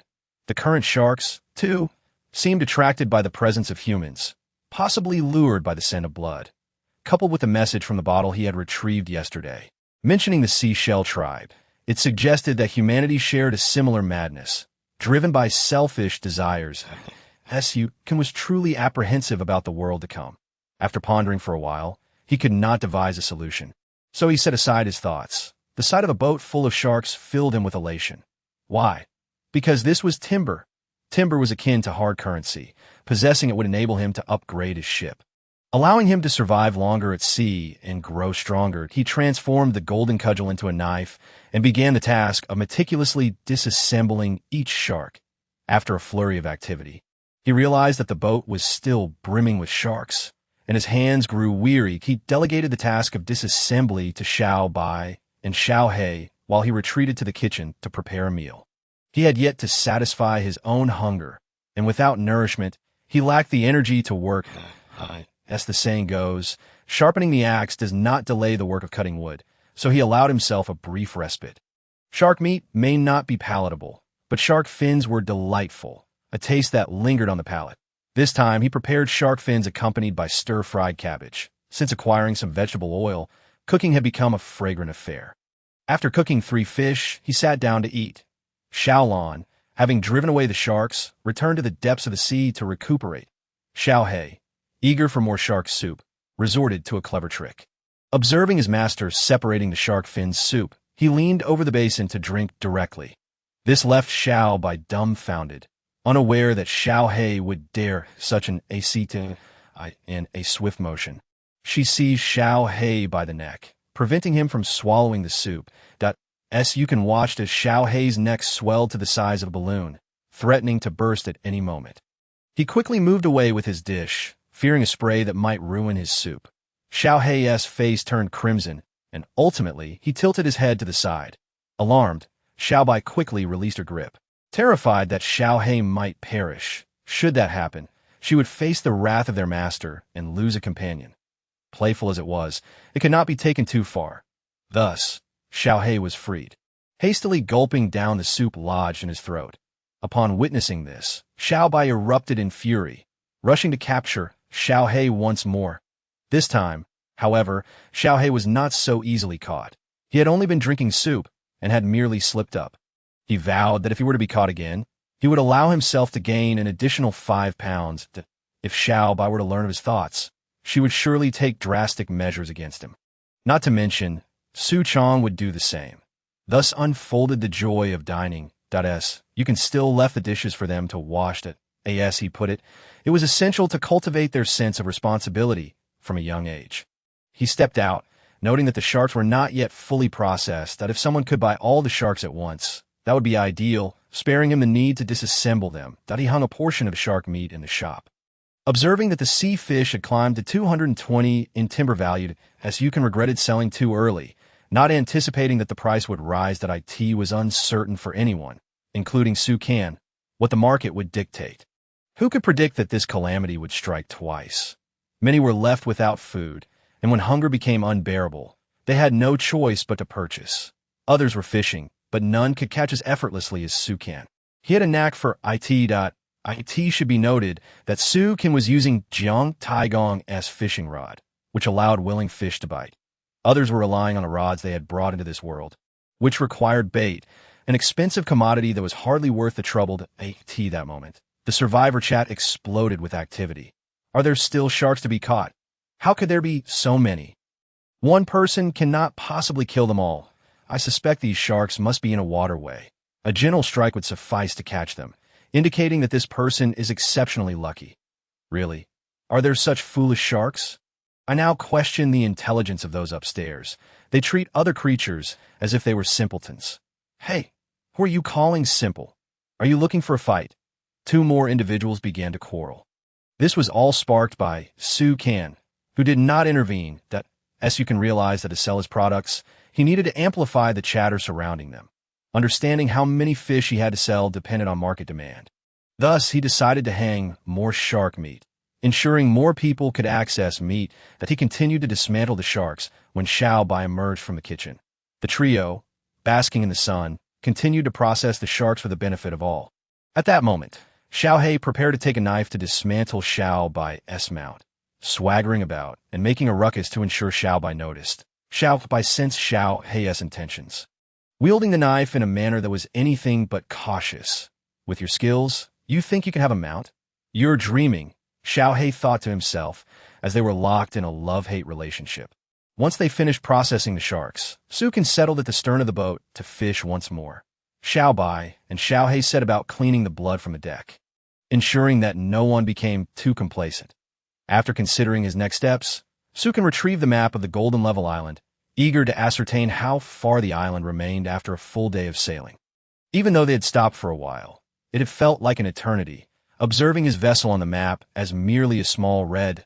Equipped with navigational information, he found it straightforward. Noticing that the ship had begun to drift off course, he quickly placed the fishing rod down and went to the cabin to steer the ship back on track towards the island. They were now quite close to the island, and soon he would explore what treasures awaited there. Thoughts of abalones, lobsters, and crabs made his mouth water. It had been a while since he had enjoyed such delicacies. As the distance closed, his anticipation grew. He recalled that he had yet to collect the items from his smelting furnace and felt compelled to venture into the industrial zone. Upon arriving, he approached the smelting furnace and commanded it to gather resources. Knowing that this world was akin to a half-game realm, he received notifications. Congratulations, you have obtained Grapevine Adhesive 1, Grapevine Adhesive 1, Grapevine Adhesive 2. These were essential items, particularly for the frog flippers he desired. To his surprise, frog flippers were quite lucrative. He resolved to acquire more.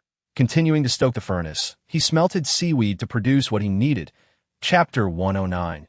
Direct arrival at the Golden Island after completing his tasks. He awaited their arrival at the island. When he emerged from the cabin, he found that Xiao He and Xiao Bai had already scrubbed the blood from the deck. One could only say that Xiao Bai was indeed a homemaker. Adept at chores, she diligently completed whatever task was assigned, taking moments to fish to replenish the household supplies. The scent of blood lingering on the boat was nauseating, prompting Su Can to return to the plant area to collect 100 flowers. Xiao Bai, come here, he called, summoning her to assist, as he dreaded the thought of undertaking the labor himself. In a word, he was lazy. Use your strength to extract the essence from these flowers and sprinkle it over the deck. Xiao Bai, unable to resist, complied, especially knowing this was her master's command. In no time, she had extracted the flower essence. However, Sukin did not see Xiao Bai sprinkling the flowers. Instead, it was Xiao He who took up the task. Wielding the watering can filled with flower juice, that he appeared quite flamboyant as he sprinkled it into the air, covering a wide area, repeating the process with flair.S. You can, armed with a fishing rod, sat at the stern of the boat, engaged in the tranquil pursuit of angling. Some might question why one would still fish when there were no fish to catch. Indeed, sharks are not palatable. Aside from their fins, their flesh is rather unappetizing. It is far more prudent to sell sharks, as it proves to be a more lucrative endeavor. Furthermore, if one desires to indulge in fish, it must be fresh, for only then is the flesh delectable.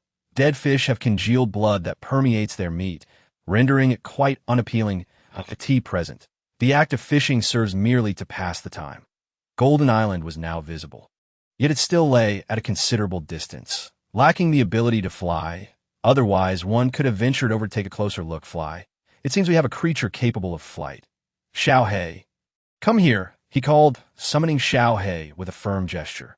Xiao Bai also approached, thinking there might be commands to issue. Xiao He, fly over to that island and take a look. Just a glance, do not set foot on the shore.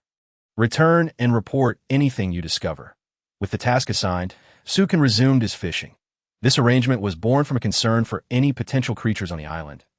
If Xiao He's curiosity led to trouble, he might find himself unable to return, and Sukin would be left regretting the delay in his own journey.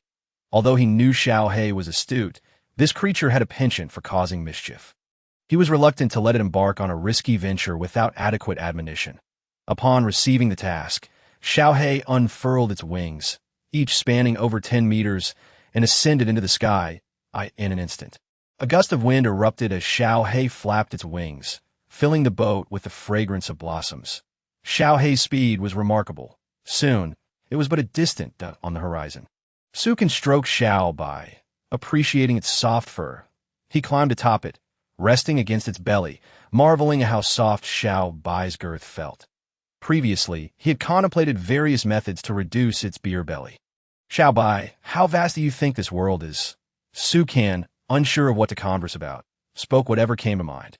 Ao, Xiao Bai replied, displaying its characteristic pride. It seemed to suggest that it too was at a loss. And had it not been for their prolonged companionship, any newcomer would be utterly bewildered.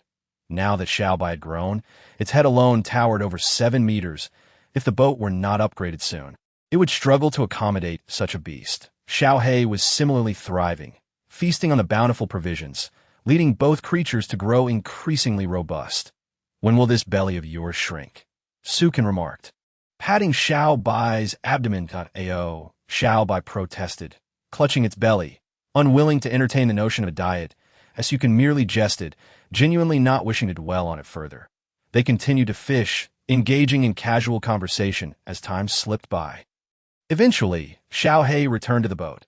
What did you find on the island, Xiao He? Su Can inquired, his curiosity piqued by the golden-hued island. Wu-wah, Xiao He responded. Half of it is lush with verdant trees, while the other half resembles parched, yellowed sand. Oh, Xiao Bai chimed in, eager to know if there was anything entertaining. Su Can sighed, realizing that Xiao Bai was solely focused on amusement, lacking any mature inclination. Xiao He spread its wings widely, gesturing and embracing the air, indicating the mountain's vastness. That Su Can could only shake his head. While Xiao He's wings were indeed grand, they were dwarfed by the mountains. He refrained from further comment, aware that only he could comprehend the intentions of his pets. Otherwise, he might find himself exasperated by their antics. Xiao He also mentioned the presence of animals on the island, which was promising. He had yet to find his honeycomb, essential for producing fuel. However, the mention of crabs, reminiscent of their previous encounter, sparked his intrigue.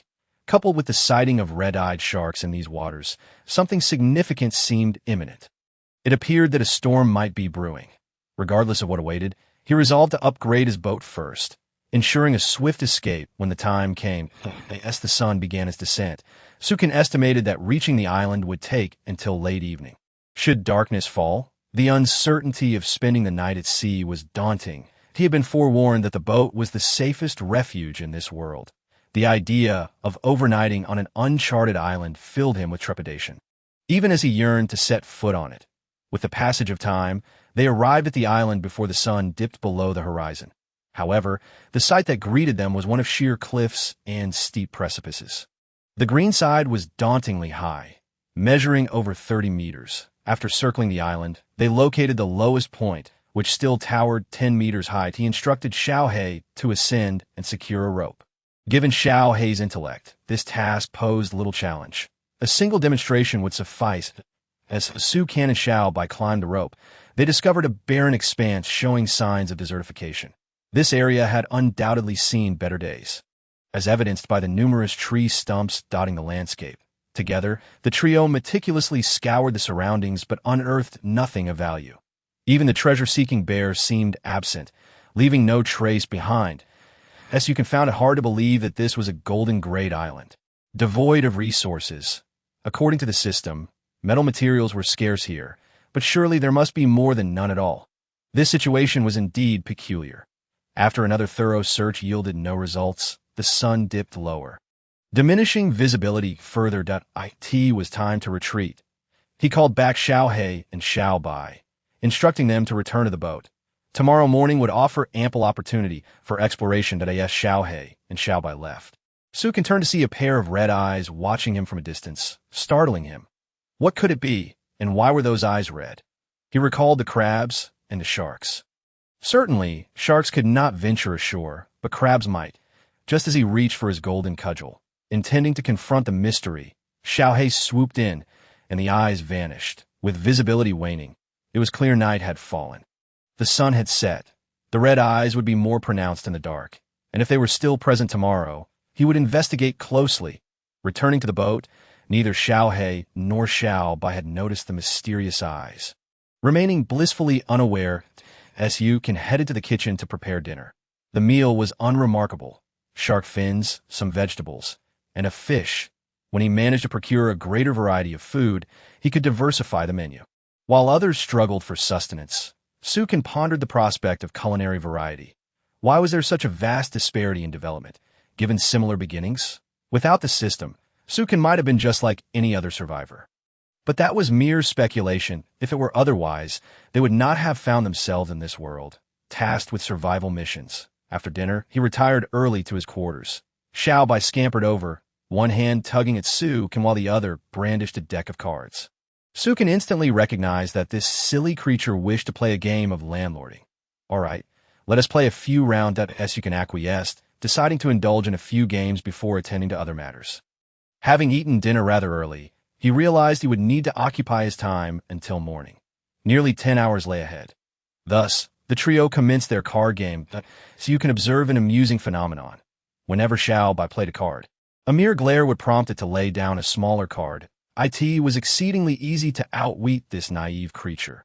Xiaohei, however, excelled at the game, exhibiting intelligence far beyond that of Xiaobai. After several rounds, Xiaobai's face was nearly obscured by cards, while Xiaohei had only a few remaining.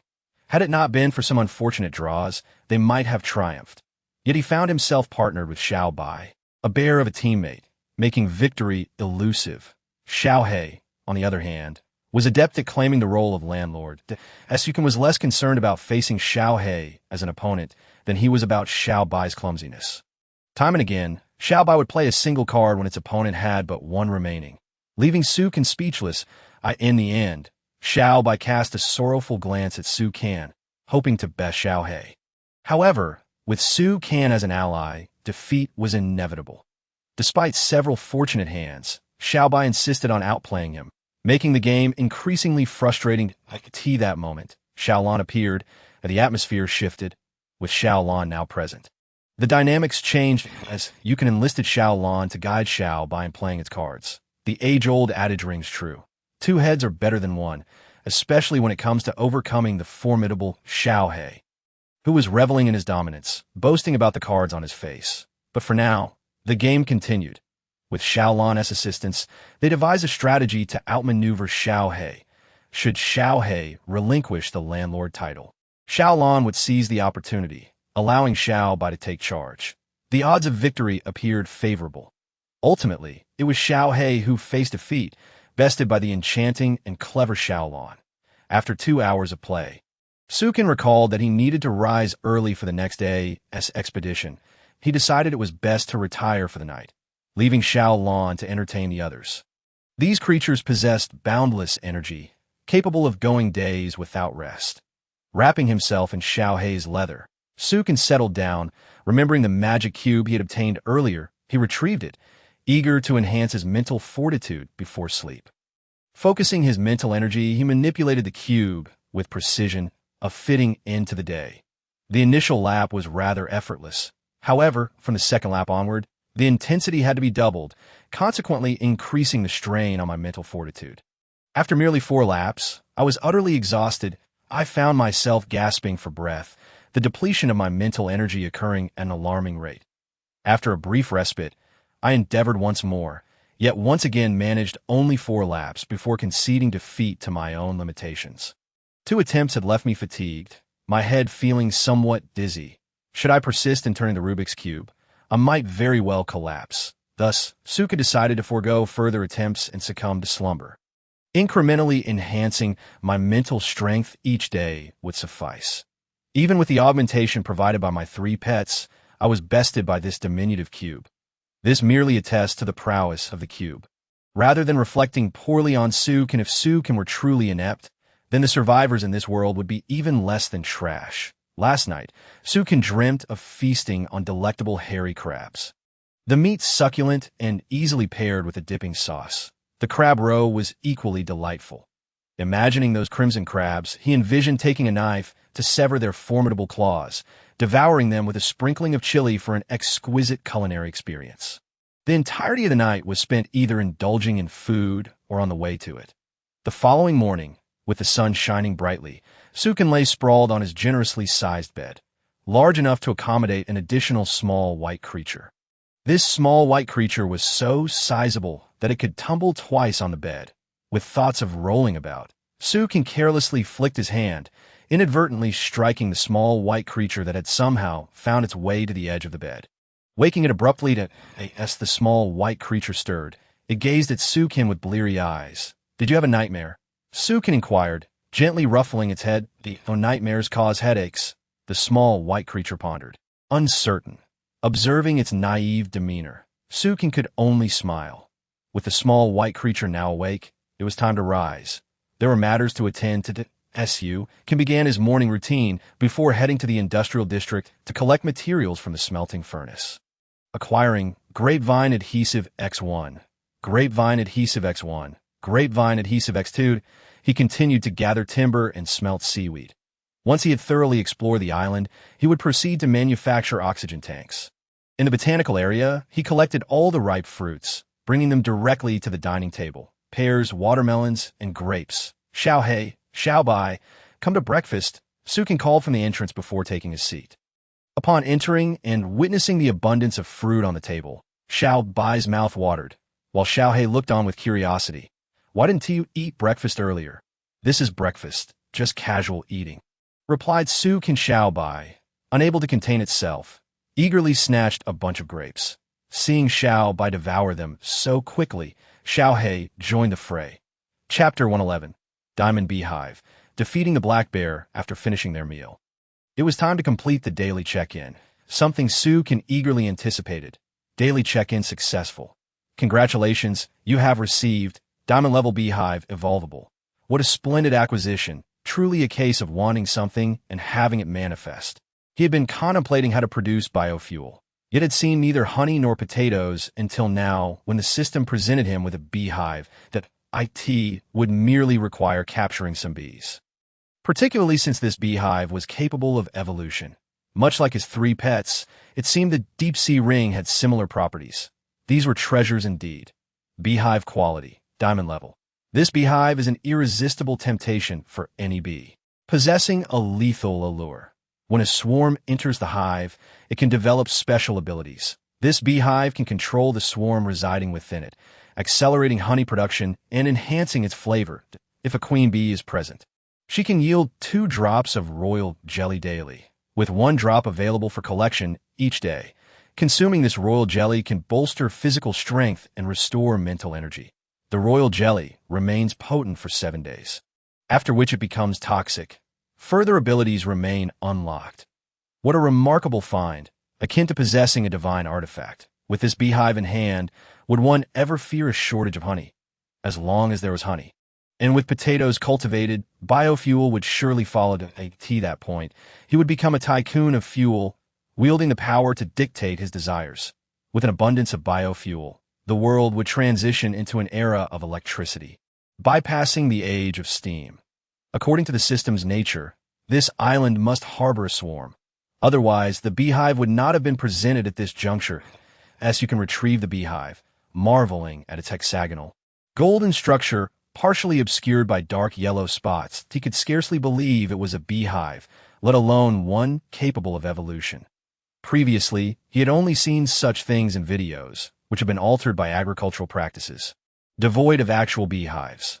This marked his first encounter, a rare wonder. Possessing this beehive made capturing a swarm on the island a trivial task, but he stored the beehive in the system's warehouse for easy access later. With all preparations complete, it was time to set forth.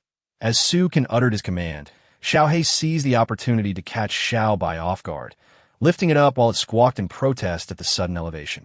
Xiaobai had a fear of heights. If left to its own devices, it would take an eternity to ascend.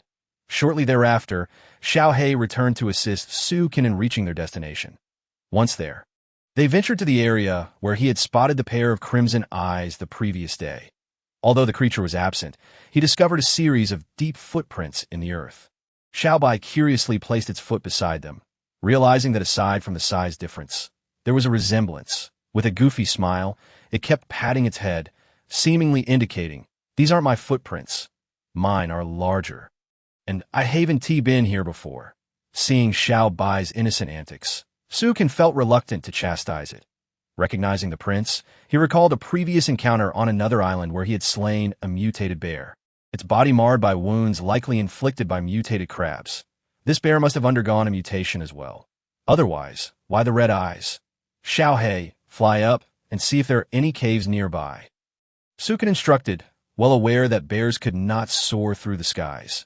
Xiaohei had no trouble scouting the area. Before long, Xiaohei returned, exclaiming, "There's a small cave to the right, partially obscured by branches. It's hard to see." Having located it, Su Kan and Xiao Bai made their way over, with Xiaohei keeping watch from above, ready to alert them of any developments. Upon reaching the slope, they indeed spotted the cave below. Luring the bear out would require some ingenuity. Otherwise, they would be unable to engage it inside the cave. Without considering Xiaohei's avian capabilities, even Xiao Bai's size posed a challenge for entering the cave. Sukin conceived the idea of using smoke to coax the bear out. He promptly gathered wood, ignited it, and tossed it at the cave entrance that a thick plume of smoke billowed forth, affecting not only the bear within, but also Su Kan and his two pets on the slope. In a matter of moments, a large black bear bolted from the cave. "Engage," Sukin shouted, eyes fixated on his target. He brandished his golden staff, transforming it into a spear as he leapt forward. Xiao Bai followed suit, wielding its wolf fawn club, charging down after him. Xiaohei soared above, surveying the battlefield, ready to swoop down when the opportunity arose. The skirmish was intense. However, after a while, Sukin realized they were struggling to defeat the bear. Anxiety began to creep into that moment. Xiaolan emerged from the deep-sea ring, witnessing Sukin battling the black bear and joining the fray. With Xiaolan's magical prowess, the tide of battle shifted. Whether it was a water sphere or a water column, the bear faced an even greater challenge. Xiaolan ensnared the black bear with a water sphere, hindering its breathing and obstructing its vision of the enemy. Moreover, she tripped the bear, causing it to stumble. The fight became increasingly lopsided. Originally, it was 1 against 3. Now, an additional ally had joined, further tipping the scales. Unable to retaliate, the bear sought to escape but was thwarted. As it scrambled to the summit, if it could just cross over, it would find refuge among the trees and obstacles of the other side. That a commendable strategy. However, Xiaohei intercepted it mid-flight, delivering a swift blow that caused the bear to yelp in pain. In its attempt to evade Xiaohei's claws, it twisted awkwardly, slipping down the slope. Seeing such a prime opportunity, Su Kan and Xiao Bai wasted no time in launching their assault, with Xiaolan's assistance. The black bear stood no chance, falling victim to their combined might. The bear, feeling aggrieved, lamented that had it not encountered such formidable opponents, it might have emerged victorious or at least managed to flee. Alas, it had crossed paths with this anomaly favored by the system, dooming its fate. The black bear lay motionless at the mouth of its cave. Chapter 112. The second bear, again defeated, Sukin approached the fallen black bear. Scrutinizing it closely, something seemed off, an instinctual unease gnawing at him. As he turned the bear's head to examine it further, he discovered that one of its eyes was blind. Last night, I was struck by the sight of 2 enormous crimson eyes, one of which was clearly blind. This implies that the creature I witnessed last night was not this particular beast. What, then, was it? Sukin pondered, fixating on the eyes of the large black bear for comparison. Yet he could not conceive of any creature that bore such a resemblance. That moment, Xiao Bai noticed some movement within the cave and emitted a loud cry, persistently alerting Su Kan. Upon hearing Xiao Bai's warning, Sukin swiftly turned around and beheld another large black bear emerging from the cave. This one bore slight differences from the one on the ground, but upon seeing those large, red eyes, he realized this was indeed the creature he had seen the previous night. To his astonishment, there were 2 bears present. Enlightenment dawned upon him. This was the very beast that had been secretly observing him. In truth, the black bear was the undisputed ruler of this island, with no other creature capable of matching its might. It was a revelation that there were 2 bears here. Although one was blind, it was merely an accident. The one responsible for its injury had already met a grim fate, which hardly counts as a victory. Initially, it was unclear how this situation had escalated. The emergence of 1 bear should have resolved the issue. Yet he found himself confronted by this formidable opponent, a creature that did not adhere to conventional tactics and preferred to gang up on other beings. The black bear might have wished to challenge him to a one-on-one duel. But such communication was futile. It simply would not comprehend. One should not assume that Xiaobai, the polar bear, could serve as a reliable ally. The distance between a polar bear and a black bear was significant, akin to one residing in the Arctic while the other dwelled in the Antarctic, each belonging to different realms with their own languages and cultures. Put it plainly, polar bears can swim, while the black bear cannot. Returning to the matter at hand, upon witnessing the emergence of another black bear, Sukin felt his grip on the golden staff tighten. The previous bear had taken immense effort to defeat, and he was already drained of strength to confront yet another bear was a perilous endeavor. Xiaobai, the timid bear, was too frightened to approach. While it could easily bully smaller creatures, facing such a colossal opponent was daunting. Were it not for the abundance of allies present, it would have fled at the first opportunity. Taking advantage of the momentary lull, Xiaohei swooped down swiftly, lifting Sukin into the sky. Xiaolan, capable of flight, followed closely behind. This left only the two bears, one black and one white. An intriguing pairing. However, the notion of them being a suitable match was far from accurate. Xiaobai let out a cry and immediately dashed towards Sukin, moving at a speed that seemed to defy comprehension. This was a testament to Xiaobai's latent potential, excelling in evasion. Yet, it did not venture far, merely leading the bear to the edge of a lake. Sukin's attributes were primarily water-based, making him adept in aquatic combat, and with Xiaobai's affinity for water, the conditions were decidedly in their favor. After slaying the black bear, the one that emerged next was infuriated, and it would soon follow. Upon reaching the lake, it witnessed Xiaobai and Sukin floating atop the water. The black bear roared from the shore, challenging them to a duel rather than a battle on the water. However, Sukin allowed it to roar while he regained his strength. Seeing Sukin's reluctance to engage, the black bear prepared to retreat. That moment, Sukin glided across the surface of the water, utilizing his water manipulation abilities to walk upon it. Yet, the black bear cared not for Sukin's talents. It was intent on vengeance for the death of its companion, in the bear's eyes. Sukin's approach was akin to courting death. It charged forward, initiating the combat.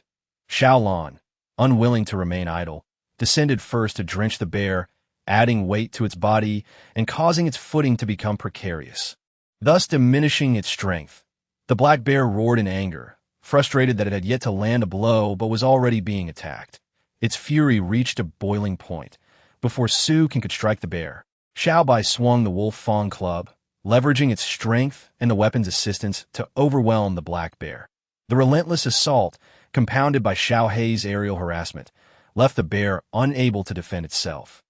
With such formidable allies aiding him, Sukin ultimately triumphed over the black bear without severe consequence. Breathing heavily, Sukin felt the fatigue wash over him.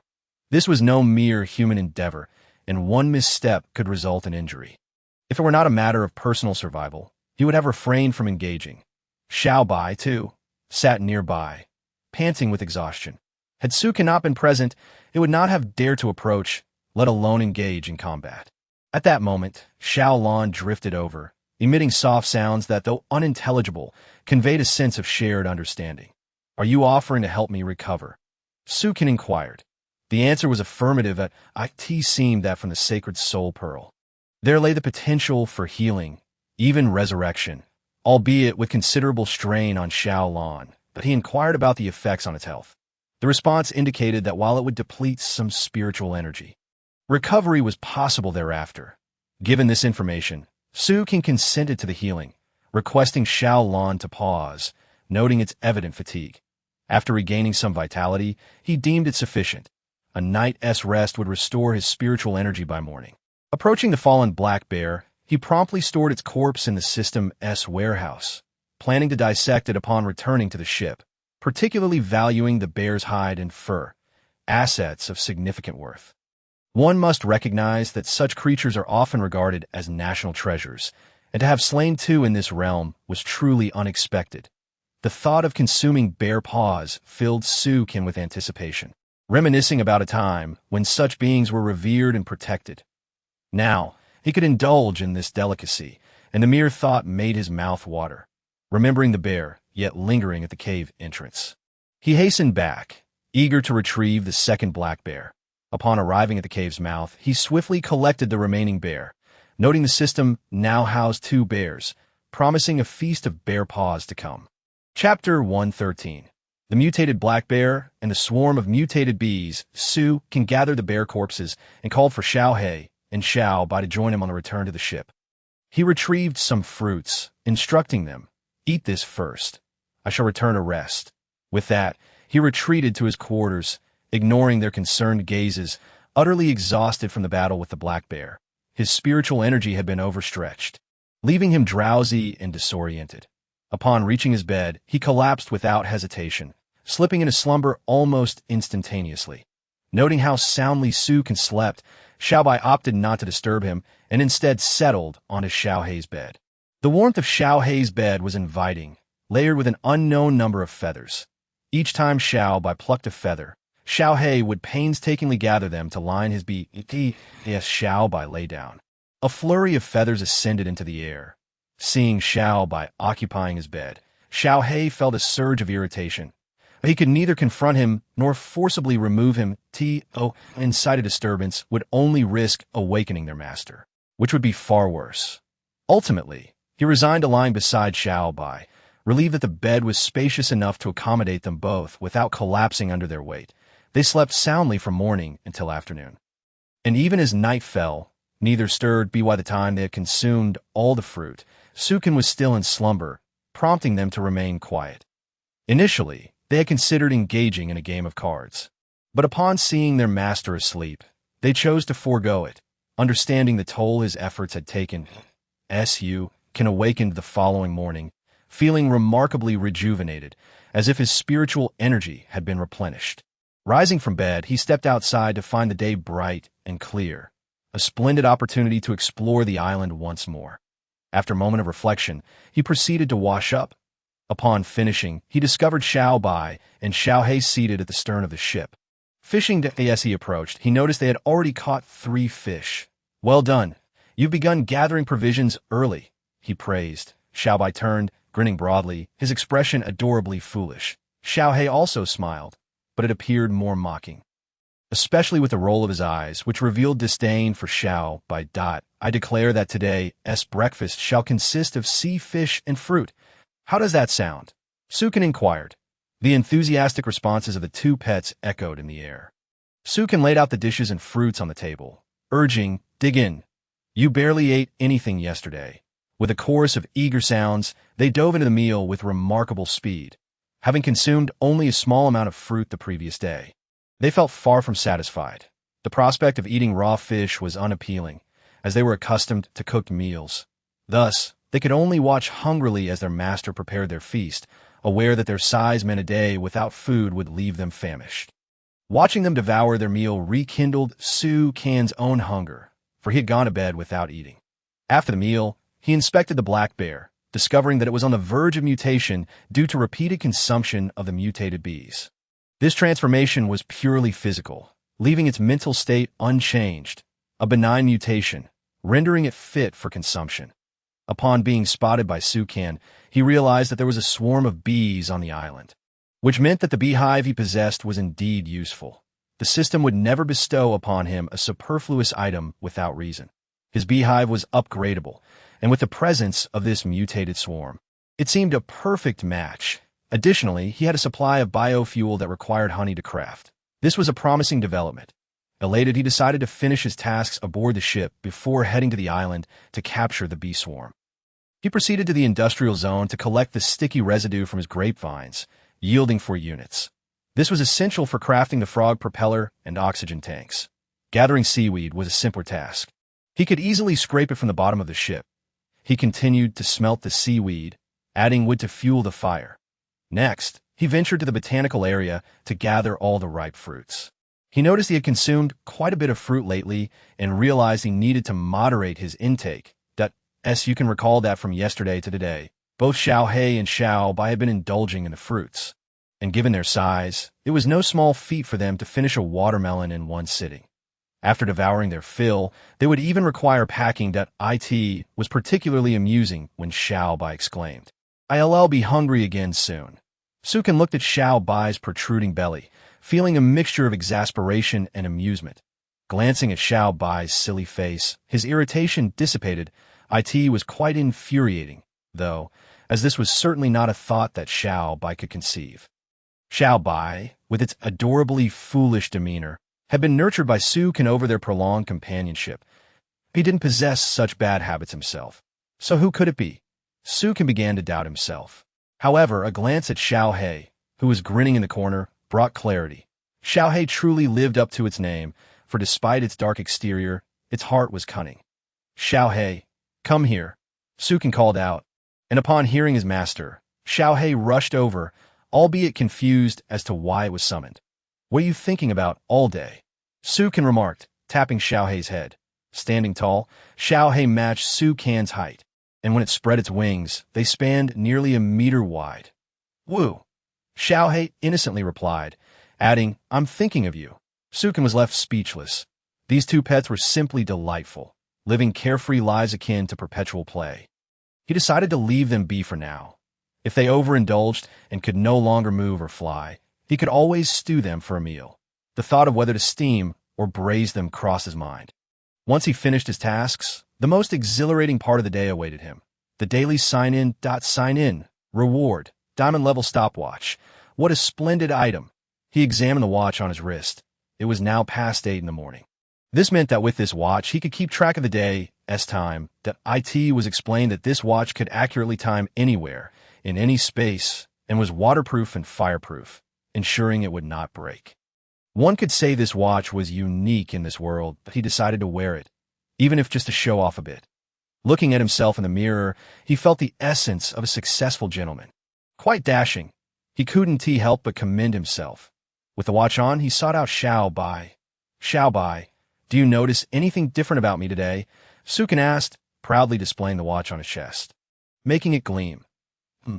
Still looks the same. No changes, Xiao Bai replied, scratching its head in confusion, utterly oblivious to what had been revealed. Seeing Xiao Bai's silly expression, Su Can realized he had asked the wrong pet.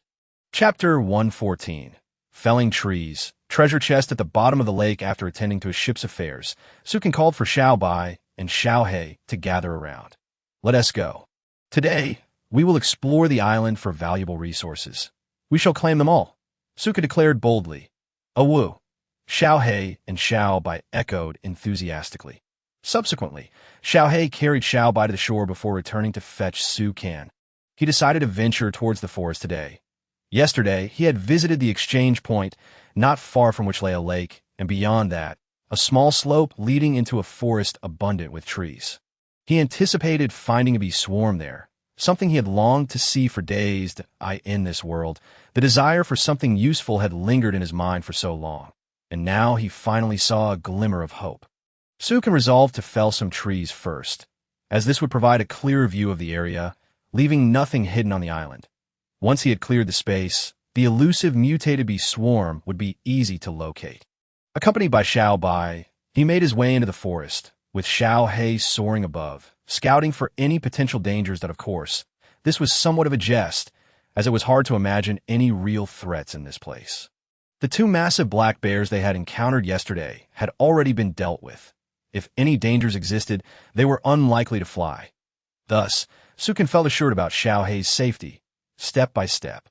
They ventured deeper into the woods. Upon seeing the towering trees, Su Can drew out his golden staff, transforming it into an axe, and struck a tree with a mighty blow.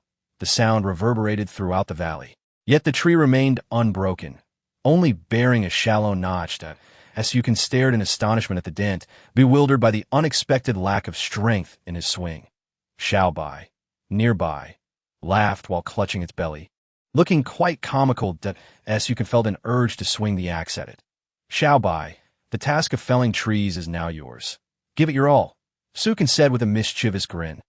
Hearing her master's words, Xiao Bai immediately stopped laughing, staring blankly at Su Can, still confused as to why she was being assigned the task. In truth, Su Can did not wish to do the work himself. Previously, during their time on the island, Xiao Bai had been the main contributor, honing her skills through their joint efforts. Seeing his own inadequacy today was certainly amusing to her. This was her source of laughter. Although Xiao Bai appeared dazed, She was determined to tackle the trees herself. With a stroke to the left, then a swing to the right, she struck just the right depth. Boom! A tree collapsed. Yukin was taken aback. Witnessing Xiao Bai's remarkable strength, she felled a tree in mere moments, leaving him feeling inadequate. His heart sank, longing for honey to sweeten his spirits. The sounds of trees falling echoed continuously, and as he watched Xiao Bai work diligently, he thought to reward her with an extra treat. Observing her effort, Xiao He remained perched on a tree, squinting, as it was impossible to ask Xiao He to chop trees with its lack of hands. As trees toppled, Su Ken busied himself gathering the fallen wood.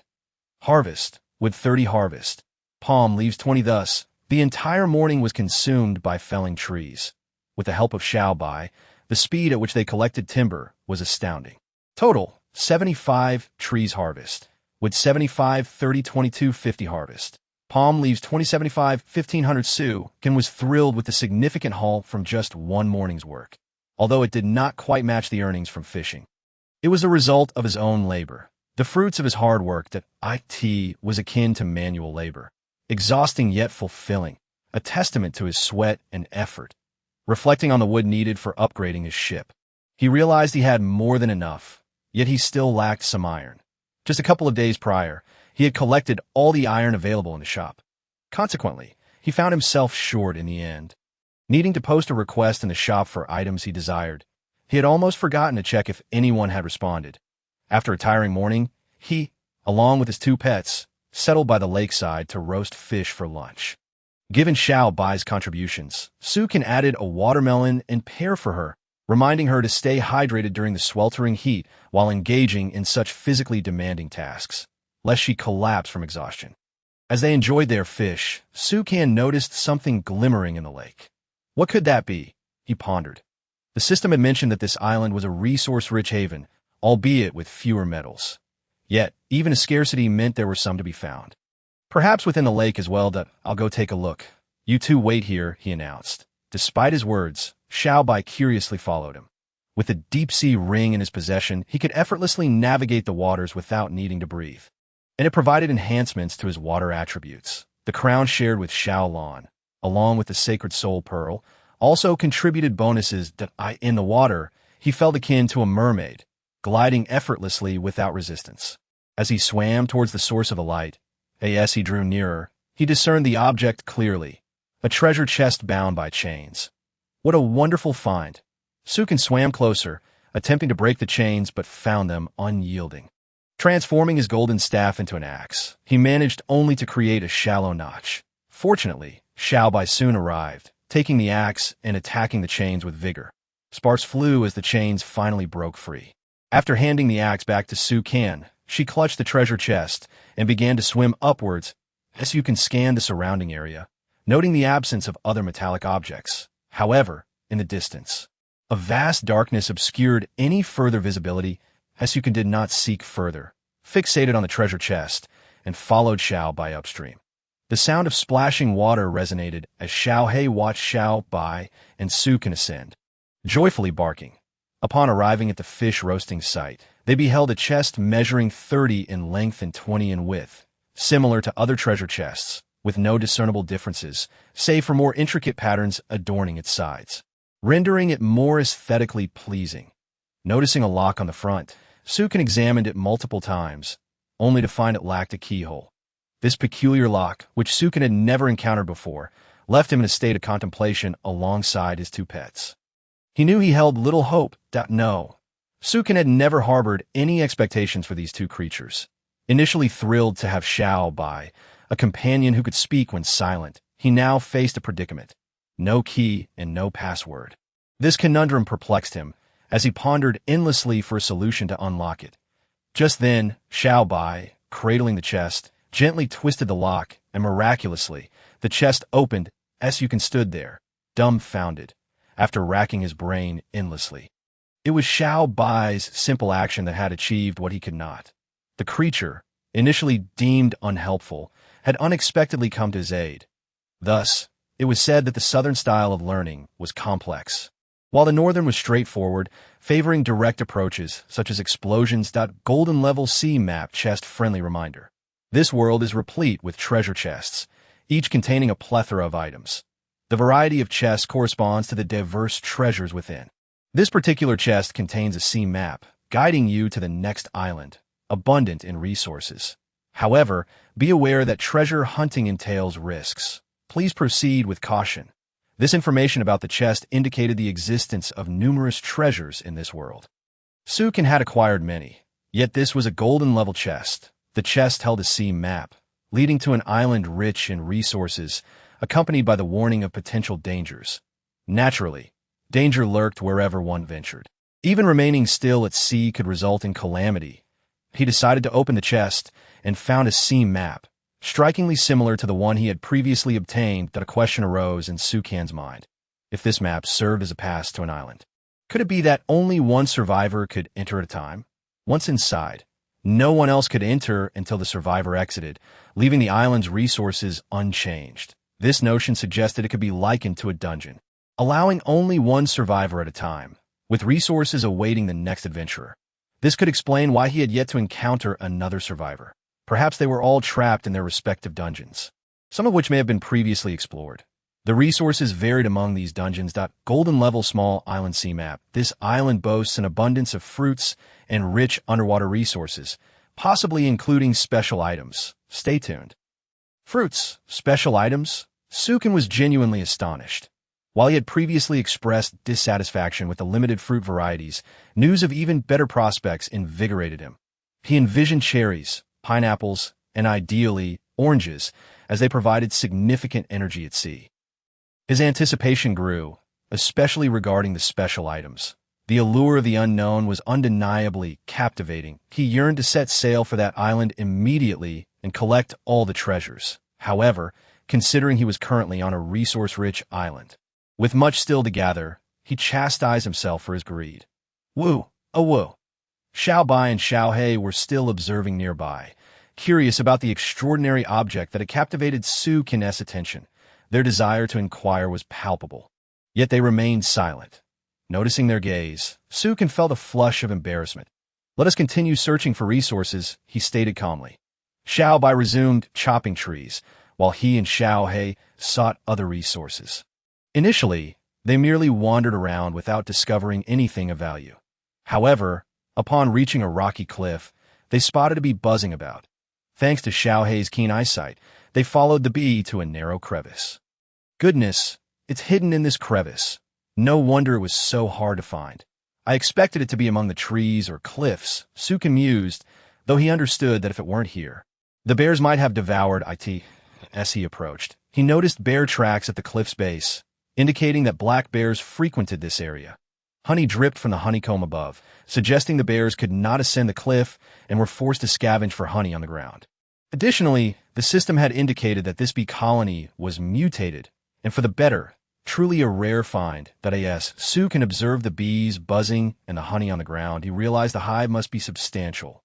Producing considerable honey, he retrieved his diamond hive and threw stones to draw the bees' attention to his hive.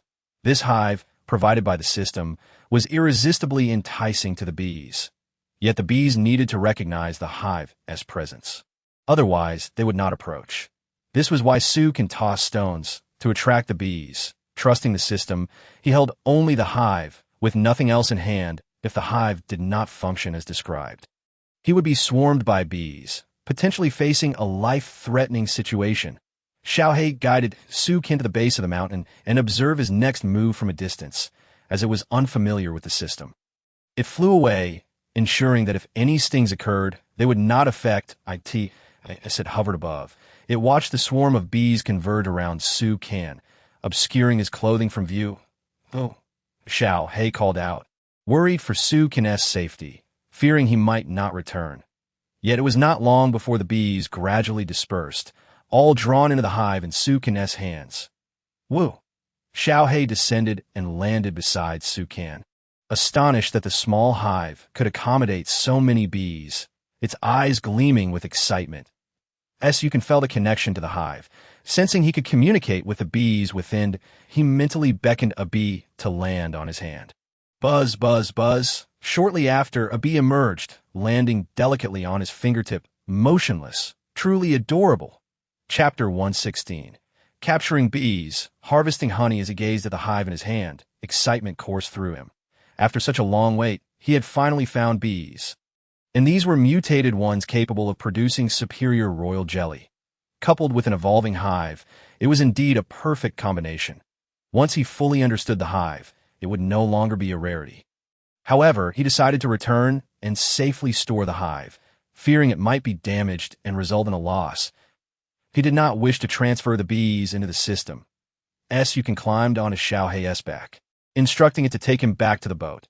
Xiaohei, obeying, soared into the sky, spinning in circles as Yukin barely took in the scenery before they returned to the vessel, lacking the energy to admire the surroundings. He focused solely on the hive. Disembarking from Xiaohei's back, he surveyed the layout of the boat. It was merely a wooden raft with a sail affixed, featuring a few constructed living quarters and a kitchen. The plant area was quite nice, open to the elements, and he could see pear trees from the outside. How about placing it near the pear tree? He thought that it seemed a suitable spot, so he quickly erected a shelter beside the pear tree to house the hive. Setting the hive in the plant area was optimal. Later, he could plant flowers and canola, making honey collection convenient. With the hive arranged, he noted that ample time remained. He could return to gather resources from the trees, as he had forgotten to collect the honey in his haste. Accompanied by Xiaohei, he returned to the island, finding Xiaobai still vigorously chopping wood, the rhythmic sound of the axe echoing. The ground was strewn with felled trees, awaiting collection. Harvested, with 30 harvested. Palm leaves 20 in this brief period. They had felled 57 trees, yielding wood 3,571,710 palm leaves, 57,201140 ultimately. He acquired wood 2,250 palm leaves, 1,500. This was the result of their tree-felling efforts. Xiaobai ceased chopping and followed Su Qian to the bear cave.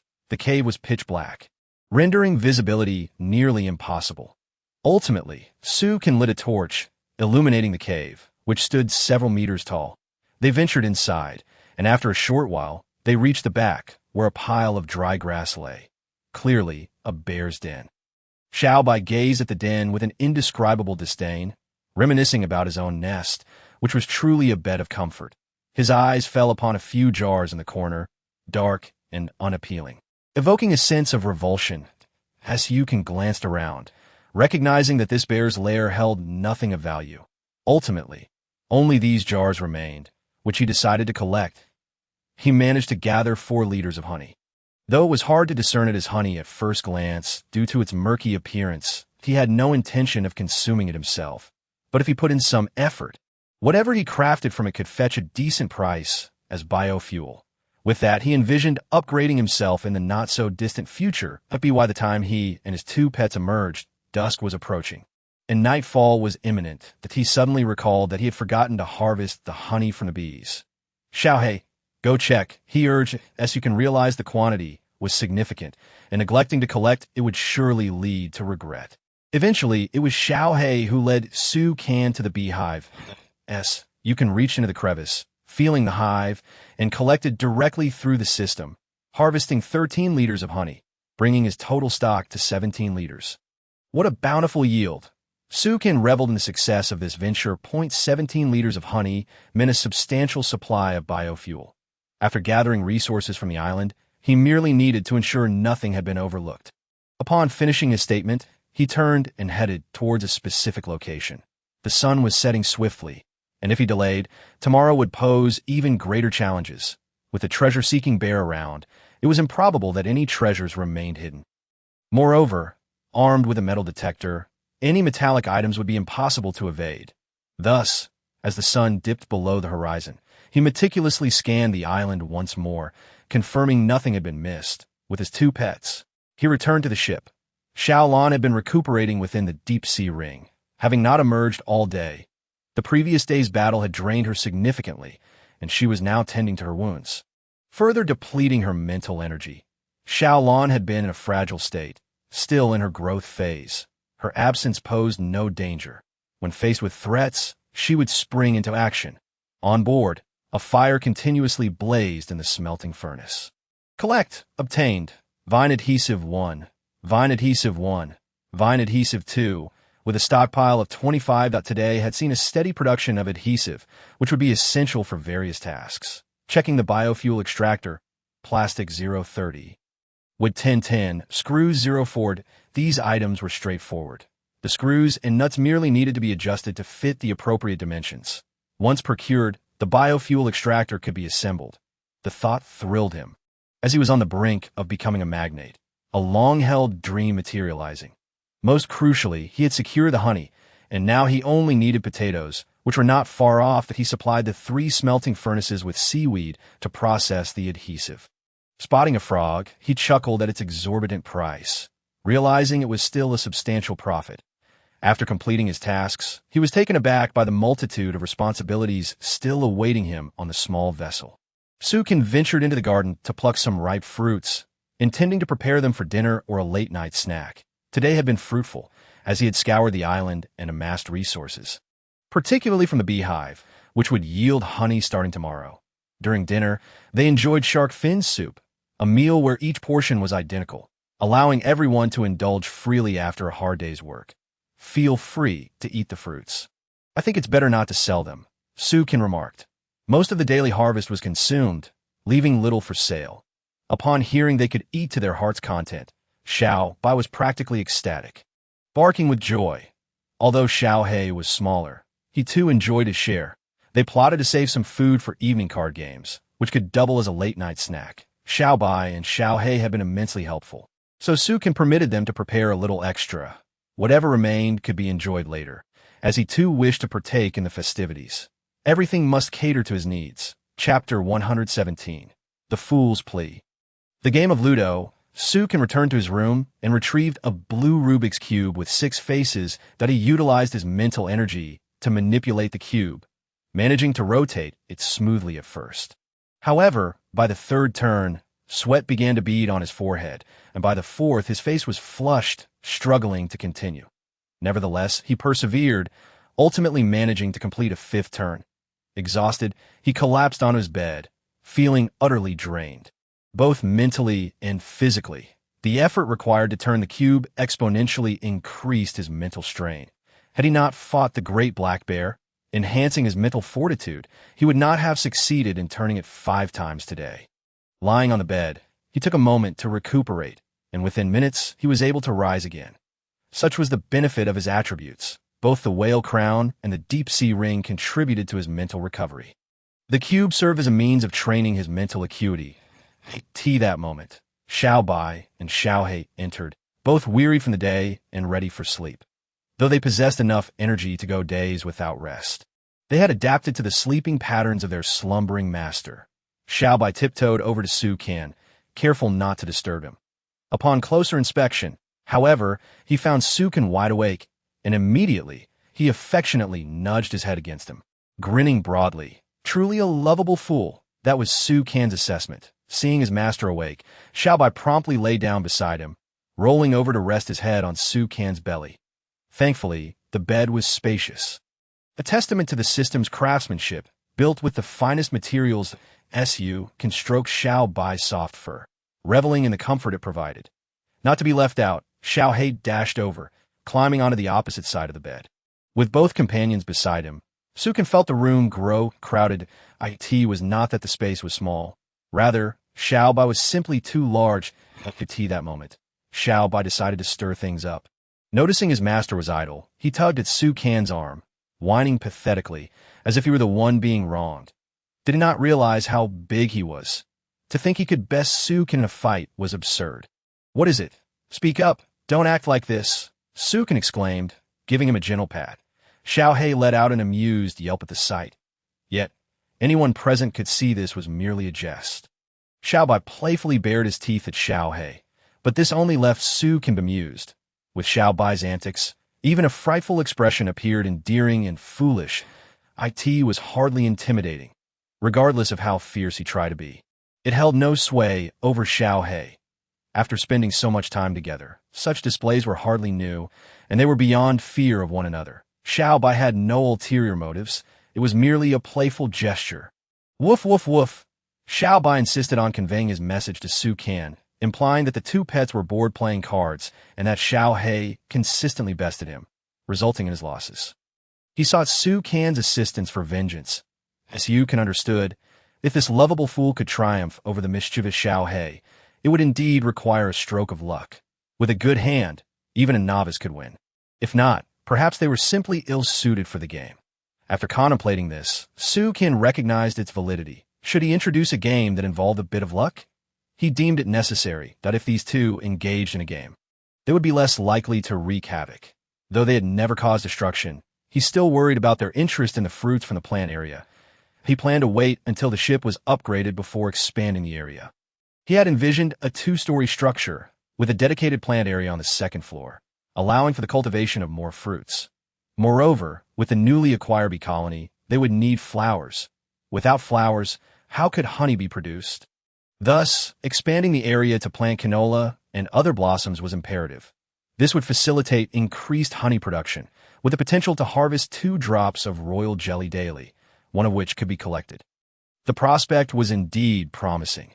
Additionally, with a bear on the island, it was essential to remember that bears have a penchant for honey, as evidenced by the Great Black Bear's Den, which contained nothing but 3 jars of honey. This served as a reminder of the food preferences of various species. Just as pandas consume bamboo, so too do bears relish honey. It was important not to underestimate any bear, regardless of its species. Su Can realized that to enable this lovable fool to triumph over Xiao He, he would need to craft a game of Ludo, where success depended on the roll of the dice. The journey to the finish line hinged upon luck and the numbers rolled. It took little time to create, merely sketching a board and establishing the movement rules. Rolling the dice required a bit more effort. With a 6-sided die, the points ranged from 1 to 6. He explained the rules to the 2 pets. Curious, Xiao Bai grabbed the die and tossed it onto the table, watching as it rolled and settled on a 2. A 2 was safe, while a 1 would allow him to jump to 4, and a 3 would enable him to fly across the board. You can ponder the possibility of incorporating some penalties into the game as well. However, considering that these 2 fellows are inexperienced, it would be best to postpone the addition until next time. The current penalty consists of squats, with the first to reach the finish line declared the winner. This is quite straightforward and easily understood. Little Black promptly rolled a 4, placing an item in the 4th position. You can then roll a 6, advancing significantly, but without any leaps. It was now Little White's turn. Little White cautiously tossed the dice, which barely rolled before coming to a stop at 2, landing it in the same position as Little Black. According to Su Can's rules, Little Black had to vacate its position and return to the starting point to begin anew. This delighted Little White, who danced joyfully, its mouth agape in exuberance, exclaiming in glee. In an instant, it became enamored with this game. Little Black's cleverness proved ineffectual in this game, as it relied entirely on luck. Unless one possesses the expertise to excel in the dice-throwing phase, which neither of them did at this moment, both pets were novices playing for the first time. After a while, neither had reached the finish line, and both had been sent back to the starting point numerous times. You can found himself circling near the finish line, as accumulating points required them to return. This resulted in a continuous back and forth at the end. And after half an hour of play, there was yet to be a victor. Observing the 2 pets still bubbling with excitement and devoid of impatience, Su Can contemplated leaving after the game, finding it rather mundane, a mere pastime. In truth, there had only been 3 opportunities, and Su Can had already secured the win. "You may continue playing," he announced, retreating as he noticed their lingering desire for the game. This game could also be played by 2 individuals, and they could even add an extra piece. Reaching the finish line would still count as a win. This would extend the duration of play significantly. Little Black and Little White were not short of time. You can mused that they could play cards for an entire night, let alone this game. Returning to his bed, he took out the Rubik's Cube and resumed his practice, gradually gaining mental control over it, rotating it time and again. When fatigue set in, he would rest briefly, then continue when re-energized, until he eventually lost track of when he fell asleep. Chapter 118. Little White got to fish. Preparing to dive into the sea the following day, awakening from a deep slumber, he felt invigorated, gazing out the window at the splendid, sunlit weather, almost remarking that the sun was shining on his backside. After an intense session of mental training the previous night, he had overslept until nearly 9 o'clock. He had intended to scour the resources beneath the sea today, meaning there was quite a bit to accomplish. Given the vast expanse of this medium-sized island, Sukin noted that time was slipping away and hastily got out of bed. After brushing his teeth and washing his face, basic necessities, he prepared breakfast for his two pets. Sukin genuinely wished to teach Little White the art of cooking, as he felt inclined to assist. However, these two only seemed to know how to eat, showing little interest in the preparation process. Once, when Little White attempted to grill fish, the result was a charred disaster. Little Black expressed its disdain most vocally. Little White recognized its lack of culinary talent and did not push the matter. In its heart, it yearned to be a glutton, dreaming of having a master chef prepare meals, eliminating the need for its own efforts. This sentiment was not unfounded, and Sukin found himself helpless to change it. Nevertheless, Little White would occasionally go fishing, striving for its own sustenance. Little Black would accompany it, as there was truly little entertainment in the sea. If not for the card games available recently, Little White and Little Black had previously entertained themselves by playing with the sharks swimming nearby. Yet, these sharks were no fools. They had grown weary of being bullied by the two.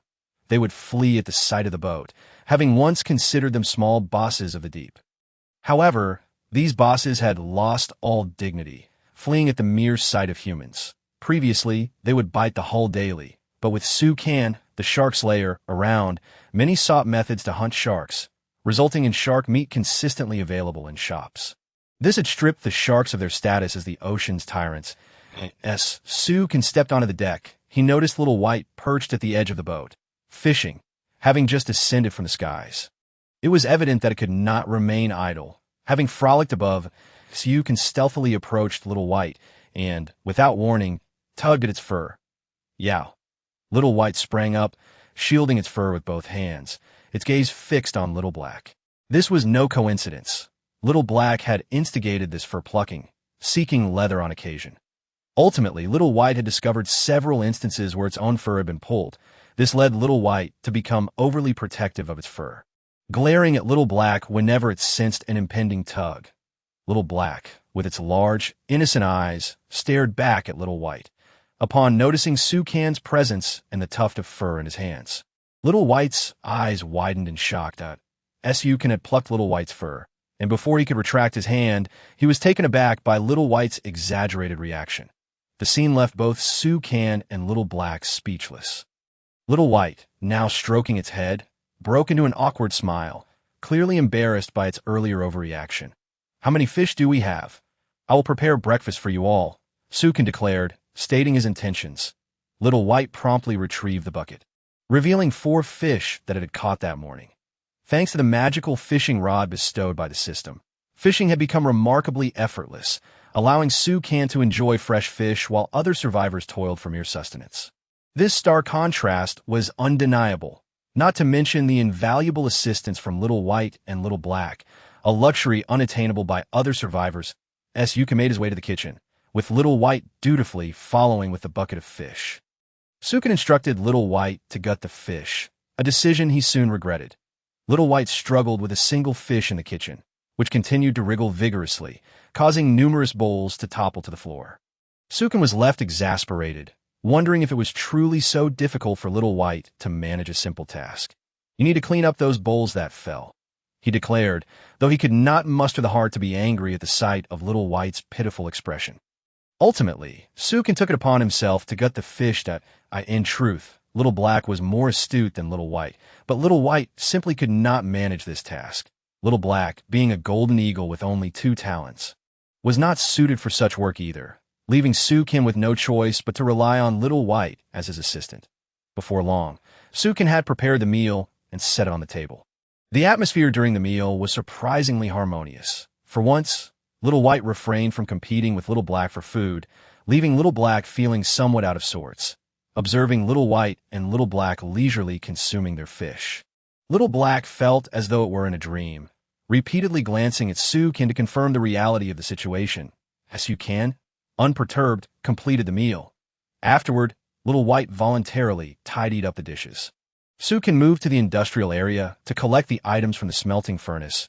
Realizing time had passed, he gathered 4 units of grapevine resin, bringing his total to 25. This was essential for crafting frog pods and oxygen tanks. The rest was relatively easy to synthesize, though the yield was insufficient, necessitating further smelting. He continued adding wood to the furnace and ventured to the ship's bottom to collect seaweed to place into the smelting furnace. Next, Sukin visited the plant area, noting that the cabbage was nearing harvest, and the watermelons were also close, preparing for the next batch, where he intended to plant more flowers. The current flower supply in the plant area was woefully inadequate, leaving the bees without blooms to pollinate, which hindered honey production. Once everything was sorted, he called for Little White and Little Black to join him at the bow of the ship. Yes, you can send a message to Little Blue through the deep sea ring. Upon receiving the call, Little Blue promptly emerged. As you can observe Little Blue floating about, particularly bumping into Little Black and Little White, who had both learned the extent of Little Blue's power and dared not move.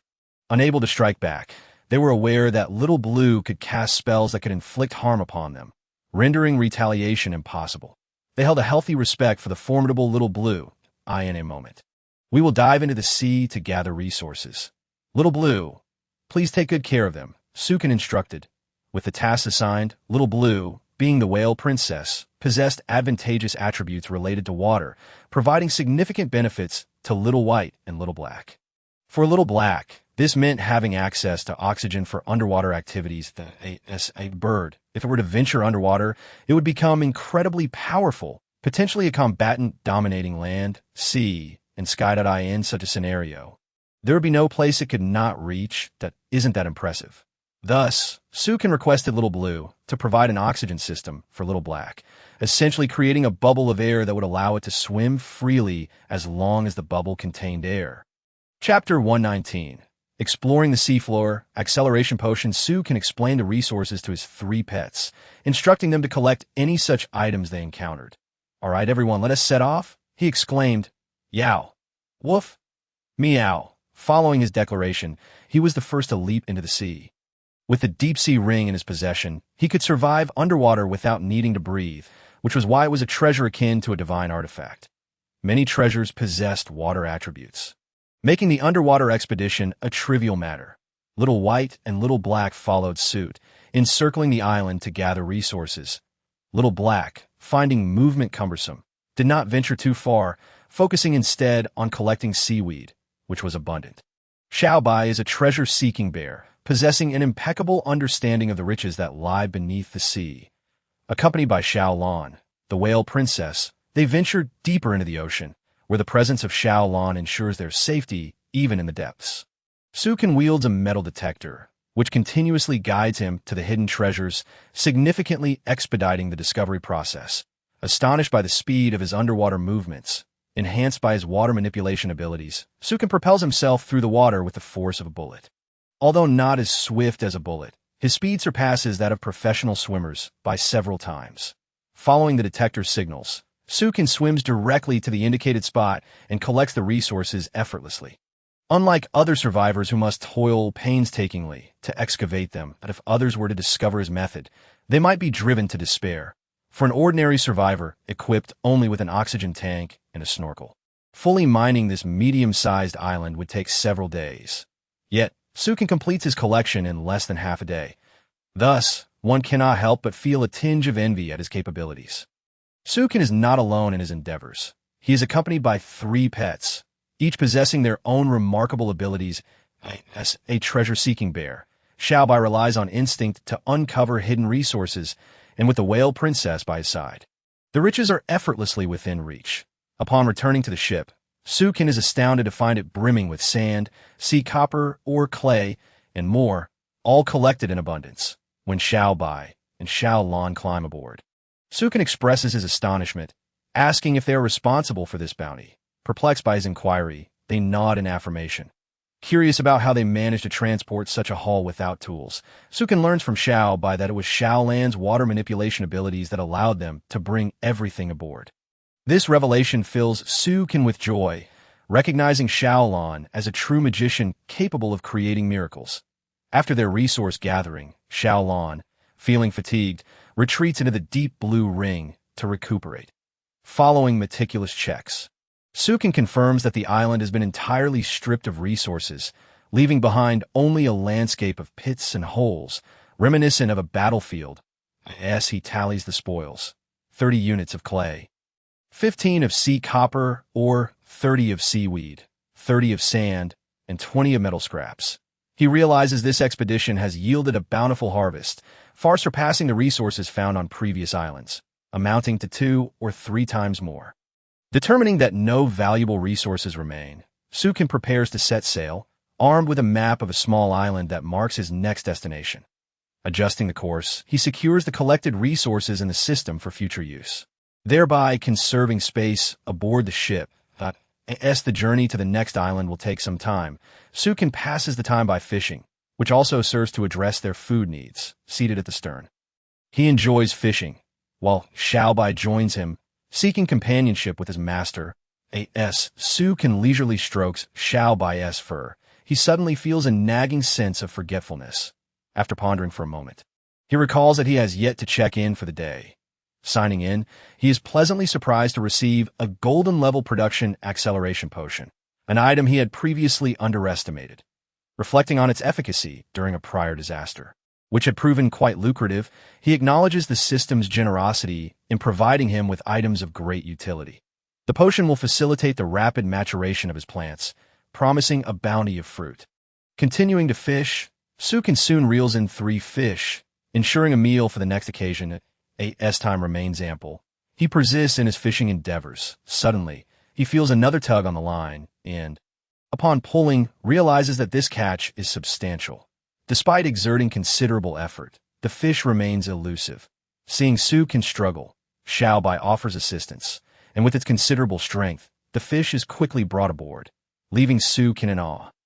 What emerges from the water is a shimmering orb, resembling crystal. Fortunately, it lands directly on Xiaohei, momentarily stunning him. Embracing the crystal ball, Sukin marvels at the unexpected catch, pondering how it could have possibly snagged onto the fishing hook. Ultimately attributing the catch to the legendary prowess of Jiang Taigong's fishing rod, he recognizes the quality of the system's offerings. As Sukin examines the crystal ball, he discovers it to be a luminous pearl, known for its ability to emit light at night, while requiring sunlight to charge during the day. Realizing its immense value, he imagines the fortune it would fetch if auctioned in his previous world. However, shaking off such impractical thoughts, he resolves to focus on survival in this new realm. With the luminous pearl, he envisions a future where lighting at night no longer necessitates burning wood, thus conserving resources. He approaches Xiaobai, who is curiously handling the pearl, and gently retrieves it to prevent accidental damage. After crafting a protective net and a wooden tray for the pearl, Sukin places it under the sun to charge, while he inspects the flourishing plant area. Although he admires the greenery, he longs for the fruits of his labor. He distributes the rewards from his recent sign-in, ensuring that all planted varieties, such as pear and watermelon, receive their share. With the previous silver-level potion allowing for rapid growth, he eagerly anticipates the effects of the golden-level potion he now wields. As he applies the potion, the plant area transforms dramatically, bursting forth with vibrant blooms and ripening fruits at an astonishing pace. In mere moments, Sukin is left awestruck, witnessing the miraculous transformation of his crops. The once diminutive seedlings quickly mature, yielding an impressive harvest: 16 pears, 7 watermelons, 14 grapes, and 41 cabbages. With ample fruit at his disposal, he reserves a portion for personal consumption, ensuring sustenance for the days to come. Recognizing the scarcity of fruit at sea, he prepares to sell the excess, anticipating a profitable venture. This has resulted in a frenzied increase in the prices of fruits here, now rivaling that of fish. It is essential to understand that cultivating fruits aboard this vessel is an arduous task. The sea often brings forth calamities without warning, and it is entirely possible for the trees to be swept away. This predicament makes it increasingly difficult for people to grow anything, leading to the fruits being sent to the stores instead. Furthermore, it has caused quite a stir among the survivors in the chat. This is truly remarkable, a feat of agricultural prowess. When farmers can indeed prosper, this serves as a prime example. Upon reviewing the situation, I realized that this individual has indeed struck it rich, having produced 63 items at once. Based on current market prices, this could nearly reach 10,000. Achieving that milestone is certainly plausible, which is why others can amass wealth. It requires extensive cultivation that if one possesses only a meager amount, self-reliance is the only option. That I calculated that this quantity of fruit is sufficient to upgrade the ship. The messages in the public chat caught Su Kan's attention. Having just finished browsing the store, he stumbled upon the chat area. To his surprise, these individuals were engrossed in discussion. It is worth noting that he had only listed his goods less than a minute ago. Were these people truly so idle? How could they have so much time to chat instead of seeking resources to develop? Sukin was genuinely oblivious to the reality that survival at sea, aside from facing natural disasters, also entails an internal struggle, loneliness. Not everyone is fortunate enough to have pets like Su Kan, with whom they can play, converse, and pass the time. Other survivors lack such companionship, which drives many to madness as they yearn for someone to converse with. Otherwise, they might truly lose their sanity. This means they are indeed quite idle, seeking solace through conversation in the public chat. However, Su can perceive them as mere chatterboxes, creating unnecessary fuss. With this notion, he tucked away his leather-bound book and ceased to pay attention to the chat. He proceeded to the industrial area, collecting the items from the smelting furnace. His harvest included 4 strands of vine adhesive, bringing his total to 29. With 29 adhesive strands, he could create a batch for his oxygen tank. Selling it at a high price would signify his journey to wealth. The thought alone thrilled him. He then placed seaweed into the smelting furnace to produce more adhesive, as it proved to be quite useful. After adding some wood to fuel the furnace, he ventured outside. Upon exiting, he found himself uncertain of his destination until he spotted Xiao Bai and Xiao He swimming. Swimming? This struck Su Kan as somewhat peculiar. However, unable to recollect the reason, he stood at the bow, observing the frolicking pets. Not wishing to intrude in the water, Xiao Bai resembled a mermaid, whether leaping from the ocean with grace or exhibiting remarkable lung capacity while submerged. Conversely, Xiao He was intent on reaching the shore. Initially, Xiao He intended to tease Xiao Bai, leading to a playful tussle that sent Xiao Bai soaring into the sky. This infuriated Xiao Bai. Little did they know, Xiao He could pluck its own feathers, which only escalated Xiao Bai's irritation, prompting it to retaliate. Seizing an opportunity, Xiao Bai leaped into the air, bringing Xiao He down. However, the landing was unfortunate, not on the ship, but in the sea. This predicament left Xiao He in a dire situation. As a golden eagle, swimming was not in its skill set. Thus, it fell victim to Xiao Bai's relentless play. Unable to escape, every attempt to soar above water resulted in Xiao Bai dragging it beneath the waves, leaving Xiao He to gulp down seawater. From Su Kan's perspective, it appeared as though the two were merely enjoying a swim, with Xiao Bai gliding gracefully underwater while Xiao He floated on the surface, alternating between the sky and the depths, reveling in the experience. Yet when he saw Xiao Bai hauling Xiao He back onto the ship, drenching it entirely with a swollen belly, he couldn't help but feel a pang of pity. Forgive my misunderstanding of your nature. I had assumed you enjoyed swimming. Su Kan mused silently. If Xiao He were aware of the expectations Su Kan harbored, it would undoubtedly be furious. He could see that moment. Xiao He lay on the deck, its spirits dampened, consumed only by one thought. I am so full. Chapter 121. Revenge on Xiao He. Selling fruits, seeing the two play in the water. Especially the round belly of Xiao He, a mischievous thought crept into Su Kan's mind. Xiao Bai, a fresh batch of fruit has just ripened. Come and indulge, he called out, holding a large watermelon and grinning at his pets. Xiao Bai, upon spotting the food, dashed over eagerly.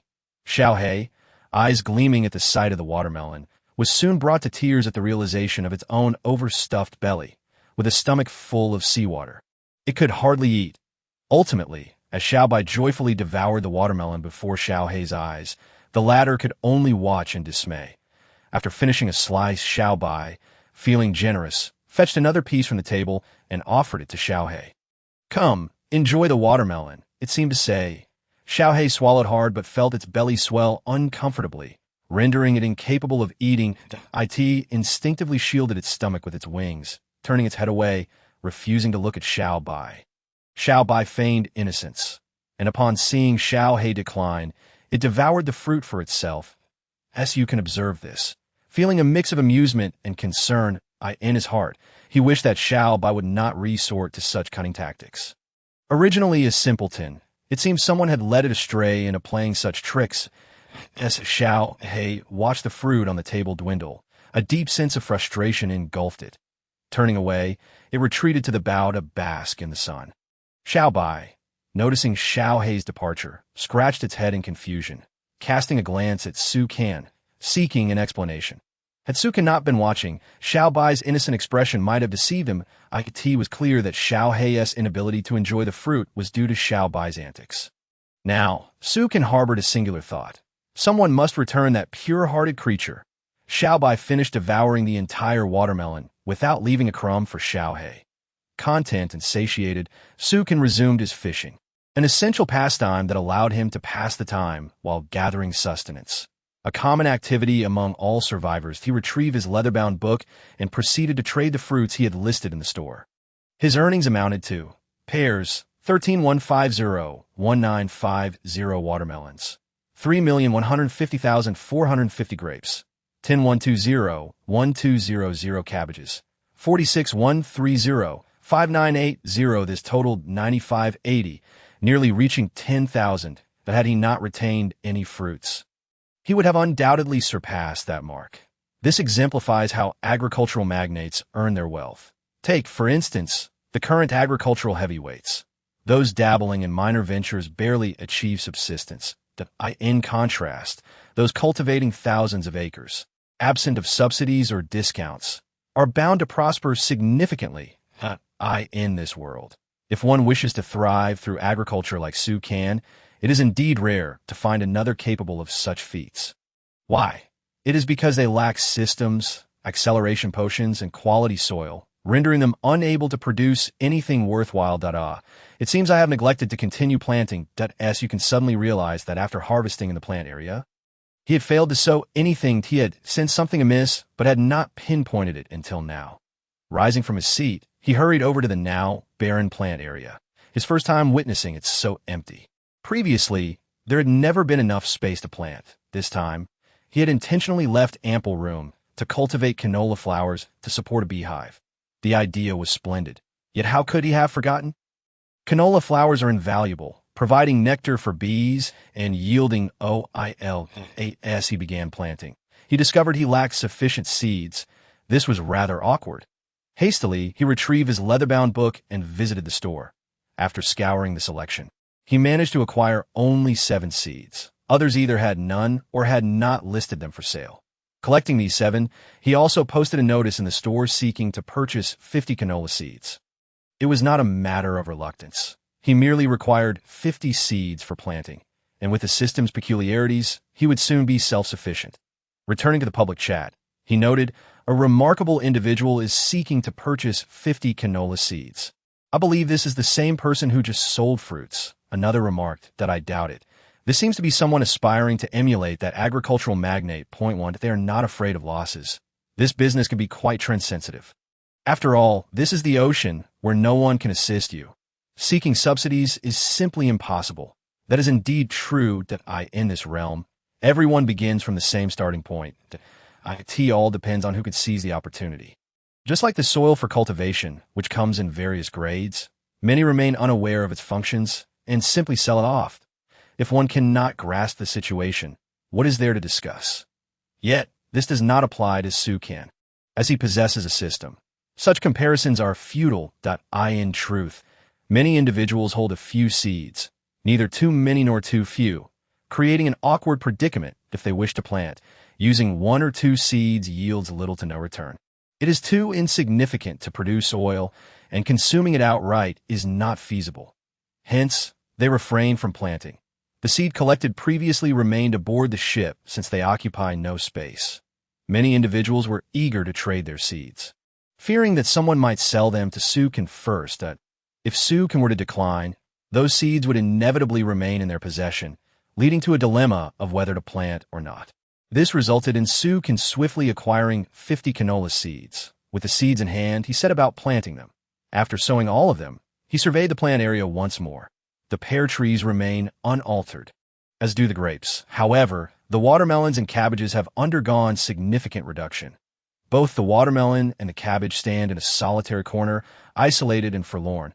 Additionally, I have watered the newly planted crops, stepping off the deck. I catch sight of Xiaobai, the colorful polar bear, lounging there while fishing. Xiaobai seems to have mutated, transitioning from its original white fur to its current dazzling array of colors. Quite a sight to behold. Although the system description states that this polar bear can evolve, it does not specify the nature of its evolution. Yet, witnessing this transformation brings me a sense of comfort. Just as I intend to approach, I realize that the two bears I had slain on the island remain unaddressed. Sukan's memory is truly lacking, forgetting so swiftly. There are too many forgotten matters. Upon entering the kitchen, I place the bears upon the countertop. Preparing to dissect them, I retrieve the golden staff and, through my will, transform it into a cleaver capable of slicing through bone. Shall we begin with the dismemberment of the bear? The fur shall be preserved, as it can serve as a cushion, while the paws are meant for consumption. Those from my past life seemed oblivious to the wild or protected nature of these creatures when they consumed them. Back then, it was hard to attract even a few people. Not to mention my past life. Even in this world, luck seemed abundant. Encountering bears necessitates the strength to conquer them. If I were to be countered, it would be quite embarrassing. Indeed, Chapter 122. Dissecting the black bear, grilling bear paws. I meticulously disassemble the black bear, categorizing its components. The bear meat can be sold, the fat can be rendered into bio-oil. Every part of the bear is valuable. Nothing shall go to waste. However, the scene of dismembering the black bear is rather gory. It is not a simple task akin to slaughtering a chicken. After a considerable effort, I finally managed to dismantle both bears. Once completed, I store all parts of the black bear within the system. At last, I could take a moment to rest. These past few days have been so hectic that I've forgotten everything else. Indeed, I am exhausted. During the day, I labored tirelessly for that medium-sized island, and at night, I practiced to enhance my mental fortitude. IT has been quite an endeavor. This isn't merely about improving my mental strength. It borders on madness. I seem to forget everything. Xiaobai, come here. I call Xiaobai to assist me with the cleanup. As dinner is approaching, Xiaobai bounces over, a bit bashful as it stands before me, waiting for my command. Go, clean the kitchen. I disregard Xiaobai's expression, and upon seeing the bloodstains in the kitchen, Xiaobai appears puzzled, unaware of my activities. Nevertheless, it promptly fetches several buckets of seawater to wash the area. After rinsing it with fresh water, the kitchen returns to its former state. For Xiaobai, such physical labor is trivial. Once finished, it prances back to my side, seeking affection, as if to ask, "How did I do? Please encourage me. Good job, Xiaobai.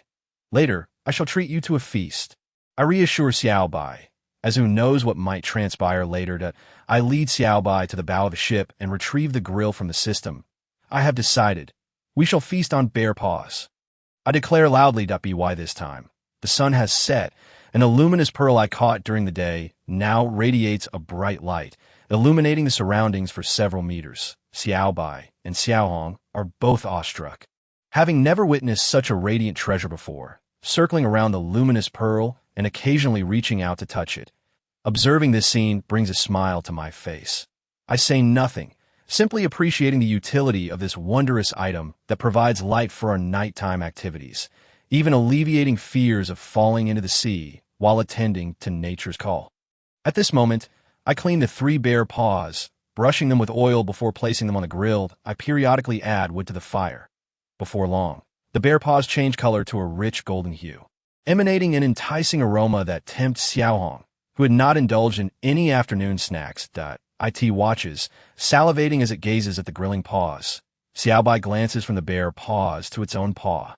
Seemingly terrified by the resemblance, I find it amusing to see the once timid Xiaobai confronted with a new source of fear. I continue to grill. A blue light appears from within my deep-sea ring. Xiaolan has emerged. Observing Xiaolan's more solid form indicates the strength of this deep-sea ring and its efficacy in enhancing mental training. Having emerged, Xiaolan circles around me before playfully engaging with Xiaobai and Xiaohong. However, both Xiaobai and Xiaohong refrain from confronting Xiaolan, aware of their inferiority. Xiaolan glides through Xiaobai, while I remain still, hoping this formidable figure will spare me. After frolicking with Xiaobai, and Xiaohong for a while. Xiaolan notices the bright crystal ball hanging above, floating over to inspect it. Intrigued that I've never seen such a large luminous pearl before, it exclaims, astonishing me. How could the whale princess, ruler of the deep sea, not have encountered such a sight? I mean, I've never seen one this size, it clarifies sheepishly. This revelation further surprises me. I had casually caught this luminous pearl. What size have you seen? I inquire.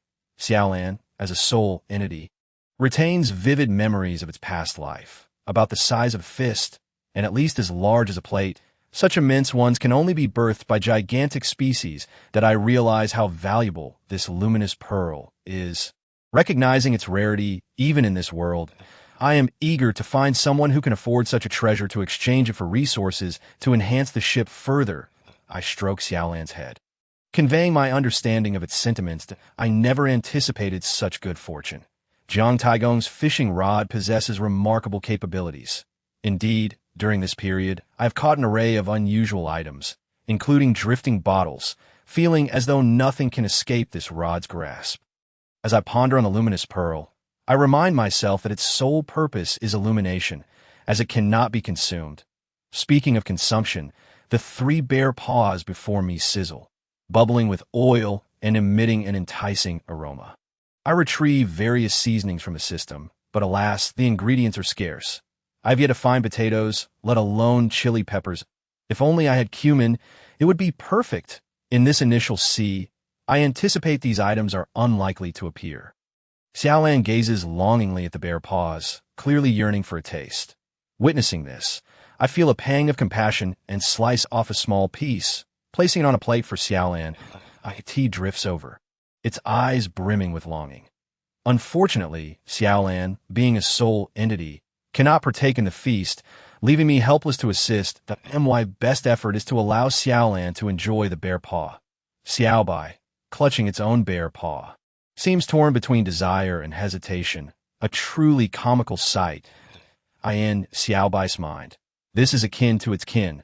The aroma wafts through the air, causing it to salivate, yet it cannot bring itself to bite down. Meanwhile, Xiaohong, resembling a ravenous ghost, savors the meal with delight.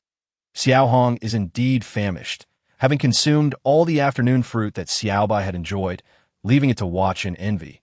After quenching its thirst, it is left unsatisfied.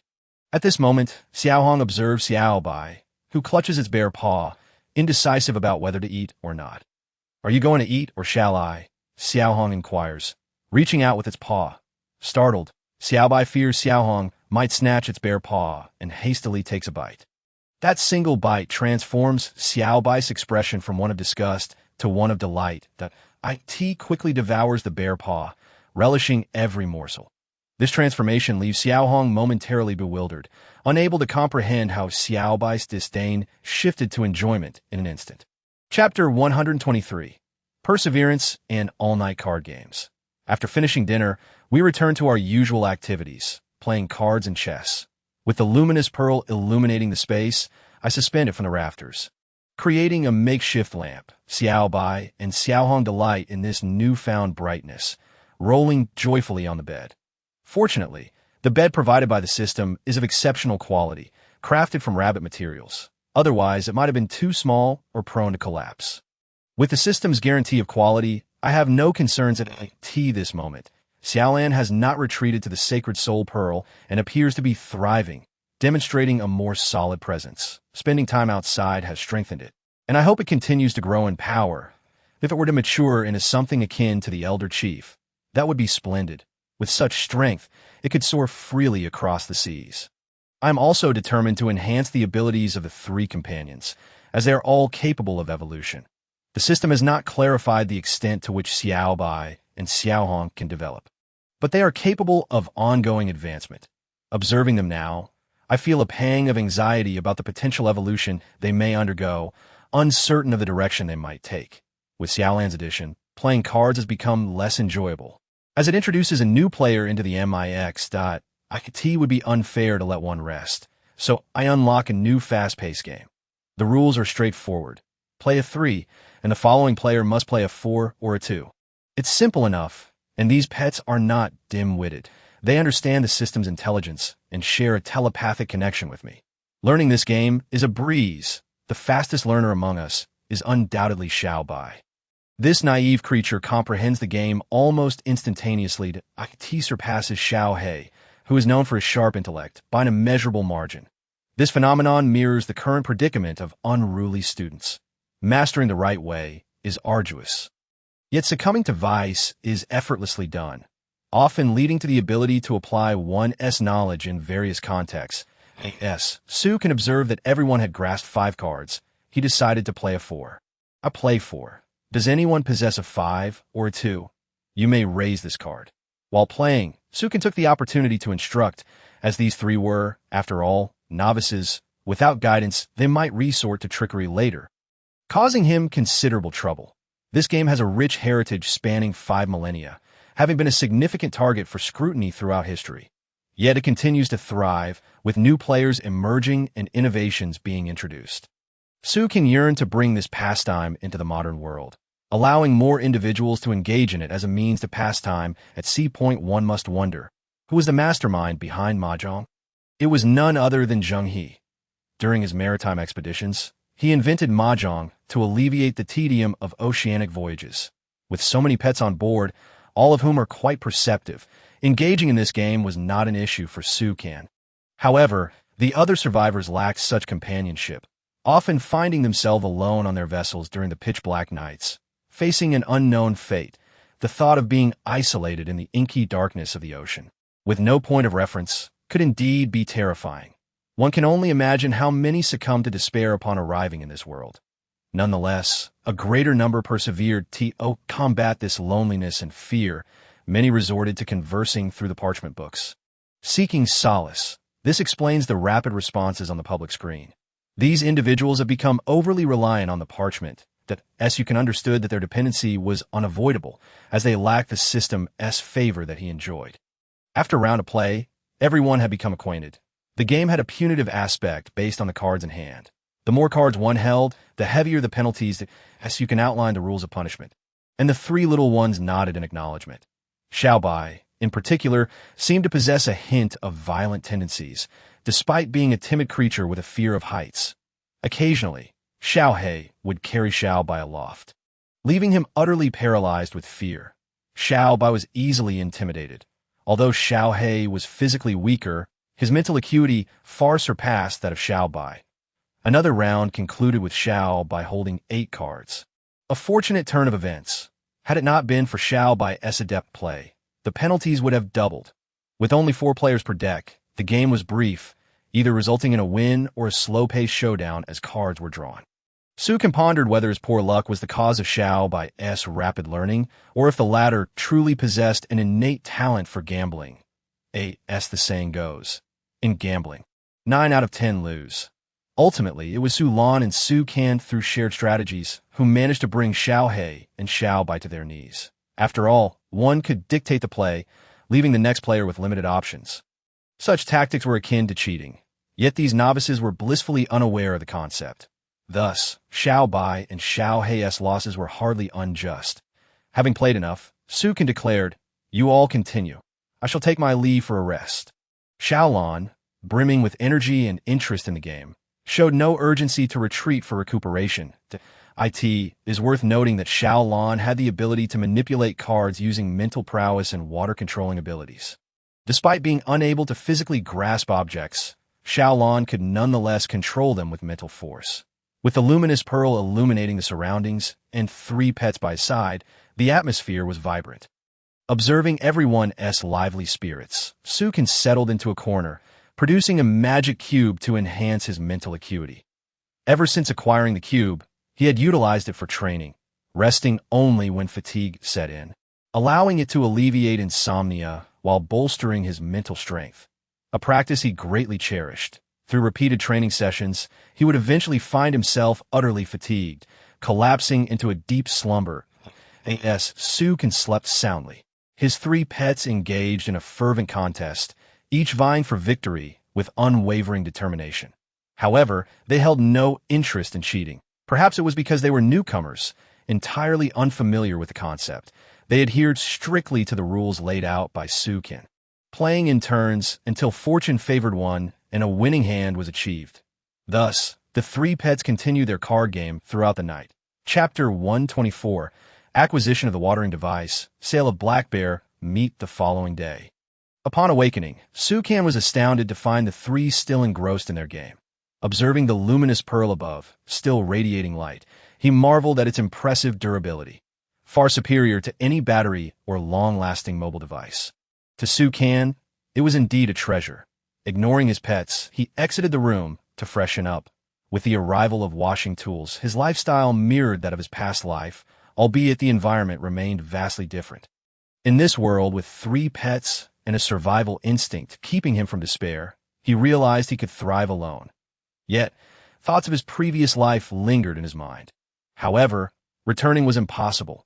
He had arrived in this realm and must find contentment within it. Overthinking was futile. After washing up, he headed to the industrial area to collect items from the smelting furnace, yielding 4 units of grapevine adhesive, bringing his total to 33. With such a substantial quantity of adhesive, he felt confident about producing frog grenades and oxygen tanks, although it was still insufficient for mass production. Thus, Sukan continued to smelt seaweed, adding wood to the furnace before proceeding to the botanical area.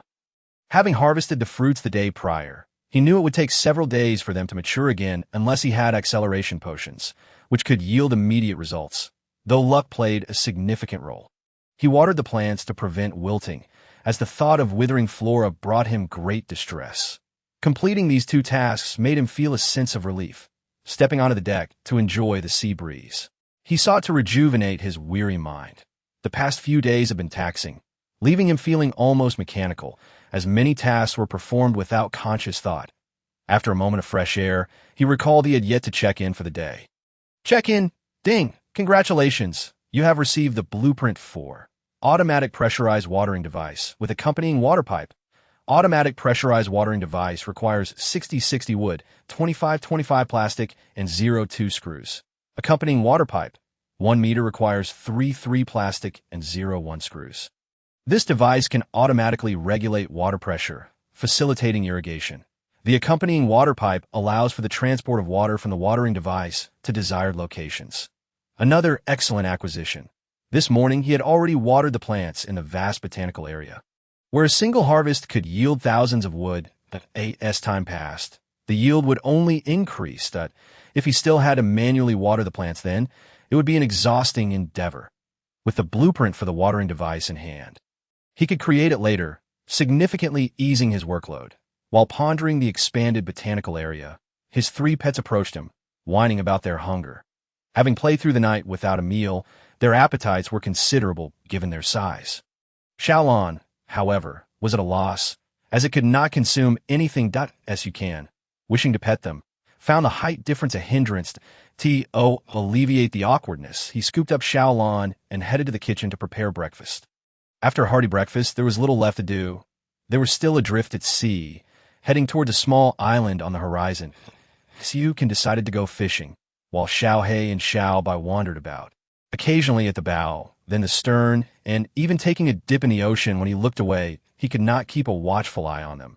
In the vast ocean, he saw no creatures that could threaten them. Most likely, they would be the ones doing the bullying.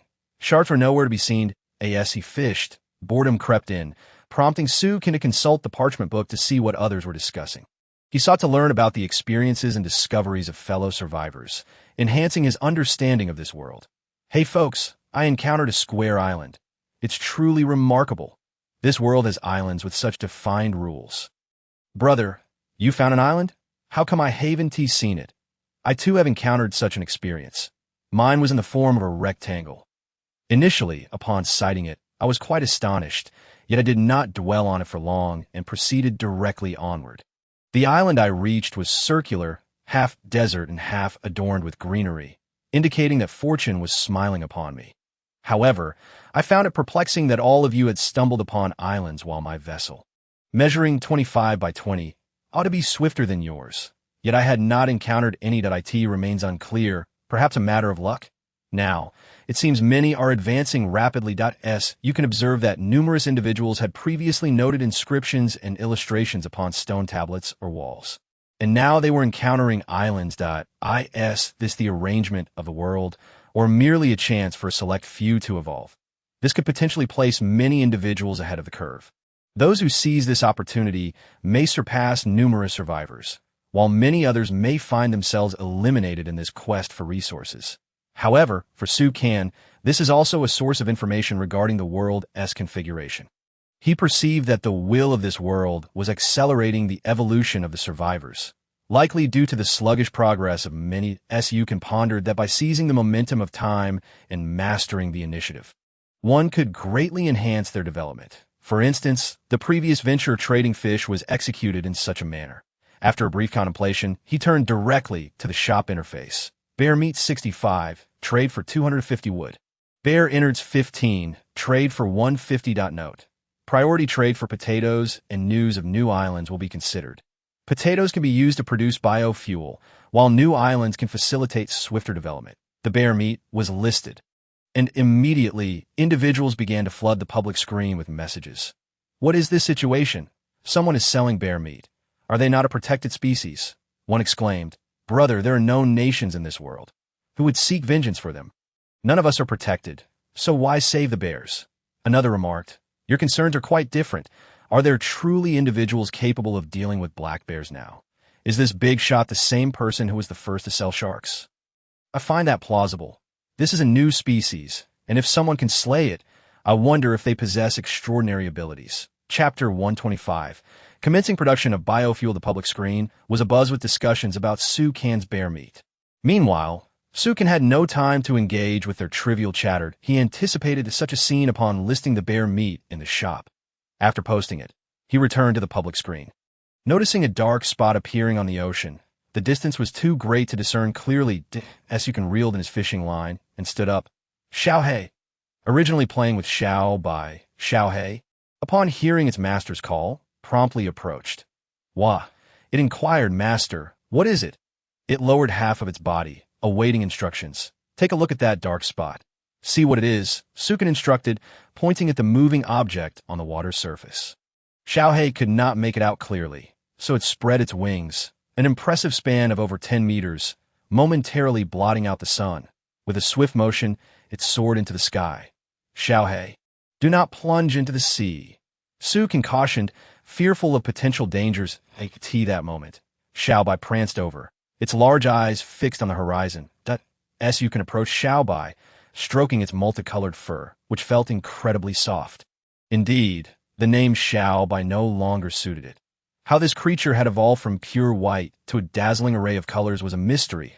As Su Kan mused, Xiao He descended gracefully beside him. Wah! It announced, that is a shark, lingering nearby. A shark? Could it be that sharks were now daring enough to approach? Su Kan muttered in disbelief. This left him perplexed. Why would a shark appear alone when they are typically social creatures? If it were part of a larger group, it would surely flee upon spotting their vessel. Yet it remained. This conundrum baffled Su Kan upon hearing the word shark. Xiao Bai's eyes sparkled with excitement, eager to leap into the sea to capture it. Xiao Bai had long desired a shark as a mount, but had failed in every attempt, each time ending in calamity. This left a lingering frustration within Xiao Bai.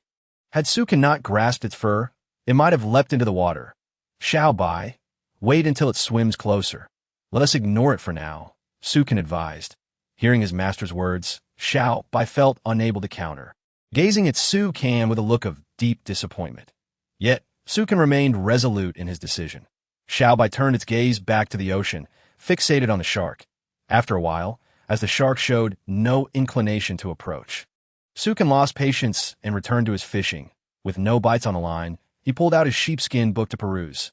Does anyone know this big shot? I'll offer 500 wood. Who can teach me how to kill a bear? Don't bother. That person is likely the first to have killed a bear, that we cannot defeat sharks in the sea, nor bears on land. I wonder how they managed it. That I suspect they possess advanced technology. Otherwise, how could they accomplish such a feat? Everyone, stop talking. I beseech this big shot to reveal themselves. I wish to cling to their coattails. A multitude engaged in such discussions, with no valuable information to glean. Naturally, Su Kan refrained from voicing his thoughts on the public screen, knowing it would only lead to chaos. Instead, he checked the shop to see how many sought to purchase his bear meat. Wow, so many inquiries. Sukin marveled as he observed numerous requests to buy bear meat, which was fetching a significantly higher price than fish.To his surprise, the orders had all been filled. Under each request, there were notes: 500 wood for 2 portions of bear meat. Note: I have no potatoes. My island was circular, half desert, half forested, with scarce resources. 150 wood for 1 portion of innards. Note: upon reaching the island, I found a large lake that I cannot catch anything with bait. I wish to buy innards as bait to see what lies within. 750 wood for 3 portions of bear meat. That my friend, I discovered a cave on the island filled with many murals depicting various scenes. After reading through these, Sukin spent an hour and a half contemplating. The islands encountered by everyone were indeed diverse. Whether in shape or in the resources they contained, it appeared that these individuals had not crossed paths. This aligned with Sukin's earlier speculations. Each person seemed to exist in their own instance, never intersecting. After finishing his reflections, Sukin traded away both the bear meat and innards. Bear meat, 65,250, 16,250. Innards, 15,152,250. In total, he earned 18,500 wood from this venture. That I've struck it rich, he exclaimed, astonished at the profits from slaying creatures. That seemed a viable path to wealth. However, Sukin preferred to cultivate fruits rather than slay these creatures, who had yet to awaken their intelligence. As for mutated beings, that was a different matter altogether. Yet, these mutated creatures were inedible, which was quite frustrating. Now he had enough wood to upgrade his ship, though he still needed some iron blocks. Once he gathered those, he could elevate his vessel to the next level. This task would soon be underway. For now, he needed to manufacture the biofuel extractor. Biofuel extractor, plastic, 0.30, wood, 10.10. Screws, 0.4. He needed to create the screws, which wouldn't take long. Combining iron blocks and metal or would suffice. With all materials at hand, the next step was to choose a location. The biofuel extractor would be situated between the industrial zone and the botanical area, as it required honey, which was not exclusive to the industrial sector. With the system in place, as long as he held the blueprint and selected a suitable spot, clicking build would complete the construction. Observing the machine, he noted several funnels, a large one on top for material input and a smaller one at the bottom for final output filtration. There was also a sizable sealed box whose contents remained a mystery. Yet one could speculate. The larger box featured a significant funnel on top and 2 smaller compartments, presumably for storing fat and honey. This was the exterior of the biofuel extractor. Biofuel extractor. Fat. Potatoes, 0.100. Honey, 0.30. Honey, potatoes, or fat could be used to produce biofuel, which served as both industrial fuel and sustenance. 1 liter of biofuel required 1 portion of honey and 3 portions of fat or potatoes, taking 3 days to refine. Thus, to produce 1 liter of fuel, 3 days were necessary. Currently lacking potatoes, he would substitute with bear fat, utilizing the honey collected from the island. Let us begin the extraction. Sukin commanded the system. Production in progress. Countdown. 3 days. Additionally, let's produce another liter, for this item can also serve to stave off hunger, and it will certainly find its purpose. Chapter 126. Upgrading the ship.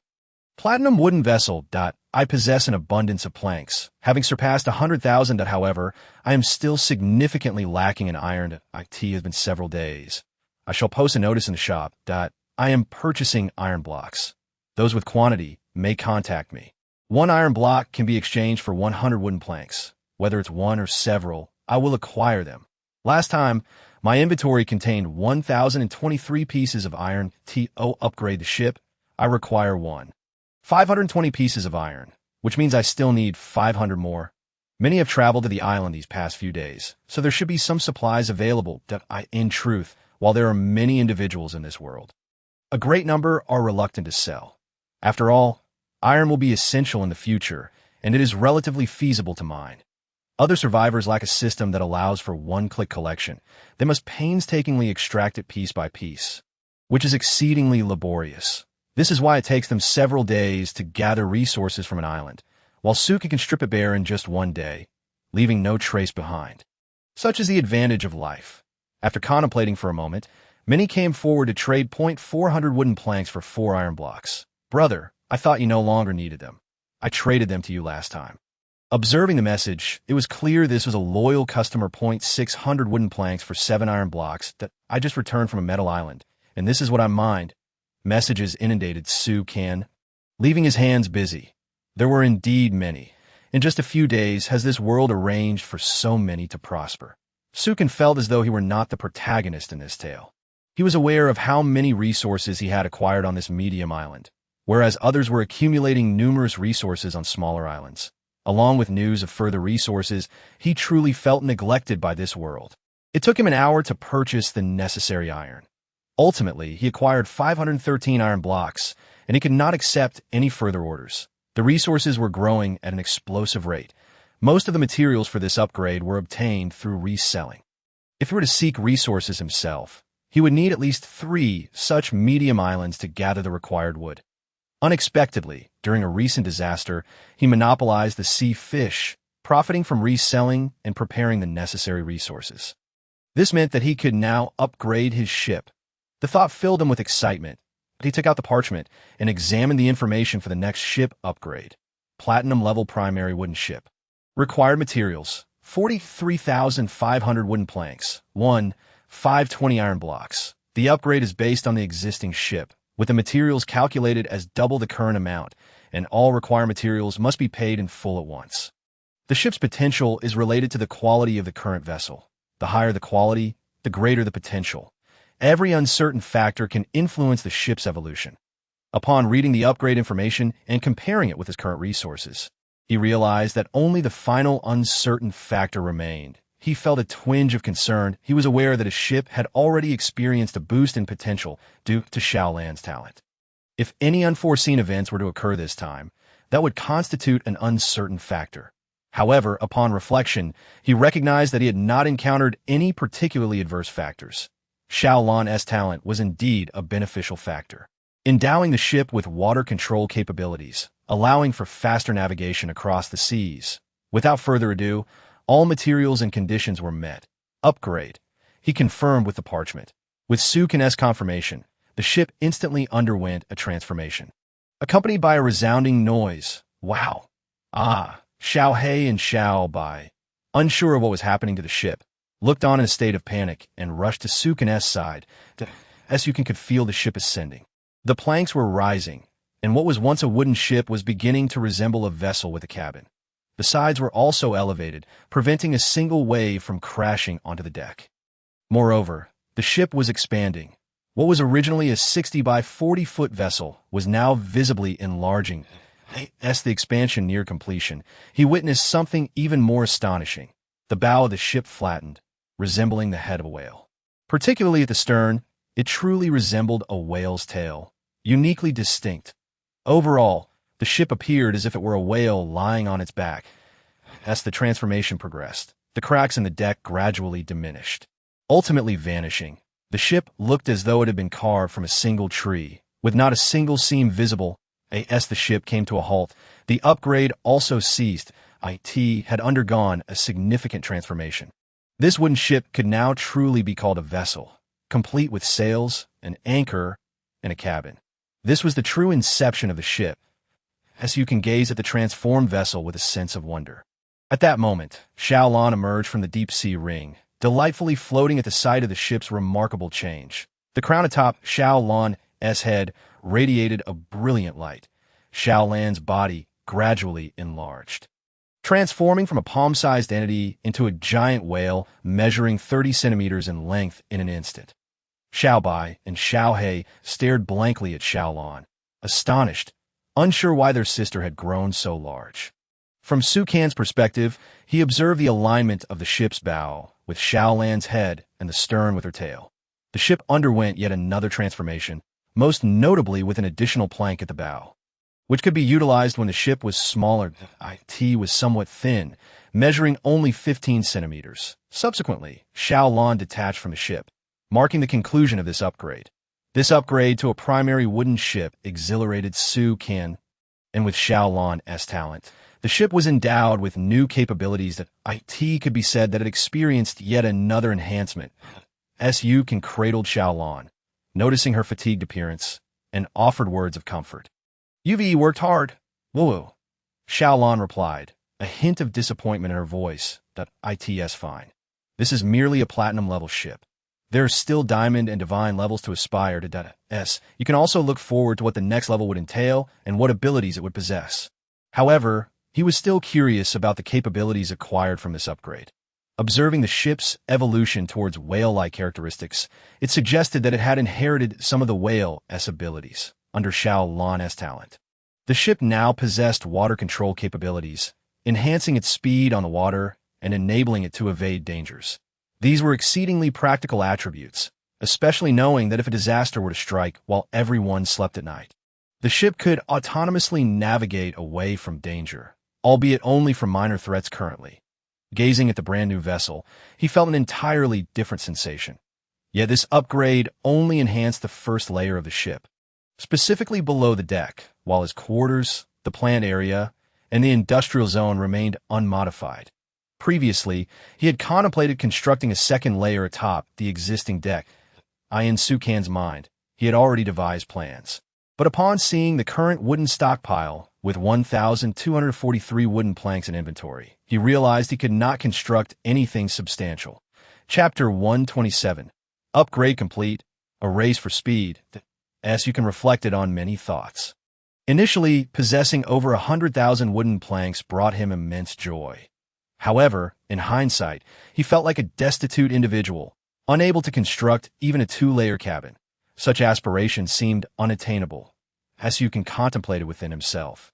If others harbored similar thoughts, they would truly be indulging in wishful thinking. Now, apart from Sukan, few possessed such a vast stockpile of wood. Most could barely muster 1,000 were they to learn of Sukan's ambitions. They might very well resort to violence. It appeared he would need to strive harder to accumulate resources. Sukan sighed. Running his hand across his forehead, he examined the information for the new ship. Platinum-level primary wooden ship. Area, 500 square meters. This is a vessel of remarkable potential, boasting astonishing speed and the ability to autonomously evade risks. The ship's information is quite concise, and he remains unaware of the extent of its potential. However, the abilities conferred by Xiaolan include setting sail and risk evasion. This grants it the qualification to navigate the vast seas. As Xiaolan assimilated with the ship, Sukan sensed a burgeoning connection between himself and the vessel. Should there be any disturbance aboard, he would be instantly aware that he could feel the presence of Xiao He and Xiao Bai in various corners of the ship. The upgrade had enlarged the ship. Yet it seemed the structures aboard were sparse, and he noted the cabin was rather cramped. Particularly in the plant area, the yield of crops, such as watermelons, would need to be reduced due to the limited space. Previously, expansion had been impossible, necessitating selective sacrifices for the sake of the flowers that attracted bees. Now that there was ample space, he would strive for more significant development. Advance in this world. One must possess greater resources than others. Without resources, how can one develop and surpass? The ship had already taken a lead. In this world, one must run faster than the rest to obtain information sooner. The previous profit made from fish was due to the timing of information. Much like the stock market, having insider knowledge allows one to anticipate fluctuations. Currently, Sukan had merely taken a step ahead of others. Some might never catch up. However, based on the world's hints during this period, if he did not exert himself, he would soon be overtaken. A sense of urgency was essential. Xiao Bai approached, tugging at Sukan's sleeve and pointing ahead while calling out excitedly. This startled Sukan from his thoughts. Following Xiao Bai's gesture, he noticed in the distance a massive dark cloud. It appeared as if a line connected the sea to the sky. Due to the distance, the details were not entirely clear. It appears that a new calamity has befallen us. This world is indeed in a state of urgency, just as I alerted the survivors to the impending storm, which threatens to engulf many in disaster. I find myself among the first to receive this news, and also the first to face its consequences. Let us embark swiftly. Sukan unfurled the nautical chart, directing his thoughts towards the island they sought, as if communicating with the vessel in his mind. To his astonishment, the ship responded, veering slightly in accordance with his commands, making its way towards the destination. This unexpected maneuver caused the unprepared Xiao Bai to tumble onto the deck. Xiao He, attempting to shield himself from the wind, spread his wings, only to find himself rolling twice on the deck. Su Can, however, remained composed. Xiaolon conjured a veil of water to shield him from the gusts, leaving him unscathed despite the rather ungraceful appearance.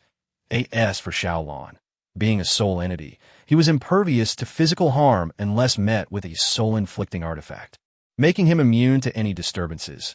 This pace is astonishing. Yukin did not anticipate such swiftness from a mere platinum-grade wooden vessel. He mused about the potential of upgrading to a divine level and what marvels that might entail. Perhaps it could rival the legendary ship of a pirate king, soaring through the skies like a flying vessel. The thought stirred a thrill within him. Once Xiao Bai and Xiao He acclimated to the rapid motion, they too stood on the deck, gazing into the distance, their eyes wide in disbelief at the ship's remarkable speed.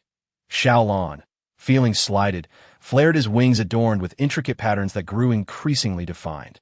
And with a swift whoosh, he took to the skies, flying parallel to the ship. Initially, Xiao He matched the speed of the vessel for a fleeting 4 seconds, but soon he surged ahead, performing a graceful arc before descending from the heavens. "Wow," he seemed to exclaim, as if to say, "What's the big deal? It's all in a day's work." That Yukin understood that the ship's velocity could not quite keep pace with Xiao He. Yet the speed it achieved was still a delightful surprise, especially given the lengthy journey ahead to the next island. They had been at sea since yesterday, and had yet to catch sight of land. If the ship maintained this velocity, they would reach their destination in no time. Xiao Bai, unwilling to be outdone, leapt into the sea to race against the wooden vessel. The polar bear, a natural swimmer, showcased his prowess against the upgraded ship. An instinctive doubt arose within Su Can regarding Xiao Bai's chances. Just then, he noticed Xiao Bai propelled by an engine-like contraption beneath his feet, allowing him to match the ship's pace almost instantly. Xiao He, seizing the opportunity to join the fray, soared above Xiao Bai, spiraling in circles while emitting delighted calls, as if cheering him on in a display of determination. Xiao Bai surged ahead, only to provoke the vessel into revealing a deep blue raincoat that enveloped it entirely. The ship accelerated dramatically, leaving Xiao Bai far behind, the sound of wood slicing through water echoing like a taunt at Xiao Bai's audacity. Su Can stood in stunned silence, bewildered by the ship's hidden capabilities. He recalled that he had not commanded the ship to exert itself. How could it autonomously manifest such skills? He began to entertain the notion that the ship might possess a spirit of its own. If such a sentience were to emerge, he would effectively gain an additional crew member, rendering navigation a matter of simply handing over the nautical chart. The prospect of effortless travel was tantalizing. While the ship currently exhibited instinctual abilities to evade danger, it had yet to attain true sentience. As the saying goes, it had not yet awakened, merely demonstrating intriguing potential. Thus, the notion of expanding his crew became an enticing possibility. Chapter 128. Xiao Bai's complete defeat, the illuminated tome. The ship gradually slowed down. Xiao Bai climbed back onto the deck, collapsing in exhaustion, utterly spent. Who would have thought that the vessel would act so unpredictably? Accelerating beyond his capacity to keep up? This left Xiao Bai feeling utterly humiliated. With his eyes shut tight, he sought solace in silence, refusing to engage with the world around him. Xiao He, having discovered the ship's concealed talents, felt a mix of astonishment and indignation at being left in the dark initially. Taking advantage of the moment, he found amusement in Xiao Bai's plight. As the ship sped away, Xiao He nearly lost his balance. Caught off guard by the sudden burst of speed, he steadied himself, reflecting on how prideful he had been moments ago, feeling his cheeks flush. Thankfully, his dark feathers concealed any evidence of his embarrassment. Now, lying on the deck, he opted for silence. Xiaolon, noticing the commotion, chuckled briefly before retreating into the depths of the ocean to recuperate. The recent upgrade had enhanced his abilities, but at the cost of his energy, leaving him in need of rest. Ultimately, only Su Can remained. Finding the atmosphere dull, he decided to fish at the stern, casting his line far into the depths. Waiting patiently for a nibble, he retrieved the parchment scroll to peruse for any updates from fellow survivors.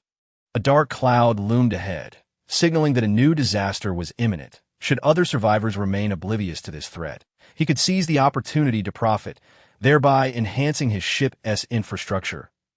In the public forum of the parchment scroll, a flurry of messages erupted. What fortune! Upon reaching the island, I discovered an abundance of ores and spent 3 full days transporting them all. Woe is me! I have yet to lay eyes on land while you all revel in riches. I found a mural on the island describing a luminous tome that grants unique powers upon illumination. Could it possibly be the very parchment I possess? What treasures await me on this island? A bounty of lobsters. Tonight shall be a feast. Conversations flitted from one topic to another with alarming rapidity, as is the nature of humanity. One moment, they spoke of penguins, and the next. The elusive Tang sung, a disjointed discourse that failed to maintain coherence. In this world, countless survivors existed, and should each contribute a thought, the parchment would be inundated with chatter, risking the very integrity of the tome. Amidst the cacophony, Su Kan's attention was captured by the mention of the mural. He recalled speculating that it served as a guide for others, a notion reinforced by the number of individuals who followed its imagery to their next destination. Mirroring the illustrations depicted that if the tome truly radiated light, it would enhance their abilities. The parchment represented one of the few treasures in this world, intimately bound to him, akin to a weapon in a game, non-transferable and indestructible. A genuine artifact. While one could trade the fishing rod, the parchment would remain steadfast. It was the lifeblood of his endeavors. To flourish, one must depend on the tome, which held the blueprints for upgrades. In Su Kan's mind, the parchment functioned as a rudimentary system, lacking formidable power, merely offering formulaic guidance. Unlike his system which bestowed tangible rewards, if the tome could be upgraded, it might evolve into an independent system. The mere thought filled him with excitement. 2 systems at his disposal. Who else could boast such fortune in this realm? After perusing the parchment for some time, without yielding significant insights, Su Kan ultimately chose to set aside his inquiries, opting for a step-by-step approach. Presently, the tome served a vital purpose in his journey. Should it ever upgrade, it would undoubtedly unveil new leads, perhaps merely awaiting the right moment. Time slipped away. Evening arrived. After dinner, Su Kan and his 2 companions reclined on their respective beds, each lost in their thoughts. Su Kan contemplated amassing more timber to expand his living quarters and activity zones, including areas for flora and industry, each requiring ample wood. In this world, timber was a precious commodity. To upgrade the ship, it was indispensable that a vessel symbolize capital. Without one was rendered inconsequential, destined to become mere remnants. Xiao Bai pondered his recent defeat, questioning his very existence. While Xiao He mused that he should not be overly boastful, today's events merely reflected the ship's reluctance to engage in rivalry. It was not his fault that he had not been able to assert his dominance. Observing Xiao Bai's newfound despondency, Xiao He lamented the transformation of his once spirited companion into a silent bear cub. With a gentle nudge from his wing, Xiao He roused Su Kan, gesturing toward Xiao Bai, his eyes pleading for a return to normalcy. Recognizing the unspoken request, Su Kan approached Xiao Bai, brandishing a deck of cards. "Come, let's play a few hands," he exclaimed, placing the cards before Xiao Bai as he seated himself. Xiao He joined them, forming a triangle of camaraderie. Upon seeing the cards, Xiao Bai's sullen demeanor instantly brightened, casting aside his earlier concerns. The game commenced, leaving both Su Kan and Xiao He momentarily astonished, questioning whether this resurgence of joy in Xiao Bai was truly genuine. Seeing Xiao Bai in good spirits, Su Kan let out a sigh of relief. As long as Xiao Bai was well, everything was fine. It is important to note that Xiao Bai is the life of the party on this vessel. Without it, much joy would be lost. Suddenly, Xiao Bai drew a 6th. Their conversations were much the same. They would utter a phrase, yet ultimately, one had to observe the cards played to truly understand their moves. Xiao He played first, followed by Su Kan. Xiao He lay down a single 8. This left Su Kan in a bit of a quandary. In the end, he discarded an ace, which relieved many from their tension that if Xiao Bai desired to play a 2, it would be crucial to keep an eye on the kings, lest one find themselves a jester in the end. Nevertheless, he chose to play the 2, not out of anything else but to avoid appearing cowardly. Although they ultimately lost this round, it was merely a matter of cards. They hadn't lost in spirit.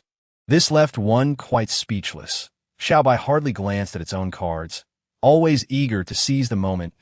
In the end, they lost, and there was no regret for the decision to challenge the landlord. Chapter 129. The Coming Disaster. Water intake. A night of mischief unfolded between one person and two pets. As it neared 10 o'clock, Sukin decided to cease playing, for he had matters to attend to, his daily mental training. He knew that to thrive in this world, one must develop, in the course of development. One must also enhance their own strength. If one's power was lacking, uncertain factors could potentially lead to demise. A fate Sukin wished to avoid. This world was vast, and to perish without having seen it was to do a disservice to his very existence alongside the system. As you can recognize that he was an anomaly in this realm, constantly at risk of being detected. Should he disrupt the balance of this world, it could lead to his own undoing. Thus, he lived in a state of perpetual vigilance, unwilling to halt his progress. He aspired to acquire strength to confront all dangers that lurked in this world, and more importantly, to protect his companions.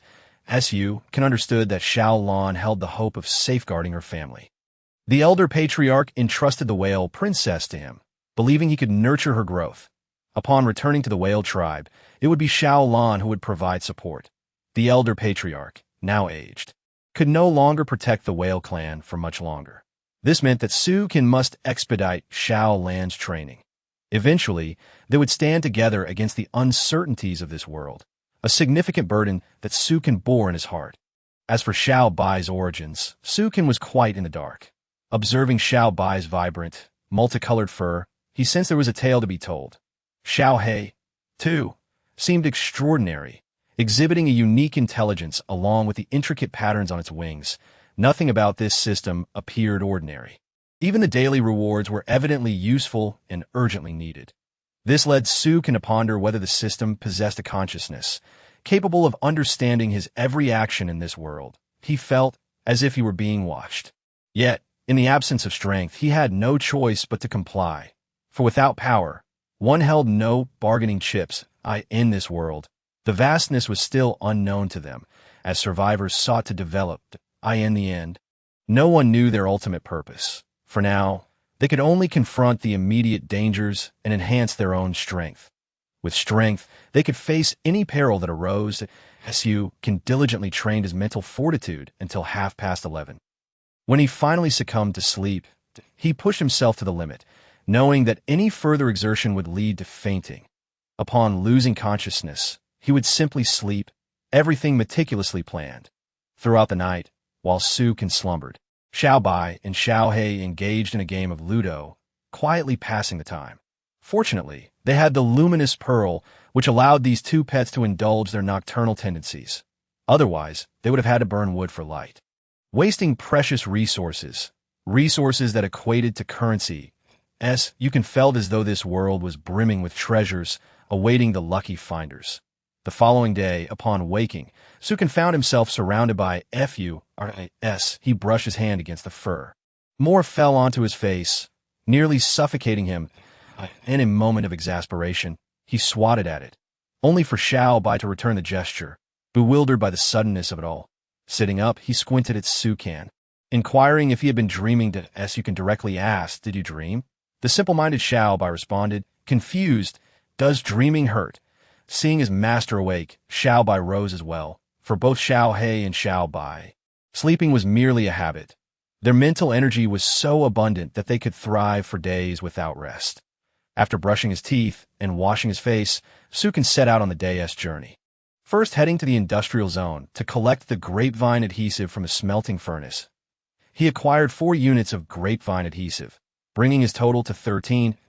This was in response to the 20 units used at the fully automated pressurized watering device. Presently, these adhesives were in high demand, prompting Sukin to hasten production, but he was aware that there were 4 smelting furnaces, one of which was of golden quality, capable of producing adhesive twice.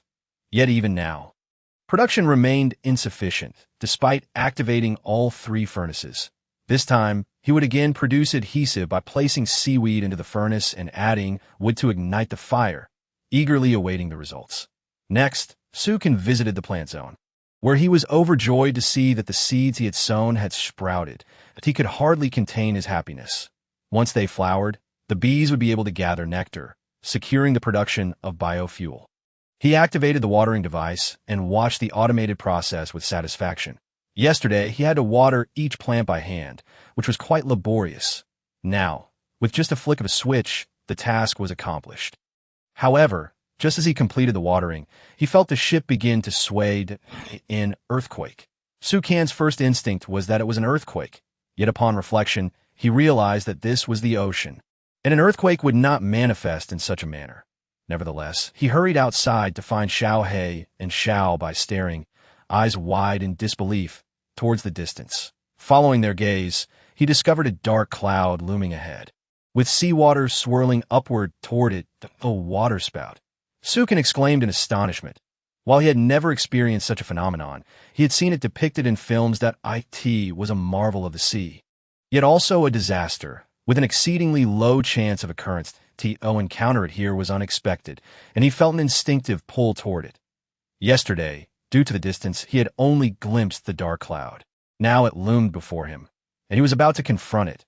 This made Sukan feel a twinge of panic as he remembered the sharks circling in the sea, seemingly aware of the approaching disaster. Instinctively seeking refuge, without a second thought, he dashed back to the plant and industrial zones. Gathering all essential items, he stowed everything he could, even the kitchen utensils, into the system's warehouse. Everything was bound to him.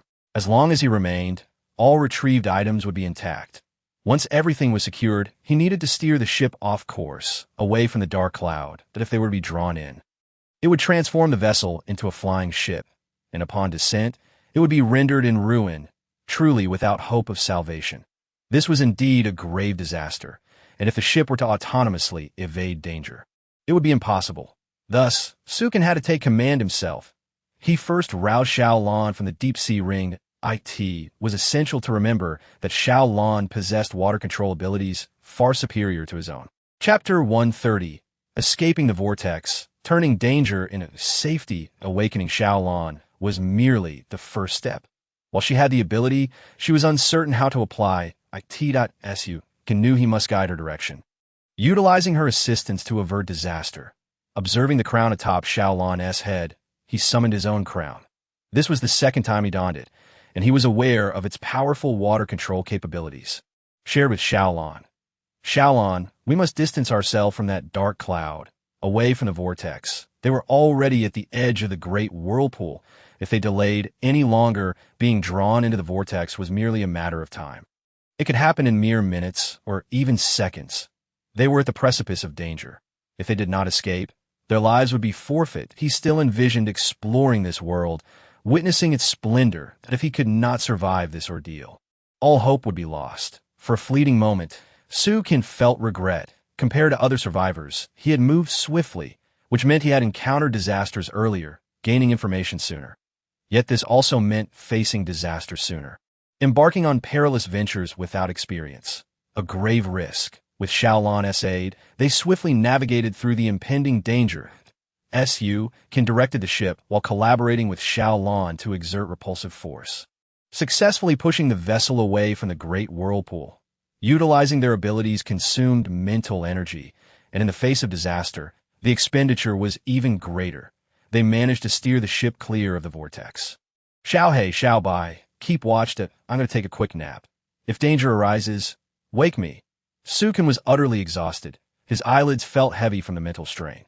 Ing, Xiao Lan murmured weakly, retreating into the deep-sea ring to recuperate. Sukan paid her no mind.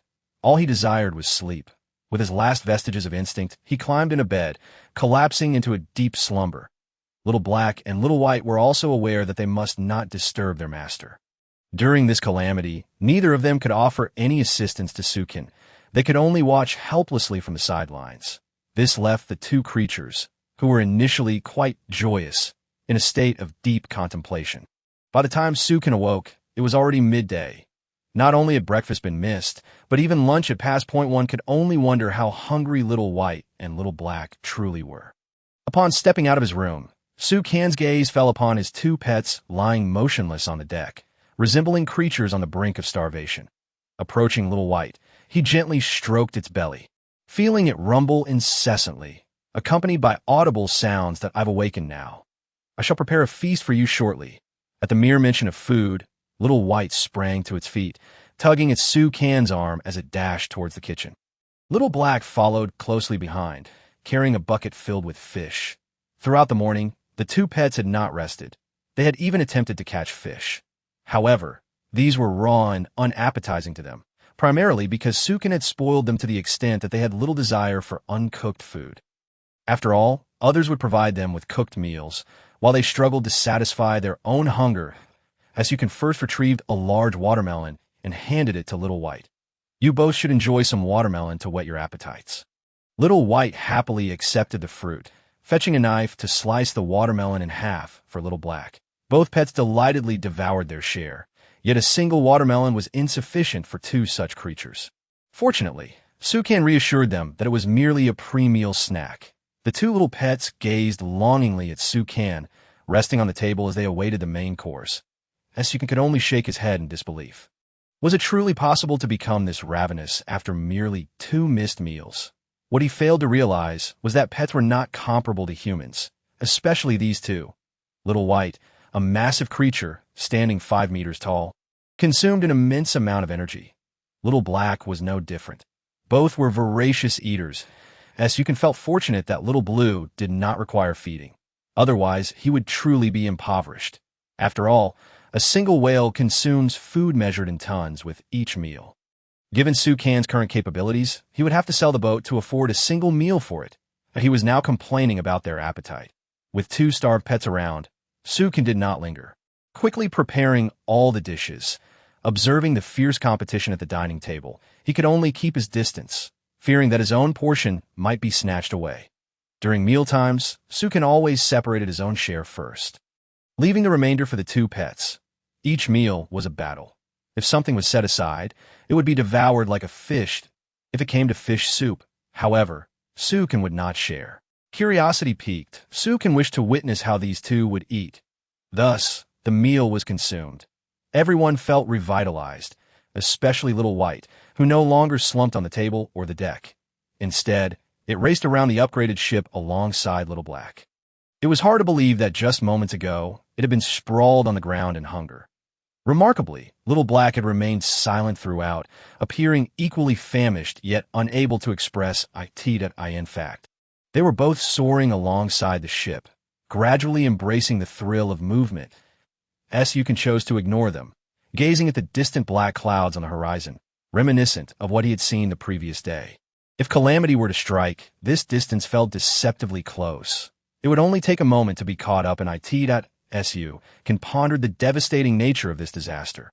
Those who encountered it either emerged unscathed or faced complete annihilation. Leaving no trace behind, to profit from this calamity seemed utterly impossible. Regrettably, he could not procure seafood to earn a living. Yet, he refrained from sharing this disaster with other survivors, uncertain if it was something everyone would experience or merely an unfortunate incident for a select few. To voice such concerns on public screens would incite panic, bringing no good to himself and potentially resulting in adverse consequences. The drawbacks far outweighed any potential benefits, leaving Sukan unperturbed, pulling out the nautical map. He charted a course towards the location of the small islands, slightly off course, yet striving to distance himself from the great vortex, unwilling to be ensnared once more. He knew that next time, fortune might not favor him as it had this time.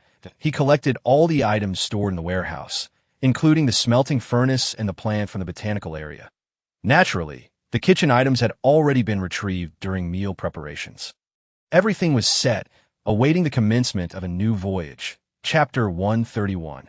Golden Level, Acquisition of Fishing Net. A notification from the sign-in system echoed in his mind. After a busy morning, he had completely forgotten to sign in for the day. Fortunately, the system's reminder ensured he wouldn't regret missing it. Sign in.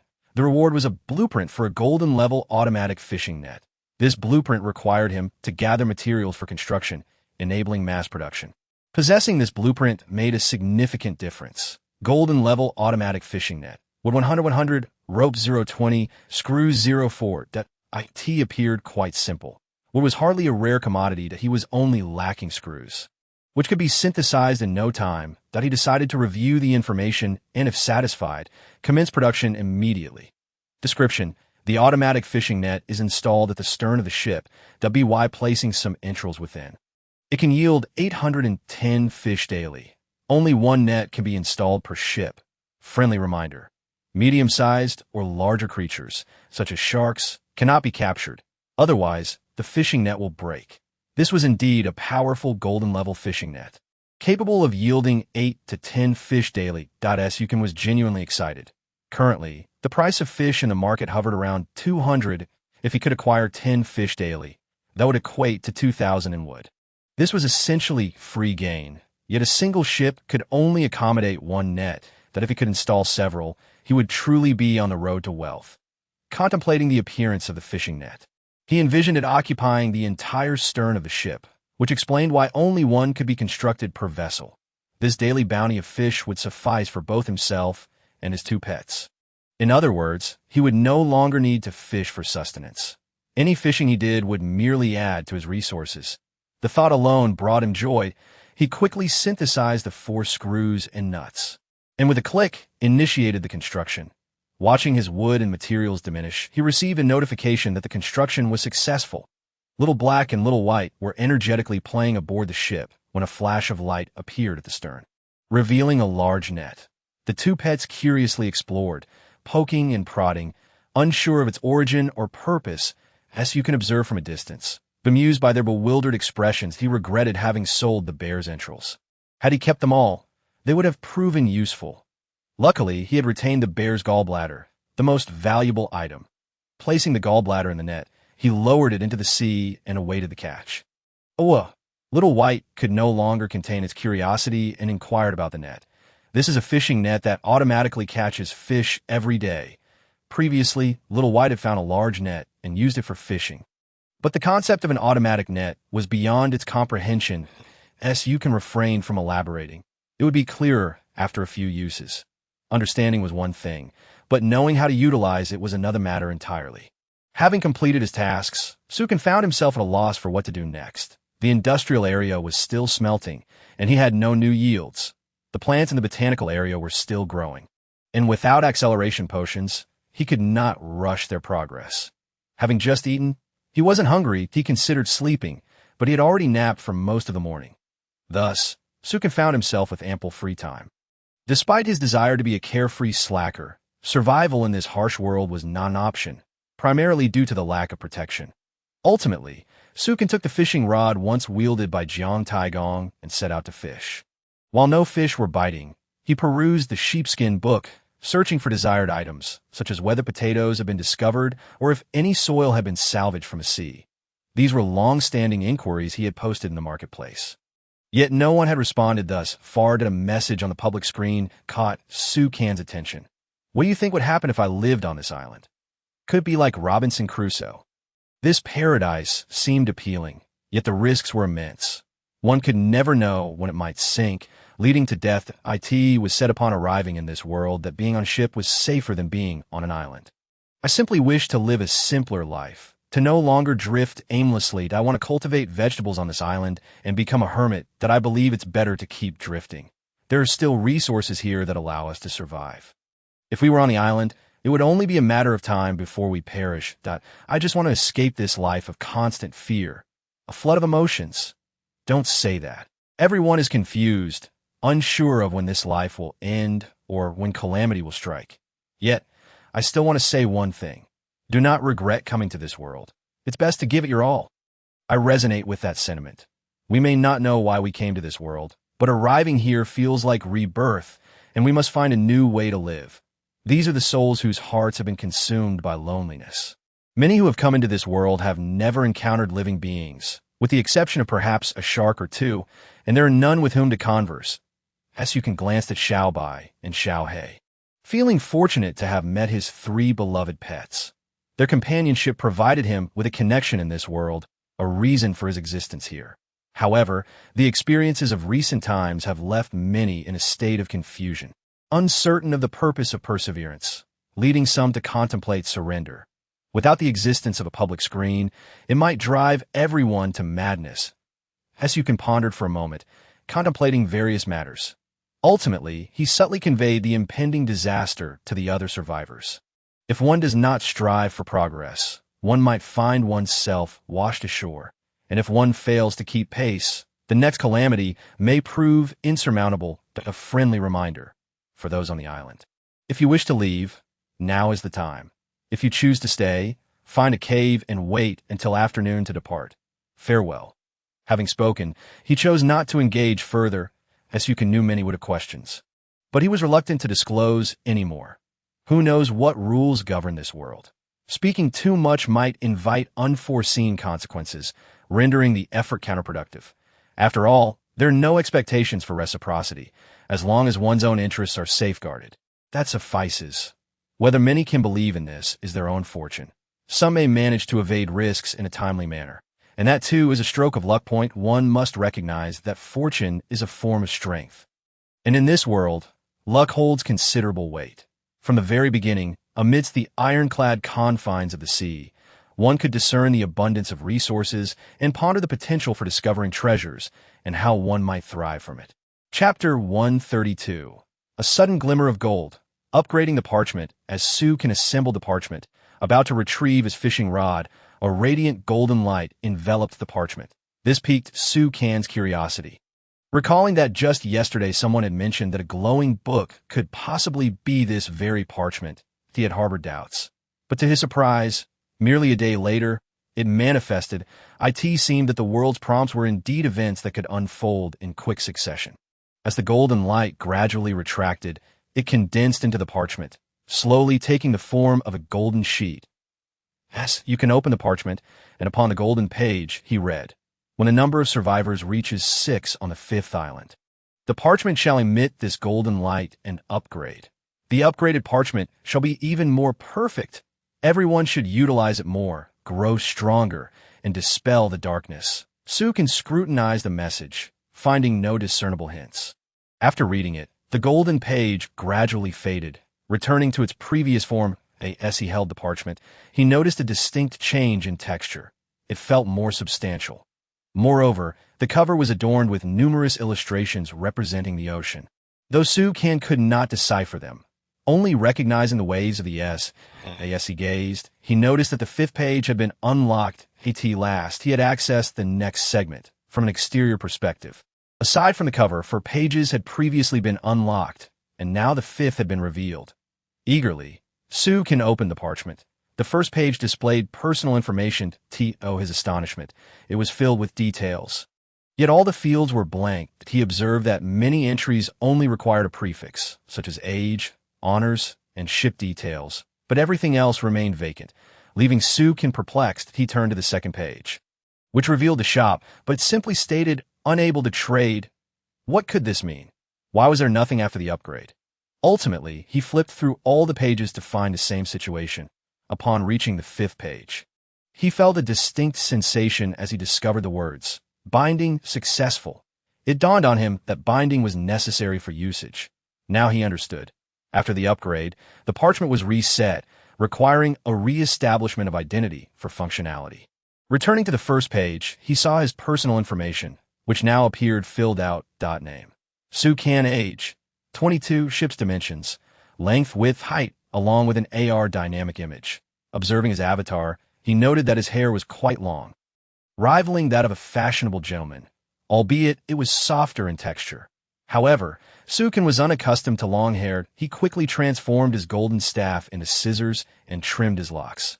Cutting his own hair to achieve a pleasing appearance was quite challenging. Yet he managed to style it into a slick-back look. That he also shaved his beard, as it was crucial. A young man's sporting facial hair could appear considerably older. In this world, a beard often conveyed a sense of weariness. After grooming, his avatar in the parchment also changed in real time, reflecting his new appearance. On this page, a prominent emblem caught his eye. Personal honors, depicted as a vibrant badge. The first was the Shark's badge, Shark Slayer. 14. This indicated that Sukan had slain 14 sharks, though he was certain he had not dispatched that many.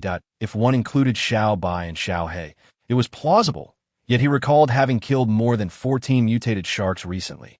So why the discrepancy? Bear Slayer. 3. Upon calculation, he confirmed he had indeed slain 3 bears. However, the list abruptly ended, and he reflected on the numerous sea creatures he had dispatched: fish, abalone, shrimp, and particularly the mutated crabs, none of which were recorded. Did the mutated ones not count? If that was the case, then the two bears he had slain had not been heavily mutated, as they were still edible. Conversely, the mutated crabs and the red-eyed sharks possessed venomous flesh, lethal upon consumption. If that were the explanation, it made sense. Gazing at his multitude of accomplishments, Sukin felt a surge of happiness. These were all his. He then concealed his avatar and name, leaving only a single entry, Su X, while the rest remained ordinary. Turning to the second page, he found a shop, which was now fully operational for trading. Indeed, binding his identity had enabled transactions. The parchment now belonged to him, just as before, indestructible, non-transferable, and impervious to theft. Previously, Xiaobai had attempted to take it, but Sukin had found his hand passing through it, much like a spiritual entity, completely untouchable. The trader's interface displayed the information of prospective traders, including their avatars. Many bore haggard faces and unkempt hair, as if they had not washed in days, resembling a fashionably disheveled individual. Most appeared similarly neglected, as you could only conclude that such a lifestyle was undeniably tragic. One might attribute this to a lack of water for bathing, but in the vastness of the ocean, fresh water was as scarce as it would be in a desert. Securing water for a bath was no easy feat. Not everyone had the advantage of a system to expedite their development as he did. Observing the disheveled state of others, Sukin lost interest. Among them were a few women who also seemed indifferent to their appearances. In truth, he could empathize. Having yet to encounter another soul in this expanse of ocean, he felt a tinge of despair. Who had the time to focus on grooming?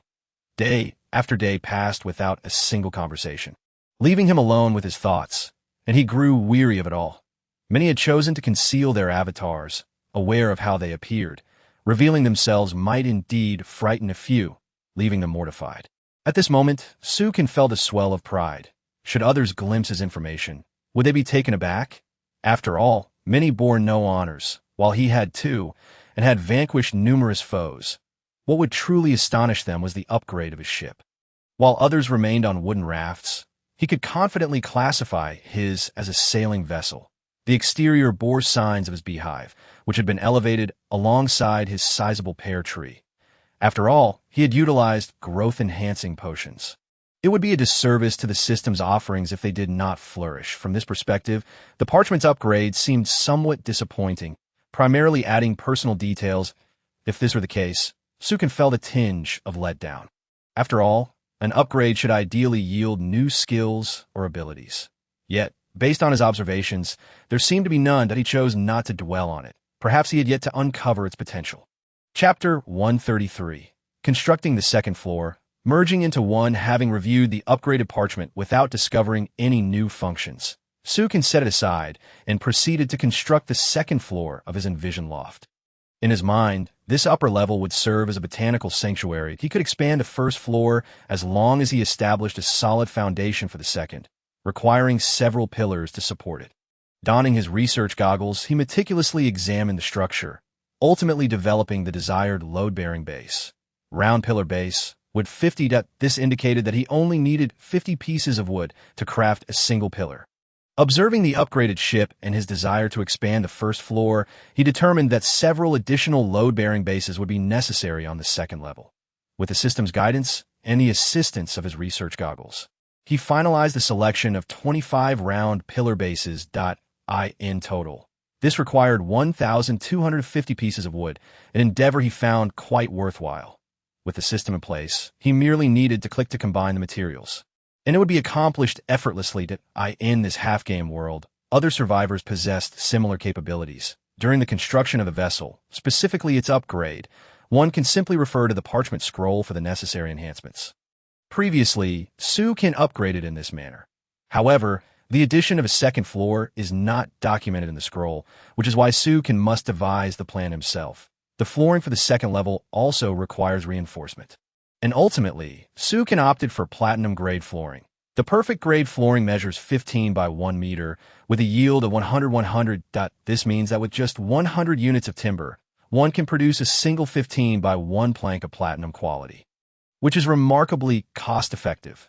Calculating the area, 27 planks are needed for the second floor, totaling 2,700 timber.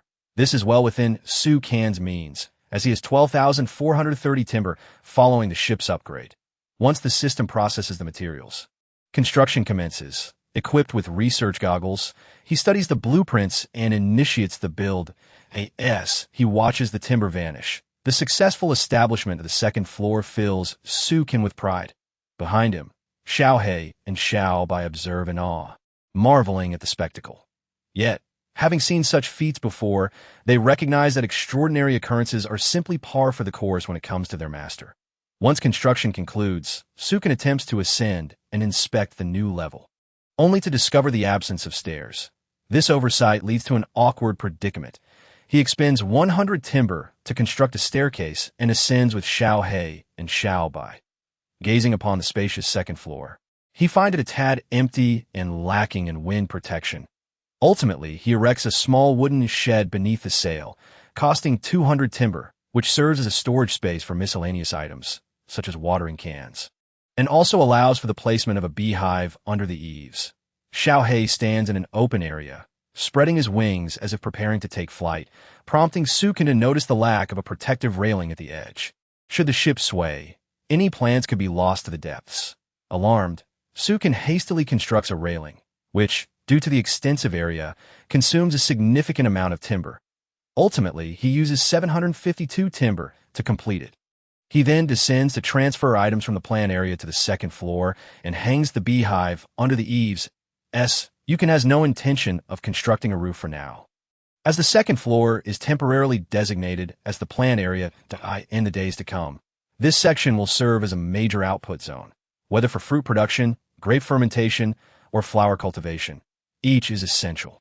Without these foundations, the industrial area could not be established. Surveying the freshly constructed second floor, Su Can feels a sense of accomplishment. In a moment of reverie, the entire ship is enveloped in a deep blue glow.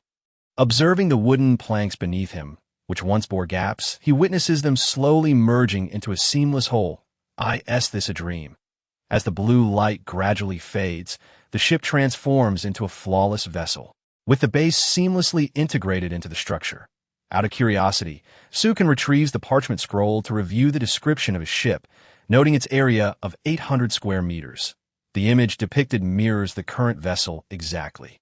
This indicates that the second floor, though privately constructed, has received validation from the parchment scroll.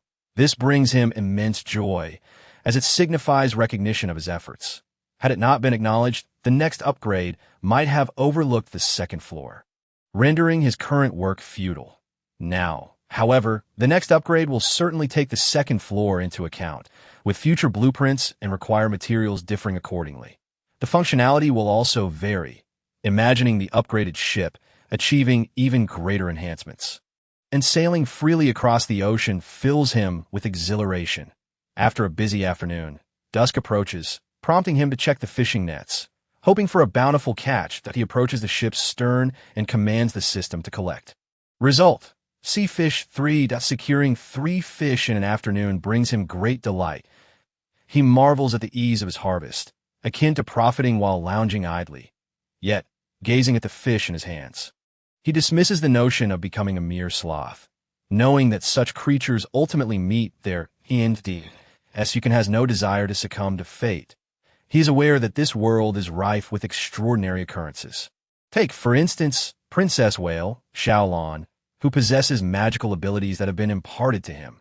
Something impossible on the blue planet. In this moment, he considers himself a half-mage, that he wonders if this world harbors secrets of immortality. If so, that would become his aspiration. Who wouldn't crave eternal existence? Shaking his head, he casts aside these unrealistic thoughts. He proceeds to gut the fish, discarding the entrails into the fishing net for further use as bait. With 3 fish in hand, he returns to the kitchen to prepare dinner. Having been quite famished at midday, he merely satisfied his hunger without cooking much. For dinner, he stews the 3 fish and adds a large bowl of cabbage sautéed in vegetable oil, which emits a delightful aroma. This is not the haphazard stew of the Northeast, but rather a Southern-style dish. The meal is rich in flavor, and Xiao Bai and Xiao He do not engage in excessive competition.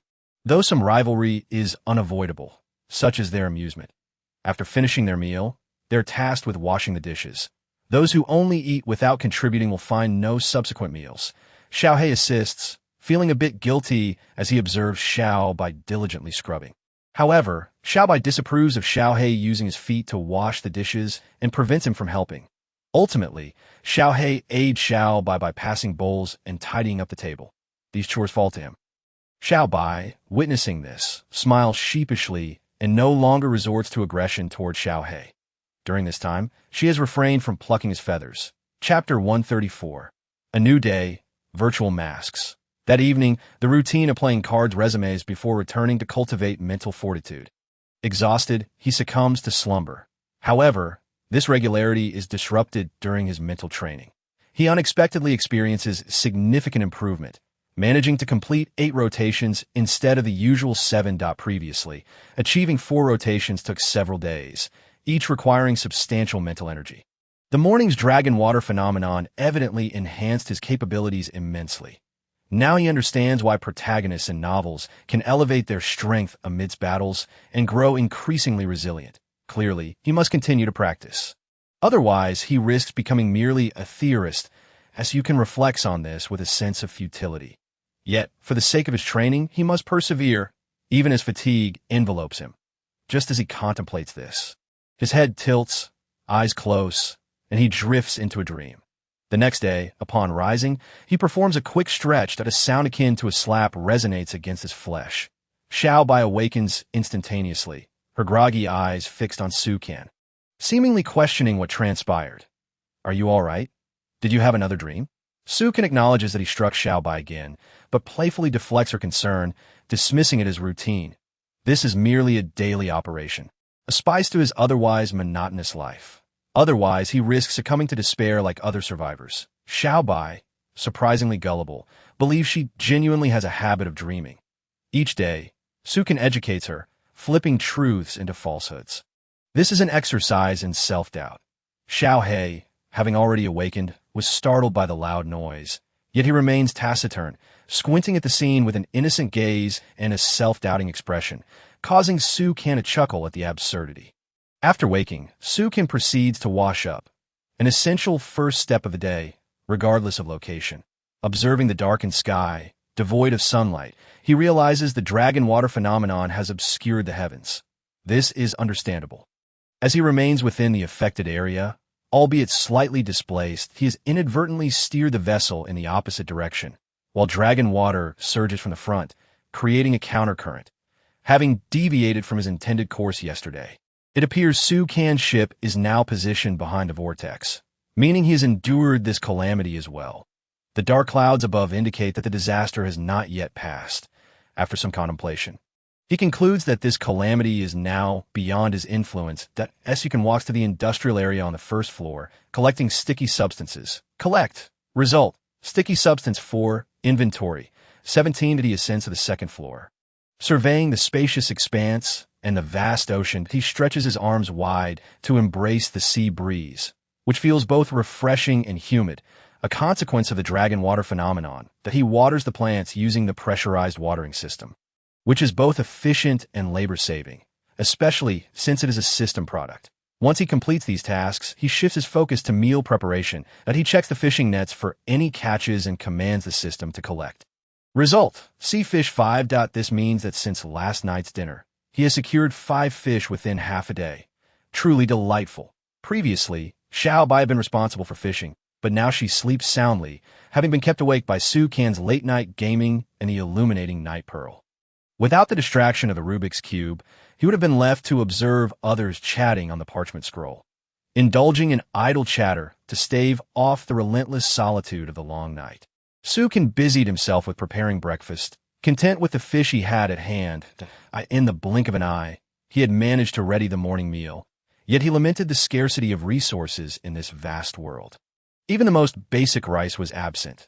Leaving him with no choice but to subsist on fish alone, he resolved to diversify his meals, experimenting with various dishes such as grilled fish, fish soup, and stir-fried preparations. With a history spanning 5,000 years, he possessed ample culinary experience. Observing his two pets squabbling over their food, a playful rivalry ensued. Upon drinking a bowl of soup, Xiao Bai would quickly follow suit, prompting Xiao Hei's displeasure. The competition intensified as Xiao Bai, with a larger mouth, gulped down the soup faster, ultimately causing Xiao Hei to dip its snout into the bowl in frustration. Thus, the fish soup saga concluded. With Xiao Bai remembering this playful skirmish, Su Can savored his fish soup. He watched their antics, his mind preoccupied with the day's sign-in process. Daily sign-in successful. Reward: a diamond-tier virtual mask. Note: this item cannot be worn directly on the face. Its purpose is to obscure one's true identity, rendering one unrecognizable to those who have not seen them before, while also diminishing recognition for those who have. Additionally, this item can be embedded in a sheepskin book, yielding unexpected effects. A sigh of relief escaped Su Can as he patted his chest, initially fearing the item was unavailable. IT can't be a mask if it can't be worn on the face. He mused, intrigued by its impressive appearance. He followed the prompt to open the sheepskin book. Clicking to embed the mask into his personal information, he observed a fleeting blur in his album before it reverted to its original state. Had he not been watching intently, he might have believed his vision had played tricks on him. He touched his face, noting no change. Was it truly effective in obscuring his identity? Confident in the system's reliability. Having never been let down during this period, Su Can felt assured that this item would be beneficial. He was no longer concerned about revealing a sliver of information to outsiders. However, in this world, there were no paparazzi. Despite his remarkable achievements and the impressive ship he possessed, no one was there to herald his accomplishments, which was quite disheartening that IT seemed prudent to reveal his image, for he had immense confidence in the virtual mask. Other survivors would not recognize his avatar, as only his surname, Su, was displayed, while the rest remained unchanged. Chapter 135. Engaging in group chat. Arriving at the archipelago, having completed his sign-in, Su Can realized he had neglected to eat. As the time had slipped away, he recalled that he had signed in while dining. And, after finishing his last half bowl of soup, Xiao Bai took charge of washing the dishes, a task it had grown accustomed to. Su Can understood the need for assistance. He could not simply be a hands-off manager. After all, a steward was still necessary. Once satisfied, it was time to rest, and he turned his attention to Xiao by tidying up the plates. Holding the sheepskin book, Su Can wondered if other survivors had experienced the water dragon phenomenon. The public screen lit up with chatter. Should I stay on the island? I feel like I'm wasting time here. I've scavenged every inch of this island. If I don't leave now, I'll have to wait until tomorrow. You can recognize this as a sentiment he had expressed yesterday, and many seemed hesitant. You on the island? I wish I could find one too, someone exclaimed, echoing Su Can's sentiments. How could you disregard Su Daolao's words and contemplate leaving? I'm listening. I'm staying on this island today. What is going on? Why is everyone talking to just one person? Who is this Su Daolao? I've never heard of him. Su Can realized how little he understood. So much had transpired in just one day. His inquisitive nature compelled him to ask, "May I timidly inquire who this Su Daolao is?" Immediately, responses flooded in. Unbelievable. How can anyone not know of Su Daolao's existence? Allow me to enlighten you. Su Daolao possesses godlike abilities. Just look at his track record. Few can claim to have slain sharks, yet he has taken down 14 all on his own. Not to mention, he has also killed 3 bears, considering the ferocity of bears. It's no feat for mere mortals. I believe Su Daolao is akin to a war god, possessing 3 heads and 6 arms. With your kind of prowess, it sounds more like a demon. Su Can realized they were speaking of him, and he could only awkwardly touch his nose to mask his embarrassment. Wait, that's me. Everyone quickly capture Su Daolao. Is that really you?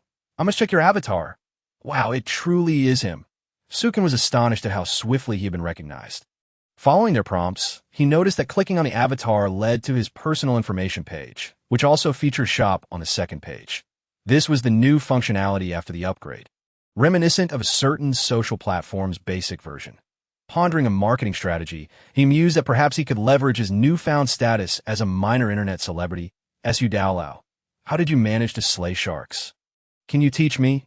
Yes. How did you earn such accolades, especially the bear kills? Sukin noted their eagerness to follow in his footsteps, some even desiring to challenge bears, which he knew required the assistance of 3 pets. He warned them, if you encounter a bear, just run, really. Fearing for their safety, he added one last caution before closing the sheepskin book. However, the public screen continued to buzz with comments about him. I've made up my mind. I'm staying on this island. I can leave tomorrow. Weren't you just undecided? Why repeat it? I was uncertain earlier. Now I'm committed to following Su Daolao. Does Su Daolao have a mask? It looks a bit blurry. How handsome. I want to know where to get a mask. I desire one as well. I too wish for one. I'm too shy to reveal my appearance. With this mask, I need not fear an unflattering image. Everyone looks like a sharp-eyed specter. After the sheepskin book upgrade, I hope to glimpse some beauties, only to be greeted by sharp-eyed figures, which startle my heart. Upon witnessing Su Daolao's visage, many exclaimed, "Sisters, I need a moment to reflect. Please ignore me." Retrieving the nautical chart from the system, Su can examine the compass depicted on it. This chart served as a maritime map of this world, complete with a compass and other navigational tools, guiding him to his destination. Without it, he would be utterly lost. Upon closer inspection, he noted that the compass was hanging limply, not pointing in any direction. Even when he adjusted the chart, the needle remained unchanged, leaving him perplexed. What could be the cause of this? Turning his body, he found the needle still unresponsive. Just as he began to feel anxious, the compass suddenly pointed decisively in one direction. The IT was unlike the ship's navigation. But he understood. After experiencing the water dragon phenomenon, his ship had veered off course. Yet, before he could redirect the ship's bow, the compass shifted again, indicating an entirely different direction. Bewildered, he pondered whether the compass was malfunctioning, a concept he had never encountered before. Before he could dwell on it any longer, the compass shifted once more. Resigned, he set the chart aside, dismissing it as broken. That moment, Xiaohei swooped down from the sky. Woo! It signified, I've spotted an island ahead. Really? Where? Sukin exclaimed, elated as he grasped Xiaohei's wing. Unbothered by Sukan's grip, Xiaohei pointed with a wing toward the Discovery, as you can steer the ship in the direction indicated. Before long, they arrived. Standing on the second floor, Sukin gazed in awe at the 7 small islands before him.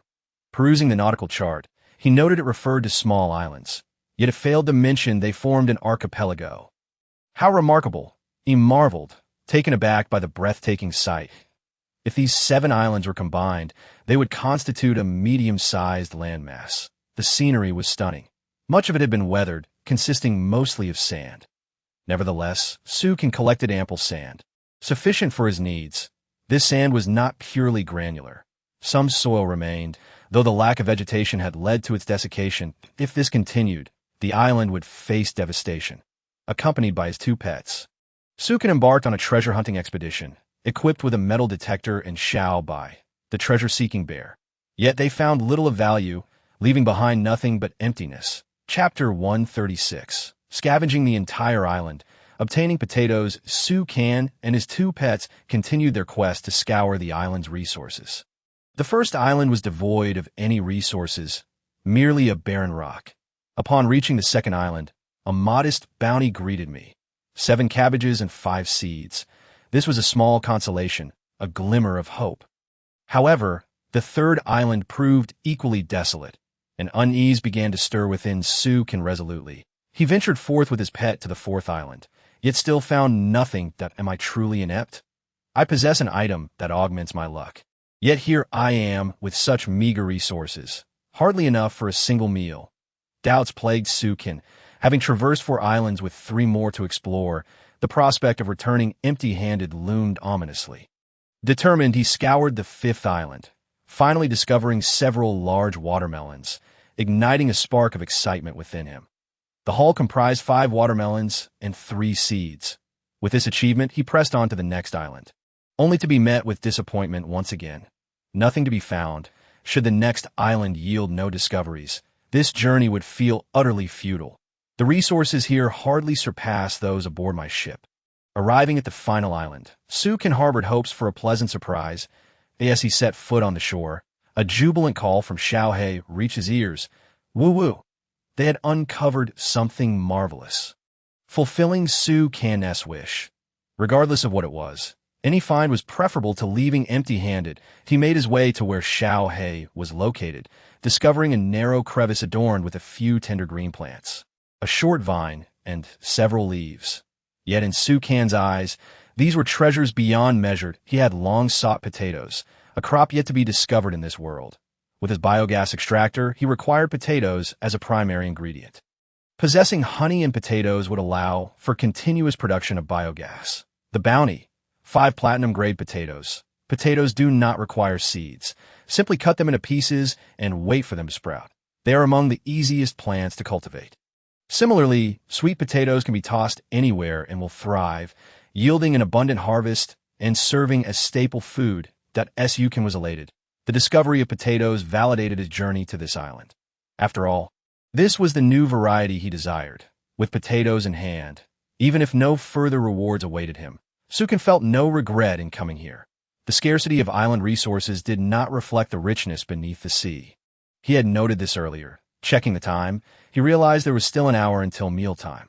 Let us return and see if anything was left behind, then head back for dinner. The most excited of all was Xiao Bai, the glutton. Upon receiving the command to search for food, both pets worked with renewed vigor. Xiao Bai would investigate any crevice, while Xiao He could survey the entire island from above, with Su Can's determination to leave no useful resource behind. They ultimately found only a few flowers, which Su Can picked, justifying it as a contribution to the bees. Xiao Bai and Xiao He said little. They had grown accustomed to Su Can's antics. Back aboard the ship, they first went to the stern. The catch: 2 sea fish. This was merely the morning's catch. Had they not caught 2 more, there would have been a shortage for dinner. Were it not for the automatic fishing net, there would have been no fish for lunch, forcing Xiao Bai to fish or dive for food, where they would have to consume the stock of dead fish, an outcome Su Can dreaded. He believed in looking on the bright side, striving for better days ahead, rather than resorting to eating spoiled fish. Xiao He and Xiao Bai understood this principle, preferring to go hungry rather than consume raw fish. Su Can decided on grilled fish for lunch, planning to enjoy the wild watermelon as well. He set up the barbecue grill at the bow of the ship, igniting a fire, and placed the cleaned fish on the grill, occasionally brushing it with oil. Gradually, the fish turned a golden hue. Xiao Bai and Xiao He's eyes sparkled as they fixated on the grilling fish, swallowing in anticipation. Observing his pets, Su Can felt a mix of exasperation and amusement. He decided to retrieve the watermelon first, lest he succumb to the temptation of teasing Xiao Bai and Xiao He. Fortunately, Xiao Lan was not a consumer, or they would truly be short on supplies. After finishing lunch, they couldn't dive back in immediately. They needed to allow time for digestion. You can picked up a sheepskin book, flipping to the shop page. He sold his cabbages and surplus fish. With the fishing net in hand, there was no need to retain such stock. 7 cabbages fetched 150 wood, 3 watermelons garnered 200 wood, and 5 fish brought in 250 wood. These were items he no longer required. He couldn't consume all the cabbages himself, and Xiao Bai had no fondness for them either, but he still had stock left, and the second-floor garden was still growing. As for the watermelons, he had plenty. Consuming them daily would spoil Xiao Bai and Xiao He's appetite, leading to a dilemma of production. Would he really resort to purchasing more? Just as he listed the items, numerous trade notifications flooded in. Su Can was bewildered. These were common goods, not particularly in high demand. Why, then, were so many eager to buy from him? Curiosity led him to the public screen to investigate. What did I discover? I saw Su selling items and rushed to buy first. I am now keeping an eye out for his offers, especially since he just listed watermelons.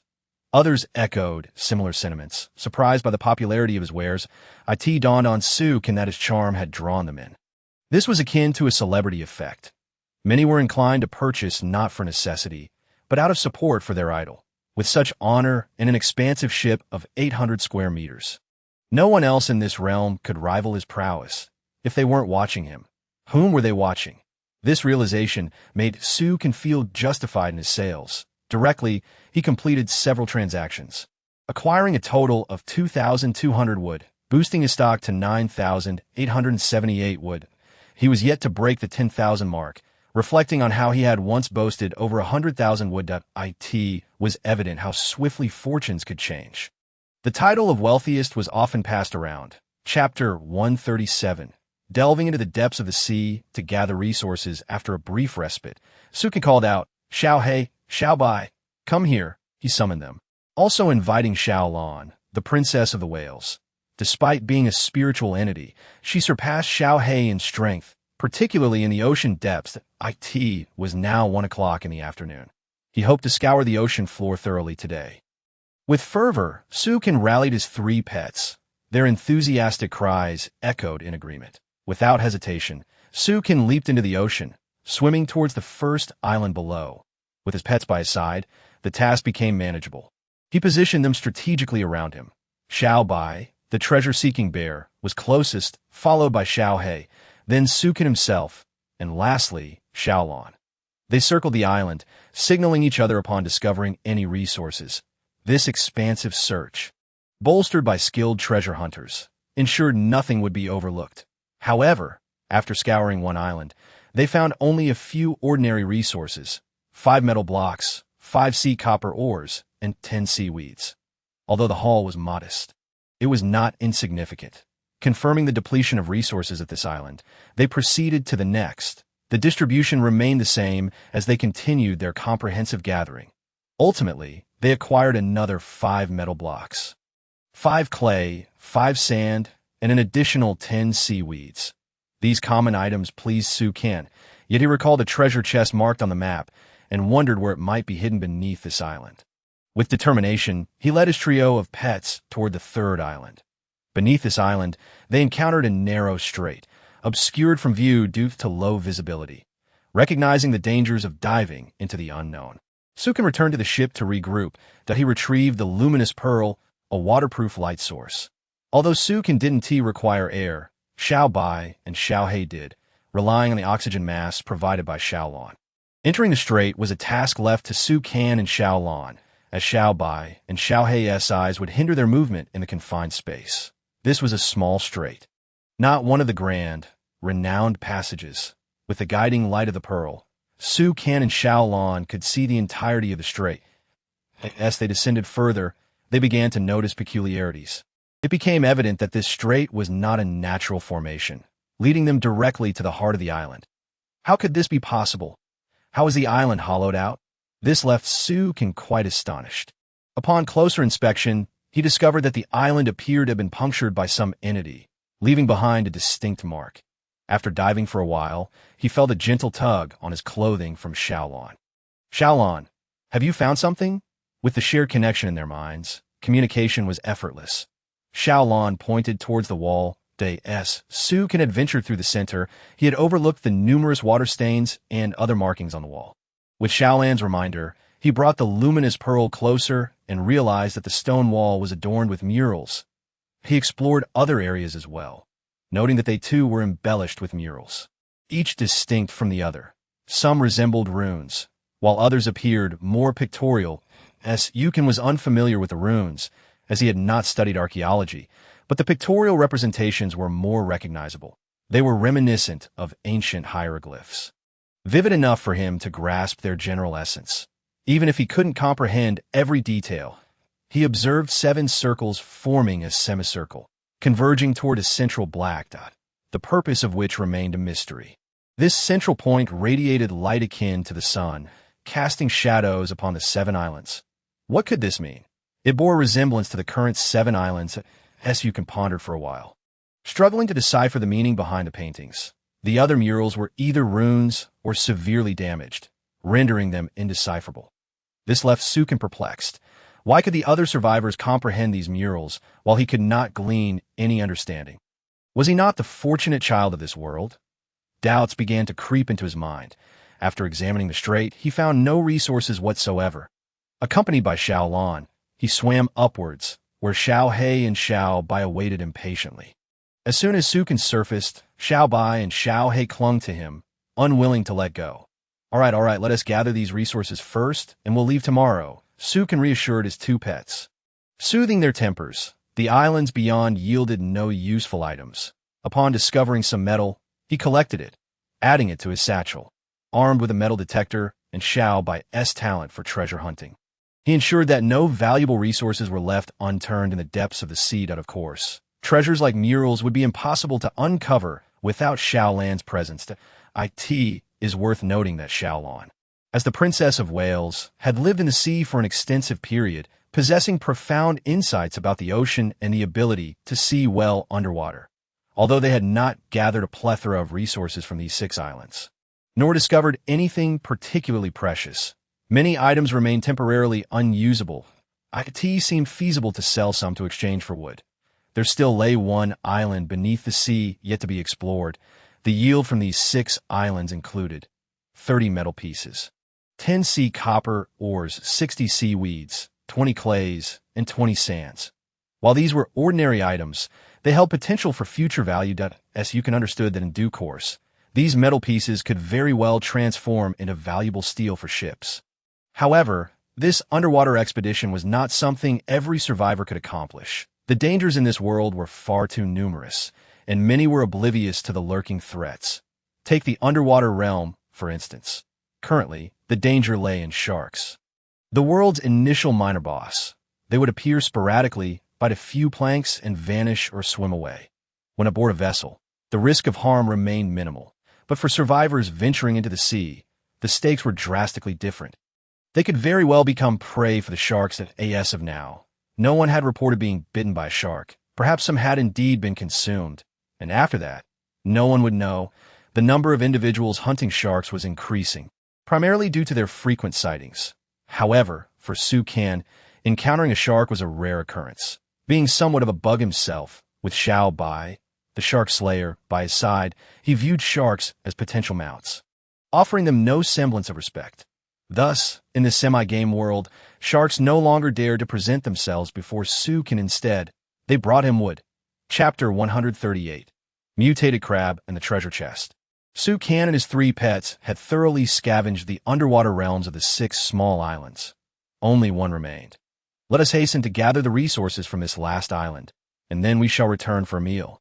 He communicated through their shared mental link. That it is important to note that these were rewards from the system, bound by contracts, which conferred numerous benefits upon Su Can, enhancing both his spirit and physique. With Xiaolan's shared abilities, Su Can possess control over water, augmented by the influence of a crown, a unique artifact in this realm. He had not anticipated the system's existence would allow for replication. Xiao Bai and Xiao He served as physical enhancement for Su Can. Although he yearned for Xiao He's ability to fly, he was well aware that sprouting wings was not an option. Otherwise, he would merely become a birdman. In truth, he mused that being an angel wouldn't be too shabby. Returning to the matter at hand, upon hearing that food was imminent, Xiao He and Xiao Bai were filled with joy as they eagerly searched for the 7th island. Suddenly, Xiao Bai dashed over, animatedly gesturing. Through their mental connection, Su Can received the message. I found a treasure chest. This revelation filled Su Can with delight. The treasure marked on the map was within reach. Following Xiao Bai, they arrived at a stone wall where a platform lay beneath. If one were not attentive, the inky darkness below would obscure whatever lay beneath. Had it not been for Xiao Bai's treasure-hunting instincts, they might have overlooked Su Can affixed the luminous pearl to his head, illuminating the surroundings, while his hands dexterously maneuvered. As he dove down to retrieve the treasure chest, a pair of red eyes flashed in his peripheral vision. Startling him, he quickly drew his golden staff, transforming it into a spear, and unleashed a flurry of strikes upon the target. Admittedly, the phrasing may have been ambiguous, but the intent was clear. Su Can felt as though he had pierced something flesh-like. It was indeed a creature. Yet, after several strikes, the creature continued to stir. Panic set in, for those red eyes surely indicated a mutation. In Su Can's mind, this was a certainty. Rabbits are the exception, merely afflicted with red-eye disease. Unlike the mutated turtle, as long as it was not dead, Su Can continued to strike relentlessly for what felt like half an hour. With Xiao Bai's support, this experience proved beneficial, and while dispatching the creature, he utilized his mental energy to compress the water pressure around the beast, rendering it immobile. It appeared that the creature had finally succumbed. Su Can used his golden staff to extract the creature's remains, discovering an array of shells, both red and yellow, the most prominent being a large crab claw. This revelation clarified the creature's identity.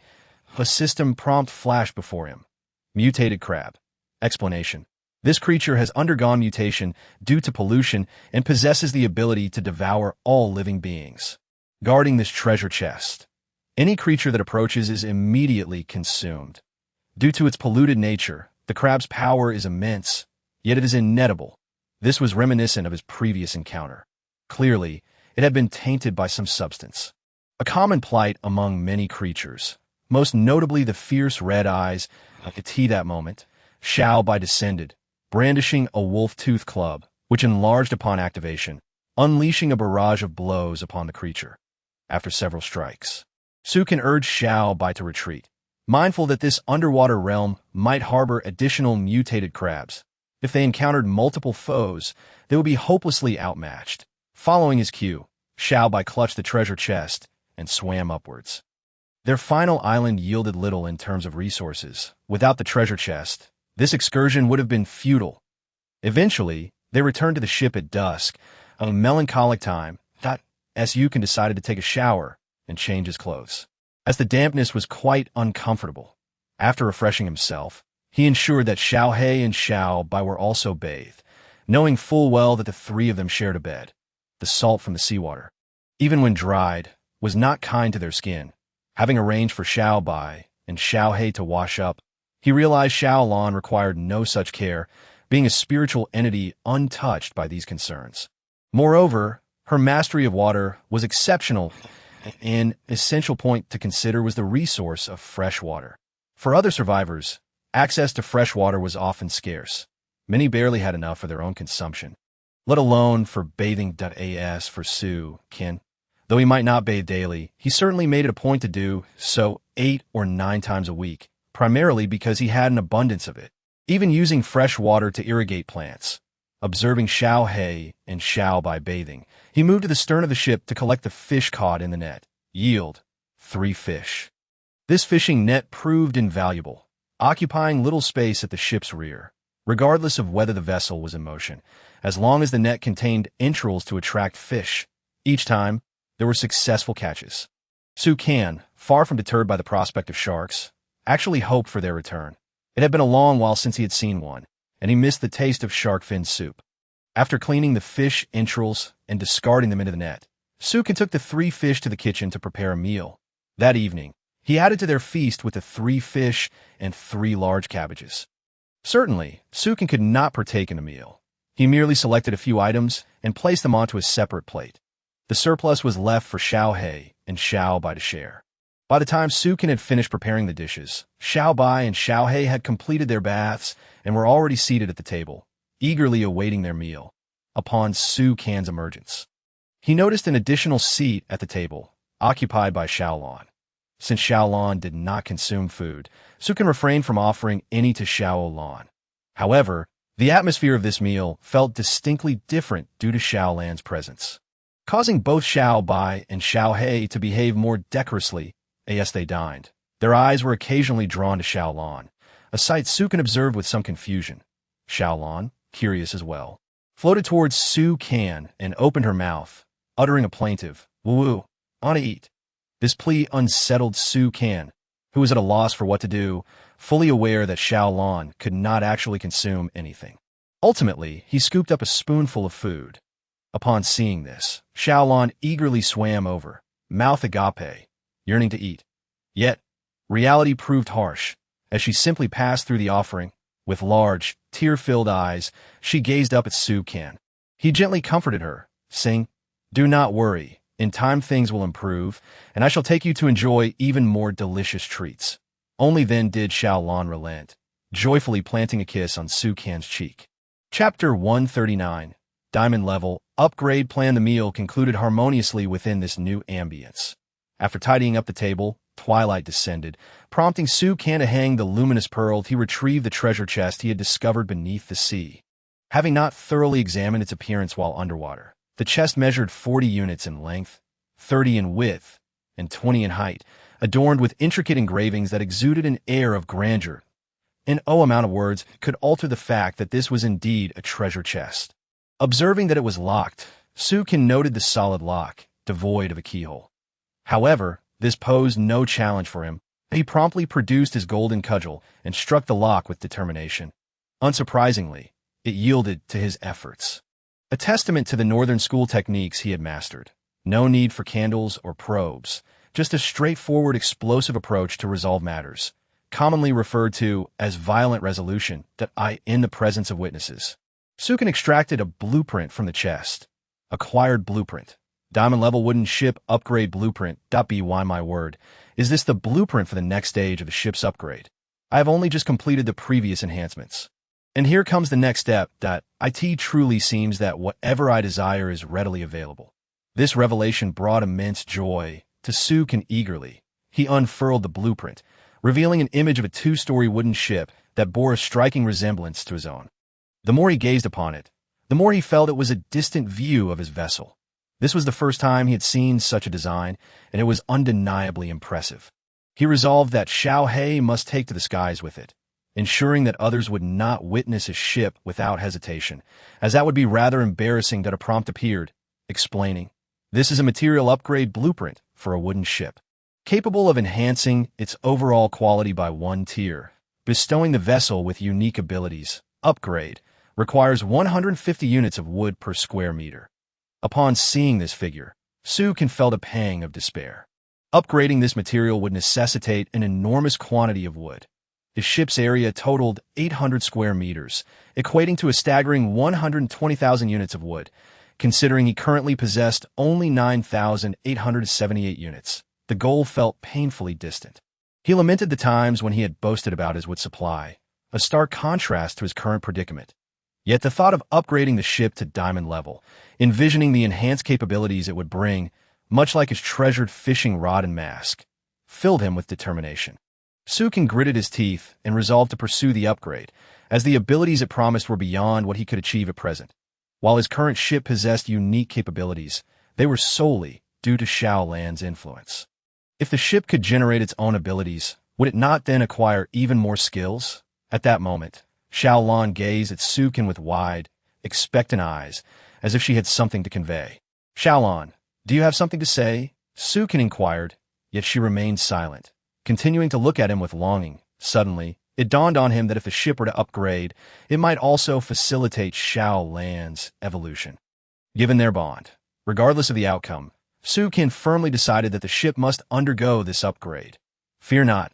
No matter the amount of wood required, I shall ensure the ship is upgraded," he declared, stroking Xiao Lan's head with resolve.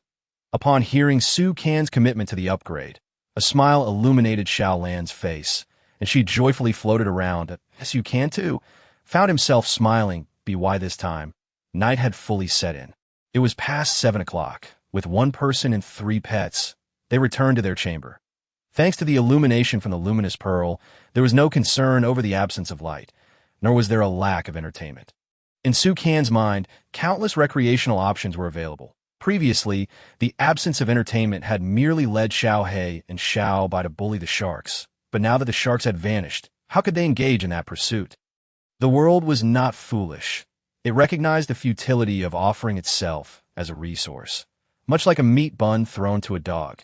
Consequently, they would not return, directing their frustrations towards other survivors. The 3 pets were in high spirits, and the night promised to be lively. After a brief card game, Sukin realized that with 4 positions available, playing Do Di Zhu, Landlord, and Pao de Qua, a card game, had grown somewhat tedious. Reflecting on this, he decided to introduce the upgrade concept. This would require 4 participants, creating a 2 versus 2 scenario, where teams competed to accumulate points for upgrades.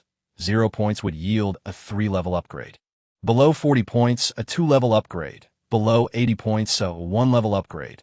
120 points would result in the opposing team receiving a 1-level downgrade, and 160 points would cause the opposing team to downgrade by 2 levels. The rules were straightforward, easily grasped after just 2 rounds. For them, mastering the game was trivial, while learning to play poorly was a matter of moments. In merely half an hour, Sukin and Xiao Lan advanced to a rank of 6. While Xiao Bai and Xiao He had yet to take the lead, creating an awkward situation. Unable to bear the discomfort, Sukin conferred with Xiao Lan and decided to let Xiao Bai take the lead for a round. However, despite this, they still faltered. Not for lack of strategy, but even with Xiao Hei's sharp intellect, he struggled to guide the somewhat clueless Xiao Bai. Ultimately, after several rounds, Xiao Hei cast aside his cards, opting to no longer team with Xiao Bai. Witnessing this scene, Su King couldn't help but smile knowingly. You all can continue with your game. I shall retire for the night. After glancing at the time, which was still just past 9 o'clock, he decided to practice his Rubik's Cube before heading to BESU. He can recall the disaster of the dragon's waterspout that had not struck that morning, pondering whether the other survivors had faced such an ordeal. He retrieved the sheepskin book and turned to the public screen section. What on earth happened? He exclaimed, observing the rising waters and swirling whirlpools above the sea, which seemed utterly perilous. Thank goodness I heeded Su Dalao's advice and remained on the island. You wouldn't believe it. Fish were literally falling from the sky, almost landing on my head. Do you think I've had a stroke of luck? What did I witness? I saw a ship plummeting from the heavens. Though I can't ascertain whose misfortune that was, that he had followed Su Dalao's counsel and sought refuge on an island, ensuring his safety, considering that the public screen section boasts 5 to 6 digits in participants. There must be others who haven't received Su Dalao's guidance. How unfortunate for them. I must inquire, who is this Su Dalao? How is it that I remain unaware of him despite being online daily? Su King then noticed a rogue participant, a stray fish in the mix. How could anyone be present every day yet not recognize me? After all, I consider myself somewhat of a minor celebrity, possessing a formidable ship and accolades. It seems unlikely that I would go unnoticed. Reflecting on the countless individuals eliminated from this realm each day, he pondered whether these newcomers were latecomers or if other survivors had also infiltrated his public screen section. Should that be the case, it would certainly provoke curiosity. Contemplating his thoughts, he felt the need for validation that I believe our public screen section is prone to fluctuations. With many newcomers arriving, that IT would be prudent to keep an eye on each other's updates. Particularly those who frequently engage in dialogue on the public screen, that I've caught Su Dalao's attention. Su Dalao responded, surprisingly acknowledging the issues within the public screen group, thoughts that had never crossed Su King's mind. It seems I need to verify this. Very well. Esteemed Dalao. I shall convey your message to every corner of the public screen. I'll join in as well. To his astonishment, a simple message prompted a flood of responses, granting him a taste of what it felt like to be a minor celebrity. Some fans were indeed quite pleasant. Sharing his thoughts and validating his speculations proved to be quite rewarding. Chapter 140. Unraveling the Mystery. Star Treasure Chest. Su King closed the sheepskin book, noticing a beam of moonlight illuminating it. The moon particularly bright tonight. He mused, stepping out of bed to venture outside. Time spent in this world often deprived him of moonlit moments, especially during a full moon. It had been quite some time since he'd last witnessed such a sight, as he had yet to experience a full moon since his arrival. Lacking any sense of time, the absence of evening entertainment had led him to retire early, and now he marveled at the roundness of the moon. Xiao Bai, Xiao Hei, Xiao Lan, come quickly to admire the moon. I have a grand watermelon prepared, he called out to the 3 pets engrossed in their card game. Ascending to the second floor's open area, he retrieved a table and chairs from the system. Slicing the watermelon into pieces, together, they enjoyed the fruit while gazing at the moon. Gazing at the round, luminous moon, a wave of homesickness washes over me, evoking memories of a bustling world. This hour. It is likely that others remain awake, perhaps engrossed in gaming or leisurely wandering through a shopping mall. I find it hard to believe that anyone could resist the allure of the night. Yet, in this realm, I am but a wanderer. Were it not for my 3 beloved pets, I might truly lose my mind. The presence of moonlight envelopes me, while the luminous pearl remains tucked away in my room.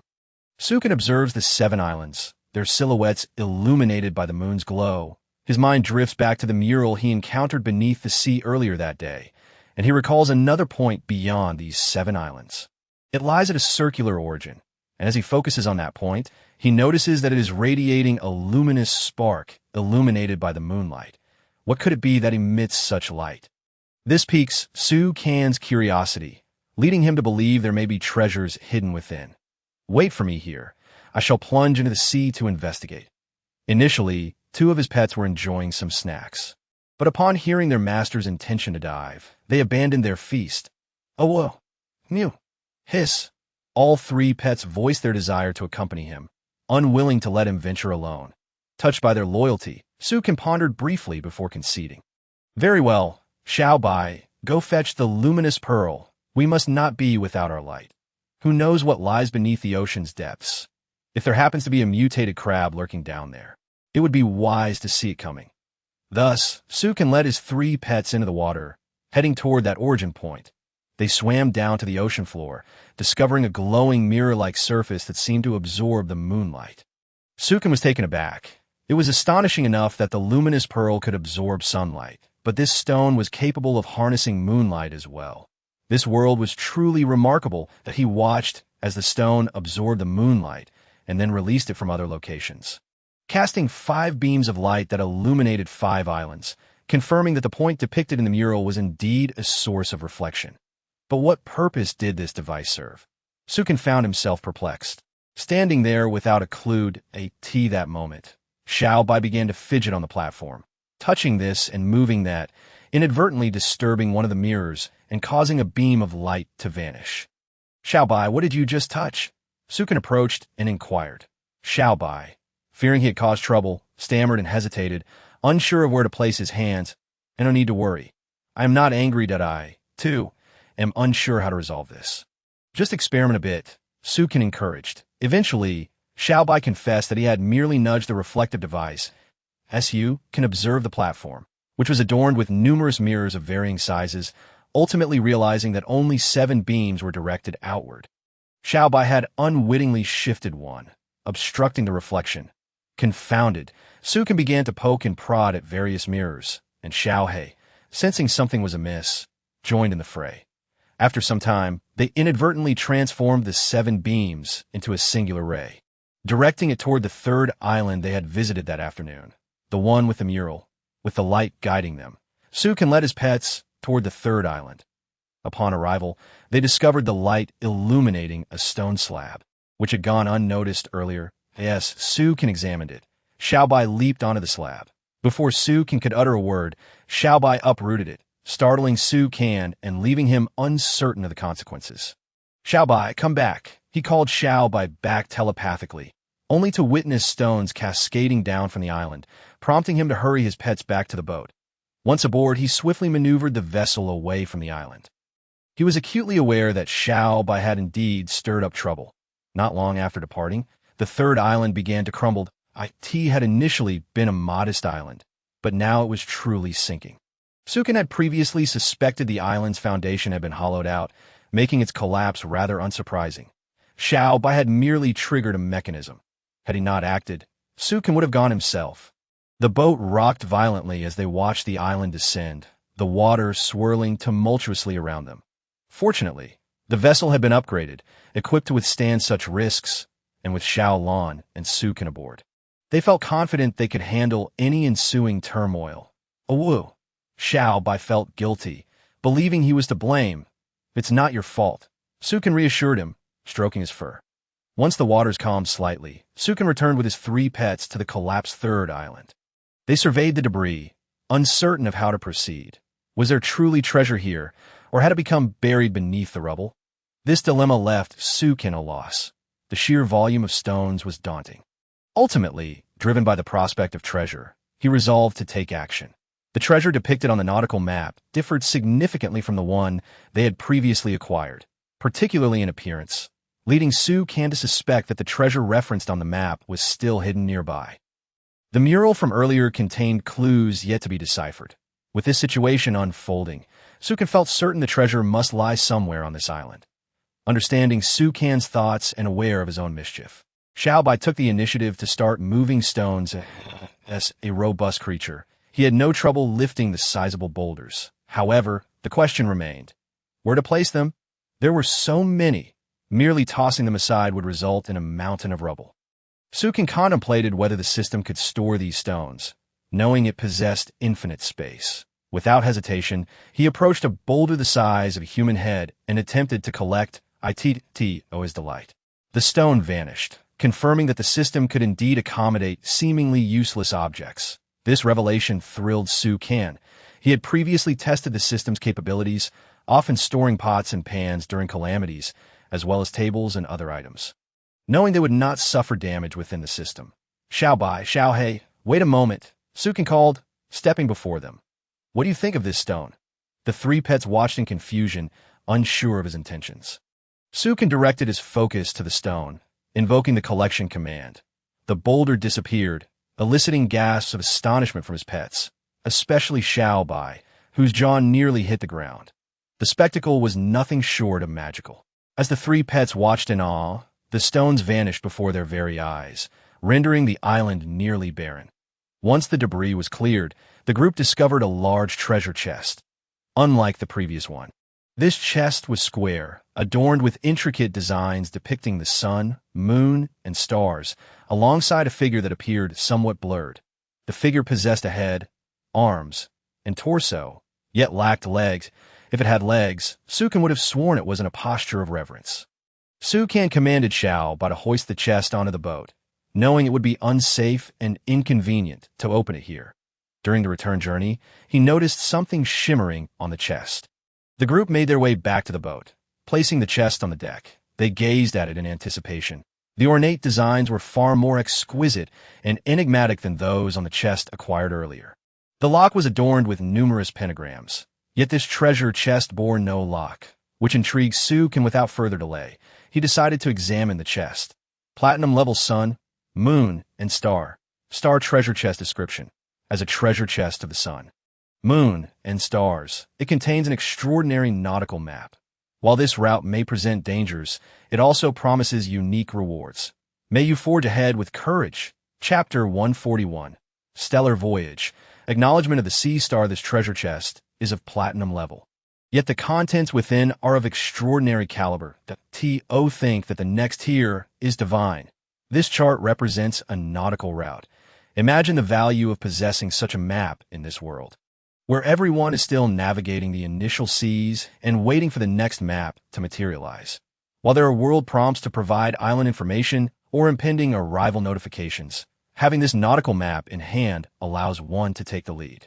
Regardless of whether future encounters occur, the advantage of being first is undeniable, as early encounters facilitate faster development. With the star treasure chest unlocked, Sukin opened it without hesitation. Congratulations on acquiring the Great Voyage, Sun, Moon, and Star Route. Acquired. Platinum Star Medal. Eligible for upgrades. Holding the nautical map, Sukin noted that it was merely the tip of the iceberg, yet it was twice the size of an ordinary nautical chart. Indeed, this map was extensive. Upon careful examination, it becomes apparent that this navigational chart is incomplete, lacking two essential components. Judging by the titles, we currently possess only the route of the stars, which implies that we are still missing the routes of the sun and moon. To have a comprehensive navigational chart, one must gather all components. Only then can it be deemed a complete journey along this route. You can flip the chart over, revealing a myriad of stars on the reverse side. Yet at the very edge, there was a small crescent moon, indicating that it had been truncated. This signifies that to embark on a new journey, one must seek out the next maritime map. However, despite scrutinizing the chart multiple times, Sukin could not locate a compass. Where's my compass? How am I to navigate without one? This perplexity left Sukin bewildered. Without any guidance, wandering aimlessly across this vast ocean would yield little hope of reaching a destination, and merely treading in place would be a matter of great concern. Perhaps it is best to consult the system. The platinum level route of the stars explanation. This navigational chart represents the route of the stars within the celestial navigation of sun, moon, and stars. Although it is merely a chart, it possesses the potential to guide you towards extraordinary treasures, provided you gain the acknowledgement of the star medal. Now it is clear, one must have recognition to qualify for the route. It makes sense, for if some fortunate individual were to obtain it, while one lacks the strength to protect it, they would inevitably fall victim to other dangers, rendering such an endeavor a grave miscalculation. It is crucial to remember that these are treasures of extraordinary caliber, far from ordinary. Su can retrieve the star medal from the system, observing that it resembled a starfish with a somewhat soft texture that did not feel metallic. Could it possibly be a specimen crafted from an actual starfish? As soon as Sukin uttered this thought, he noticed the star medal moved slightly. He hastily tossed it aside, only to feel a pang of regret afterward. However, witnessing the star metal floating in mid-air astonished him. Yet having encountered numerous marvels in this world, he was merely momentarily surprised. The new metal began to bounce toward the items on the ship, initially hopping joyfully around the kitchen, circling pots and pans, then venturing to the industrial area to inspect the smelter and biofuel extractor. IT made its way to the botanical section, meandering around pear and watermelon seedlings. Even exploring the rooms and bouncing on a large bed for a while. As you can, trailing behind, could only shake his head in disbelief, wanting to ask, if you truly wish to rest, why not lie down for a moment? As the star metal bounced about, it emitted a luminous glow that intensified with each item it encountered. Eventually, it reached the luminous pearl, with a light on either side appeared equally bright. Yet, as the star metal circled the luminous pearl a few times, it seemed to dim, revealing instead that the star metal's glow had become even more radiant. The star metal, noticing its own brilliance, spun in place several times before moving away.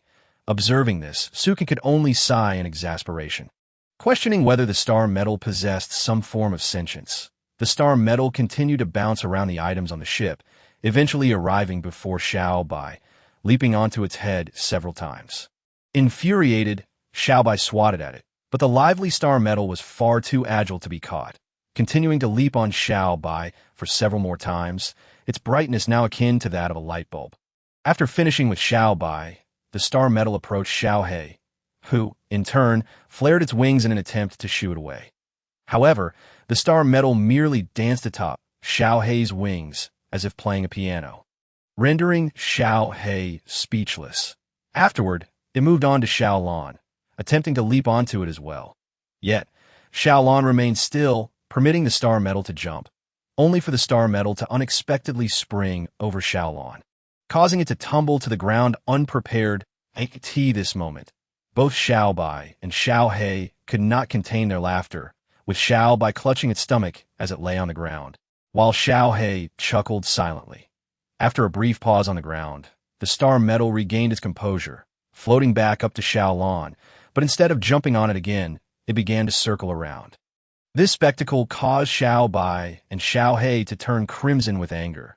Their laughter abruptly silenced as Sukin initially began counting the circles, but the number grew so high and the speed so rapid that he lost track.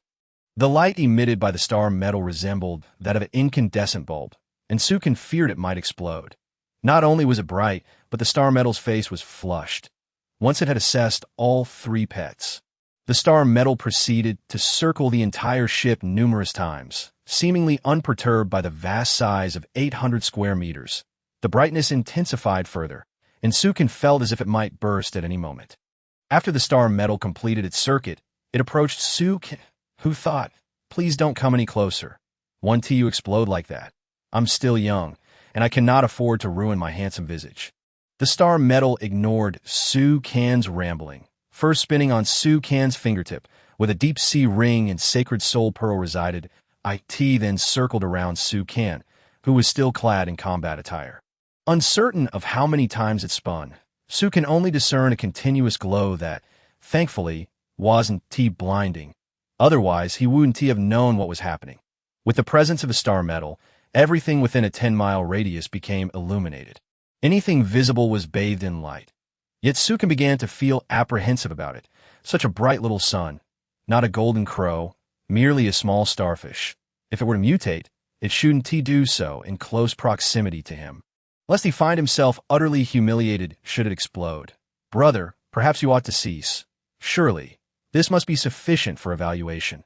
However, the star metal paid no heed to Sukin's words, continuing to spin around him, its brightness unwavering. Eventually, it came to a halt, and Sukin exhaled in relief, thankful that it hadn't exploded. Gazing at the radiant glow and that flushed little face, he truly feared it might not withstand the pressure. As it prepared to evaluate, Sukin contemplated, "I shall assess everything visible here, and also retrieve items from the system. My own abilities shall not be evaluated." Suddenly, an idea struck him. "Wait, I still have something." The star metal turned to look at Sukin. "Oh, starfish have eyes. How can it see me?" Nonetheless, he disregarded it and retrieved the sheepskin book, flipping to the personal information page, which displayed a mask. The star metal remained still, merely observing Su Kan, as if asking if there was anything else. After a moment's thought, Su Kan summoned the crown shared with Xiaolon. This is the last one. There is nothing more. The star metal. This is not merely raiding a treasure trove. It feels as though you were a production line for treasures. Frustration aside, the task still needed to be completed.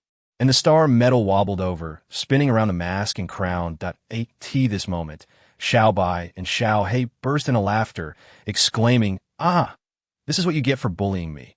Let us see how my master deals with you. Ah!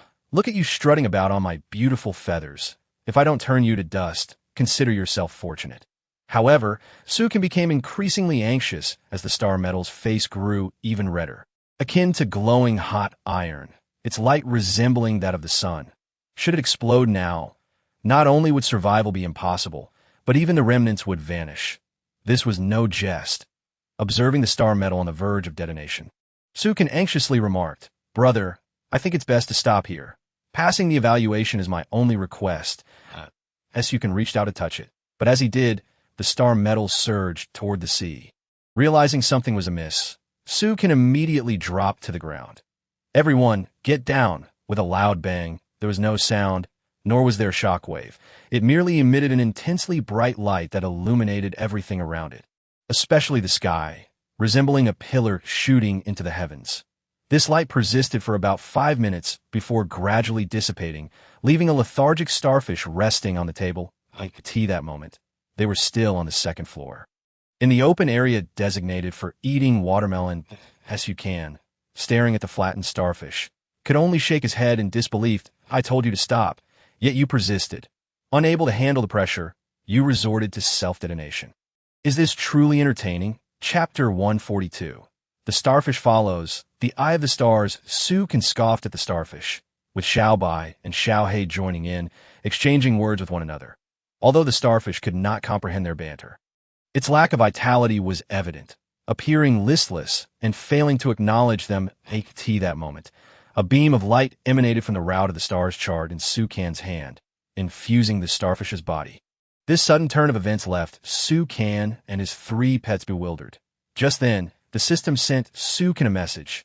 "Congratulations! You have acquired the star metal's allegiance." What did this mean? Was it not mere acknowledgement? What did it entail to become a shadow? This left him utterly perplexed, as if it were a first-time experience. Piquing his curiosity that moment, the starfish stood up, meeting Su Kan's gaze. The starfish then lunged toward Su Kan's forehead, startling him. "This is to be imprinted, but that's unacceptable. I certainly do not wish to become a figure of justice, for such a fate would render me unable to find a wife." Su Kan turned his head, adjusting his body's orientation. "Wait, let us change the location. No need for it to be on my face." After a brief exchange with the starfish, he permitted it to rest upon the back of his hand. Observing the starfish imprinting onto his skin, albeit in a reduced size, was less than aesthetically pleasing. Oh dear, this detracts from beauty. Truly undesirable. Engrossed in his own vanity, Su Kan soon felt the benefits of the starfish coursing through his being. His mind became remarkably clear, such that he could discern the structure of any object he beheld, and an inexhaustible reservoir of strength surged within him. He sensed a continual flow of mental energy. Akin to an endless charge, it seemed utterly inexhaustible. This was merely his initial sensation, with further discoveries awaiting him. Suddenly, a multitude of sparkling stars emanated from his body, creating a spectacular sight. His 3 pets gazed at him with wide, gleaming eyes, as if he were being radiating golden light, though the glow he emitted was not solely golden, but a vibrant array of colors. Gradually, this brilliance receded. He opened his eyes. 2 twinkling starry orbs met the gaze of his enchanted pets. "What are you staring at?" Su Kan inquired, observing their awestruck expressions. "Well, master, your eyes are so beautiful." Little Bai, eager to express himself, hesitated to interrupt when he noticed the elder sister had already spoken. Upon hearing Little Lon comment on his eyes, Su Kan quickly retrieved a mirror.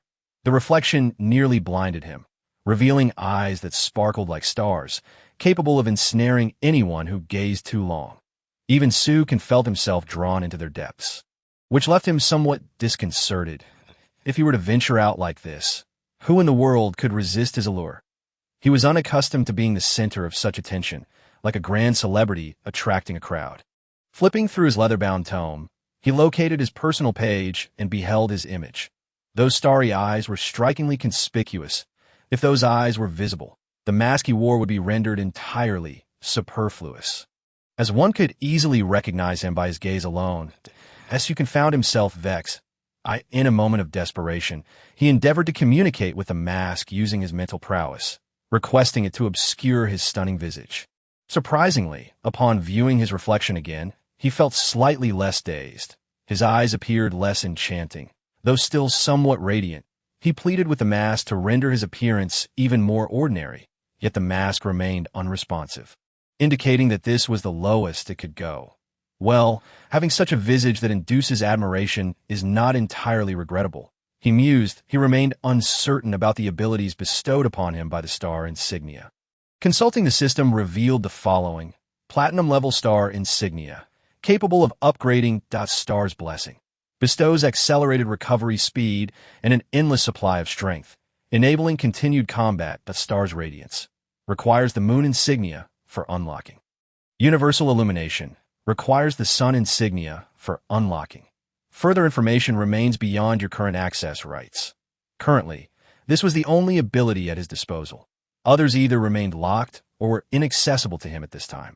The prospect of recovery was indeed formidable, as it encompassed all aspects, be it mental energy, physical strength, or even injury healing. This was yet another extraordinary boon. Who else could possess such advantages? He wondered. It was crucial to note that the star insignia was not a gift from the system, but rather a treasure of this world, implying its vastness, perhaps even rendering his system somewhat quaint in comparison. The star insignia was merely the most basic of accolades, with the sun and moon insignias existing beyond it. It was said that these two insignia surpassed the star insignia by multiple magnitudes. Clearly, he would need to embark on a quest to seek them out himself, for such treasures ought to be in his possession. With the endorsement of the star insignia, he would have a guide to assist him in searching for the other insignias. Sukin had little faith in anyone else's ability to locate the insignias swiftly, given the dangers lurking beneath the sea and the hidden sentinels that could easily thwart a large number of seekers. Moreover, gaining the recognition of the insignia was the most challenging task of all. It was not merely a matter of following. It required a rare individual to achieve such a feat. Sukin was resolute in his belief that no one in this world could surpass his power or development. This was merely a matter of his contemporaries. If any predecessors were to arrive, the situation would be entirely different.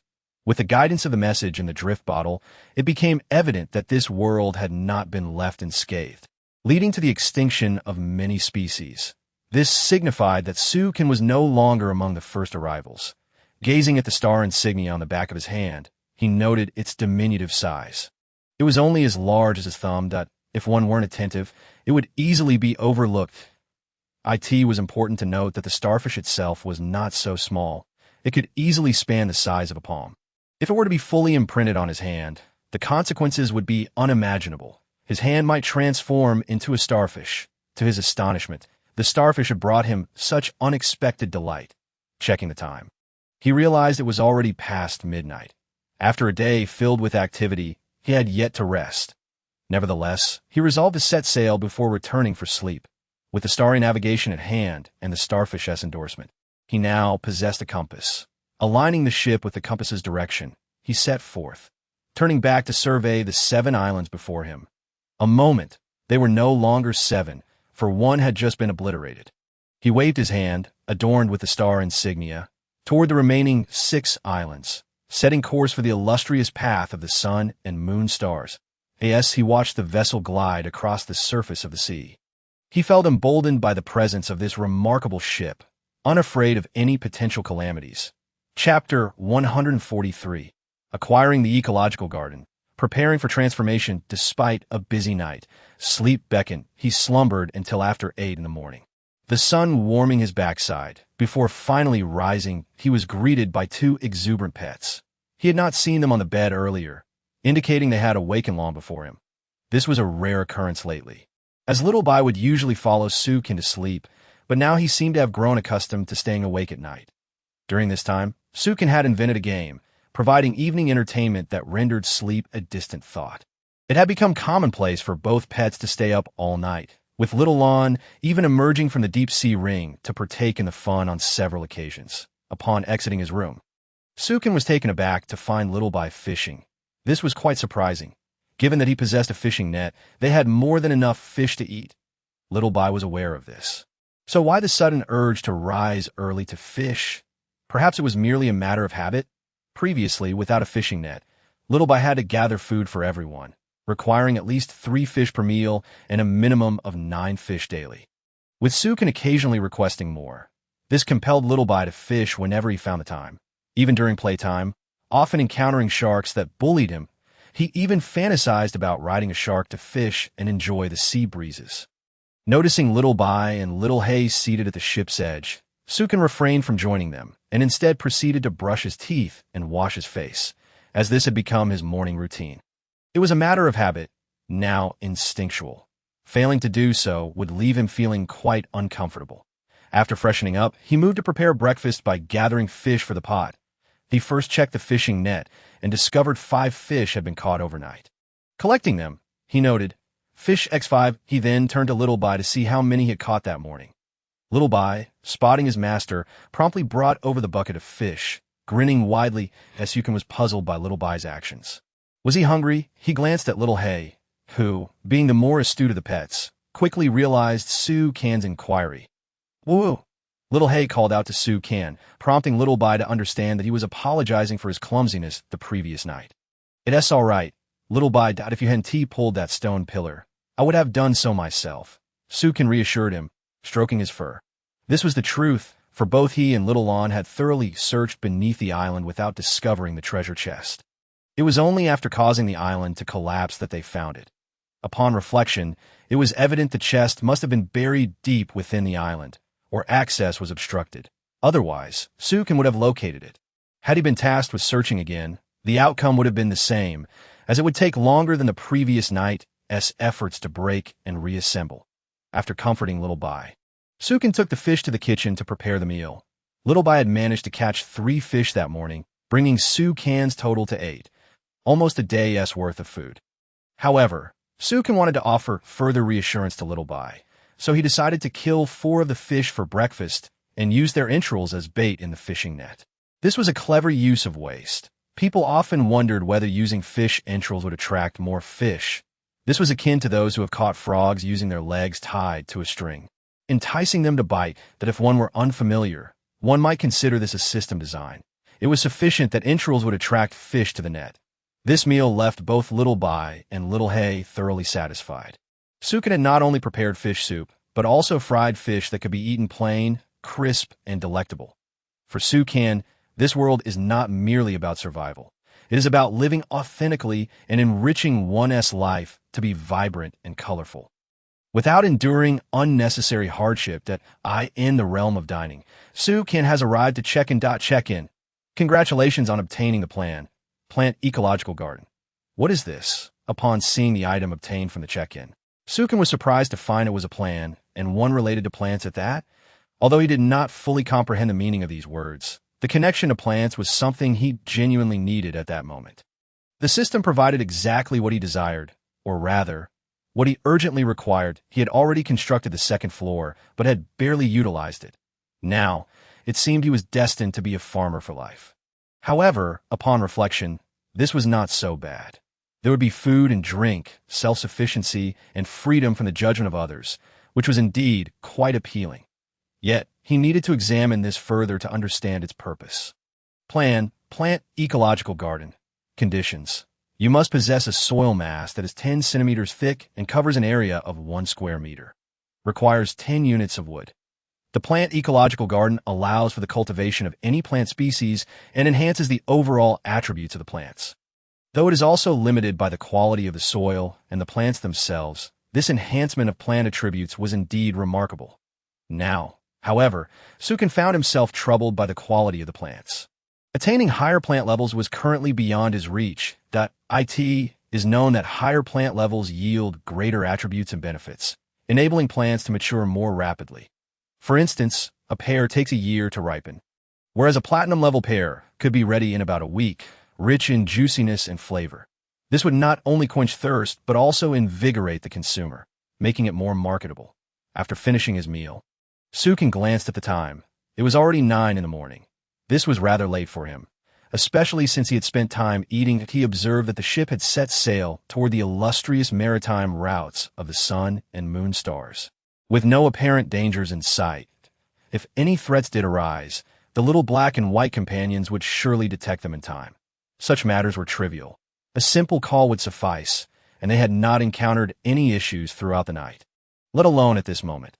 Aside from the large vortex from a few days prior, the ship had effectively navigated risks. Nonetheless, Sukin chose to disregard it. If danger presented itself, he would deal with it then. After all, one cannot be so unfortunate as to encounter calamities at every turn. Sukin proceeded to the industrial area to collect the grapevine adhesive that he obtained. Grapevine adhesive for inventory. 21. It appeared that this quantity of adhesive was somewhat insufficient, considering that many of the items he needed relied on it. Whether it was the frog skin or the oxygen tank, even the watering system's piping required it. Sukin had not even allocated time to smelt other materials, and this was hampering his production efforts. That it seemed he needed to acquire 2 additional smelting furnaces. Otherwise, his path to prosperity would be obstructed. His wood inventory had surpassed 10,000 units, that he placed the seaweed into the smelting furnace to continue processing the grapevine adhesive. He also added wood for fuel, and with that he could attend to his other tasks. Just as he was about to ascend to the second floor, Sukin recalled that he had yet to collect the biofuel he had synthesized from honey and black bear fat. This should have been completed by now. Collecting yielded biofuel 1 liter. With this liter of biofuel, he could sustain himself for 2 weeks without needing to consume other food for energy, although the system indicated that this biofuel was rather unpalatable. Sukin had no desire to sample it. He was a person who appreciated the joys of life, and he had little interest in substances that were not food. Thus, he decided to sell it. Sukin contemplated selling it. He had no intention of consuming it, but as a biofuel, he was uncertain when it might be useful. After all, this item was not yet in production, with honey and potatoes at his disposal. He could produce it at any time. Once the system rewarded him with the necessary machinery, he could commence production then. For now, earning more money was of utmost importance. What would be the pricing? Sukin pondered again. This was his own creation and a first-time occurrence. There could be no reference for pricing that if he calculated based on his standards. 1 fish per meal, 3 meals a day for 2 weeks, he would need 42 fish. Currently, the market price for 1 fish was 200 wood, totaling 8,400 wood, not including fruits or other items. Sukin was astonished to realize he would require such a vast quantity of wood over the course of half a month. Should he consider having Little Black and White reduce their portions? Given that he needed 8,400 wood, adding the quantities for Little Black and Little White brought the total to 8,400, 325,200 wood. He had initially thought his wealth had not yet surpassed 10,000, unaware that he had 2 voracious eaters contributing to his expenses. The amount he calculated for the next 2 weeks was still on the conservative side. Typically, he would provide extra meals, especially when fruits ripened, as he would want to treat himself. Chapter 144. Pricing the fuel, renovating the second floor. Sukin felt he had discovered another avenue for generating wealth. However, upon reflection, he could not bear to starve them. After all, he had attempted that before, and it was impossible to make them lose weight. They would inevitably regain it quickly. He worried that their bulk might hinder their growth, especially Little Black, whose size had begun to affect his ability to fly high. Whether they slimmed down was irrelevant, but the excessive consumption of resources could not continue to. Sukin decided to reduce their rations. He had gotten sidetracked. He needed to consider the pricing for the biofuel. If Little Black and Little White learned why their meals were being reduced, they would undoubtedly resent the biofuel. He decided on a price of 8,000. With that, he felt satisfied with his decision. He then proceeded to the second floor, where he beheld a vast expanse of plants, with half of the area still vacant. The space he had cultivated was limited to half, as he utilized potted soil collected previously to avoid disasters. Now, with an ecological circle established, it would be manageable.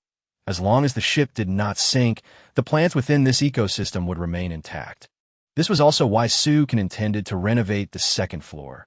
Observing the pots filled with flowers and plants, he was reminded of the flowers he kept at home, albeit his pots were somewhat larger, measuring about 5 meters in length. After all, he was cultivating pear trees, and without such size, they might not thrive. With the intention of transforming it into an ecological circle, the pots would become redundant and need to be dismantled. Fortunately, with the system in place, there was no need to worry about penetrating floors or water leakage. You can shatter the pots, ultimately creating a space of 200 square meters. The second floor measured 300 square meters, with Sukin designating 50 square meters for storage, housing the watering system and beehives, leaving him with 50 square meters still lacking in soil. This left Sukin feeling quite embarrassed. It seemed he would need to procure some. During this period, he had somewhat neglected this matter, losing focus. However, that was all right. Once he finished these tasks, he could check the shop, and if nothing was available, he could utilize his slight renown to call out on the public screen. Confident someone would respond. There was no rush. He needed to complete the immediate tasks first. He noted that 50 square meters of platinum-level soil were available, while the remainder was of golden quality. This soil provided additional attributes for the plants, enabling them to mature more swiftly. He decided to replant the already cultivated plants, as there was still space available. Approximately 50 square meters. You can directly plant potatoes and grapes in that area, as his potato supply was currently too low. Even with chunk planting, it was insufficient. The excess space was allocated for grapes, as he could brew some wine. The thought of enjoying wine in this world was a delightful prospect. Other survivors could only hope to salvage it from the sea, and if fortunate, they might find some to drink, while most likely believe that alcohol did not exist in this realm. Not only did Sukin wish to indulge himself, but even Little Black and Little White had been introduced to the joys of drinking by him. Upon completing the second floor, the process was relatively simple, thanks to the system's guidance. He merely followed its prompts. Observing the fully stocked area filled him with a sense of accomplishment. A new day dawned. His ship underwent fresh transformations. Sukin noted that the watering system he had installed was insufficient. He had laid it out across the second floor, and his initially crafted piping was inadequate. He would need to create more, which meant he required additional adhesive and plastic. The plastic was straightforward. However, the adhesive was currently in high demand. Yet, Sukin was reluctant to manually water the plants with a bucket. He had grown accustomed to the convenience of the watering system. The ease of the task made it unappealing to revert to manual labor. He recognized that transitioning from the difficult to the easy was simple, but moving from ease to difficulty was far more challenging. With the watering system in place, he had developed a dependency on it, and the thought of watering by hand was unappealing. He had 575 plastic, and using 200 to set up the second floor left him with 375 at this time. He had utilized 10 grapevine adhesive, leaving an inventory of 11. Observing that he had depleted half of his adhesive made him somewhat distressed. After completing these tasks, it was nearly 11 o'clock, and soon it would be time for lunch. Sukin felt that preparing a meal now was premature. He had only finished breakfast 2 hours prior, and if he continued to eat, he would not be able to consume much more, leading to waste. Just then, he noticed Little Black soaring from the first floor, taking flight. Sukin gazed at Little Black's wings, which were over 10 meters long, adorned with metallic patterns that shimmered under the sunlight, making them particularly striking. What species was Little Black evolving into? It was hard to tell. Sukin was aware that all of his pets were of the evolutionary variety, yet he remained oblivious to the specifics of this evolution. Little Black was somewhat comprehensible, with its wings adorned in patterns, but Little White was truly perplexing. Its vibrant, multicolored fur was a mystery. Was this an indication of mutation? After all, aren't polar bears supposed to be white? A sprinkle of mixed fur could be understood, but what did this colorful coat signify? As Sukin followed Little Black, he witnessed it plunge directly into the sea, and in the distance he spotted something shimmering with a myriad of colors. It was Little White, and without a second thought, he dismissed the idea of it being a rainbow. What on earth was Little White doing there? Peering over the edge of the second floor. He sought to uncover the truth. Mere minutes passed before he beheld Little White riding atop a shark as it approached the boat. Just previously, Sukin had claimed that sharks would never locate his vessel, that they merely came to deliver. However, rubbing his eyes in disbelief, he confirmed that it was indeed a shark. So, was this shark simply foolish, or was it a quirk of this world's design? In this initial maritime realm, sharks would sporadically appear to vex survivors, gnawing at a few planks before swimming away, as Sukin pondered. If this was indeed a predetermined occurrence, it was unlikely that it had never manifested before him. After all, he was not the favored child of fate, deserving of special treatment. Furthermore, the sight of just a single shark defied logic, as these creatures were inherently social. If one were to come, it would likely be in a group. Not alone.It seemed this shark had arrived as an offering from the world itself. Sukin noted that the shark's eyes were not bloodshot in the mutated sense. Rather, they were merely reddened from the bullying inflicted by Little White. If Sukin could fathom the shark's thoughts, he would surely understand its lament. Why was I chosen? Alas, there was no escaping the grim fate that awaited It. It appeared that a sumptuous soup was in store for lunch. Perhaps even shark fin, something he had not indulged in for quite some time. This thought lingered in Sukin's mind.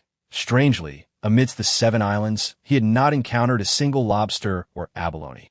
Only a mutated crab, which was quite peculiar to he longed for seafood. Yet it seemed elusive.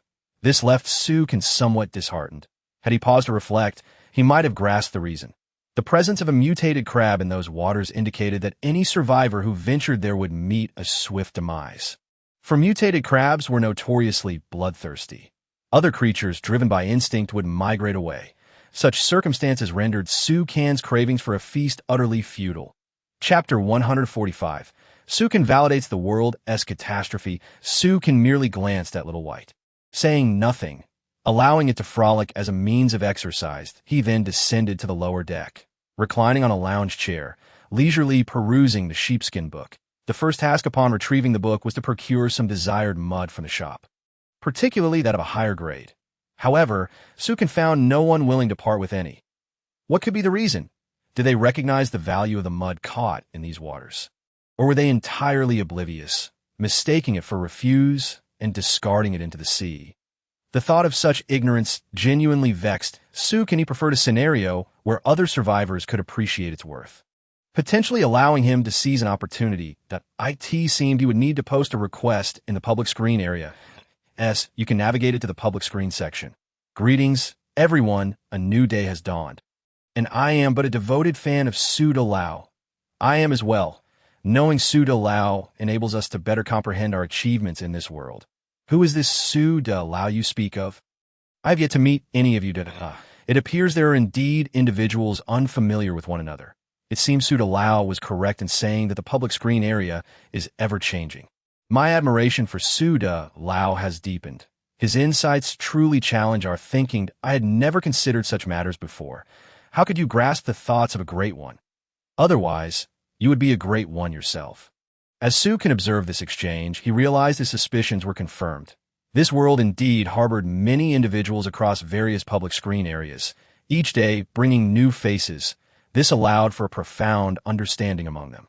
He now sought to ascertain whether the calamity was an experience shared by all survivors. The next time he predicted a disaster, he hoped others would broadcast it. If everyone endured it, it would signify a nationwide event. If only a few did, it would pertain solely to their public screen area. SU can yearn to discover if a particular disaster was an ordeal all survivors faced, to comprehend the vastness of this world. And whether calamities occurred simultaneously in multiple locations, he was filled with questions, each requiring thoughtful answers. And with each answered, more inquiries would likely arise. This ignited a desire within Sukin to expand his knowledge and understanding in this realm. This next step truly demanded courage. Once Sukin had expressed his thoughts, many individuals began to chime in. Wow, ocean.The, what is the secret behind those radiant eyes? They shine so brightly. ocean.The is incredibly handsome. Just one day apart, and he has become even more captivating. My own eyes seem dimmed by a mask.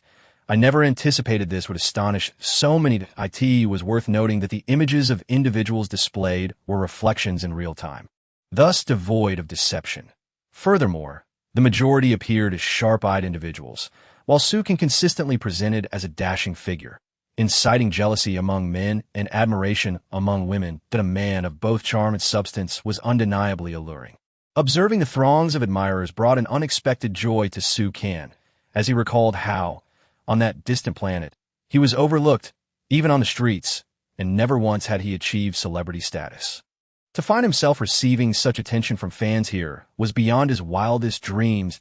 Suit allows predictions of disasters are spot on. I must support him. Shall we name this experiment of his the rescue of the appointed one? What do you think? Excellent choice. I adore it. It embodies our pact, combined with Suit allows prophecies, rescuing our lives. What a splendid name. Are you all deluding yourselves? Predicting disasters. That sounds like something out of Hawking's playbook. Enough of this trivial discourse. Self-improvement is of utmost importance. Relying on others is a fool's errand. I have perused Su Lao's information. While his ship boasts an impressive 800 square feet, it is merely a low-grade wooden vessel. No one else has reached such heights yet, and he hastily sought the most basic materials. He ought to be cautious lest a shark takes a bite and it all falls apart. I concur. As for shark hunting, I have partaken in that as well, though not extensively. Were I to encounter a bear, I could slay it too. One might argue that Su Lao is simply fortunate. As Sukin witnessed numerous individuals tarnishing his reputation, he felt a sense of incredulity. He had not experienced such events and was unsure of how to respond, yet he had observed similar reports before. Fame attracted both allies and adversaries, irrespective of their intentions, such as human nature. The phenomenon of envy, akin to a contagious ailment, was universal and could erupt unexpectedly, for everyone harbored their own grievances. In this moment, it became clear that engaging in conflict would be futile. One could not win an argument with mere words, especially against unreasonable individuals. Ignoring them entirely seemed the wisest course. Let them chatter like mosquitoes. And should they wish to draw blood, it would only take a swift strike to silence them. These thoughts were easily articulated, but when the next disaster struck, they would come to understand their true natures. Should they heed his counsel, all would be well. If not, it would be a matter of luck. Whether they could evade calamity if fate turned against them, it would simply indicate their unsuitability for survival in this realm. Thus, Sukin hung up the sheepskin book and set about preparing a meal. Having 4 fish left from the morning, he opted not to slaughter them all, choosing instead a typical 3. Initially, he had contemplated reducing the yield. But upon seeing Little White engage with the shark, he decided to allow for some fat consumption. Not wishing to diminish too greatly, he discarded the entrails into the fishing net and proceeded to prepare the fish in a red braised style. With Su Kan's culinary skills, it was not long before the meal was ready. He set the dishes on the table, yet noted the absence of Little White and Little Black. This surprised him. What could possibly divert 2 gluttons from their meal? Stepping out of the cabin, he did not catch sight of Little White, but the unmistakable sounds of its calls reached his ears. Awoo! Awoo! The thunderous cries of Little White indicated something amusing was afoot, interspersed with Little Black's own vocalizations. Clearly, the 2 creatures were in the throes of mischief. Following the sounds to the bow of the ship, he found Little Black perched atop the shark's head while Little White stood on a plank, tugging a rope tied around the shark. As you can realize that Little White had once again commandeered the shark as a mount. It appeared Little White had not yet relinquished that notion. Nevertheless, he thought it unnecessary to rush into a meal of shark fin. Waiting a couple of days would suffice. From Su Kan's perspective, the shark was as good as dead. It was merely a matter of time. Little Black, Little White, it's time to eat. Though he did not wish to interrupt their play, the meal was prepared, and neglecting it would only lead to cold dishes, which were far less appetizing. Upon hearing the call to dine, Little Black soared into the air, disregarding the shark entirely, while Little White leapt into the sea, pulling the shark toward the boat. This time, it is not the shark pulling Xiao Bai, but rather Xiao Bai pulling the shark. Yet the shark, despite its desire to resist, finds itself powerless to do so. From the outset, it desperately wished to escape, thrashing its tail with such ferocity that, in Su Kan's eyes, it seemed capable of dragging the crew's ship away. However, When it came to Xiao Bai, it remained utterly still, being drawn onto the vessel. In Chapter 146, encountering the shark again, selling fuel, the shark's heart was filled with despair. Feeling utterly abandoned by the world. Just that morning, it had frolicked with its companions, yet in the blink of an eye, they had vanished. Arriving in this sea, it beheld two monstrous beings that seemed like demons. They were not there to feed, but rather to play. The shark longed to flee this infernal place, but no matter how it tried, it could not escape beyond 3 meters of them. Now, it was being towed along by the colorful demon. Having heard its owner declare intentions to consume it, the pain in its heart was indescribable. That I am still young. This world is vast, and I have yet to explore it. I do not wish to meet my end so soon. Moreover, if I am to be eaten, I might as well never see my bones again. Oh, God, come to my rescue. Yet, no miracle appeared, and ultimately, it found itself bound to the side of the ship by Xiao Bai. No matter how the shark struggled, it could not break free from the rope, and could only gaze at the sky, silently shedding tears. Xiao Bai and Xiao Hai followed their master to dine, showing no concern for whether their pet had eaten or would go hungry. As long as they had food for themselves, that sufficed. That it would be unjust to label Xiao Bai and Xiao Hai as selfish. For a foodie, such behavior is quite normal. When it comes to food, they forget everything else. They enjoyed their meal together in blissful harmony. Before Su Ken could finish his meal, he noticed Xiao Bai attempting to sneak away, which displeased him. After all, Xiao Bai had been washing the dishes during this time. And if it left, Su Ken would have to do it himself. For a leisurely Su Ken, the thought of returning home was enticing. With a cough, Su Ken startled Xiao Bai and Xiao Hai. They had intended to leave first to continue training their mounts, eager to soar across the vast ocean. Yet, with Su Ken present, Xiao Bai and Xiao Hai chose to remain, afraid to move lest he deny them food. To deprive a foodie of their meals would be tantamount to a death sentence. Su Ken finished a hearty meal and stepped outside. Having completed his task for the morning, he found himself with nothing to do. Feeling somewhat bored and yearning for exercise, he reflected on the monotony of entertainment aboard the ship. Ultimately, he decided to set up a fishing spot at the back of the vessel. Previously, without fishing nets, this had been a fishing area, but now it was no longer feasible. He could only make do. Clearing a space for fishing.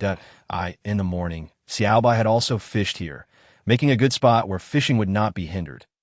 Eventually, Su Ken reclined in a lounge chair, fishing. He could not help but feel a sense of carefree bliss as he watched Xiao Bai and Xiao Hai training the great white shark.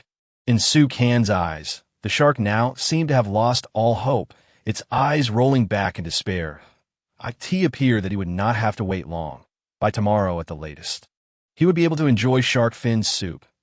As Su Ken felt confident about this, he took out his parchment and opened the shop, listing his biological fuel for sale. Biological fuel 1 liter. Priced at 8,000 wood, a 2-week supply of bodily energy, saving considerable resources for everyone. Consider it, and the resources saved can be used to upgrade the ship. Premium purchase of soil from the oceans, iron barrels. Su Ken had forgotten to mention this earlier in the public chat area, having intended to inform others about the soil acquisition. However, seeing many discussions about himself, he inadvertently neglected the main issue. Now, he had to rectify it himself, realizing that this matter was crucial for his development, that if he could completely decorate the second floor, the yield of his plant area would surely increase at that point. Whether for sale or processing, he would have options. With this in mind, he felt hopeful about surpassing 100,000. However, he needed to tread carefully, taking one step at a time. If he couldn't manage the first step, the subsequent ones would be impossible. Returning to the public chat area, he checked what others had been saying. Has anyone encountered an island? It has been several days. I have only been here for a day. Listening to Su Dao Lao, I lingered on the island for an extra day. No. Those who have been gone the longest have been away for several days. How could they not have encountered it? If they did, they were likely busy scavenging on the island, not having time to chat with us. Following Su Dao Lao's line of thought, I also researched and discovered that larger ships do not necessarily sail faster. Smaller vessels can also be quick. This may relate to the speed and quality of the ship, akin to comparing a large, overweight person to a smaller, more athletic individual in a race. These are discussions previously held in the public chat area. Enlightening Su Can, he realized he was not the only one pondering such matters. Everyone has unique thoughts, leading to countless possibilities. This realization sparked a new idea. Possessing an 800-square ship could be considered the largest in this world. If mere size determined speed, then it would be like a portly individual trying to outrun a leaner counterpart. Greater effort would be required to achieve greater speed. Without Xiaolan's talents, many enhancements would still exist. Was it possible that others could catch up to him? This thought instilled a sense of urgency within Su Can. He had earlier expressed a desire to verify whether the disaster was global. If others surpassed him, his claims would fall flat. He also wished to capitalize on the disasters. Otherwise, returning to 100,000 would be an uncertain endeavor. Continuing to observe the public chat area, new messages appeared. Everyone, look! Su Daolao has new goods available. Biological fuel. The information suggests it can be used like gasoline and can burn. Are we soon entering an era of technology? I no longer wish to endure nights without light. This is so expensive. 8,000 wood for just 1 liter of biological fuel. Is this selling gold? Currently, there are no machines to burn it. What is this substance even for? Didn't Su Daolao say this could serve as sustenance? Replenishing bodily needs? Regardless, I will buy it. All these big shots, I can't even muster 8,000 wood. You can beamed at the numerous transaction notifications, feeling a surge of joy. The celebrity effect was indeed powerful. Allowing his offerings to gain attention. Transaction, 8,000 wood. Note, Su Daolao, I support you. You are right. Enduring a bit of hardship for the upgrade of the ship is worthwhile. Development is fundamental. Do not be eliminated by this world. Transaction, 8,100 wood. Note, big shot, please trade with me. I am in urgent need. There were many similar messages, but Su Can merely glanced at them. Transaction, 0 wood. Note, I will not purchase biological fuel. I happened to fish up a bucket of soil from the sea this morning and am fortunate not to have discarded it. Check if it is what you need at Su Can was pleasantly surprised. Following the prompt, he entered the merchant's shop, discovering that the individual had listed the soil, complete with images for display. You can promptly check the system, platinum-grade soil. Description, accelerates plant maturity and enhances plant attributes. Although brief, these details were known to Su Can. For this fortunate individual to catch a bucket of platinum-grade soil from the ocean was no small feat, however, upon hearing that they intended to discard it. Su Can felt speechless, with only one thought lingering in his mind. He was not the big shot. The true big shot was them that a treasure lay before him, and he was about to miss it. Truly beyond words. Ultimately, Su Can purchase the bucket of soil for 1,000 wood. Fortunately, the individual was unfamiliar. Otherwise, during this period, it would have been impossible to acquire the soil for less than 5,000. You can also trade the biological fuel with someone offering 8,500 wood. He considered himself a minor celebrity. Pricing his goods too high would lead to neglect, which would not be enjoyable. It was a happy conclusion. In Chapter 147, Flourishing Plants, Gloomy Skies, Su Can arrived at the second-floor plant area and distributed the newly acquired soil. He managed to allocate 20 square meters of space, with an additional 30 square meters still available. Yet for Su Can, this was immensely satisfying that if he could obtain more soil, the area would soon be filled. Ultimately, he decided to plant rapeseed, a crop that would attract bees for honey production and yield oil. Highly profitable products. With only a few types of seeds at hand, the ecological cycle would ensure they were planted. Observing their rapid maturation, he deemed it sufficient for his needs. Having completed the tasks on the second floor, Su Can found that it was still only a little past 2 o'clock. These chores had not taken long. Now at a loss for what to do, he contemplated the vast ocean.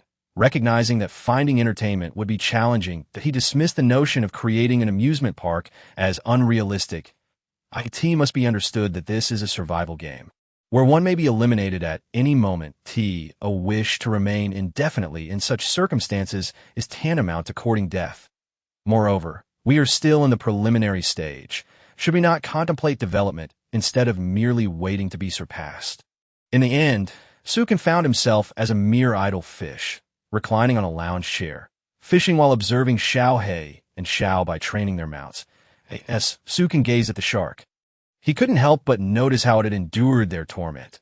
It now seemed to be rolling over in the sea, exposing its belly. It appeared that there was no need to wait until tomorrow. A fresh shark fin could be savored tonight. Xiaobai, despite her seemingly clumsy exterior, possessed a surprisingly violent temperament. Yukan had witnessed her wielding a wolf-tooth club, aiming directly at the shark's head. Any disobedience from the shark would surely result in stars dancing before its eyes. Yukan could not fathom why such a seemingly simple-minded Xiaobai harbored violent inclinations. Was it truly due to prolonged repression? Every being possesses duality. One need not be human to exhibit such traits. When cornered, even a dog may bite or leap a walled eye in the distance. A mass of dark clouds approached with alarming speed. Heading toward the ship, which was also advancing toward the clouds. From Su Kan's perspective, the clouds were moving rapidly.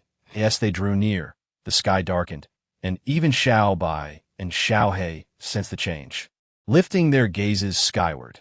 Yet, after a brief moment of observation, they resumed their antics. As you can watch the thickening clouds overhead, enveloped in layers of moisture, reminiscent of a misting water truck, causing his clothes to become slightly damp. It seemed that disaster was once again imminent, that it was only a few days since the last calamity, and it appeared to be returning. Perhaps only 3 days had passed since he had survived the dragon siphon. By the accounts of other survivors, it had merely been yesterday, thus he had sailed a day and a half ahead of the others. This was Su Kan's advantage, allowing him to assert on the public screen that he could predict disasters. This was not mere prophecy. It was a warning to others, as he had already experienced it firsthand. Observing the prelude to this disaster, with the chilling humidity and the gathering clouds, he could not deny that this was indeed the harbinger of calamity. What was happening to this world? The pace of disaster was too swift. He felt unprepared to face it. Perhaps his rapid progress was the cause of his punishment. Yukin was perplexed. If he had obtained the star navigation chart, perhaps he could comprehend why the events unfolded so quickly. After all, the system's assistance had enabled him to advance a day and a half ahead of other survivors, granting him insight into more secrets of this world. While he could understand the motive behind silencing witnesses, he found it implausible that anyone would seek his life. Looking at the newly planted vegetation on the second floor, he realized that if this disaster were all-encompassing, the ecosystem would inevitably be jeopardized. He needed to relocate his belongings into the system.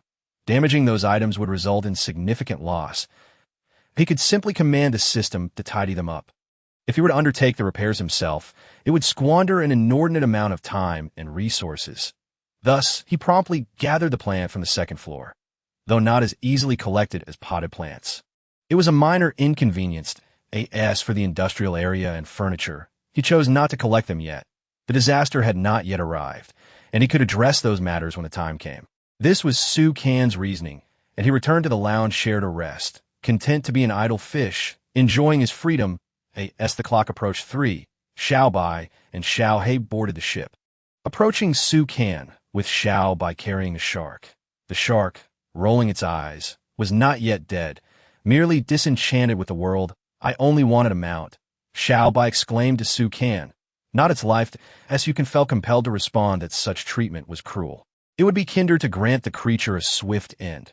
Leaving it in such a state stripped it of hope, rendering it resigned to its fate. He instructed Xiaobai to place the shark in the aquarium, intending to dispatch it later at the restaurant. The weather had grown increasingly dark, as if fish might soon fall from the sky. Grasping a luminous pearl, Su Kan made his way to the industrial area, collecting the smelting furnace and the biofuel extractor, ensuring nothing was left behind. Dishes, tables, and chairs alike were all stored within the system. He understood from the weather that disaster was imminent. Consulting the star navigation chart, he followed the designated route. Was this truly the path leading to his demise? It was not unreasonable for Su Kan to harbor such thoughts. After all, the situation had unfolded dramatically in just a day since embarking on this course. Observing the pitch-black sky devoid of light, he noted the strong winds sweeping toward the bow of the ship. Su Kan ordered the ship to slow down, knowing that sailing in the rain was a reckless endeavor. Adhering to the principle of adapting to change, he waited to assess the wind's direction before proceeding. Yet, after waiting for a brief while, not a single raindrop fell from the ominous clouds, leaving Su Kan bewildered. The air was saturated with moisture, and standing outside, one could feel the chill enveloping them. The sky remained dark, yet refused to yield rain. What could be done? After half an hour of waiting, losing patience, He decided to play cards with his two pets at the tea that moment. He dismissed the impending disaster. With such a formidable ship and strong defenses, he felt little trepidation. Regardless of the external turmoil, he and his companions remained undisturbed. Save for a slight swaying of the ship, Xiaolan, sensing something amiss, emerged from the deep-sea ring. She glanced at her master, circled once, and then phased through the wall to the outside. Upon witnessing the dark sky and humid air, she seemed to sense something before returning to Su Can's side, that I felt an overwhelming presence of moisture and a chilling aura. Hail may soon fall. Su Can held Xiaolan's water sensitivity in high regard. After all, his water manipulation abilities were a gift from her, making Xiaolan akin to a mentor. However, before Su Can could fully process this revelation, a cacophony erupted outside. He hurried out to investigate, with Xiao He and Xiao Bai trailing behind, casting their cards aside. Yet before Su Can could react, he was struck by a fist-sized hailstone. Xiao He and Xiao Bai were similarly impacted, their eyes spinning from the force. As a spiritual entity, Xiaolan was impervious to the hail, yet she had not anticipated Su Can's hasty retreat, resulting in him being struck. Fortunately, she conjured a protective barrier above his head, shielding him from further harm, allowing him to regain his composure. Xiao He, after enduring a hit, spread his wings to shield his head. Xiao Bai, lacking any form of cover, found itself unprotected, as Su Can had stored away all potential shields. The once vibrant polar bear now sported hues of black, purple, and green amidst its colorful furs. You can observe that the largest hailstones were as colossal as a tabletop, crashing into the sea and sending up towering splashes. He could only wonder what would transpire should such a stone strike the ship. Would it leave a gaping hole? The thought sent a shiver down his spine. Fortunately, the quality of his ship had been upgraded to platinum level, and he possessed a diamond-grade blueprint for further enhancement, though he lacked sufficient timber. Nevertheless, given the situation, platinum grade should suffice to withstand the onslaught. The impending calamity was evidently escalating. If he did not upgrade his vessel soon, would the next disaster inflict harm upon him? Ultimately, Su Can assessed that there was nothing left to collect. The hail posed no immediate threat to him. He returned to his quarters, bringing along the injured Xiao Bai and Xiao He, and resumed their card game. With Xiaolan joining, they could no longer play Do Di Zhu, but they settled for a two-deck variation instead. The pets had little to say, as the landlord could simply pick up the bottom cards and place 4 cards beneath, ensuring that a 3-against-1 scenario was manageable. The rules were established, and the first round was a trial. Again, Su Can seized the landlord position, not due to the strength of his hand, but simply because there were no penalties to bear. Cards could be lost, yet morale must not falter. The outcome was a resounding defeat, leaving him with no opportunity for retaliation. In the end, Su Can altered the rules, allowing for 8 bottom cards to be exchanged. This way, he could bury his poor hand. The game became more engaging, as anyone could seize the landlord position, barring truly dismal hands. Yet, it was important to note that victory still relied on both luck and skill. Take Xiao Bai, for instance. After being given several opportunities, it squandered a good hand. The cards were ones that no one wanted. You could only lament that Xiao Bai was fortunate but lacked the wit to strategize. It was a lost cause. Evaluation complete. The tumultuous activities continued unabated until 6:30, signaling that it was time to prepare dinner. Should one choose to forego sustenance, the temptation to indulge in further amusement would undoubtedly persist. Su Can, relinquishing his turn, allowed the trio to continue their play while he ventured into the kitchen. Alas, the culinary skills were elusive. Were one to cultivate a chef, how splendid that would be, relieving him from the burdens of meal preparation and allowing him to savor the comforts of dining. Exiting the cabin, Su Can observe the relentless hail falling outside, thickly blanketing the deck, rendering it a challenge to traverse to the stern. In a whimsical gesture, he fashioned a makeshift hat of ice atop his head, utilizing the system to clear the ice from the deck, leaving only a narrow passageway. Upon reaching the stern, he directed his attention to the fishing net. Executing a collection, he procured 5 fish, a bounty that had been accumulating since the morning. With a modest meal of small white fish consumed at noon, while a live fish awaited in the kitchen, of course, the great white shark still resided there, its fate uncertain. Upon entering the kitchen, Su Can's dismay was palpable as he discovered only a single shark in the tank. The extra fish had mysteriously vanished. The shark, upon spotting Su Can, exhibited an exuberance that belied its earlier lethargy, splashing water everywhere as it flipped about. How could this creature, once seemingly on the brink, now exude such vitality? Who bestowed upon it this audacity, and had it devoured his fish? Su Can muttered in frustration at the folly of keeping a shark in the aquarium, lamenting the loss of a precious fish worth 200 wood, a loss that might only escalate in value after this calamity. After a moment of sorrow, armed with his kitchen knife, Su Can approached the shark. What began as a fierce struggle gradually surrendered to resignation, the creature transitioning from fear to helplessness, ultimately embracing its fate. Thus concluded the divine arrangement. Dinner comprised shark fin and 3 braised fish, with the shark meat meticulously prepared for sale once the disaster had passed, anticipated to fetch a higher price. Calling out for his 2 pets to join him for dinner, Su Can refrained from risking injury to summon the 2 foolish creatures. Upon hearing their master, Xiao Bai and Xiao He rushed forth, excitement palpable at the prospect of food. First to dash out was Xiao Lan, gliding effortlessly through the wall without the need to open the door. Upon seeing this, Xiao Bai and Xiao He flung open the door and bolted outside, only to collide with the wall of hail with a resounding thud, engrossed in their merriment within the confines of the room. The 2 were oblivious to the world outside. Xiao Lan, leading the way, heard the commotion behind and turned to witness Xiao by pinning Xiao He against the hail wall. Yet instead of concern, Xiao Lan merely chuckled and drifted away. Su Can, noticing only Xiao Lan's arrival and the sounds of commotion, inquired curiously, "What transpired over there? Why are you the only one here?" Xiao Lan's gentle whimper conveyed that all was well. They had merely taken a tumble. Accepting this nonchalance, Su Can settled down to enjoy his shark fin soup.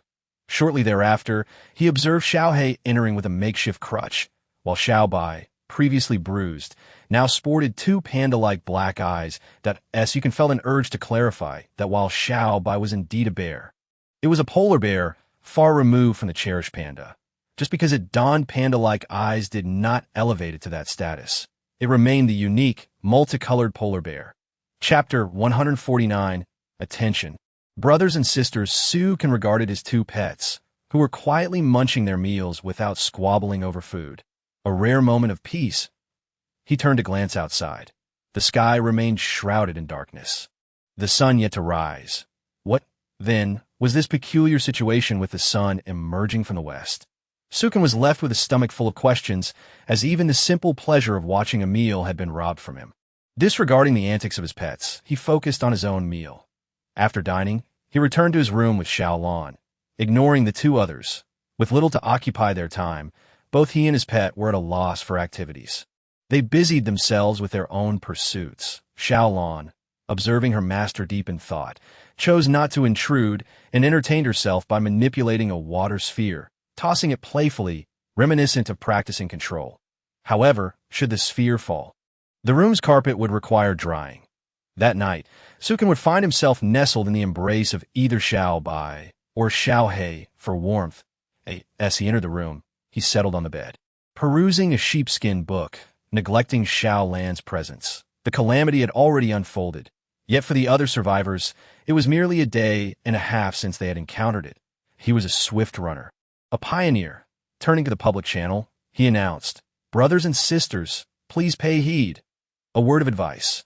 If the ship's planks have not been upgraded to platinum level, do so post-haste." With this straightforward message, he aimed to warn the other survivors of impending disaster, uncertain whether it would affect everyone or not. Questions arose in the public channel. Why the urgency to upgrade the ship? What is it that necessitates such a change? Many were perplexed, yet Su Can hesitated to clarify, as this was the first time he had predicted disaster for all to see if some had not yet experienced it. His celebrity status would falter, and his escape routes would vanish to achieve prosperity. Such matters required gradual verification. He could not jeopardize his promising future for fleeting satisfaction. His cryptic message was not meant to withhold information, but rather to serve as a strategic maneuver. Su Can's assertion that upgrading to platinum level could enhance the ship's capabilities and potential was sound advice. He was aware that not all individuals in this world were lacking. Some possessed strength and resilience, having improved their vessels or abilities through sheer will and luck during this time. You can recognize that he was an ordinary individual, propelled forward by the system that bestowed upon him a golden opportunity. Had he been like the other survivors, he might have perished, perhaps even proving inferior to some. Yet, fate had deemed him the chosen one, hence the system's existence that in this world, some would inevitably be stronger, while others remained weaker. Fairness was a distant ideal that was unrealistic to expect equitable treatment, nor could everyone partake in a communal feast. Such a scenario would stifle development. For Su Kan, these matters were trivial. He merely sought to cultivate a following, enabling him to trade more effectively in the future and accelerate his advancement. In this environment, connections equated to wealth. Should he acquire surplus resources, he would build a triangular roof, ensuring that his valuable possessions, particularly plants, were safeguarded. This was his friendly reminder to others. Should hail strike, the losses would be significant. Those who heeded his counsel were his devoted fans, while those who did not would suffer the consequences, allowing him to profit from their misfortunes and soothe his own conscience. With everything he wished to convey expressed, Su Kan awaited their responses. Approximately a day remained until the hail struck. Outside, the relentless patter continued. An uncertainty loomed regarding whether it would cease. Su Kan pondered whether the other survivors, having endured such prolonged hail, might be buried beneath it. Buried? The thought of being entombed stirred unease within him. If the ship could not withstand the weight of the hail, would it not succumb to the pressure? Would it not transform into a modern-day Titanic? He had no desire to become a ghost. Rushing outside, he fervently collected the hail with the system's assistance, clearing the deck. Though the hail posed no threat to him, the prospect of manually disposing of it into the sea was daunting. Employing the system for swift collection was far more efficient and effortless. Presently, Su Kan resembled a snowplow. If his home were buried beneath snow, escape would be impossible. His survival hinged on his efforts during this critical time. For Su Kan, this translated to investing time. With Xiaolan by his side, he need not fear being struck by hail. The system's presence alleviated the burden, allowing him to clean the ship's deck of hail with minimal exertion. Meanwhile, Xiao Bai and Xiao He remained in the kitchen, washing dishes. Observing their master tirelessly clearing the hail outside, they felt a surge of gratitude, believing he was enduring this hardship for their sake. Although Xiao Bai's injuries were trivial, they still held a degree of indirect relevance. Motivated by Su Kan's efforts under the hail, their dishwashing pace quickened. Before Su Kan ascended to the second level, Xiao Bai and Xiao He followed closely behind. While they relied on the system, their own brute strength allowed them to lift and discard chunks of hail into the sea, fulfilling their purpose in this endeavor. Do not utter the adage, "A timely snow heralds a bountiful year," for the hail currently falling serves no purpose whatsoever. It even carries a briny taste, and excessive consumption would leave one's lips cracked. Observing that Xiao Bai and Xiao He were diligently laboring, Xiaolan provided them with an icy umbrella to shield themselves from the hail. This gesture invigorated Xiao Bai and Xiao He even further in their tasks. Su Kan spent nearly half an hour clearing the hail from the ship. Although it was a Sisyphean endeavor, as the hail continued to descend, the ominous, dark sky offered no indication of relief. Yet, Su Kan chose to abandon further concern. If the precipitation persisted into the night, he would have to undertake another round of cleanup. The vessel merely drifted with the waves, and he feared the calamity might carry it to some obscure nook. Even the sails had been furled, as you can approach the stern and, maintaining a safe distance from the fishing nets, release the hail stored within the system. Instantly, a cacophony of splashes erupted. The three pets watched him toss the hail overboard, their expressions tinged with boredom. The sheer volume was overwhelming that IT had taken half an hour to collect all the hail into the system, and Su Kan recalled that he had yet to release the stones he gathered yesterday. It seemed opportune to do so now. Xiao Bai, feeling restless, picked up a chunk of hail from the deck and hurled it into the sea. The colorful polar bear threw the hail with great force. Yet no sound followed. What could this mean? Had it been tossed too far, resulting in a splash too slight to hear? Su Kan pondered this possibility, but Xiao Bai dismissed such thoughts, viewing inaction as an insult to its capabilities. It lifted a hailstone the size of a human head and, with both hands raised, launched it into the distance. A resounding splash followed, sending up a spray of water. Xiaobai turned to Sukan. Scratching the back of its head and grinning foolishly, Sukan was a loss for words regarding Xiaobai's thoughtless antics. Ultimately, he could only give Xiaobai a thumbs up, seeing her masteress' approval. Xiaobai dedicated herself even more fervently to tossing the hail overboard. Chapter 150, Post-Disaster Reconstruction and Hail Clearance. After nearly half an hour of labor, the hail was finally cleared. Next, attention turned to the stones on the island. The process of discarding items from the system took an hour, during which Xiaobai also threw hail for an hour, as you can notice that Xiaobai was no longer the same as an hour prior. Now, every time she tossed a hailstone, she did so with heavy breaths, exerting all her strength. However, the distance was no longer significant. The luminous pearl illuminated their surroundings, making visibility clearer from Xiaolana's eyes. Xiaobai perceived a gaze filled with disdain. Xiaobai felt a surge of frustration. Unwilling to accept defeat, it seized a larger hailstone and hurled it with all its might. The sound startled both Sukan and the pets, as it was not the sound of something entering the water, but rather a thudding impact on solid ground. The atmosphere was tense, with everyone exchanging bewildered glances. Xiaohei, take the luminous pearl and investigate over there, Sukan commanded. Although he wished to believe it was land, this was a territory already traversed, surrounded by the sea. Surely there were no islands, perhaps only treacherous reefs. Such hazards could prove deadly, should the ship collide. It could very well become the Titanic too. Xiaohei, receiving the directive, soared into the air with the luminous pearl. Xiaobai remained oblivious to the unfolding events, staring blankly. When Xiaohei returned, it exclaimed, "Wah!" indicating that a massive iceberg and a rocky outcrop lay behind them. These formations resembled submerged reefs, barely protruding from the water. Sukan was momentarily dumbfounded. Where had these icebergs and stones come from? He had not noticed them before, and they were directly behind his vessel. After pondering for a moment, he observed that the system continued to produce stones. That it dawned on him that he was the architect of this scenario.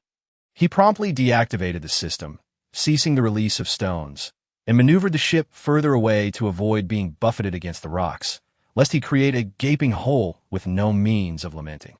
The system still contained a plethora of stones. Collecting an entire mountain's worth into the system in half an hour was not feasible for release. Sukan hesitated to carelessly discard construction materials in these waters.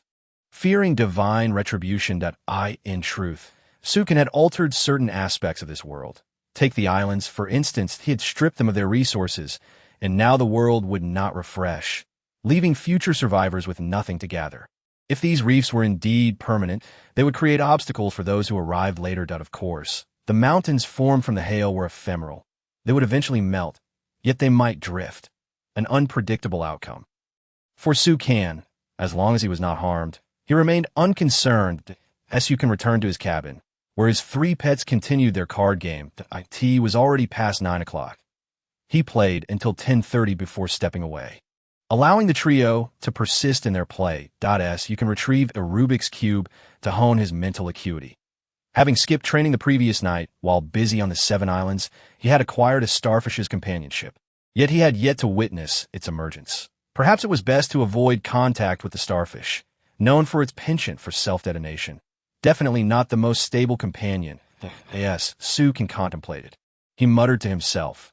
Utilizing his mental strength, he manipulated the cube, achieving a record of 7 consecutive rotations. As he reached the 7th rotation, he discovered he still had the energy to continue, which surprised him. What was happening? He was well aware of his mental capabilities, which had not increased significantly. Ultimately, he persisted through the 9th rotation, but could go no further. Lying on the ship, he pondered the situation, but he had not engaged in any particularly taxing activities. The ship had been upgraded, and Xiaolan's abilities had improved slightly, not to mention the starfish's companionship, which had bestowed upon him remarkable recovery abilities. Recovery abilities? That must be it.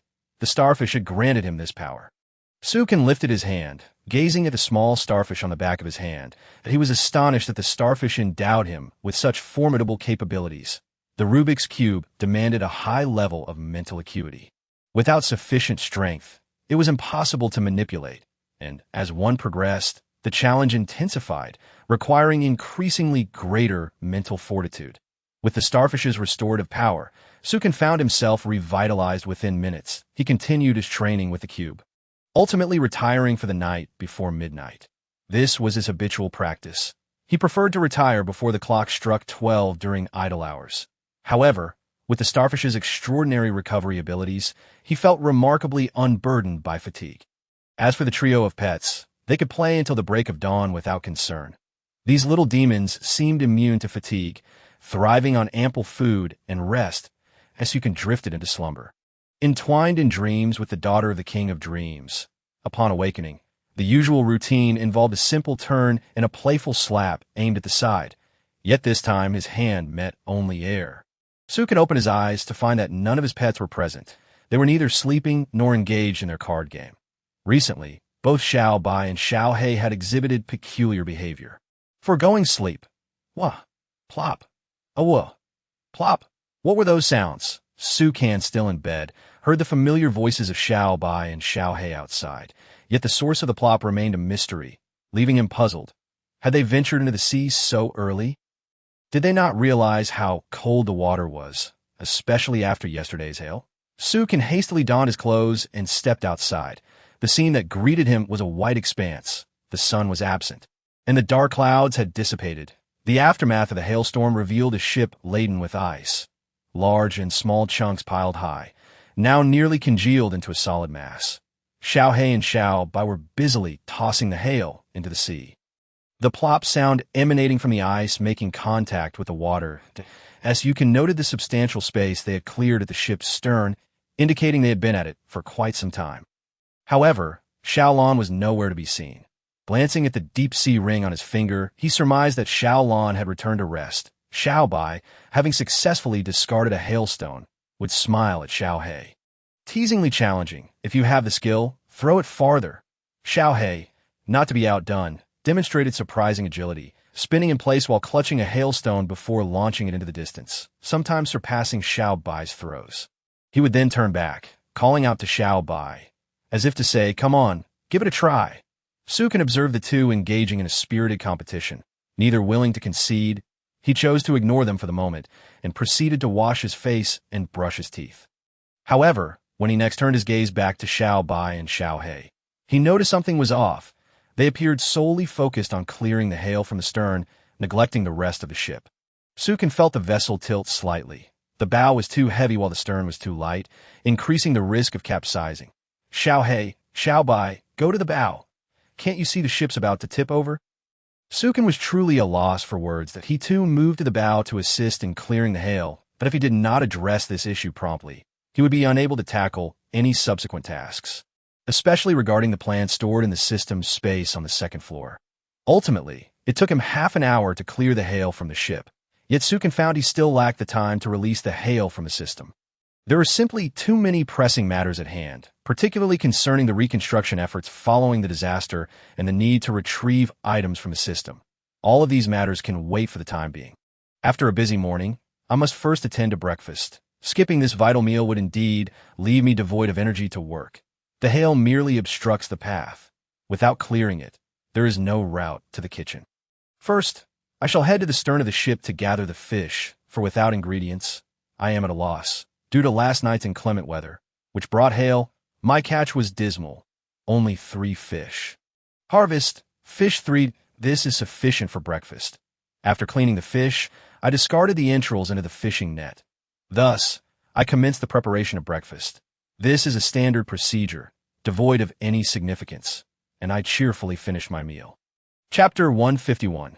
Frozen Crystal, Crafting a Refrigerator After Dining. Sukin disregarded Xiao Bai and Xiao He, ascending to the second floor to retrieve the plants from the system, arranging them in their ecological setup.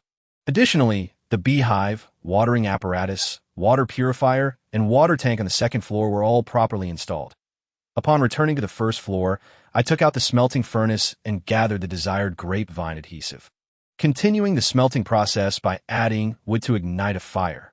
These tasks were routine, as I returned the other collected items to their rightful places. With everything in order, a moment of respite was in order. This endeavor consumed over an hour of Su Can's time. It was not a matter to be resolved with mere words, but required hands-on effort. It was truly exhausting, and should more calamities occur, it would be unfeasible to retrieve all these items. Having an abundance of possessions is not necessarily a boon. This is the essence of Su Can's struggles.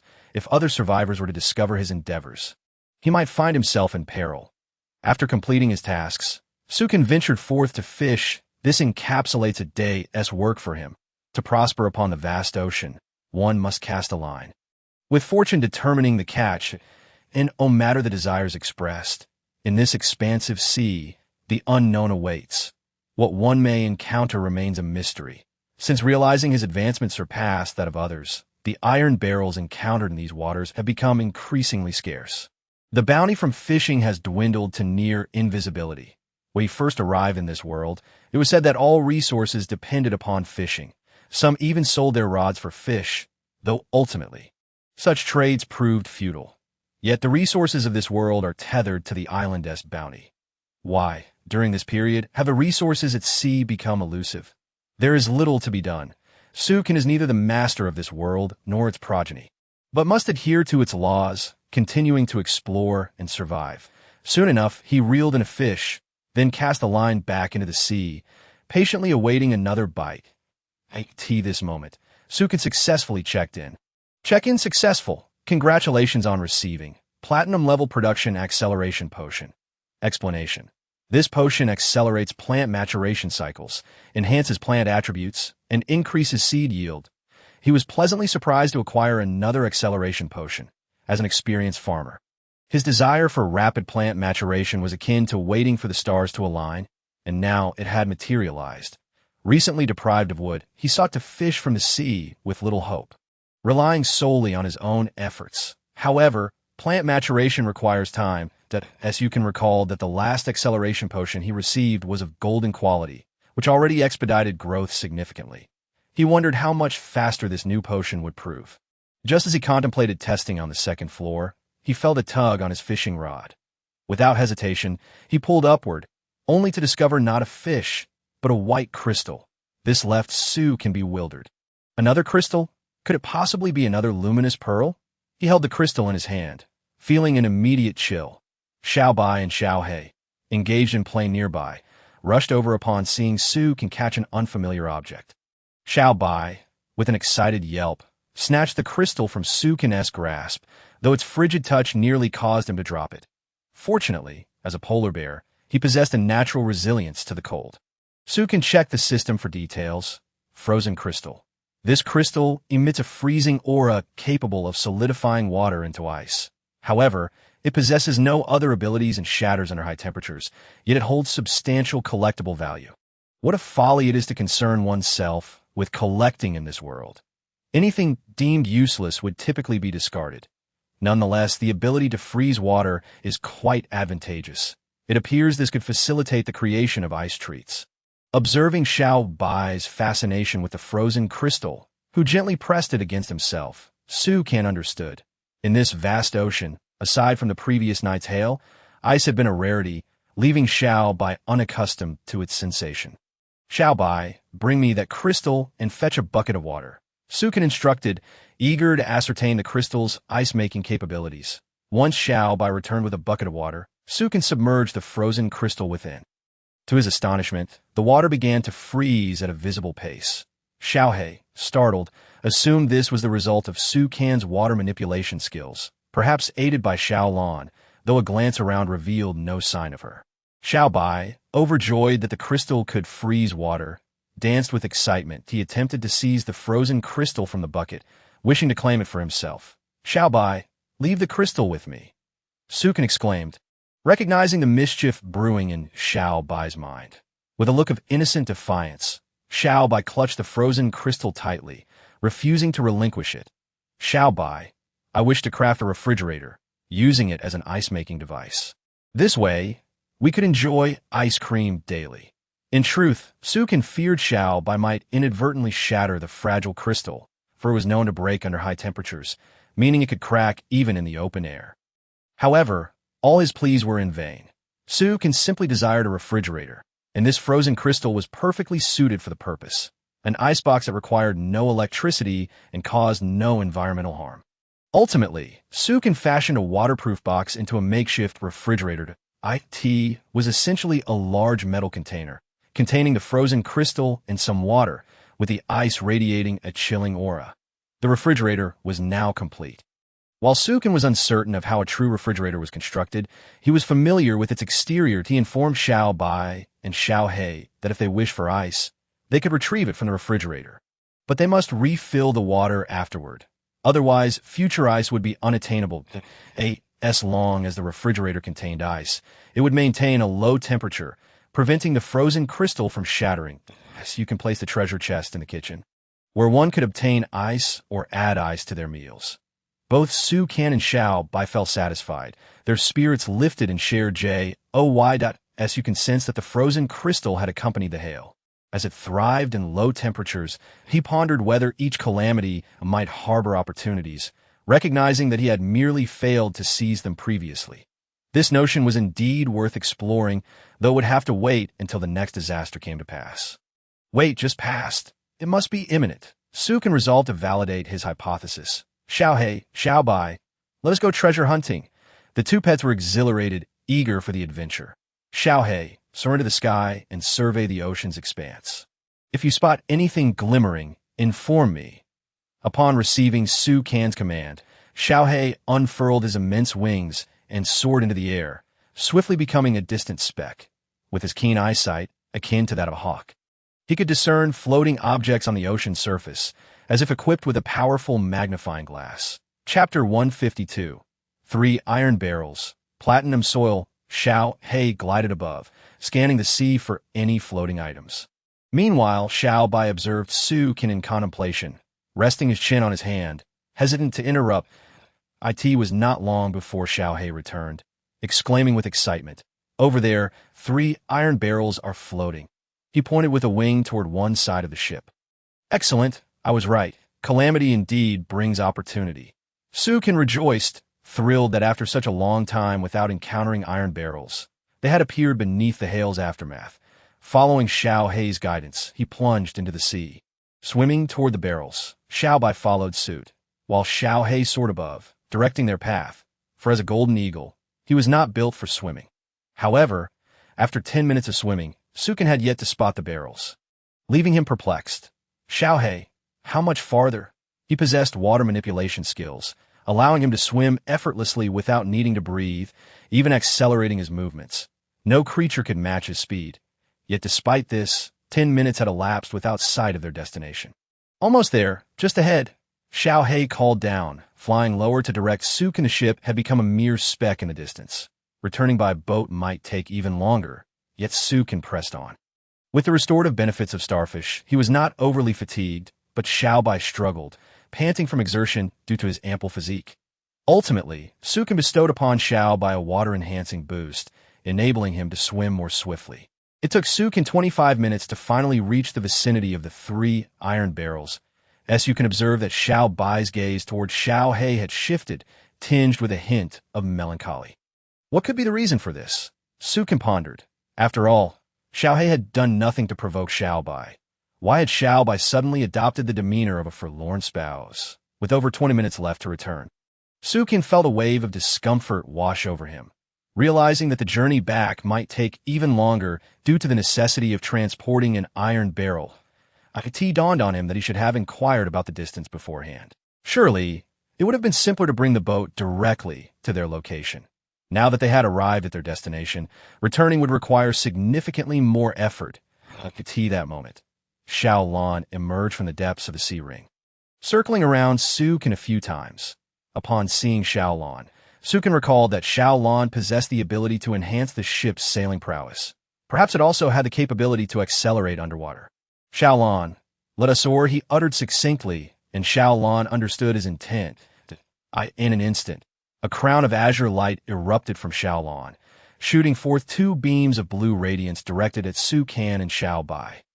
Without warning, Xiao Bai was propelled forward, unable to steady the iron barrel in her grasp, which slipped from her hands.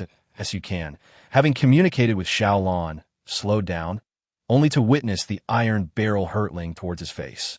Leaving him pale with fright, in a moment of sheer panic, he instinctively commanded the system to retrieve his astonishment.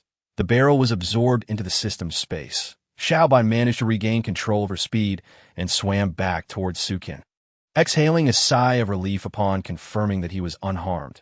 Xiaobai truly did not intend for any of this to happen, and Sukin understood that. He now reflected on the fact that with the system at his disposal, he should have been able to store the iron barrel within its confines rather than dragging it along. He felt rather foolish. If he were to be struck by it, he would have only himself to blame. His own stubbornness had led to this predicament, and if he failed to learn from this experience, he would undoubtedly repeat his mistakes. Ultimately, Sukin stored all 3 iron barrels within the system, swimming back with newfound ease, thanks to Xiaolan's assistance. They returned to the ship in less than 20 minutes. During this time, Xiaohei had ventured nearby for a look around, but found nothing of interest. Sukin placed the 3 barrels on the deck, preparing to open them. Congratulations, you have obtained platinum-grade fertile soil, 1 barrel. His astonishment. It seemed that whatever he desired was readily granted, as you can realize that his planting space on the 2nd floor was far too vast, with 30 square meters still lacking soil, and now, unexpectedly, he had received a platinum-grade supply. Previously, he had only possessed 50 square meters of platinum soil, and just days ago, he had acquired an additional barrel of platinum-grade earth, which had thrilled him immensely due to its superior attributes. Now, it appeared that his ecological system was on the verge of completion, coupled with the acceleration potion he received today, which would expedite the maturation of his plants. It was indeed a dream come true. He was truly the favored child of the system. After finishing with the 1st barrel, Sukin approached the 2nd. Congratulations, you have obtained. With 3000, it was worth noting that his wood supply had been rather scarce. To upgrade the ship to a platinum hull required over 80,000 units of wood, and he had yet to even break 10,000, having just endured a hailstorm. The arrival of this bounty felt like a gift from the heavens, leaving Sukin somewhat moved. With the addition of these 3,000 units of wood, his stockpile returned to 9,878 units. And with the 8,500 units of biofuel he had sold, he now had a total of 18,378 units of wood. Of course, he did not count the wood currently being processed in the smelting furnace, as he had no way of estimating that amount. Curiously, he approached the final barrel, wondering what it might contain, feeling a surge of excitement. Congratulations, you have obtained an empty iron barrel. This revelation brought an unexpected smile to Sukin's face. He had not anticipated that the last barrel would be empty. It was known that prior to opening, all barrels bore the same weight, making the act of opening one akin to a gamble. There was no telling what lay inside. Naturally, he reasoned that the contents would not be harmful. Sukin mused on the possibility of the barrel concealing a mutated crab or some such creature, pondering the odds of that being true. Nonetheless, he felt content with the 3 barrels he had already opened. With soil and wood in hand, his expectations for the 3rd barrel were minimal. He was merely curious about its contents and was surprised to find it completely devoid of anything. That he stored the empty barrel within the system and distributed the soil to fill the remaining spaces on the 2nd floor, though it still fell short by 5 square meters to complete the area. Nevertheless, Sukin felt a sense of satisfaction and promptly decided to create a simple leisure area in the vacant 5 square meters. This space, already located on the 2nd floor, was quite suitable for relaxation, featuring a lounge chair and a table adorned with fruits and pastries, promising a level of comfort that was hard to resist. With the expansion of this new 25 square meter area, Sukin found himself wishing to plant potatoes. However, he was out of seeds, and other survivors had none to spare. He intended to produce more beforehand. Recognizing that potatoes served as a staple food, providing energy that few other plants could match, he had already formulated a pricing strategy, knowing that potatoes would fetch a higher price than fish, particularly in the early selling stages. Once everyone had them, their value would plummet. Consequently, he had decided not to sell the potatoes that had matured from the seeds he planted yesterday. He also needed potatoes to produce biofuel, making it unwise to sell them.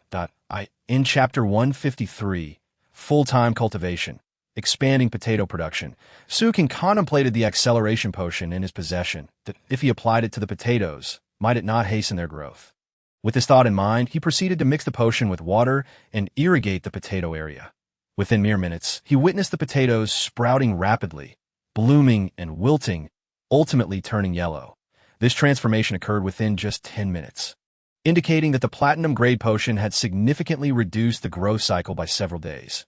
Given that this was platinum-grade soil, requiring 5 days for potatoes to mature, this meant that he had effectively saved 4 days' worth of time in just 10 minutes. It was truly astonishing. If such progress could be achieved on Blue Star, survival would be possible even without land. Asuka maintained a skeptical attitude toward this world, for it diverged greatly from his memories of the past. Resembling a half-constructed game realm, although he could feel pain, many aspects were preordained, requiring him to follow the established narrative that Akati felt akin to a child whose life was planned out by their parents, growing only through compliance. However, such a predetermined path often breeds rebellion, as you can envision himself as a lazy fish, simply going with the flow, wondering when he might flip over. With his first batch of potato seeds, he could plant them across his 20-plus square meters of space. With a few remaining seeds to spare, he had only utilized a small amount of the acceleration potion, as he had only a handful of potatoes. Now that the area had expanded, it would accommodate over 30 square meters. He decided to water the newly planted potatoes first and return in the afternoon to apply more of the acceleration potion for another boost. After completing these tasks, he realized it was nearly lunchtime. He had spent far too much time retrieving the iron barrels in the morning. Asuka made his way to the stern of the ship and tossed out the fishing net. Catch! Fish too dumb. Only 2. What gives? If there are just 2, that won't suffice for everyone. Xiao Bai, go catch a fish, otherwise you won't have anything to eat. Sukin devised a plan and called upon Xiao Bai to venture into the sea. Upon hearing that there would be no fish for her to eat, Xiao Bai rushed over, her large eyes glistening with tears. The sight tugged at Su Kan's heartstrings, filling him with guilt for always putting Xiao Bai in such positions. He glanced at the fishing bucket, noticing a fish from breakfast. All right, Xiao Bai, I was just teasing you. Look, there's a fish right here. Su Kan reassured her, gently stroking Xiao Bai's fur while pointing at the fish in the bucket. Following Su Kan's gesture, Xiao Bai dashed over and lifted the bucket. Oh, Su Kan couldn't decipher what Xiao Bai was saying at that moment, but her expression conveyed a mix of complaint and irritation. All right, I won't tease you again.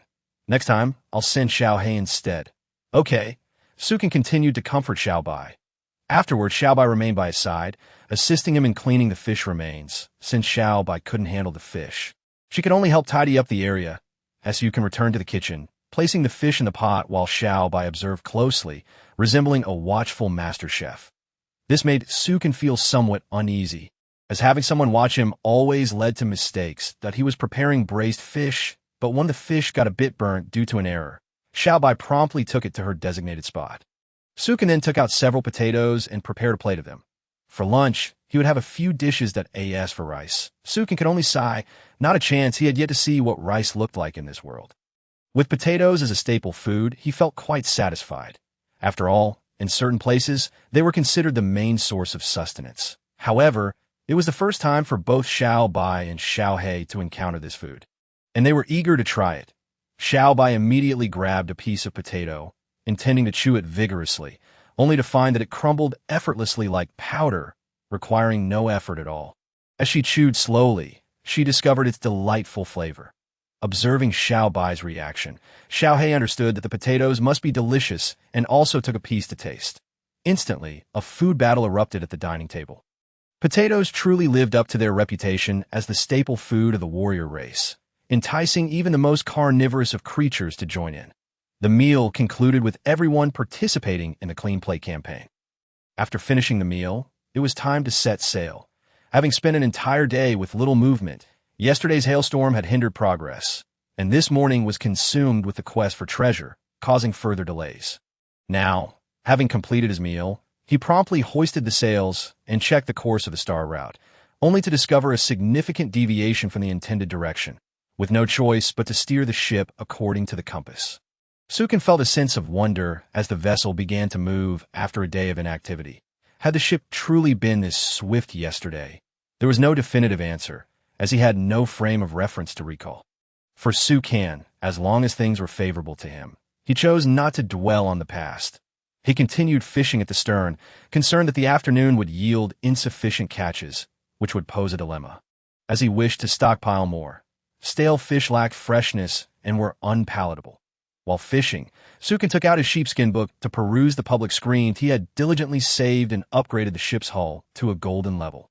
Also constructing a triangular roof, following the advice of the esteemed Su Lao. Trusting in Su Lao's wisdom, he modified his flat roof to a triangular one. That what revelations might Su Lao have discovered? Why the insistence on upgrading the hull and constructing a roof? The thoughts of the esteemed one eluded him, perhaps shaped by past experiences, given his formidable prowess that he yearned for Su Lao to emerge and share insights. Though tempted to speak out, Sukin suppressed his urge, mindful of the ominous presence of a devil with a tail whispering malevolently nearby. After all, the experiment must continue, and he could not ascertain whether this calamity was a universal experience. Regarding future reputations, it was wise to remain reticent until certainty prevailed. At this stage, speculation was futile. He resolved to grow cautiously, avoiding recklessness. Flipping through the shop page in the sheepskin book, he marveled at the plethora of items, all of which he desired, yet was hindered by a lack of timber, with many duplicates present as well. After a cursory glance, he found nothing of particular interest and refrained from making a purchase. Reflecting on a hailstorm's detrimental impact on the ship's structure, he recognized that timber was essential for upgrades. However, timber could not be monopolized, leaving him with no option but to acquire more fish.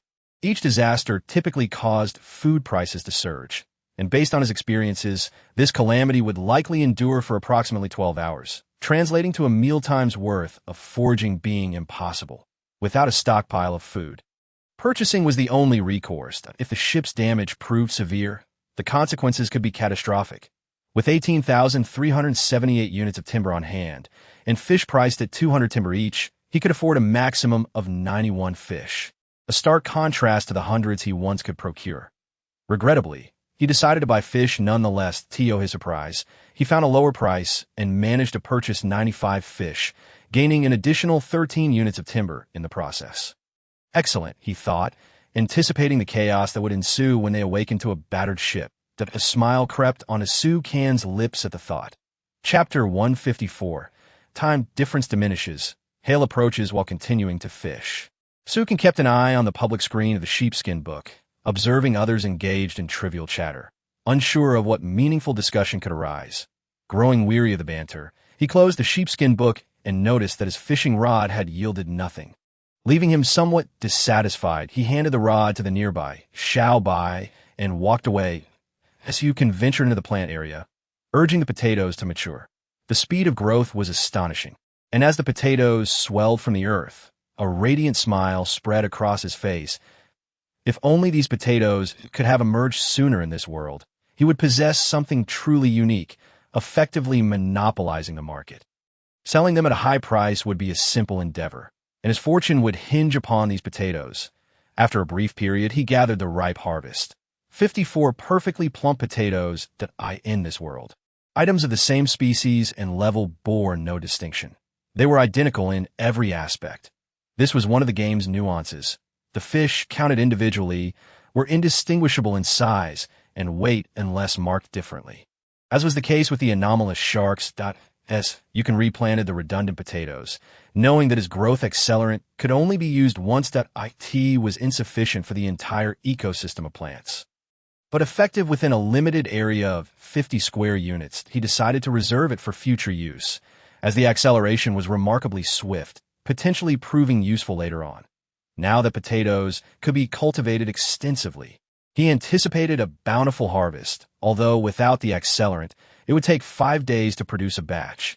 Nonetheless, Sukin felt content with this initial yield, having devised a solid plan for future development.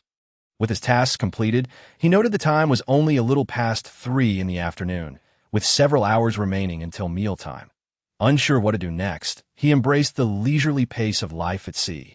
Returning to the fishing area, he reclined, this time not on a chair, but atop Xiao Bai, whose soft fur provided unparalleled comfort. After all, the allure of flesh had always captivated, explaining the countless admirers of beauty throughout history. In this world, however, Sukin had yet to encounter a single person, and his notions of women were merely fanciful. The only references he had were the formidable figures of the sheepskin book, which were far from appealing. Moreover, Xiaobai's fur was exceptionally smooth and soft, and the blankets in his room were made from the fur of Xiaobai and Xiaohei, providing warmth and comfort. Sukin had called upon Xiaohei to assist in grooming Xiaobai, but the latter had been deterred by previous encounters that left him hairless as he lay atop Xiaobai. He retrieved some raisins from the system, savoring their delightful flavor.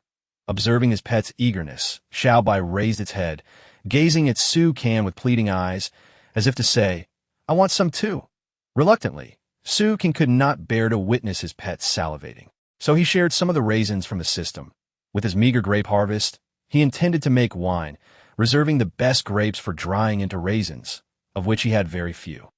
He ensured both Xiaobai and Xiaohei received their share, each receiving a pound. Noticing the system prompt indicated he had only 2 pounds of raisins remaining, he felt a pang of regret. Watching Xiaobai and Xiaohei devour their treats without restraint was disheartening, as they failed to appreciate the rarity of the delicacy.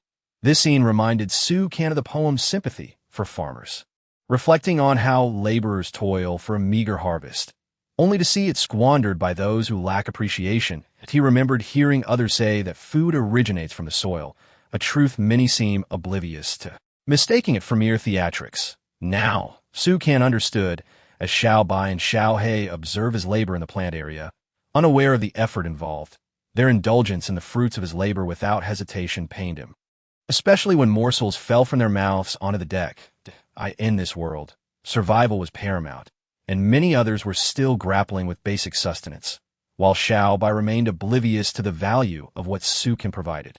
Opting not to admonish them, he chose to close his eyes and enjoy his raisins. Before long, boredom set in, and he opened the sheepskin book to peruse the public screen once more. What on earth is happening? A dark cloud has appeared on the horizon. I see it too. Is a maritime disaster imminent? Is that why Su-De-Lao urged us to upgrade the ship's hull? This calamity has arrived too swiftly. Just a few days have passed. How can we develop if disasters strike so frequently? If we face such trials every few days, survival in this world seems bleak. Oh, you know what this disaster entails. I'm currently experiencing it. It's hail. What? Hail. Was Su-De-Lao's advice to build a triangular roof a precaution against this? Brother, how can you be undergoing hail while I only just spotted the dark clouds? Realizing the situation, Sukin understood that his speed had diminished, or perhaps other speeds had increased. In this world, many individuals existed, yet their rates of progression varied. From the information available, it was evident that some had already faced calamities while others were just becoming aware. He could consider himself among the first, as his ship sailed at the forefront. With absolute strength, he could offer insights from his recent experiences to fellow survivors, but whether they heeded his words mattered little to him. Such was life. Envy was a universal trait, albeit manifesting in varying degrees. As you can sense that following this disaster, many would struggle to keep pace with him. The degree of polarization is exceedingly severe. Should the survivors who navigate this calamity safely manage to seize the opportunities that arise post-disaster, it could at least lead to a modest descent. Many have failed to upgrade their vessels, resulting in numerous ships suffering grievous breaches. Repairing them will demand a considerable amount of timber. Some, indeed, must start anew, upgrading from mere wooden rafts, albeit the distance traversed differs, as they may soon approach the next maritime domain. This is a certainty only afforded to Sukin due to his possession of the star route. The dangers that await Sukin in the next oceanic expanse remain unknown. However, he approaches the forthcoming voyage with unwavering confidence. After all, he possesses substantial resources. His ship spans 800 square meters, endowed with diverse capabilities, and he is accompanied by several adept companions. Sukin aspires to elevate his vessel's planks to diamond grade before embarking on the next route, thereby fortifying it against potential calamities. Achieving such upgrades necessitates an astronomical quantity of timber, specifically 80,000 units, a 100-fold increase. Sukin reflects upon this and acknowledges the weighty journey ahead. Chapter 155, Xiaobai's Signals. Treasure beneath the waves, Sukin contemplates that the survivor's pace diverges from his by merely a day's time. fostering a sense of urgency. He also recalls that he anchored his ship in the hailstorm zone for an entire day yesterday, resting in that maritime region. Under these circumstances, Sukin has only gained half a day's advantage over the other survivors. He considers that in this oceanic expanse, communication among survivors is limited to parchment, precluding face-to-face encounters, even as they traverse islands previously visited by others, akin to a collective landing akin to multiple dungeon explorations, allowing more individuals to reap rewards upon the islands. He ponders whether his rapid progress has diminished his fortune, as he has only managed to navigate to the 7 designated islands on his nautical chart. It remains uncertain if this is the will of the world conspiring against him. Nevertheless, Sukin observes that some individuals have also failed to sight any islands, sharing his unfortunate luck. This warrants further investigation. One cannot hastily dismiss such occurrences. Initially, Sukin anticipated that the other survivors would endure the disaster during the night, yet unexpectedly commenced in daylight. This alteration conjures a different imagery in Sukin's mind. He envisions them being abruptly awakened or rendered unconscious while they slumber. During daylight, few would indulge in afternoon naps, for not everyone can advance as swiftly as Sukin has, managing to secure their basic sustenance. Presently, he is striving to enhance his quality of life, as evidenced by his current consumption of raisins. Among the myriad of survivors, only 1 in 10,000 is fortunate enough to savor raisins. Grapes mature within a remarkably brief period, typically flowering and bearing fruit within 3 months under normal circumstances, although their growth can be prolonged by the frost period in this world. However, the fertile soil and the semi-gamified nature of existence have condensed this time frame to a mere 4 days for harvesting. After all, Sukin possesses platinum-grade soil. Unlike the golden-grade soil that yields crops like rapeseed, primarily cultivated for their prolonged flowering, he seeks to avoid producing mere byproducts like vegetable oil. With a beehive at his disposal, it would be unwise to deprive it of flowers. Such a scenario is far from Sukin's desires. It is crucial to remember that biological fuel commands a high price, exceeding 8,000 timber units. Without honey production from the bees, where would the raw materials originate? He has also employed platinum-grade growth potions on his potatoes to enhance the production of biological fuel. Acquiring animal fats proves to be even more challenging. Securing a suitable island is arduous enough, let alone encountering a large beast. Lately, the occurrences of sharks have dwindled inexplicably. Just yesterday, one appeared, whereas none had surfaced in the preceding days. Yet, as he observes others, sharks persist in gnawing at their ship's planks, as Sukin yearns for a shark to bite into his vessel, knowing his planks are of platinum grade, offering a satisfying crunch.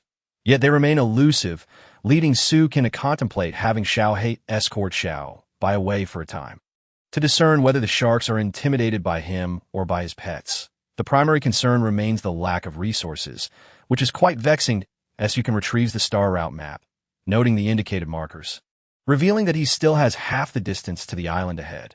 After calculating, he determines he shall arrive by tomorrow morning. This implies that he faces yet another mundane day aboard the ship. How tedious! While Sukin languishes in boredom, the other survivors are far from idle.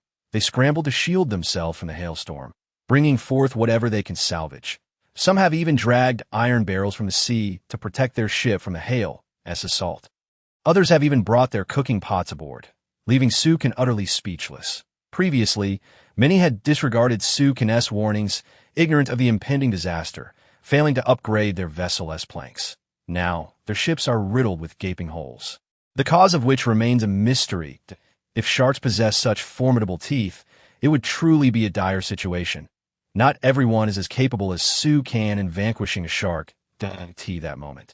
Xiaobai approaches Sukin, expressing excitement about treasures lying beneath the waves. As you can know, Xiaobai is a treasure-seeking bear with a keen sense for uncovering riches. Yet he himself feels no such intuition. Even with their shared existence, this talent has yet to be communicated. The prospect of treasure is enticing. All other matters can be set aside.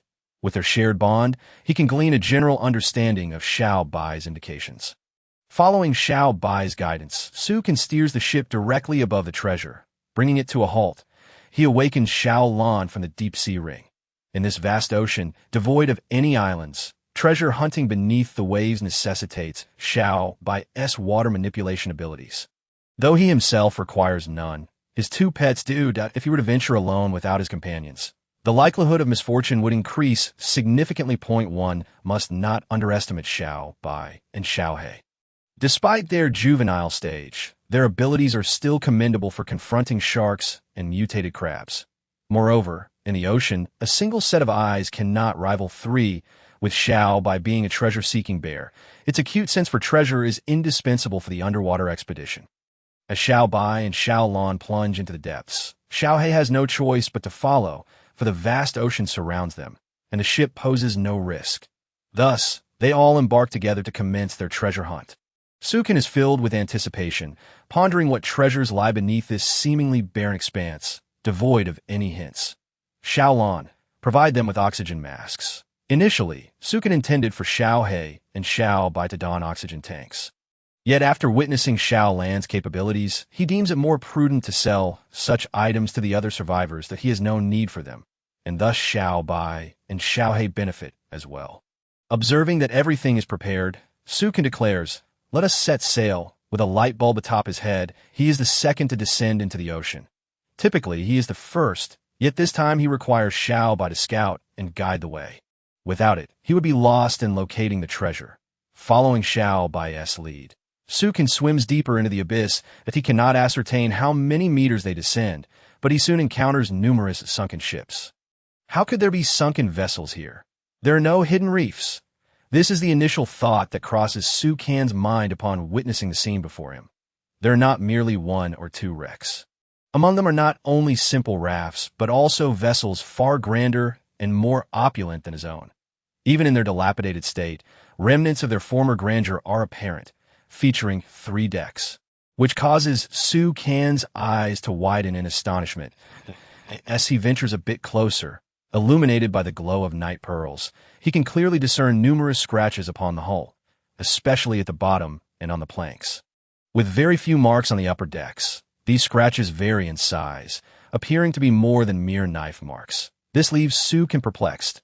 How could attacks occur in this initial maritime domain? The rapid upgrades of these ships are astonishing.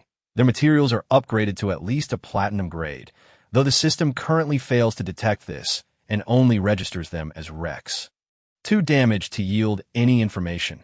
Xiao Lan, investigate within as Sukin gazes at the grand ship before him, directing Xiao Lan away. Xiao Lan responds, signaling her refusal.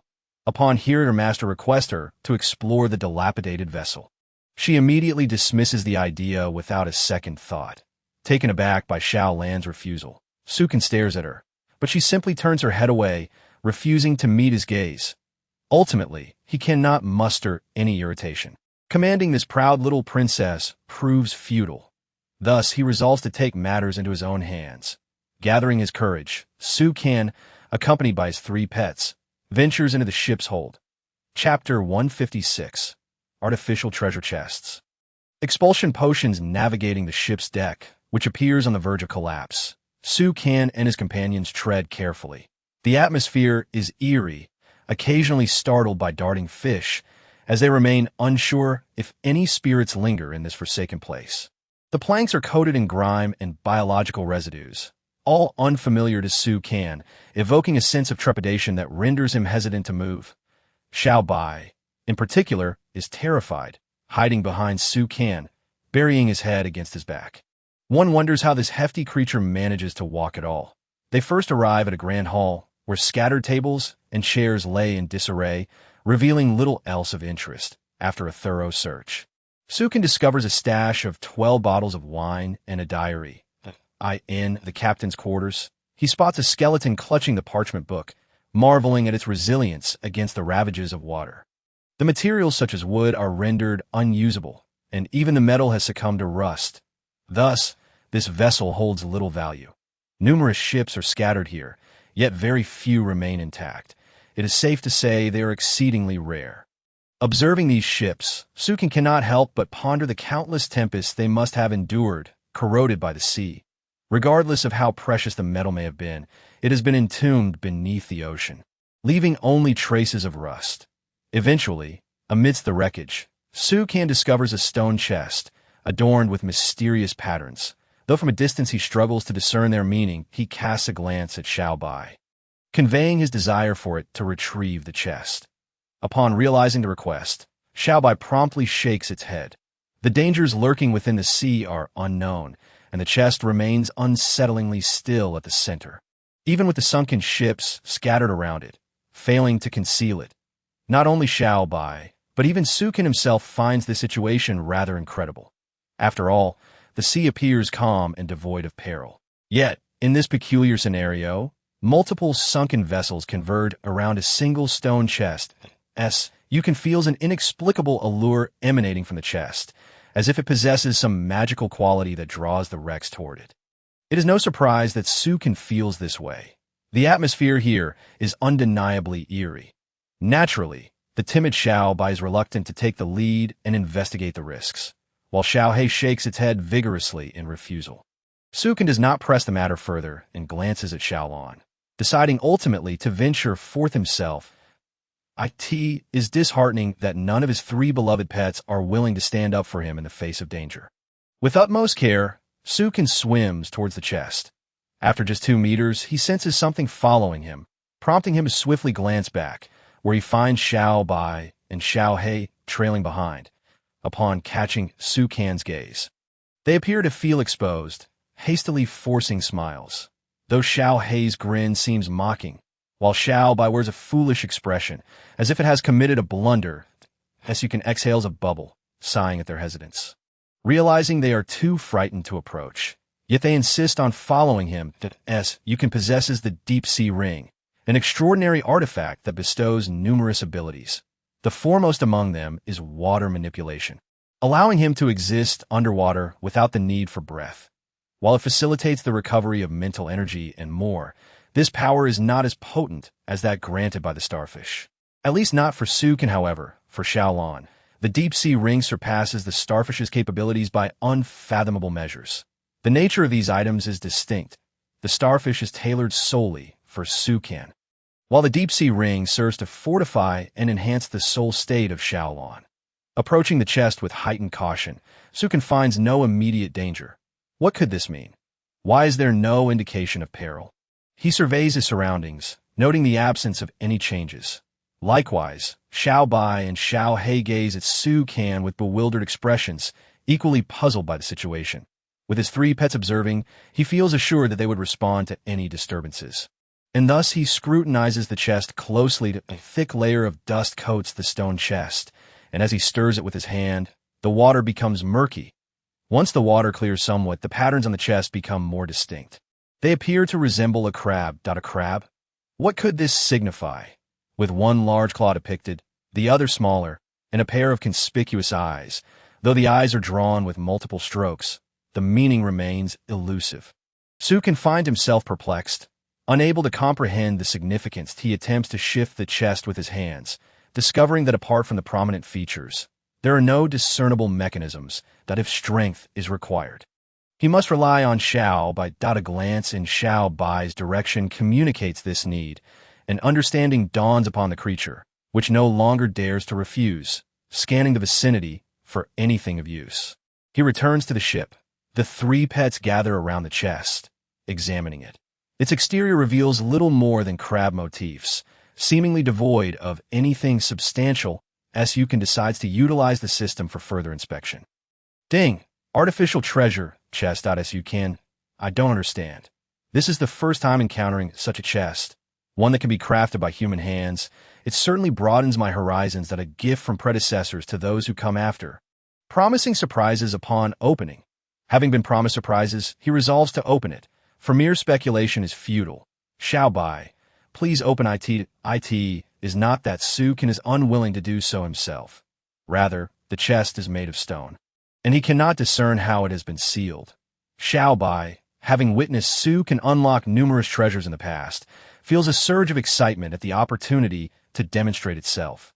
Although uncertain of what lies within, the gleam of past treasures assures that it cannot be of low quality. Determined, Xiaobai approaches the sealed opening, attempting to pry it open, but to no avail. Undeterred, it tries again with increased effort. utilizing both paws and strength. Yet it remains immovable, reddening its face in frustration. With tearful eyes, Xiaobai looks to Su Can, lamenting its inability to accomplish even a small task. Su Can, aware that the seam has endured the sealing efforts of past hands, realizes that over time, what was once an opening has fused into a solid mass. Unlock the chest. Brute force is the only recourse. Xiaobai, strike it. Just one corner will suffice. Upon hearing Su Can's encouragement, Xiaobai's expression transforms from one of impending tears to one of determination. Enlarging its wolf-tooth club, it brings it down upon the chest with a resounding thud, with a loud bang. A corner of the chest is shattered. Peering inside, Su Can notes the absence of any water, indicating that the waterproofing has been remarkably effective, preserving the contents within. You can proceed to collect the treasure. Acquisition. Exorcism Potion X1. Message. This is the last bottle of exorcism potion I brought from the New World. I know I've been tainted, and I do not wish to lose myself. I shall exist here eternally. This potion can expel mutated creatures, and I hope future generations use it wisely. This solitary potion sends a shiver down Su Can's spine. However, the realization that it comes from someone who returned from the New World suggests the presence of many mutated beings in the next realm. The previous message in a bottle also hinted at numerous mutated creatures poised to wreak havoc upon the renowned seas. Chapter 157. Captain's Diary, Navigation Status. Xiaobai gazes at the potion, a dull green with no glimmer. Scratching its head, it questions its luck. Could it truly be this unfortunate? Xiaohei, seeing only a potion as the final reward, drags Xiaobai away. Disinterested, Su Can, unperturbed, reflects on the myriad questions that this underwater treasure hunt has birthed. He steers the ship towards the star route, returning to the fishing area. Reclining on a deck chair, he pulls out another item he acquired from the depths, the captain's journal. The material of this book resembles that of parchment, suggesting it may indeed be the captain's own parchment, explaining how it has endured in such conditions. Casually flipping through its pages, Su Can notes many have been torn away, leaving only 2 pages of content. My name is Yihuai, and I escaped from the New World, hoping to live out my days in this initial sea region. However, I did not anticipate being followed by a mutated creature aboard. And ultimately, in a careless moment, I was tainted by it. I refused to accept this fate. I paid a hefty price to return, yet, in my final moments of sanity, I dueled with a mutated creature. Although I emerged victorious, it was also a defeat, for the creature split off a seed, and I lacked the strength to annihilate it. I implore future generations to heed this warning. Do not let these creatures spread their corruption. In the New World, many beings exist. One could hardly call them human anymore. Their survival is a grim reality.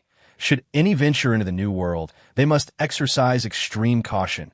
Beware the mutated beings. But more importantly, be wary of the people in this world. Upon reading this, Su Can feels overwhelmed. The information is too vast, leaving him confused about the message the captain intended to convey. Let us clarify the situation. This chest is man-made, placed here by someone who returned from the New World. Moreover, this individual was likely mutated, or at least tainted, a precursor to mutation. According to the system's reminder, this person is none other than the captain, Yihuai. Yet, Yihuai does not mention the potion. Su Can ponders this, realizing that the journal details the events leading up to the captain's self-determined It warns of the dangers in the New World, rife with mutated beings, and hints at the possibility of human corruption and mutation. However, the final warning advises caution towards people, rather than mutated beings. This piques Su Can's curiosity. Confounded, he contemplates the matter for a while before ultimately conceding defeat. As dusk descends, he glances at the time. It is now 6 o'clock. He heads to the ship's stern and collects. Acquisition. Fish X3. Fortunately, he has caught 3, considering that despite spending the afternoon fishing, he had caught nothing. After cleaning the fish, he returns to the kitchen to prepare dinner. 1 Fish, accompanied by a large bowl of cabbage, though he wishes for more potatoes to be added to his stock, as the time for sale approached. It would be prudent to maximize profits, for this is the inaugural occasion, akin to a monopoly, where prices are bound to soar, despite the fact that Xiaohei and Xiaobai harbor little affection for cabbage. They diligently devoured the entirety of the pot, motivated by the necessity of growth. This epitomizes the indomitable spirit of those who relish their meals.A. But they are not mere humans. They are a bear and an eagle. Once their meal was finished, what could they possibly do? It is truly difficult to say.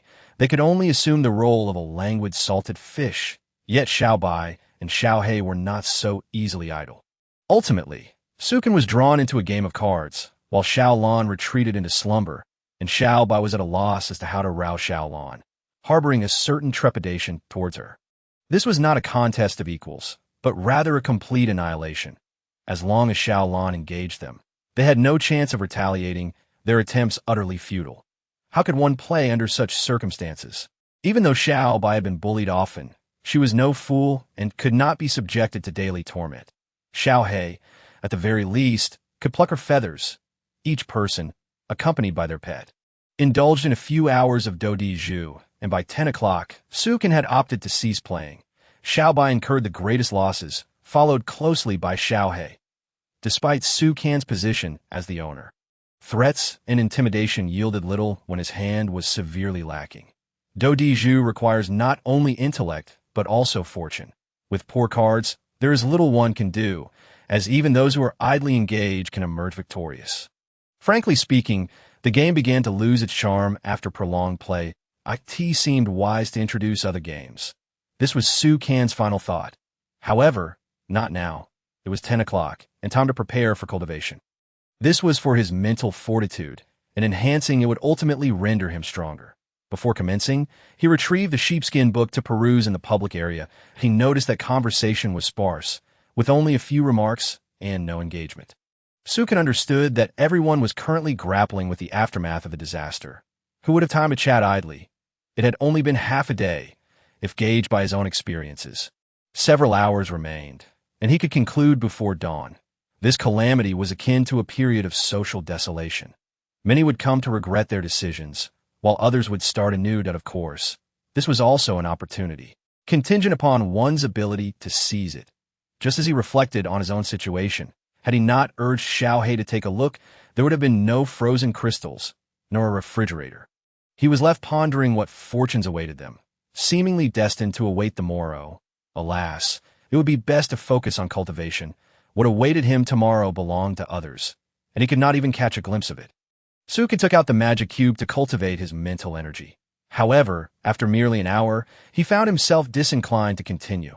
A rare occurrence, yet unavoidable. By 11 o'clock, Sukin succumbed to slumber upon awakening. He felt utterly refreshed. Instinctively, he turned over. It had become second nature. A resounding clap echoed, this time landing squarely upon Xiao Bai. She sat up, her eyes brimming with tears as she gazed at Sukin, having truly caught him in the act. This was no mere dream. It was a manifestation of her owner's playful nature. Why must mornings be so painful? His hand itched. Perhaps it was best to return to sleep. Sukin could not find the words, merely chuckling. Xiao Bai felt a fiery pain in her belly, yet continued to gaze at him with tearful eyes. Surely, she intended to hold him accountable, as he mused. All right, I shall prepare a meal for you. An extra treat. Rubbing Xiao Bai's belly, he noticed a patch of red amidst her originally colorful fur, feeling a pang of guilt. Hearing of food, Xiao Bai's face transformed from sorrow to joy in an instant. Sukin sighed in relief, fearing her persistent discontent. He then proceeded to rise and wash his face and brush his teeth. Approaching the fishing net at the rear of the boat, he collected his haul, 5 fish. He decided to consume 3 and reserve 2 for lunch, ensuring he wouldn't face a shortage like the day prior. In the morning, he had steamed 3 potatoes. There was no alternative, as he had promised Xiao Bai a treat. However, if Xiao Bai received an extra meal, Xiao He could not be left out. It would not do for him to merely gaze longingly at their food while he himself went hungry, considering he too bore the title of owner.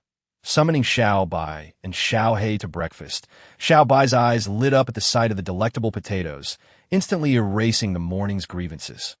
As for Xiao He, his presence was inconsequential. After all, they were all companions together. Chapter 158. After the calamity, all ascend to the island. After breakfast, Sukin set about collecting the sticky substances in the industrial area. He gathered 4 units, bringing his stock to 19, that he then resumed the process of refining seaweed, adding a touch of fire. Approaching the biofuel extractor, he recalled that he had potatoes and honey from the previous day. Having forgotten to synthesize fuel, he added them now and commenced the extraction. Ascending to the second-floor plant area, he observed that the potatoes had sprouted shoots, and the rapeseed flowers flourished abundantly. The watermelons he had planted earlier were now ripe, so he harvested them without hesitation. The yield, 7 watermelons, a mere 7, seemed insufficient, especially considering the expansive 300 square meters of the second floor, where the majority was still dedicated to rapeseed for honey production.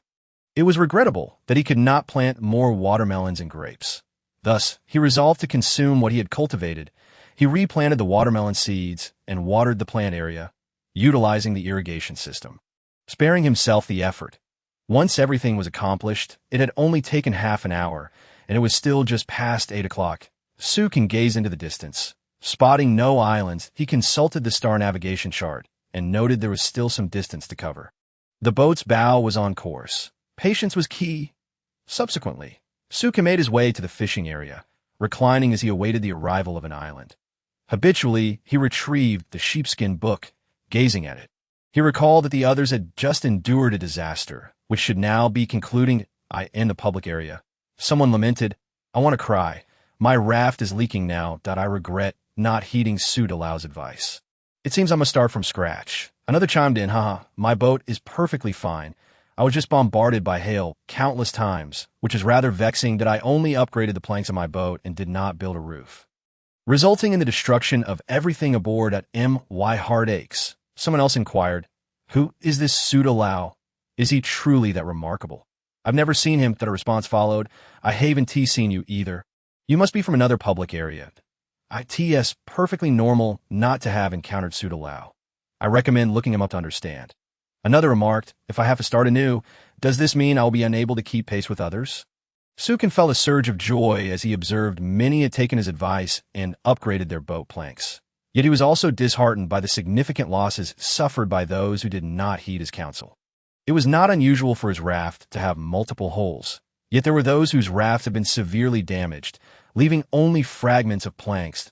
Sukin examined others' profiles, noting the records imprinted on their vessels. This calamity had thrust many back to square one, but if they could preserve their lives, that was what truly mattered. He wondered if some individuals had vanished from this public area, or if they had indeed been eliminated. Previously active individuals were now absent, particularly those who had been unkind to him. He had remembered one, but could no longer find them. Had they simply switched areas, rendering them untraceable? This posed a significant question worth investigating. You have just endured a disaster. Soon, fortune will come your way. I hope you can seize it. Su-Lao has emerged. Is this true? How do you know, Su-Lao? Please enlighten us. We bow in reverence. Sukin yearned to learn what fortunes awaited them, but no one was available to shed light on it. He decided to visit the store to see if the price of fish had risen. Previously, fish were priced at about 200 wood per piece, but now they had surged to 300 wood. Initially, Sukin was skeptical, as this was merely a staple food. Even if one consumed a fish daily, it was manageable. However, the disaster had left many bereft of homes, let alone fish. Their rafts might have been newly constructed. Thus, purchasing fish remained essential, as wood could not indefinitely accumulate on the boat. With a sheepskin book in hand, he recorded the details, acknowledging that this was half a gaming world. After all, one only had one life. Many no longer cherished it. What could be done? He had 95 fish plus the 2 from the morning, along with 1 shark, dividing them into 30 portions. This meant he possessed 97 fish and 30 portions of shark. He placed the entire stock for trade. 97 fish at 300 wood each and 30 shark portions at 300 wood each. Without further ado or annotations, he launched the listings. Just as Sukin was about to switch to the public area, he received a trading notification. As he observed the flurry of messages, his eyes nearly glazed over. This was the star effect, not granting him a moment to react. Nevertheless, he successfully traded all the fish, amassing 38,100 wood. In addition to his existing stock of 13, his total inventory now stood at 38,113 wood. While this represented everything he possessed, he still required double that amount to upgrade the boat planks to diamond. He truly needed more capital. Had he amassed 100,000 wood this time, he could have upgraded. But alas, he remained at a disadvantage. Returning to the public area, he found others engaging in conversation, which was quite pleasant. He was uncertain how long he had been reclining until someone exclaimed, "Whoa, I see an island. Is this my fortune? So soon. Why can't I see it? I see it too. It's round. You're not kidding. My fortune has arrived, but my island is irregular. I can't describe its shape." Su can observe as many proclaimed they had spotted islands. Could it be that everyone was about to ascend to the island once more? I can hardly believe that in just a few days, the world has delivered resources into the hands of the survivors. As you can gaze into the distance, where the vast expanse was shrouded in a blanket of white, devoid of any islands. Fortune had not favored him either. "I shall set foot on the island first. You continue your conversation," he logged in as well, intending to resume later. "Never mind. I shall not look any further. The more I see, the more it vexes me." Sukin closed a sheepskin book and stored it away. He took out the star navigation map and, upon examining the compass, realized it was indeed true. There was no deviation, and his vessel was merely a centimeter away from Moon Island. At this pace, it would likely take around an hour to reach, just in time for lunch. It was not far at all. Sukin was aware that the island held the moon navigation map. Yet he remained oblivious to the resources it possessed, and if he could gather all 3 navigation maps, he might unlock the next oceanic domain for himself. That moment, the age of exploration would dawn, and the gates to a new world would swing wide open for him. But he put away the star navigation map and made his way to the kitchen to prepare a meal. With an hour before landing, he hoped to finish his exploration swiftly. He did not wish to return merely for a meal, as that would impede his endeavors. He prepared the 3 fish he had caught in the morning, ensuring he had enough for his own sustenance before selling the rest of his catch. After all, Sukin was a man who lived to sustain himself. He could not afford to let hunger gnaw at his belly. For lunch, he stir-fried some cabbage and stewed the fish, making do with what he had. Should the other survivors learn of his bounty, they might very well brandish their knives against him, while others caught but a single fish each day. Sukin feasted on 1 per meal. Truly, the disparities among people could be infuriating. Chapter 159. Logging onto the island, the exploration begins. Today's lunch was served earlier than usual. This was the case for Xiao Bai and Xiao He, as they typically waited until past noon, or at least until the sun was at its zenith. However, mealtime was irrespective of the hour. One simply needed to eat until satiated. After finishing his meal, Sukin stepped outside, yet still did not catch sight of the island. Perhaps he needed to wait a bit longer. For Sukin, patience was a virtue, particularly in this world devoid of entertainment, where one could only find ways to pass the time. But he found himself rather fond of this slow-paced lifestyle. Just as he lay down, intending to take a brief nap, he heard Xiao Hei's excited calls. Whoa! It was one thing for it to call out, but it flew right to Sukin's ear, perhaps in its excitement. Sukin could not decipher a single word, observing Xiao Hei's animated expression. Wings spread wide, it pointed towards the distance, chattering incessantly. Unable to understand, Sukin followed Xiao Hei's indication, gazing into the far-off horizon, but he spotted an island, though it remained too distant to discern any details. Xiao Hei, go explore the island, but do not land. Sukin commanded, fully aware of Xiao Hei's impulsive nature. He feared for its safety against bears or other predators, which could leave it utterly defenseless. It was imperative to remember that both Xiao Hei and Xiao Bai were still in their juvenile stages, their strength not yet formidable. Sukin worried as he watched their sizes grow. Soon, there might not be enough space on his ship for them. That he still felt his vessel was somewhat cramped, unable to accommodate him and his 2 companions comfortably. Recently, he had expanded the ship, yet the sleeping quarters remained unchanged, merely projected for future enlargement. Expanding the room would necessitate additional beds, but he felt financially constrained at present, as so many tasks required timber that Sukin wished he could split the wood in half to meet his needs. Even if he did manage to split it, it would still be insufficient. Upgrading the ship's planks to diamond grade would require 80,000 units of wood, whereas he currently possessed less than 40,000. This predicament left Sukin somewhat embarrassed as he observed the island draw nearer. Its outline became clearer. From a distance, it appeared to be shaped like a crescent moon. This was the island that housed the moon navigation map. Just as Sukin marveled at this revelation, a system notification chimed in. Daily sign-in reminder. Goodness, I almost forgot. Sukin was taken aback, realizing he had neglected this important task. He understood that his rapid development stemmed from the system's assistance. It seemed he had become a bit complacent during this period, but neglecting to sign in for a single day would fill him with regret. Sign in. Daily sign-in successful. Congratulations. You have been rewarded with a skill. Focus. Explanation. This skill enhances the user's capabilities, whether in cognitive perception or release speed, empowering the user, but the cost of significant mental energy expenditure. This is truly splendid. It means I can further augment my strength. He had not anticipated that the system would provide him with a red-blue wild monster, one that he could even install himself. Notably, he had been diligently training every night to enhance his abilities, particularly his mental fortitude, as this world was fraught with peril. One could never predict the dangers that lay ahead. The sheepskin book had warned of countless unknown threats. Just like this catastrophe, it had arrived in a matter of days. If he did not elevate his strength, he would find it impossible to continue in this survival game. He would be eliminated. Something seems off. Why is there an enhancement for intellect? Sukin pondered, feeling a twinge of offense at the suggestion that I may not possess a genius-level IQ of 200, but I certainly have a respectable 180. Why would I need enhancement?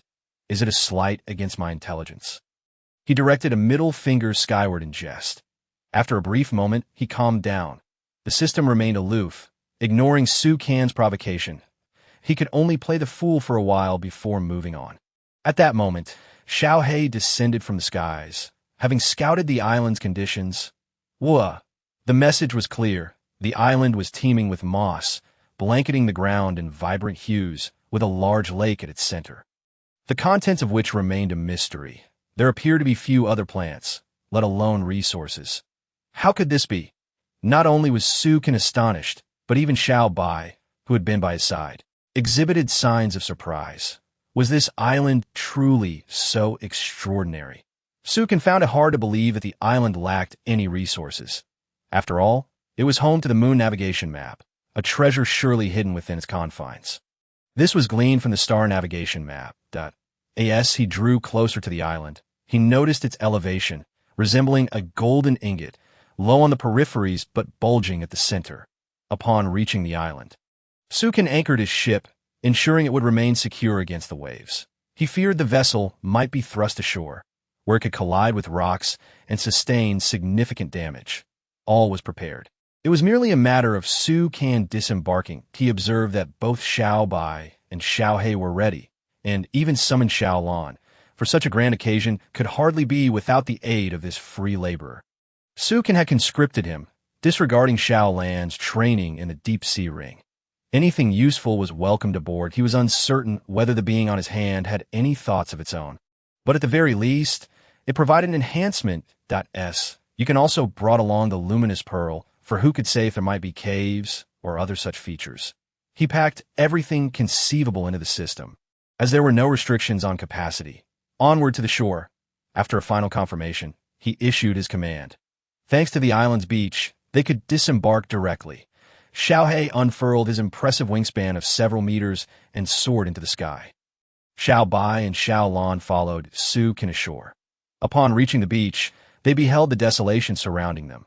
Not a single coconut tree graced the landscape. This was truly excessive.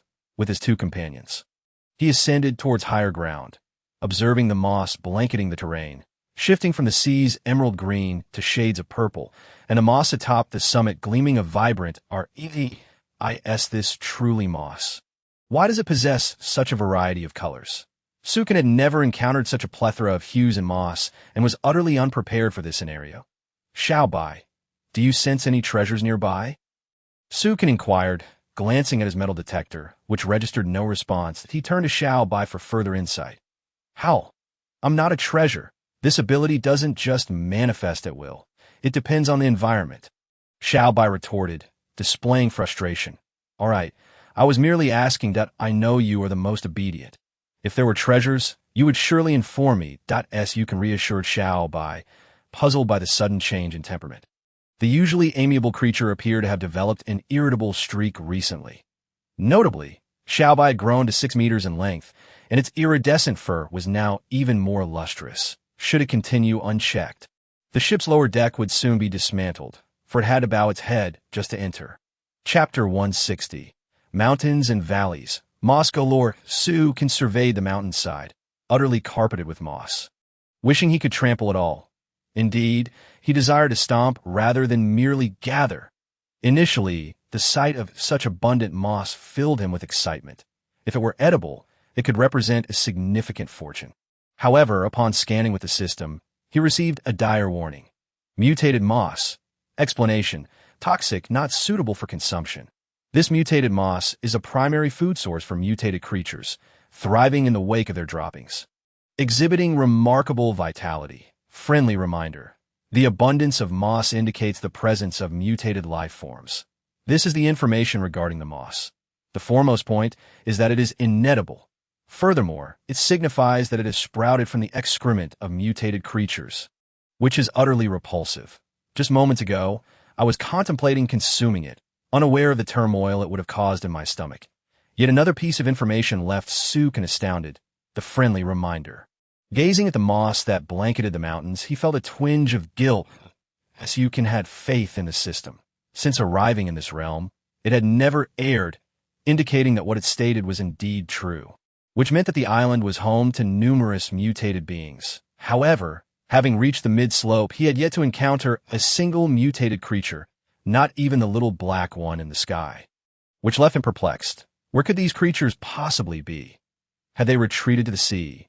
But Sukin had emerged from the ocean himself and had seen no traces of those sea monsters. He scrutinized the island, noting that not a single tree obstructed his view, only an expanse of moss.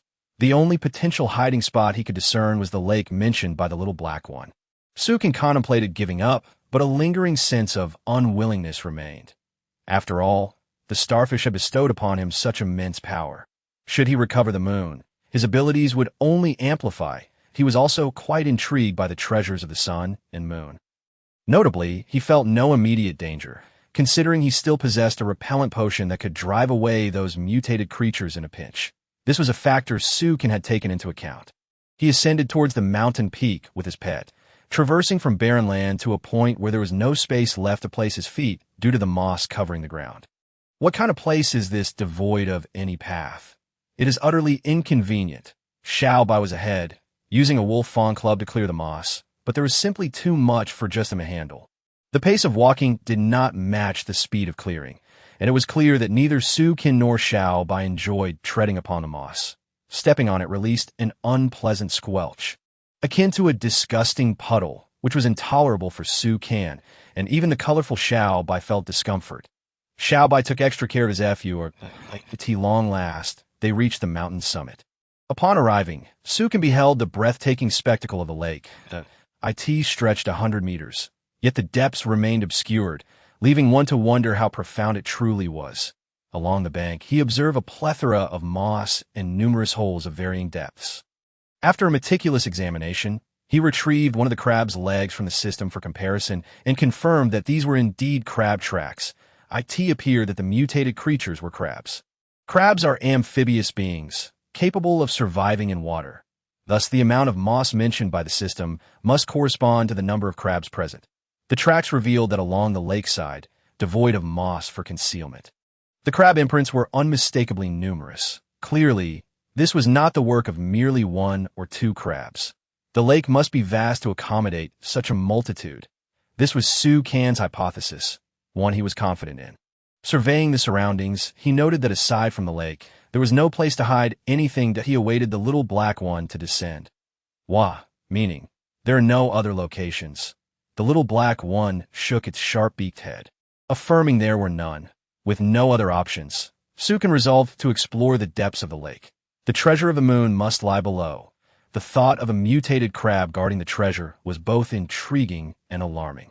Given the sheer number of crabs likely defending it, as time ticked away, Sukin was drenched in sweat from the sun's rays on the cleared patch of sand. He sat, gazing at the lake's surface. Lost in contemplation, his three pets watched him, eager to see how he would decide. The next course of action rested solely upon Su Can. They were merely his companions, able to offer dissent but not dictate his choices.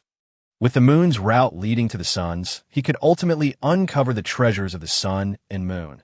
Perhaps he might even earn the recognition akin to that of the starfish, thereby augmenting his power. If he were to fail, it could cost him his life. Although he possessed the sacred soul pearl, granting him resurrection, he still could not bear the thought of losing Xiaolon. However, with a repellent potion in hand, he could traverse the lake with a degree of freedom. The risks were manageable, but he could not bring too many pets along. The dangers lurking beneath were unknown, and the lake's expanse was uncertain. Considering their bulkiness, he had much to ponder. If only they could shrink. This was Su Can's thought, as well as the wish of his companions. Xiaobai, you return to the ship and sail it further away. Xiao He will remain here. I shall take Xiaolon down. If any danger arises, we shall ascend immediately, at which point Xiao He will fly us to safety. Xiaobai was reluctant, casting a pitiful gaze at Su Can, imploring to accompany him. No. If you go, who will navigate the ship? If something happens to the vessel, we would have no home to return it to. Su Can firmly declined, but he also assigned other tasks to Xiaobai to keep him occupied. Upon hearing that he had been entrusted with such a crucial responsibility, Xiaobai joyfully descended the island to man the ship. Xiao He regarded Xiaobai as if he were a fool. Yet, Xiao He understood the dangers that lay ahead for their master and cast a concerned glance at Su Can. It's all right. Trust in my strength. Besides, with you as my formidable ally, we shall prevail. Upon hearing her name mentioned, Xiaolon struck a pose, her crown glimmering, signaling her prowess. Xiao He also recalled the ease with which Xiaolon had bullied him and Xiaobai, a feat he could never hope to achieve. Ultimately, they adhered to Su Can's guidance and awaited his return on the shore. Once he had reassured both Xiao He and Xiaobai, he prepared a plunge into the lake, with multiple layers of protection and the formidable presence of Xiaolon beside him. He felt secure. After all, Xiaolon was akin to a bug. Those mutated crabs could never catch her. For Xiaolon, the notion of being harmed was absurd. The only instance of her being in danger required Su Can's intervention, which she deemed merely an accident. Once Su Can's strength grew, he would certainly reclaim his power. Chapter 161. Beneath the lake, crab infestation, Su Can descended into the water with Xiaolon. He possessed numerous attribute enhancements, particularly water attributes, allowing him to swim through the depths like a joyous mermaid. He continued to dive deeper, estimating he had reached a depth of 30 meters, though illuminated by the luminous pearl. The edges remained indistinct, let alone the lake bed. The dark expanse of the lake bottom resembled an abyss, as if it could swallow one whole. The visibility had diminished significantly. Should he venture deeper, he feared he might lose track of how far down he had gone. Su Can could hardly fathom that the lake could be so profound. After all, it was less than 100 meters. Had this lake hollowed out the island? It was no wonder Su Can entertain such thoughts. Gazing into the inky blackness, he found himself lost in contemplation. Having already descended, what more could he say? He pressed on. After diving approximately 50 meters, he sensed something was amiss. In water, where pressure reigns, very few creatures can move freely at depths of 80 meters. Su Can was an exception. He pondered why. Despite his deep descent, he had yet to encounter a single mutated creature. With such curiosity, he continued his descent, opting to swim sideways toward the edges, given the lake's relatively shallow nature. Su Can had initially submerged in the center, yet the luminous pearl had not absorbed much light today, leaving it dim. As he approached the stone walls, he noticed numerous holes of various sizes, densely packed, which sent a shiver down his spine. If each hole housed a crab, there would certainly be over 100,000. Considering the lake's circular shape, it was reasonable to assume that each crevice was similarly filled. The mere thought sent chills through him. Why the mutated crabs remained hidden puzzled Su Can, providing him with an opportunity to dive deeper, should he miss this chance and stir the waters. It might be his last. Ignoring the lurking crabs, he swam resolutely toward the lake bed. After covering another 30 meters, he perceived an unusual sensation. Heat. Typically, one would expect to feel cold at such depths. Yet here he was, encountering warmth. This was indeed peculiar. Sukan's scientific knowledge suggested that one should feel cold in the depths of the ocean. Intrigued, he continued to descend, noticing a bubble rising from the depths. This startled Sukan, prompting him to swim upward immediately. Xiaolan sensed the gravity of the situation and propelled Sukan with a swift burst of speed, drawing upon his utmost concentration. Sukan achieved the fastest speed he had ever experienced. After diving nearly 100 meters over the course of half an hour, his ascent was rapid, taking less than 3 minutes to breach the surface. As he emerged, he called out to Xiao He, "Hurry, come to my aid." Little Black was leisurely perched on the shore, gazing east and west, when suddenly a splash erupted, and it witnessed its master soaring into the sky. Reaching a height of over 10 meters, though unaware of what transpired beneath the water, upon hearing Sukan's voice, it unfurled its massive wings and ascended, swiftly carrying Sukan and Little Blue upon its back. Just as Sukan was about to speak, Little Black noticed a multitude of crabs emerging from the lake. Despite their varying sizes, all possessed the same crimson eyes. Upon reaching the shore, these mutated crabs immediately began to feast on the moss, which was indeed their sustenance. It was a misconception to think these aberrant creatures were solely bloodthirsty. Yet, the sheer number of crabs was astonishing. Humans could scarcely rival such abundance. How could this island possibly harbor so many crabs? As Sukan observed, the crabs quickly overran the island, transforming the once ubiquitous moss into their territory. But he noted that the smaller crabs exclusively nibbled on the green moss, while the larger ones indulged in the purple variety. Strangely, none dared to touch the red moss, which, although not abundant, still existed on the mountain. Why were they so hesitant? The answer soon presented itself. While Sukan pondered this mystery, an enormous crab emerged from the lake. Approximately 5 meters wide, and charged directly at the red moss, it trampled any crabs that failed to evade its path, leaving a trail of death in its wake.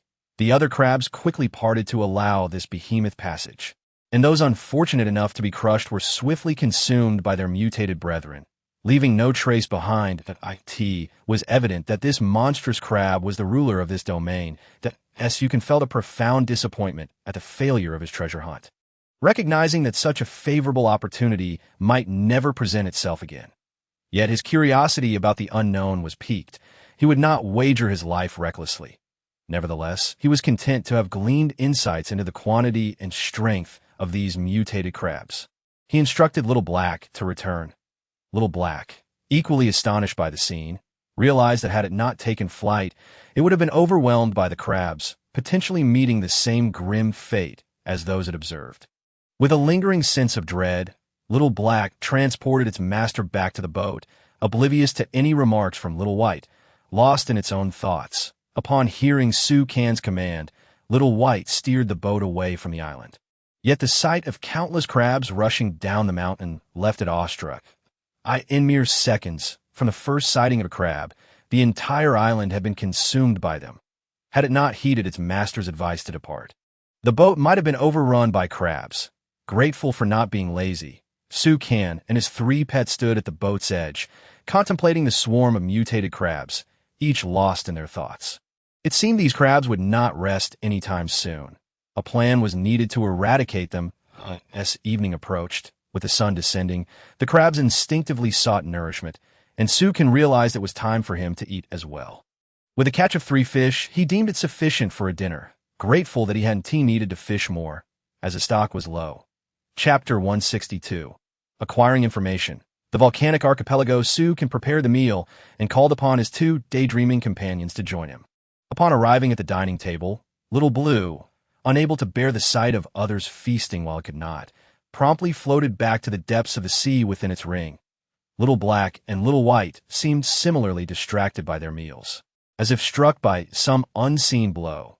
These 2 were known for their formidable prowess. It was perplexing to witness them so affected, as you can recall their fierce confrontations with sharks and their fearless encounters with the great black bear.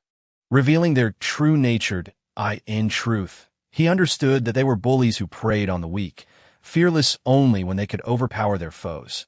Had Sukan not been present, they would never have dared confront the bear alone. The meal concluded under such circumstances, and Sukin left the task of washing dishes aside. Retreating to his cramped room, he longed to remodel it, but such changes would require substantial resources. First and foremost, the height of the ground floor would need to be raised to accommodate Little White. Secondly, the bed would require an upgrade. While it sufficed for now, what if Little White continued to grow? If these alterations were made, the room would need to expand significantly, potentially leading to a colder environment, especially since there was no air conditioning. For now, he decided to remain as is, comforted by the thought of snuggling up in Little White's warm embrace.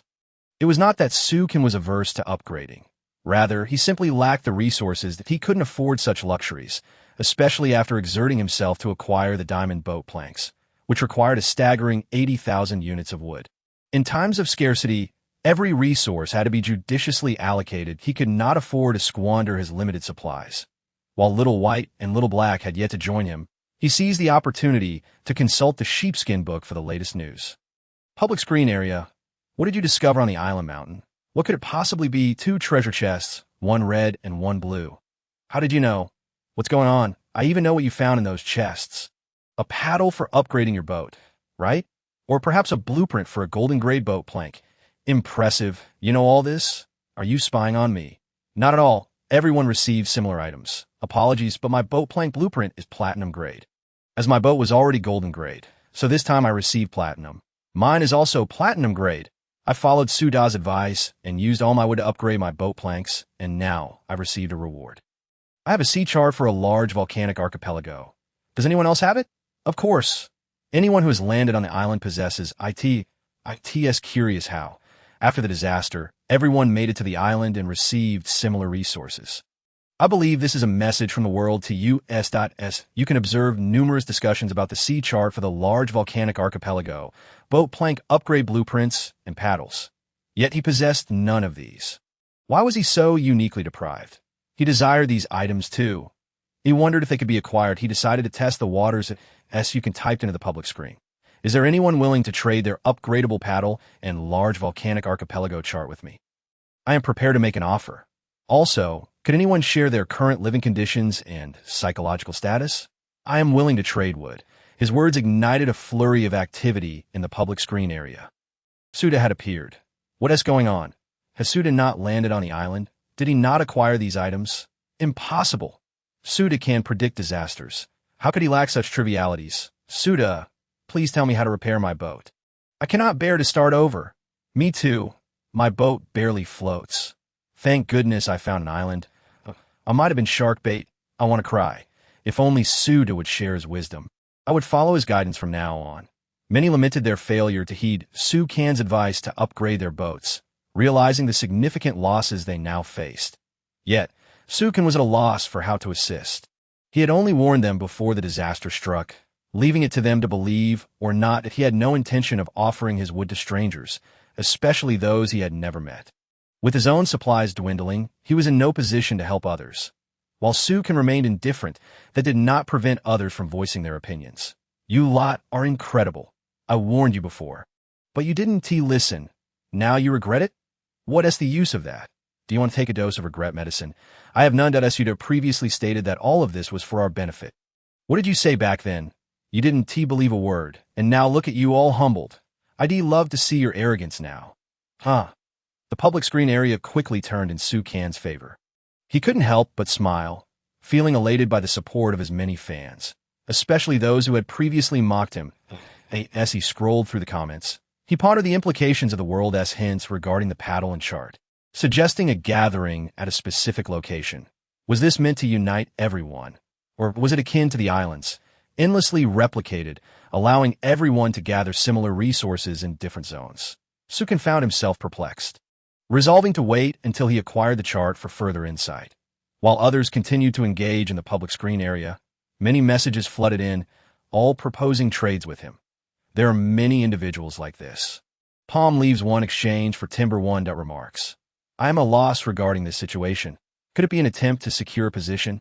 Such thoughts have been filtered out, as there are far too many. Who would claim to be a social media influencer, after all? Su Kan was feeling a bit haughty. He continued scrolling down and stumbled upon a rather appealing offer. Palm leaves one for Timber 10. Remarks. Dear Sue, I would very much like to get to know you. Thank you for your guidance, which has significantly mitigated my losses during this calamity. I am truly grateful that I chose to trust your words at that time. Now, I am thriving, well-fed, and well-hydrated, no longer anxious about where my next meal would come from at AS for nourishment. I have projected that I can catch a fish each day, supplemented by a piece of fruit and ample vegetables. Currently, I reside in the triangular roof house you mentioned, and my vessel has been upgraded to a golden-grade hull, with aspirations to reach platinum status. However, my raft is only 300 square feet, which pales in comparison to yours. I hold you in the highest regard. You are now my idol, I in my heart. I feel quite content.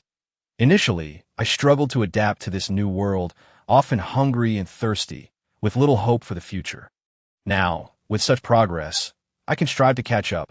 Although I have yet to encounter other people, the public chat area allows for some light conversation. Well, enough said. Here are the sea charts and blueprints you requested. Of course, these are backups for our next meeting. Witnessing the appreciation of those I have assisted fills my heart with indescribable joy that I wanted to say more to this person but found myself at a loss for words. Perhaps due to the profound loneliness of this world, where not even a shadow can be seen, I assumed many would send me messages, overwhelming me, yet I discovered he had only offered a mere 10 pieces of timber, which is quite negligible. After all, one tree yields much more. This individual likely just wished to send a signal that, as you can reviewed his profile and felt compelled to respond. Agreement to trade. Timber 10 for palm leaves 1. Sukin was unsure how he might feel if he altered the trade terms, but ultimately decided to proceed as is. It could be considered a response. Remarks. I have seen your message, and I hope you can thrive in this world and achieve even greater success. Keep it up. Chapter 163. The World Revealed. Current gathering place. Sukin continued to peruse the messages from others. He summarized his findings and realized that the disparity between the affluent and the impoverished was strikingly vast. Many have resolved their basic needs and are now striving for rapid advancement. Yet a greater number remain preoccupied with merely securing enough food and clean water to survive. This imbalance hampers their progress and holds them back out of course. This is not the worst situation. The most tragic are those whose ships were destroyed by hail during this disaster, forcing them to start anew. Yet, these individuals are fortunate to have survived this calamity, having not been eliminated from a game. It is crucial to understand that experiencing such a disaster is one thing, but if one fails to spot land in time and instead falls prey to sharks upon reaching shore, the outcome would be dire. After all, sharks are the apex predators of the sea, and in this world, one requires a ship's hull. Without it, one becomes mere sustenance for these creatures. For these individuals, Sukin offered no assistance. Nor did he intend to he decided it was best to focus on the sea charts and blueprints instead. Paddle, upgradable. Explanation. A paddle enhances a ship's speed. However, it is also dependent on the quality of the vessel. The level of the paddle must match that of the ship. Otherwise, it will not function. It appears that my ship can be upgraded again. Yet this paddle astonishingly requires 4,000 pieces of timber. Considering my vessel is of platinum grade and on its way to diamond status, it is indeed feasible to install it. However, Sukin chose to wait for the moment, opting instead to explore this island. I still have not acquired the moon route chart, nor do I know the path to the island of the sun. Let me examine another sea chart. Large volcanic archipelago explanation. This is one of humanity's settlements, where many reside and survivors cultivate and farmed out of course. This is not a secure location, as sea monsters frequently invade, posing a threat of disaster. Should you venture there, you can gather preliminary information about this world, which will provide insight into its geography. Due to the high concentration of people, you may establish factions or guilds here, facilitating collective exploration of the world. However, joining these groups may involve certain trials, as everyone can follow the compass to their destination. Upon reading such information, Sukin understood that this was the next maritime region. This indicated that everyone would soon depart, allowing them to encounter others. Sukin harbored a strong desire to meet people. After spending considerable time in this world, surrounded solely by the vast ocean and his few pets, the unchanging faces began to grow tiresome. Sukin felt this way. It was even more pronounced for other survivors, who face the daily solitude of waking up alone. Their emotional turmoil must be overwhelming. Recently, he had even seen someone express a desire to emulate Robinson Crusoe. Seeking companionship for survival, it seemed that now, with the footprints of those who came before, a community could be established, providing sustenance for his group. It is important to note that many are striving merely for basic survival. This world has indeed revealed itself. The chasm between individuals has widened significantly. If the less capable are not supported, they will surely face extinction, as they cannot keep pace with those ahead. Furthermore, the notion of trials for joining is merely an additional obstacle for the weak. They already struggle for survival. Why add further burdens? Is this not an unkind act? Sukin chuckled. Realizing the world was not particularly friendly, he was uncertain what these trials entailed. If they were simple, it would be manageable, but if they involved hailstorms or tsunamis, then the dangers of this world would be evident. Truthfully, he yearned to go, for it was there that he could acquire the information he sought about this world. For him, possessing a system as an advantage meant that development was not an issue, yet the system would not provide the blueprint or vital information about the world. He must explore and understand it step by step. Just as Sukin was lost in thought, a sudden noise startled him, an attack from a mutated crab. However, upon looking over, he realized it was merely Xiao Bai, having bumped into the threshold due to his excessive height. Xiao Bai, witnessing the mishap, found amusement in the situation. The little creature had been so absorbed in thought since the afternoon that he had failed to notice his surroundings, resulting in the collision. Observing Xiao Bai approach with tearful eyes melted Sukin's heart. How adorable! If only he were a tad smaller, it would be perfect. All right, no more tears. If you keep crying, you'll turn into a little flower cat. He consoled while gently rubbing Xiao Bai's forehead. Ow! He exclaimed, indicating pain. Whose fault is it that you ate so much? Now look at you, you've grown big. You can't even fit on the bed. Sukin retorted with mock indignation. Ow! Xiao Bai protested. How can this be my fault? I can't help it. He waved his tiny fists in protest. Fine, but you really should consider shedding a few pounds. Sukin continued to soothe Xiao Bai's forehead. Ow! No way. With this slender physique, how could I possibly need to lose weight? The moment the topic of weight loss arose, Xiao Bai protested vehemently, standing up only to collide again with the low ceiling. Bam! Xiao Bai fell back on the bed, cradling his head while tears streamed down his cheeks, still vocalizing his discomfort. Truly, he was a little troublemaker. Xiao He observed Xiao Bai's head adorned with 2 large bumps, incessantly calling out in dismay. Who would have thought Xiao Bai could be so foolish? After a round of comforting, the trio began to play cards.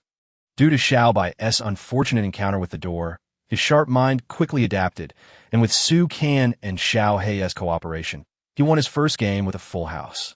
Xiao He, perceptive as always, understood Su Kan's subtle cues, knowing exactly what was expected. Yet as he gazed at the pile of cards, his vision blurred, prompting him to glance at Su Kan with a hint of uncertainty. While engaged in the card game, Su Kan suddenly felt a chilling sensation. Unsure of what was about to transpire, he mused over the fact that he had offended no one, scanning his surroundings only to meet a pair of sorrowful eyes. Reminiscent of a spurned spouse, the gaze tugged at his heartstrings. However, seeing Xiao Bai no longer crying, now smiling and laughing, made him overlook Xiao He's mournful expression, as long as there were no tears, no tantrums, and no drastic actions. A little mischief was acceptable. Chapter 164. Complete facilities, renovating the bedroom. Due to Xiao He's interruptions, the card game concluded by 10 o'clock. Xiao He, unwilling to lose continuously, found it difficult to maintain composure, especially with his small face, which now sported paper stickers. To make matters worse, Sukin commented that winning wasn't necessary, leaving Xiao He feeling utterly defeated. Playing with Xiao Bai until 10 felt like a significant concession on Sukan's part. The game had concluded, and Xiao He promptly reclined on the bed, arms outstretched towards the ceiling, his face still adorned with remnants of the game, rendering it almost unrecognizable, as Sukin retreated to a corner to hone his mental prowess. He produced the signed cube, coupled with the restorative properties of the starfish, and now focused intently, eager to see how many rotations he could achieve with this combination. Sukin adjusted himself to the utmost state of concentration and began to manipulate the cube. 1 rotation, 2 rotations, all the way to 8, that he began to feel the strain, beads of sweat forming on his forehead. With a 9th turn, Sukin noticed he still retained consciousness, indicating that he had not yet reached his limit. Channeling his energy into the cube, he persevered, his gaze fixed on it as it slowly rotated as he approached half a rotation. His face flushed with exertion. It is important to note that each complete turn of the cube demanded exponentially increasing mental energy. Breathless and drenched in sweat, he managed to witness the cube complete a 10th rotation before he collapsed onto the bed. Xiao He and Xiao Bai watched anxiously from the sidelines, fearful of Su Can's well-being. Upon seeing him faint, they rushed over to inspect, only to discover he was merely fatigued, his breathing steady and untroubled. The 2 pets breathed a sigh of relief. Xiao Bai, believing their luck was favorable that day, desired to continue playing cards and weigh the cards at Xiao He. However, Xiao He placed a wing over his mouth and gestured towards Su Can, shaking his head to indicate they should not disturb their master's slumber, thereby opting out of further play.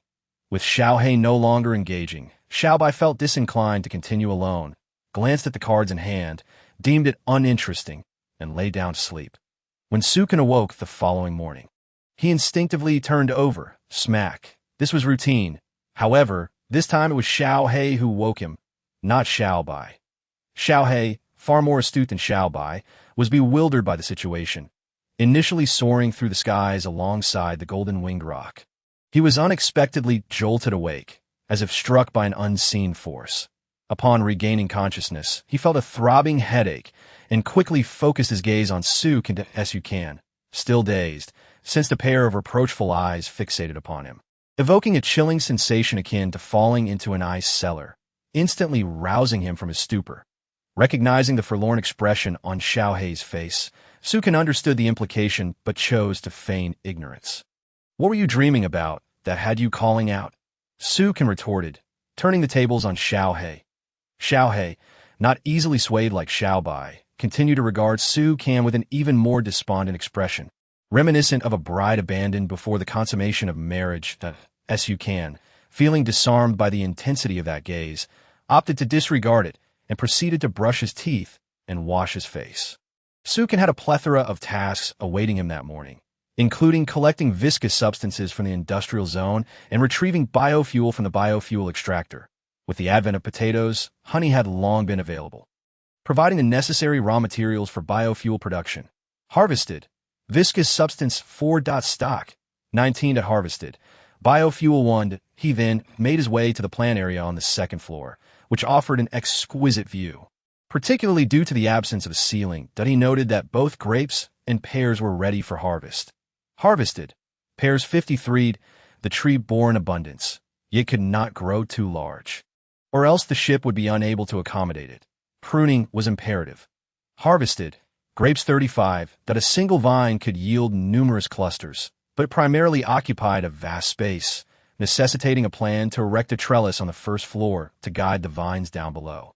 Lest the 2nd floor become entirely overrun by grapevines, he continued to plant grape seeds to prevent dormancy, opting to uproot and replant them if necessary. As for the pear trees, he simply needed to prune the branches to prevent further height growth. After watering the plants, he completed these tasks. Standing on the 2nd floor, Su Can gazed towards the distant moon island, still teeming with moss. What is the matter? Weren't these mosses consumed yesterday? How could they regrow overnight? Su Can was astonished. The growth cycle of the moss appeared excessively rapid, akin to his accelerated potion. Could it be the soil? Is it of superior quality? He pondered, but could not arrive at a conclusion. Ultimately, deciding to prepare a meal before investigating further, Su Can proceeded to the ship's rear and cast his fishing net. Harvested. Fish 5. He found it peculiar that it seemed he consistently caught 5 fish each night. Yet he was unconcerned, as having food for the day sufficed. After gutting the fish, he set aside the innards for bait, maintaining a beneficial cycle, that he then returned to the kitchen to prepare the meal. After skillfully cooking the dishes, he made a delightful fish soup from 3 fish, as breakfast was essential. Additionally, he prepared some pickled cabbage. The pickling process was straightforward, with an abundance of salt available at sea. He simply layered cabbage with salt in a barrel until it was full, allowing it to ferment over time. Both pets were the first to savor the pickled cabbage. Initially, they were unaccustomed to the flavor. But with each bite, the taste became increasingly delectable, particularly when paired with the fish soup, a match made in culinary heaven. This prompted Su Can to recall the dish of sauerkraut fish, with the pickled vegetables perfectly seasoned. He resolved to prepare sauerkraut fish next time. The meal passed in enjoyment, watching Xiao Bai wash the dishes while Xiao He wiped the table. Su Can contemplated how to acquire the navigational chart for the moon route. As he mused, he realized he had yet to sign in. Sign in. Congratulations. Reward. Complete set of recreational area facility blueprints. Explanation. A full array of tools crafted according to the ship's quality, capable of alleviating negative emotions such as unease, fatigue, and confusion within the area. The greater the number of items, the more potent the effects. Tip. During ship upgrades, using the same type of wood allows the items to upgrade alongside. Olive. It seems like I get exactly what I desire. Su Can thought, eager to renovate the first floor of the ship, although he was at a loss for how to make such modifications. Now, with the system providing assistance, he first inspected the bedroom, which he yearned for the most. The blueprints indicated the presence of a door and windows, designed exquisitely, though the bed would need to be constructed separately. The height was particularly appealing, resembling a virtual space. With both height and width adjustable manually. You can set his desired dimensions to 10 meters in height, 20 meters in length, and 10 meters in width, noting that only 598 units of wood were required to complete the bedroom renovation. It was remarkably economical. Su Can understood this was merely a renovation, utilizing existing materials with a slight increase in wood, but his goal was achieved. He promptly confirmed the construction. Upon receiving feedback from the system, Su Can observed that the bedroom appeared largely unchanged, save for a few additional windows, and he found it hard to believe the renovation was complete. That he opened the door, and the first thing that caught his eye was the spaciousness. How wide? Su Can exclaimed, taken aback by the 10-meter height, the small bed, and the expansive room, feeling a tad disoriented. Chapter 165. Returning to the lake, discovering the treasure chest after transforming the bedroom, Su Can found himself dissatisfied with the bed. He checked the specifications and directly input a request for a 10 by 10 meter square bed. The display indicated that it would only require 50 units of wood for construction. Without hesitation, he confirmed the creation as he beheld the large bed before him. He found himself pushed to the back of the room as Su Can began to bounce joyfully around the ship, just as he was reveling in his excitement. He heard Xiao Bai and Xiao He calling for him.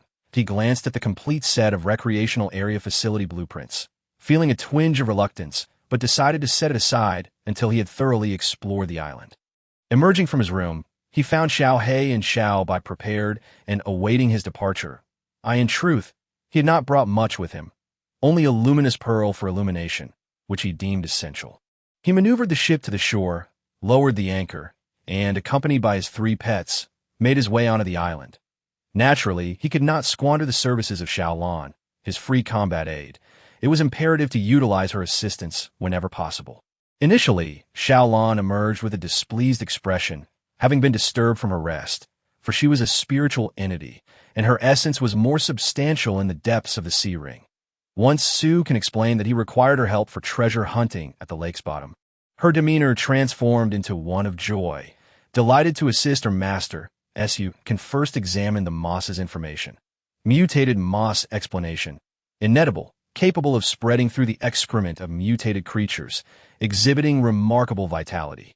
Identical to before, Su Can then scrutinize the soil. Contaminated mutated soil explanation.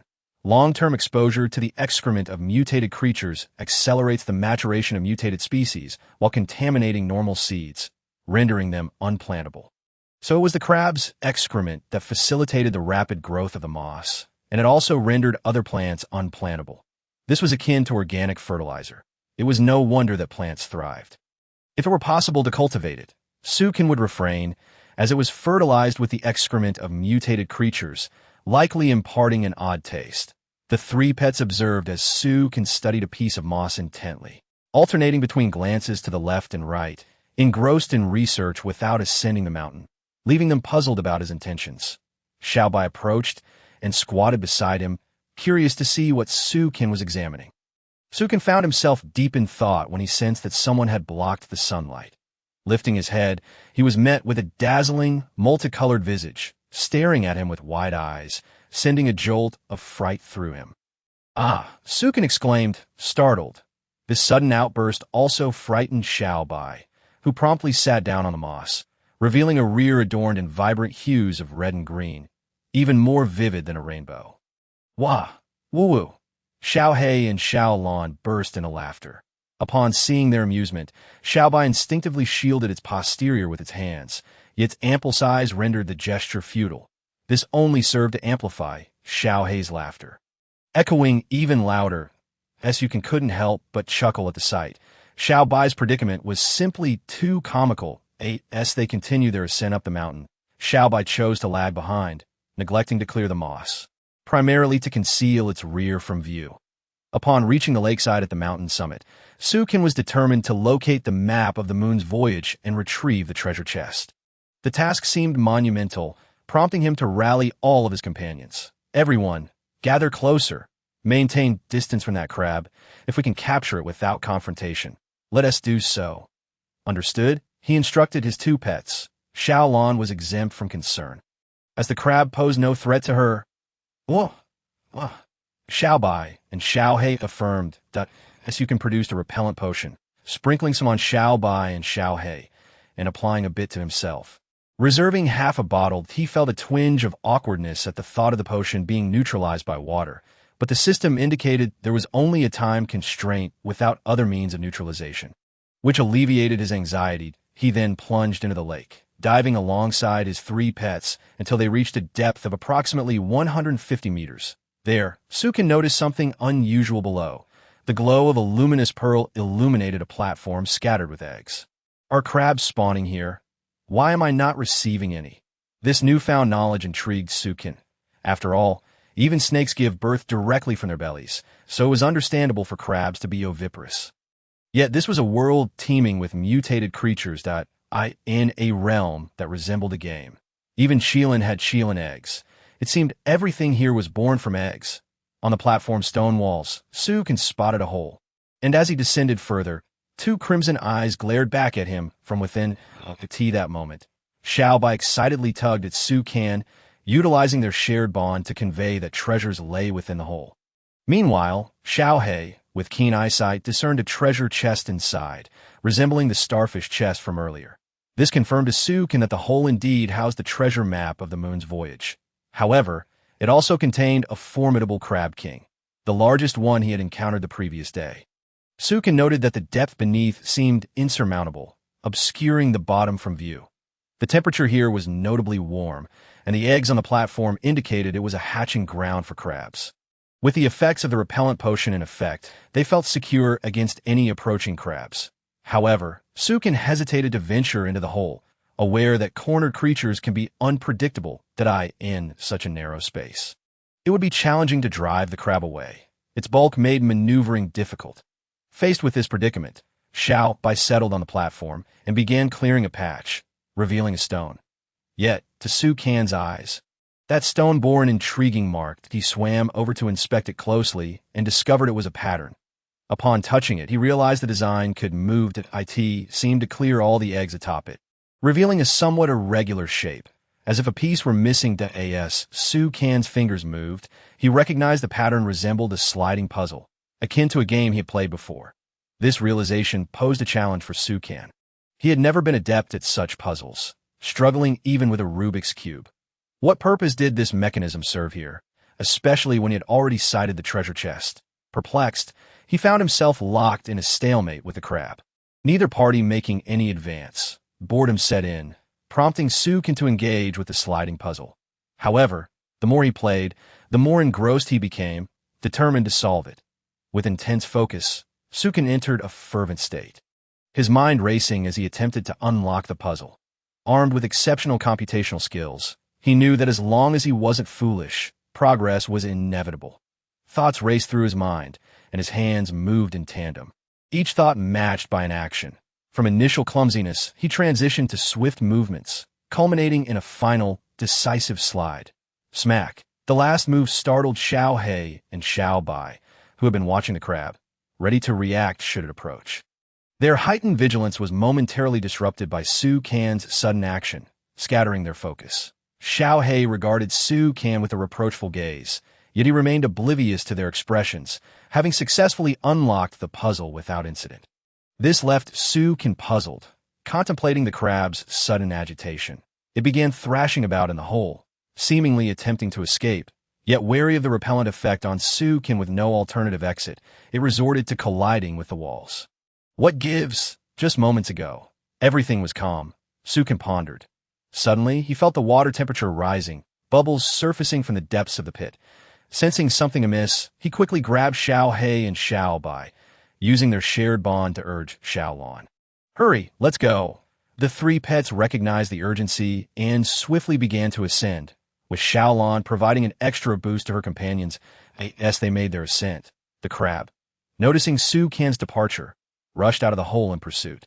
Su Can unleashed his full potential, focusing intently as he propelled himself and his two pets upward, breaking the surface of the lake after 3 minutes. They reached a height of approximately 30 meters when Xiao He, realizing the weight of Xiao Bai was too much, stumbled and sank 20 meters back into the lake. At that moment, a large crab darted past, startling Su Can and Xiao He to their surprise. The crab was capable of swimming at such heights, nearly 10 meters above the lake's surface.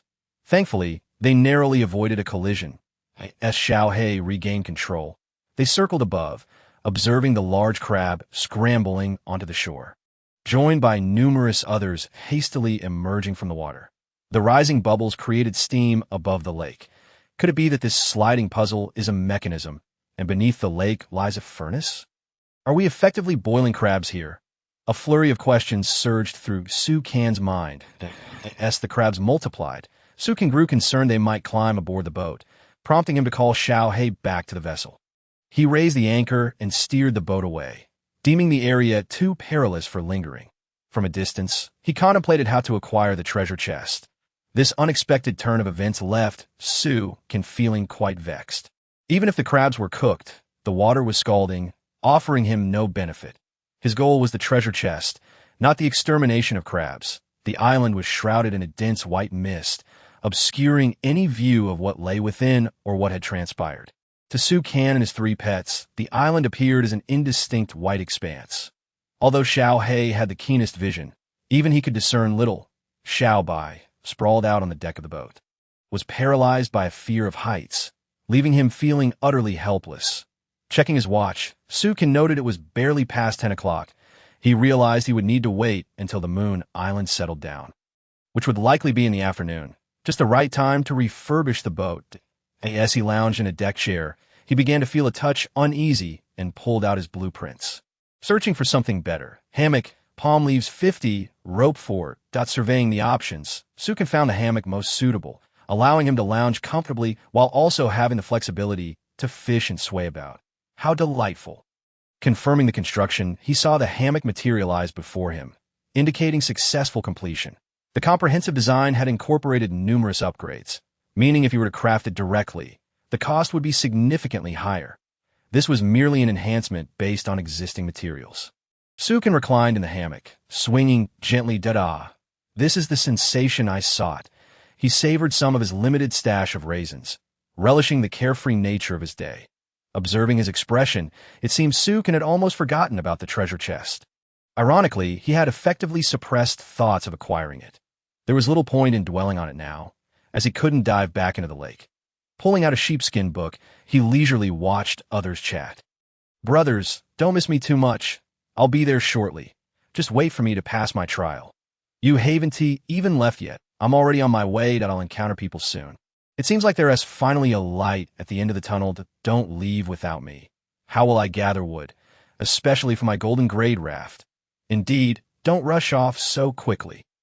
Let us develop a bit longer together. Those who have thrived departed first. Those untroubled by the concerns of sustenance directly set out towards the human settlement, while those still grappling with the struggle for basic nourishment contemplated their own departure. Yet, this predicament weighed heavily upon those recently devastated by the hailstorm. These individuals required timber to construct their rafts, Should these influential figures take their leave, they may find the public realm truly transformed, potentially leaving behind only those unable to progress. These unfortunate souls might indeed find themselves isolated on an island, living a solitary existence akin to that of savages, a fate even more disheartening than that of Robinson Crusoe. This is a scenario that the less fortunate do not desire. It is disheartening to witness the world fragmenting, as those who arrive simultaneously are now on diverging paths, while the affluent soar to great heights. The rest remain stagnantly grounded. Such a reality is unbearable. However, there is little recourse. One must acknowledge that this world has afforded many opportunities, and it is one's own failure to seize them that is to blame. Particularly at the critical juncture, Sukin offered his counsel, yet they chose to disregard it, resolutely pursuing their own paths, leading to their current plight. Who could be faulted for that? Had they exerted a bit more effort, they might have caught up, reaching the volcanic archipelago and living amongst a community. Should they succumb to despair, salvation would indeed be elusive, leaving them to be cast aside by this world. The truth is universally acknowledged. Yet many realities cannot be attained merely by verbalizing them. Who can truly predict the future? For instance, beneath this lake's surface, who could fathom that it conceals a great furnace? Judging by the current trends, it appears to be a volcanic vent. If that sliding puzzle serves as a key, then I certainly would not dare to interfere. This is the consequence of information asymmetry, leading to unforeseen ramifications. If this trend continues, many mutated crabs may meet a dire fate, perhaps offering some benefit to this world. Time passed, as Sukin pondered. Approaching noon, he had only managed to catch 2 fish, which he took to the kitchen to prepare. 3 fish would serve as lunch, while 1 would be saved in truth, Sukin could hardly consume an entire fish by himself. Yet since acquiring the water manipulation ability, coupled with the enhancements from his pets, his appetite had grown exponentially. If this continues, 1 fish may soon prove insufficient, and he would become as gluttonous as Bai and He. Observing their sizes, Sukin felt that even a single fish would not suffice to sate their hunger. Each time he witnessed their clean plate actions, he was reminded that the ice he had prepared in the fridge had been reduced to crushed ice for their enjoyment. Particularly, Bai, the bear, had a penchant for icy treats. He recalled that he still had a boatload of hail stored in his system space, which he had not discarded. Could that not serve to cool things down? This hail had been collected some time ago, initially intended for disposal at sea, but upon realizing it would create an island, he refrained from proceeding. After all, the system had ample room. There were still heaps of stones. Merely the tip of the iceberg within the system. Perhaps he could test it out in the afternoon. As Sukin contemplated, he felt this could be a solution, and he cheerfully resumed cooking. Remembering the pickled vegetables from a morning, he decided to prepare a dish of sauerkraut fish. He called for Bai and He to join him for the meal, but for some unknown reason. After calling twice, they did not appear. What could they be up to? For food enthusiasts, mealtime should prompt a rush to the dining table even before the meal was served, as Sukin then instructed the ever-quiet Xiaolan, who had been nearby, to search for them. Xiaolan, a serene princess, rarely expressed curiosity about anything. Upon receiving Sukin's directive, she did not even bother to open the door, but simply phased through the wall. Sukin, you're going to give someone a heart attack. Can't you be a bit more ladylike and just walk through the door? After a moment's reflection, he realized that since she could not push the door open, phasing through was indeed the quicker option. Xiaolan was swift in her departure and return. Woo-woo, she conveyed, indicating that they were on the 2nd floor. Intrigued by Xiaolan's words, Sukin ventured out of the kitchen and ascended the stairs to investigate. Before even reaching the top, he heard a buzzing sound. Sukin recognized it as the hum of a swarm of bees. What could have provoked them? He pondered, unable to comprehend why the bees would be agitated by Bai and He, who had no enmity with them. With curiosity piqued, Sukin continued upstairs, where he first observed a multitude of bees buzzing around, while Bai and He lay sprawled on the deck. Upon seeing their master, the queen bee swiftly approached, buzzing her grievances. These 2 rascals had been pilfering honey. Sukin could not comprehend the queen's words, yet he understood from the queen's gestures toward Bai, particularly noting the honey on his paws, what had transpired. Earlier that morning, he had forgotten to harvest honey and was surprised to find it dripping onto the deck. Yes, a bear, Xiao Bai, being a polar bear no less, found the scent of honey irresistible and had licked it up. However, having tasted the sweetness, he sought more, climbing toward the hive, which incited the queen's wrath. This behavior was not merely a quest for honey, but a violation of the hive itself, prompting the queen to instruct her subjects to teach them a lesson. Naturally, being aware that Xiao Bai and Xiao He were Su Can's pets, they did not dare to deliver a fatal sting, but were more than willing to deliver a painful warning. Su Can understood that Xiao Bai would never have dared approach the hive without Xiao He's encouragement. He could hardly believe it otherwise, as Su Can could only lament, this is truly a case of self-inflicted misfortune. Chapter 167. Falling into the trap again. Receiving a treasure chest, Su Can soothed the queen bee, urging her and her swarm to return to the hive. He then instructed Xiao Lan to splash some seawater on Xiao He and Xiao Bai to rouse them, while he returned to his meal. Upon awakening, Xiao Bai and Xiao He saw their master turning to leave, and the eldest sister, who had been watching them with a smile, soon drifted away, leaving the two of them, covered in welts, staring at each other in confusion. Ow ow! At the dining table, Xiao Bai and Xiao He continued to whimper. Even mealtime was painful for them, as their paws and eyes were swollen, leaving them barely able to see. Su Can's previously stern expression dissolved into laughter, causing him to spray soup from his mouth. What in the world were you two thinking? If you wanted to eat, could you not have just asked? Instead, you had to go and get yourselves into trouble. Well, consider this a lesson learned. The two chastised pets dared not lift their heads, even refusing to eat. Do not give me that look. Do not think you're being wronged. If you want something, just ask. Do not destroy things around the house. Su Can found it hard to bear seeing them cry. They were simply too adorable, albeit a bit oversized. If only they could be a tad smaller. They would be perfect. Later, you can use some ice from the fridge to soothe those bumps. It will help you heal faster. In truth, given their constitution, they would recover swiftly. However, in the afternoon, Su Can planned to take Xiao He to that island, hoping to seize any opportunity to obtain the treasure chest. After all, time was of the essence. Missing it would widen the gap with others. The sooner he finished, the sooner he could head to the Sun Island. And once he had finished searching, he could proceed to the volcanic archipelago. As long as no unforeseen events arose, Su Can had arranged his itinerary accordingly. While he aspired to be a leisurely fish, he also wished to be a fish with a plan. After finishing his meal at 1 o'clock, Su Can set out for the Moon Island, accompanied only by Xiao Lan and Xiao He. Leaving Xiao Bai on the boat to keep watch, there was little he could do there, as his purpose was to retrieve the treasure chest, not to hunt crabs. This moment, the island was shrouded in thick fog, the air heavy with water vapor, rendering even the wind powerless to disperse it. Visibility was severely limited. Xiao He, descend a bit, Su Can called out, for the visibility was too poor to gauge how far they were from the land. As Xiao He flew lower, Su Can finally caught sight of the ground. Red? No, it was merely red moss, not red soil. The vibrant red hue was striking, yet in Su Can's memory, there had been no such color. Xiao He, stung by bees, appeared to be struggling with its vision. Yet as long as there was no danger, it remained silent and continued to descend. Wow, is that cooked crab? Su Can exclaimed, finally discerning the multitude of crabs scattered about. At this point, the water vapor felt as though it was around 50 degrees. Xiao Lan was managing the temperature, ensuring that a large block of ice remained beneath Xiao He's feet. This was the reason Xiao He could navigate through the mist. Otherwise, it would end up like those crabs, thoroughly cooked. It seemed there were no mutated crabs in this area.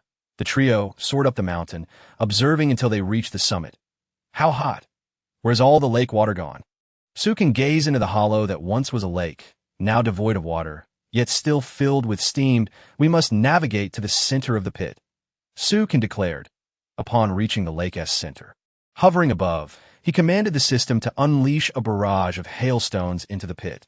The hail he had gathered was perfectly suited to fill the void and cool the area. Had Xiao Lan attempted to create this, she would have been unable to produce even a fraction of it, exhausting herself in the process. Su Can watched as the hail fell. Though he heard no sound, he understood that the pit was quite deep and did not dwell on it. As the hail rained down, the temperature of the pit began to drop, prompting Xiao He to dive into the pit. "Wow!" Xiao He exclaimed, and Xiao Lan, understanding the situation, crafted another large block of ice beneath Xiao He's feet. Sukin was drenched in sweat, and even Xiao He's fur was damp from the heat. They had descended approximately 100 meters. Was this really a volcano? Why was it so hot? The heat was unbearable, and Sukin couldn't help but complain. Not to mention the golden eagle, which was nearly cooked alive. Fortunately, Sukin had a large hailstone in his hands, placed on the back of Xiao He, who was bearing the weight while Sukin sat atop. Poor Xiao He had to support Sukin and add several large ice blocks, which was truly exhausting. Thankfully, Sukin had hailstones in his system. Otherwise, he couldn't fathom another way to retrieve the treasure chest. If it were anyone else, not only would they be unable to take it, but they would be fortunate to escape with their lives. Was the lake truly evaporating? It seemed improbable. After all, it was over 100 meters deep. Sukin murmured to himself. He continued to release hailstones from his system, while Xiao He dove deeper until they reached the platform. Sukin noticed that the crab was absent from the cave, indicating that it had fled and not returned. He decided to enter with Xiao Lan to claim the treasure chest, while Xiao He stood guard outside. The crab would not return, but one could never be too cautious about other potential dangers in the vicinity. Observing the chest adorned with lunar motifs, transitioning from crescent to half to full moon, Sukin directed his attention to it.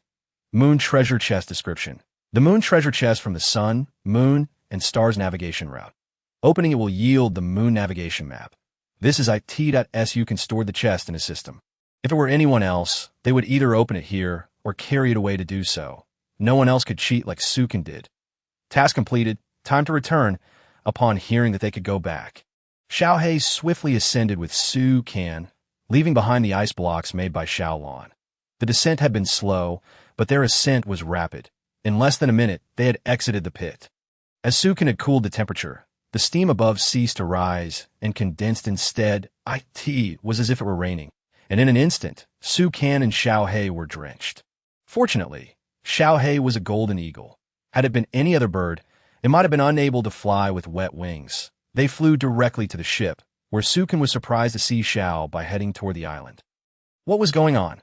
Hadn't he instructed Xiao Bai to steer clear? With Xiao He soaring above, there was no need to approach the island for pickup. Just as Sukin boarded the ship, he was caught off guard by Xiao Bai's excited cries. Xiao Bai was so thrilled that Sukin couldn't comprehend a single word that moment. There was no need to listen. Sukin noticed something. A massive crab appeared behind the ship. This meant that the crab had been pursuing Xiao Bai, prompting the latter to hastily maneuver the vessel. However, Sukin had been treasure hunting on the island, so Xiao Bai dared not venture too far. Unexpectedly, upon their return, a crisis had arisen. Chapter 168. Volcanic Eruption. Annihilation of the demon crab. I need to devise a plan. Allowing it to chase us indefinitely is not a viable option. Sukin murmured out on the sea. Aside from assisting Xiao Lan, it was of no benefit to anyone else. Xiao Bai was primarily a powerhouse, while Xiao He, being a bird, could only diminish in the water. If they were to defeat the crab, they would need to consider going ashore. Noticing only one crab in pursuit, Sukin formulated this thought. Had there been 100,000 shrimp soldiers and crab generals, he would have fled without a second thought. Xiao Lan, take control of the boat. We're heading ashore. Sukin commanded, as Xiao Lan had the authority over the vessel, given their fusion. Ing, Xiao Lan acknowledged, and promptly set the ship on course for the shore. Before the vessel even arrived, Xiao He and Xiao Bai had already reached land, and of course, Sukin followed suit. Xiao Bai, being a vibrant rainbow creature, stood out too much. If it didn't move, the crab would not follow. As Sukin anticipated, the large crab trailed after them. He quickly used his system to assess the situation. Mutated sea monster, demon crab king description. A crab with malign mutations. Only one can ascend to become the demon crab king among the super species. Friendly reminder. Highly poisonous, not fit for consumption. What a useless creature. Inedible and impractical for use. Killing it would yield no benefits for me. Declaring this, Sukin urged his two pets to ascend the mountain. Naturally, the demon crab king followed suit. However, as the demon crab reached the shore, Sukin noticed numerous smaller demon crabs emerging as well. Goodness. I initially thought there was only one crab, but it seems the smaller ones had merely been hiding in the depths of the sea. How could he possibly fight them? Sukin exclaimed in frustration. Xiaolon, steer the boat away. We'll head over there, utilizing the shared connection. Sukin instructed Xiaolon. This battle was unwinnable, and it seemed they would have to rely on Xiaohei to fly them to safety. Reaching the summit of the mountain, Sukin gazed at the surrounding crabs. Although the numbers were not in the hundreds of thousands, they still numbered in the thousands, even with his weight of over 100 pounds. It was insufficient to contend with them, even when accounting for Xiao Bai and Xiao He that moment. The ground trembled. The crabs grew agitated. Had it not been for the presence of the demon crab king, they might have fled. Why on earth would there be an earthquake? Sukin's first thought raced through his mind. Xiaohei prepared to ascend. With that, he leapt onto Xiaohei's back, while Xiao Bai was scooped up. Unfolding its immense wings, spanning over 10 meters, Xiaohei soared into the sky. The demon crab king stood dumbfounded, watching as its meal flew away. Yet it wasted no time, contemplating, and turned back toward the sea, trampling many smaller crabs in its wake. Quick, pursue it. We need to reach the seaside. Sukin commanded Xiaohei, clutching the half-bottle of repellent he had momentarily forgotten. Despite the demon crab king's agility, it could not match Xiaohei's speed in flight. Sukin swiftly obstructed its path, scattering the repellent along the shore. Observing the crabs still at the mountainside, Sukin, accompanied by his two pets, turned back toward the ship. Meanwhile, the island trembled even more violently, causing additional crabs to struggle to walk, swaying unsteadily, with the demon crab king still on the island. Watching the unfolding chaos, Sukin realized that a calamity was imminent. Xiaolon, accelerate our departure. Upon receiving the command, Xiaolon activated the ship's capabilities, riding the waves. Instantly, the vessel surged forward, akin to a whirlwind. However, before they could travel far, they were awestruck by a spectacular sight. Sukin and his three pets witnessed the lake pit on Moon Island erupting with molten lava. This is a volcanic eruption. Fortunately, the ship had already been ordered to set sail, and they navigated through the chaos, utilizing their various abilities to escape the eruption. However, the island's demon crabs were not so fortunate, all engulfed by the lava. If only there were a camera to capture this heroic moment. How I outsmarted the demon crab and escaped the molten fury. But alas, there was none. Even if there were, Sukin would not dare to return. Had he delayed even a moment longer, he might have been trapped. Watching the lava spew forth like fireworks, Sukin set up a lounge chair on the second floor of the 5-square-meter area, sipping on his carefully stored wine while snacking on some dried fruits. Xiao Bai and Xiaohei remained nearby, gazing at the scene.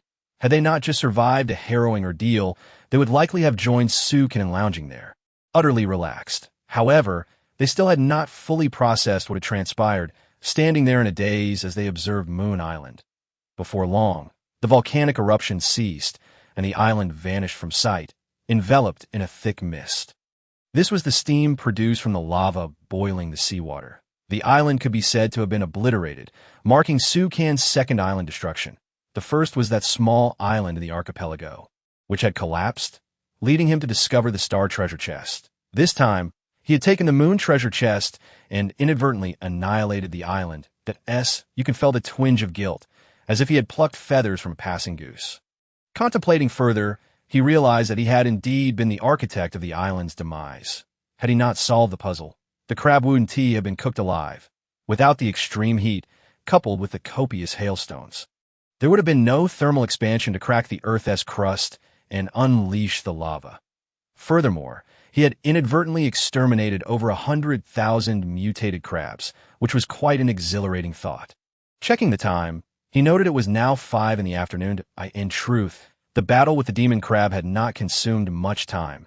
It was merely the prolonged treasure-seeking that had taken so long, primarily due to the oppressive heat necessitating the hailstones for cooling, which was not an instantaneous process. Moreover, the items in his system could not be released all at once.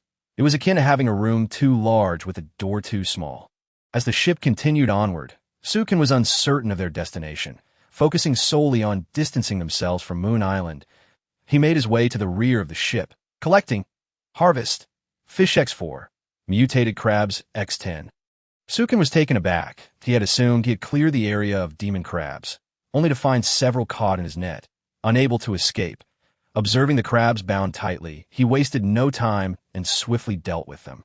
These mutated crabs were ineatable and toxic. They served no purpose. After cleaning the fish of their entrails, he returned to the kitchen that he cooked 3 fish, saving 2 for later, as Yukin prepared fish soup to hydrate himself after the sweltering afternoon heat. Given that Xiao Hei and Xiao Bai had been stung by jellyfish, a liquid diet would be more suitable for them. Additionally, considering that this would not suffice to satiate them, he stored 2 large watermelons in the fridge for later as a midnight snack. Chapter 169. Opening the treasure chest. The moon navigation route after a satisfying meal, which did not take long. Sukin waited for Xiao Bai to finish washing the dishes before exiting the kitchen, where he spotted a large chest on the deck. The box was adorned with numerous lunar patterns, the distinguishing feature being a lock. Yukin had been diligently studying this lock, which appeared to function without a key, resembling a complex arrangement akin to a Bagua diagram. However, no matter how hard Sukin tried, he could not decipher its mechanism, and despite his intense concentration, he found himself perplexed. Observing Sukin's futile efforts, scratching his head one moment and scratching his backside the next, Xiao Bai, who had just arrived, approached him directly, exclaiming, "Why not just smash it?" Xiao Bai's inquiry was straightforward, blunt, and rather unrefined. Yet this simple suggestion opened a door for the long-pondering Sukin. Indeed, wasn't there a treasure chest recently that had been simply smashed open? This lock was merely decorative. All that was needed was to break it open. Why had he wasted so much time contemplating it, risking the loss of countless brain cells? Xiao Bai, go ahead and smash that lock, Sukin instructed, standing up to address him. Xiao Bai was thrilled. Never expecting his suggestion to be embraced so readily, he brandished his wolf fawn club, enlarged it, and struck the lock with a resounding crash. Bang! The lock shattered, bouncing off the ground, as Yukin was taken aback. Was it really that simple? Xiao Bai beamed at him, exuding an air of triumph that seemed to say, "Aren't I impressive? Come, praise me." Sukin chose to ignore him and approach the treasure chest, prying it open. "Congratulations, you have unlocked the treasure of the moon. Congratulations on obtaining the lunar navigation chart." You can gaze at the map in his hands, reflecting on the perilous journey he had endured to acquire it. He had faced numerous dangers for this chart. Upon inspection, he discovered that it still lacked a compass. It was merely a portion of the navigation chart. Yukin proceeded to examine it. Great Sea Route, Sun, Moon, Stars, Lunar Navigation. The explanation read, "Congratulations on obtaining the lunar navigation chart. However, until you have gained the recognition of the moon medal, you will not reach the next island. Keep striving. We hope you can earn the recognition of the moon medal and acquire a compass." A friendly reminder. Given that you have obtained the star navigation chart, we would like to inform you about an opportunity on the island of the sun. There lies a treasure capable of unlocking your potential. But this is contingent upon your personal abilities. Even if you obtain it, it does not guarantee dominance over the seas. Such a remarkable treasure. This was an opportunity to enhance his potential. The world was rife with extraordinary events, like his water manipulation ability, a gift from the treasures and pets he had acquired. Yet, this did not imply ownership of everything in this vast world. The scope of existence was immense, and he was uncertain of its underlying rules. Encountering a blue whale had bestowed him with such abilities, along with mutated creatures boasting diverse forms. Defeating them was no easy feat. One could not rely solely on numbers to intimidate. Take, for instance, the crabs on the island of the moon. Single combat against the king of magic crabs was futile, and even a group assault would struggle against the 100,000 mutated crabs. Winning would require some form of magic. Sukin's methods were not feasible for others. First, they lacked sufficient hailstones, and second, they did not have the necessary space. Directly passing was the only option if he could acquire the treasure on the island of the sun. Would his potential not be enhanced? This could strengthen his water manipulation ability and elevate all his attributes. The mere thought excited him. This was a chance for holistic development, a potential akin to possessing a powerful memory that transcends mere rote learning, transforming one from a mere memorizer into a true savant. The time and experiences invested were entirely different. This potential could elevate the rote learner to the level of the photographic memory individual. a transformation akin to a metamorphosis. His focus was a means of unlocking potential, but also drained his mental energy. Gazing at the treasure of the island of the sun, he realized it promised a permanent enhancement, possibly even augmenting his mental faculties. However, he pondered the dangers that awaited him on the island of the sun. For now, he needed to gain the recognition of the moon metal as soon as he finished his thoughts. A crescent-shaped entity emerged from the lunar navigation chart, roughly the size of a plate used for serving vegetables. This creature, possessing eyes, a nose, and a mouth, was indeed the moon metal, which had eyes but no visible mouth. The moon metal approached Su Qian, confirming he was the one to undergo this assessment. It scrutinized him from head to toe, and upon spotting the starfish mark on the back of his hand, it hurried over to inspect it closely. Both Su Qian and his three pets watched the moon metal, uncertain of what to expect. Would it self-destruct again? After confirming the authenticity of the star metal, the moon metal finally retreated. The assessment commenced. Just like the previous starfish, it began evaluating all visible items, measuring their luminosity. After inspecting every corner of the ship, it returned to Su Qian, who was now radiating light akin to a fluorescent bulb. Su Qian was prepared as well. He summoned various items from his system, including the Jiang Taigong fishing rod, metal detector, golden cudgel, and even opened the sheepskin book, wearing a crown atop his head. The moon metal was left speechless, mirroring the starfish's expression, wondering who possessed such immense power and where they had acquired these treasures. The moon metal jumped excitedly around Su Qian's belongings, its movements reminiscent of a jumping worm, despite lacking legs. Next, it turned its attention to the three pets, and without hesitation, it bounded onto Xiao Bai, the large creature, leaping from its feet to its head, then to its back, impervious to Xiao Bai's protests or attempts to catch it. The moon metal's glow intensified until it finally ceased its antics. However, this was just the beginning for Xiao He. No matter how Xiao He shielded its head with its wings, the moon metal still trod upon it several times. But when it arrived at Xiaolan, it faced a challenge that moment. Xiaolan had become more solid, appearing almost lifelike to the naked eye, and the moon metal was caught off guard. It attempted to leap onto Xiaolan, who did not shy away, sporting a mocking expression, which puzzled the moon metal. However, before it could react, it passed through, landing atop the deck and pondering the meaning of life, or rather, the meaning of being a moon. Initially, the moon metal wanted to remain reclined on the deck, but realizing it still had assessments to conduct, it reluctantly stirred and floated in front of Xiaolan, circling around it. The light emanating from it grew increasingly bright, swaying as if intoxicated. Approaching Su Qian, observing the moon metal in such a precarious state, Su Qian felt a twinge of concern. Would it also explode like the starfish? Just as the moon metal was about to evaluate Su Qian, it sensed a surge in his aura. You can unleash his powers, focusing on concentration and the recovery akin to the starfish. Even retrieving the forgotten magic cube. The moon metal exclaimed, "How many items do you intend to pull out? If you could just present them all at once, I would find it much easier, rather than feeling like I'm in a bottomless pit." The moon metal was irate, its previously pale face now flushed with color. Su Qian sighed, calling out to his three pets, "Step back." Chapter 170. Routine Procedure. The Pursuit of the Moon. With a whoosh, as soon as Su Qian finished speaking, before he could even crouch down, the moon metal emitted a sound reminiscent of deflation, but simultaneously unleashed a powerful beam of light that illuminated the surrounding waters. Luckily, it was not blinding. Otherwise, Su Qian's eyes would have been left in darkness. The three pets understood this pattern well. They did not flee, but simply closed their eyes, waiting for the moon metal's light to gradually fade before reopening them. They witnessed the deflated moon metal drift towards Su Qian. He extended his left hand, adorned with the star metal, toward it, and the moon metal pressed itself onto the back of his hand. Following this, a system notification chimed. "Congratulations on acquiring the pursuit of the moon metal. Do you accept the moon metal's following? Upon acceptance, you shall gain the moon metal's abilities to be with you always." Agreed. With that single word, a powerful radiance enveloped Su Qian's body, accompanied by subtle changes that he could sense but not see. His three pets gazed at him with envy as the gentle light shone upon them, altering their forms as well. Most notably, Xiao Bai and Xiao He noticed the marks from their seals gradually fading, disappearing in a short while.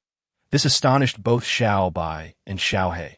The moon metal was transforming Su Can's body, and they had not anticipated that the emitted light would also affect other beings. With a sigh of relief, Su Can exhaled a breath of pent-up tension. Upon opening his eyes, he found his three companions gazing at him with envy. Xiao Lan kept signaling Su Can to look at its eyes. That what's wrong. I can see just fine. Su Can utilized his water manipulation to create a mirror, and upon seeing his reflection, he realized his eyes shone brightly, resembling two incandescent bulbs. If this continued, how could he face others? Su Can lamented. He attempted to suppress the brightness of his eyes with his mental energy, but to no avail. A faint glow persisted. Reluctantly, he retrieved the sheepskin book and employed a mask to tone down the brightness of his eyes. Well, this is the best I can do, he mused, feeling somewhat vain. Why has my honor changed? Su Can observed that his accolades were no longer limited to the shark badge and the bear badge. He had now also acquired the king crab badge and the crab slayer badge. But was that all there was to it? King crab badge kills 1, crab slayer badge kills 100,000, still in that striking crimson hue. Wasn't that enough to send shivers down one's spine? Slaying even a single one was an achievement. Annihilating 100,000 was nothing short of a glitch, a feat that could elevate one to the status of a legend. Reflecting upon his own accomplishments, he felt a swell of pride, envisioning the reverence of others towards him that moment. However, he dismissed such thoughts, for his plate was already quite full. Regaining his focus, he glanced at the star and moon insignias adorning his hand, pondering whether the moon badge was simply too domineering. Once, the center of his left hand bore only the starfish insignia, but now it was accompanied by the moon badge, which had overshadowed the star badge, asserting its presence upon his skin. Naturally, it was a scaled-down version. Otherwise, how could it possibly fit? The moon badge was as large as a serving platter, yet now it was reduced to the size of his thumb.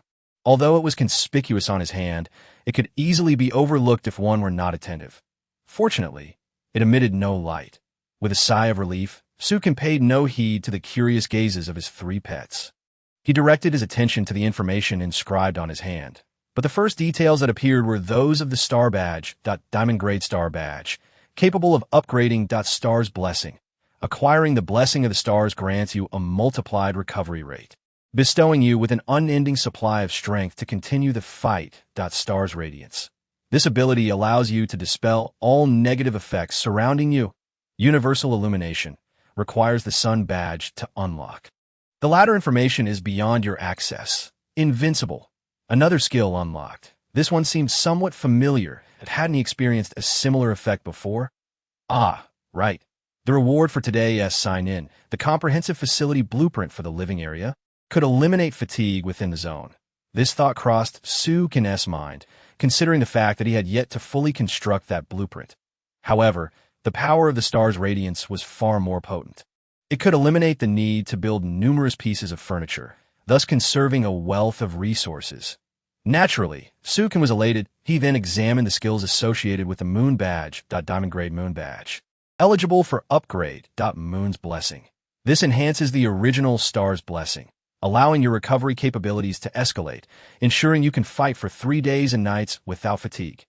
Moonlight dispersion grants a one-time instant removal of negative effects, albeit at the cost of tenfold spiritual energy. Moon's glow requires the sun badge to unlock. The latter information is beyond your access. Remarkable. Yet the phrasing struck him as somewhat ambiguous. What did 3 days and nights truly imply? While Su Can found joy in the prospect of possessing boundless energy, he pondered the reality of this world, where not a single shadow could be seen. What use was such vigor in a desolate realm? Would he truly forego sleep, merely to engage in card games with his pets?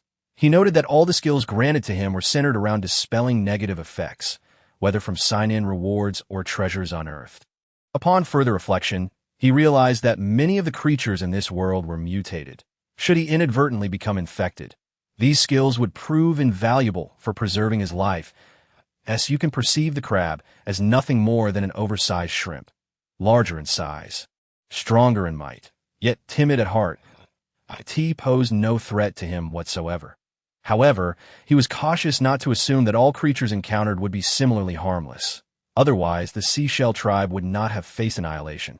Nor would Little Blue have been grievously injured. It was essential to remember that Little Blue was the princess of the blue whales, a being of immense power, and within this small team, she was a formidable force. Even Little Black and Little White dared not provoke her, nor could they afford to. This world was fraught with peril. Countless dangers lurked unseen in this nascent oceanic realm.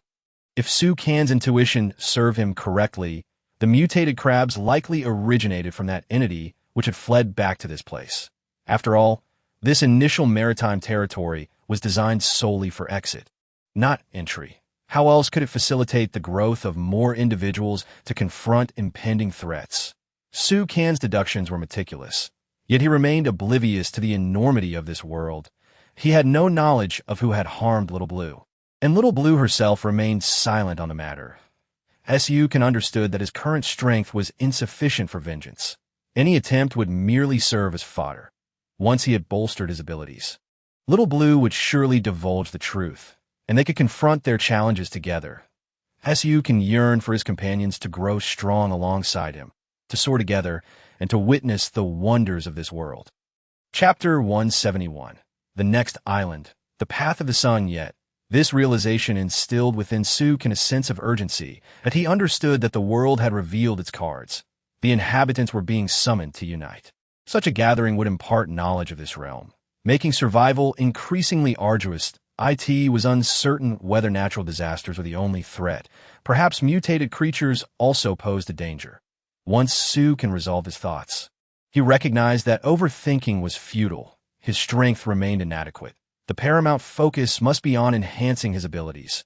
Returning to the present, he noticed his 3 pets gazing at him with curiosity, and before Su Kan could speak, Little White impatiently called out. Eager to know what abilities he had gained, Su Kan recounted the powers of the moon badge, yet Little White seemed incredulous. Why was there no healing effect for injuries? Perplexed, Su Kan wondered why Little White believed such a capability existed. Observing his pets, Little Blue, sensing her master's confusion, recounted the events that had transpired with Little White and Little Black. You mean to say that the light emitted by the moon badge had a healing effect on their wounds? Su Kan looked closely at Little Black and Little White, noting their smooth fur, devoid of any visible injuries. That it was indeed astonishing. Just earlier, they had struggled to eat, racked with pain. That evening, he had prepared a liquid diet to ease their suffering. Yet now there was not a trace of injury to be found, not even a bump. Incredulous, Su Kan examined Little White closely, running his hands over her body. Does this hurt? He touched the area where he remembered a large bruise, now absent of any redness. Little White yelped and shook her head. What about here? Su Kan moved to a different spot, but Little White merely shook her head again, this time remaining silent, an expression of confusion forming in her mind. Is the master trying to take advantage of me? Little White's forehead bore a line of sweat. However, Su Kan feigned ignorance, moving on to examine Little Black. Before he could approach, he noticed Little Black shaking her head vigorously, retreating behind him. This left Su Kan momentarily stunned. It appeared they were truly healed. With a sigh of disappointment, he lamented, I had hoped to check for any remaining wounds and test the moon badge's abilities. Yet it seems there is not a single injury left, and Little White refuses to cooperate, not even allowing me to touch her. How utterly unendearing. Su Kan ventured into the kitchen to retrieve 2 large watermelons. Placing them on the table, using his magic staff, he transformed it into a fruit knife and began slicing into 1 watermelon. Little White eagerly snatched a piece and began devouring it, with Little Black quickly joining in. Now that their bodies were free of pain, their mouths unhindered, they ate with unrestrained delight. In no time, the watermelon was devoured, while Su Kan had barely taken a few bites. Little White and Little Black gazed at him expectantly. Reluctantly, he set down the watermelon and proceeded to slice the second one. This watermelon proved to be more manageable. Little White and Little Black did not consume it with the same fervor. Su Kan reclined in his chair, enjoying his watermelon while glancing at the newly acquired moon navigation map, observing the direction indicated by the compass. Wait, this place seems somewhat familiar. The moon navigation map bore similarities to the star navigation map. Yet it specifically indicated the island of the sun, which felt rather close. This left Su Kan puzzled. After all, this was a route chart for the sun, moon, and stars. Why was it necessary to seek out the remaining navigation maps? Gazing at the islands depicted on the moon navigation map, he noted too. The moon island he had just traversed and the next destination. The island of the sun, what sort of navigation chart was this? Sukin furrowed his brow in confusion. The same pattern was apparent on the star navigation map. He hadn't anticipated a similar situation on the moon navigation map. Had it not been for the treasures located on the island of the sun, he would have been disinclined to visit. With the augmentations from the star and moon badges, this journey was far from a loss. Adding the sun badge to his arsenal would be even more advantageous, as it would undoubtedly enhance his strength permanently. Since there was little else to occupy his time here, venturing to the volcanic archipelago posed considerable risks. Thus, remaining in this initial oceanic domain to develop further seemed a prudent choice. Sukin ultimately set his sights on the island of the sun. He directed the ship to turn right at a 60-degree angle, setting course for the next destination. Fortunately, the deviation was not significant. Had it been directly opposite the moon island, he would have had to navigate a considerable detour. After all, returning to the moon island was not an option. It had become a veritable powder keg, liable to erupt at any moment. Thankfully, the distance was manageable. Otherwise, he would find himself bored on the open as the ship set sail. It appeared that the island of the sun was not too far off. Sukin felt hopeful. His recent visit to the moon island had yielded tremendous rewards. Although he had collected no material resources, he had gained abilities and recognition. Priceless intangible wealth, surpassing even the value of tangible riches. Just like finding friends nowadays, interesting souls are truly a rare gem. The watermelon has been devoured, and I am quite full, watching Xiaobai tidy up the table with precision. Let us head back to the room. I wonder if they have ventured into the newly transformed space today. But it is already past 8, and it is time to retire for the night. For Xiaobai and Xiaohong, returning to the room signifies playtime. Sleeping is merely a habit. Accompanied by my 3 pets, I enter the room. How about that? Sukin boasted, observing the astonished expressions of the trio, for this space has indeed been transformed. Upon entering, Xiaobai initially kept its head down. But once inside, it realized the room had changed, and it no longer had a duck under the beams. The bed was also exceptionally large. I wondered how it would feel to roll around on it. Xiaolan, however, displayed no such reservations, drifting about freely in the room. Seeing the older sister reveling in her newfound freedom, Xiaobai too lost its inhibitions and leaped onto the bed, rolling with glee. Xiaohong followed suit, spreading its wings wide. Though they were not fully extended, Sukin hadn't accounted for its wings. If he had, the space would have indeed felt cramped. After all, who sleeps with their wings fully unfurled? The 4 of us engaged in a game of cards on the grand bed, instantly infusing the room with a lively atmosphere, raising the temperature of our camaraderie. The luminous pearl, seemingly unaware of its predicament after a day without charging, exploded with brilliance under the moonlight's embrace, shining brighter than ever in Sukin's eyes. It was as if the pearl was invigorated by the moon metal. An entity not originally intended for illumination was now competing for the spotlight, stirring the fragile heart of the pearl, refusing to concede defeat. Humans possess a tendency to compare themselves, and it seems even objects are not exempt from such inclinations. This newfound competition benefited Sukin and his 3 companions immensely. Chapter 172. 1 person, 2 pets collaborative dialogue. After an hour-long game of 4-player Dodiju, boredom set in as you can propose a change of game. But after only 2 rounds, it became evident that this game was ill-suited for Xiaobai. Prompting yet another switch. It was only around 9 o'clock, and seeing that the hour was still early, coupled with Sukin's abundant energy, he felt no trace of fatigue, regardless of the day's events. It was all the same.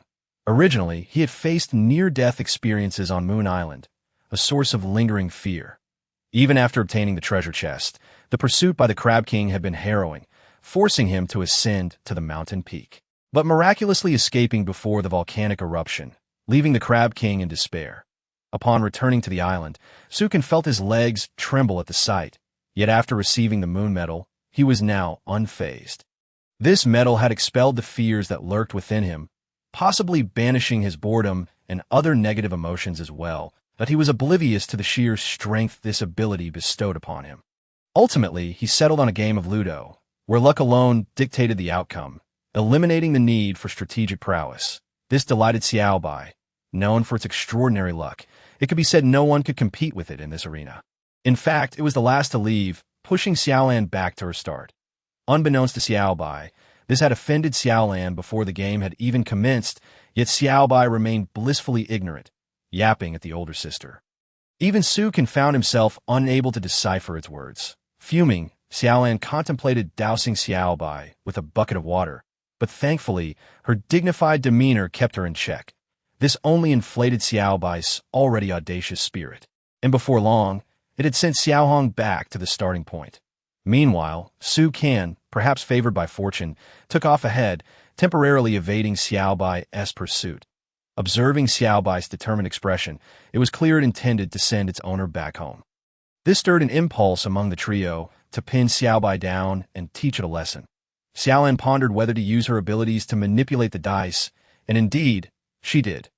Initially, Xiao Bai didn't catch on, but soon reported Xiaolan for her transgression. When Xiaolan unleashed her abilities, the crown atop her head glimmered, a sign that had become synonymous with her power. This revelation darkened Xiaolan's expression. Xiaohong had an even trickier tactic. With the aid of its wings, it would subtly spread them while rolling the dice, blocking Xiao Bai's line of sight, allowing it to manipulate the outcome in its favor. Su Kan and Xiaolan simply observed in silence, their faces impassive. This game of Ludo had devolved into a 3-against-1 spectacle, irrelevant to the stakes at hand. After all, Xiao Bai's antics were simply too infuriating, as you can bore no ill will toward Xiao Bai. However, witnessing the joyous atmosphere was indeed heartwarming. Coupled with Xiao Bai's relentless pursuit behind him, Sukin had no doubts that Xiao Bai would not hesitate to roll a number that would push him down. One must realize that Xiao Bai was a treasure-seeking bear, blessed with extraordinary luck. If Xiao Bai managed to oust him, as its owner, Sukin would find himself in a rather embarrassing predicament. Yet he found amusement in the scenario. Alas, Xiao Bai was in for a rough time. It could hardly fathom how a mere human and two sisters could outsmart it in a turn of events. Sukin was indeed evicted by Xiao Bai, who soon found itself pushed back by Xiao Hong. Yay, Xiaolan chuckled, finally sending this rascal back to the starting point. Although it wasn't her doing, she couldn't help but feel elated. Xiao Hong, too, wished to laugh but refrained, fearing it might expose her own glee. Such an expression would surely provoke Su Kan, akin to a bout of constipation. Xiao Bai, bewildered by the unfolding scene, scratched its head, unable to comprehend how it had been bested. This game was clearly designed to mock Xiao Bai, and they continued playing until 11 o'clock. Sukin eventually withdrew, allowing the three pets to continue their amusement. This was a moment for Sukin to train his mental fortitude. Utilizing the magic cube for training proved beneficial, and no matter how many attributes he accumulated, they could not compare to the foundational attributes, just like the first power of 1, regardless of the exponent. It remains 1. However, if 1 is elevated to 2 or greater, while the exponent remains unchanged, the resultant number becomes substantially larger. This was Su Kan's objective in enhancing his mental prowess. The magic cube consumed mental energy, with each turn expending a portion. Even with the restorative properties of the deep-sea ring and the moon metal, they could hardly keep pace with the rate of consumption. Eventually, Sukin collapsed onto the bed. Exhausted, the three pets, accustomed to this sight, paid no mind to their owner's slumber, continuing their card game. This time, with Xiao Bai as their common target, Xiaolan and Xiao Hong aimed to curb its arrogance, awakening in the morning. The routine began with a simple roll over in bed. However, Sukin found this unsatisfactory. The bed was too spacious, and upon rolling again, he felt no trace of fur. Unbelieving, he kept his eyes shut and turned over, still encountering nothing, until, bang, Sukin collided with the wall, finally opening his eyes to find Xiao Hong and Xiao Bai sleeping on the opposite side. He had turned the wrong way and proceeded to brush his teeth. Xiao Bai and Xiao Hong stirred at the noise, waking in a daze. Xiaolan, however, retreated back into the deep-sea ring, where sleeping granted a mental boost, allowing Xiaolan's essence to solidify further, after brushing his teeth and washing his face. Sukin began gathering sticky substances and biofuel, continuing his routine. Upon reaching the second floor, he searched for harvestable goods. While nothing was ripe, he was delighted to find many potatoes sprouting long vines, a testament to the thriving ecosystem. After watering the plants, he moved on to the beehive. Harvest. Royal jelly 1. Honey 10. The royal jelly amounted to a mere drop, while the honey yielded 10 portions. Equivalent to AJAR.S. You can make a mental note to collect the honey, ensuring Xiaobai did not pilfer it again. Should he provoke the queen bee's wrath once more, he dreaded the consequences for Xiaobai. Next, he proceeded to the ship's stern, gathering fish for the pot. Harvest. Fish 4.3 would serve for breakfast, and with 2 left from yesterday, he had enough for 1 meal. Su can aim to keep a reserve. Otherwise, should he find himself in a pinch without time to fish, or if the nets yielded insufficient catches, he would face an inconvenient predicament. For Su Can, 3 fish per meal had become routine, and any reduction would feel disconcerting. Considering Xiaobai and Xiaohong had grown so large in such a short time was partly due to their differing breeds and also to Su Can's supplementary feeding, providing them with the energy necessary for growth. In the morning, he avoided overly greasy fare, opting instead for boiled fish. 1 person and 2 pets joyfully relished their breakfast. Chapter 173. Inducing potions, nominating Su Can after finishing the meal. Su Can made his way to the bow of the ship. The sea breeze caressed him as he gazed out at the vast blue expanse, where sea and sky melded seamlessly. This was what it meant to witness the horizon in its true glory, a sight he had only seen in pictures before now. Yet, after a while, the scenery began to lose its charm. Perhaps the latter half of his life would be spent in such vistas. He mused that it might be more enjoyable to be a carefree fish, lying back and fishing. Thus, Su Can indulged his desires, reclining on a hammock while snacking on raisins and fishing. Life was blissful. At this moment, he also initiated his daily check-in. Check-in, congratulations, you have received Sea Monster Inducing Potion. Description: this potion can be applied to food or objects, enticing sea monsters to bite. The purpose of the individual who invented the potion is to lure the sea monster away. However, it has now been misappropriated by some to harm their companions, leading to an inexplicable increase in human assaults by these sea creatures. I hope you can use it wisely. Goodness, just the other day, I received a repelling potion, and now, unexpectedly, there's a temptation potion. This to incite oneself to slay the sea monsters. It seems this world is replete with peculiarities, which is understandable, but I must ponder how to utilize this item effectively for myself. This could very well be a matter of life and death for me. Reflecting on the events of yesterday, had it not been for the repelling potion, I might not have secured the moon's treasure chest, let alone vanquish that monstrous crab.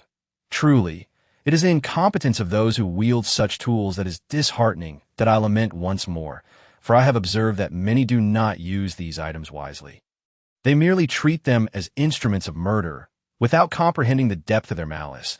I recall the message inscribed on the bottle I received earlier, which spoke of humanity in the New World, along with that individual who crossed over from there.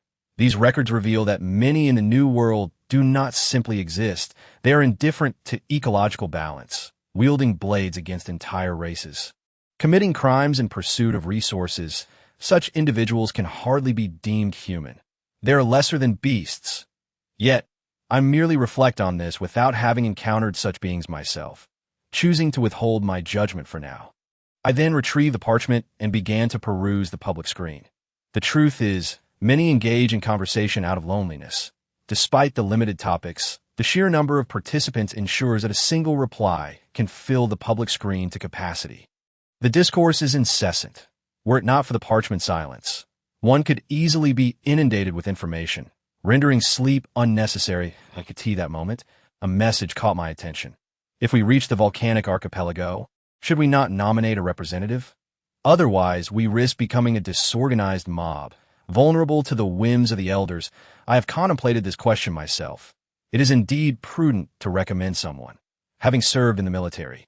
I am aware that seasoned veterans often take pleasure in tormenting newcomers, leaving them unable to voice their grievances. Numbers do not matter. They will employ various rules to suppress us and divide our ranks. This is not limited to the military. Even in professional settings, veteran employees delight in dictating the actions of newcomers, relying solely on their modicum of experience. In light of this, I would advocate for Suda, as I have utmost respect for him. If he were to be nominated, I would have no objections. Suda would surely be accountable to us. When faced with disasters, he would keep the knowledge to himself rather than divulging it to others. I surmise that, given Suda's ship and abilities, he must be ahead of us, having navigated the trials first and then relaying the information to us. It is apparent that some are aware of my secrets. This world is not devoid of astute minds. This is understandable, as everyone possesses their own thoughts and opinions regarding progress, compounded by the whims of fortune, leading to the current stark polarization. However, one cannot simply win the lottery. There is no instant ascent to the top. It requires a journey from start to finish, lest one find themselves back at square one. In truth, I have been diligently training my 3 pets. Yet that simpleton, Xiao Bai, remains oblivious. Just yesterday, he was duped by a partner, showing no sign of comprehension. One must not be too prideful, even if one is an animal. Observing them disgust me. I realize that if I do not make an appearance soon, I may find myself elevated to an unrealistic pedestal, only to suffer a devastating fall later on. Thus, I decided to interject in the public screen. It may be a tad premature to discuss this. Perhaps we should deliberate on it the day before we set foot on the island. Suda has appeared. Let us pay homage. While Suda speaks wisely, it is essential to establish a clear positioning for everyone, lest we encounter dissent later on. Who in this world could rival Suda, who has slain 15 sharks, 3 bears, a monstrous crab king, and of course 100,000 magical crabs?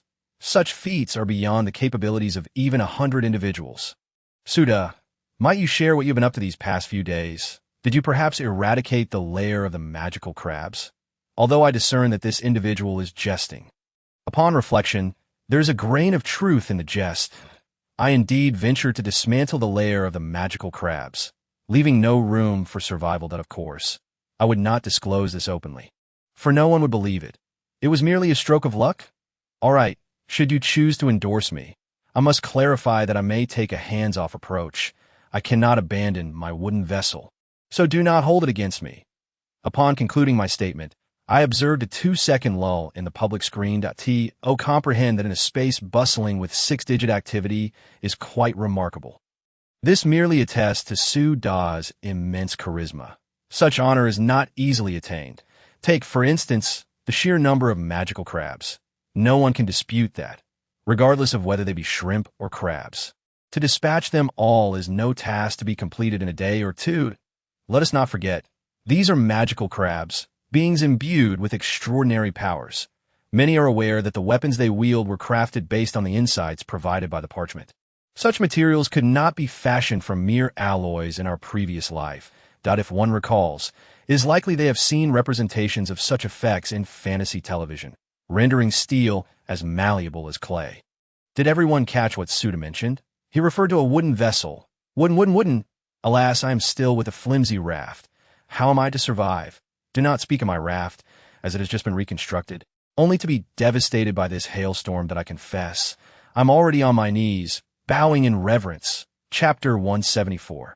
Encountering sea monsters, slaying the octopus while I remain at the starting line. Others have already transcended the ordinary. In this world, there is no basis for comparison. It is simply a matter of others excelling beyond measure. Envy can weigh heavily on the heart. Suda, would you take me under your wing? I am willing to be your humble subordinate. This is utterly unjust. We all embarked on this journey together, yet the disparity in our fortunes has become insurmountable. I await you at the volcanic archipelago. Suda 1.10086. The trend of following continues. I glanced around and shook my head. The conversation had veered off course. I merely wished to express my sentiments, yet I inadvertently garnered more attention, receiving numerous admirers and loyal fans. Although I am not fond of such attention, I cannot deny that I am somewhat enjoying the process, leaving me in a state of inner conflict. Oh, how I wish to close the parchment. I sighed, yet my hands remained in motion, my gaze fixated on the content of the public screen, observing how they extolled my virtues. As I perused the parchment, a shadow flickered past my view.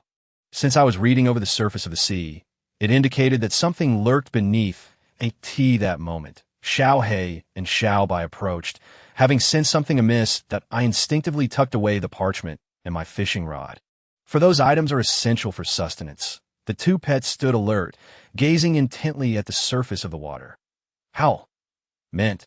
Did I just imagine that? Was it not clear? Xiao Bai exclaimed, rubbing his eyes vigorously before resuming his vigil over the sea. Wah, meant. I shall soar into the sky to investigate. Xiao He, though questioning, unfurled his wings and took flight. I heard their words, but as I was about to respond, I noticed Xiao He preparing to ascend. Fly higher, but beware of that creature. It may pounce. I shouted to Xiao He, my gaze still fixed on the water. At this juncture, I cannot dismiss the possibility of an illusion, if it were merely my eyes deceiving me. That could be plausible. However, with both Xiao Bai and the keen-eyed Xiao He also detecting it, this could not be a mere coincidence. Something indeed lurked beneath the waves. Why has it not surfaced? Perhaps it is waiting for the opportune moment to strike and capture me unexpectedly. I sensed a growing unease, prompting me to summon Xiaolan. With Xiaolan's underwater perception and control over water, I felt somewhat reassured. Yet, complete peace of mind eluded me, as the fear of the unknown looms large. Why do so many fear ghosts, despite the absence of verifiable encounters? While many claim to have witnessed them, no consensus exists on their appearance. Their very nature remains shrouded in mystery, yet this does not negate the fear they instill. Such is the terror of the unknown. With Xiaolan's presence, I discerned that a creature was approaching from below. Meant. That entity is drawing near. Upon hearing Xiaolan's warning, both I and Xiao Bai prepared ourselves, but it proved futile. The vessel suddenly rocked violently, sending me tumbling onto the deck, my hands clutching at Xiao Bai's fur, while he clung to the hanging chair, letting out a pained yelp. If one were to miss the opportunity, the plunge into the sea would be inevitable, and the consequences of such a plunge are too terrible to contemplate. In the vast ocean, one becomes merely a plaything for its denizens. One's frail body is hardly sufficient to serve as a morsel for them, as you can disregard Xiao Bai's desperate cries, gripping the fur of the small creature as he rose to his feet. He sought to discern the nature of the creature that had attacked them, but before he could fully focus, darkness enveloped him as Xiao He descended from the sky.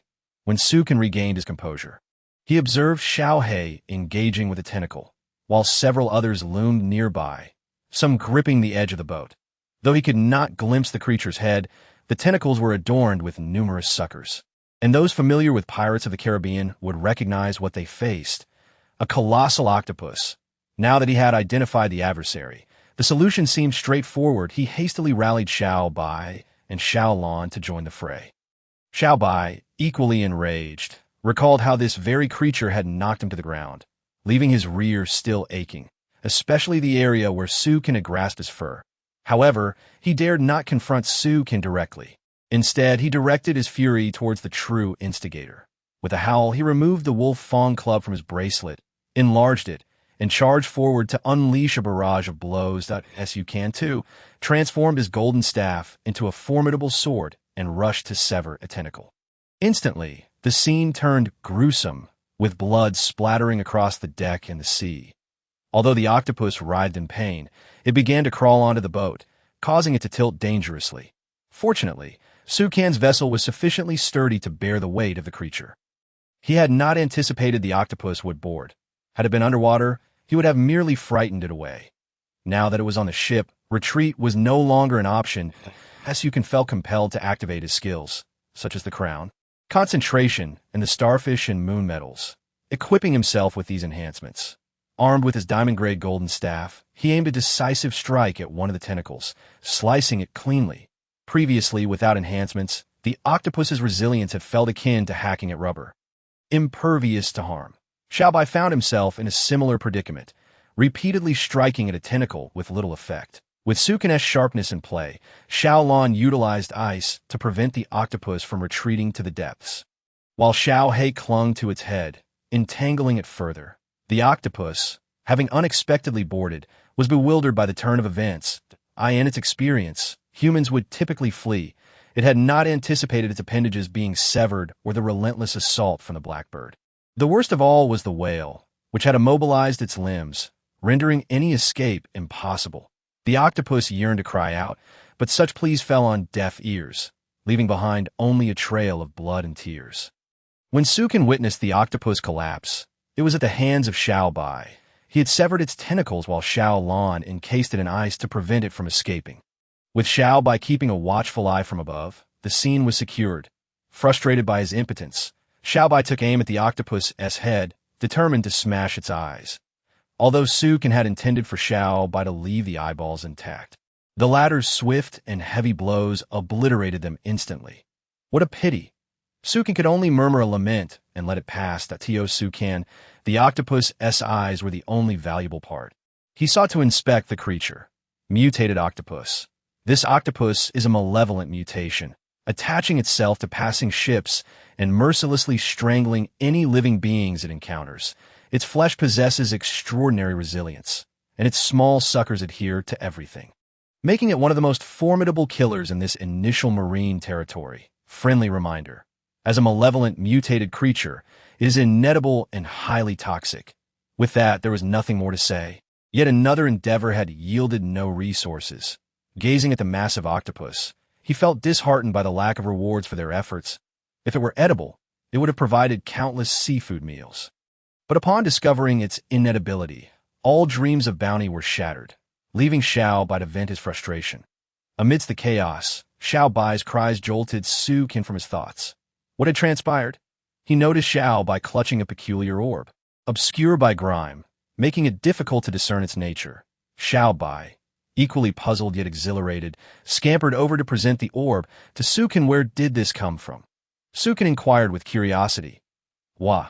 Xiao Bai gestured excitedly, indicating that it had been liberated from the octopus's head, fortunate not to have been shattered in the process. Xiao Bai's exuberance, however, was somewhat grotesque, as the once vibrant creature had now taken on a crimson hue, lending a bloody air to his joyous demeanor. I could see that moment. Xiao He swooped down, intrigued by the unfolding events. Let us investigate further. Perhaps the octopus harbors more treasures. Wah! Ugh! Xiao He and Xiao Bai chirped excitedly, eagerly gutting the octopus's carcass. Sukin reflected on the situation, initially devoid of hope regarding the octopus, but now surprised by the potential rewards. He joined the fray, eager to uncover further treasures. After a thorough search, however, no unexpected riches emerged. They disposed of the octopus into the sea and cleared the deck of the boat. Sukin turned to his three companions, instructing them to assist with the cleanup. Xiao He and Xiao Bai, tempted by the abundance of octopus flesh, swallowed hard. This octopus is not to be consumed. It is toxic. Sukin cautioned, keeping a close eye on them to ensure they did not unwittingly ingest it and risk their own mutation. A fate he would deeply regret. As he watched them tidy the vessel, Sukin utilized his water manipulation skill to summon a bucket of seawater, cleansing the orb. It revealed a gray-blue hue, swirling with a mist-like substance within. Unsure of its significance, he noticed Xiao Lan approaching, her eyes wide with astonishment. You know what this is? Sukin inquired, observing her expression. Xiao Lan remained silent, nodding in acknowledgement before hesitantly speaking. Ing, she explained, this is the essence of a sea monster, though such creatures seldom produce it. Only beings of considerable potential or unique abilities can generate such a substance. That I once possessed a larger one. But it shattered. Her voice trailed off, growing increasingly subdued as Sukin gently stroked her head in comfort, though his mind churned with thoughts. Why had the mutated bear not yielded such an essence? What of the shark? It seemed plausible, yet the magical crab had likely been consumed by lava, rendering it unattainable. Disappointment washed over him as he examined the orb for further information. Essence crystal. This is a malignant mutation crystal, only obtainable from elite-level creatures. The crystal contains all the energy of the creature, encapsulating its life essence. Friendly reminder. Unpurified crystals are not safe for consumption, as they can lead to adverse effects. Could this be edible? Sukin pondered, glancing at Xiao Lan, who radiated eagerness. This could be beneficial for you. Xiao Lan, taken aback by his inquiry, quickly nodded vigorously, as you can consider that despite being a mutated creature's essence, as a living being and a whale princess, Xiaolan should be able to absorb it without issue. However, he remained uncertain about the changes that might ensue from absorption. Observing Xiaolan's fervent desire eased his apprehension. Having once used such essence in her previous life, Xiaolan was likely familiar with its effects. Yet, given the warnings of toxicity from the system, Sukin realized that the essence must be purified before absorption. Reflecting on the enhancements and rewards he had recently acquired, he recognized their connection to purification or negative attributes, revealing their true value. Considering the sea monsters likely to be encountered in the future, they would probably be similar to this mutated creature, as Sukin activated the moon's dispersion, casting a purifying light upon the crystal. In an instant, the gray-blue crystal transformed into a vivid blue, its mist swirling more clearly within. Xiaolan, it's time to absorb this. Upon hearing her master's command, Xiaolan glided to Sukin's hand and inhaled deeply from the crystal. After approximately 10 minutes, she paused, unable to absorb any more, as Sukin noted that Xiaolan's soul form had solidified, indicating an increase in her strength. If her soul's intensity continued to rise, perhaps one day she could touch Xiao Bai and Xiao He, leading to a potential revival. Though this existence might represent a form of life for Xiaolan now, to Sukin, living in a spectral state did not equate to true resurrection. Each time he witnessed her longing gaze toward Xiao He and Xiao Bai as they feasted, his heart ached for her. Understanding that the essence could enhance Xiaolan's soul strength filled him with joy, igniting a desire for more such crystals. However, he also realized that Xiaolan remained too fragile, unable to absorb too many at once, particularly given the purity of the crystal still lingering in his grasp. Uncertain of the effects this crystal might have on him, he directed his mental energy towards it, only to be met with a sudden pull. His astonishment, a wisp of blue mist emerged from the crystal. Drifting towards Sukin upon absorption, he felt a refreshing sensation wash over him. After a moment of careful introspection, he realized that his mental strength had indeed increased slightly. Could it be that this crystal possessed the ability to enhance one's mental fortitude? This revelation suggested that the crystal was not only beneficial for the soul, but also for augmenting mental power, which proved to be quite an enticing prospect for Su. Can he recall that within his backpack lay a sea monster induction potion, acquired from signing in that very morning, capable of attracting sea creatures? The prospect of hunting these monsters to bolster his own strength was tantalizing, yet he hesitated. After all, he had no idea which sea monsters might be lured by the potion. What if he were unable to defeat them? Was it worth courting danger, risking his very life? Glancing at the remaining crystals in his hand, he ultimately decided to gift one to Xiaolan. With a joyful squeal, Xiaolan used her mental prowess to take the crystal, circling around Sukin and planting a kiss on his cheek before retreating into the depths of the deep sea ring. Sukin was taken aback by Xiaolan's sudden departure, for there were still numerous tasks left undone, such as cleaning the bloodstains from the ship's deck, which required Xiaolan's assistance. Sighing, he resolved to tackle the task himself. Xiao Bai, Xiao He, come here for a moment. I shall purify you, he called, activating the moonlight dissipation to cleanse them, wary of any lingering effects that might remain if he were to inadvertently infect them. He would regret having failed to utilize his purification abilities. The effort cost him some mental energy, but he knew it would soon replenish. Within a minute, he had successfully purified both Xiao Bai and Xiao He. Chapter 176. A New Crisis. The shark attack while the bloodstains on the deck remained uncleaned. Xiao He, with its sharp eyes, suddenly detected something. Wah! It cried out, gazing at the surface of the Sukin, and Xiao Bai quickly turned to look, and an icy sweat broke out on Sukin's brow.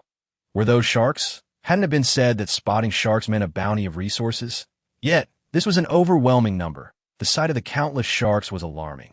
If they were indeed each riding atop another, it could spell the end for their ship. Hurry out, we must make our escape. Sukin called for Xiaolan, urging her to take control of the vessel and navigate swiftly. The ship had formed a bond with Xiaolan, and while Sukin could steer it himself, fleeing was now a priority. This was a battle they could not win. There were simply too many. Xiaolan, unaware of the unfolding chaos outside, emerged upon hearing her master's call. Upon witnessing the swarm of sharks approaching the vessel, she grasped the urgency of the situation and swiftly maneuvered the ship away. Xiaobai trembled slightly, realizing that these sharks were after them. Previously, when encountering sharks, they were few in number, perhaps just one or two, and at most, 6 mutated ones. But now, there were certainly hundreds, understanding that the blood from the octopus had drawn the sharks. Sukin regretted not having considered its potential to attract danger. He had foolishly perceived the sharks as mere resources, underestimating their threat. Now, with hundreds in pursuit, it felt as if their lair had been emptied of its inhabitants. Or perhaps other survivor sharks had been lured to them. His life was at stake. Had he known this would happen, he would have saved the octopus blood to lure the sharks instead. With the current predicament, escape seemed to be the only option. Xiaobai, stop dawdling. We must clean up this blood immediately. We cannot let them follow us, he urged. As they distanced themselves slightly, they saw the sharks fighting over the octopus remains. However, a portion had indeed followed them. Wait, let's collect that blood in barrels. We may need it later. Observing the sharks that had pursued them, Sukin began to formulate a plan. Even if half of them followed, it would be a matter of survival, but with only 3 or 5 trailing behind, it felt almost like an opportunity rather than a threat. He promptly lifted the fishing net to avoid damaging it, and stood at the stern of the ship, watching as the sharks trailed behind. Noticing some lagging in speed, he poured half a barrel of octopus blood overboard. The sharks quickened their pace, while the majority remained preoccupied with the octopus meat.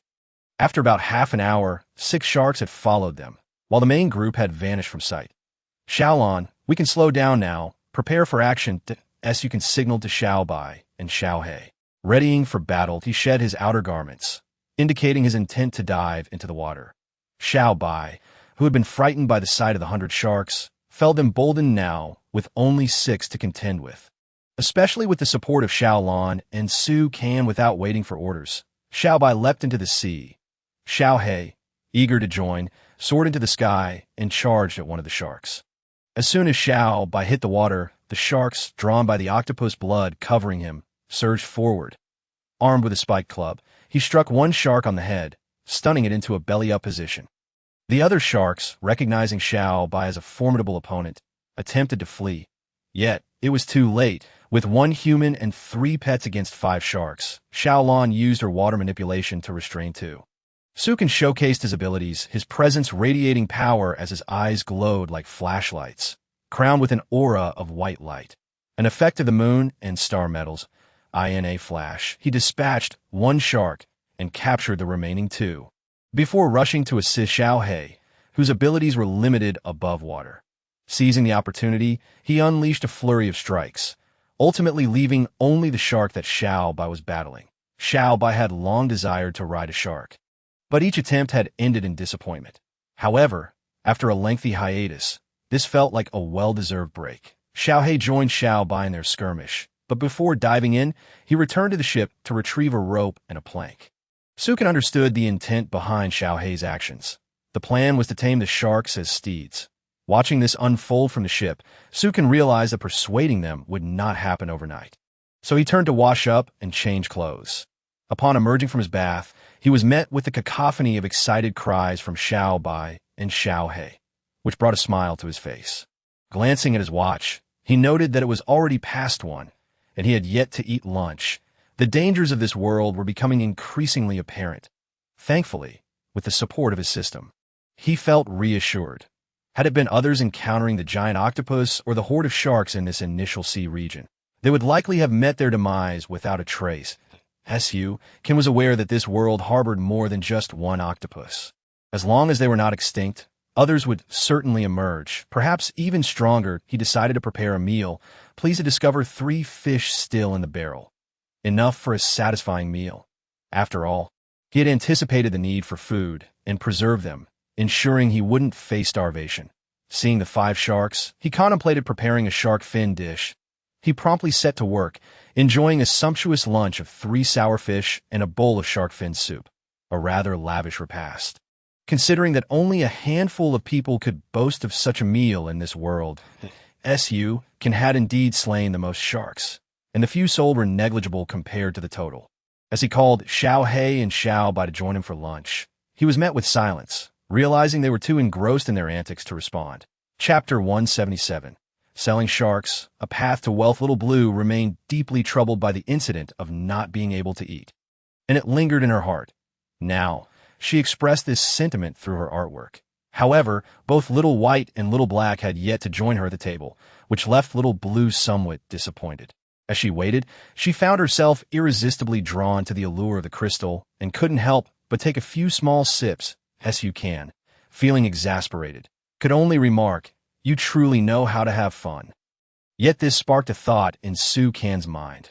With such formidable creatures existing in this new world, how had humanity managed to triumph over them?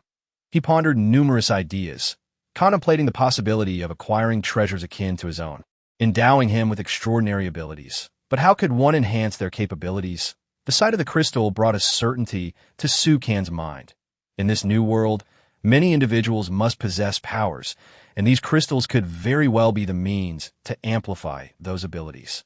It was also conceivable that the crystals themselves might contribute to the enhancement of abilities. Reflecting on the extinction of the ocean shell tribe, an elite race, it was evident that they must have possessed crystals, which could be a factor in their annihilation. It seemed that not every human in this new world had the ability to purify, and those who absorbed the crystals from these mutated creatures likely underwent significant transformations. Why had that individual returned to the primordial sea, and why did so many congregate together? It appeared that numerous questions remained unanswered.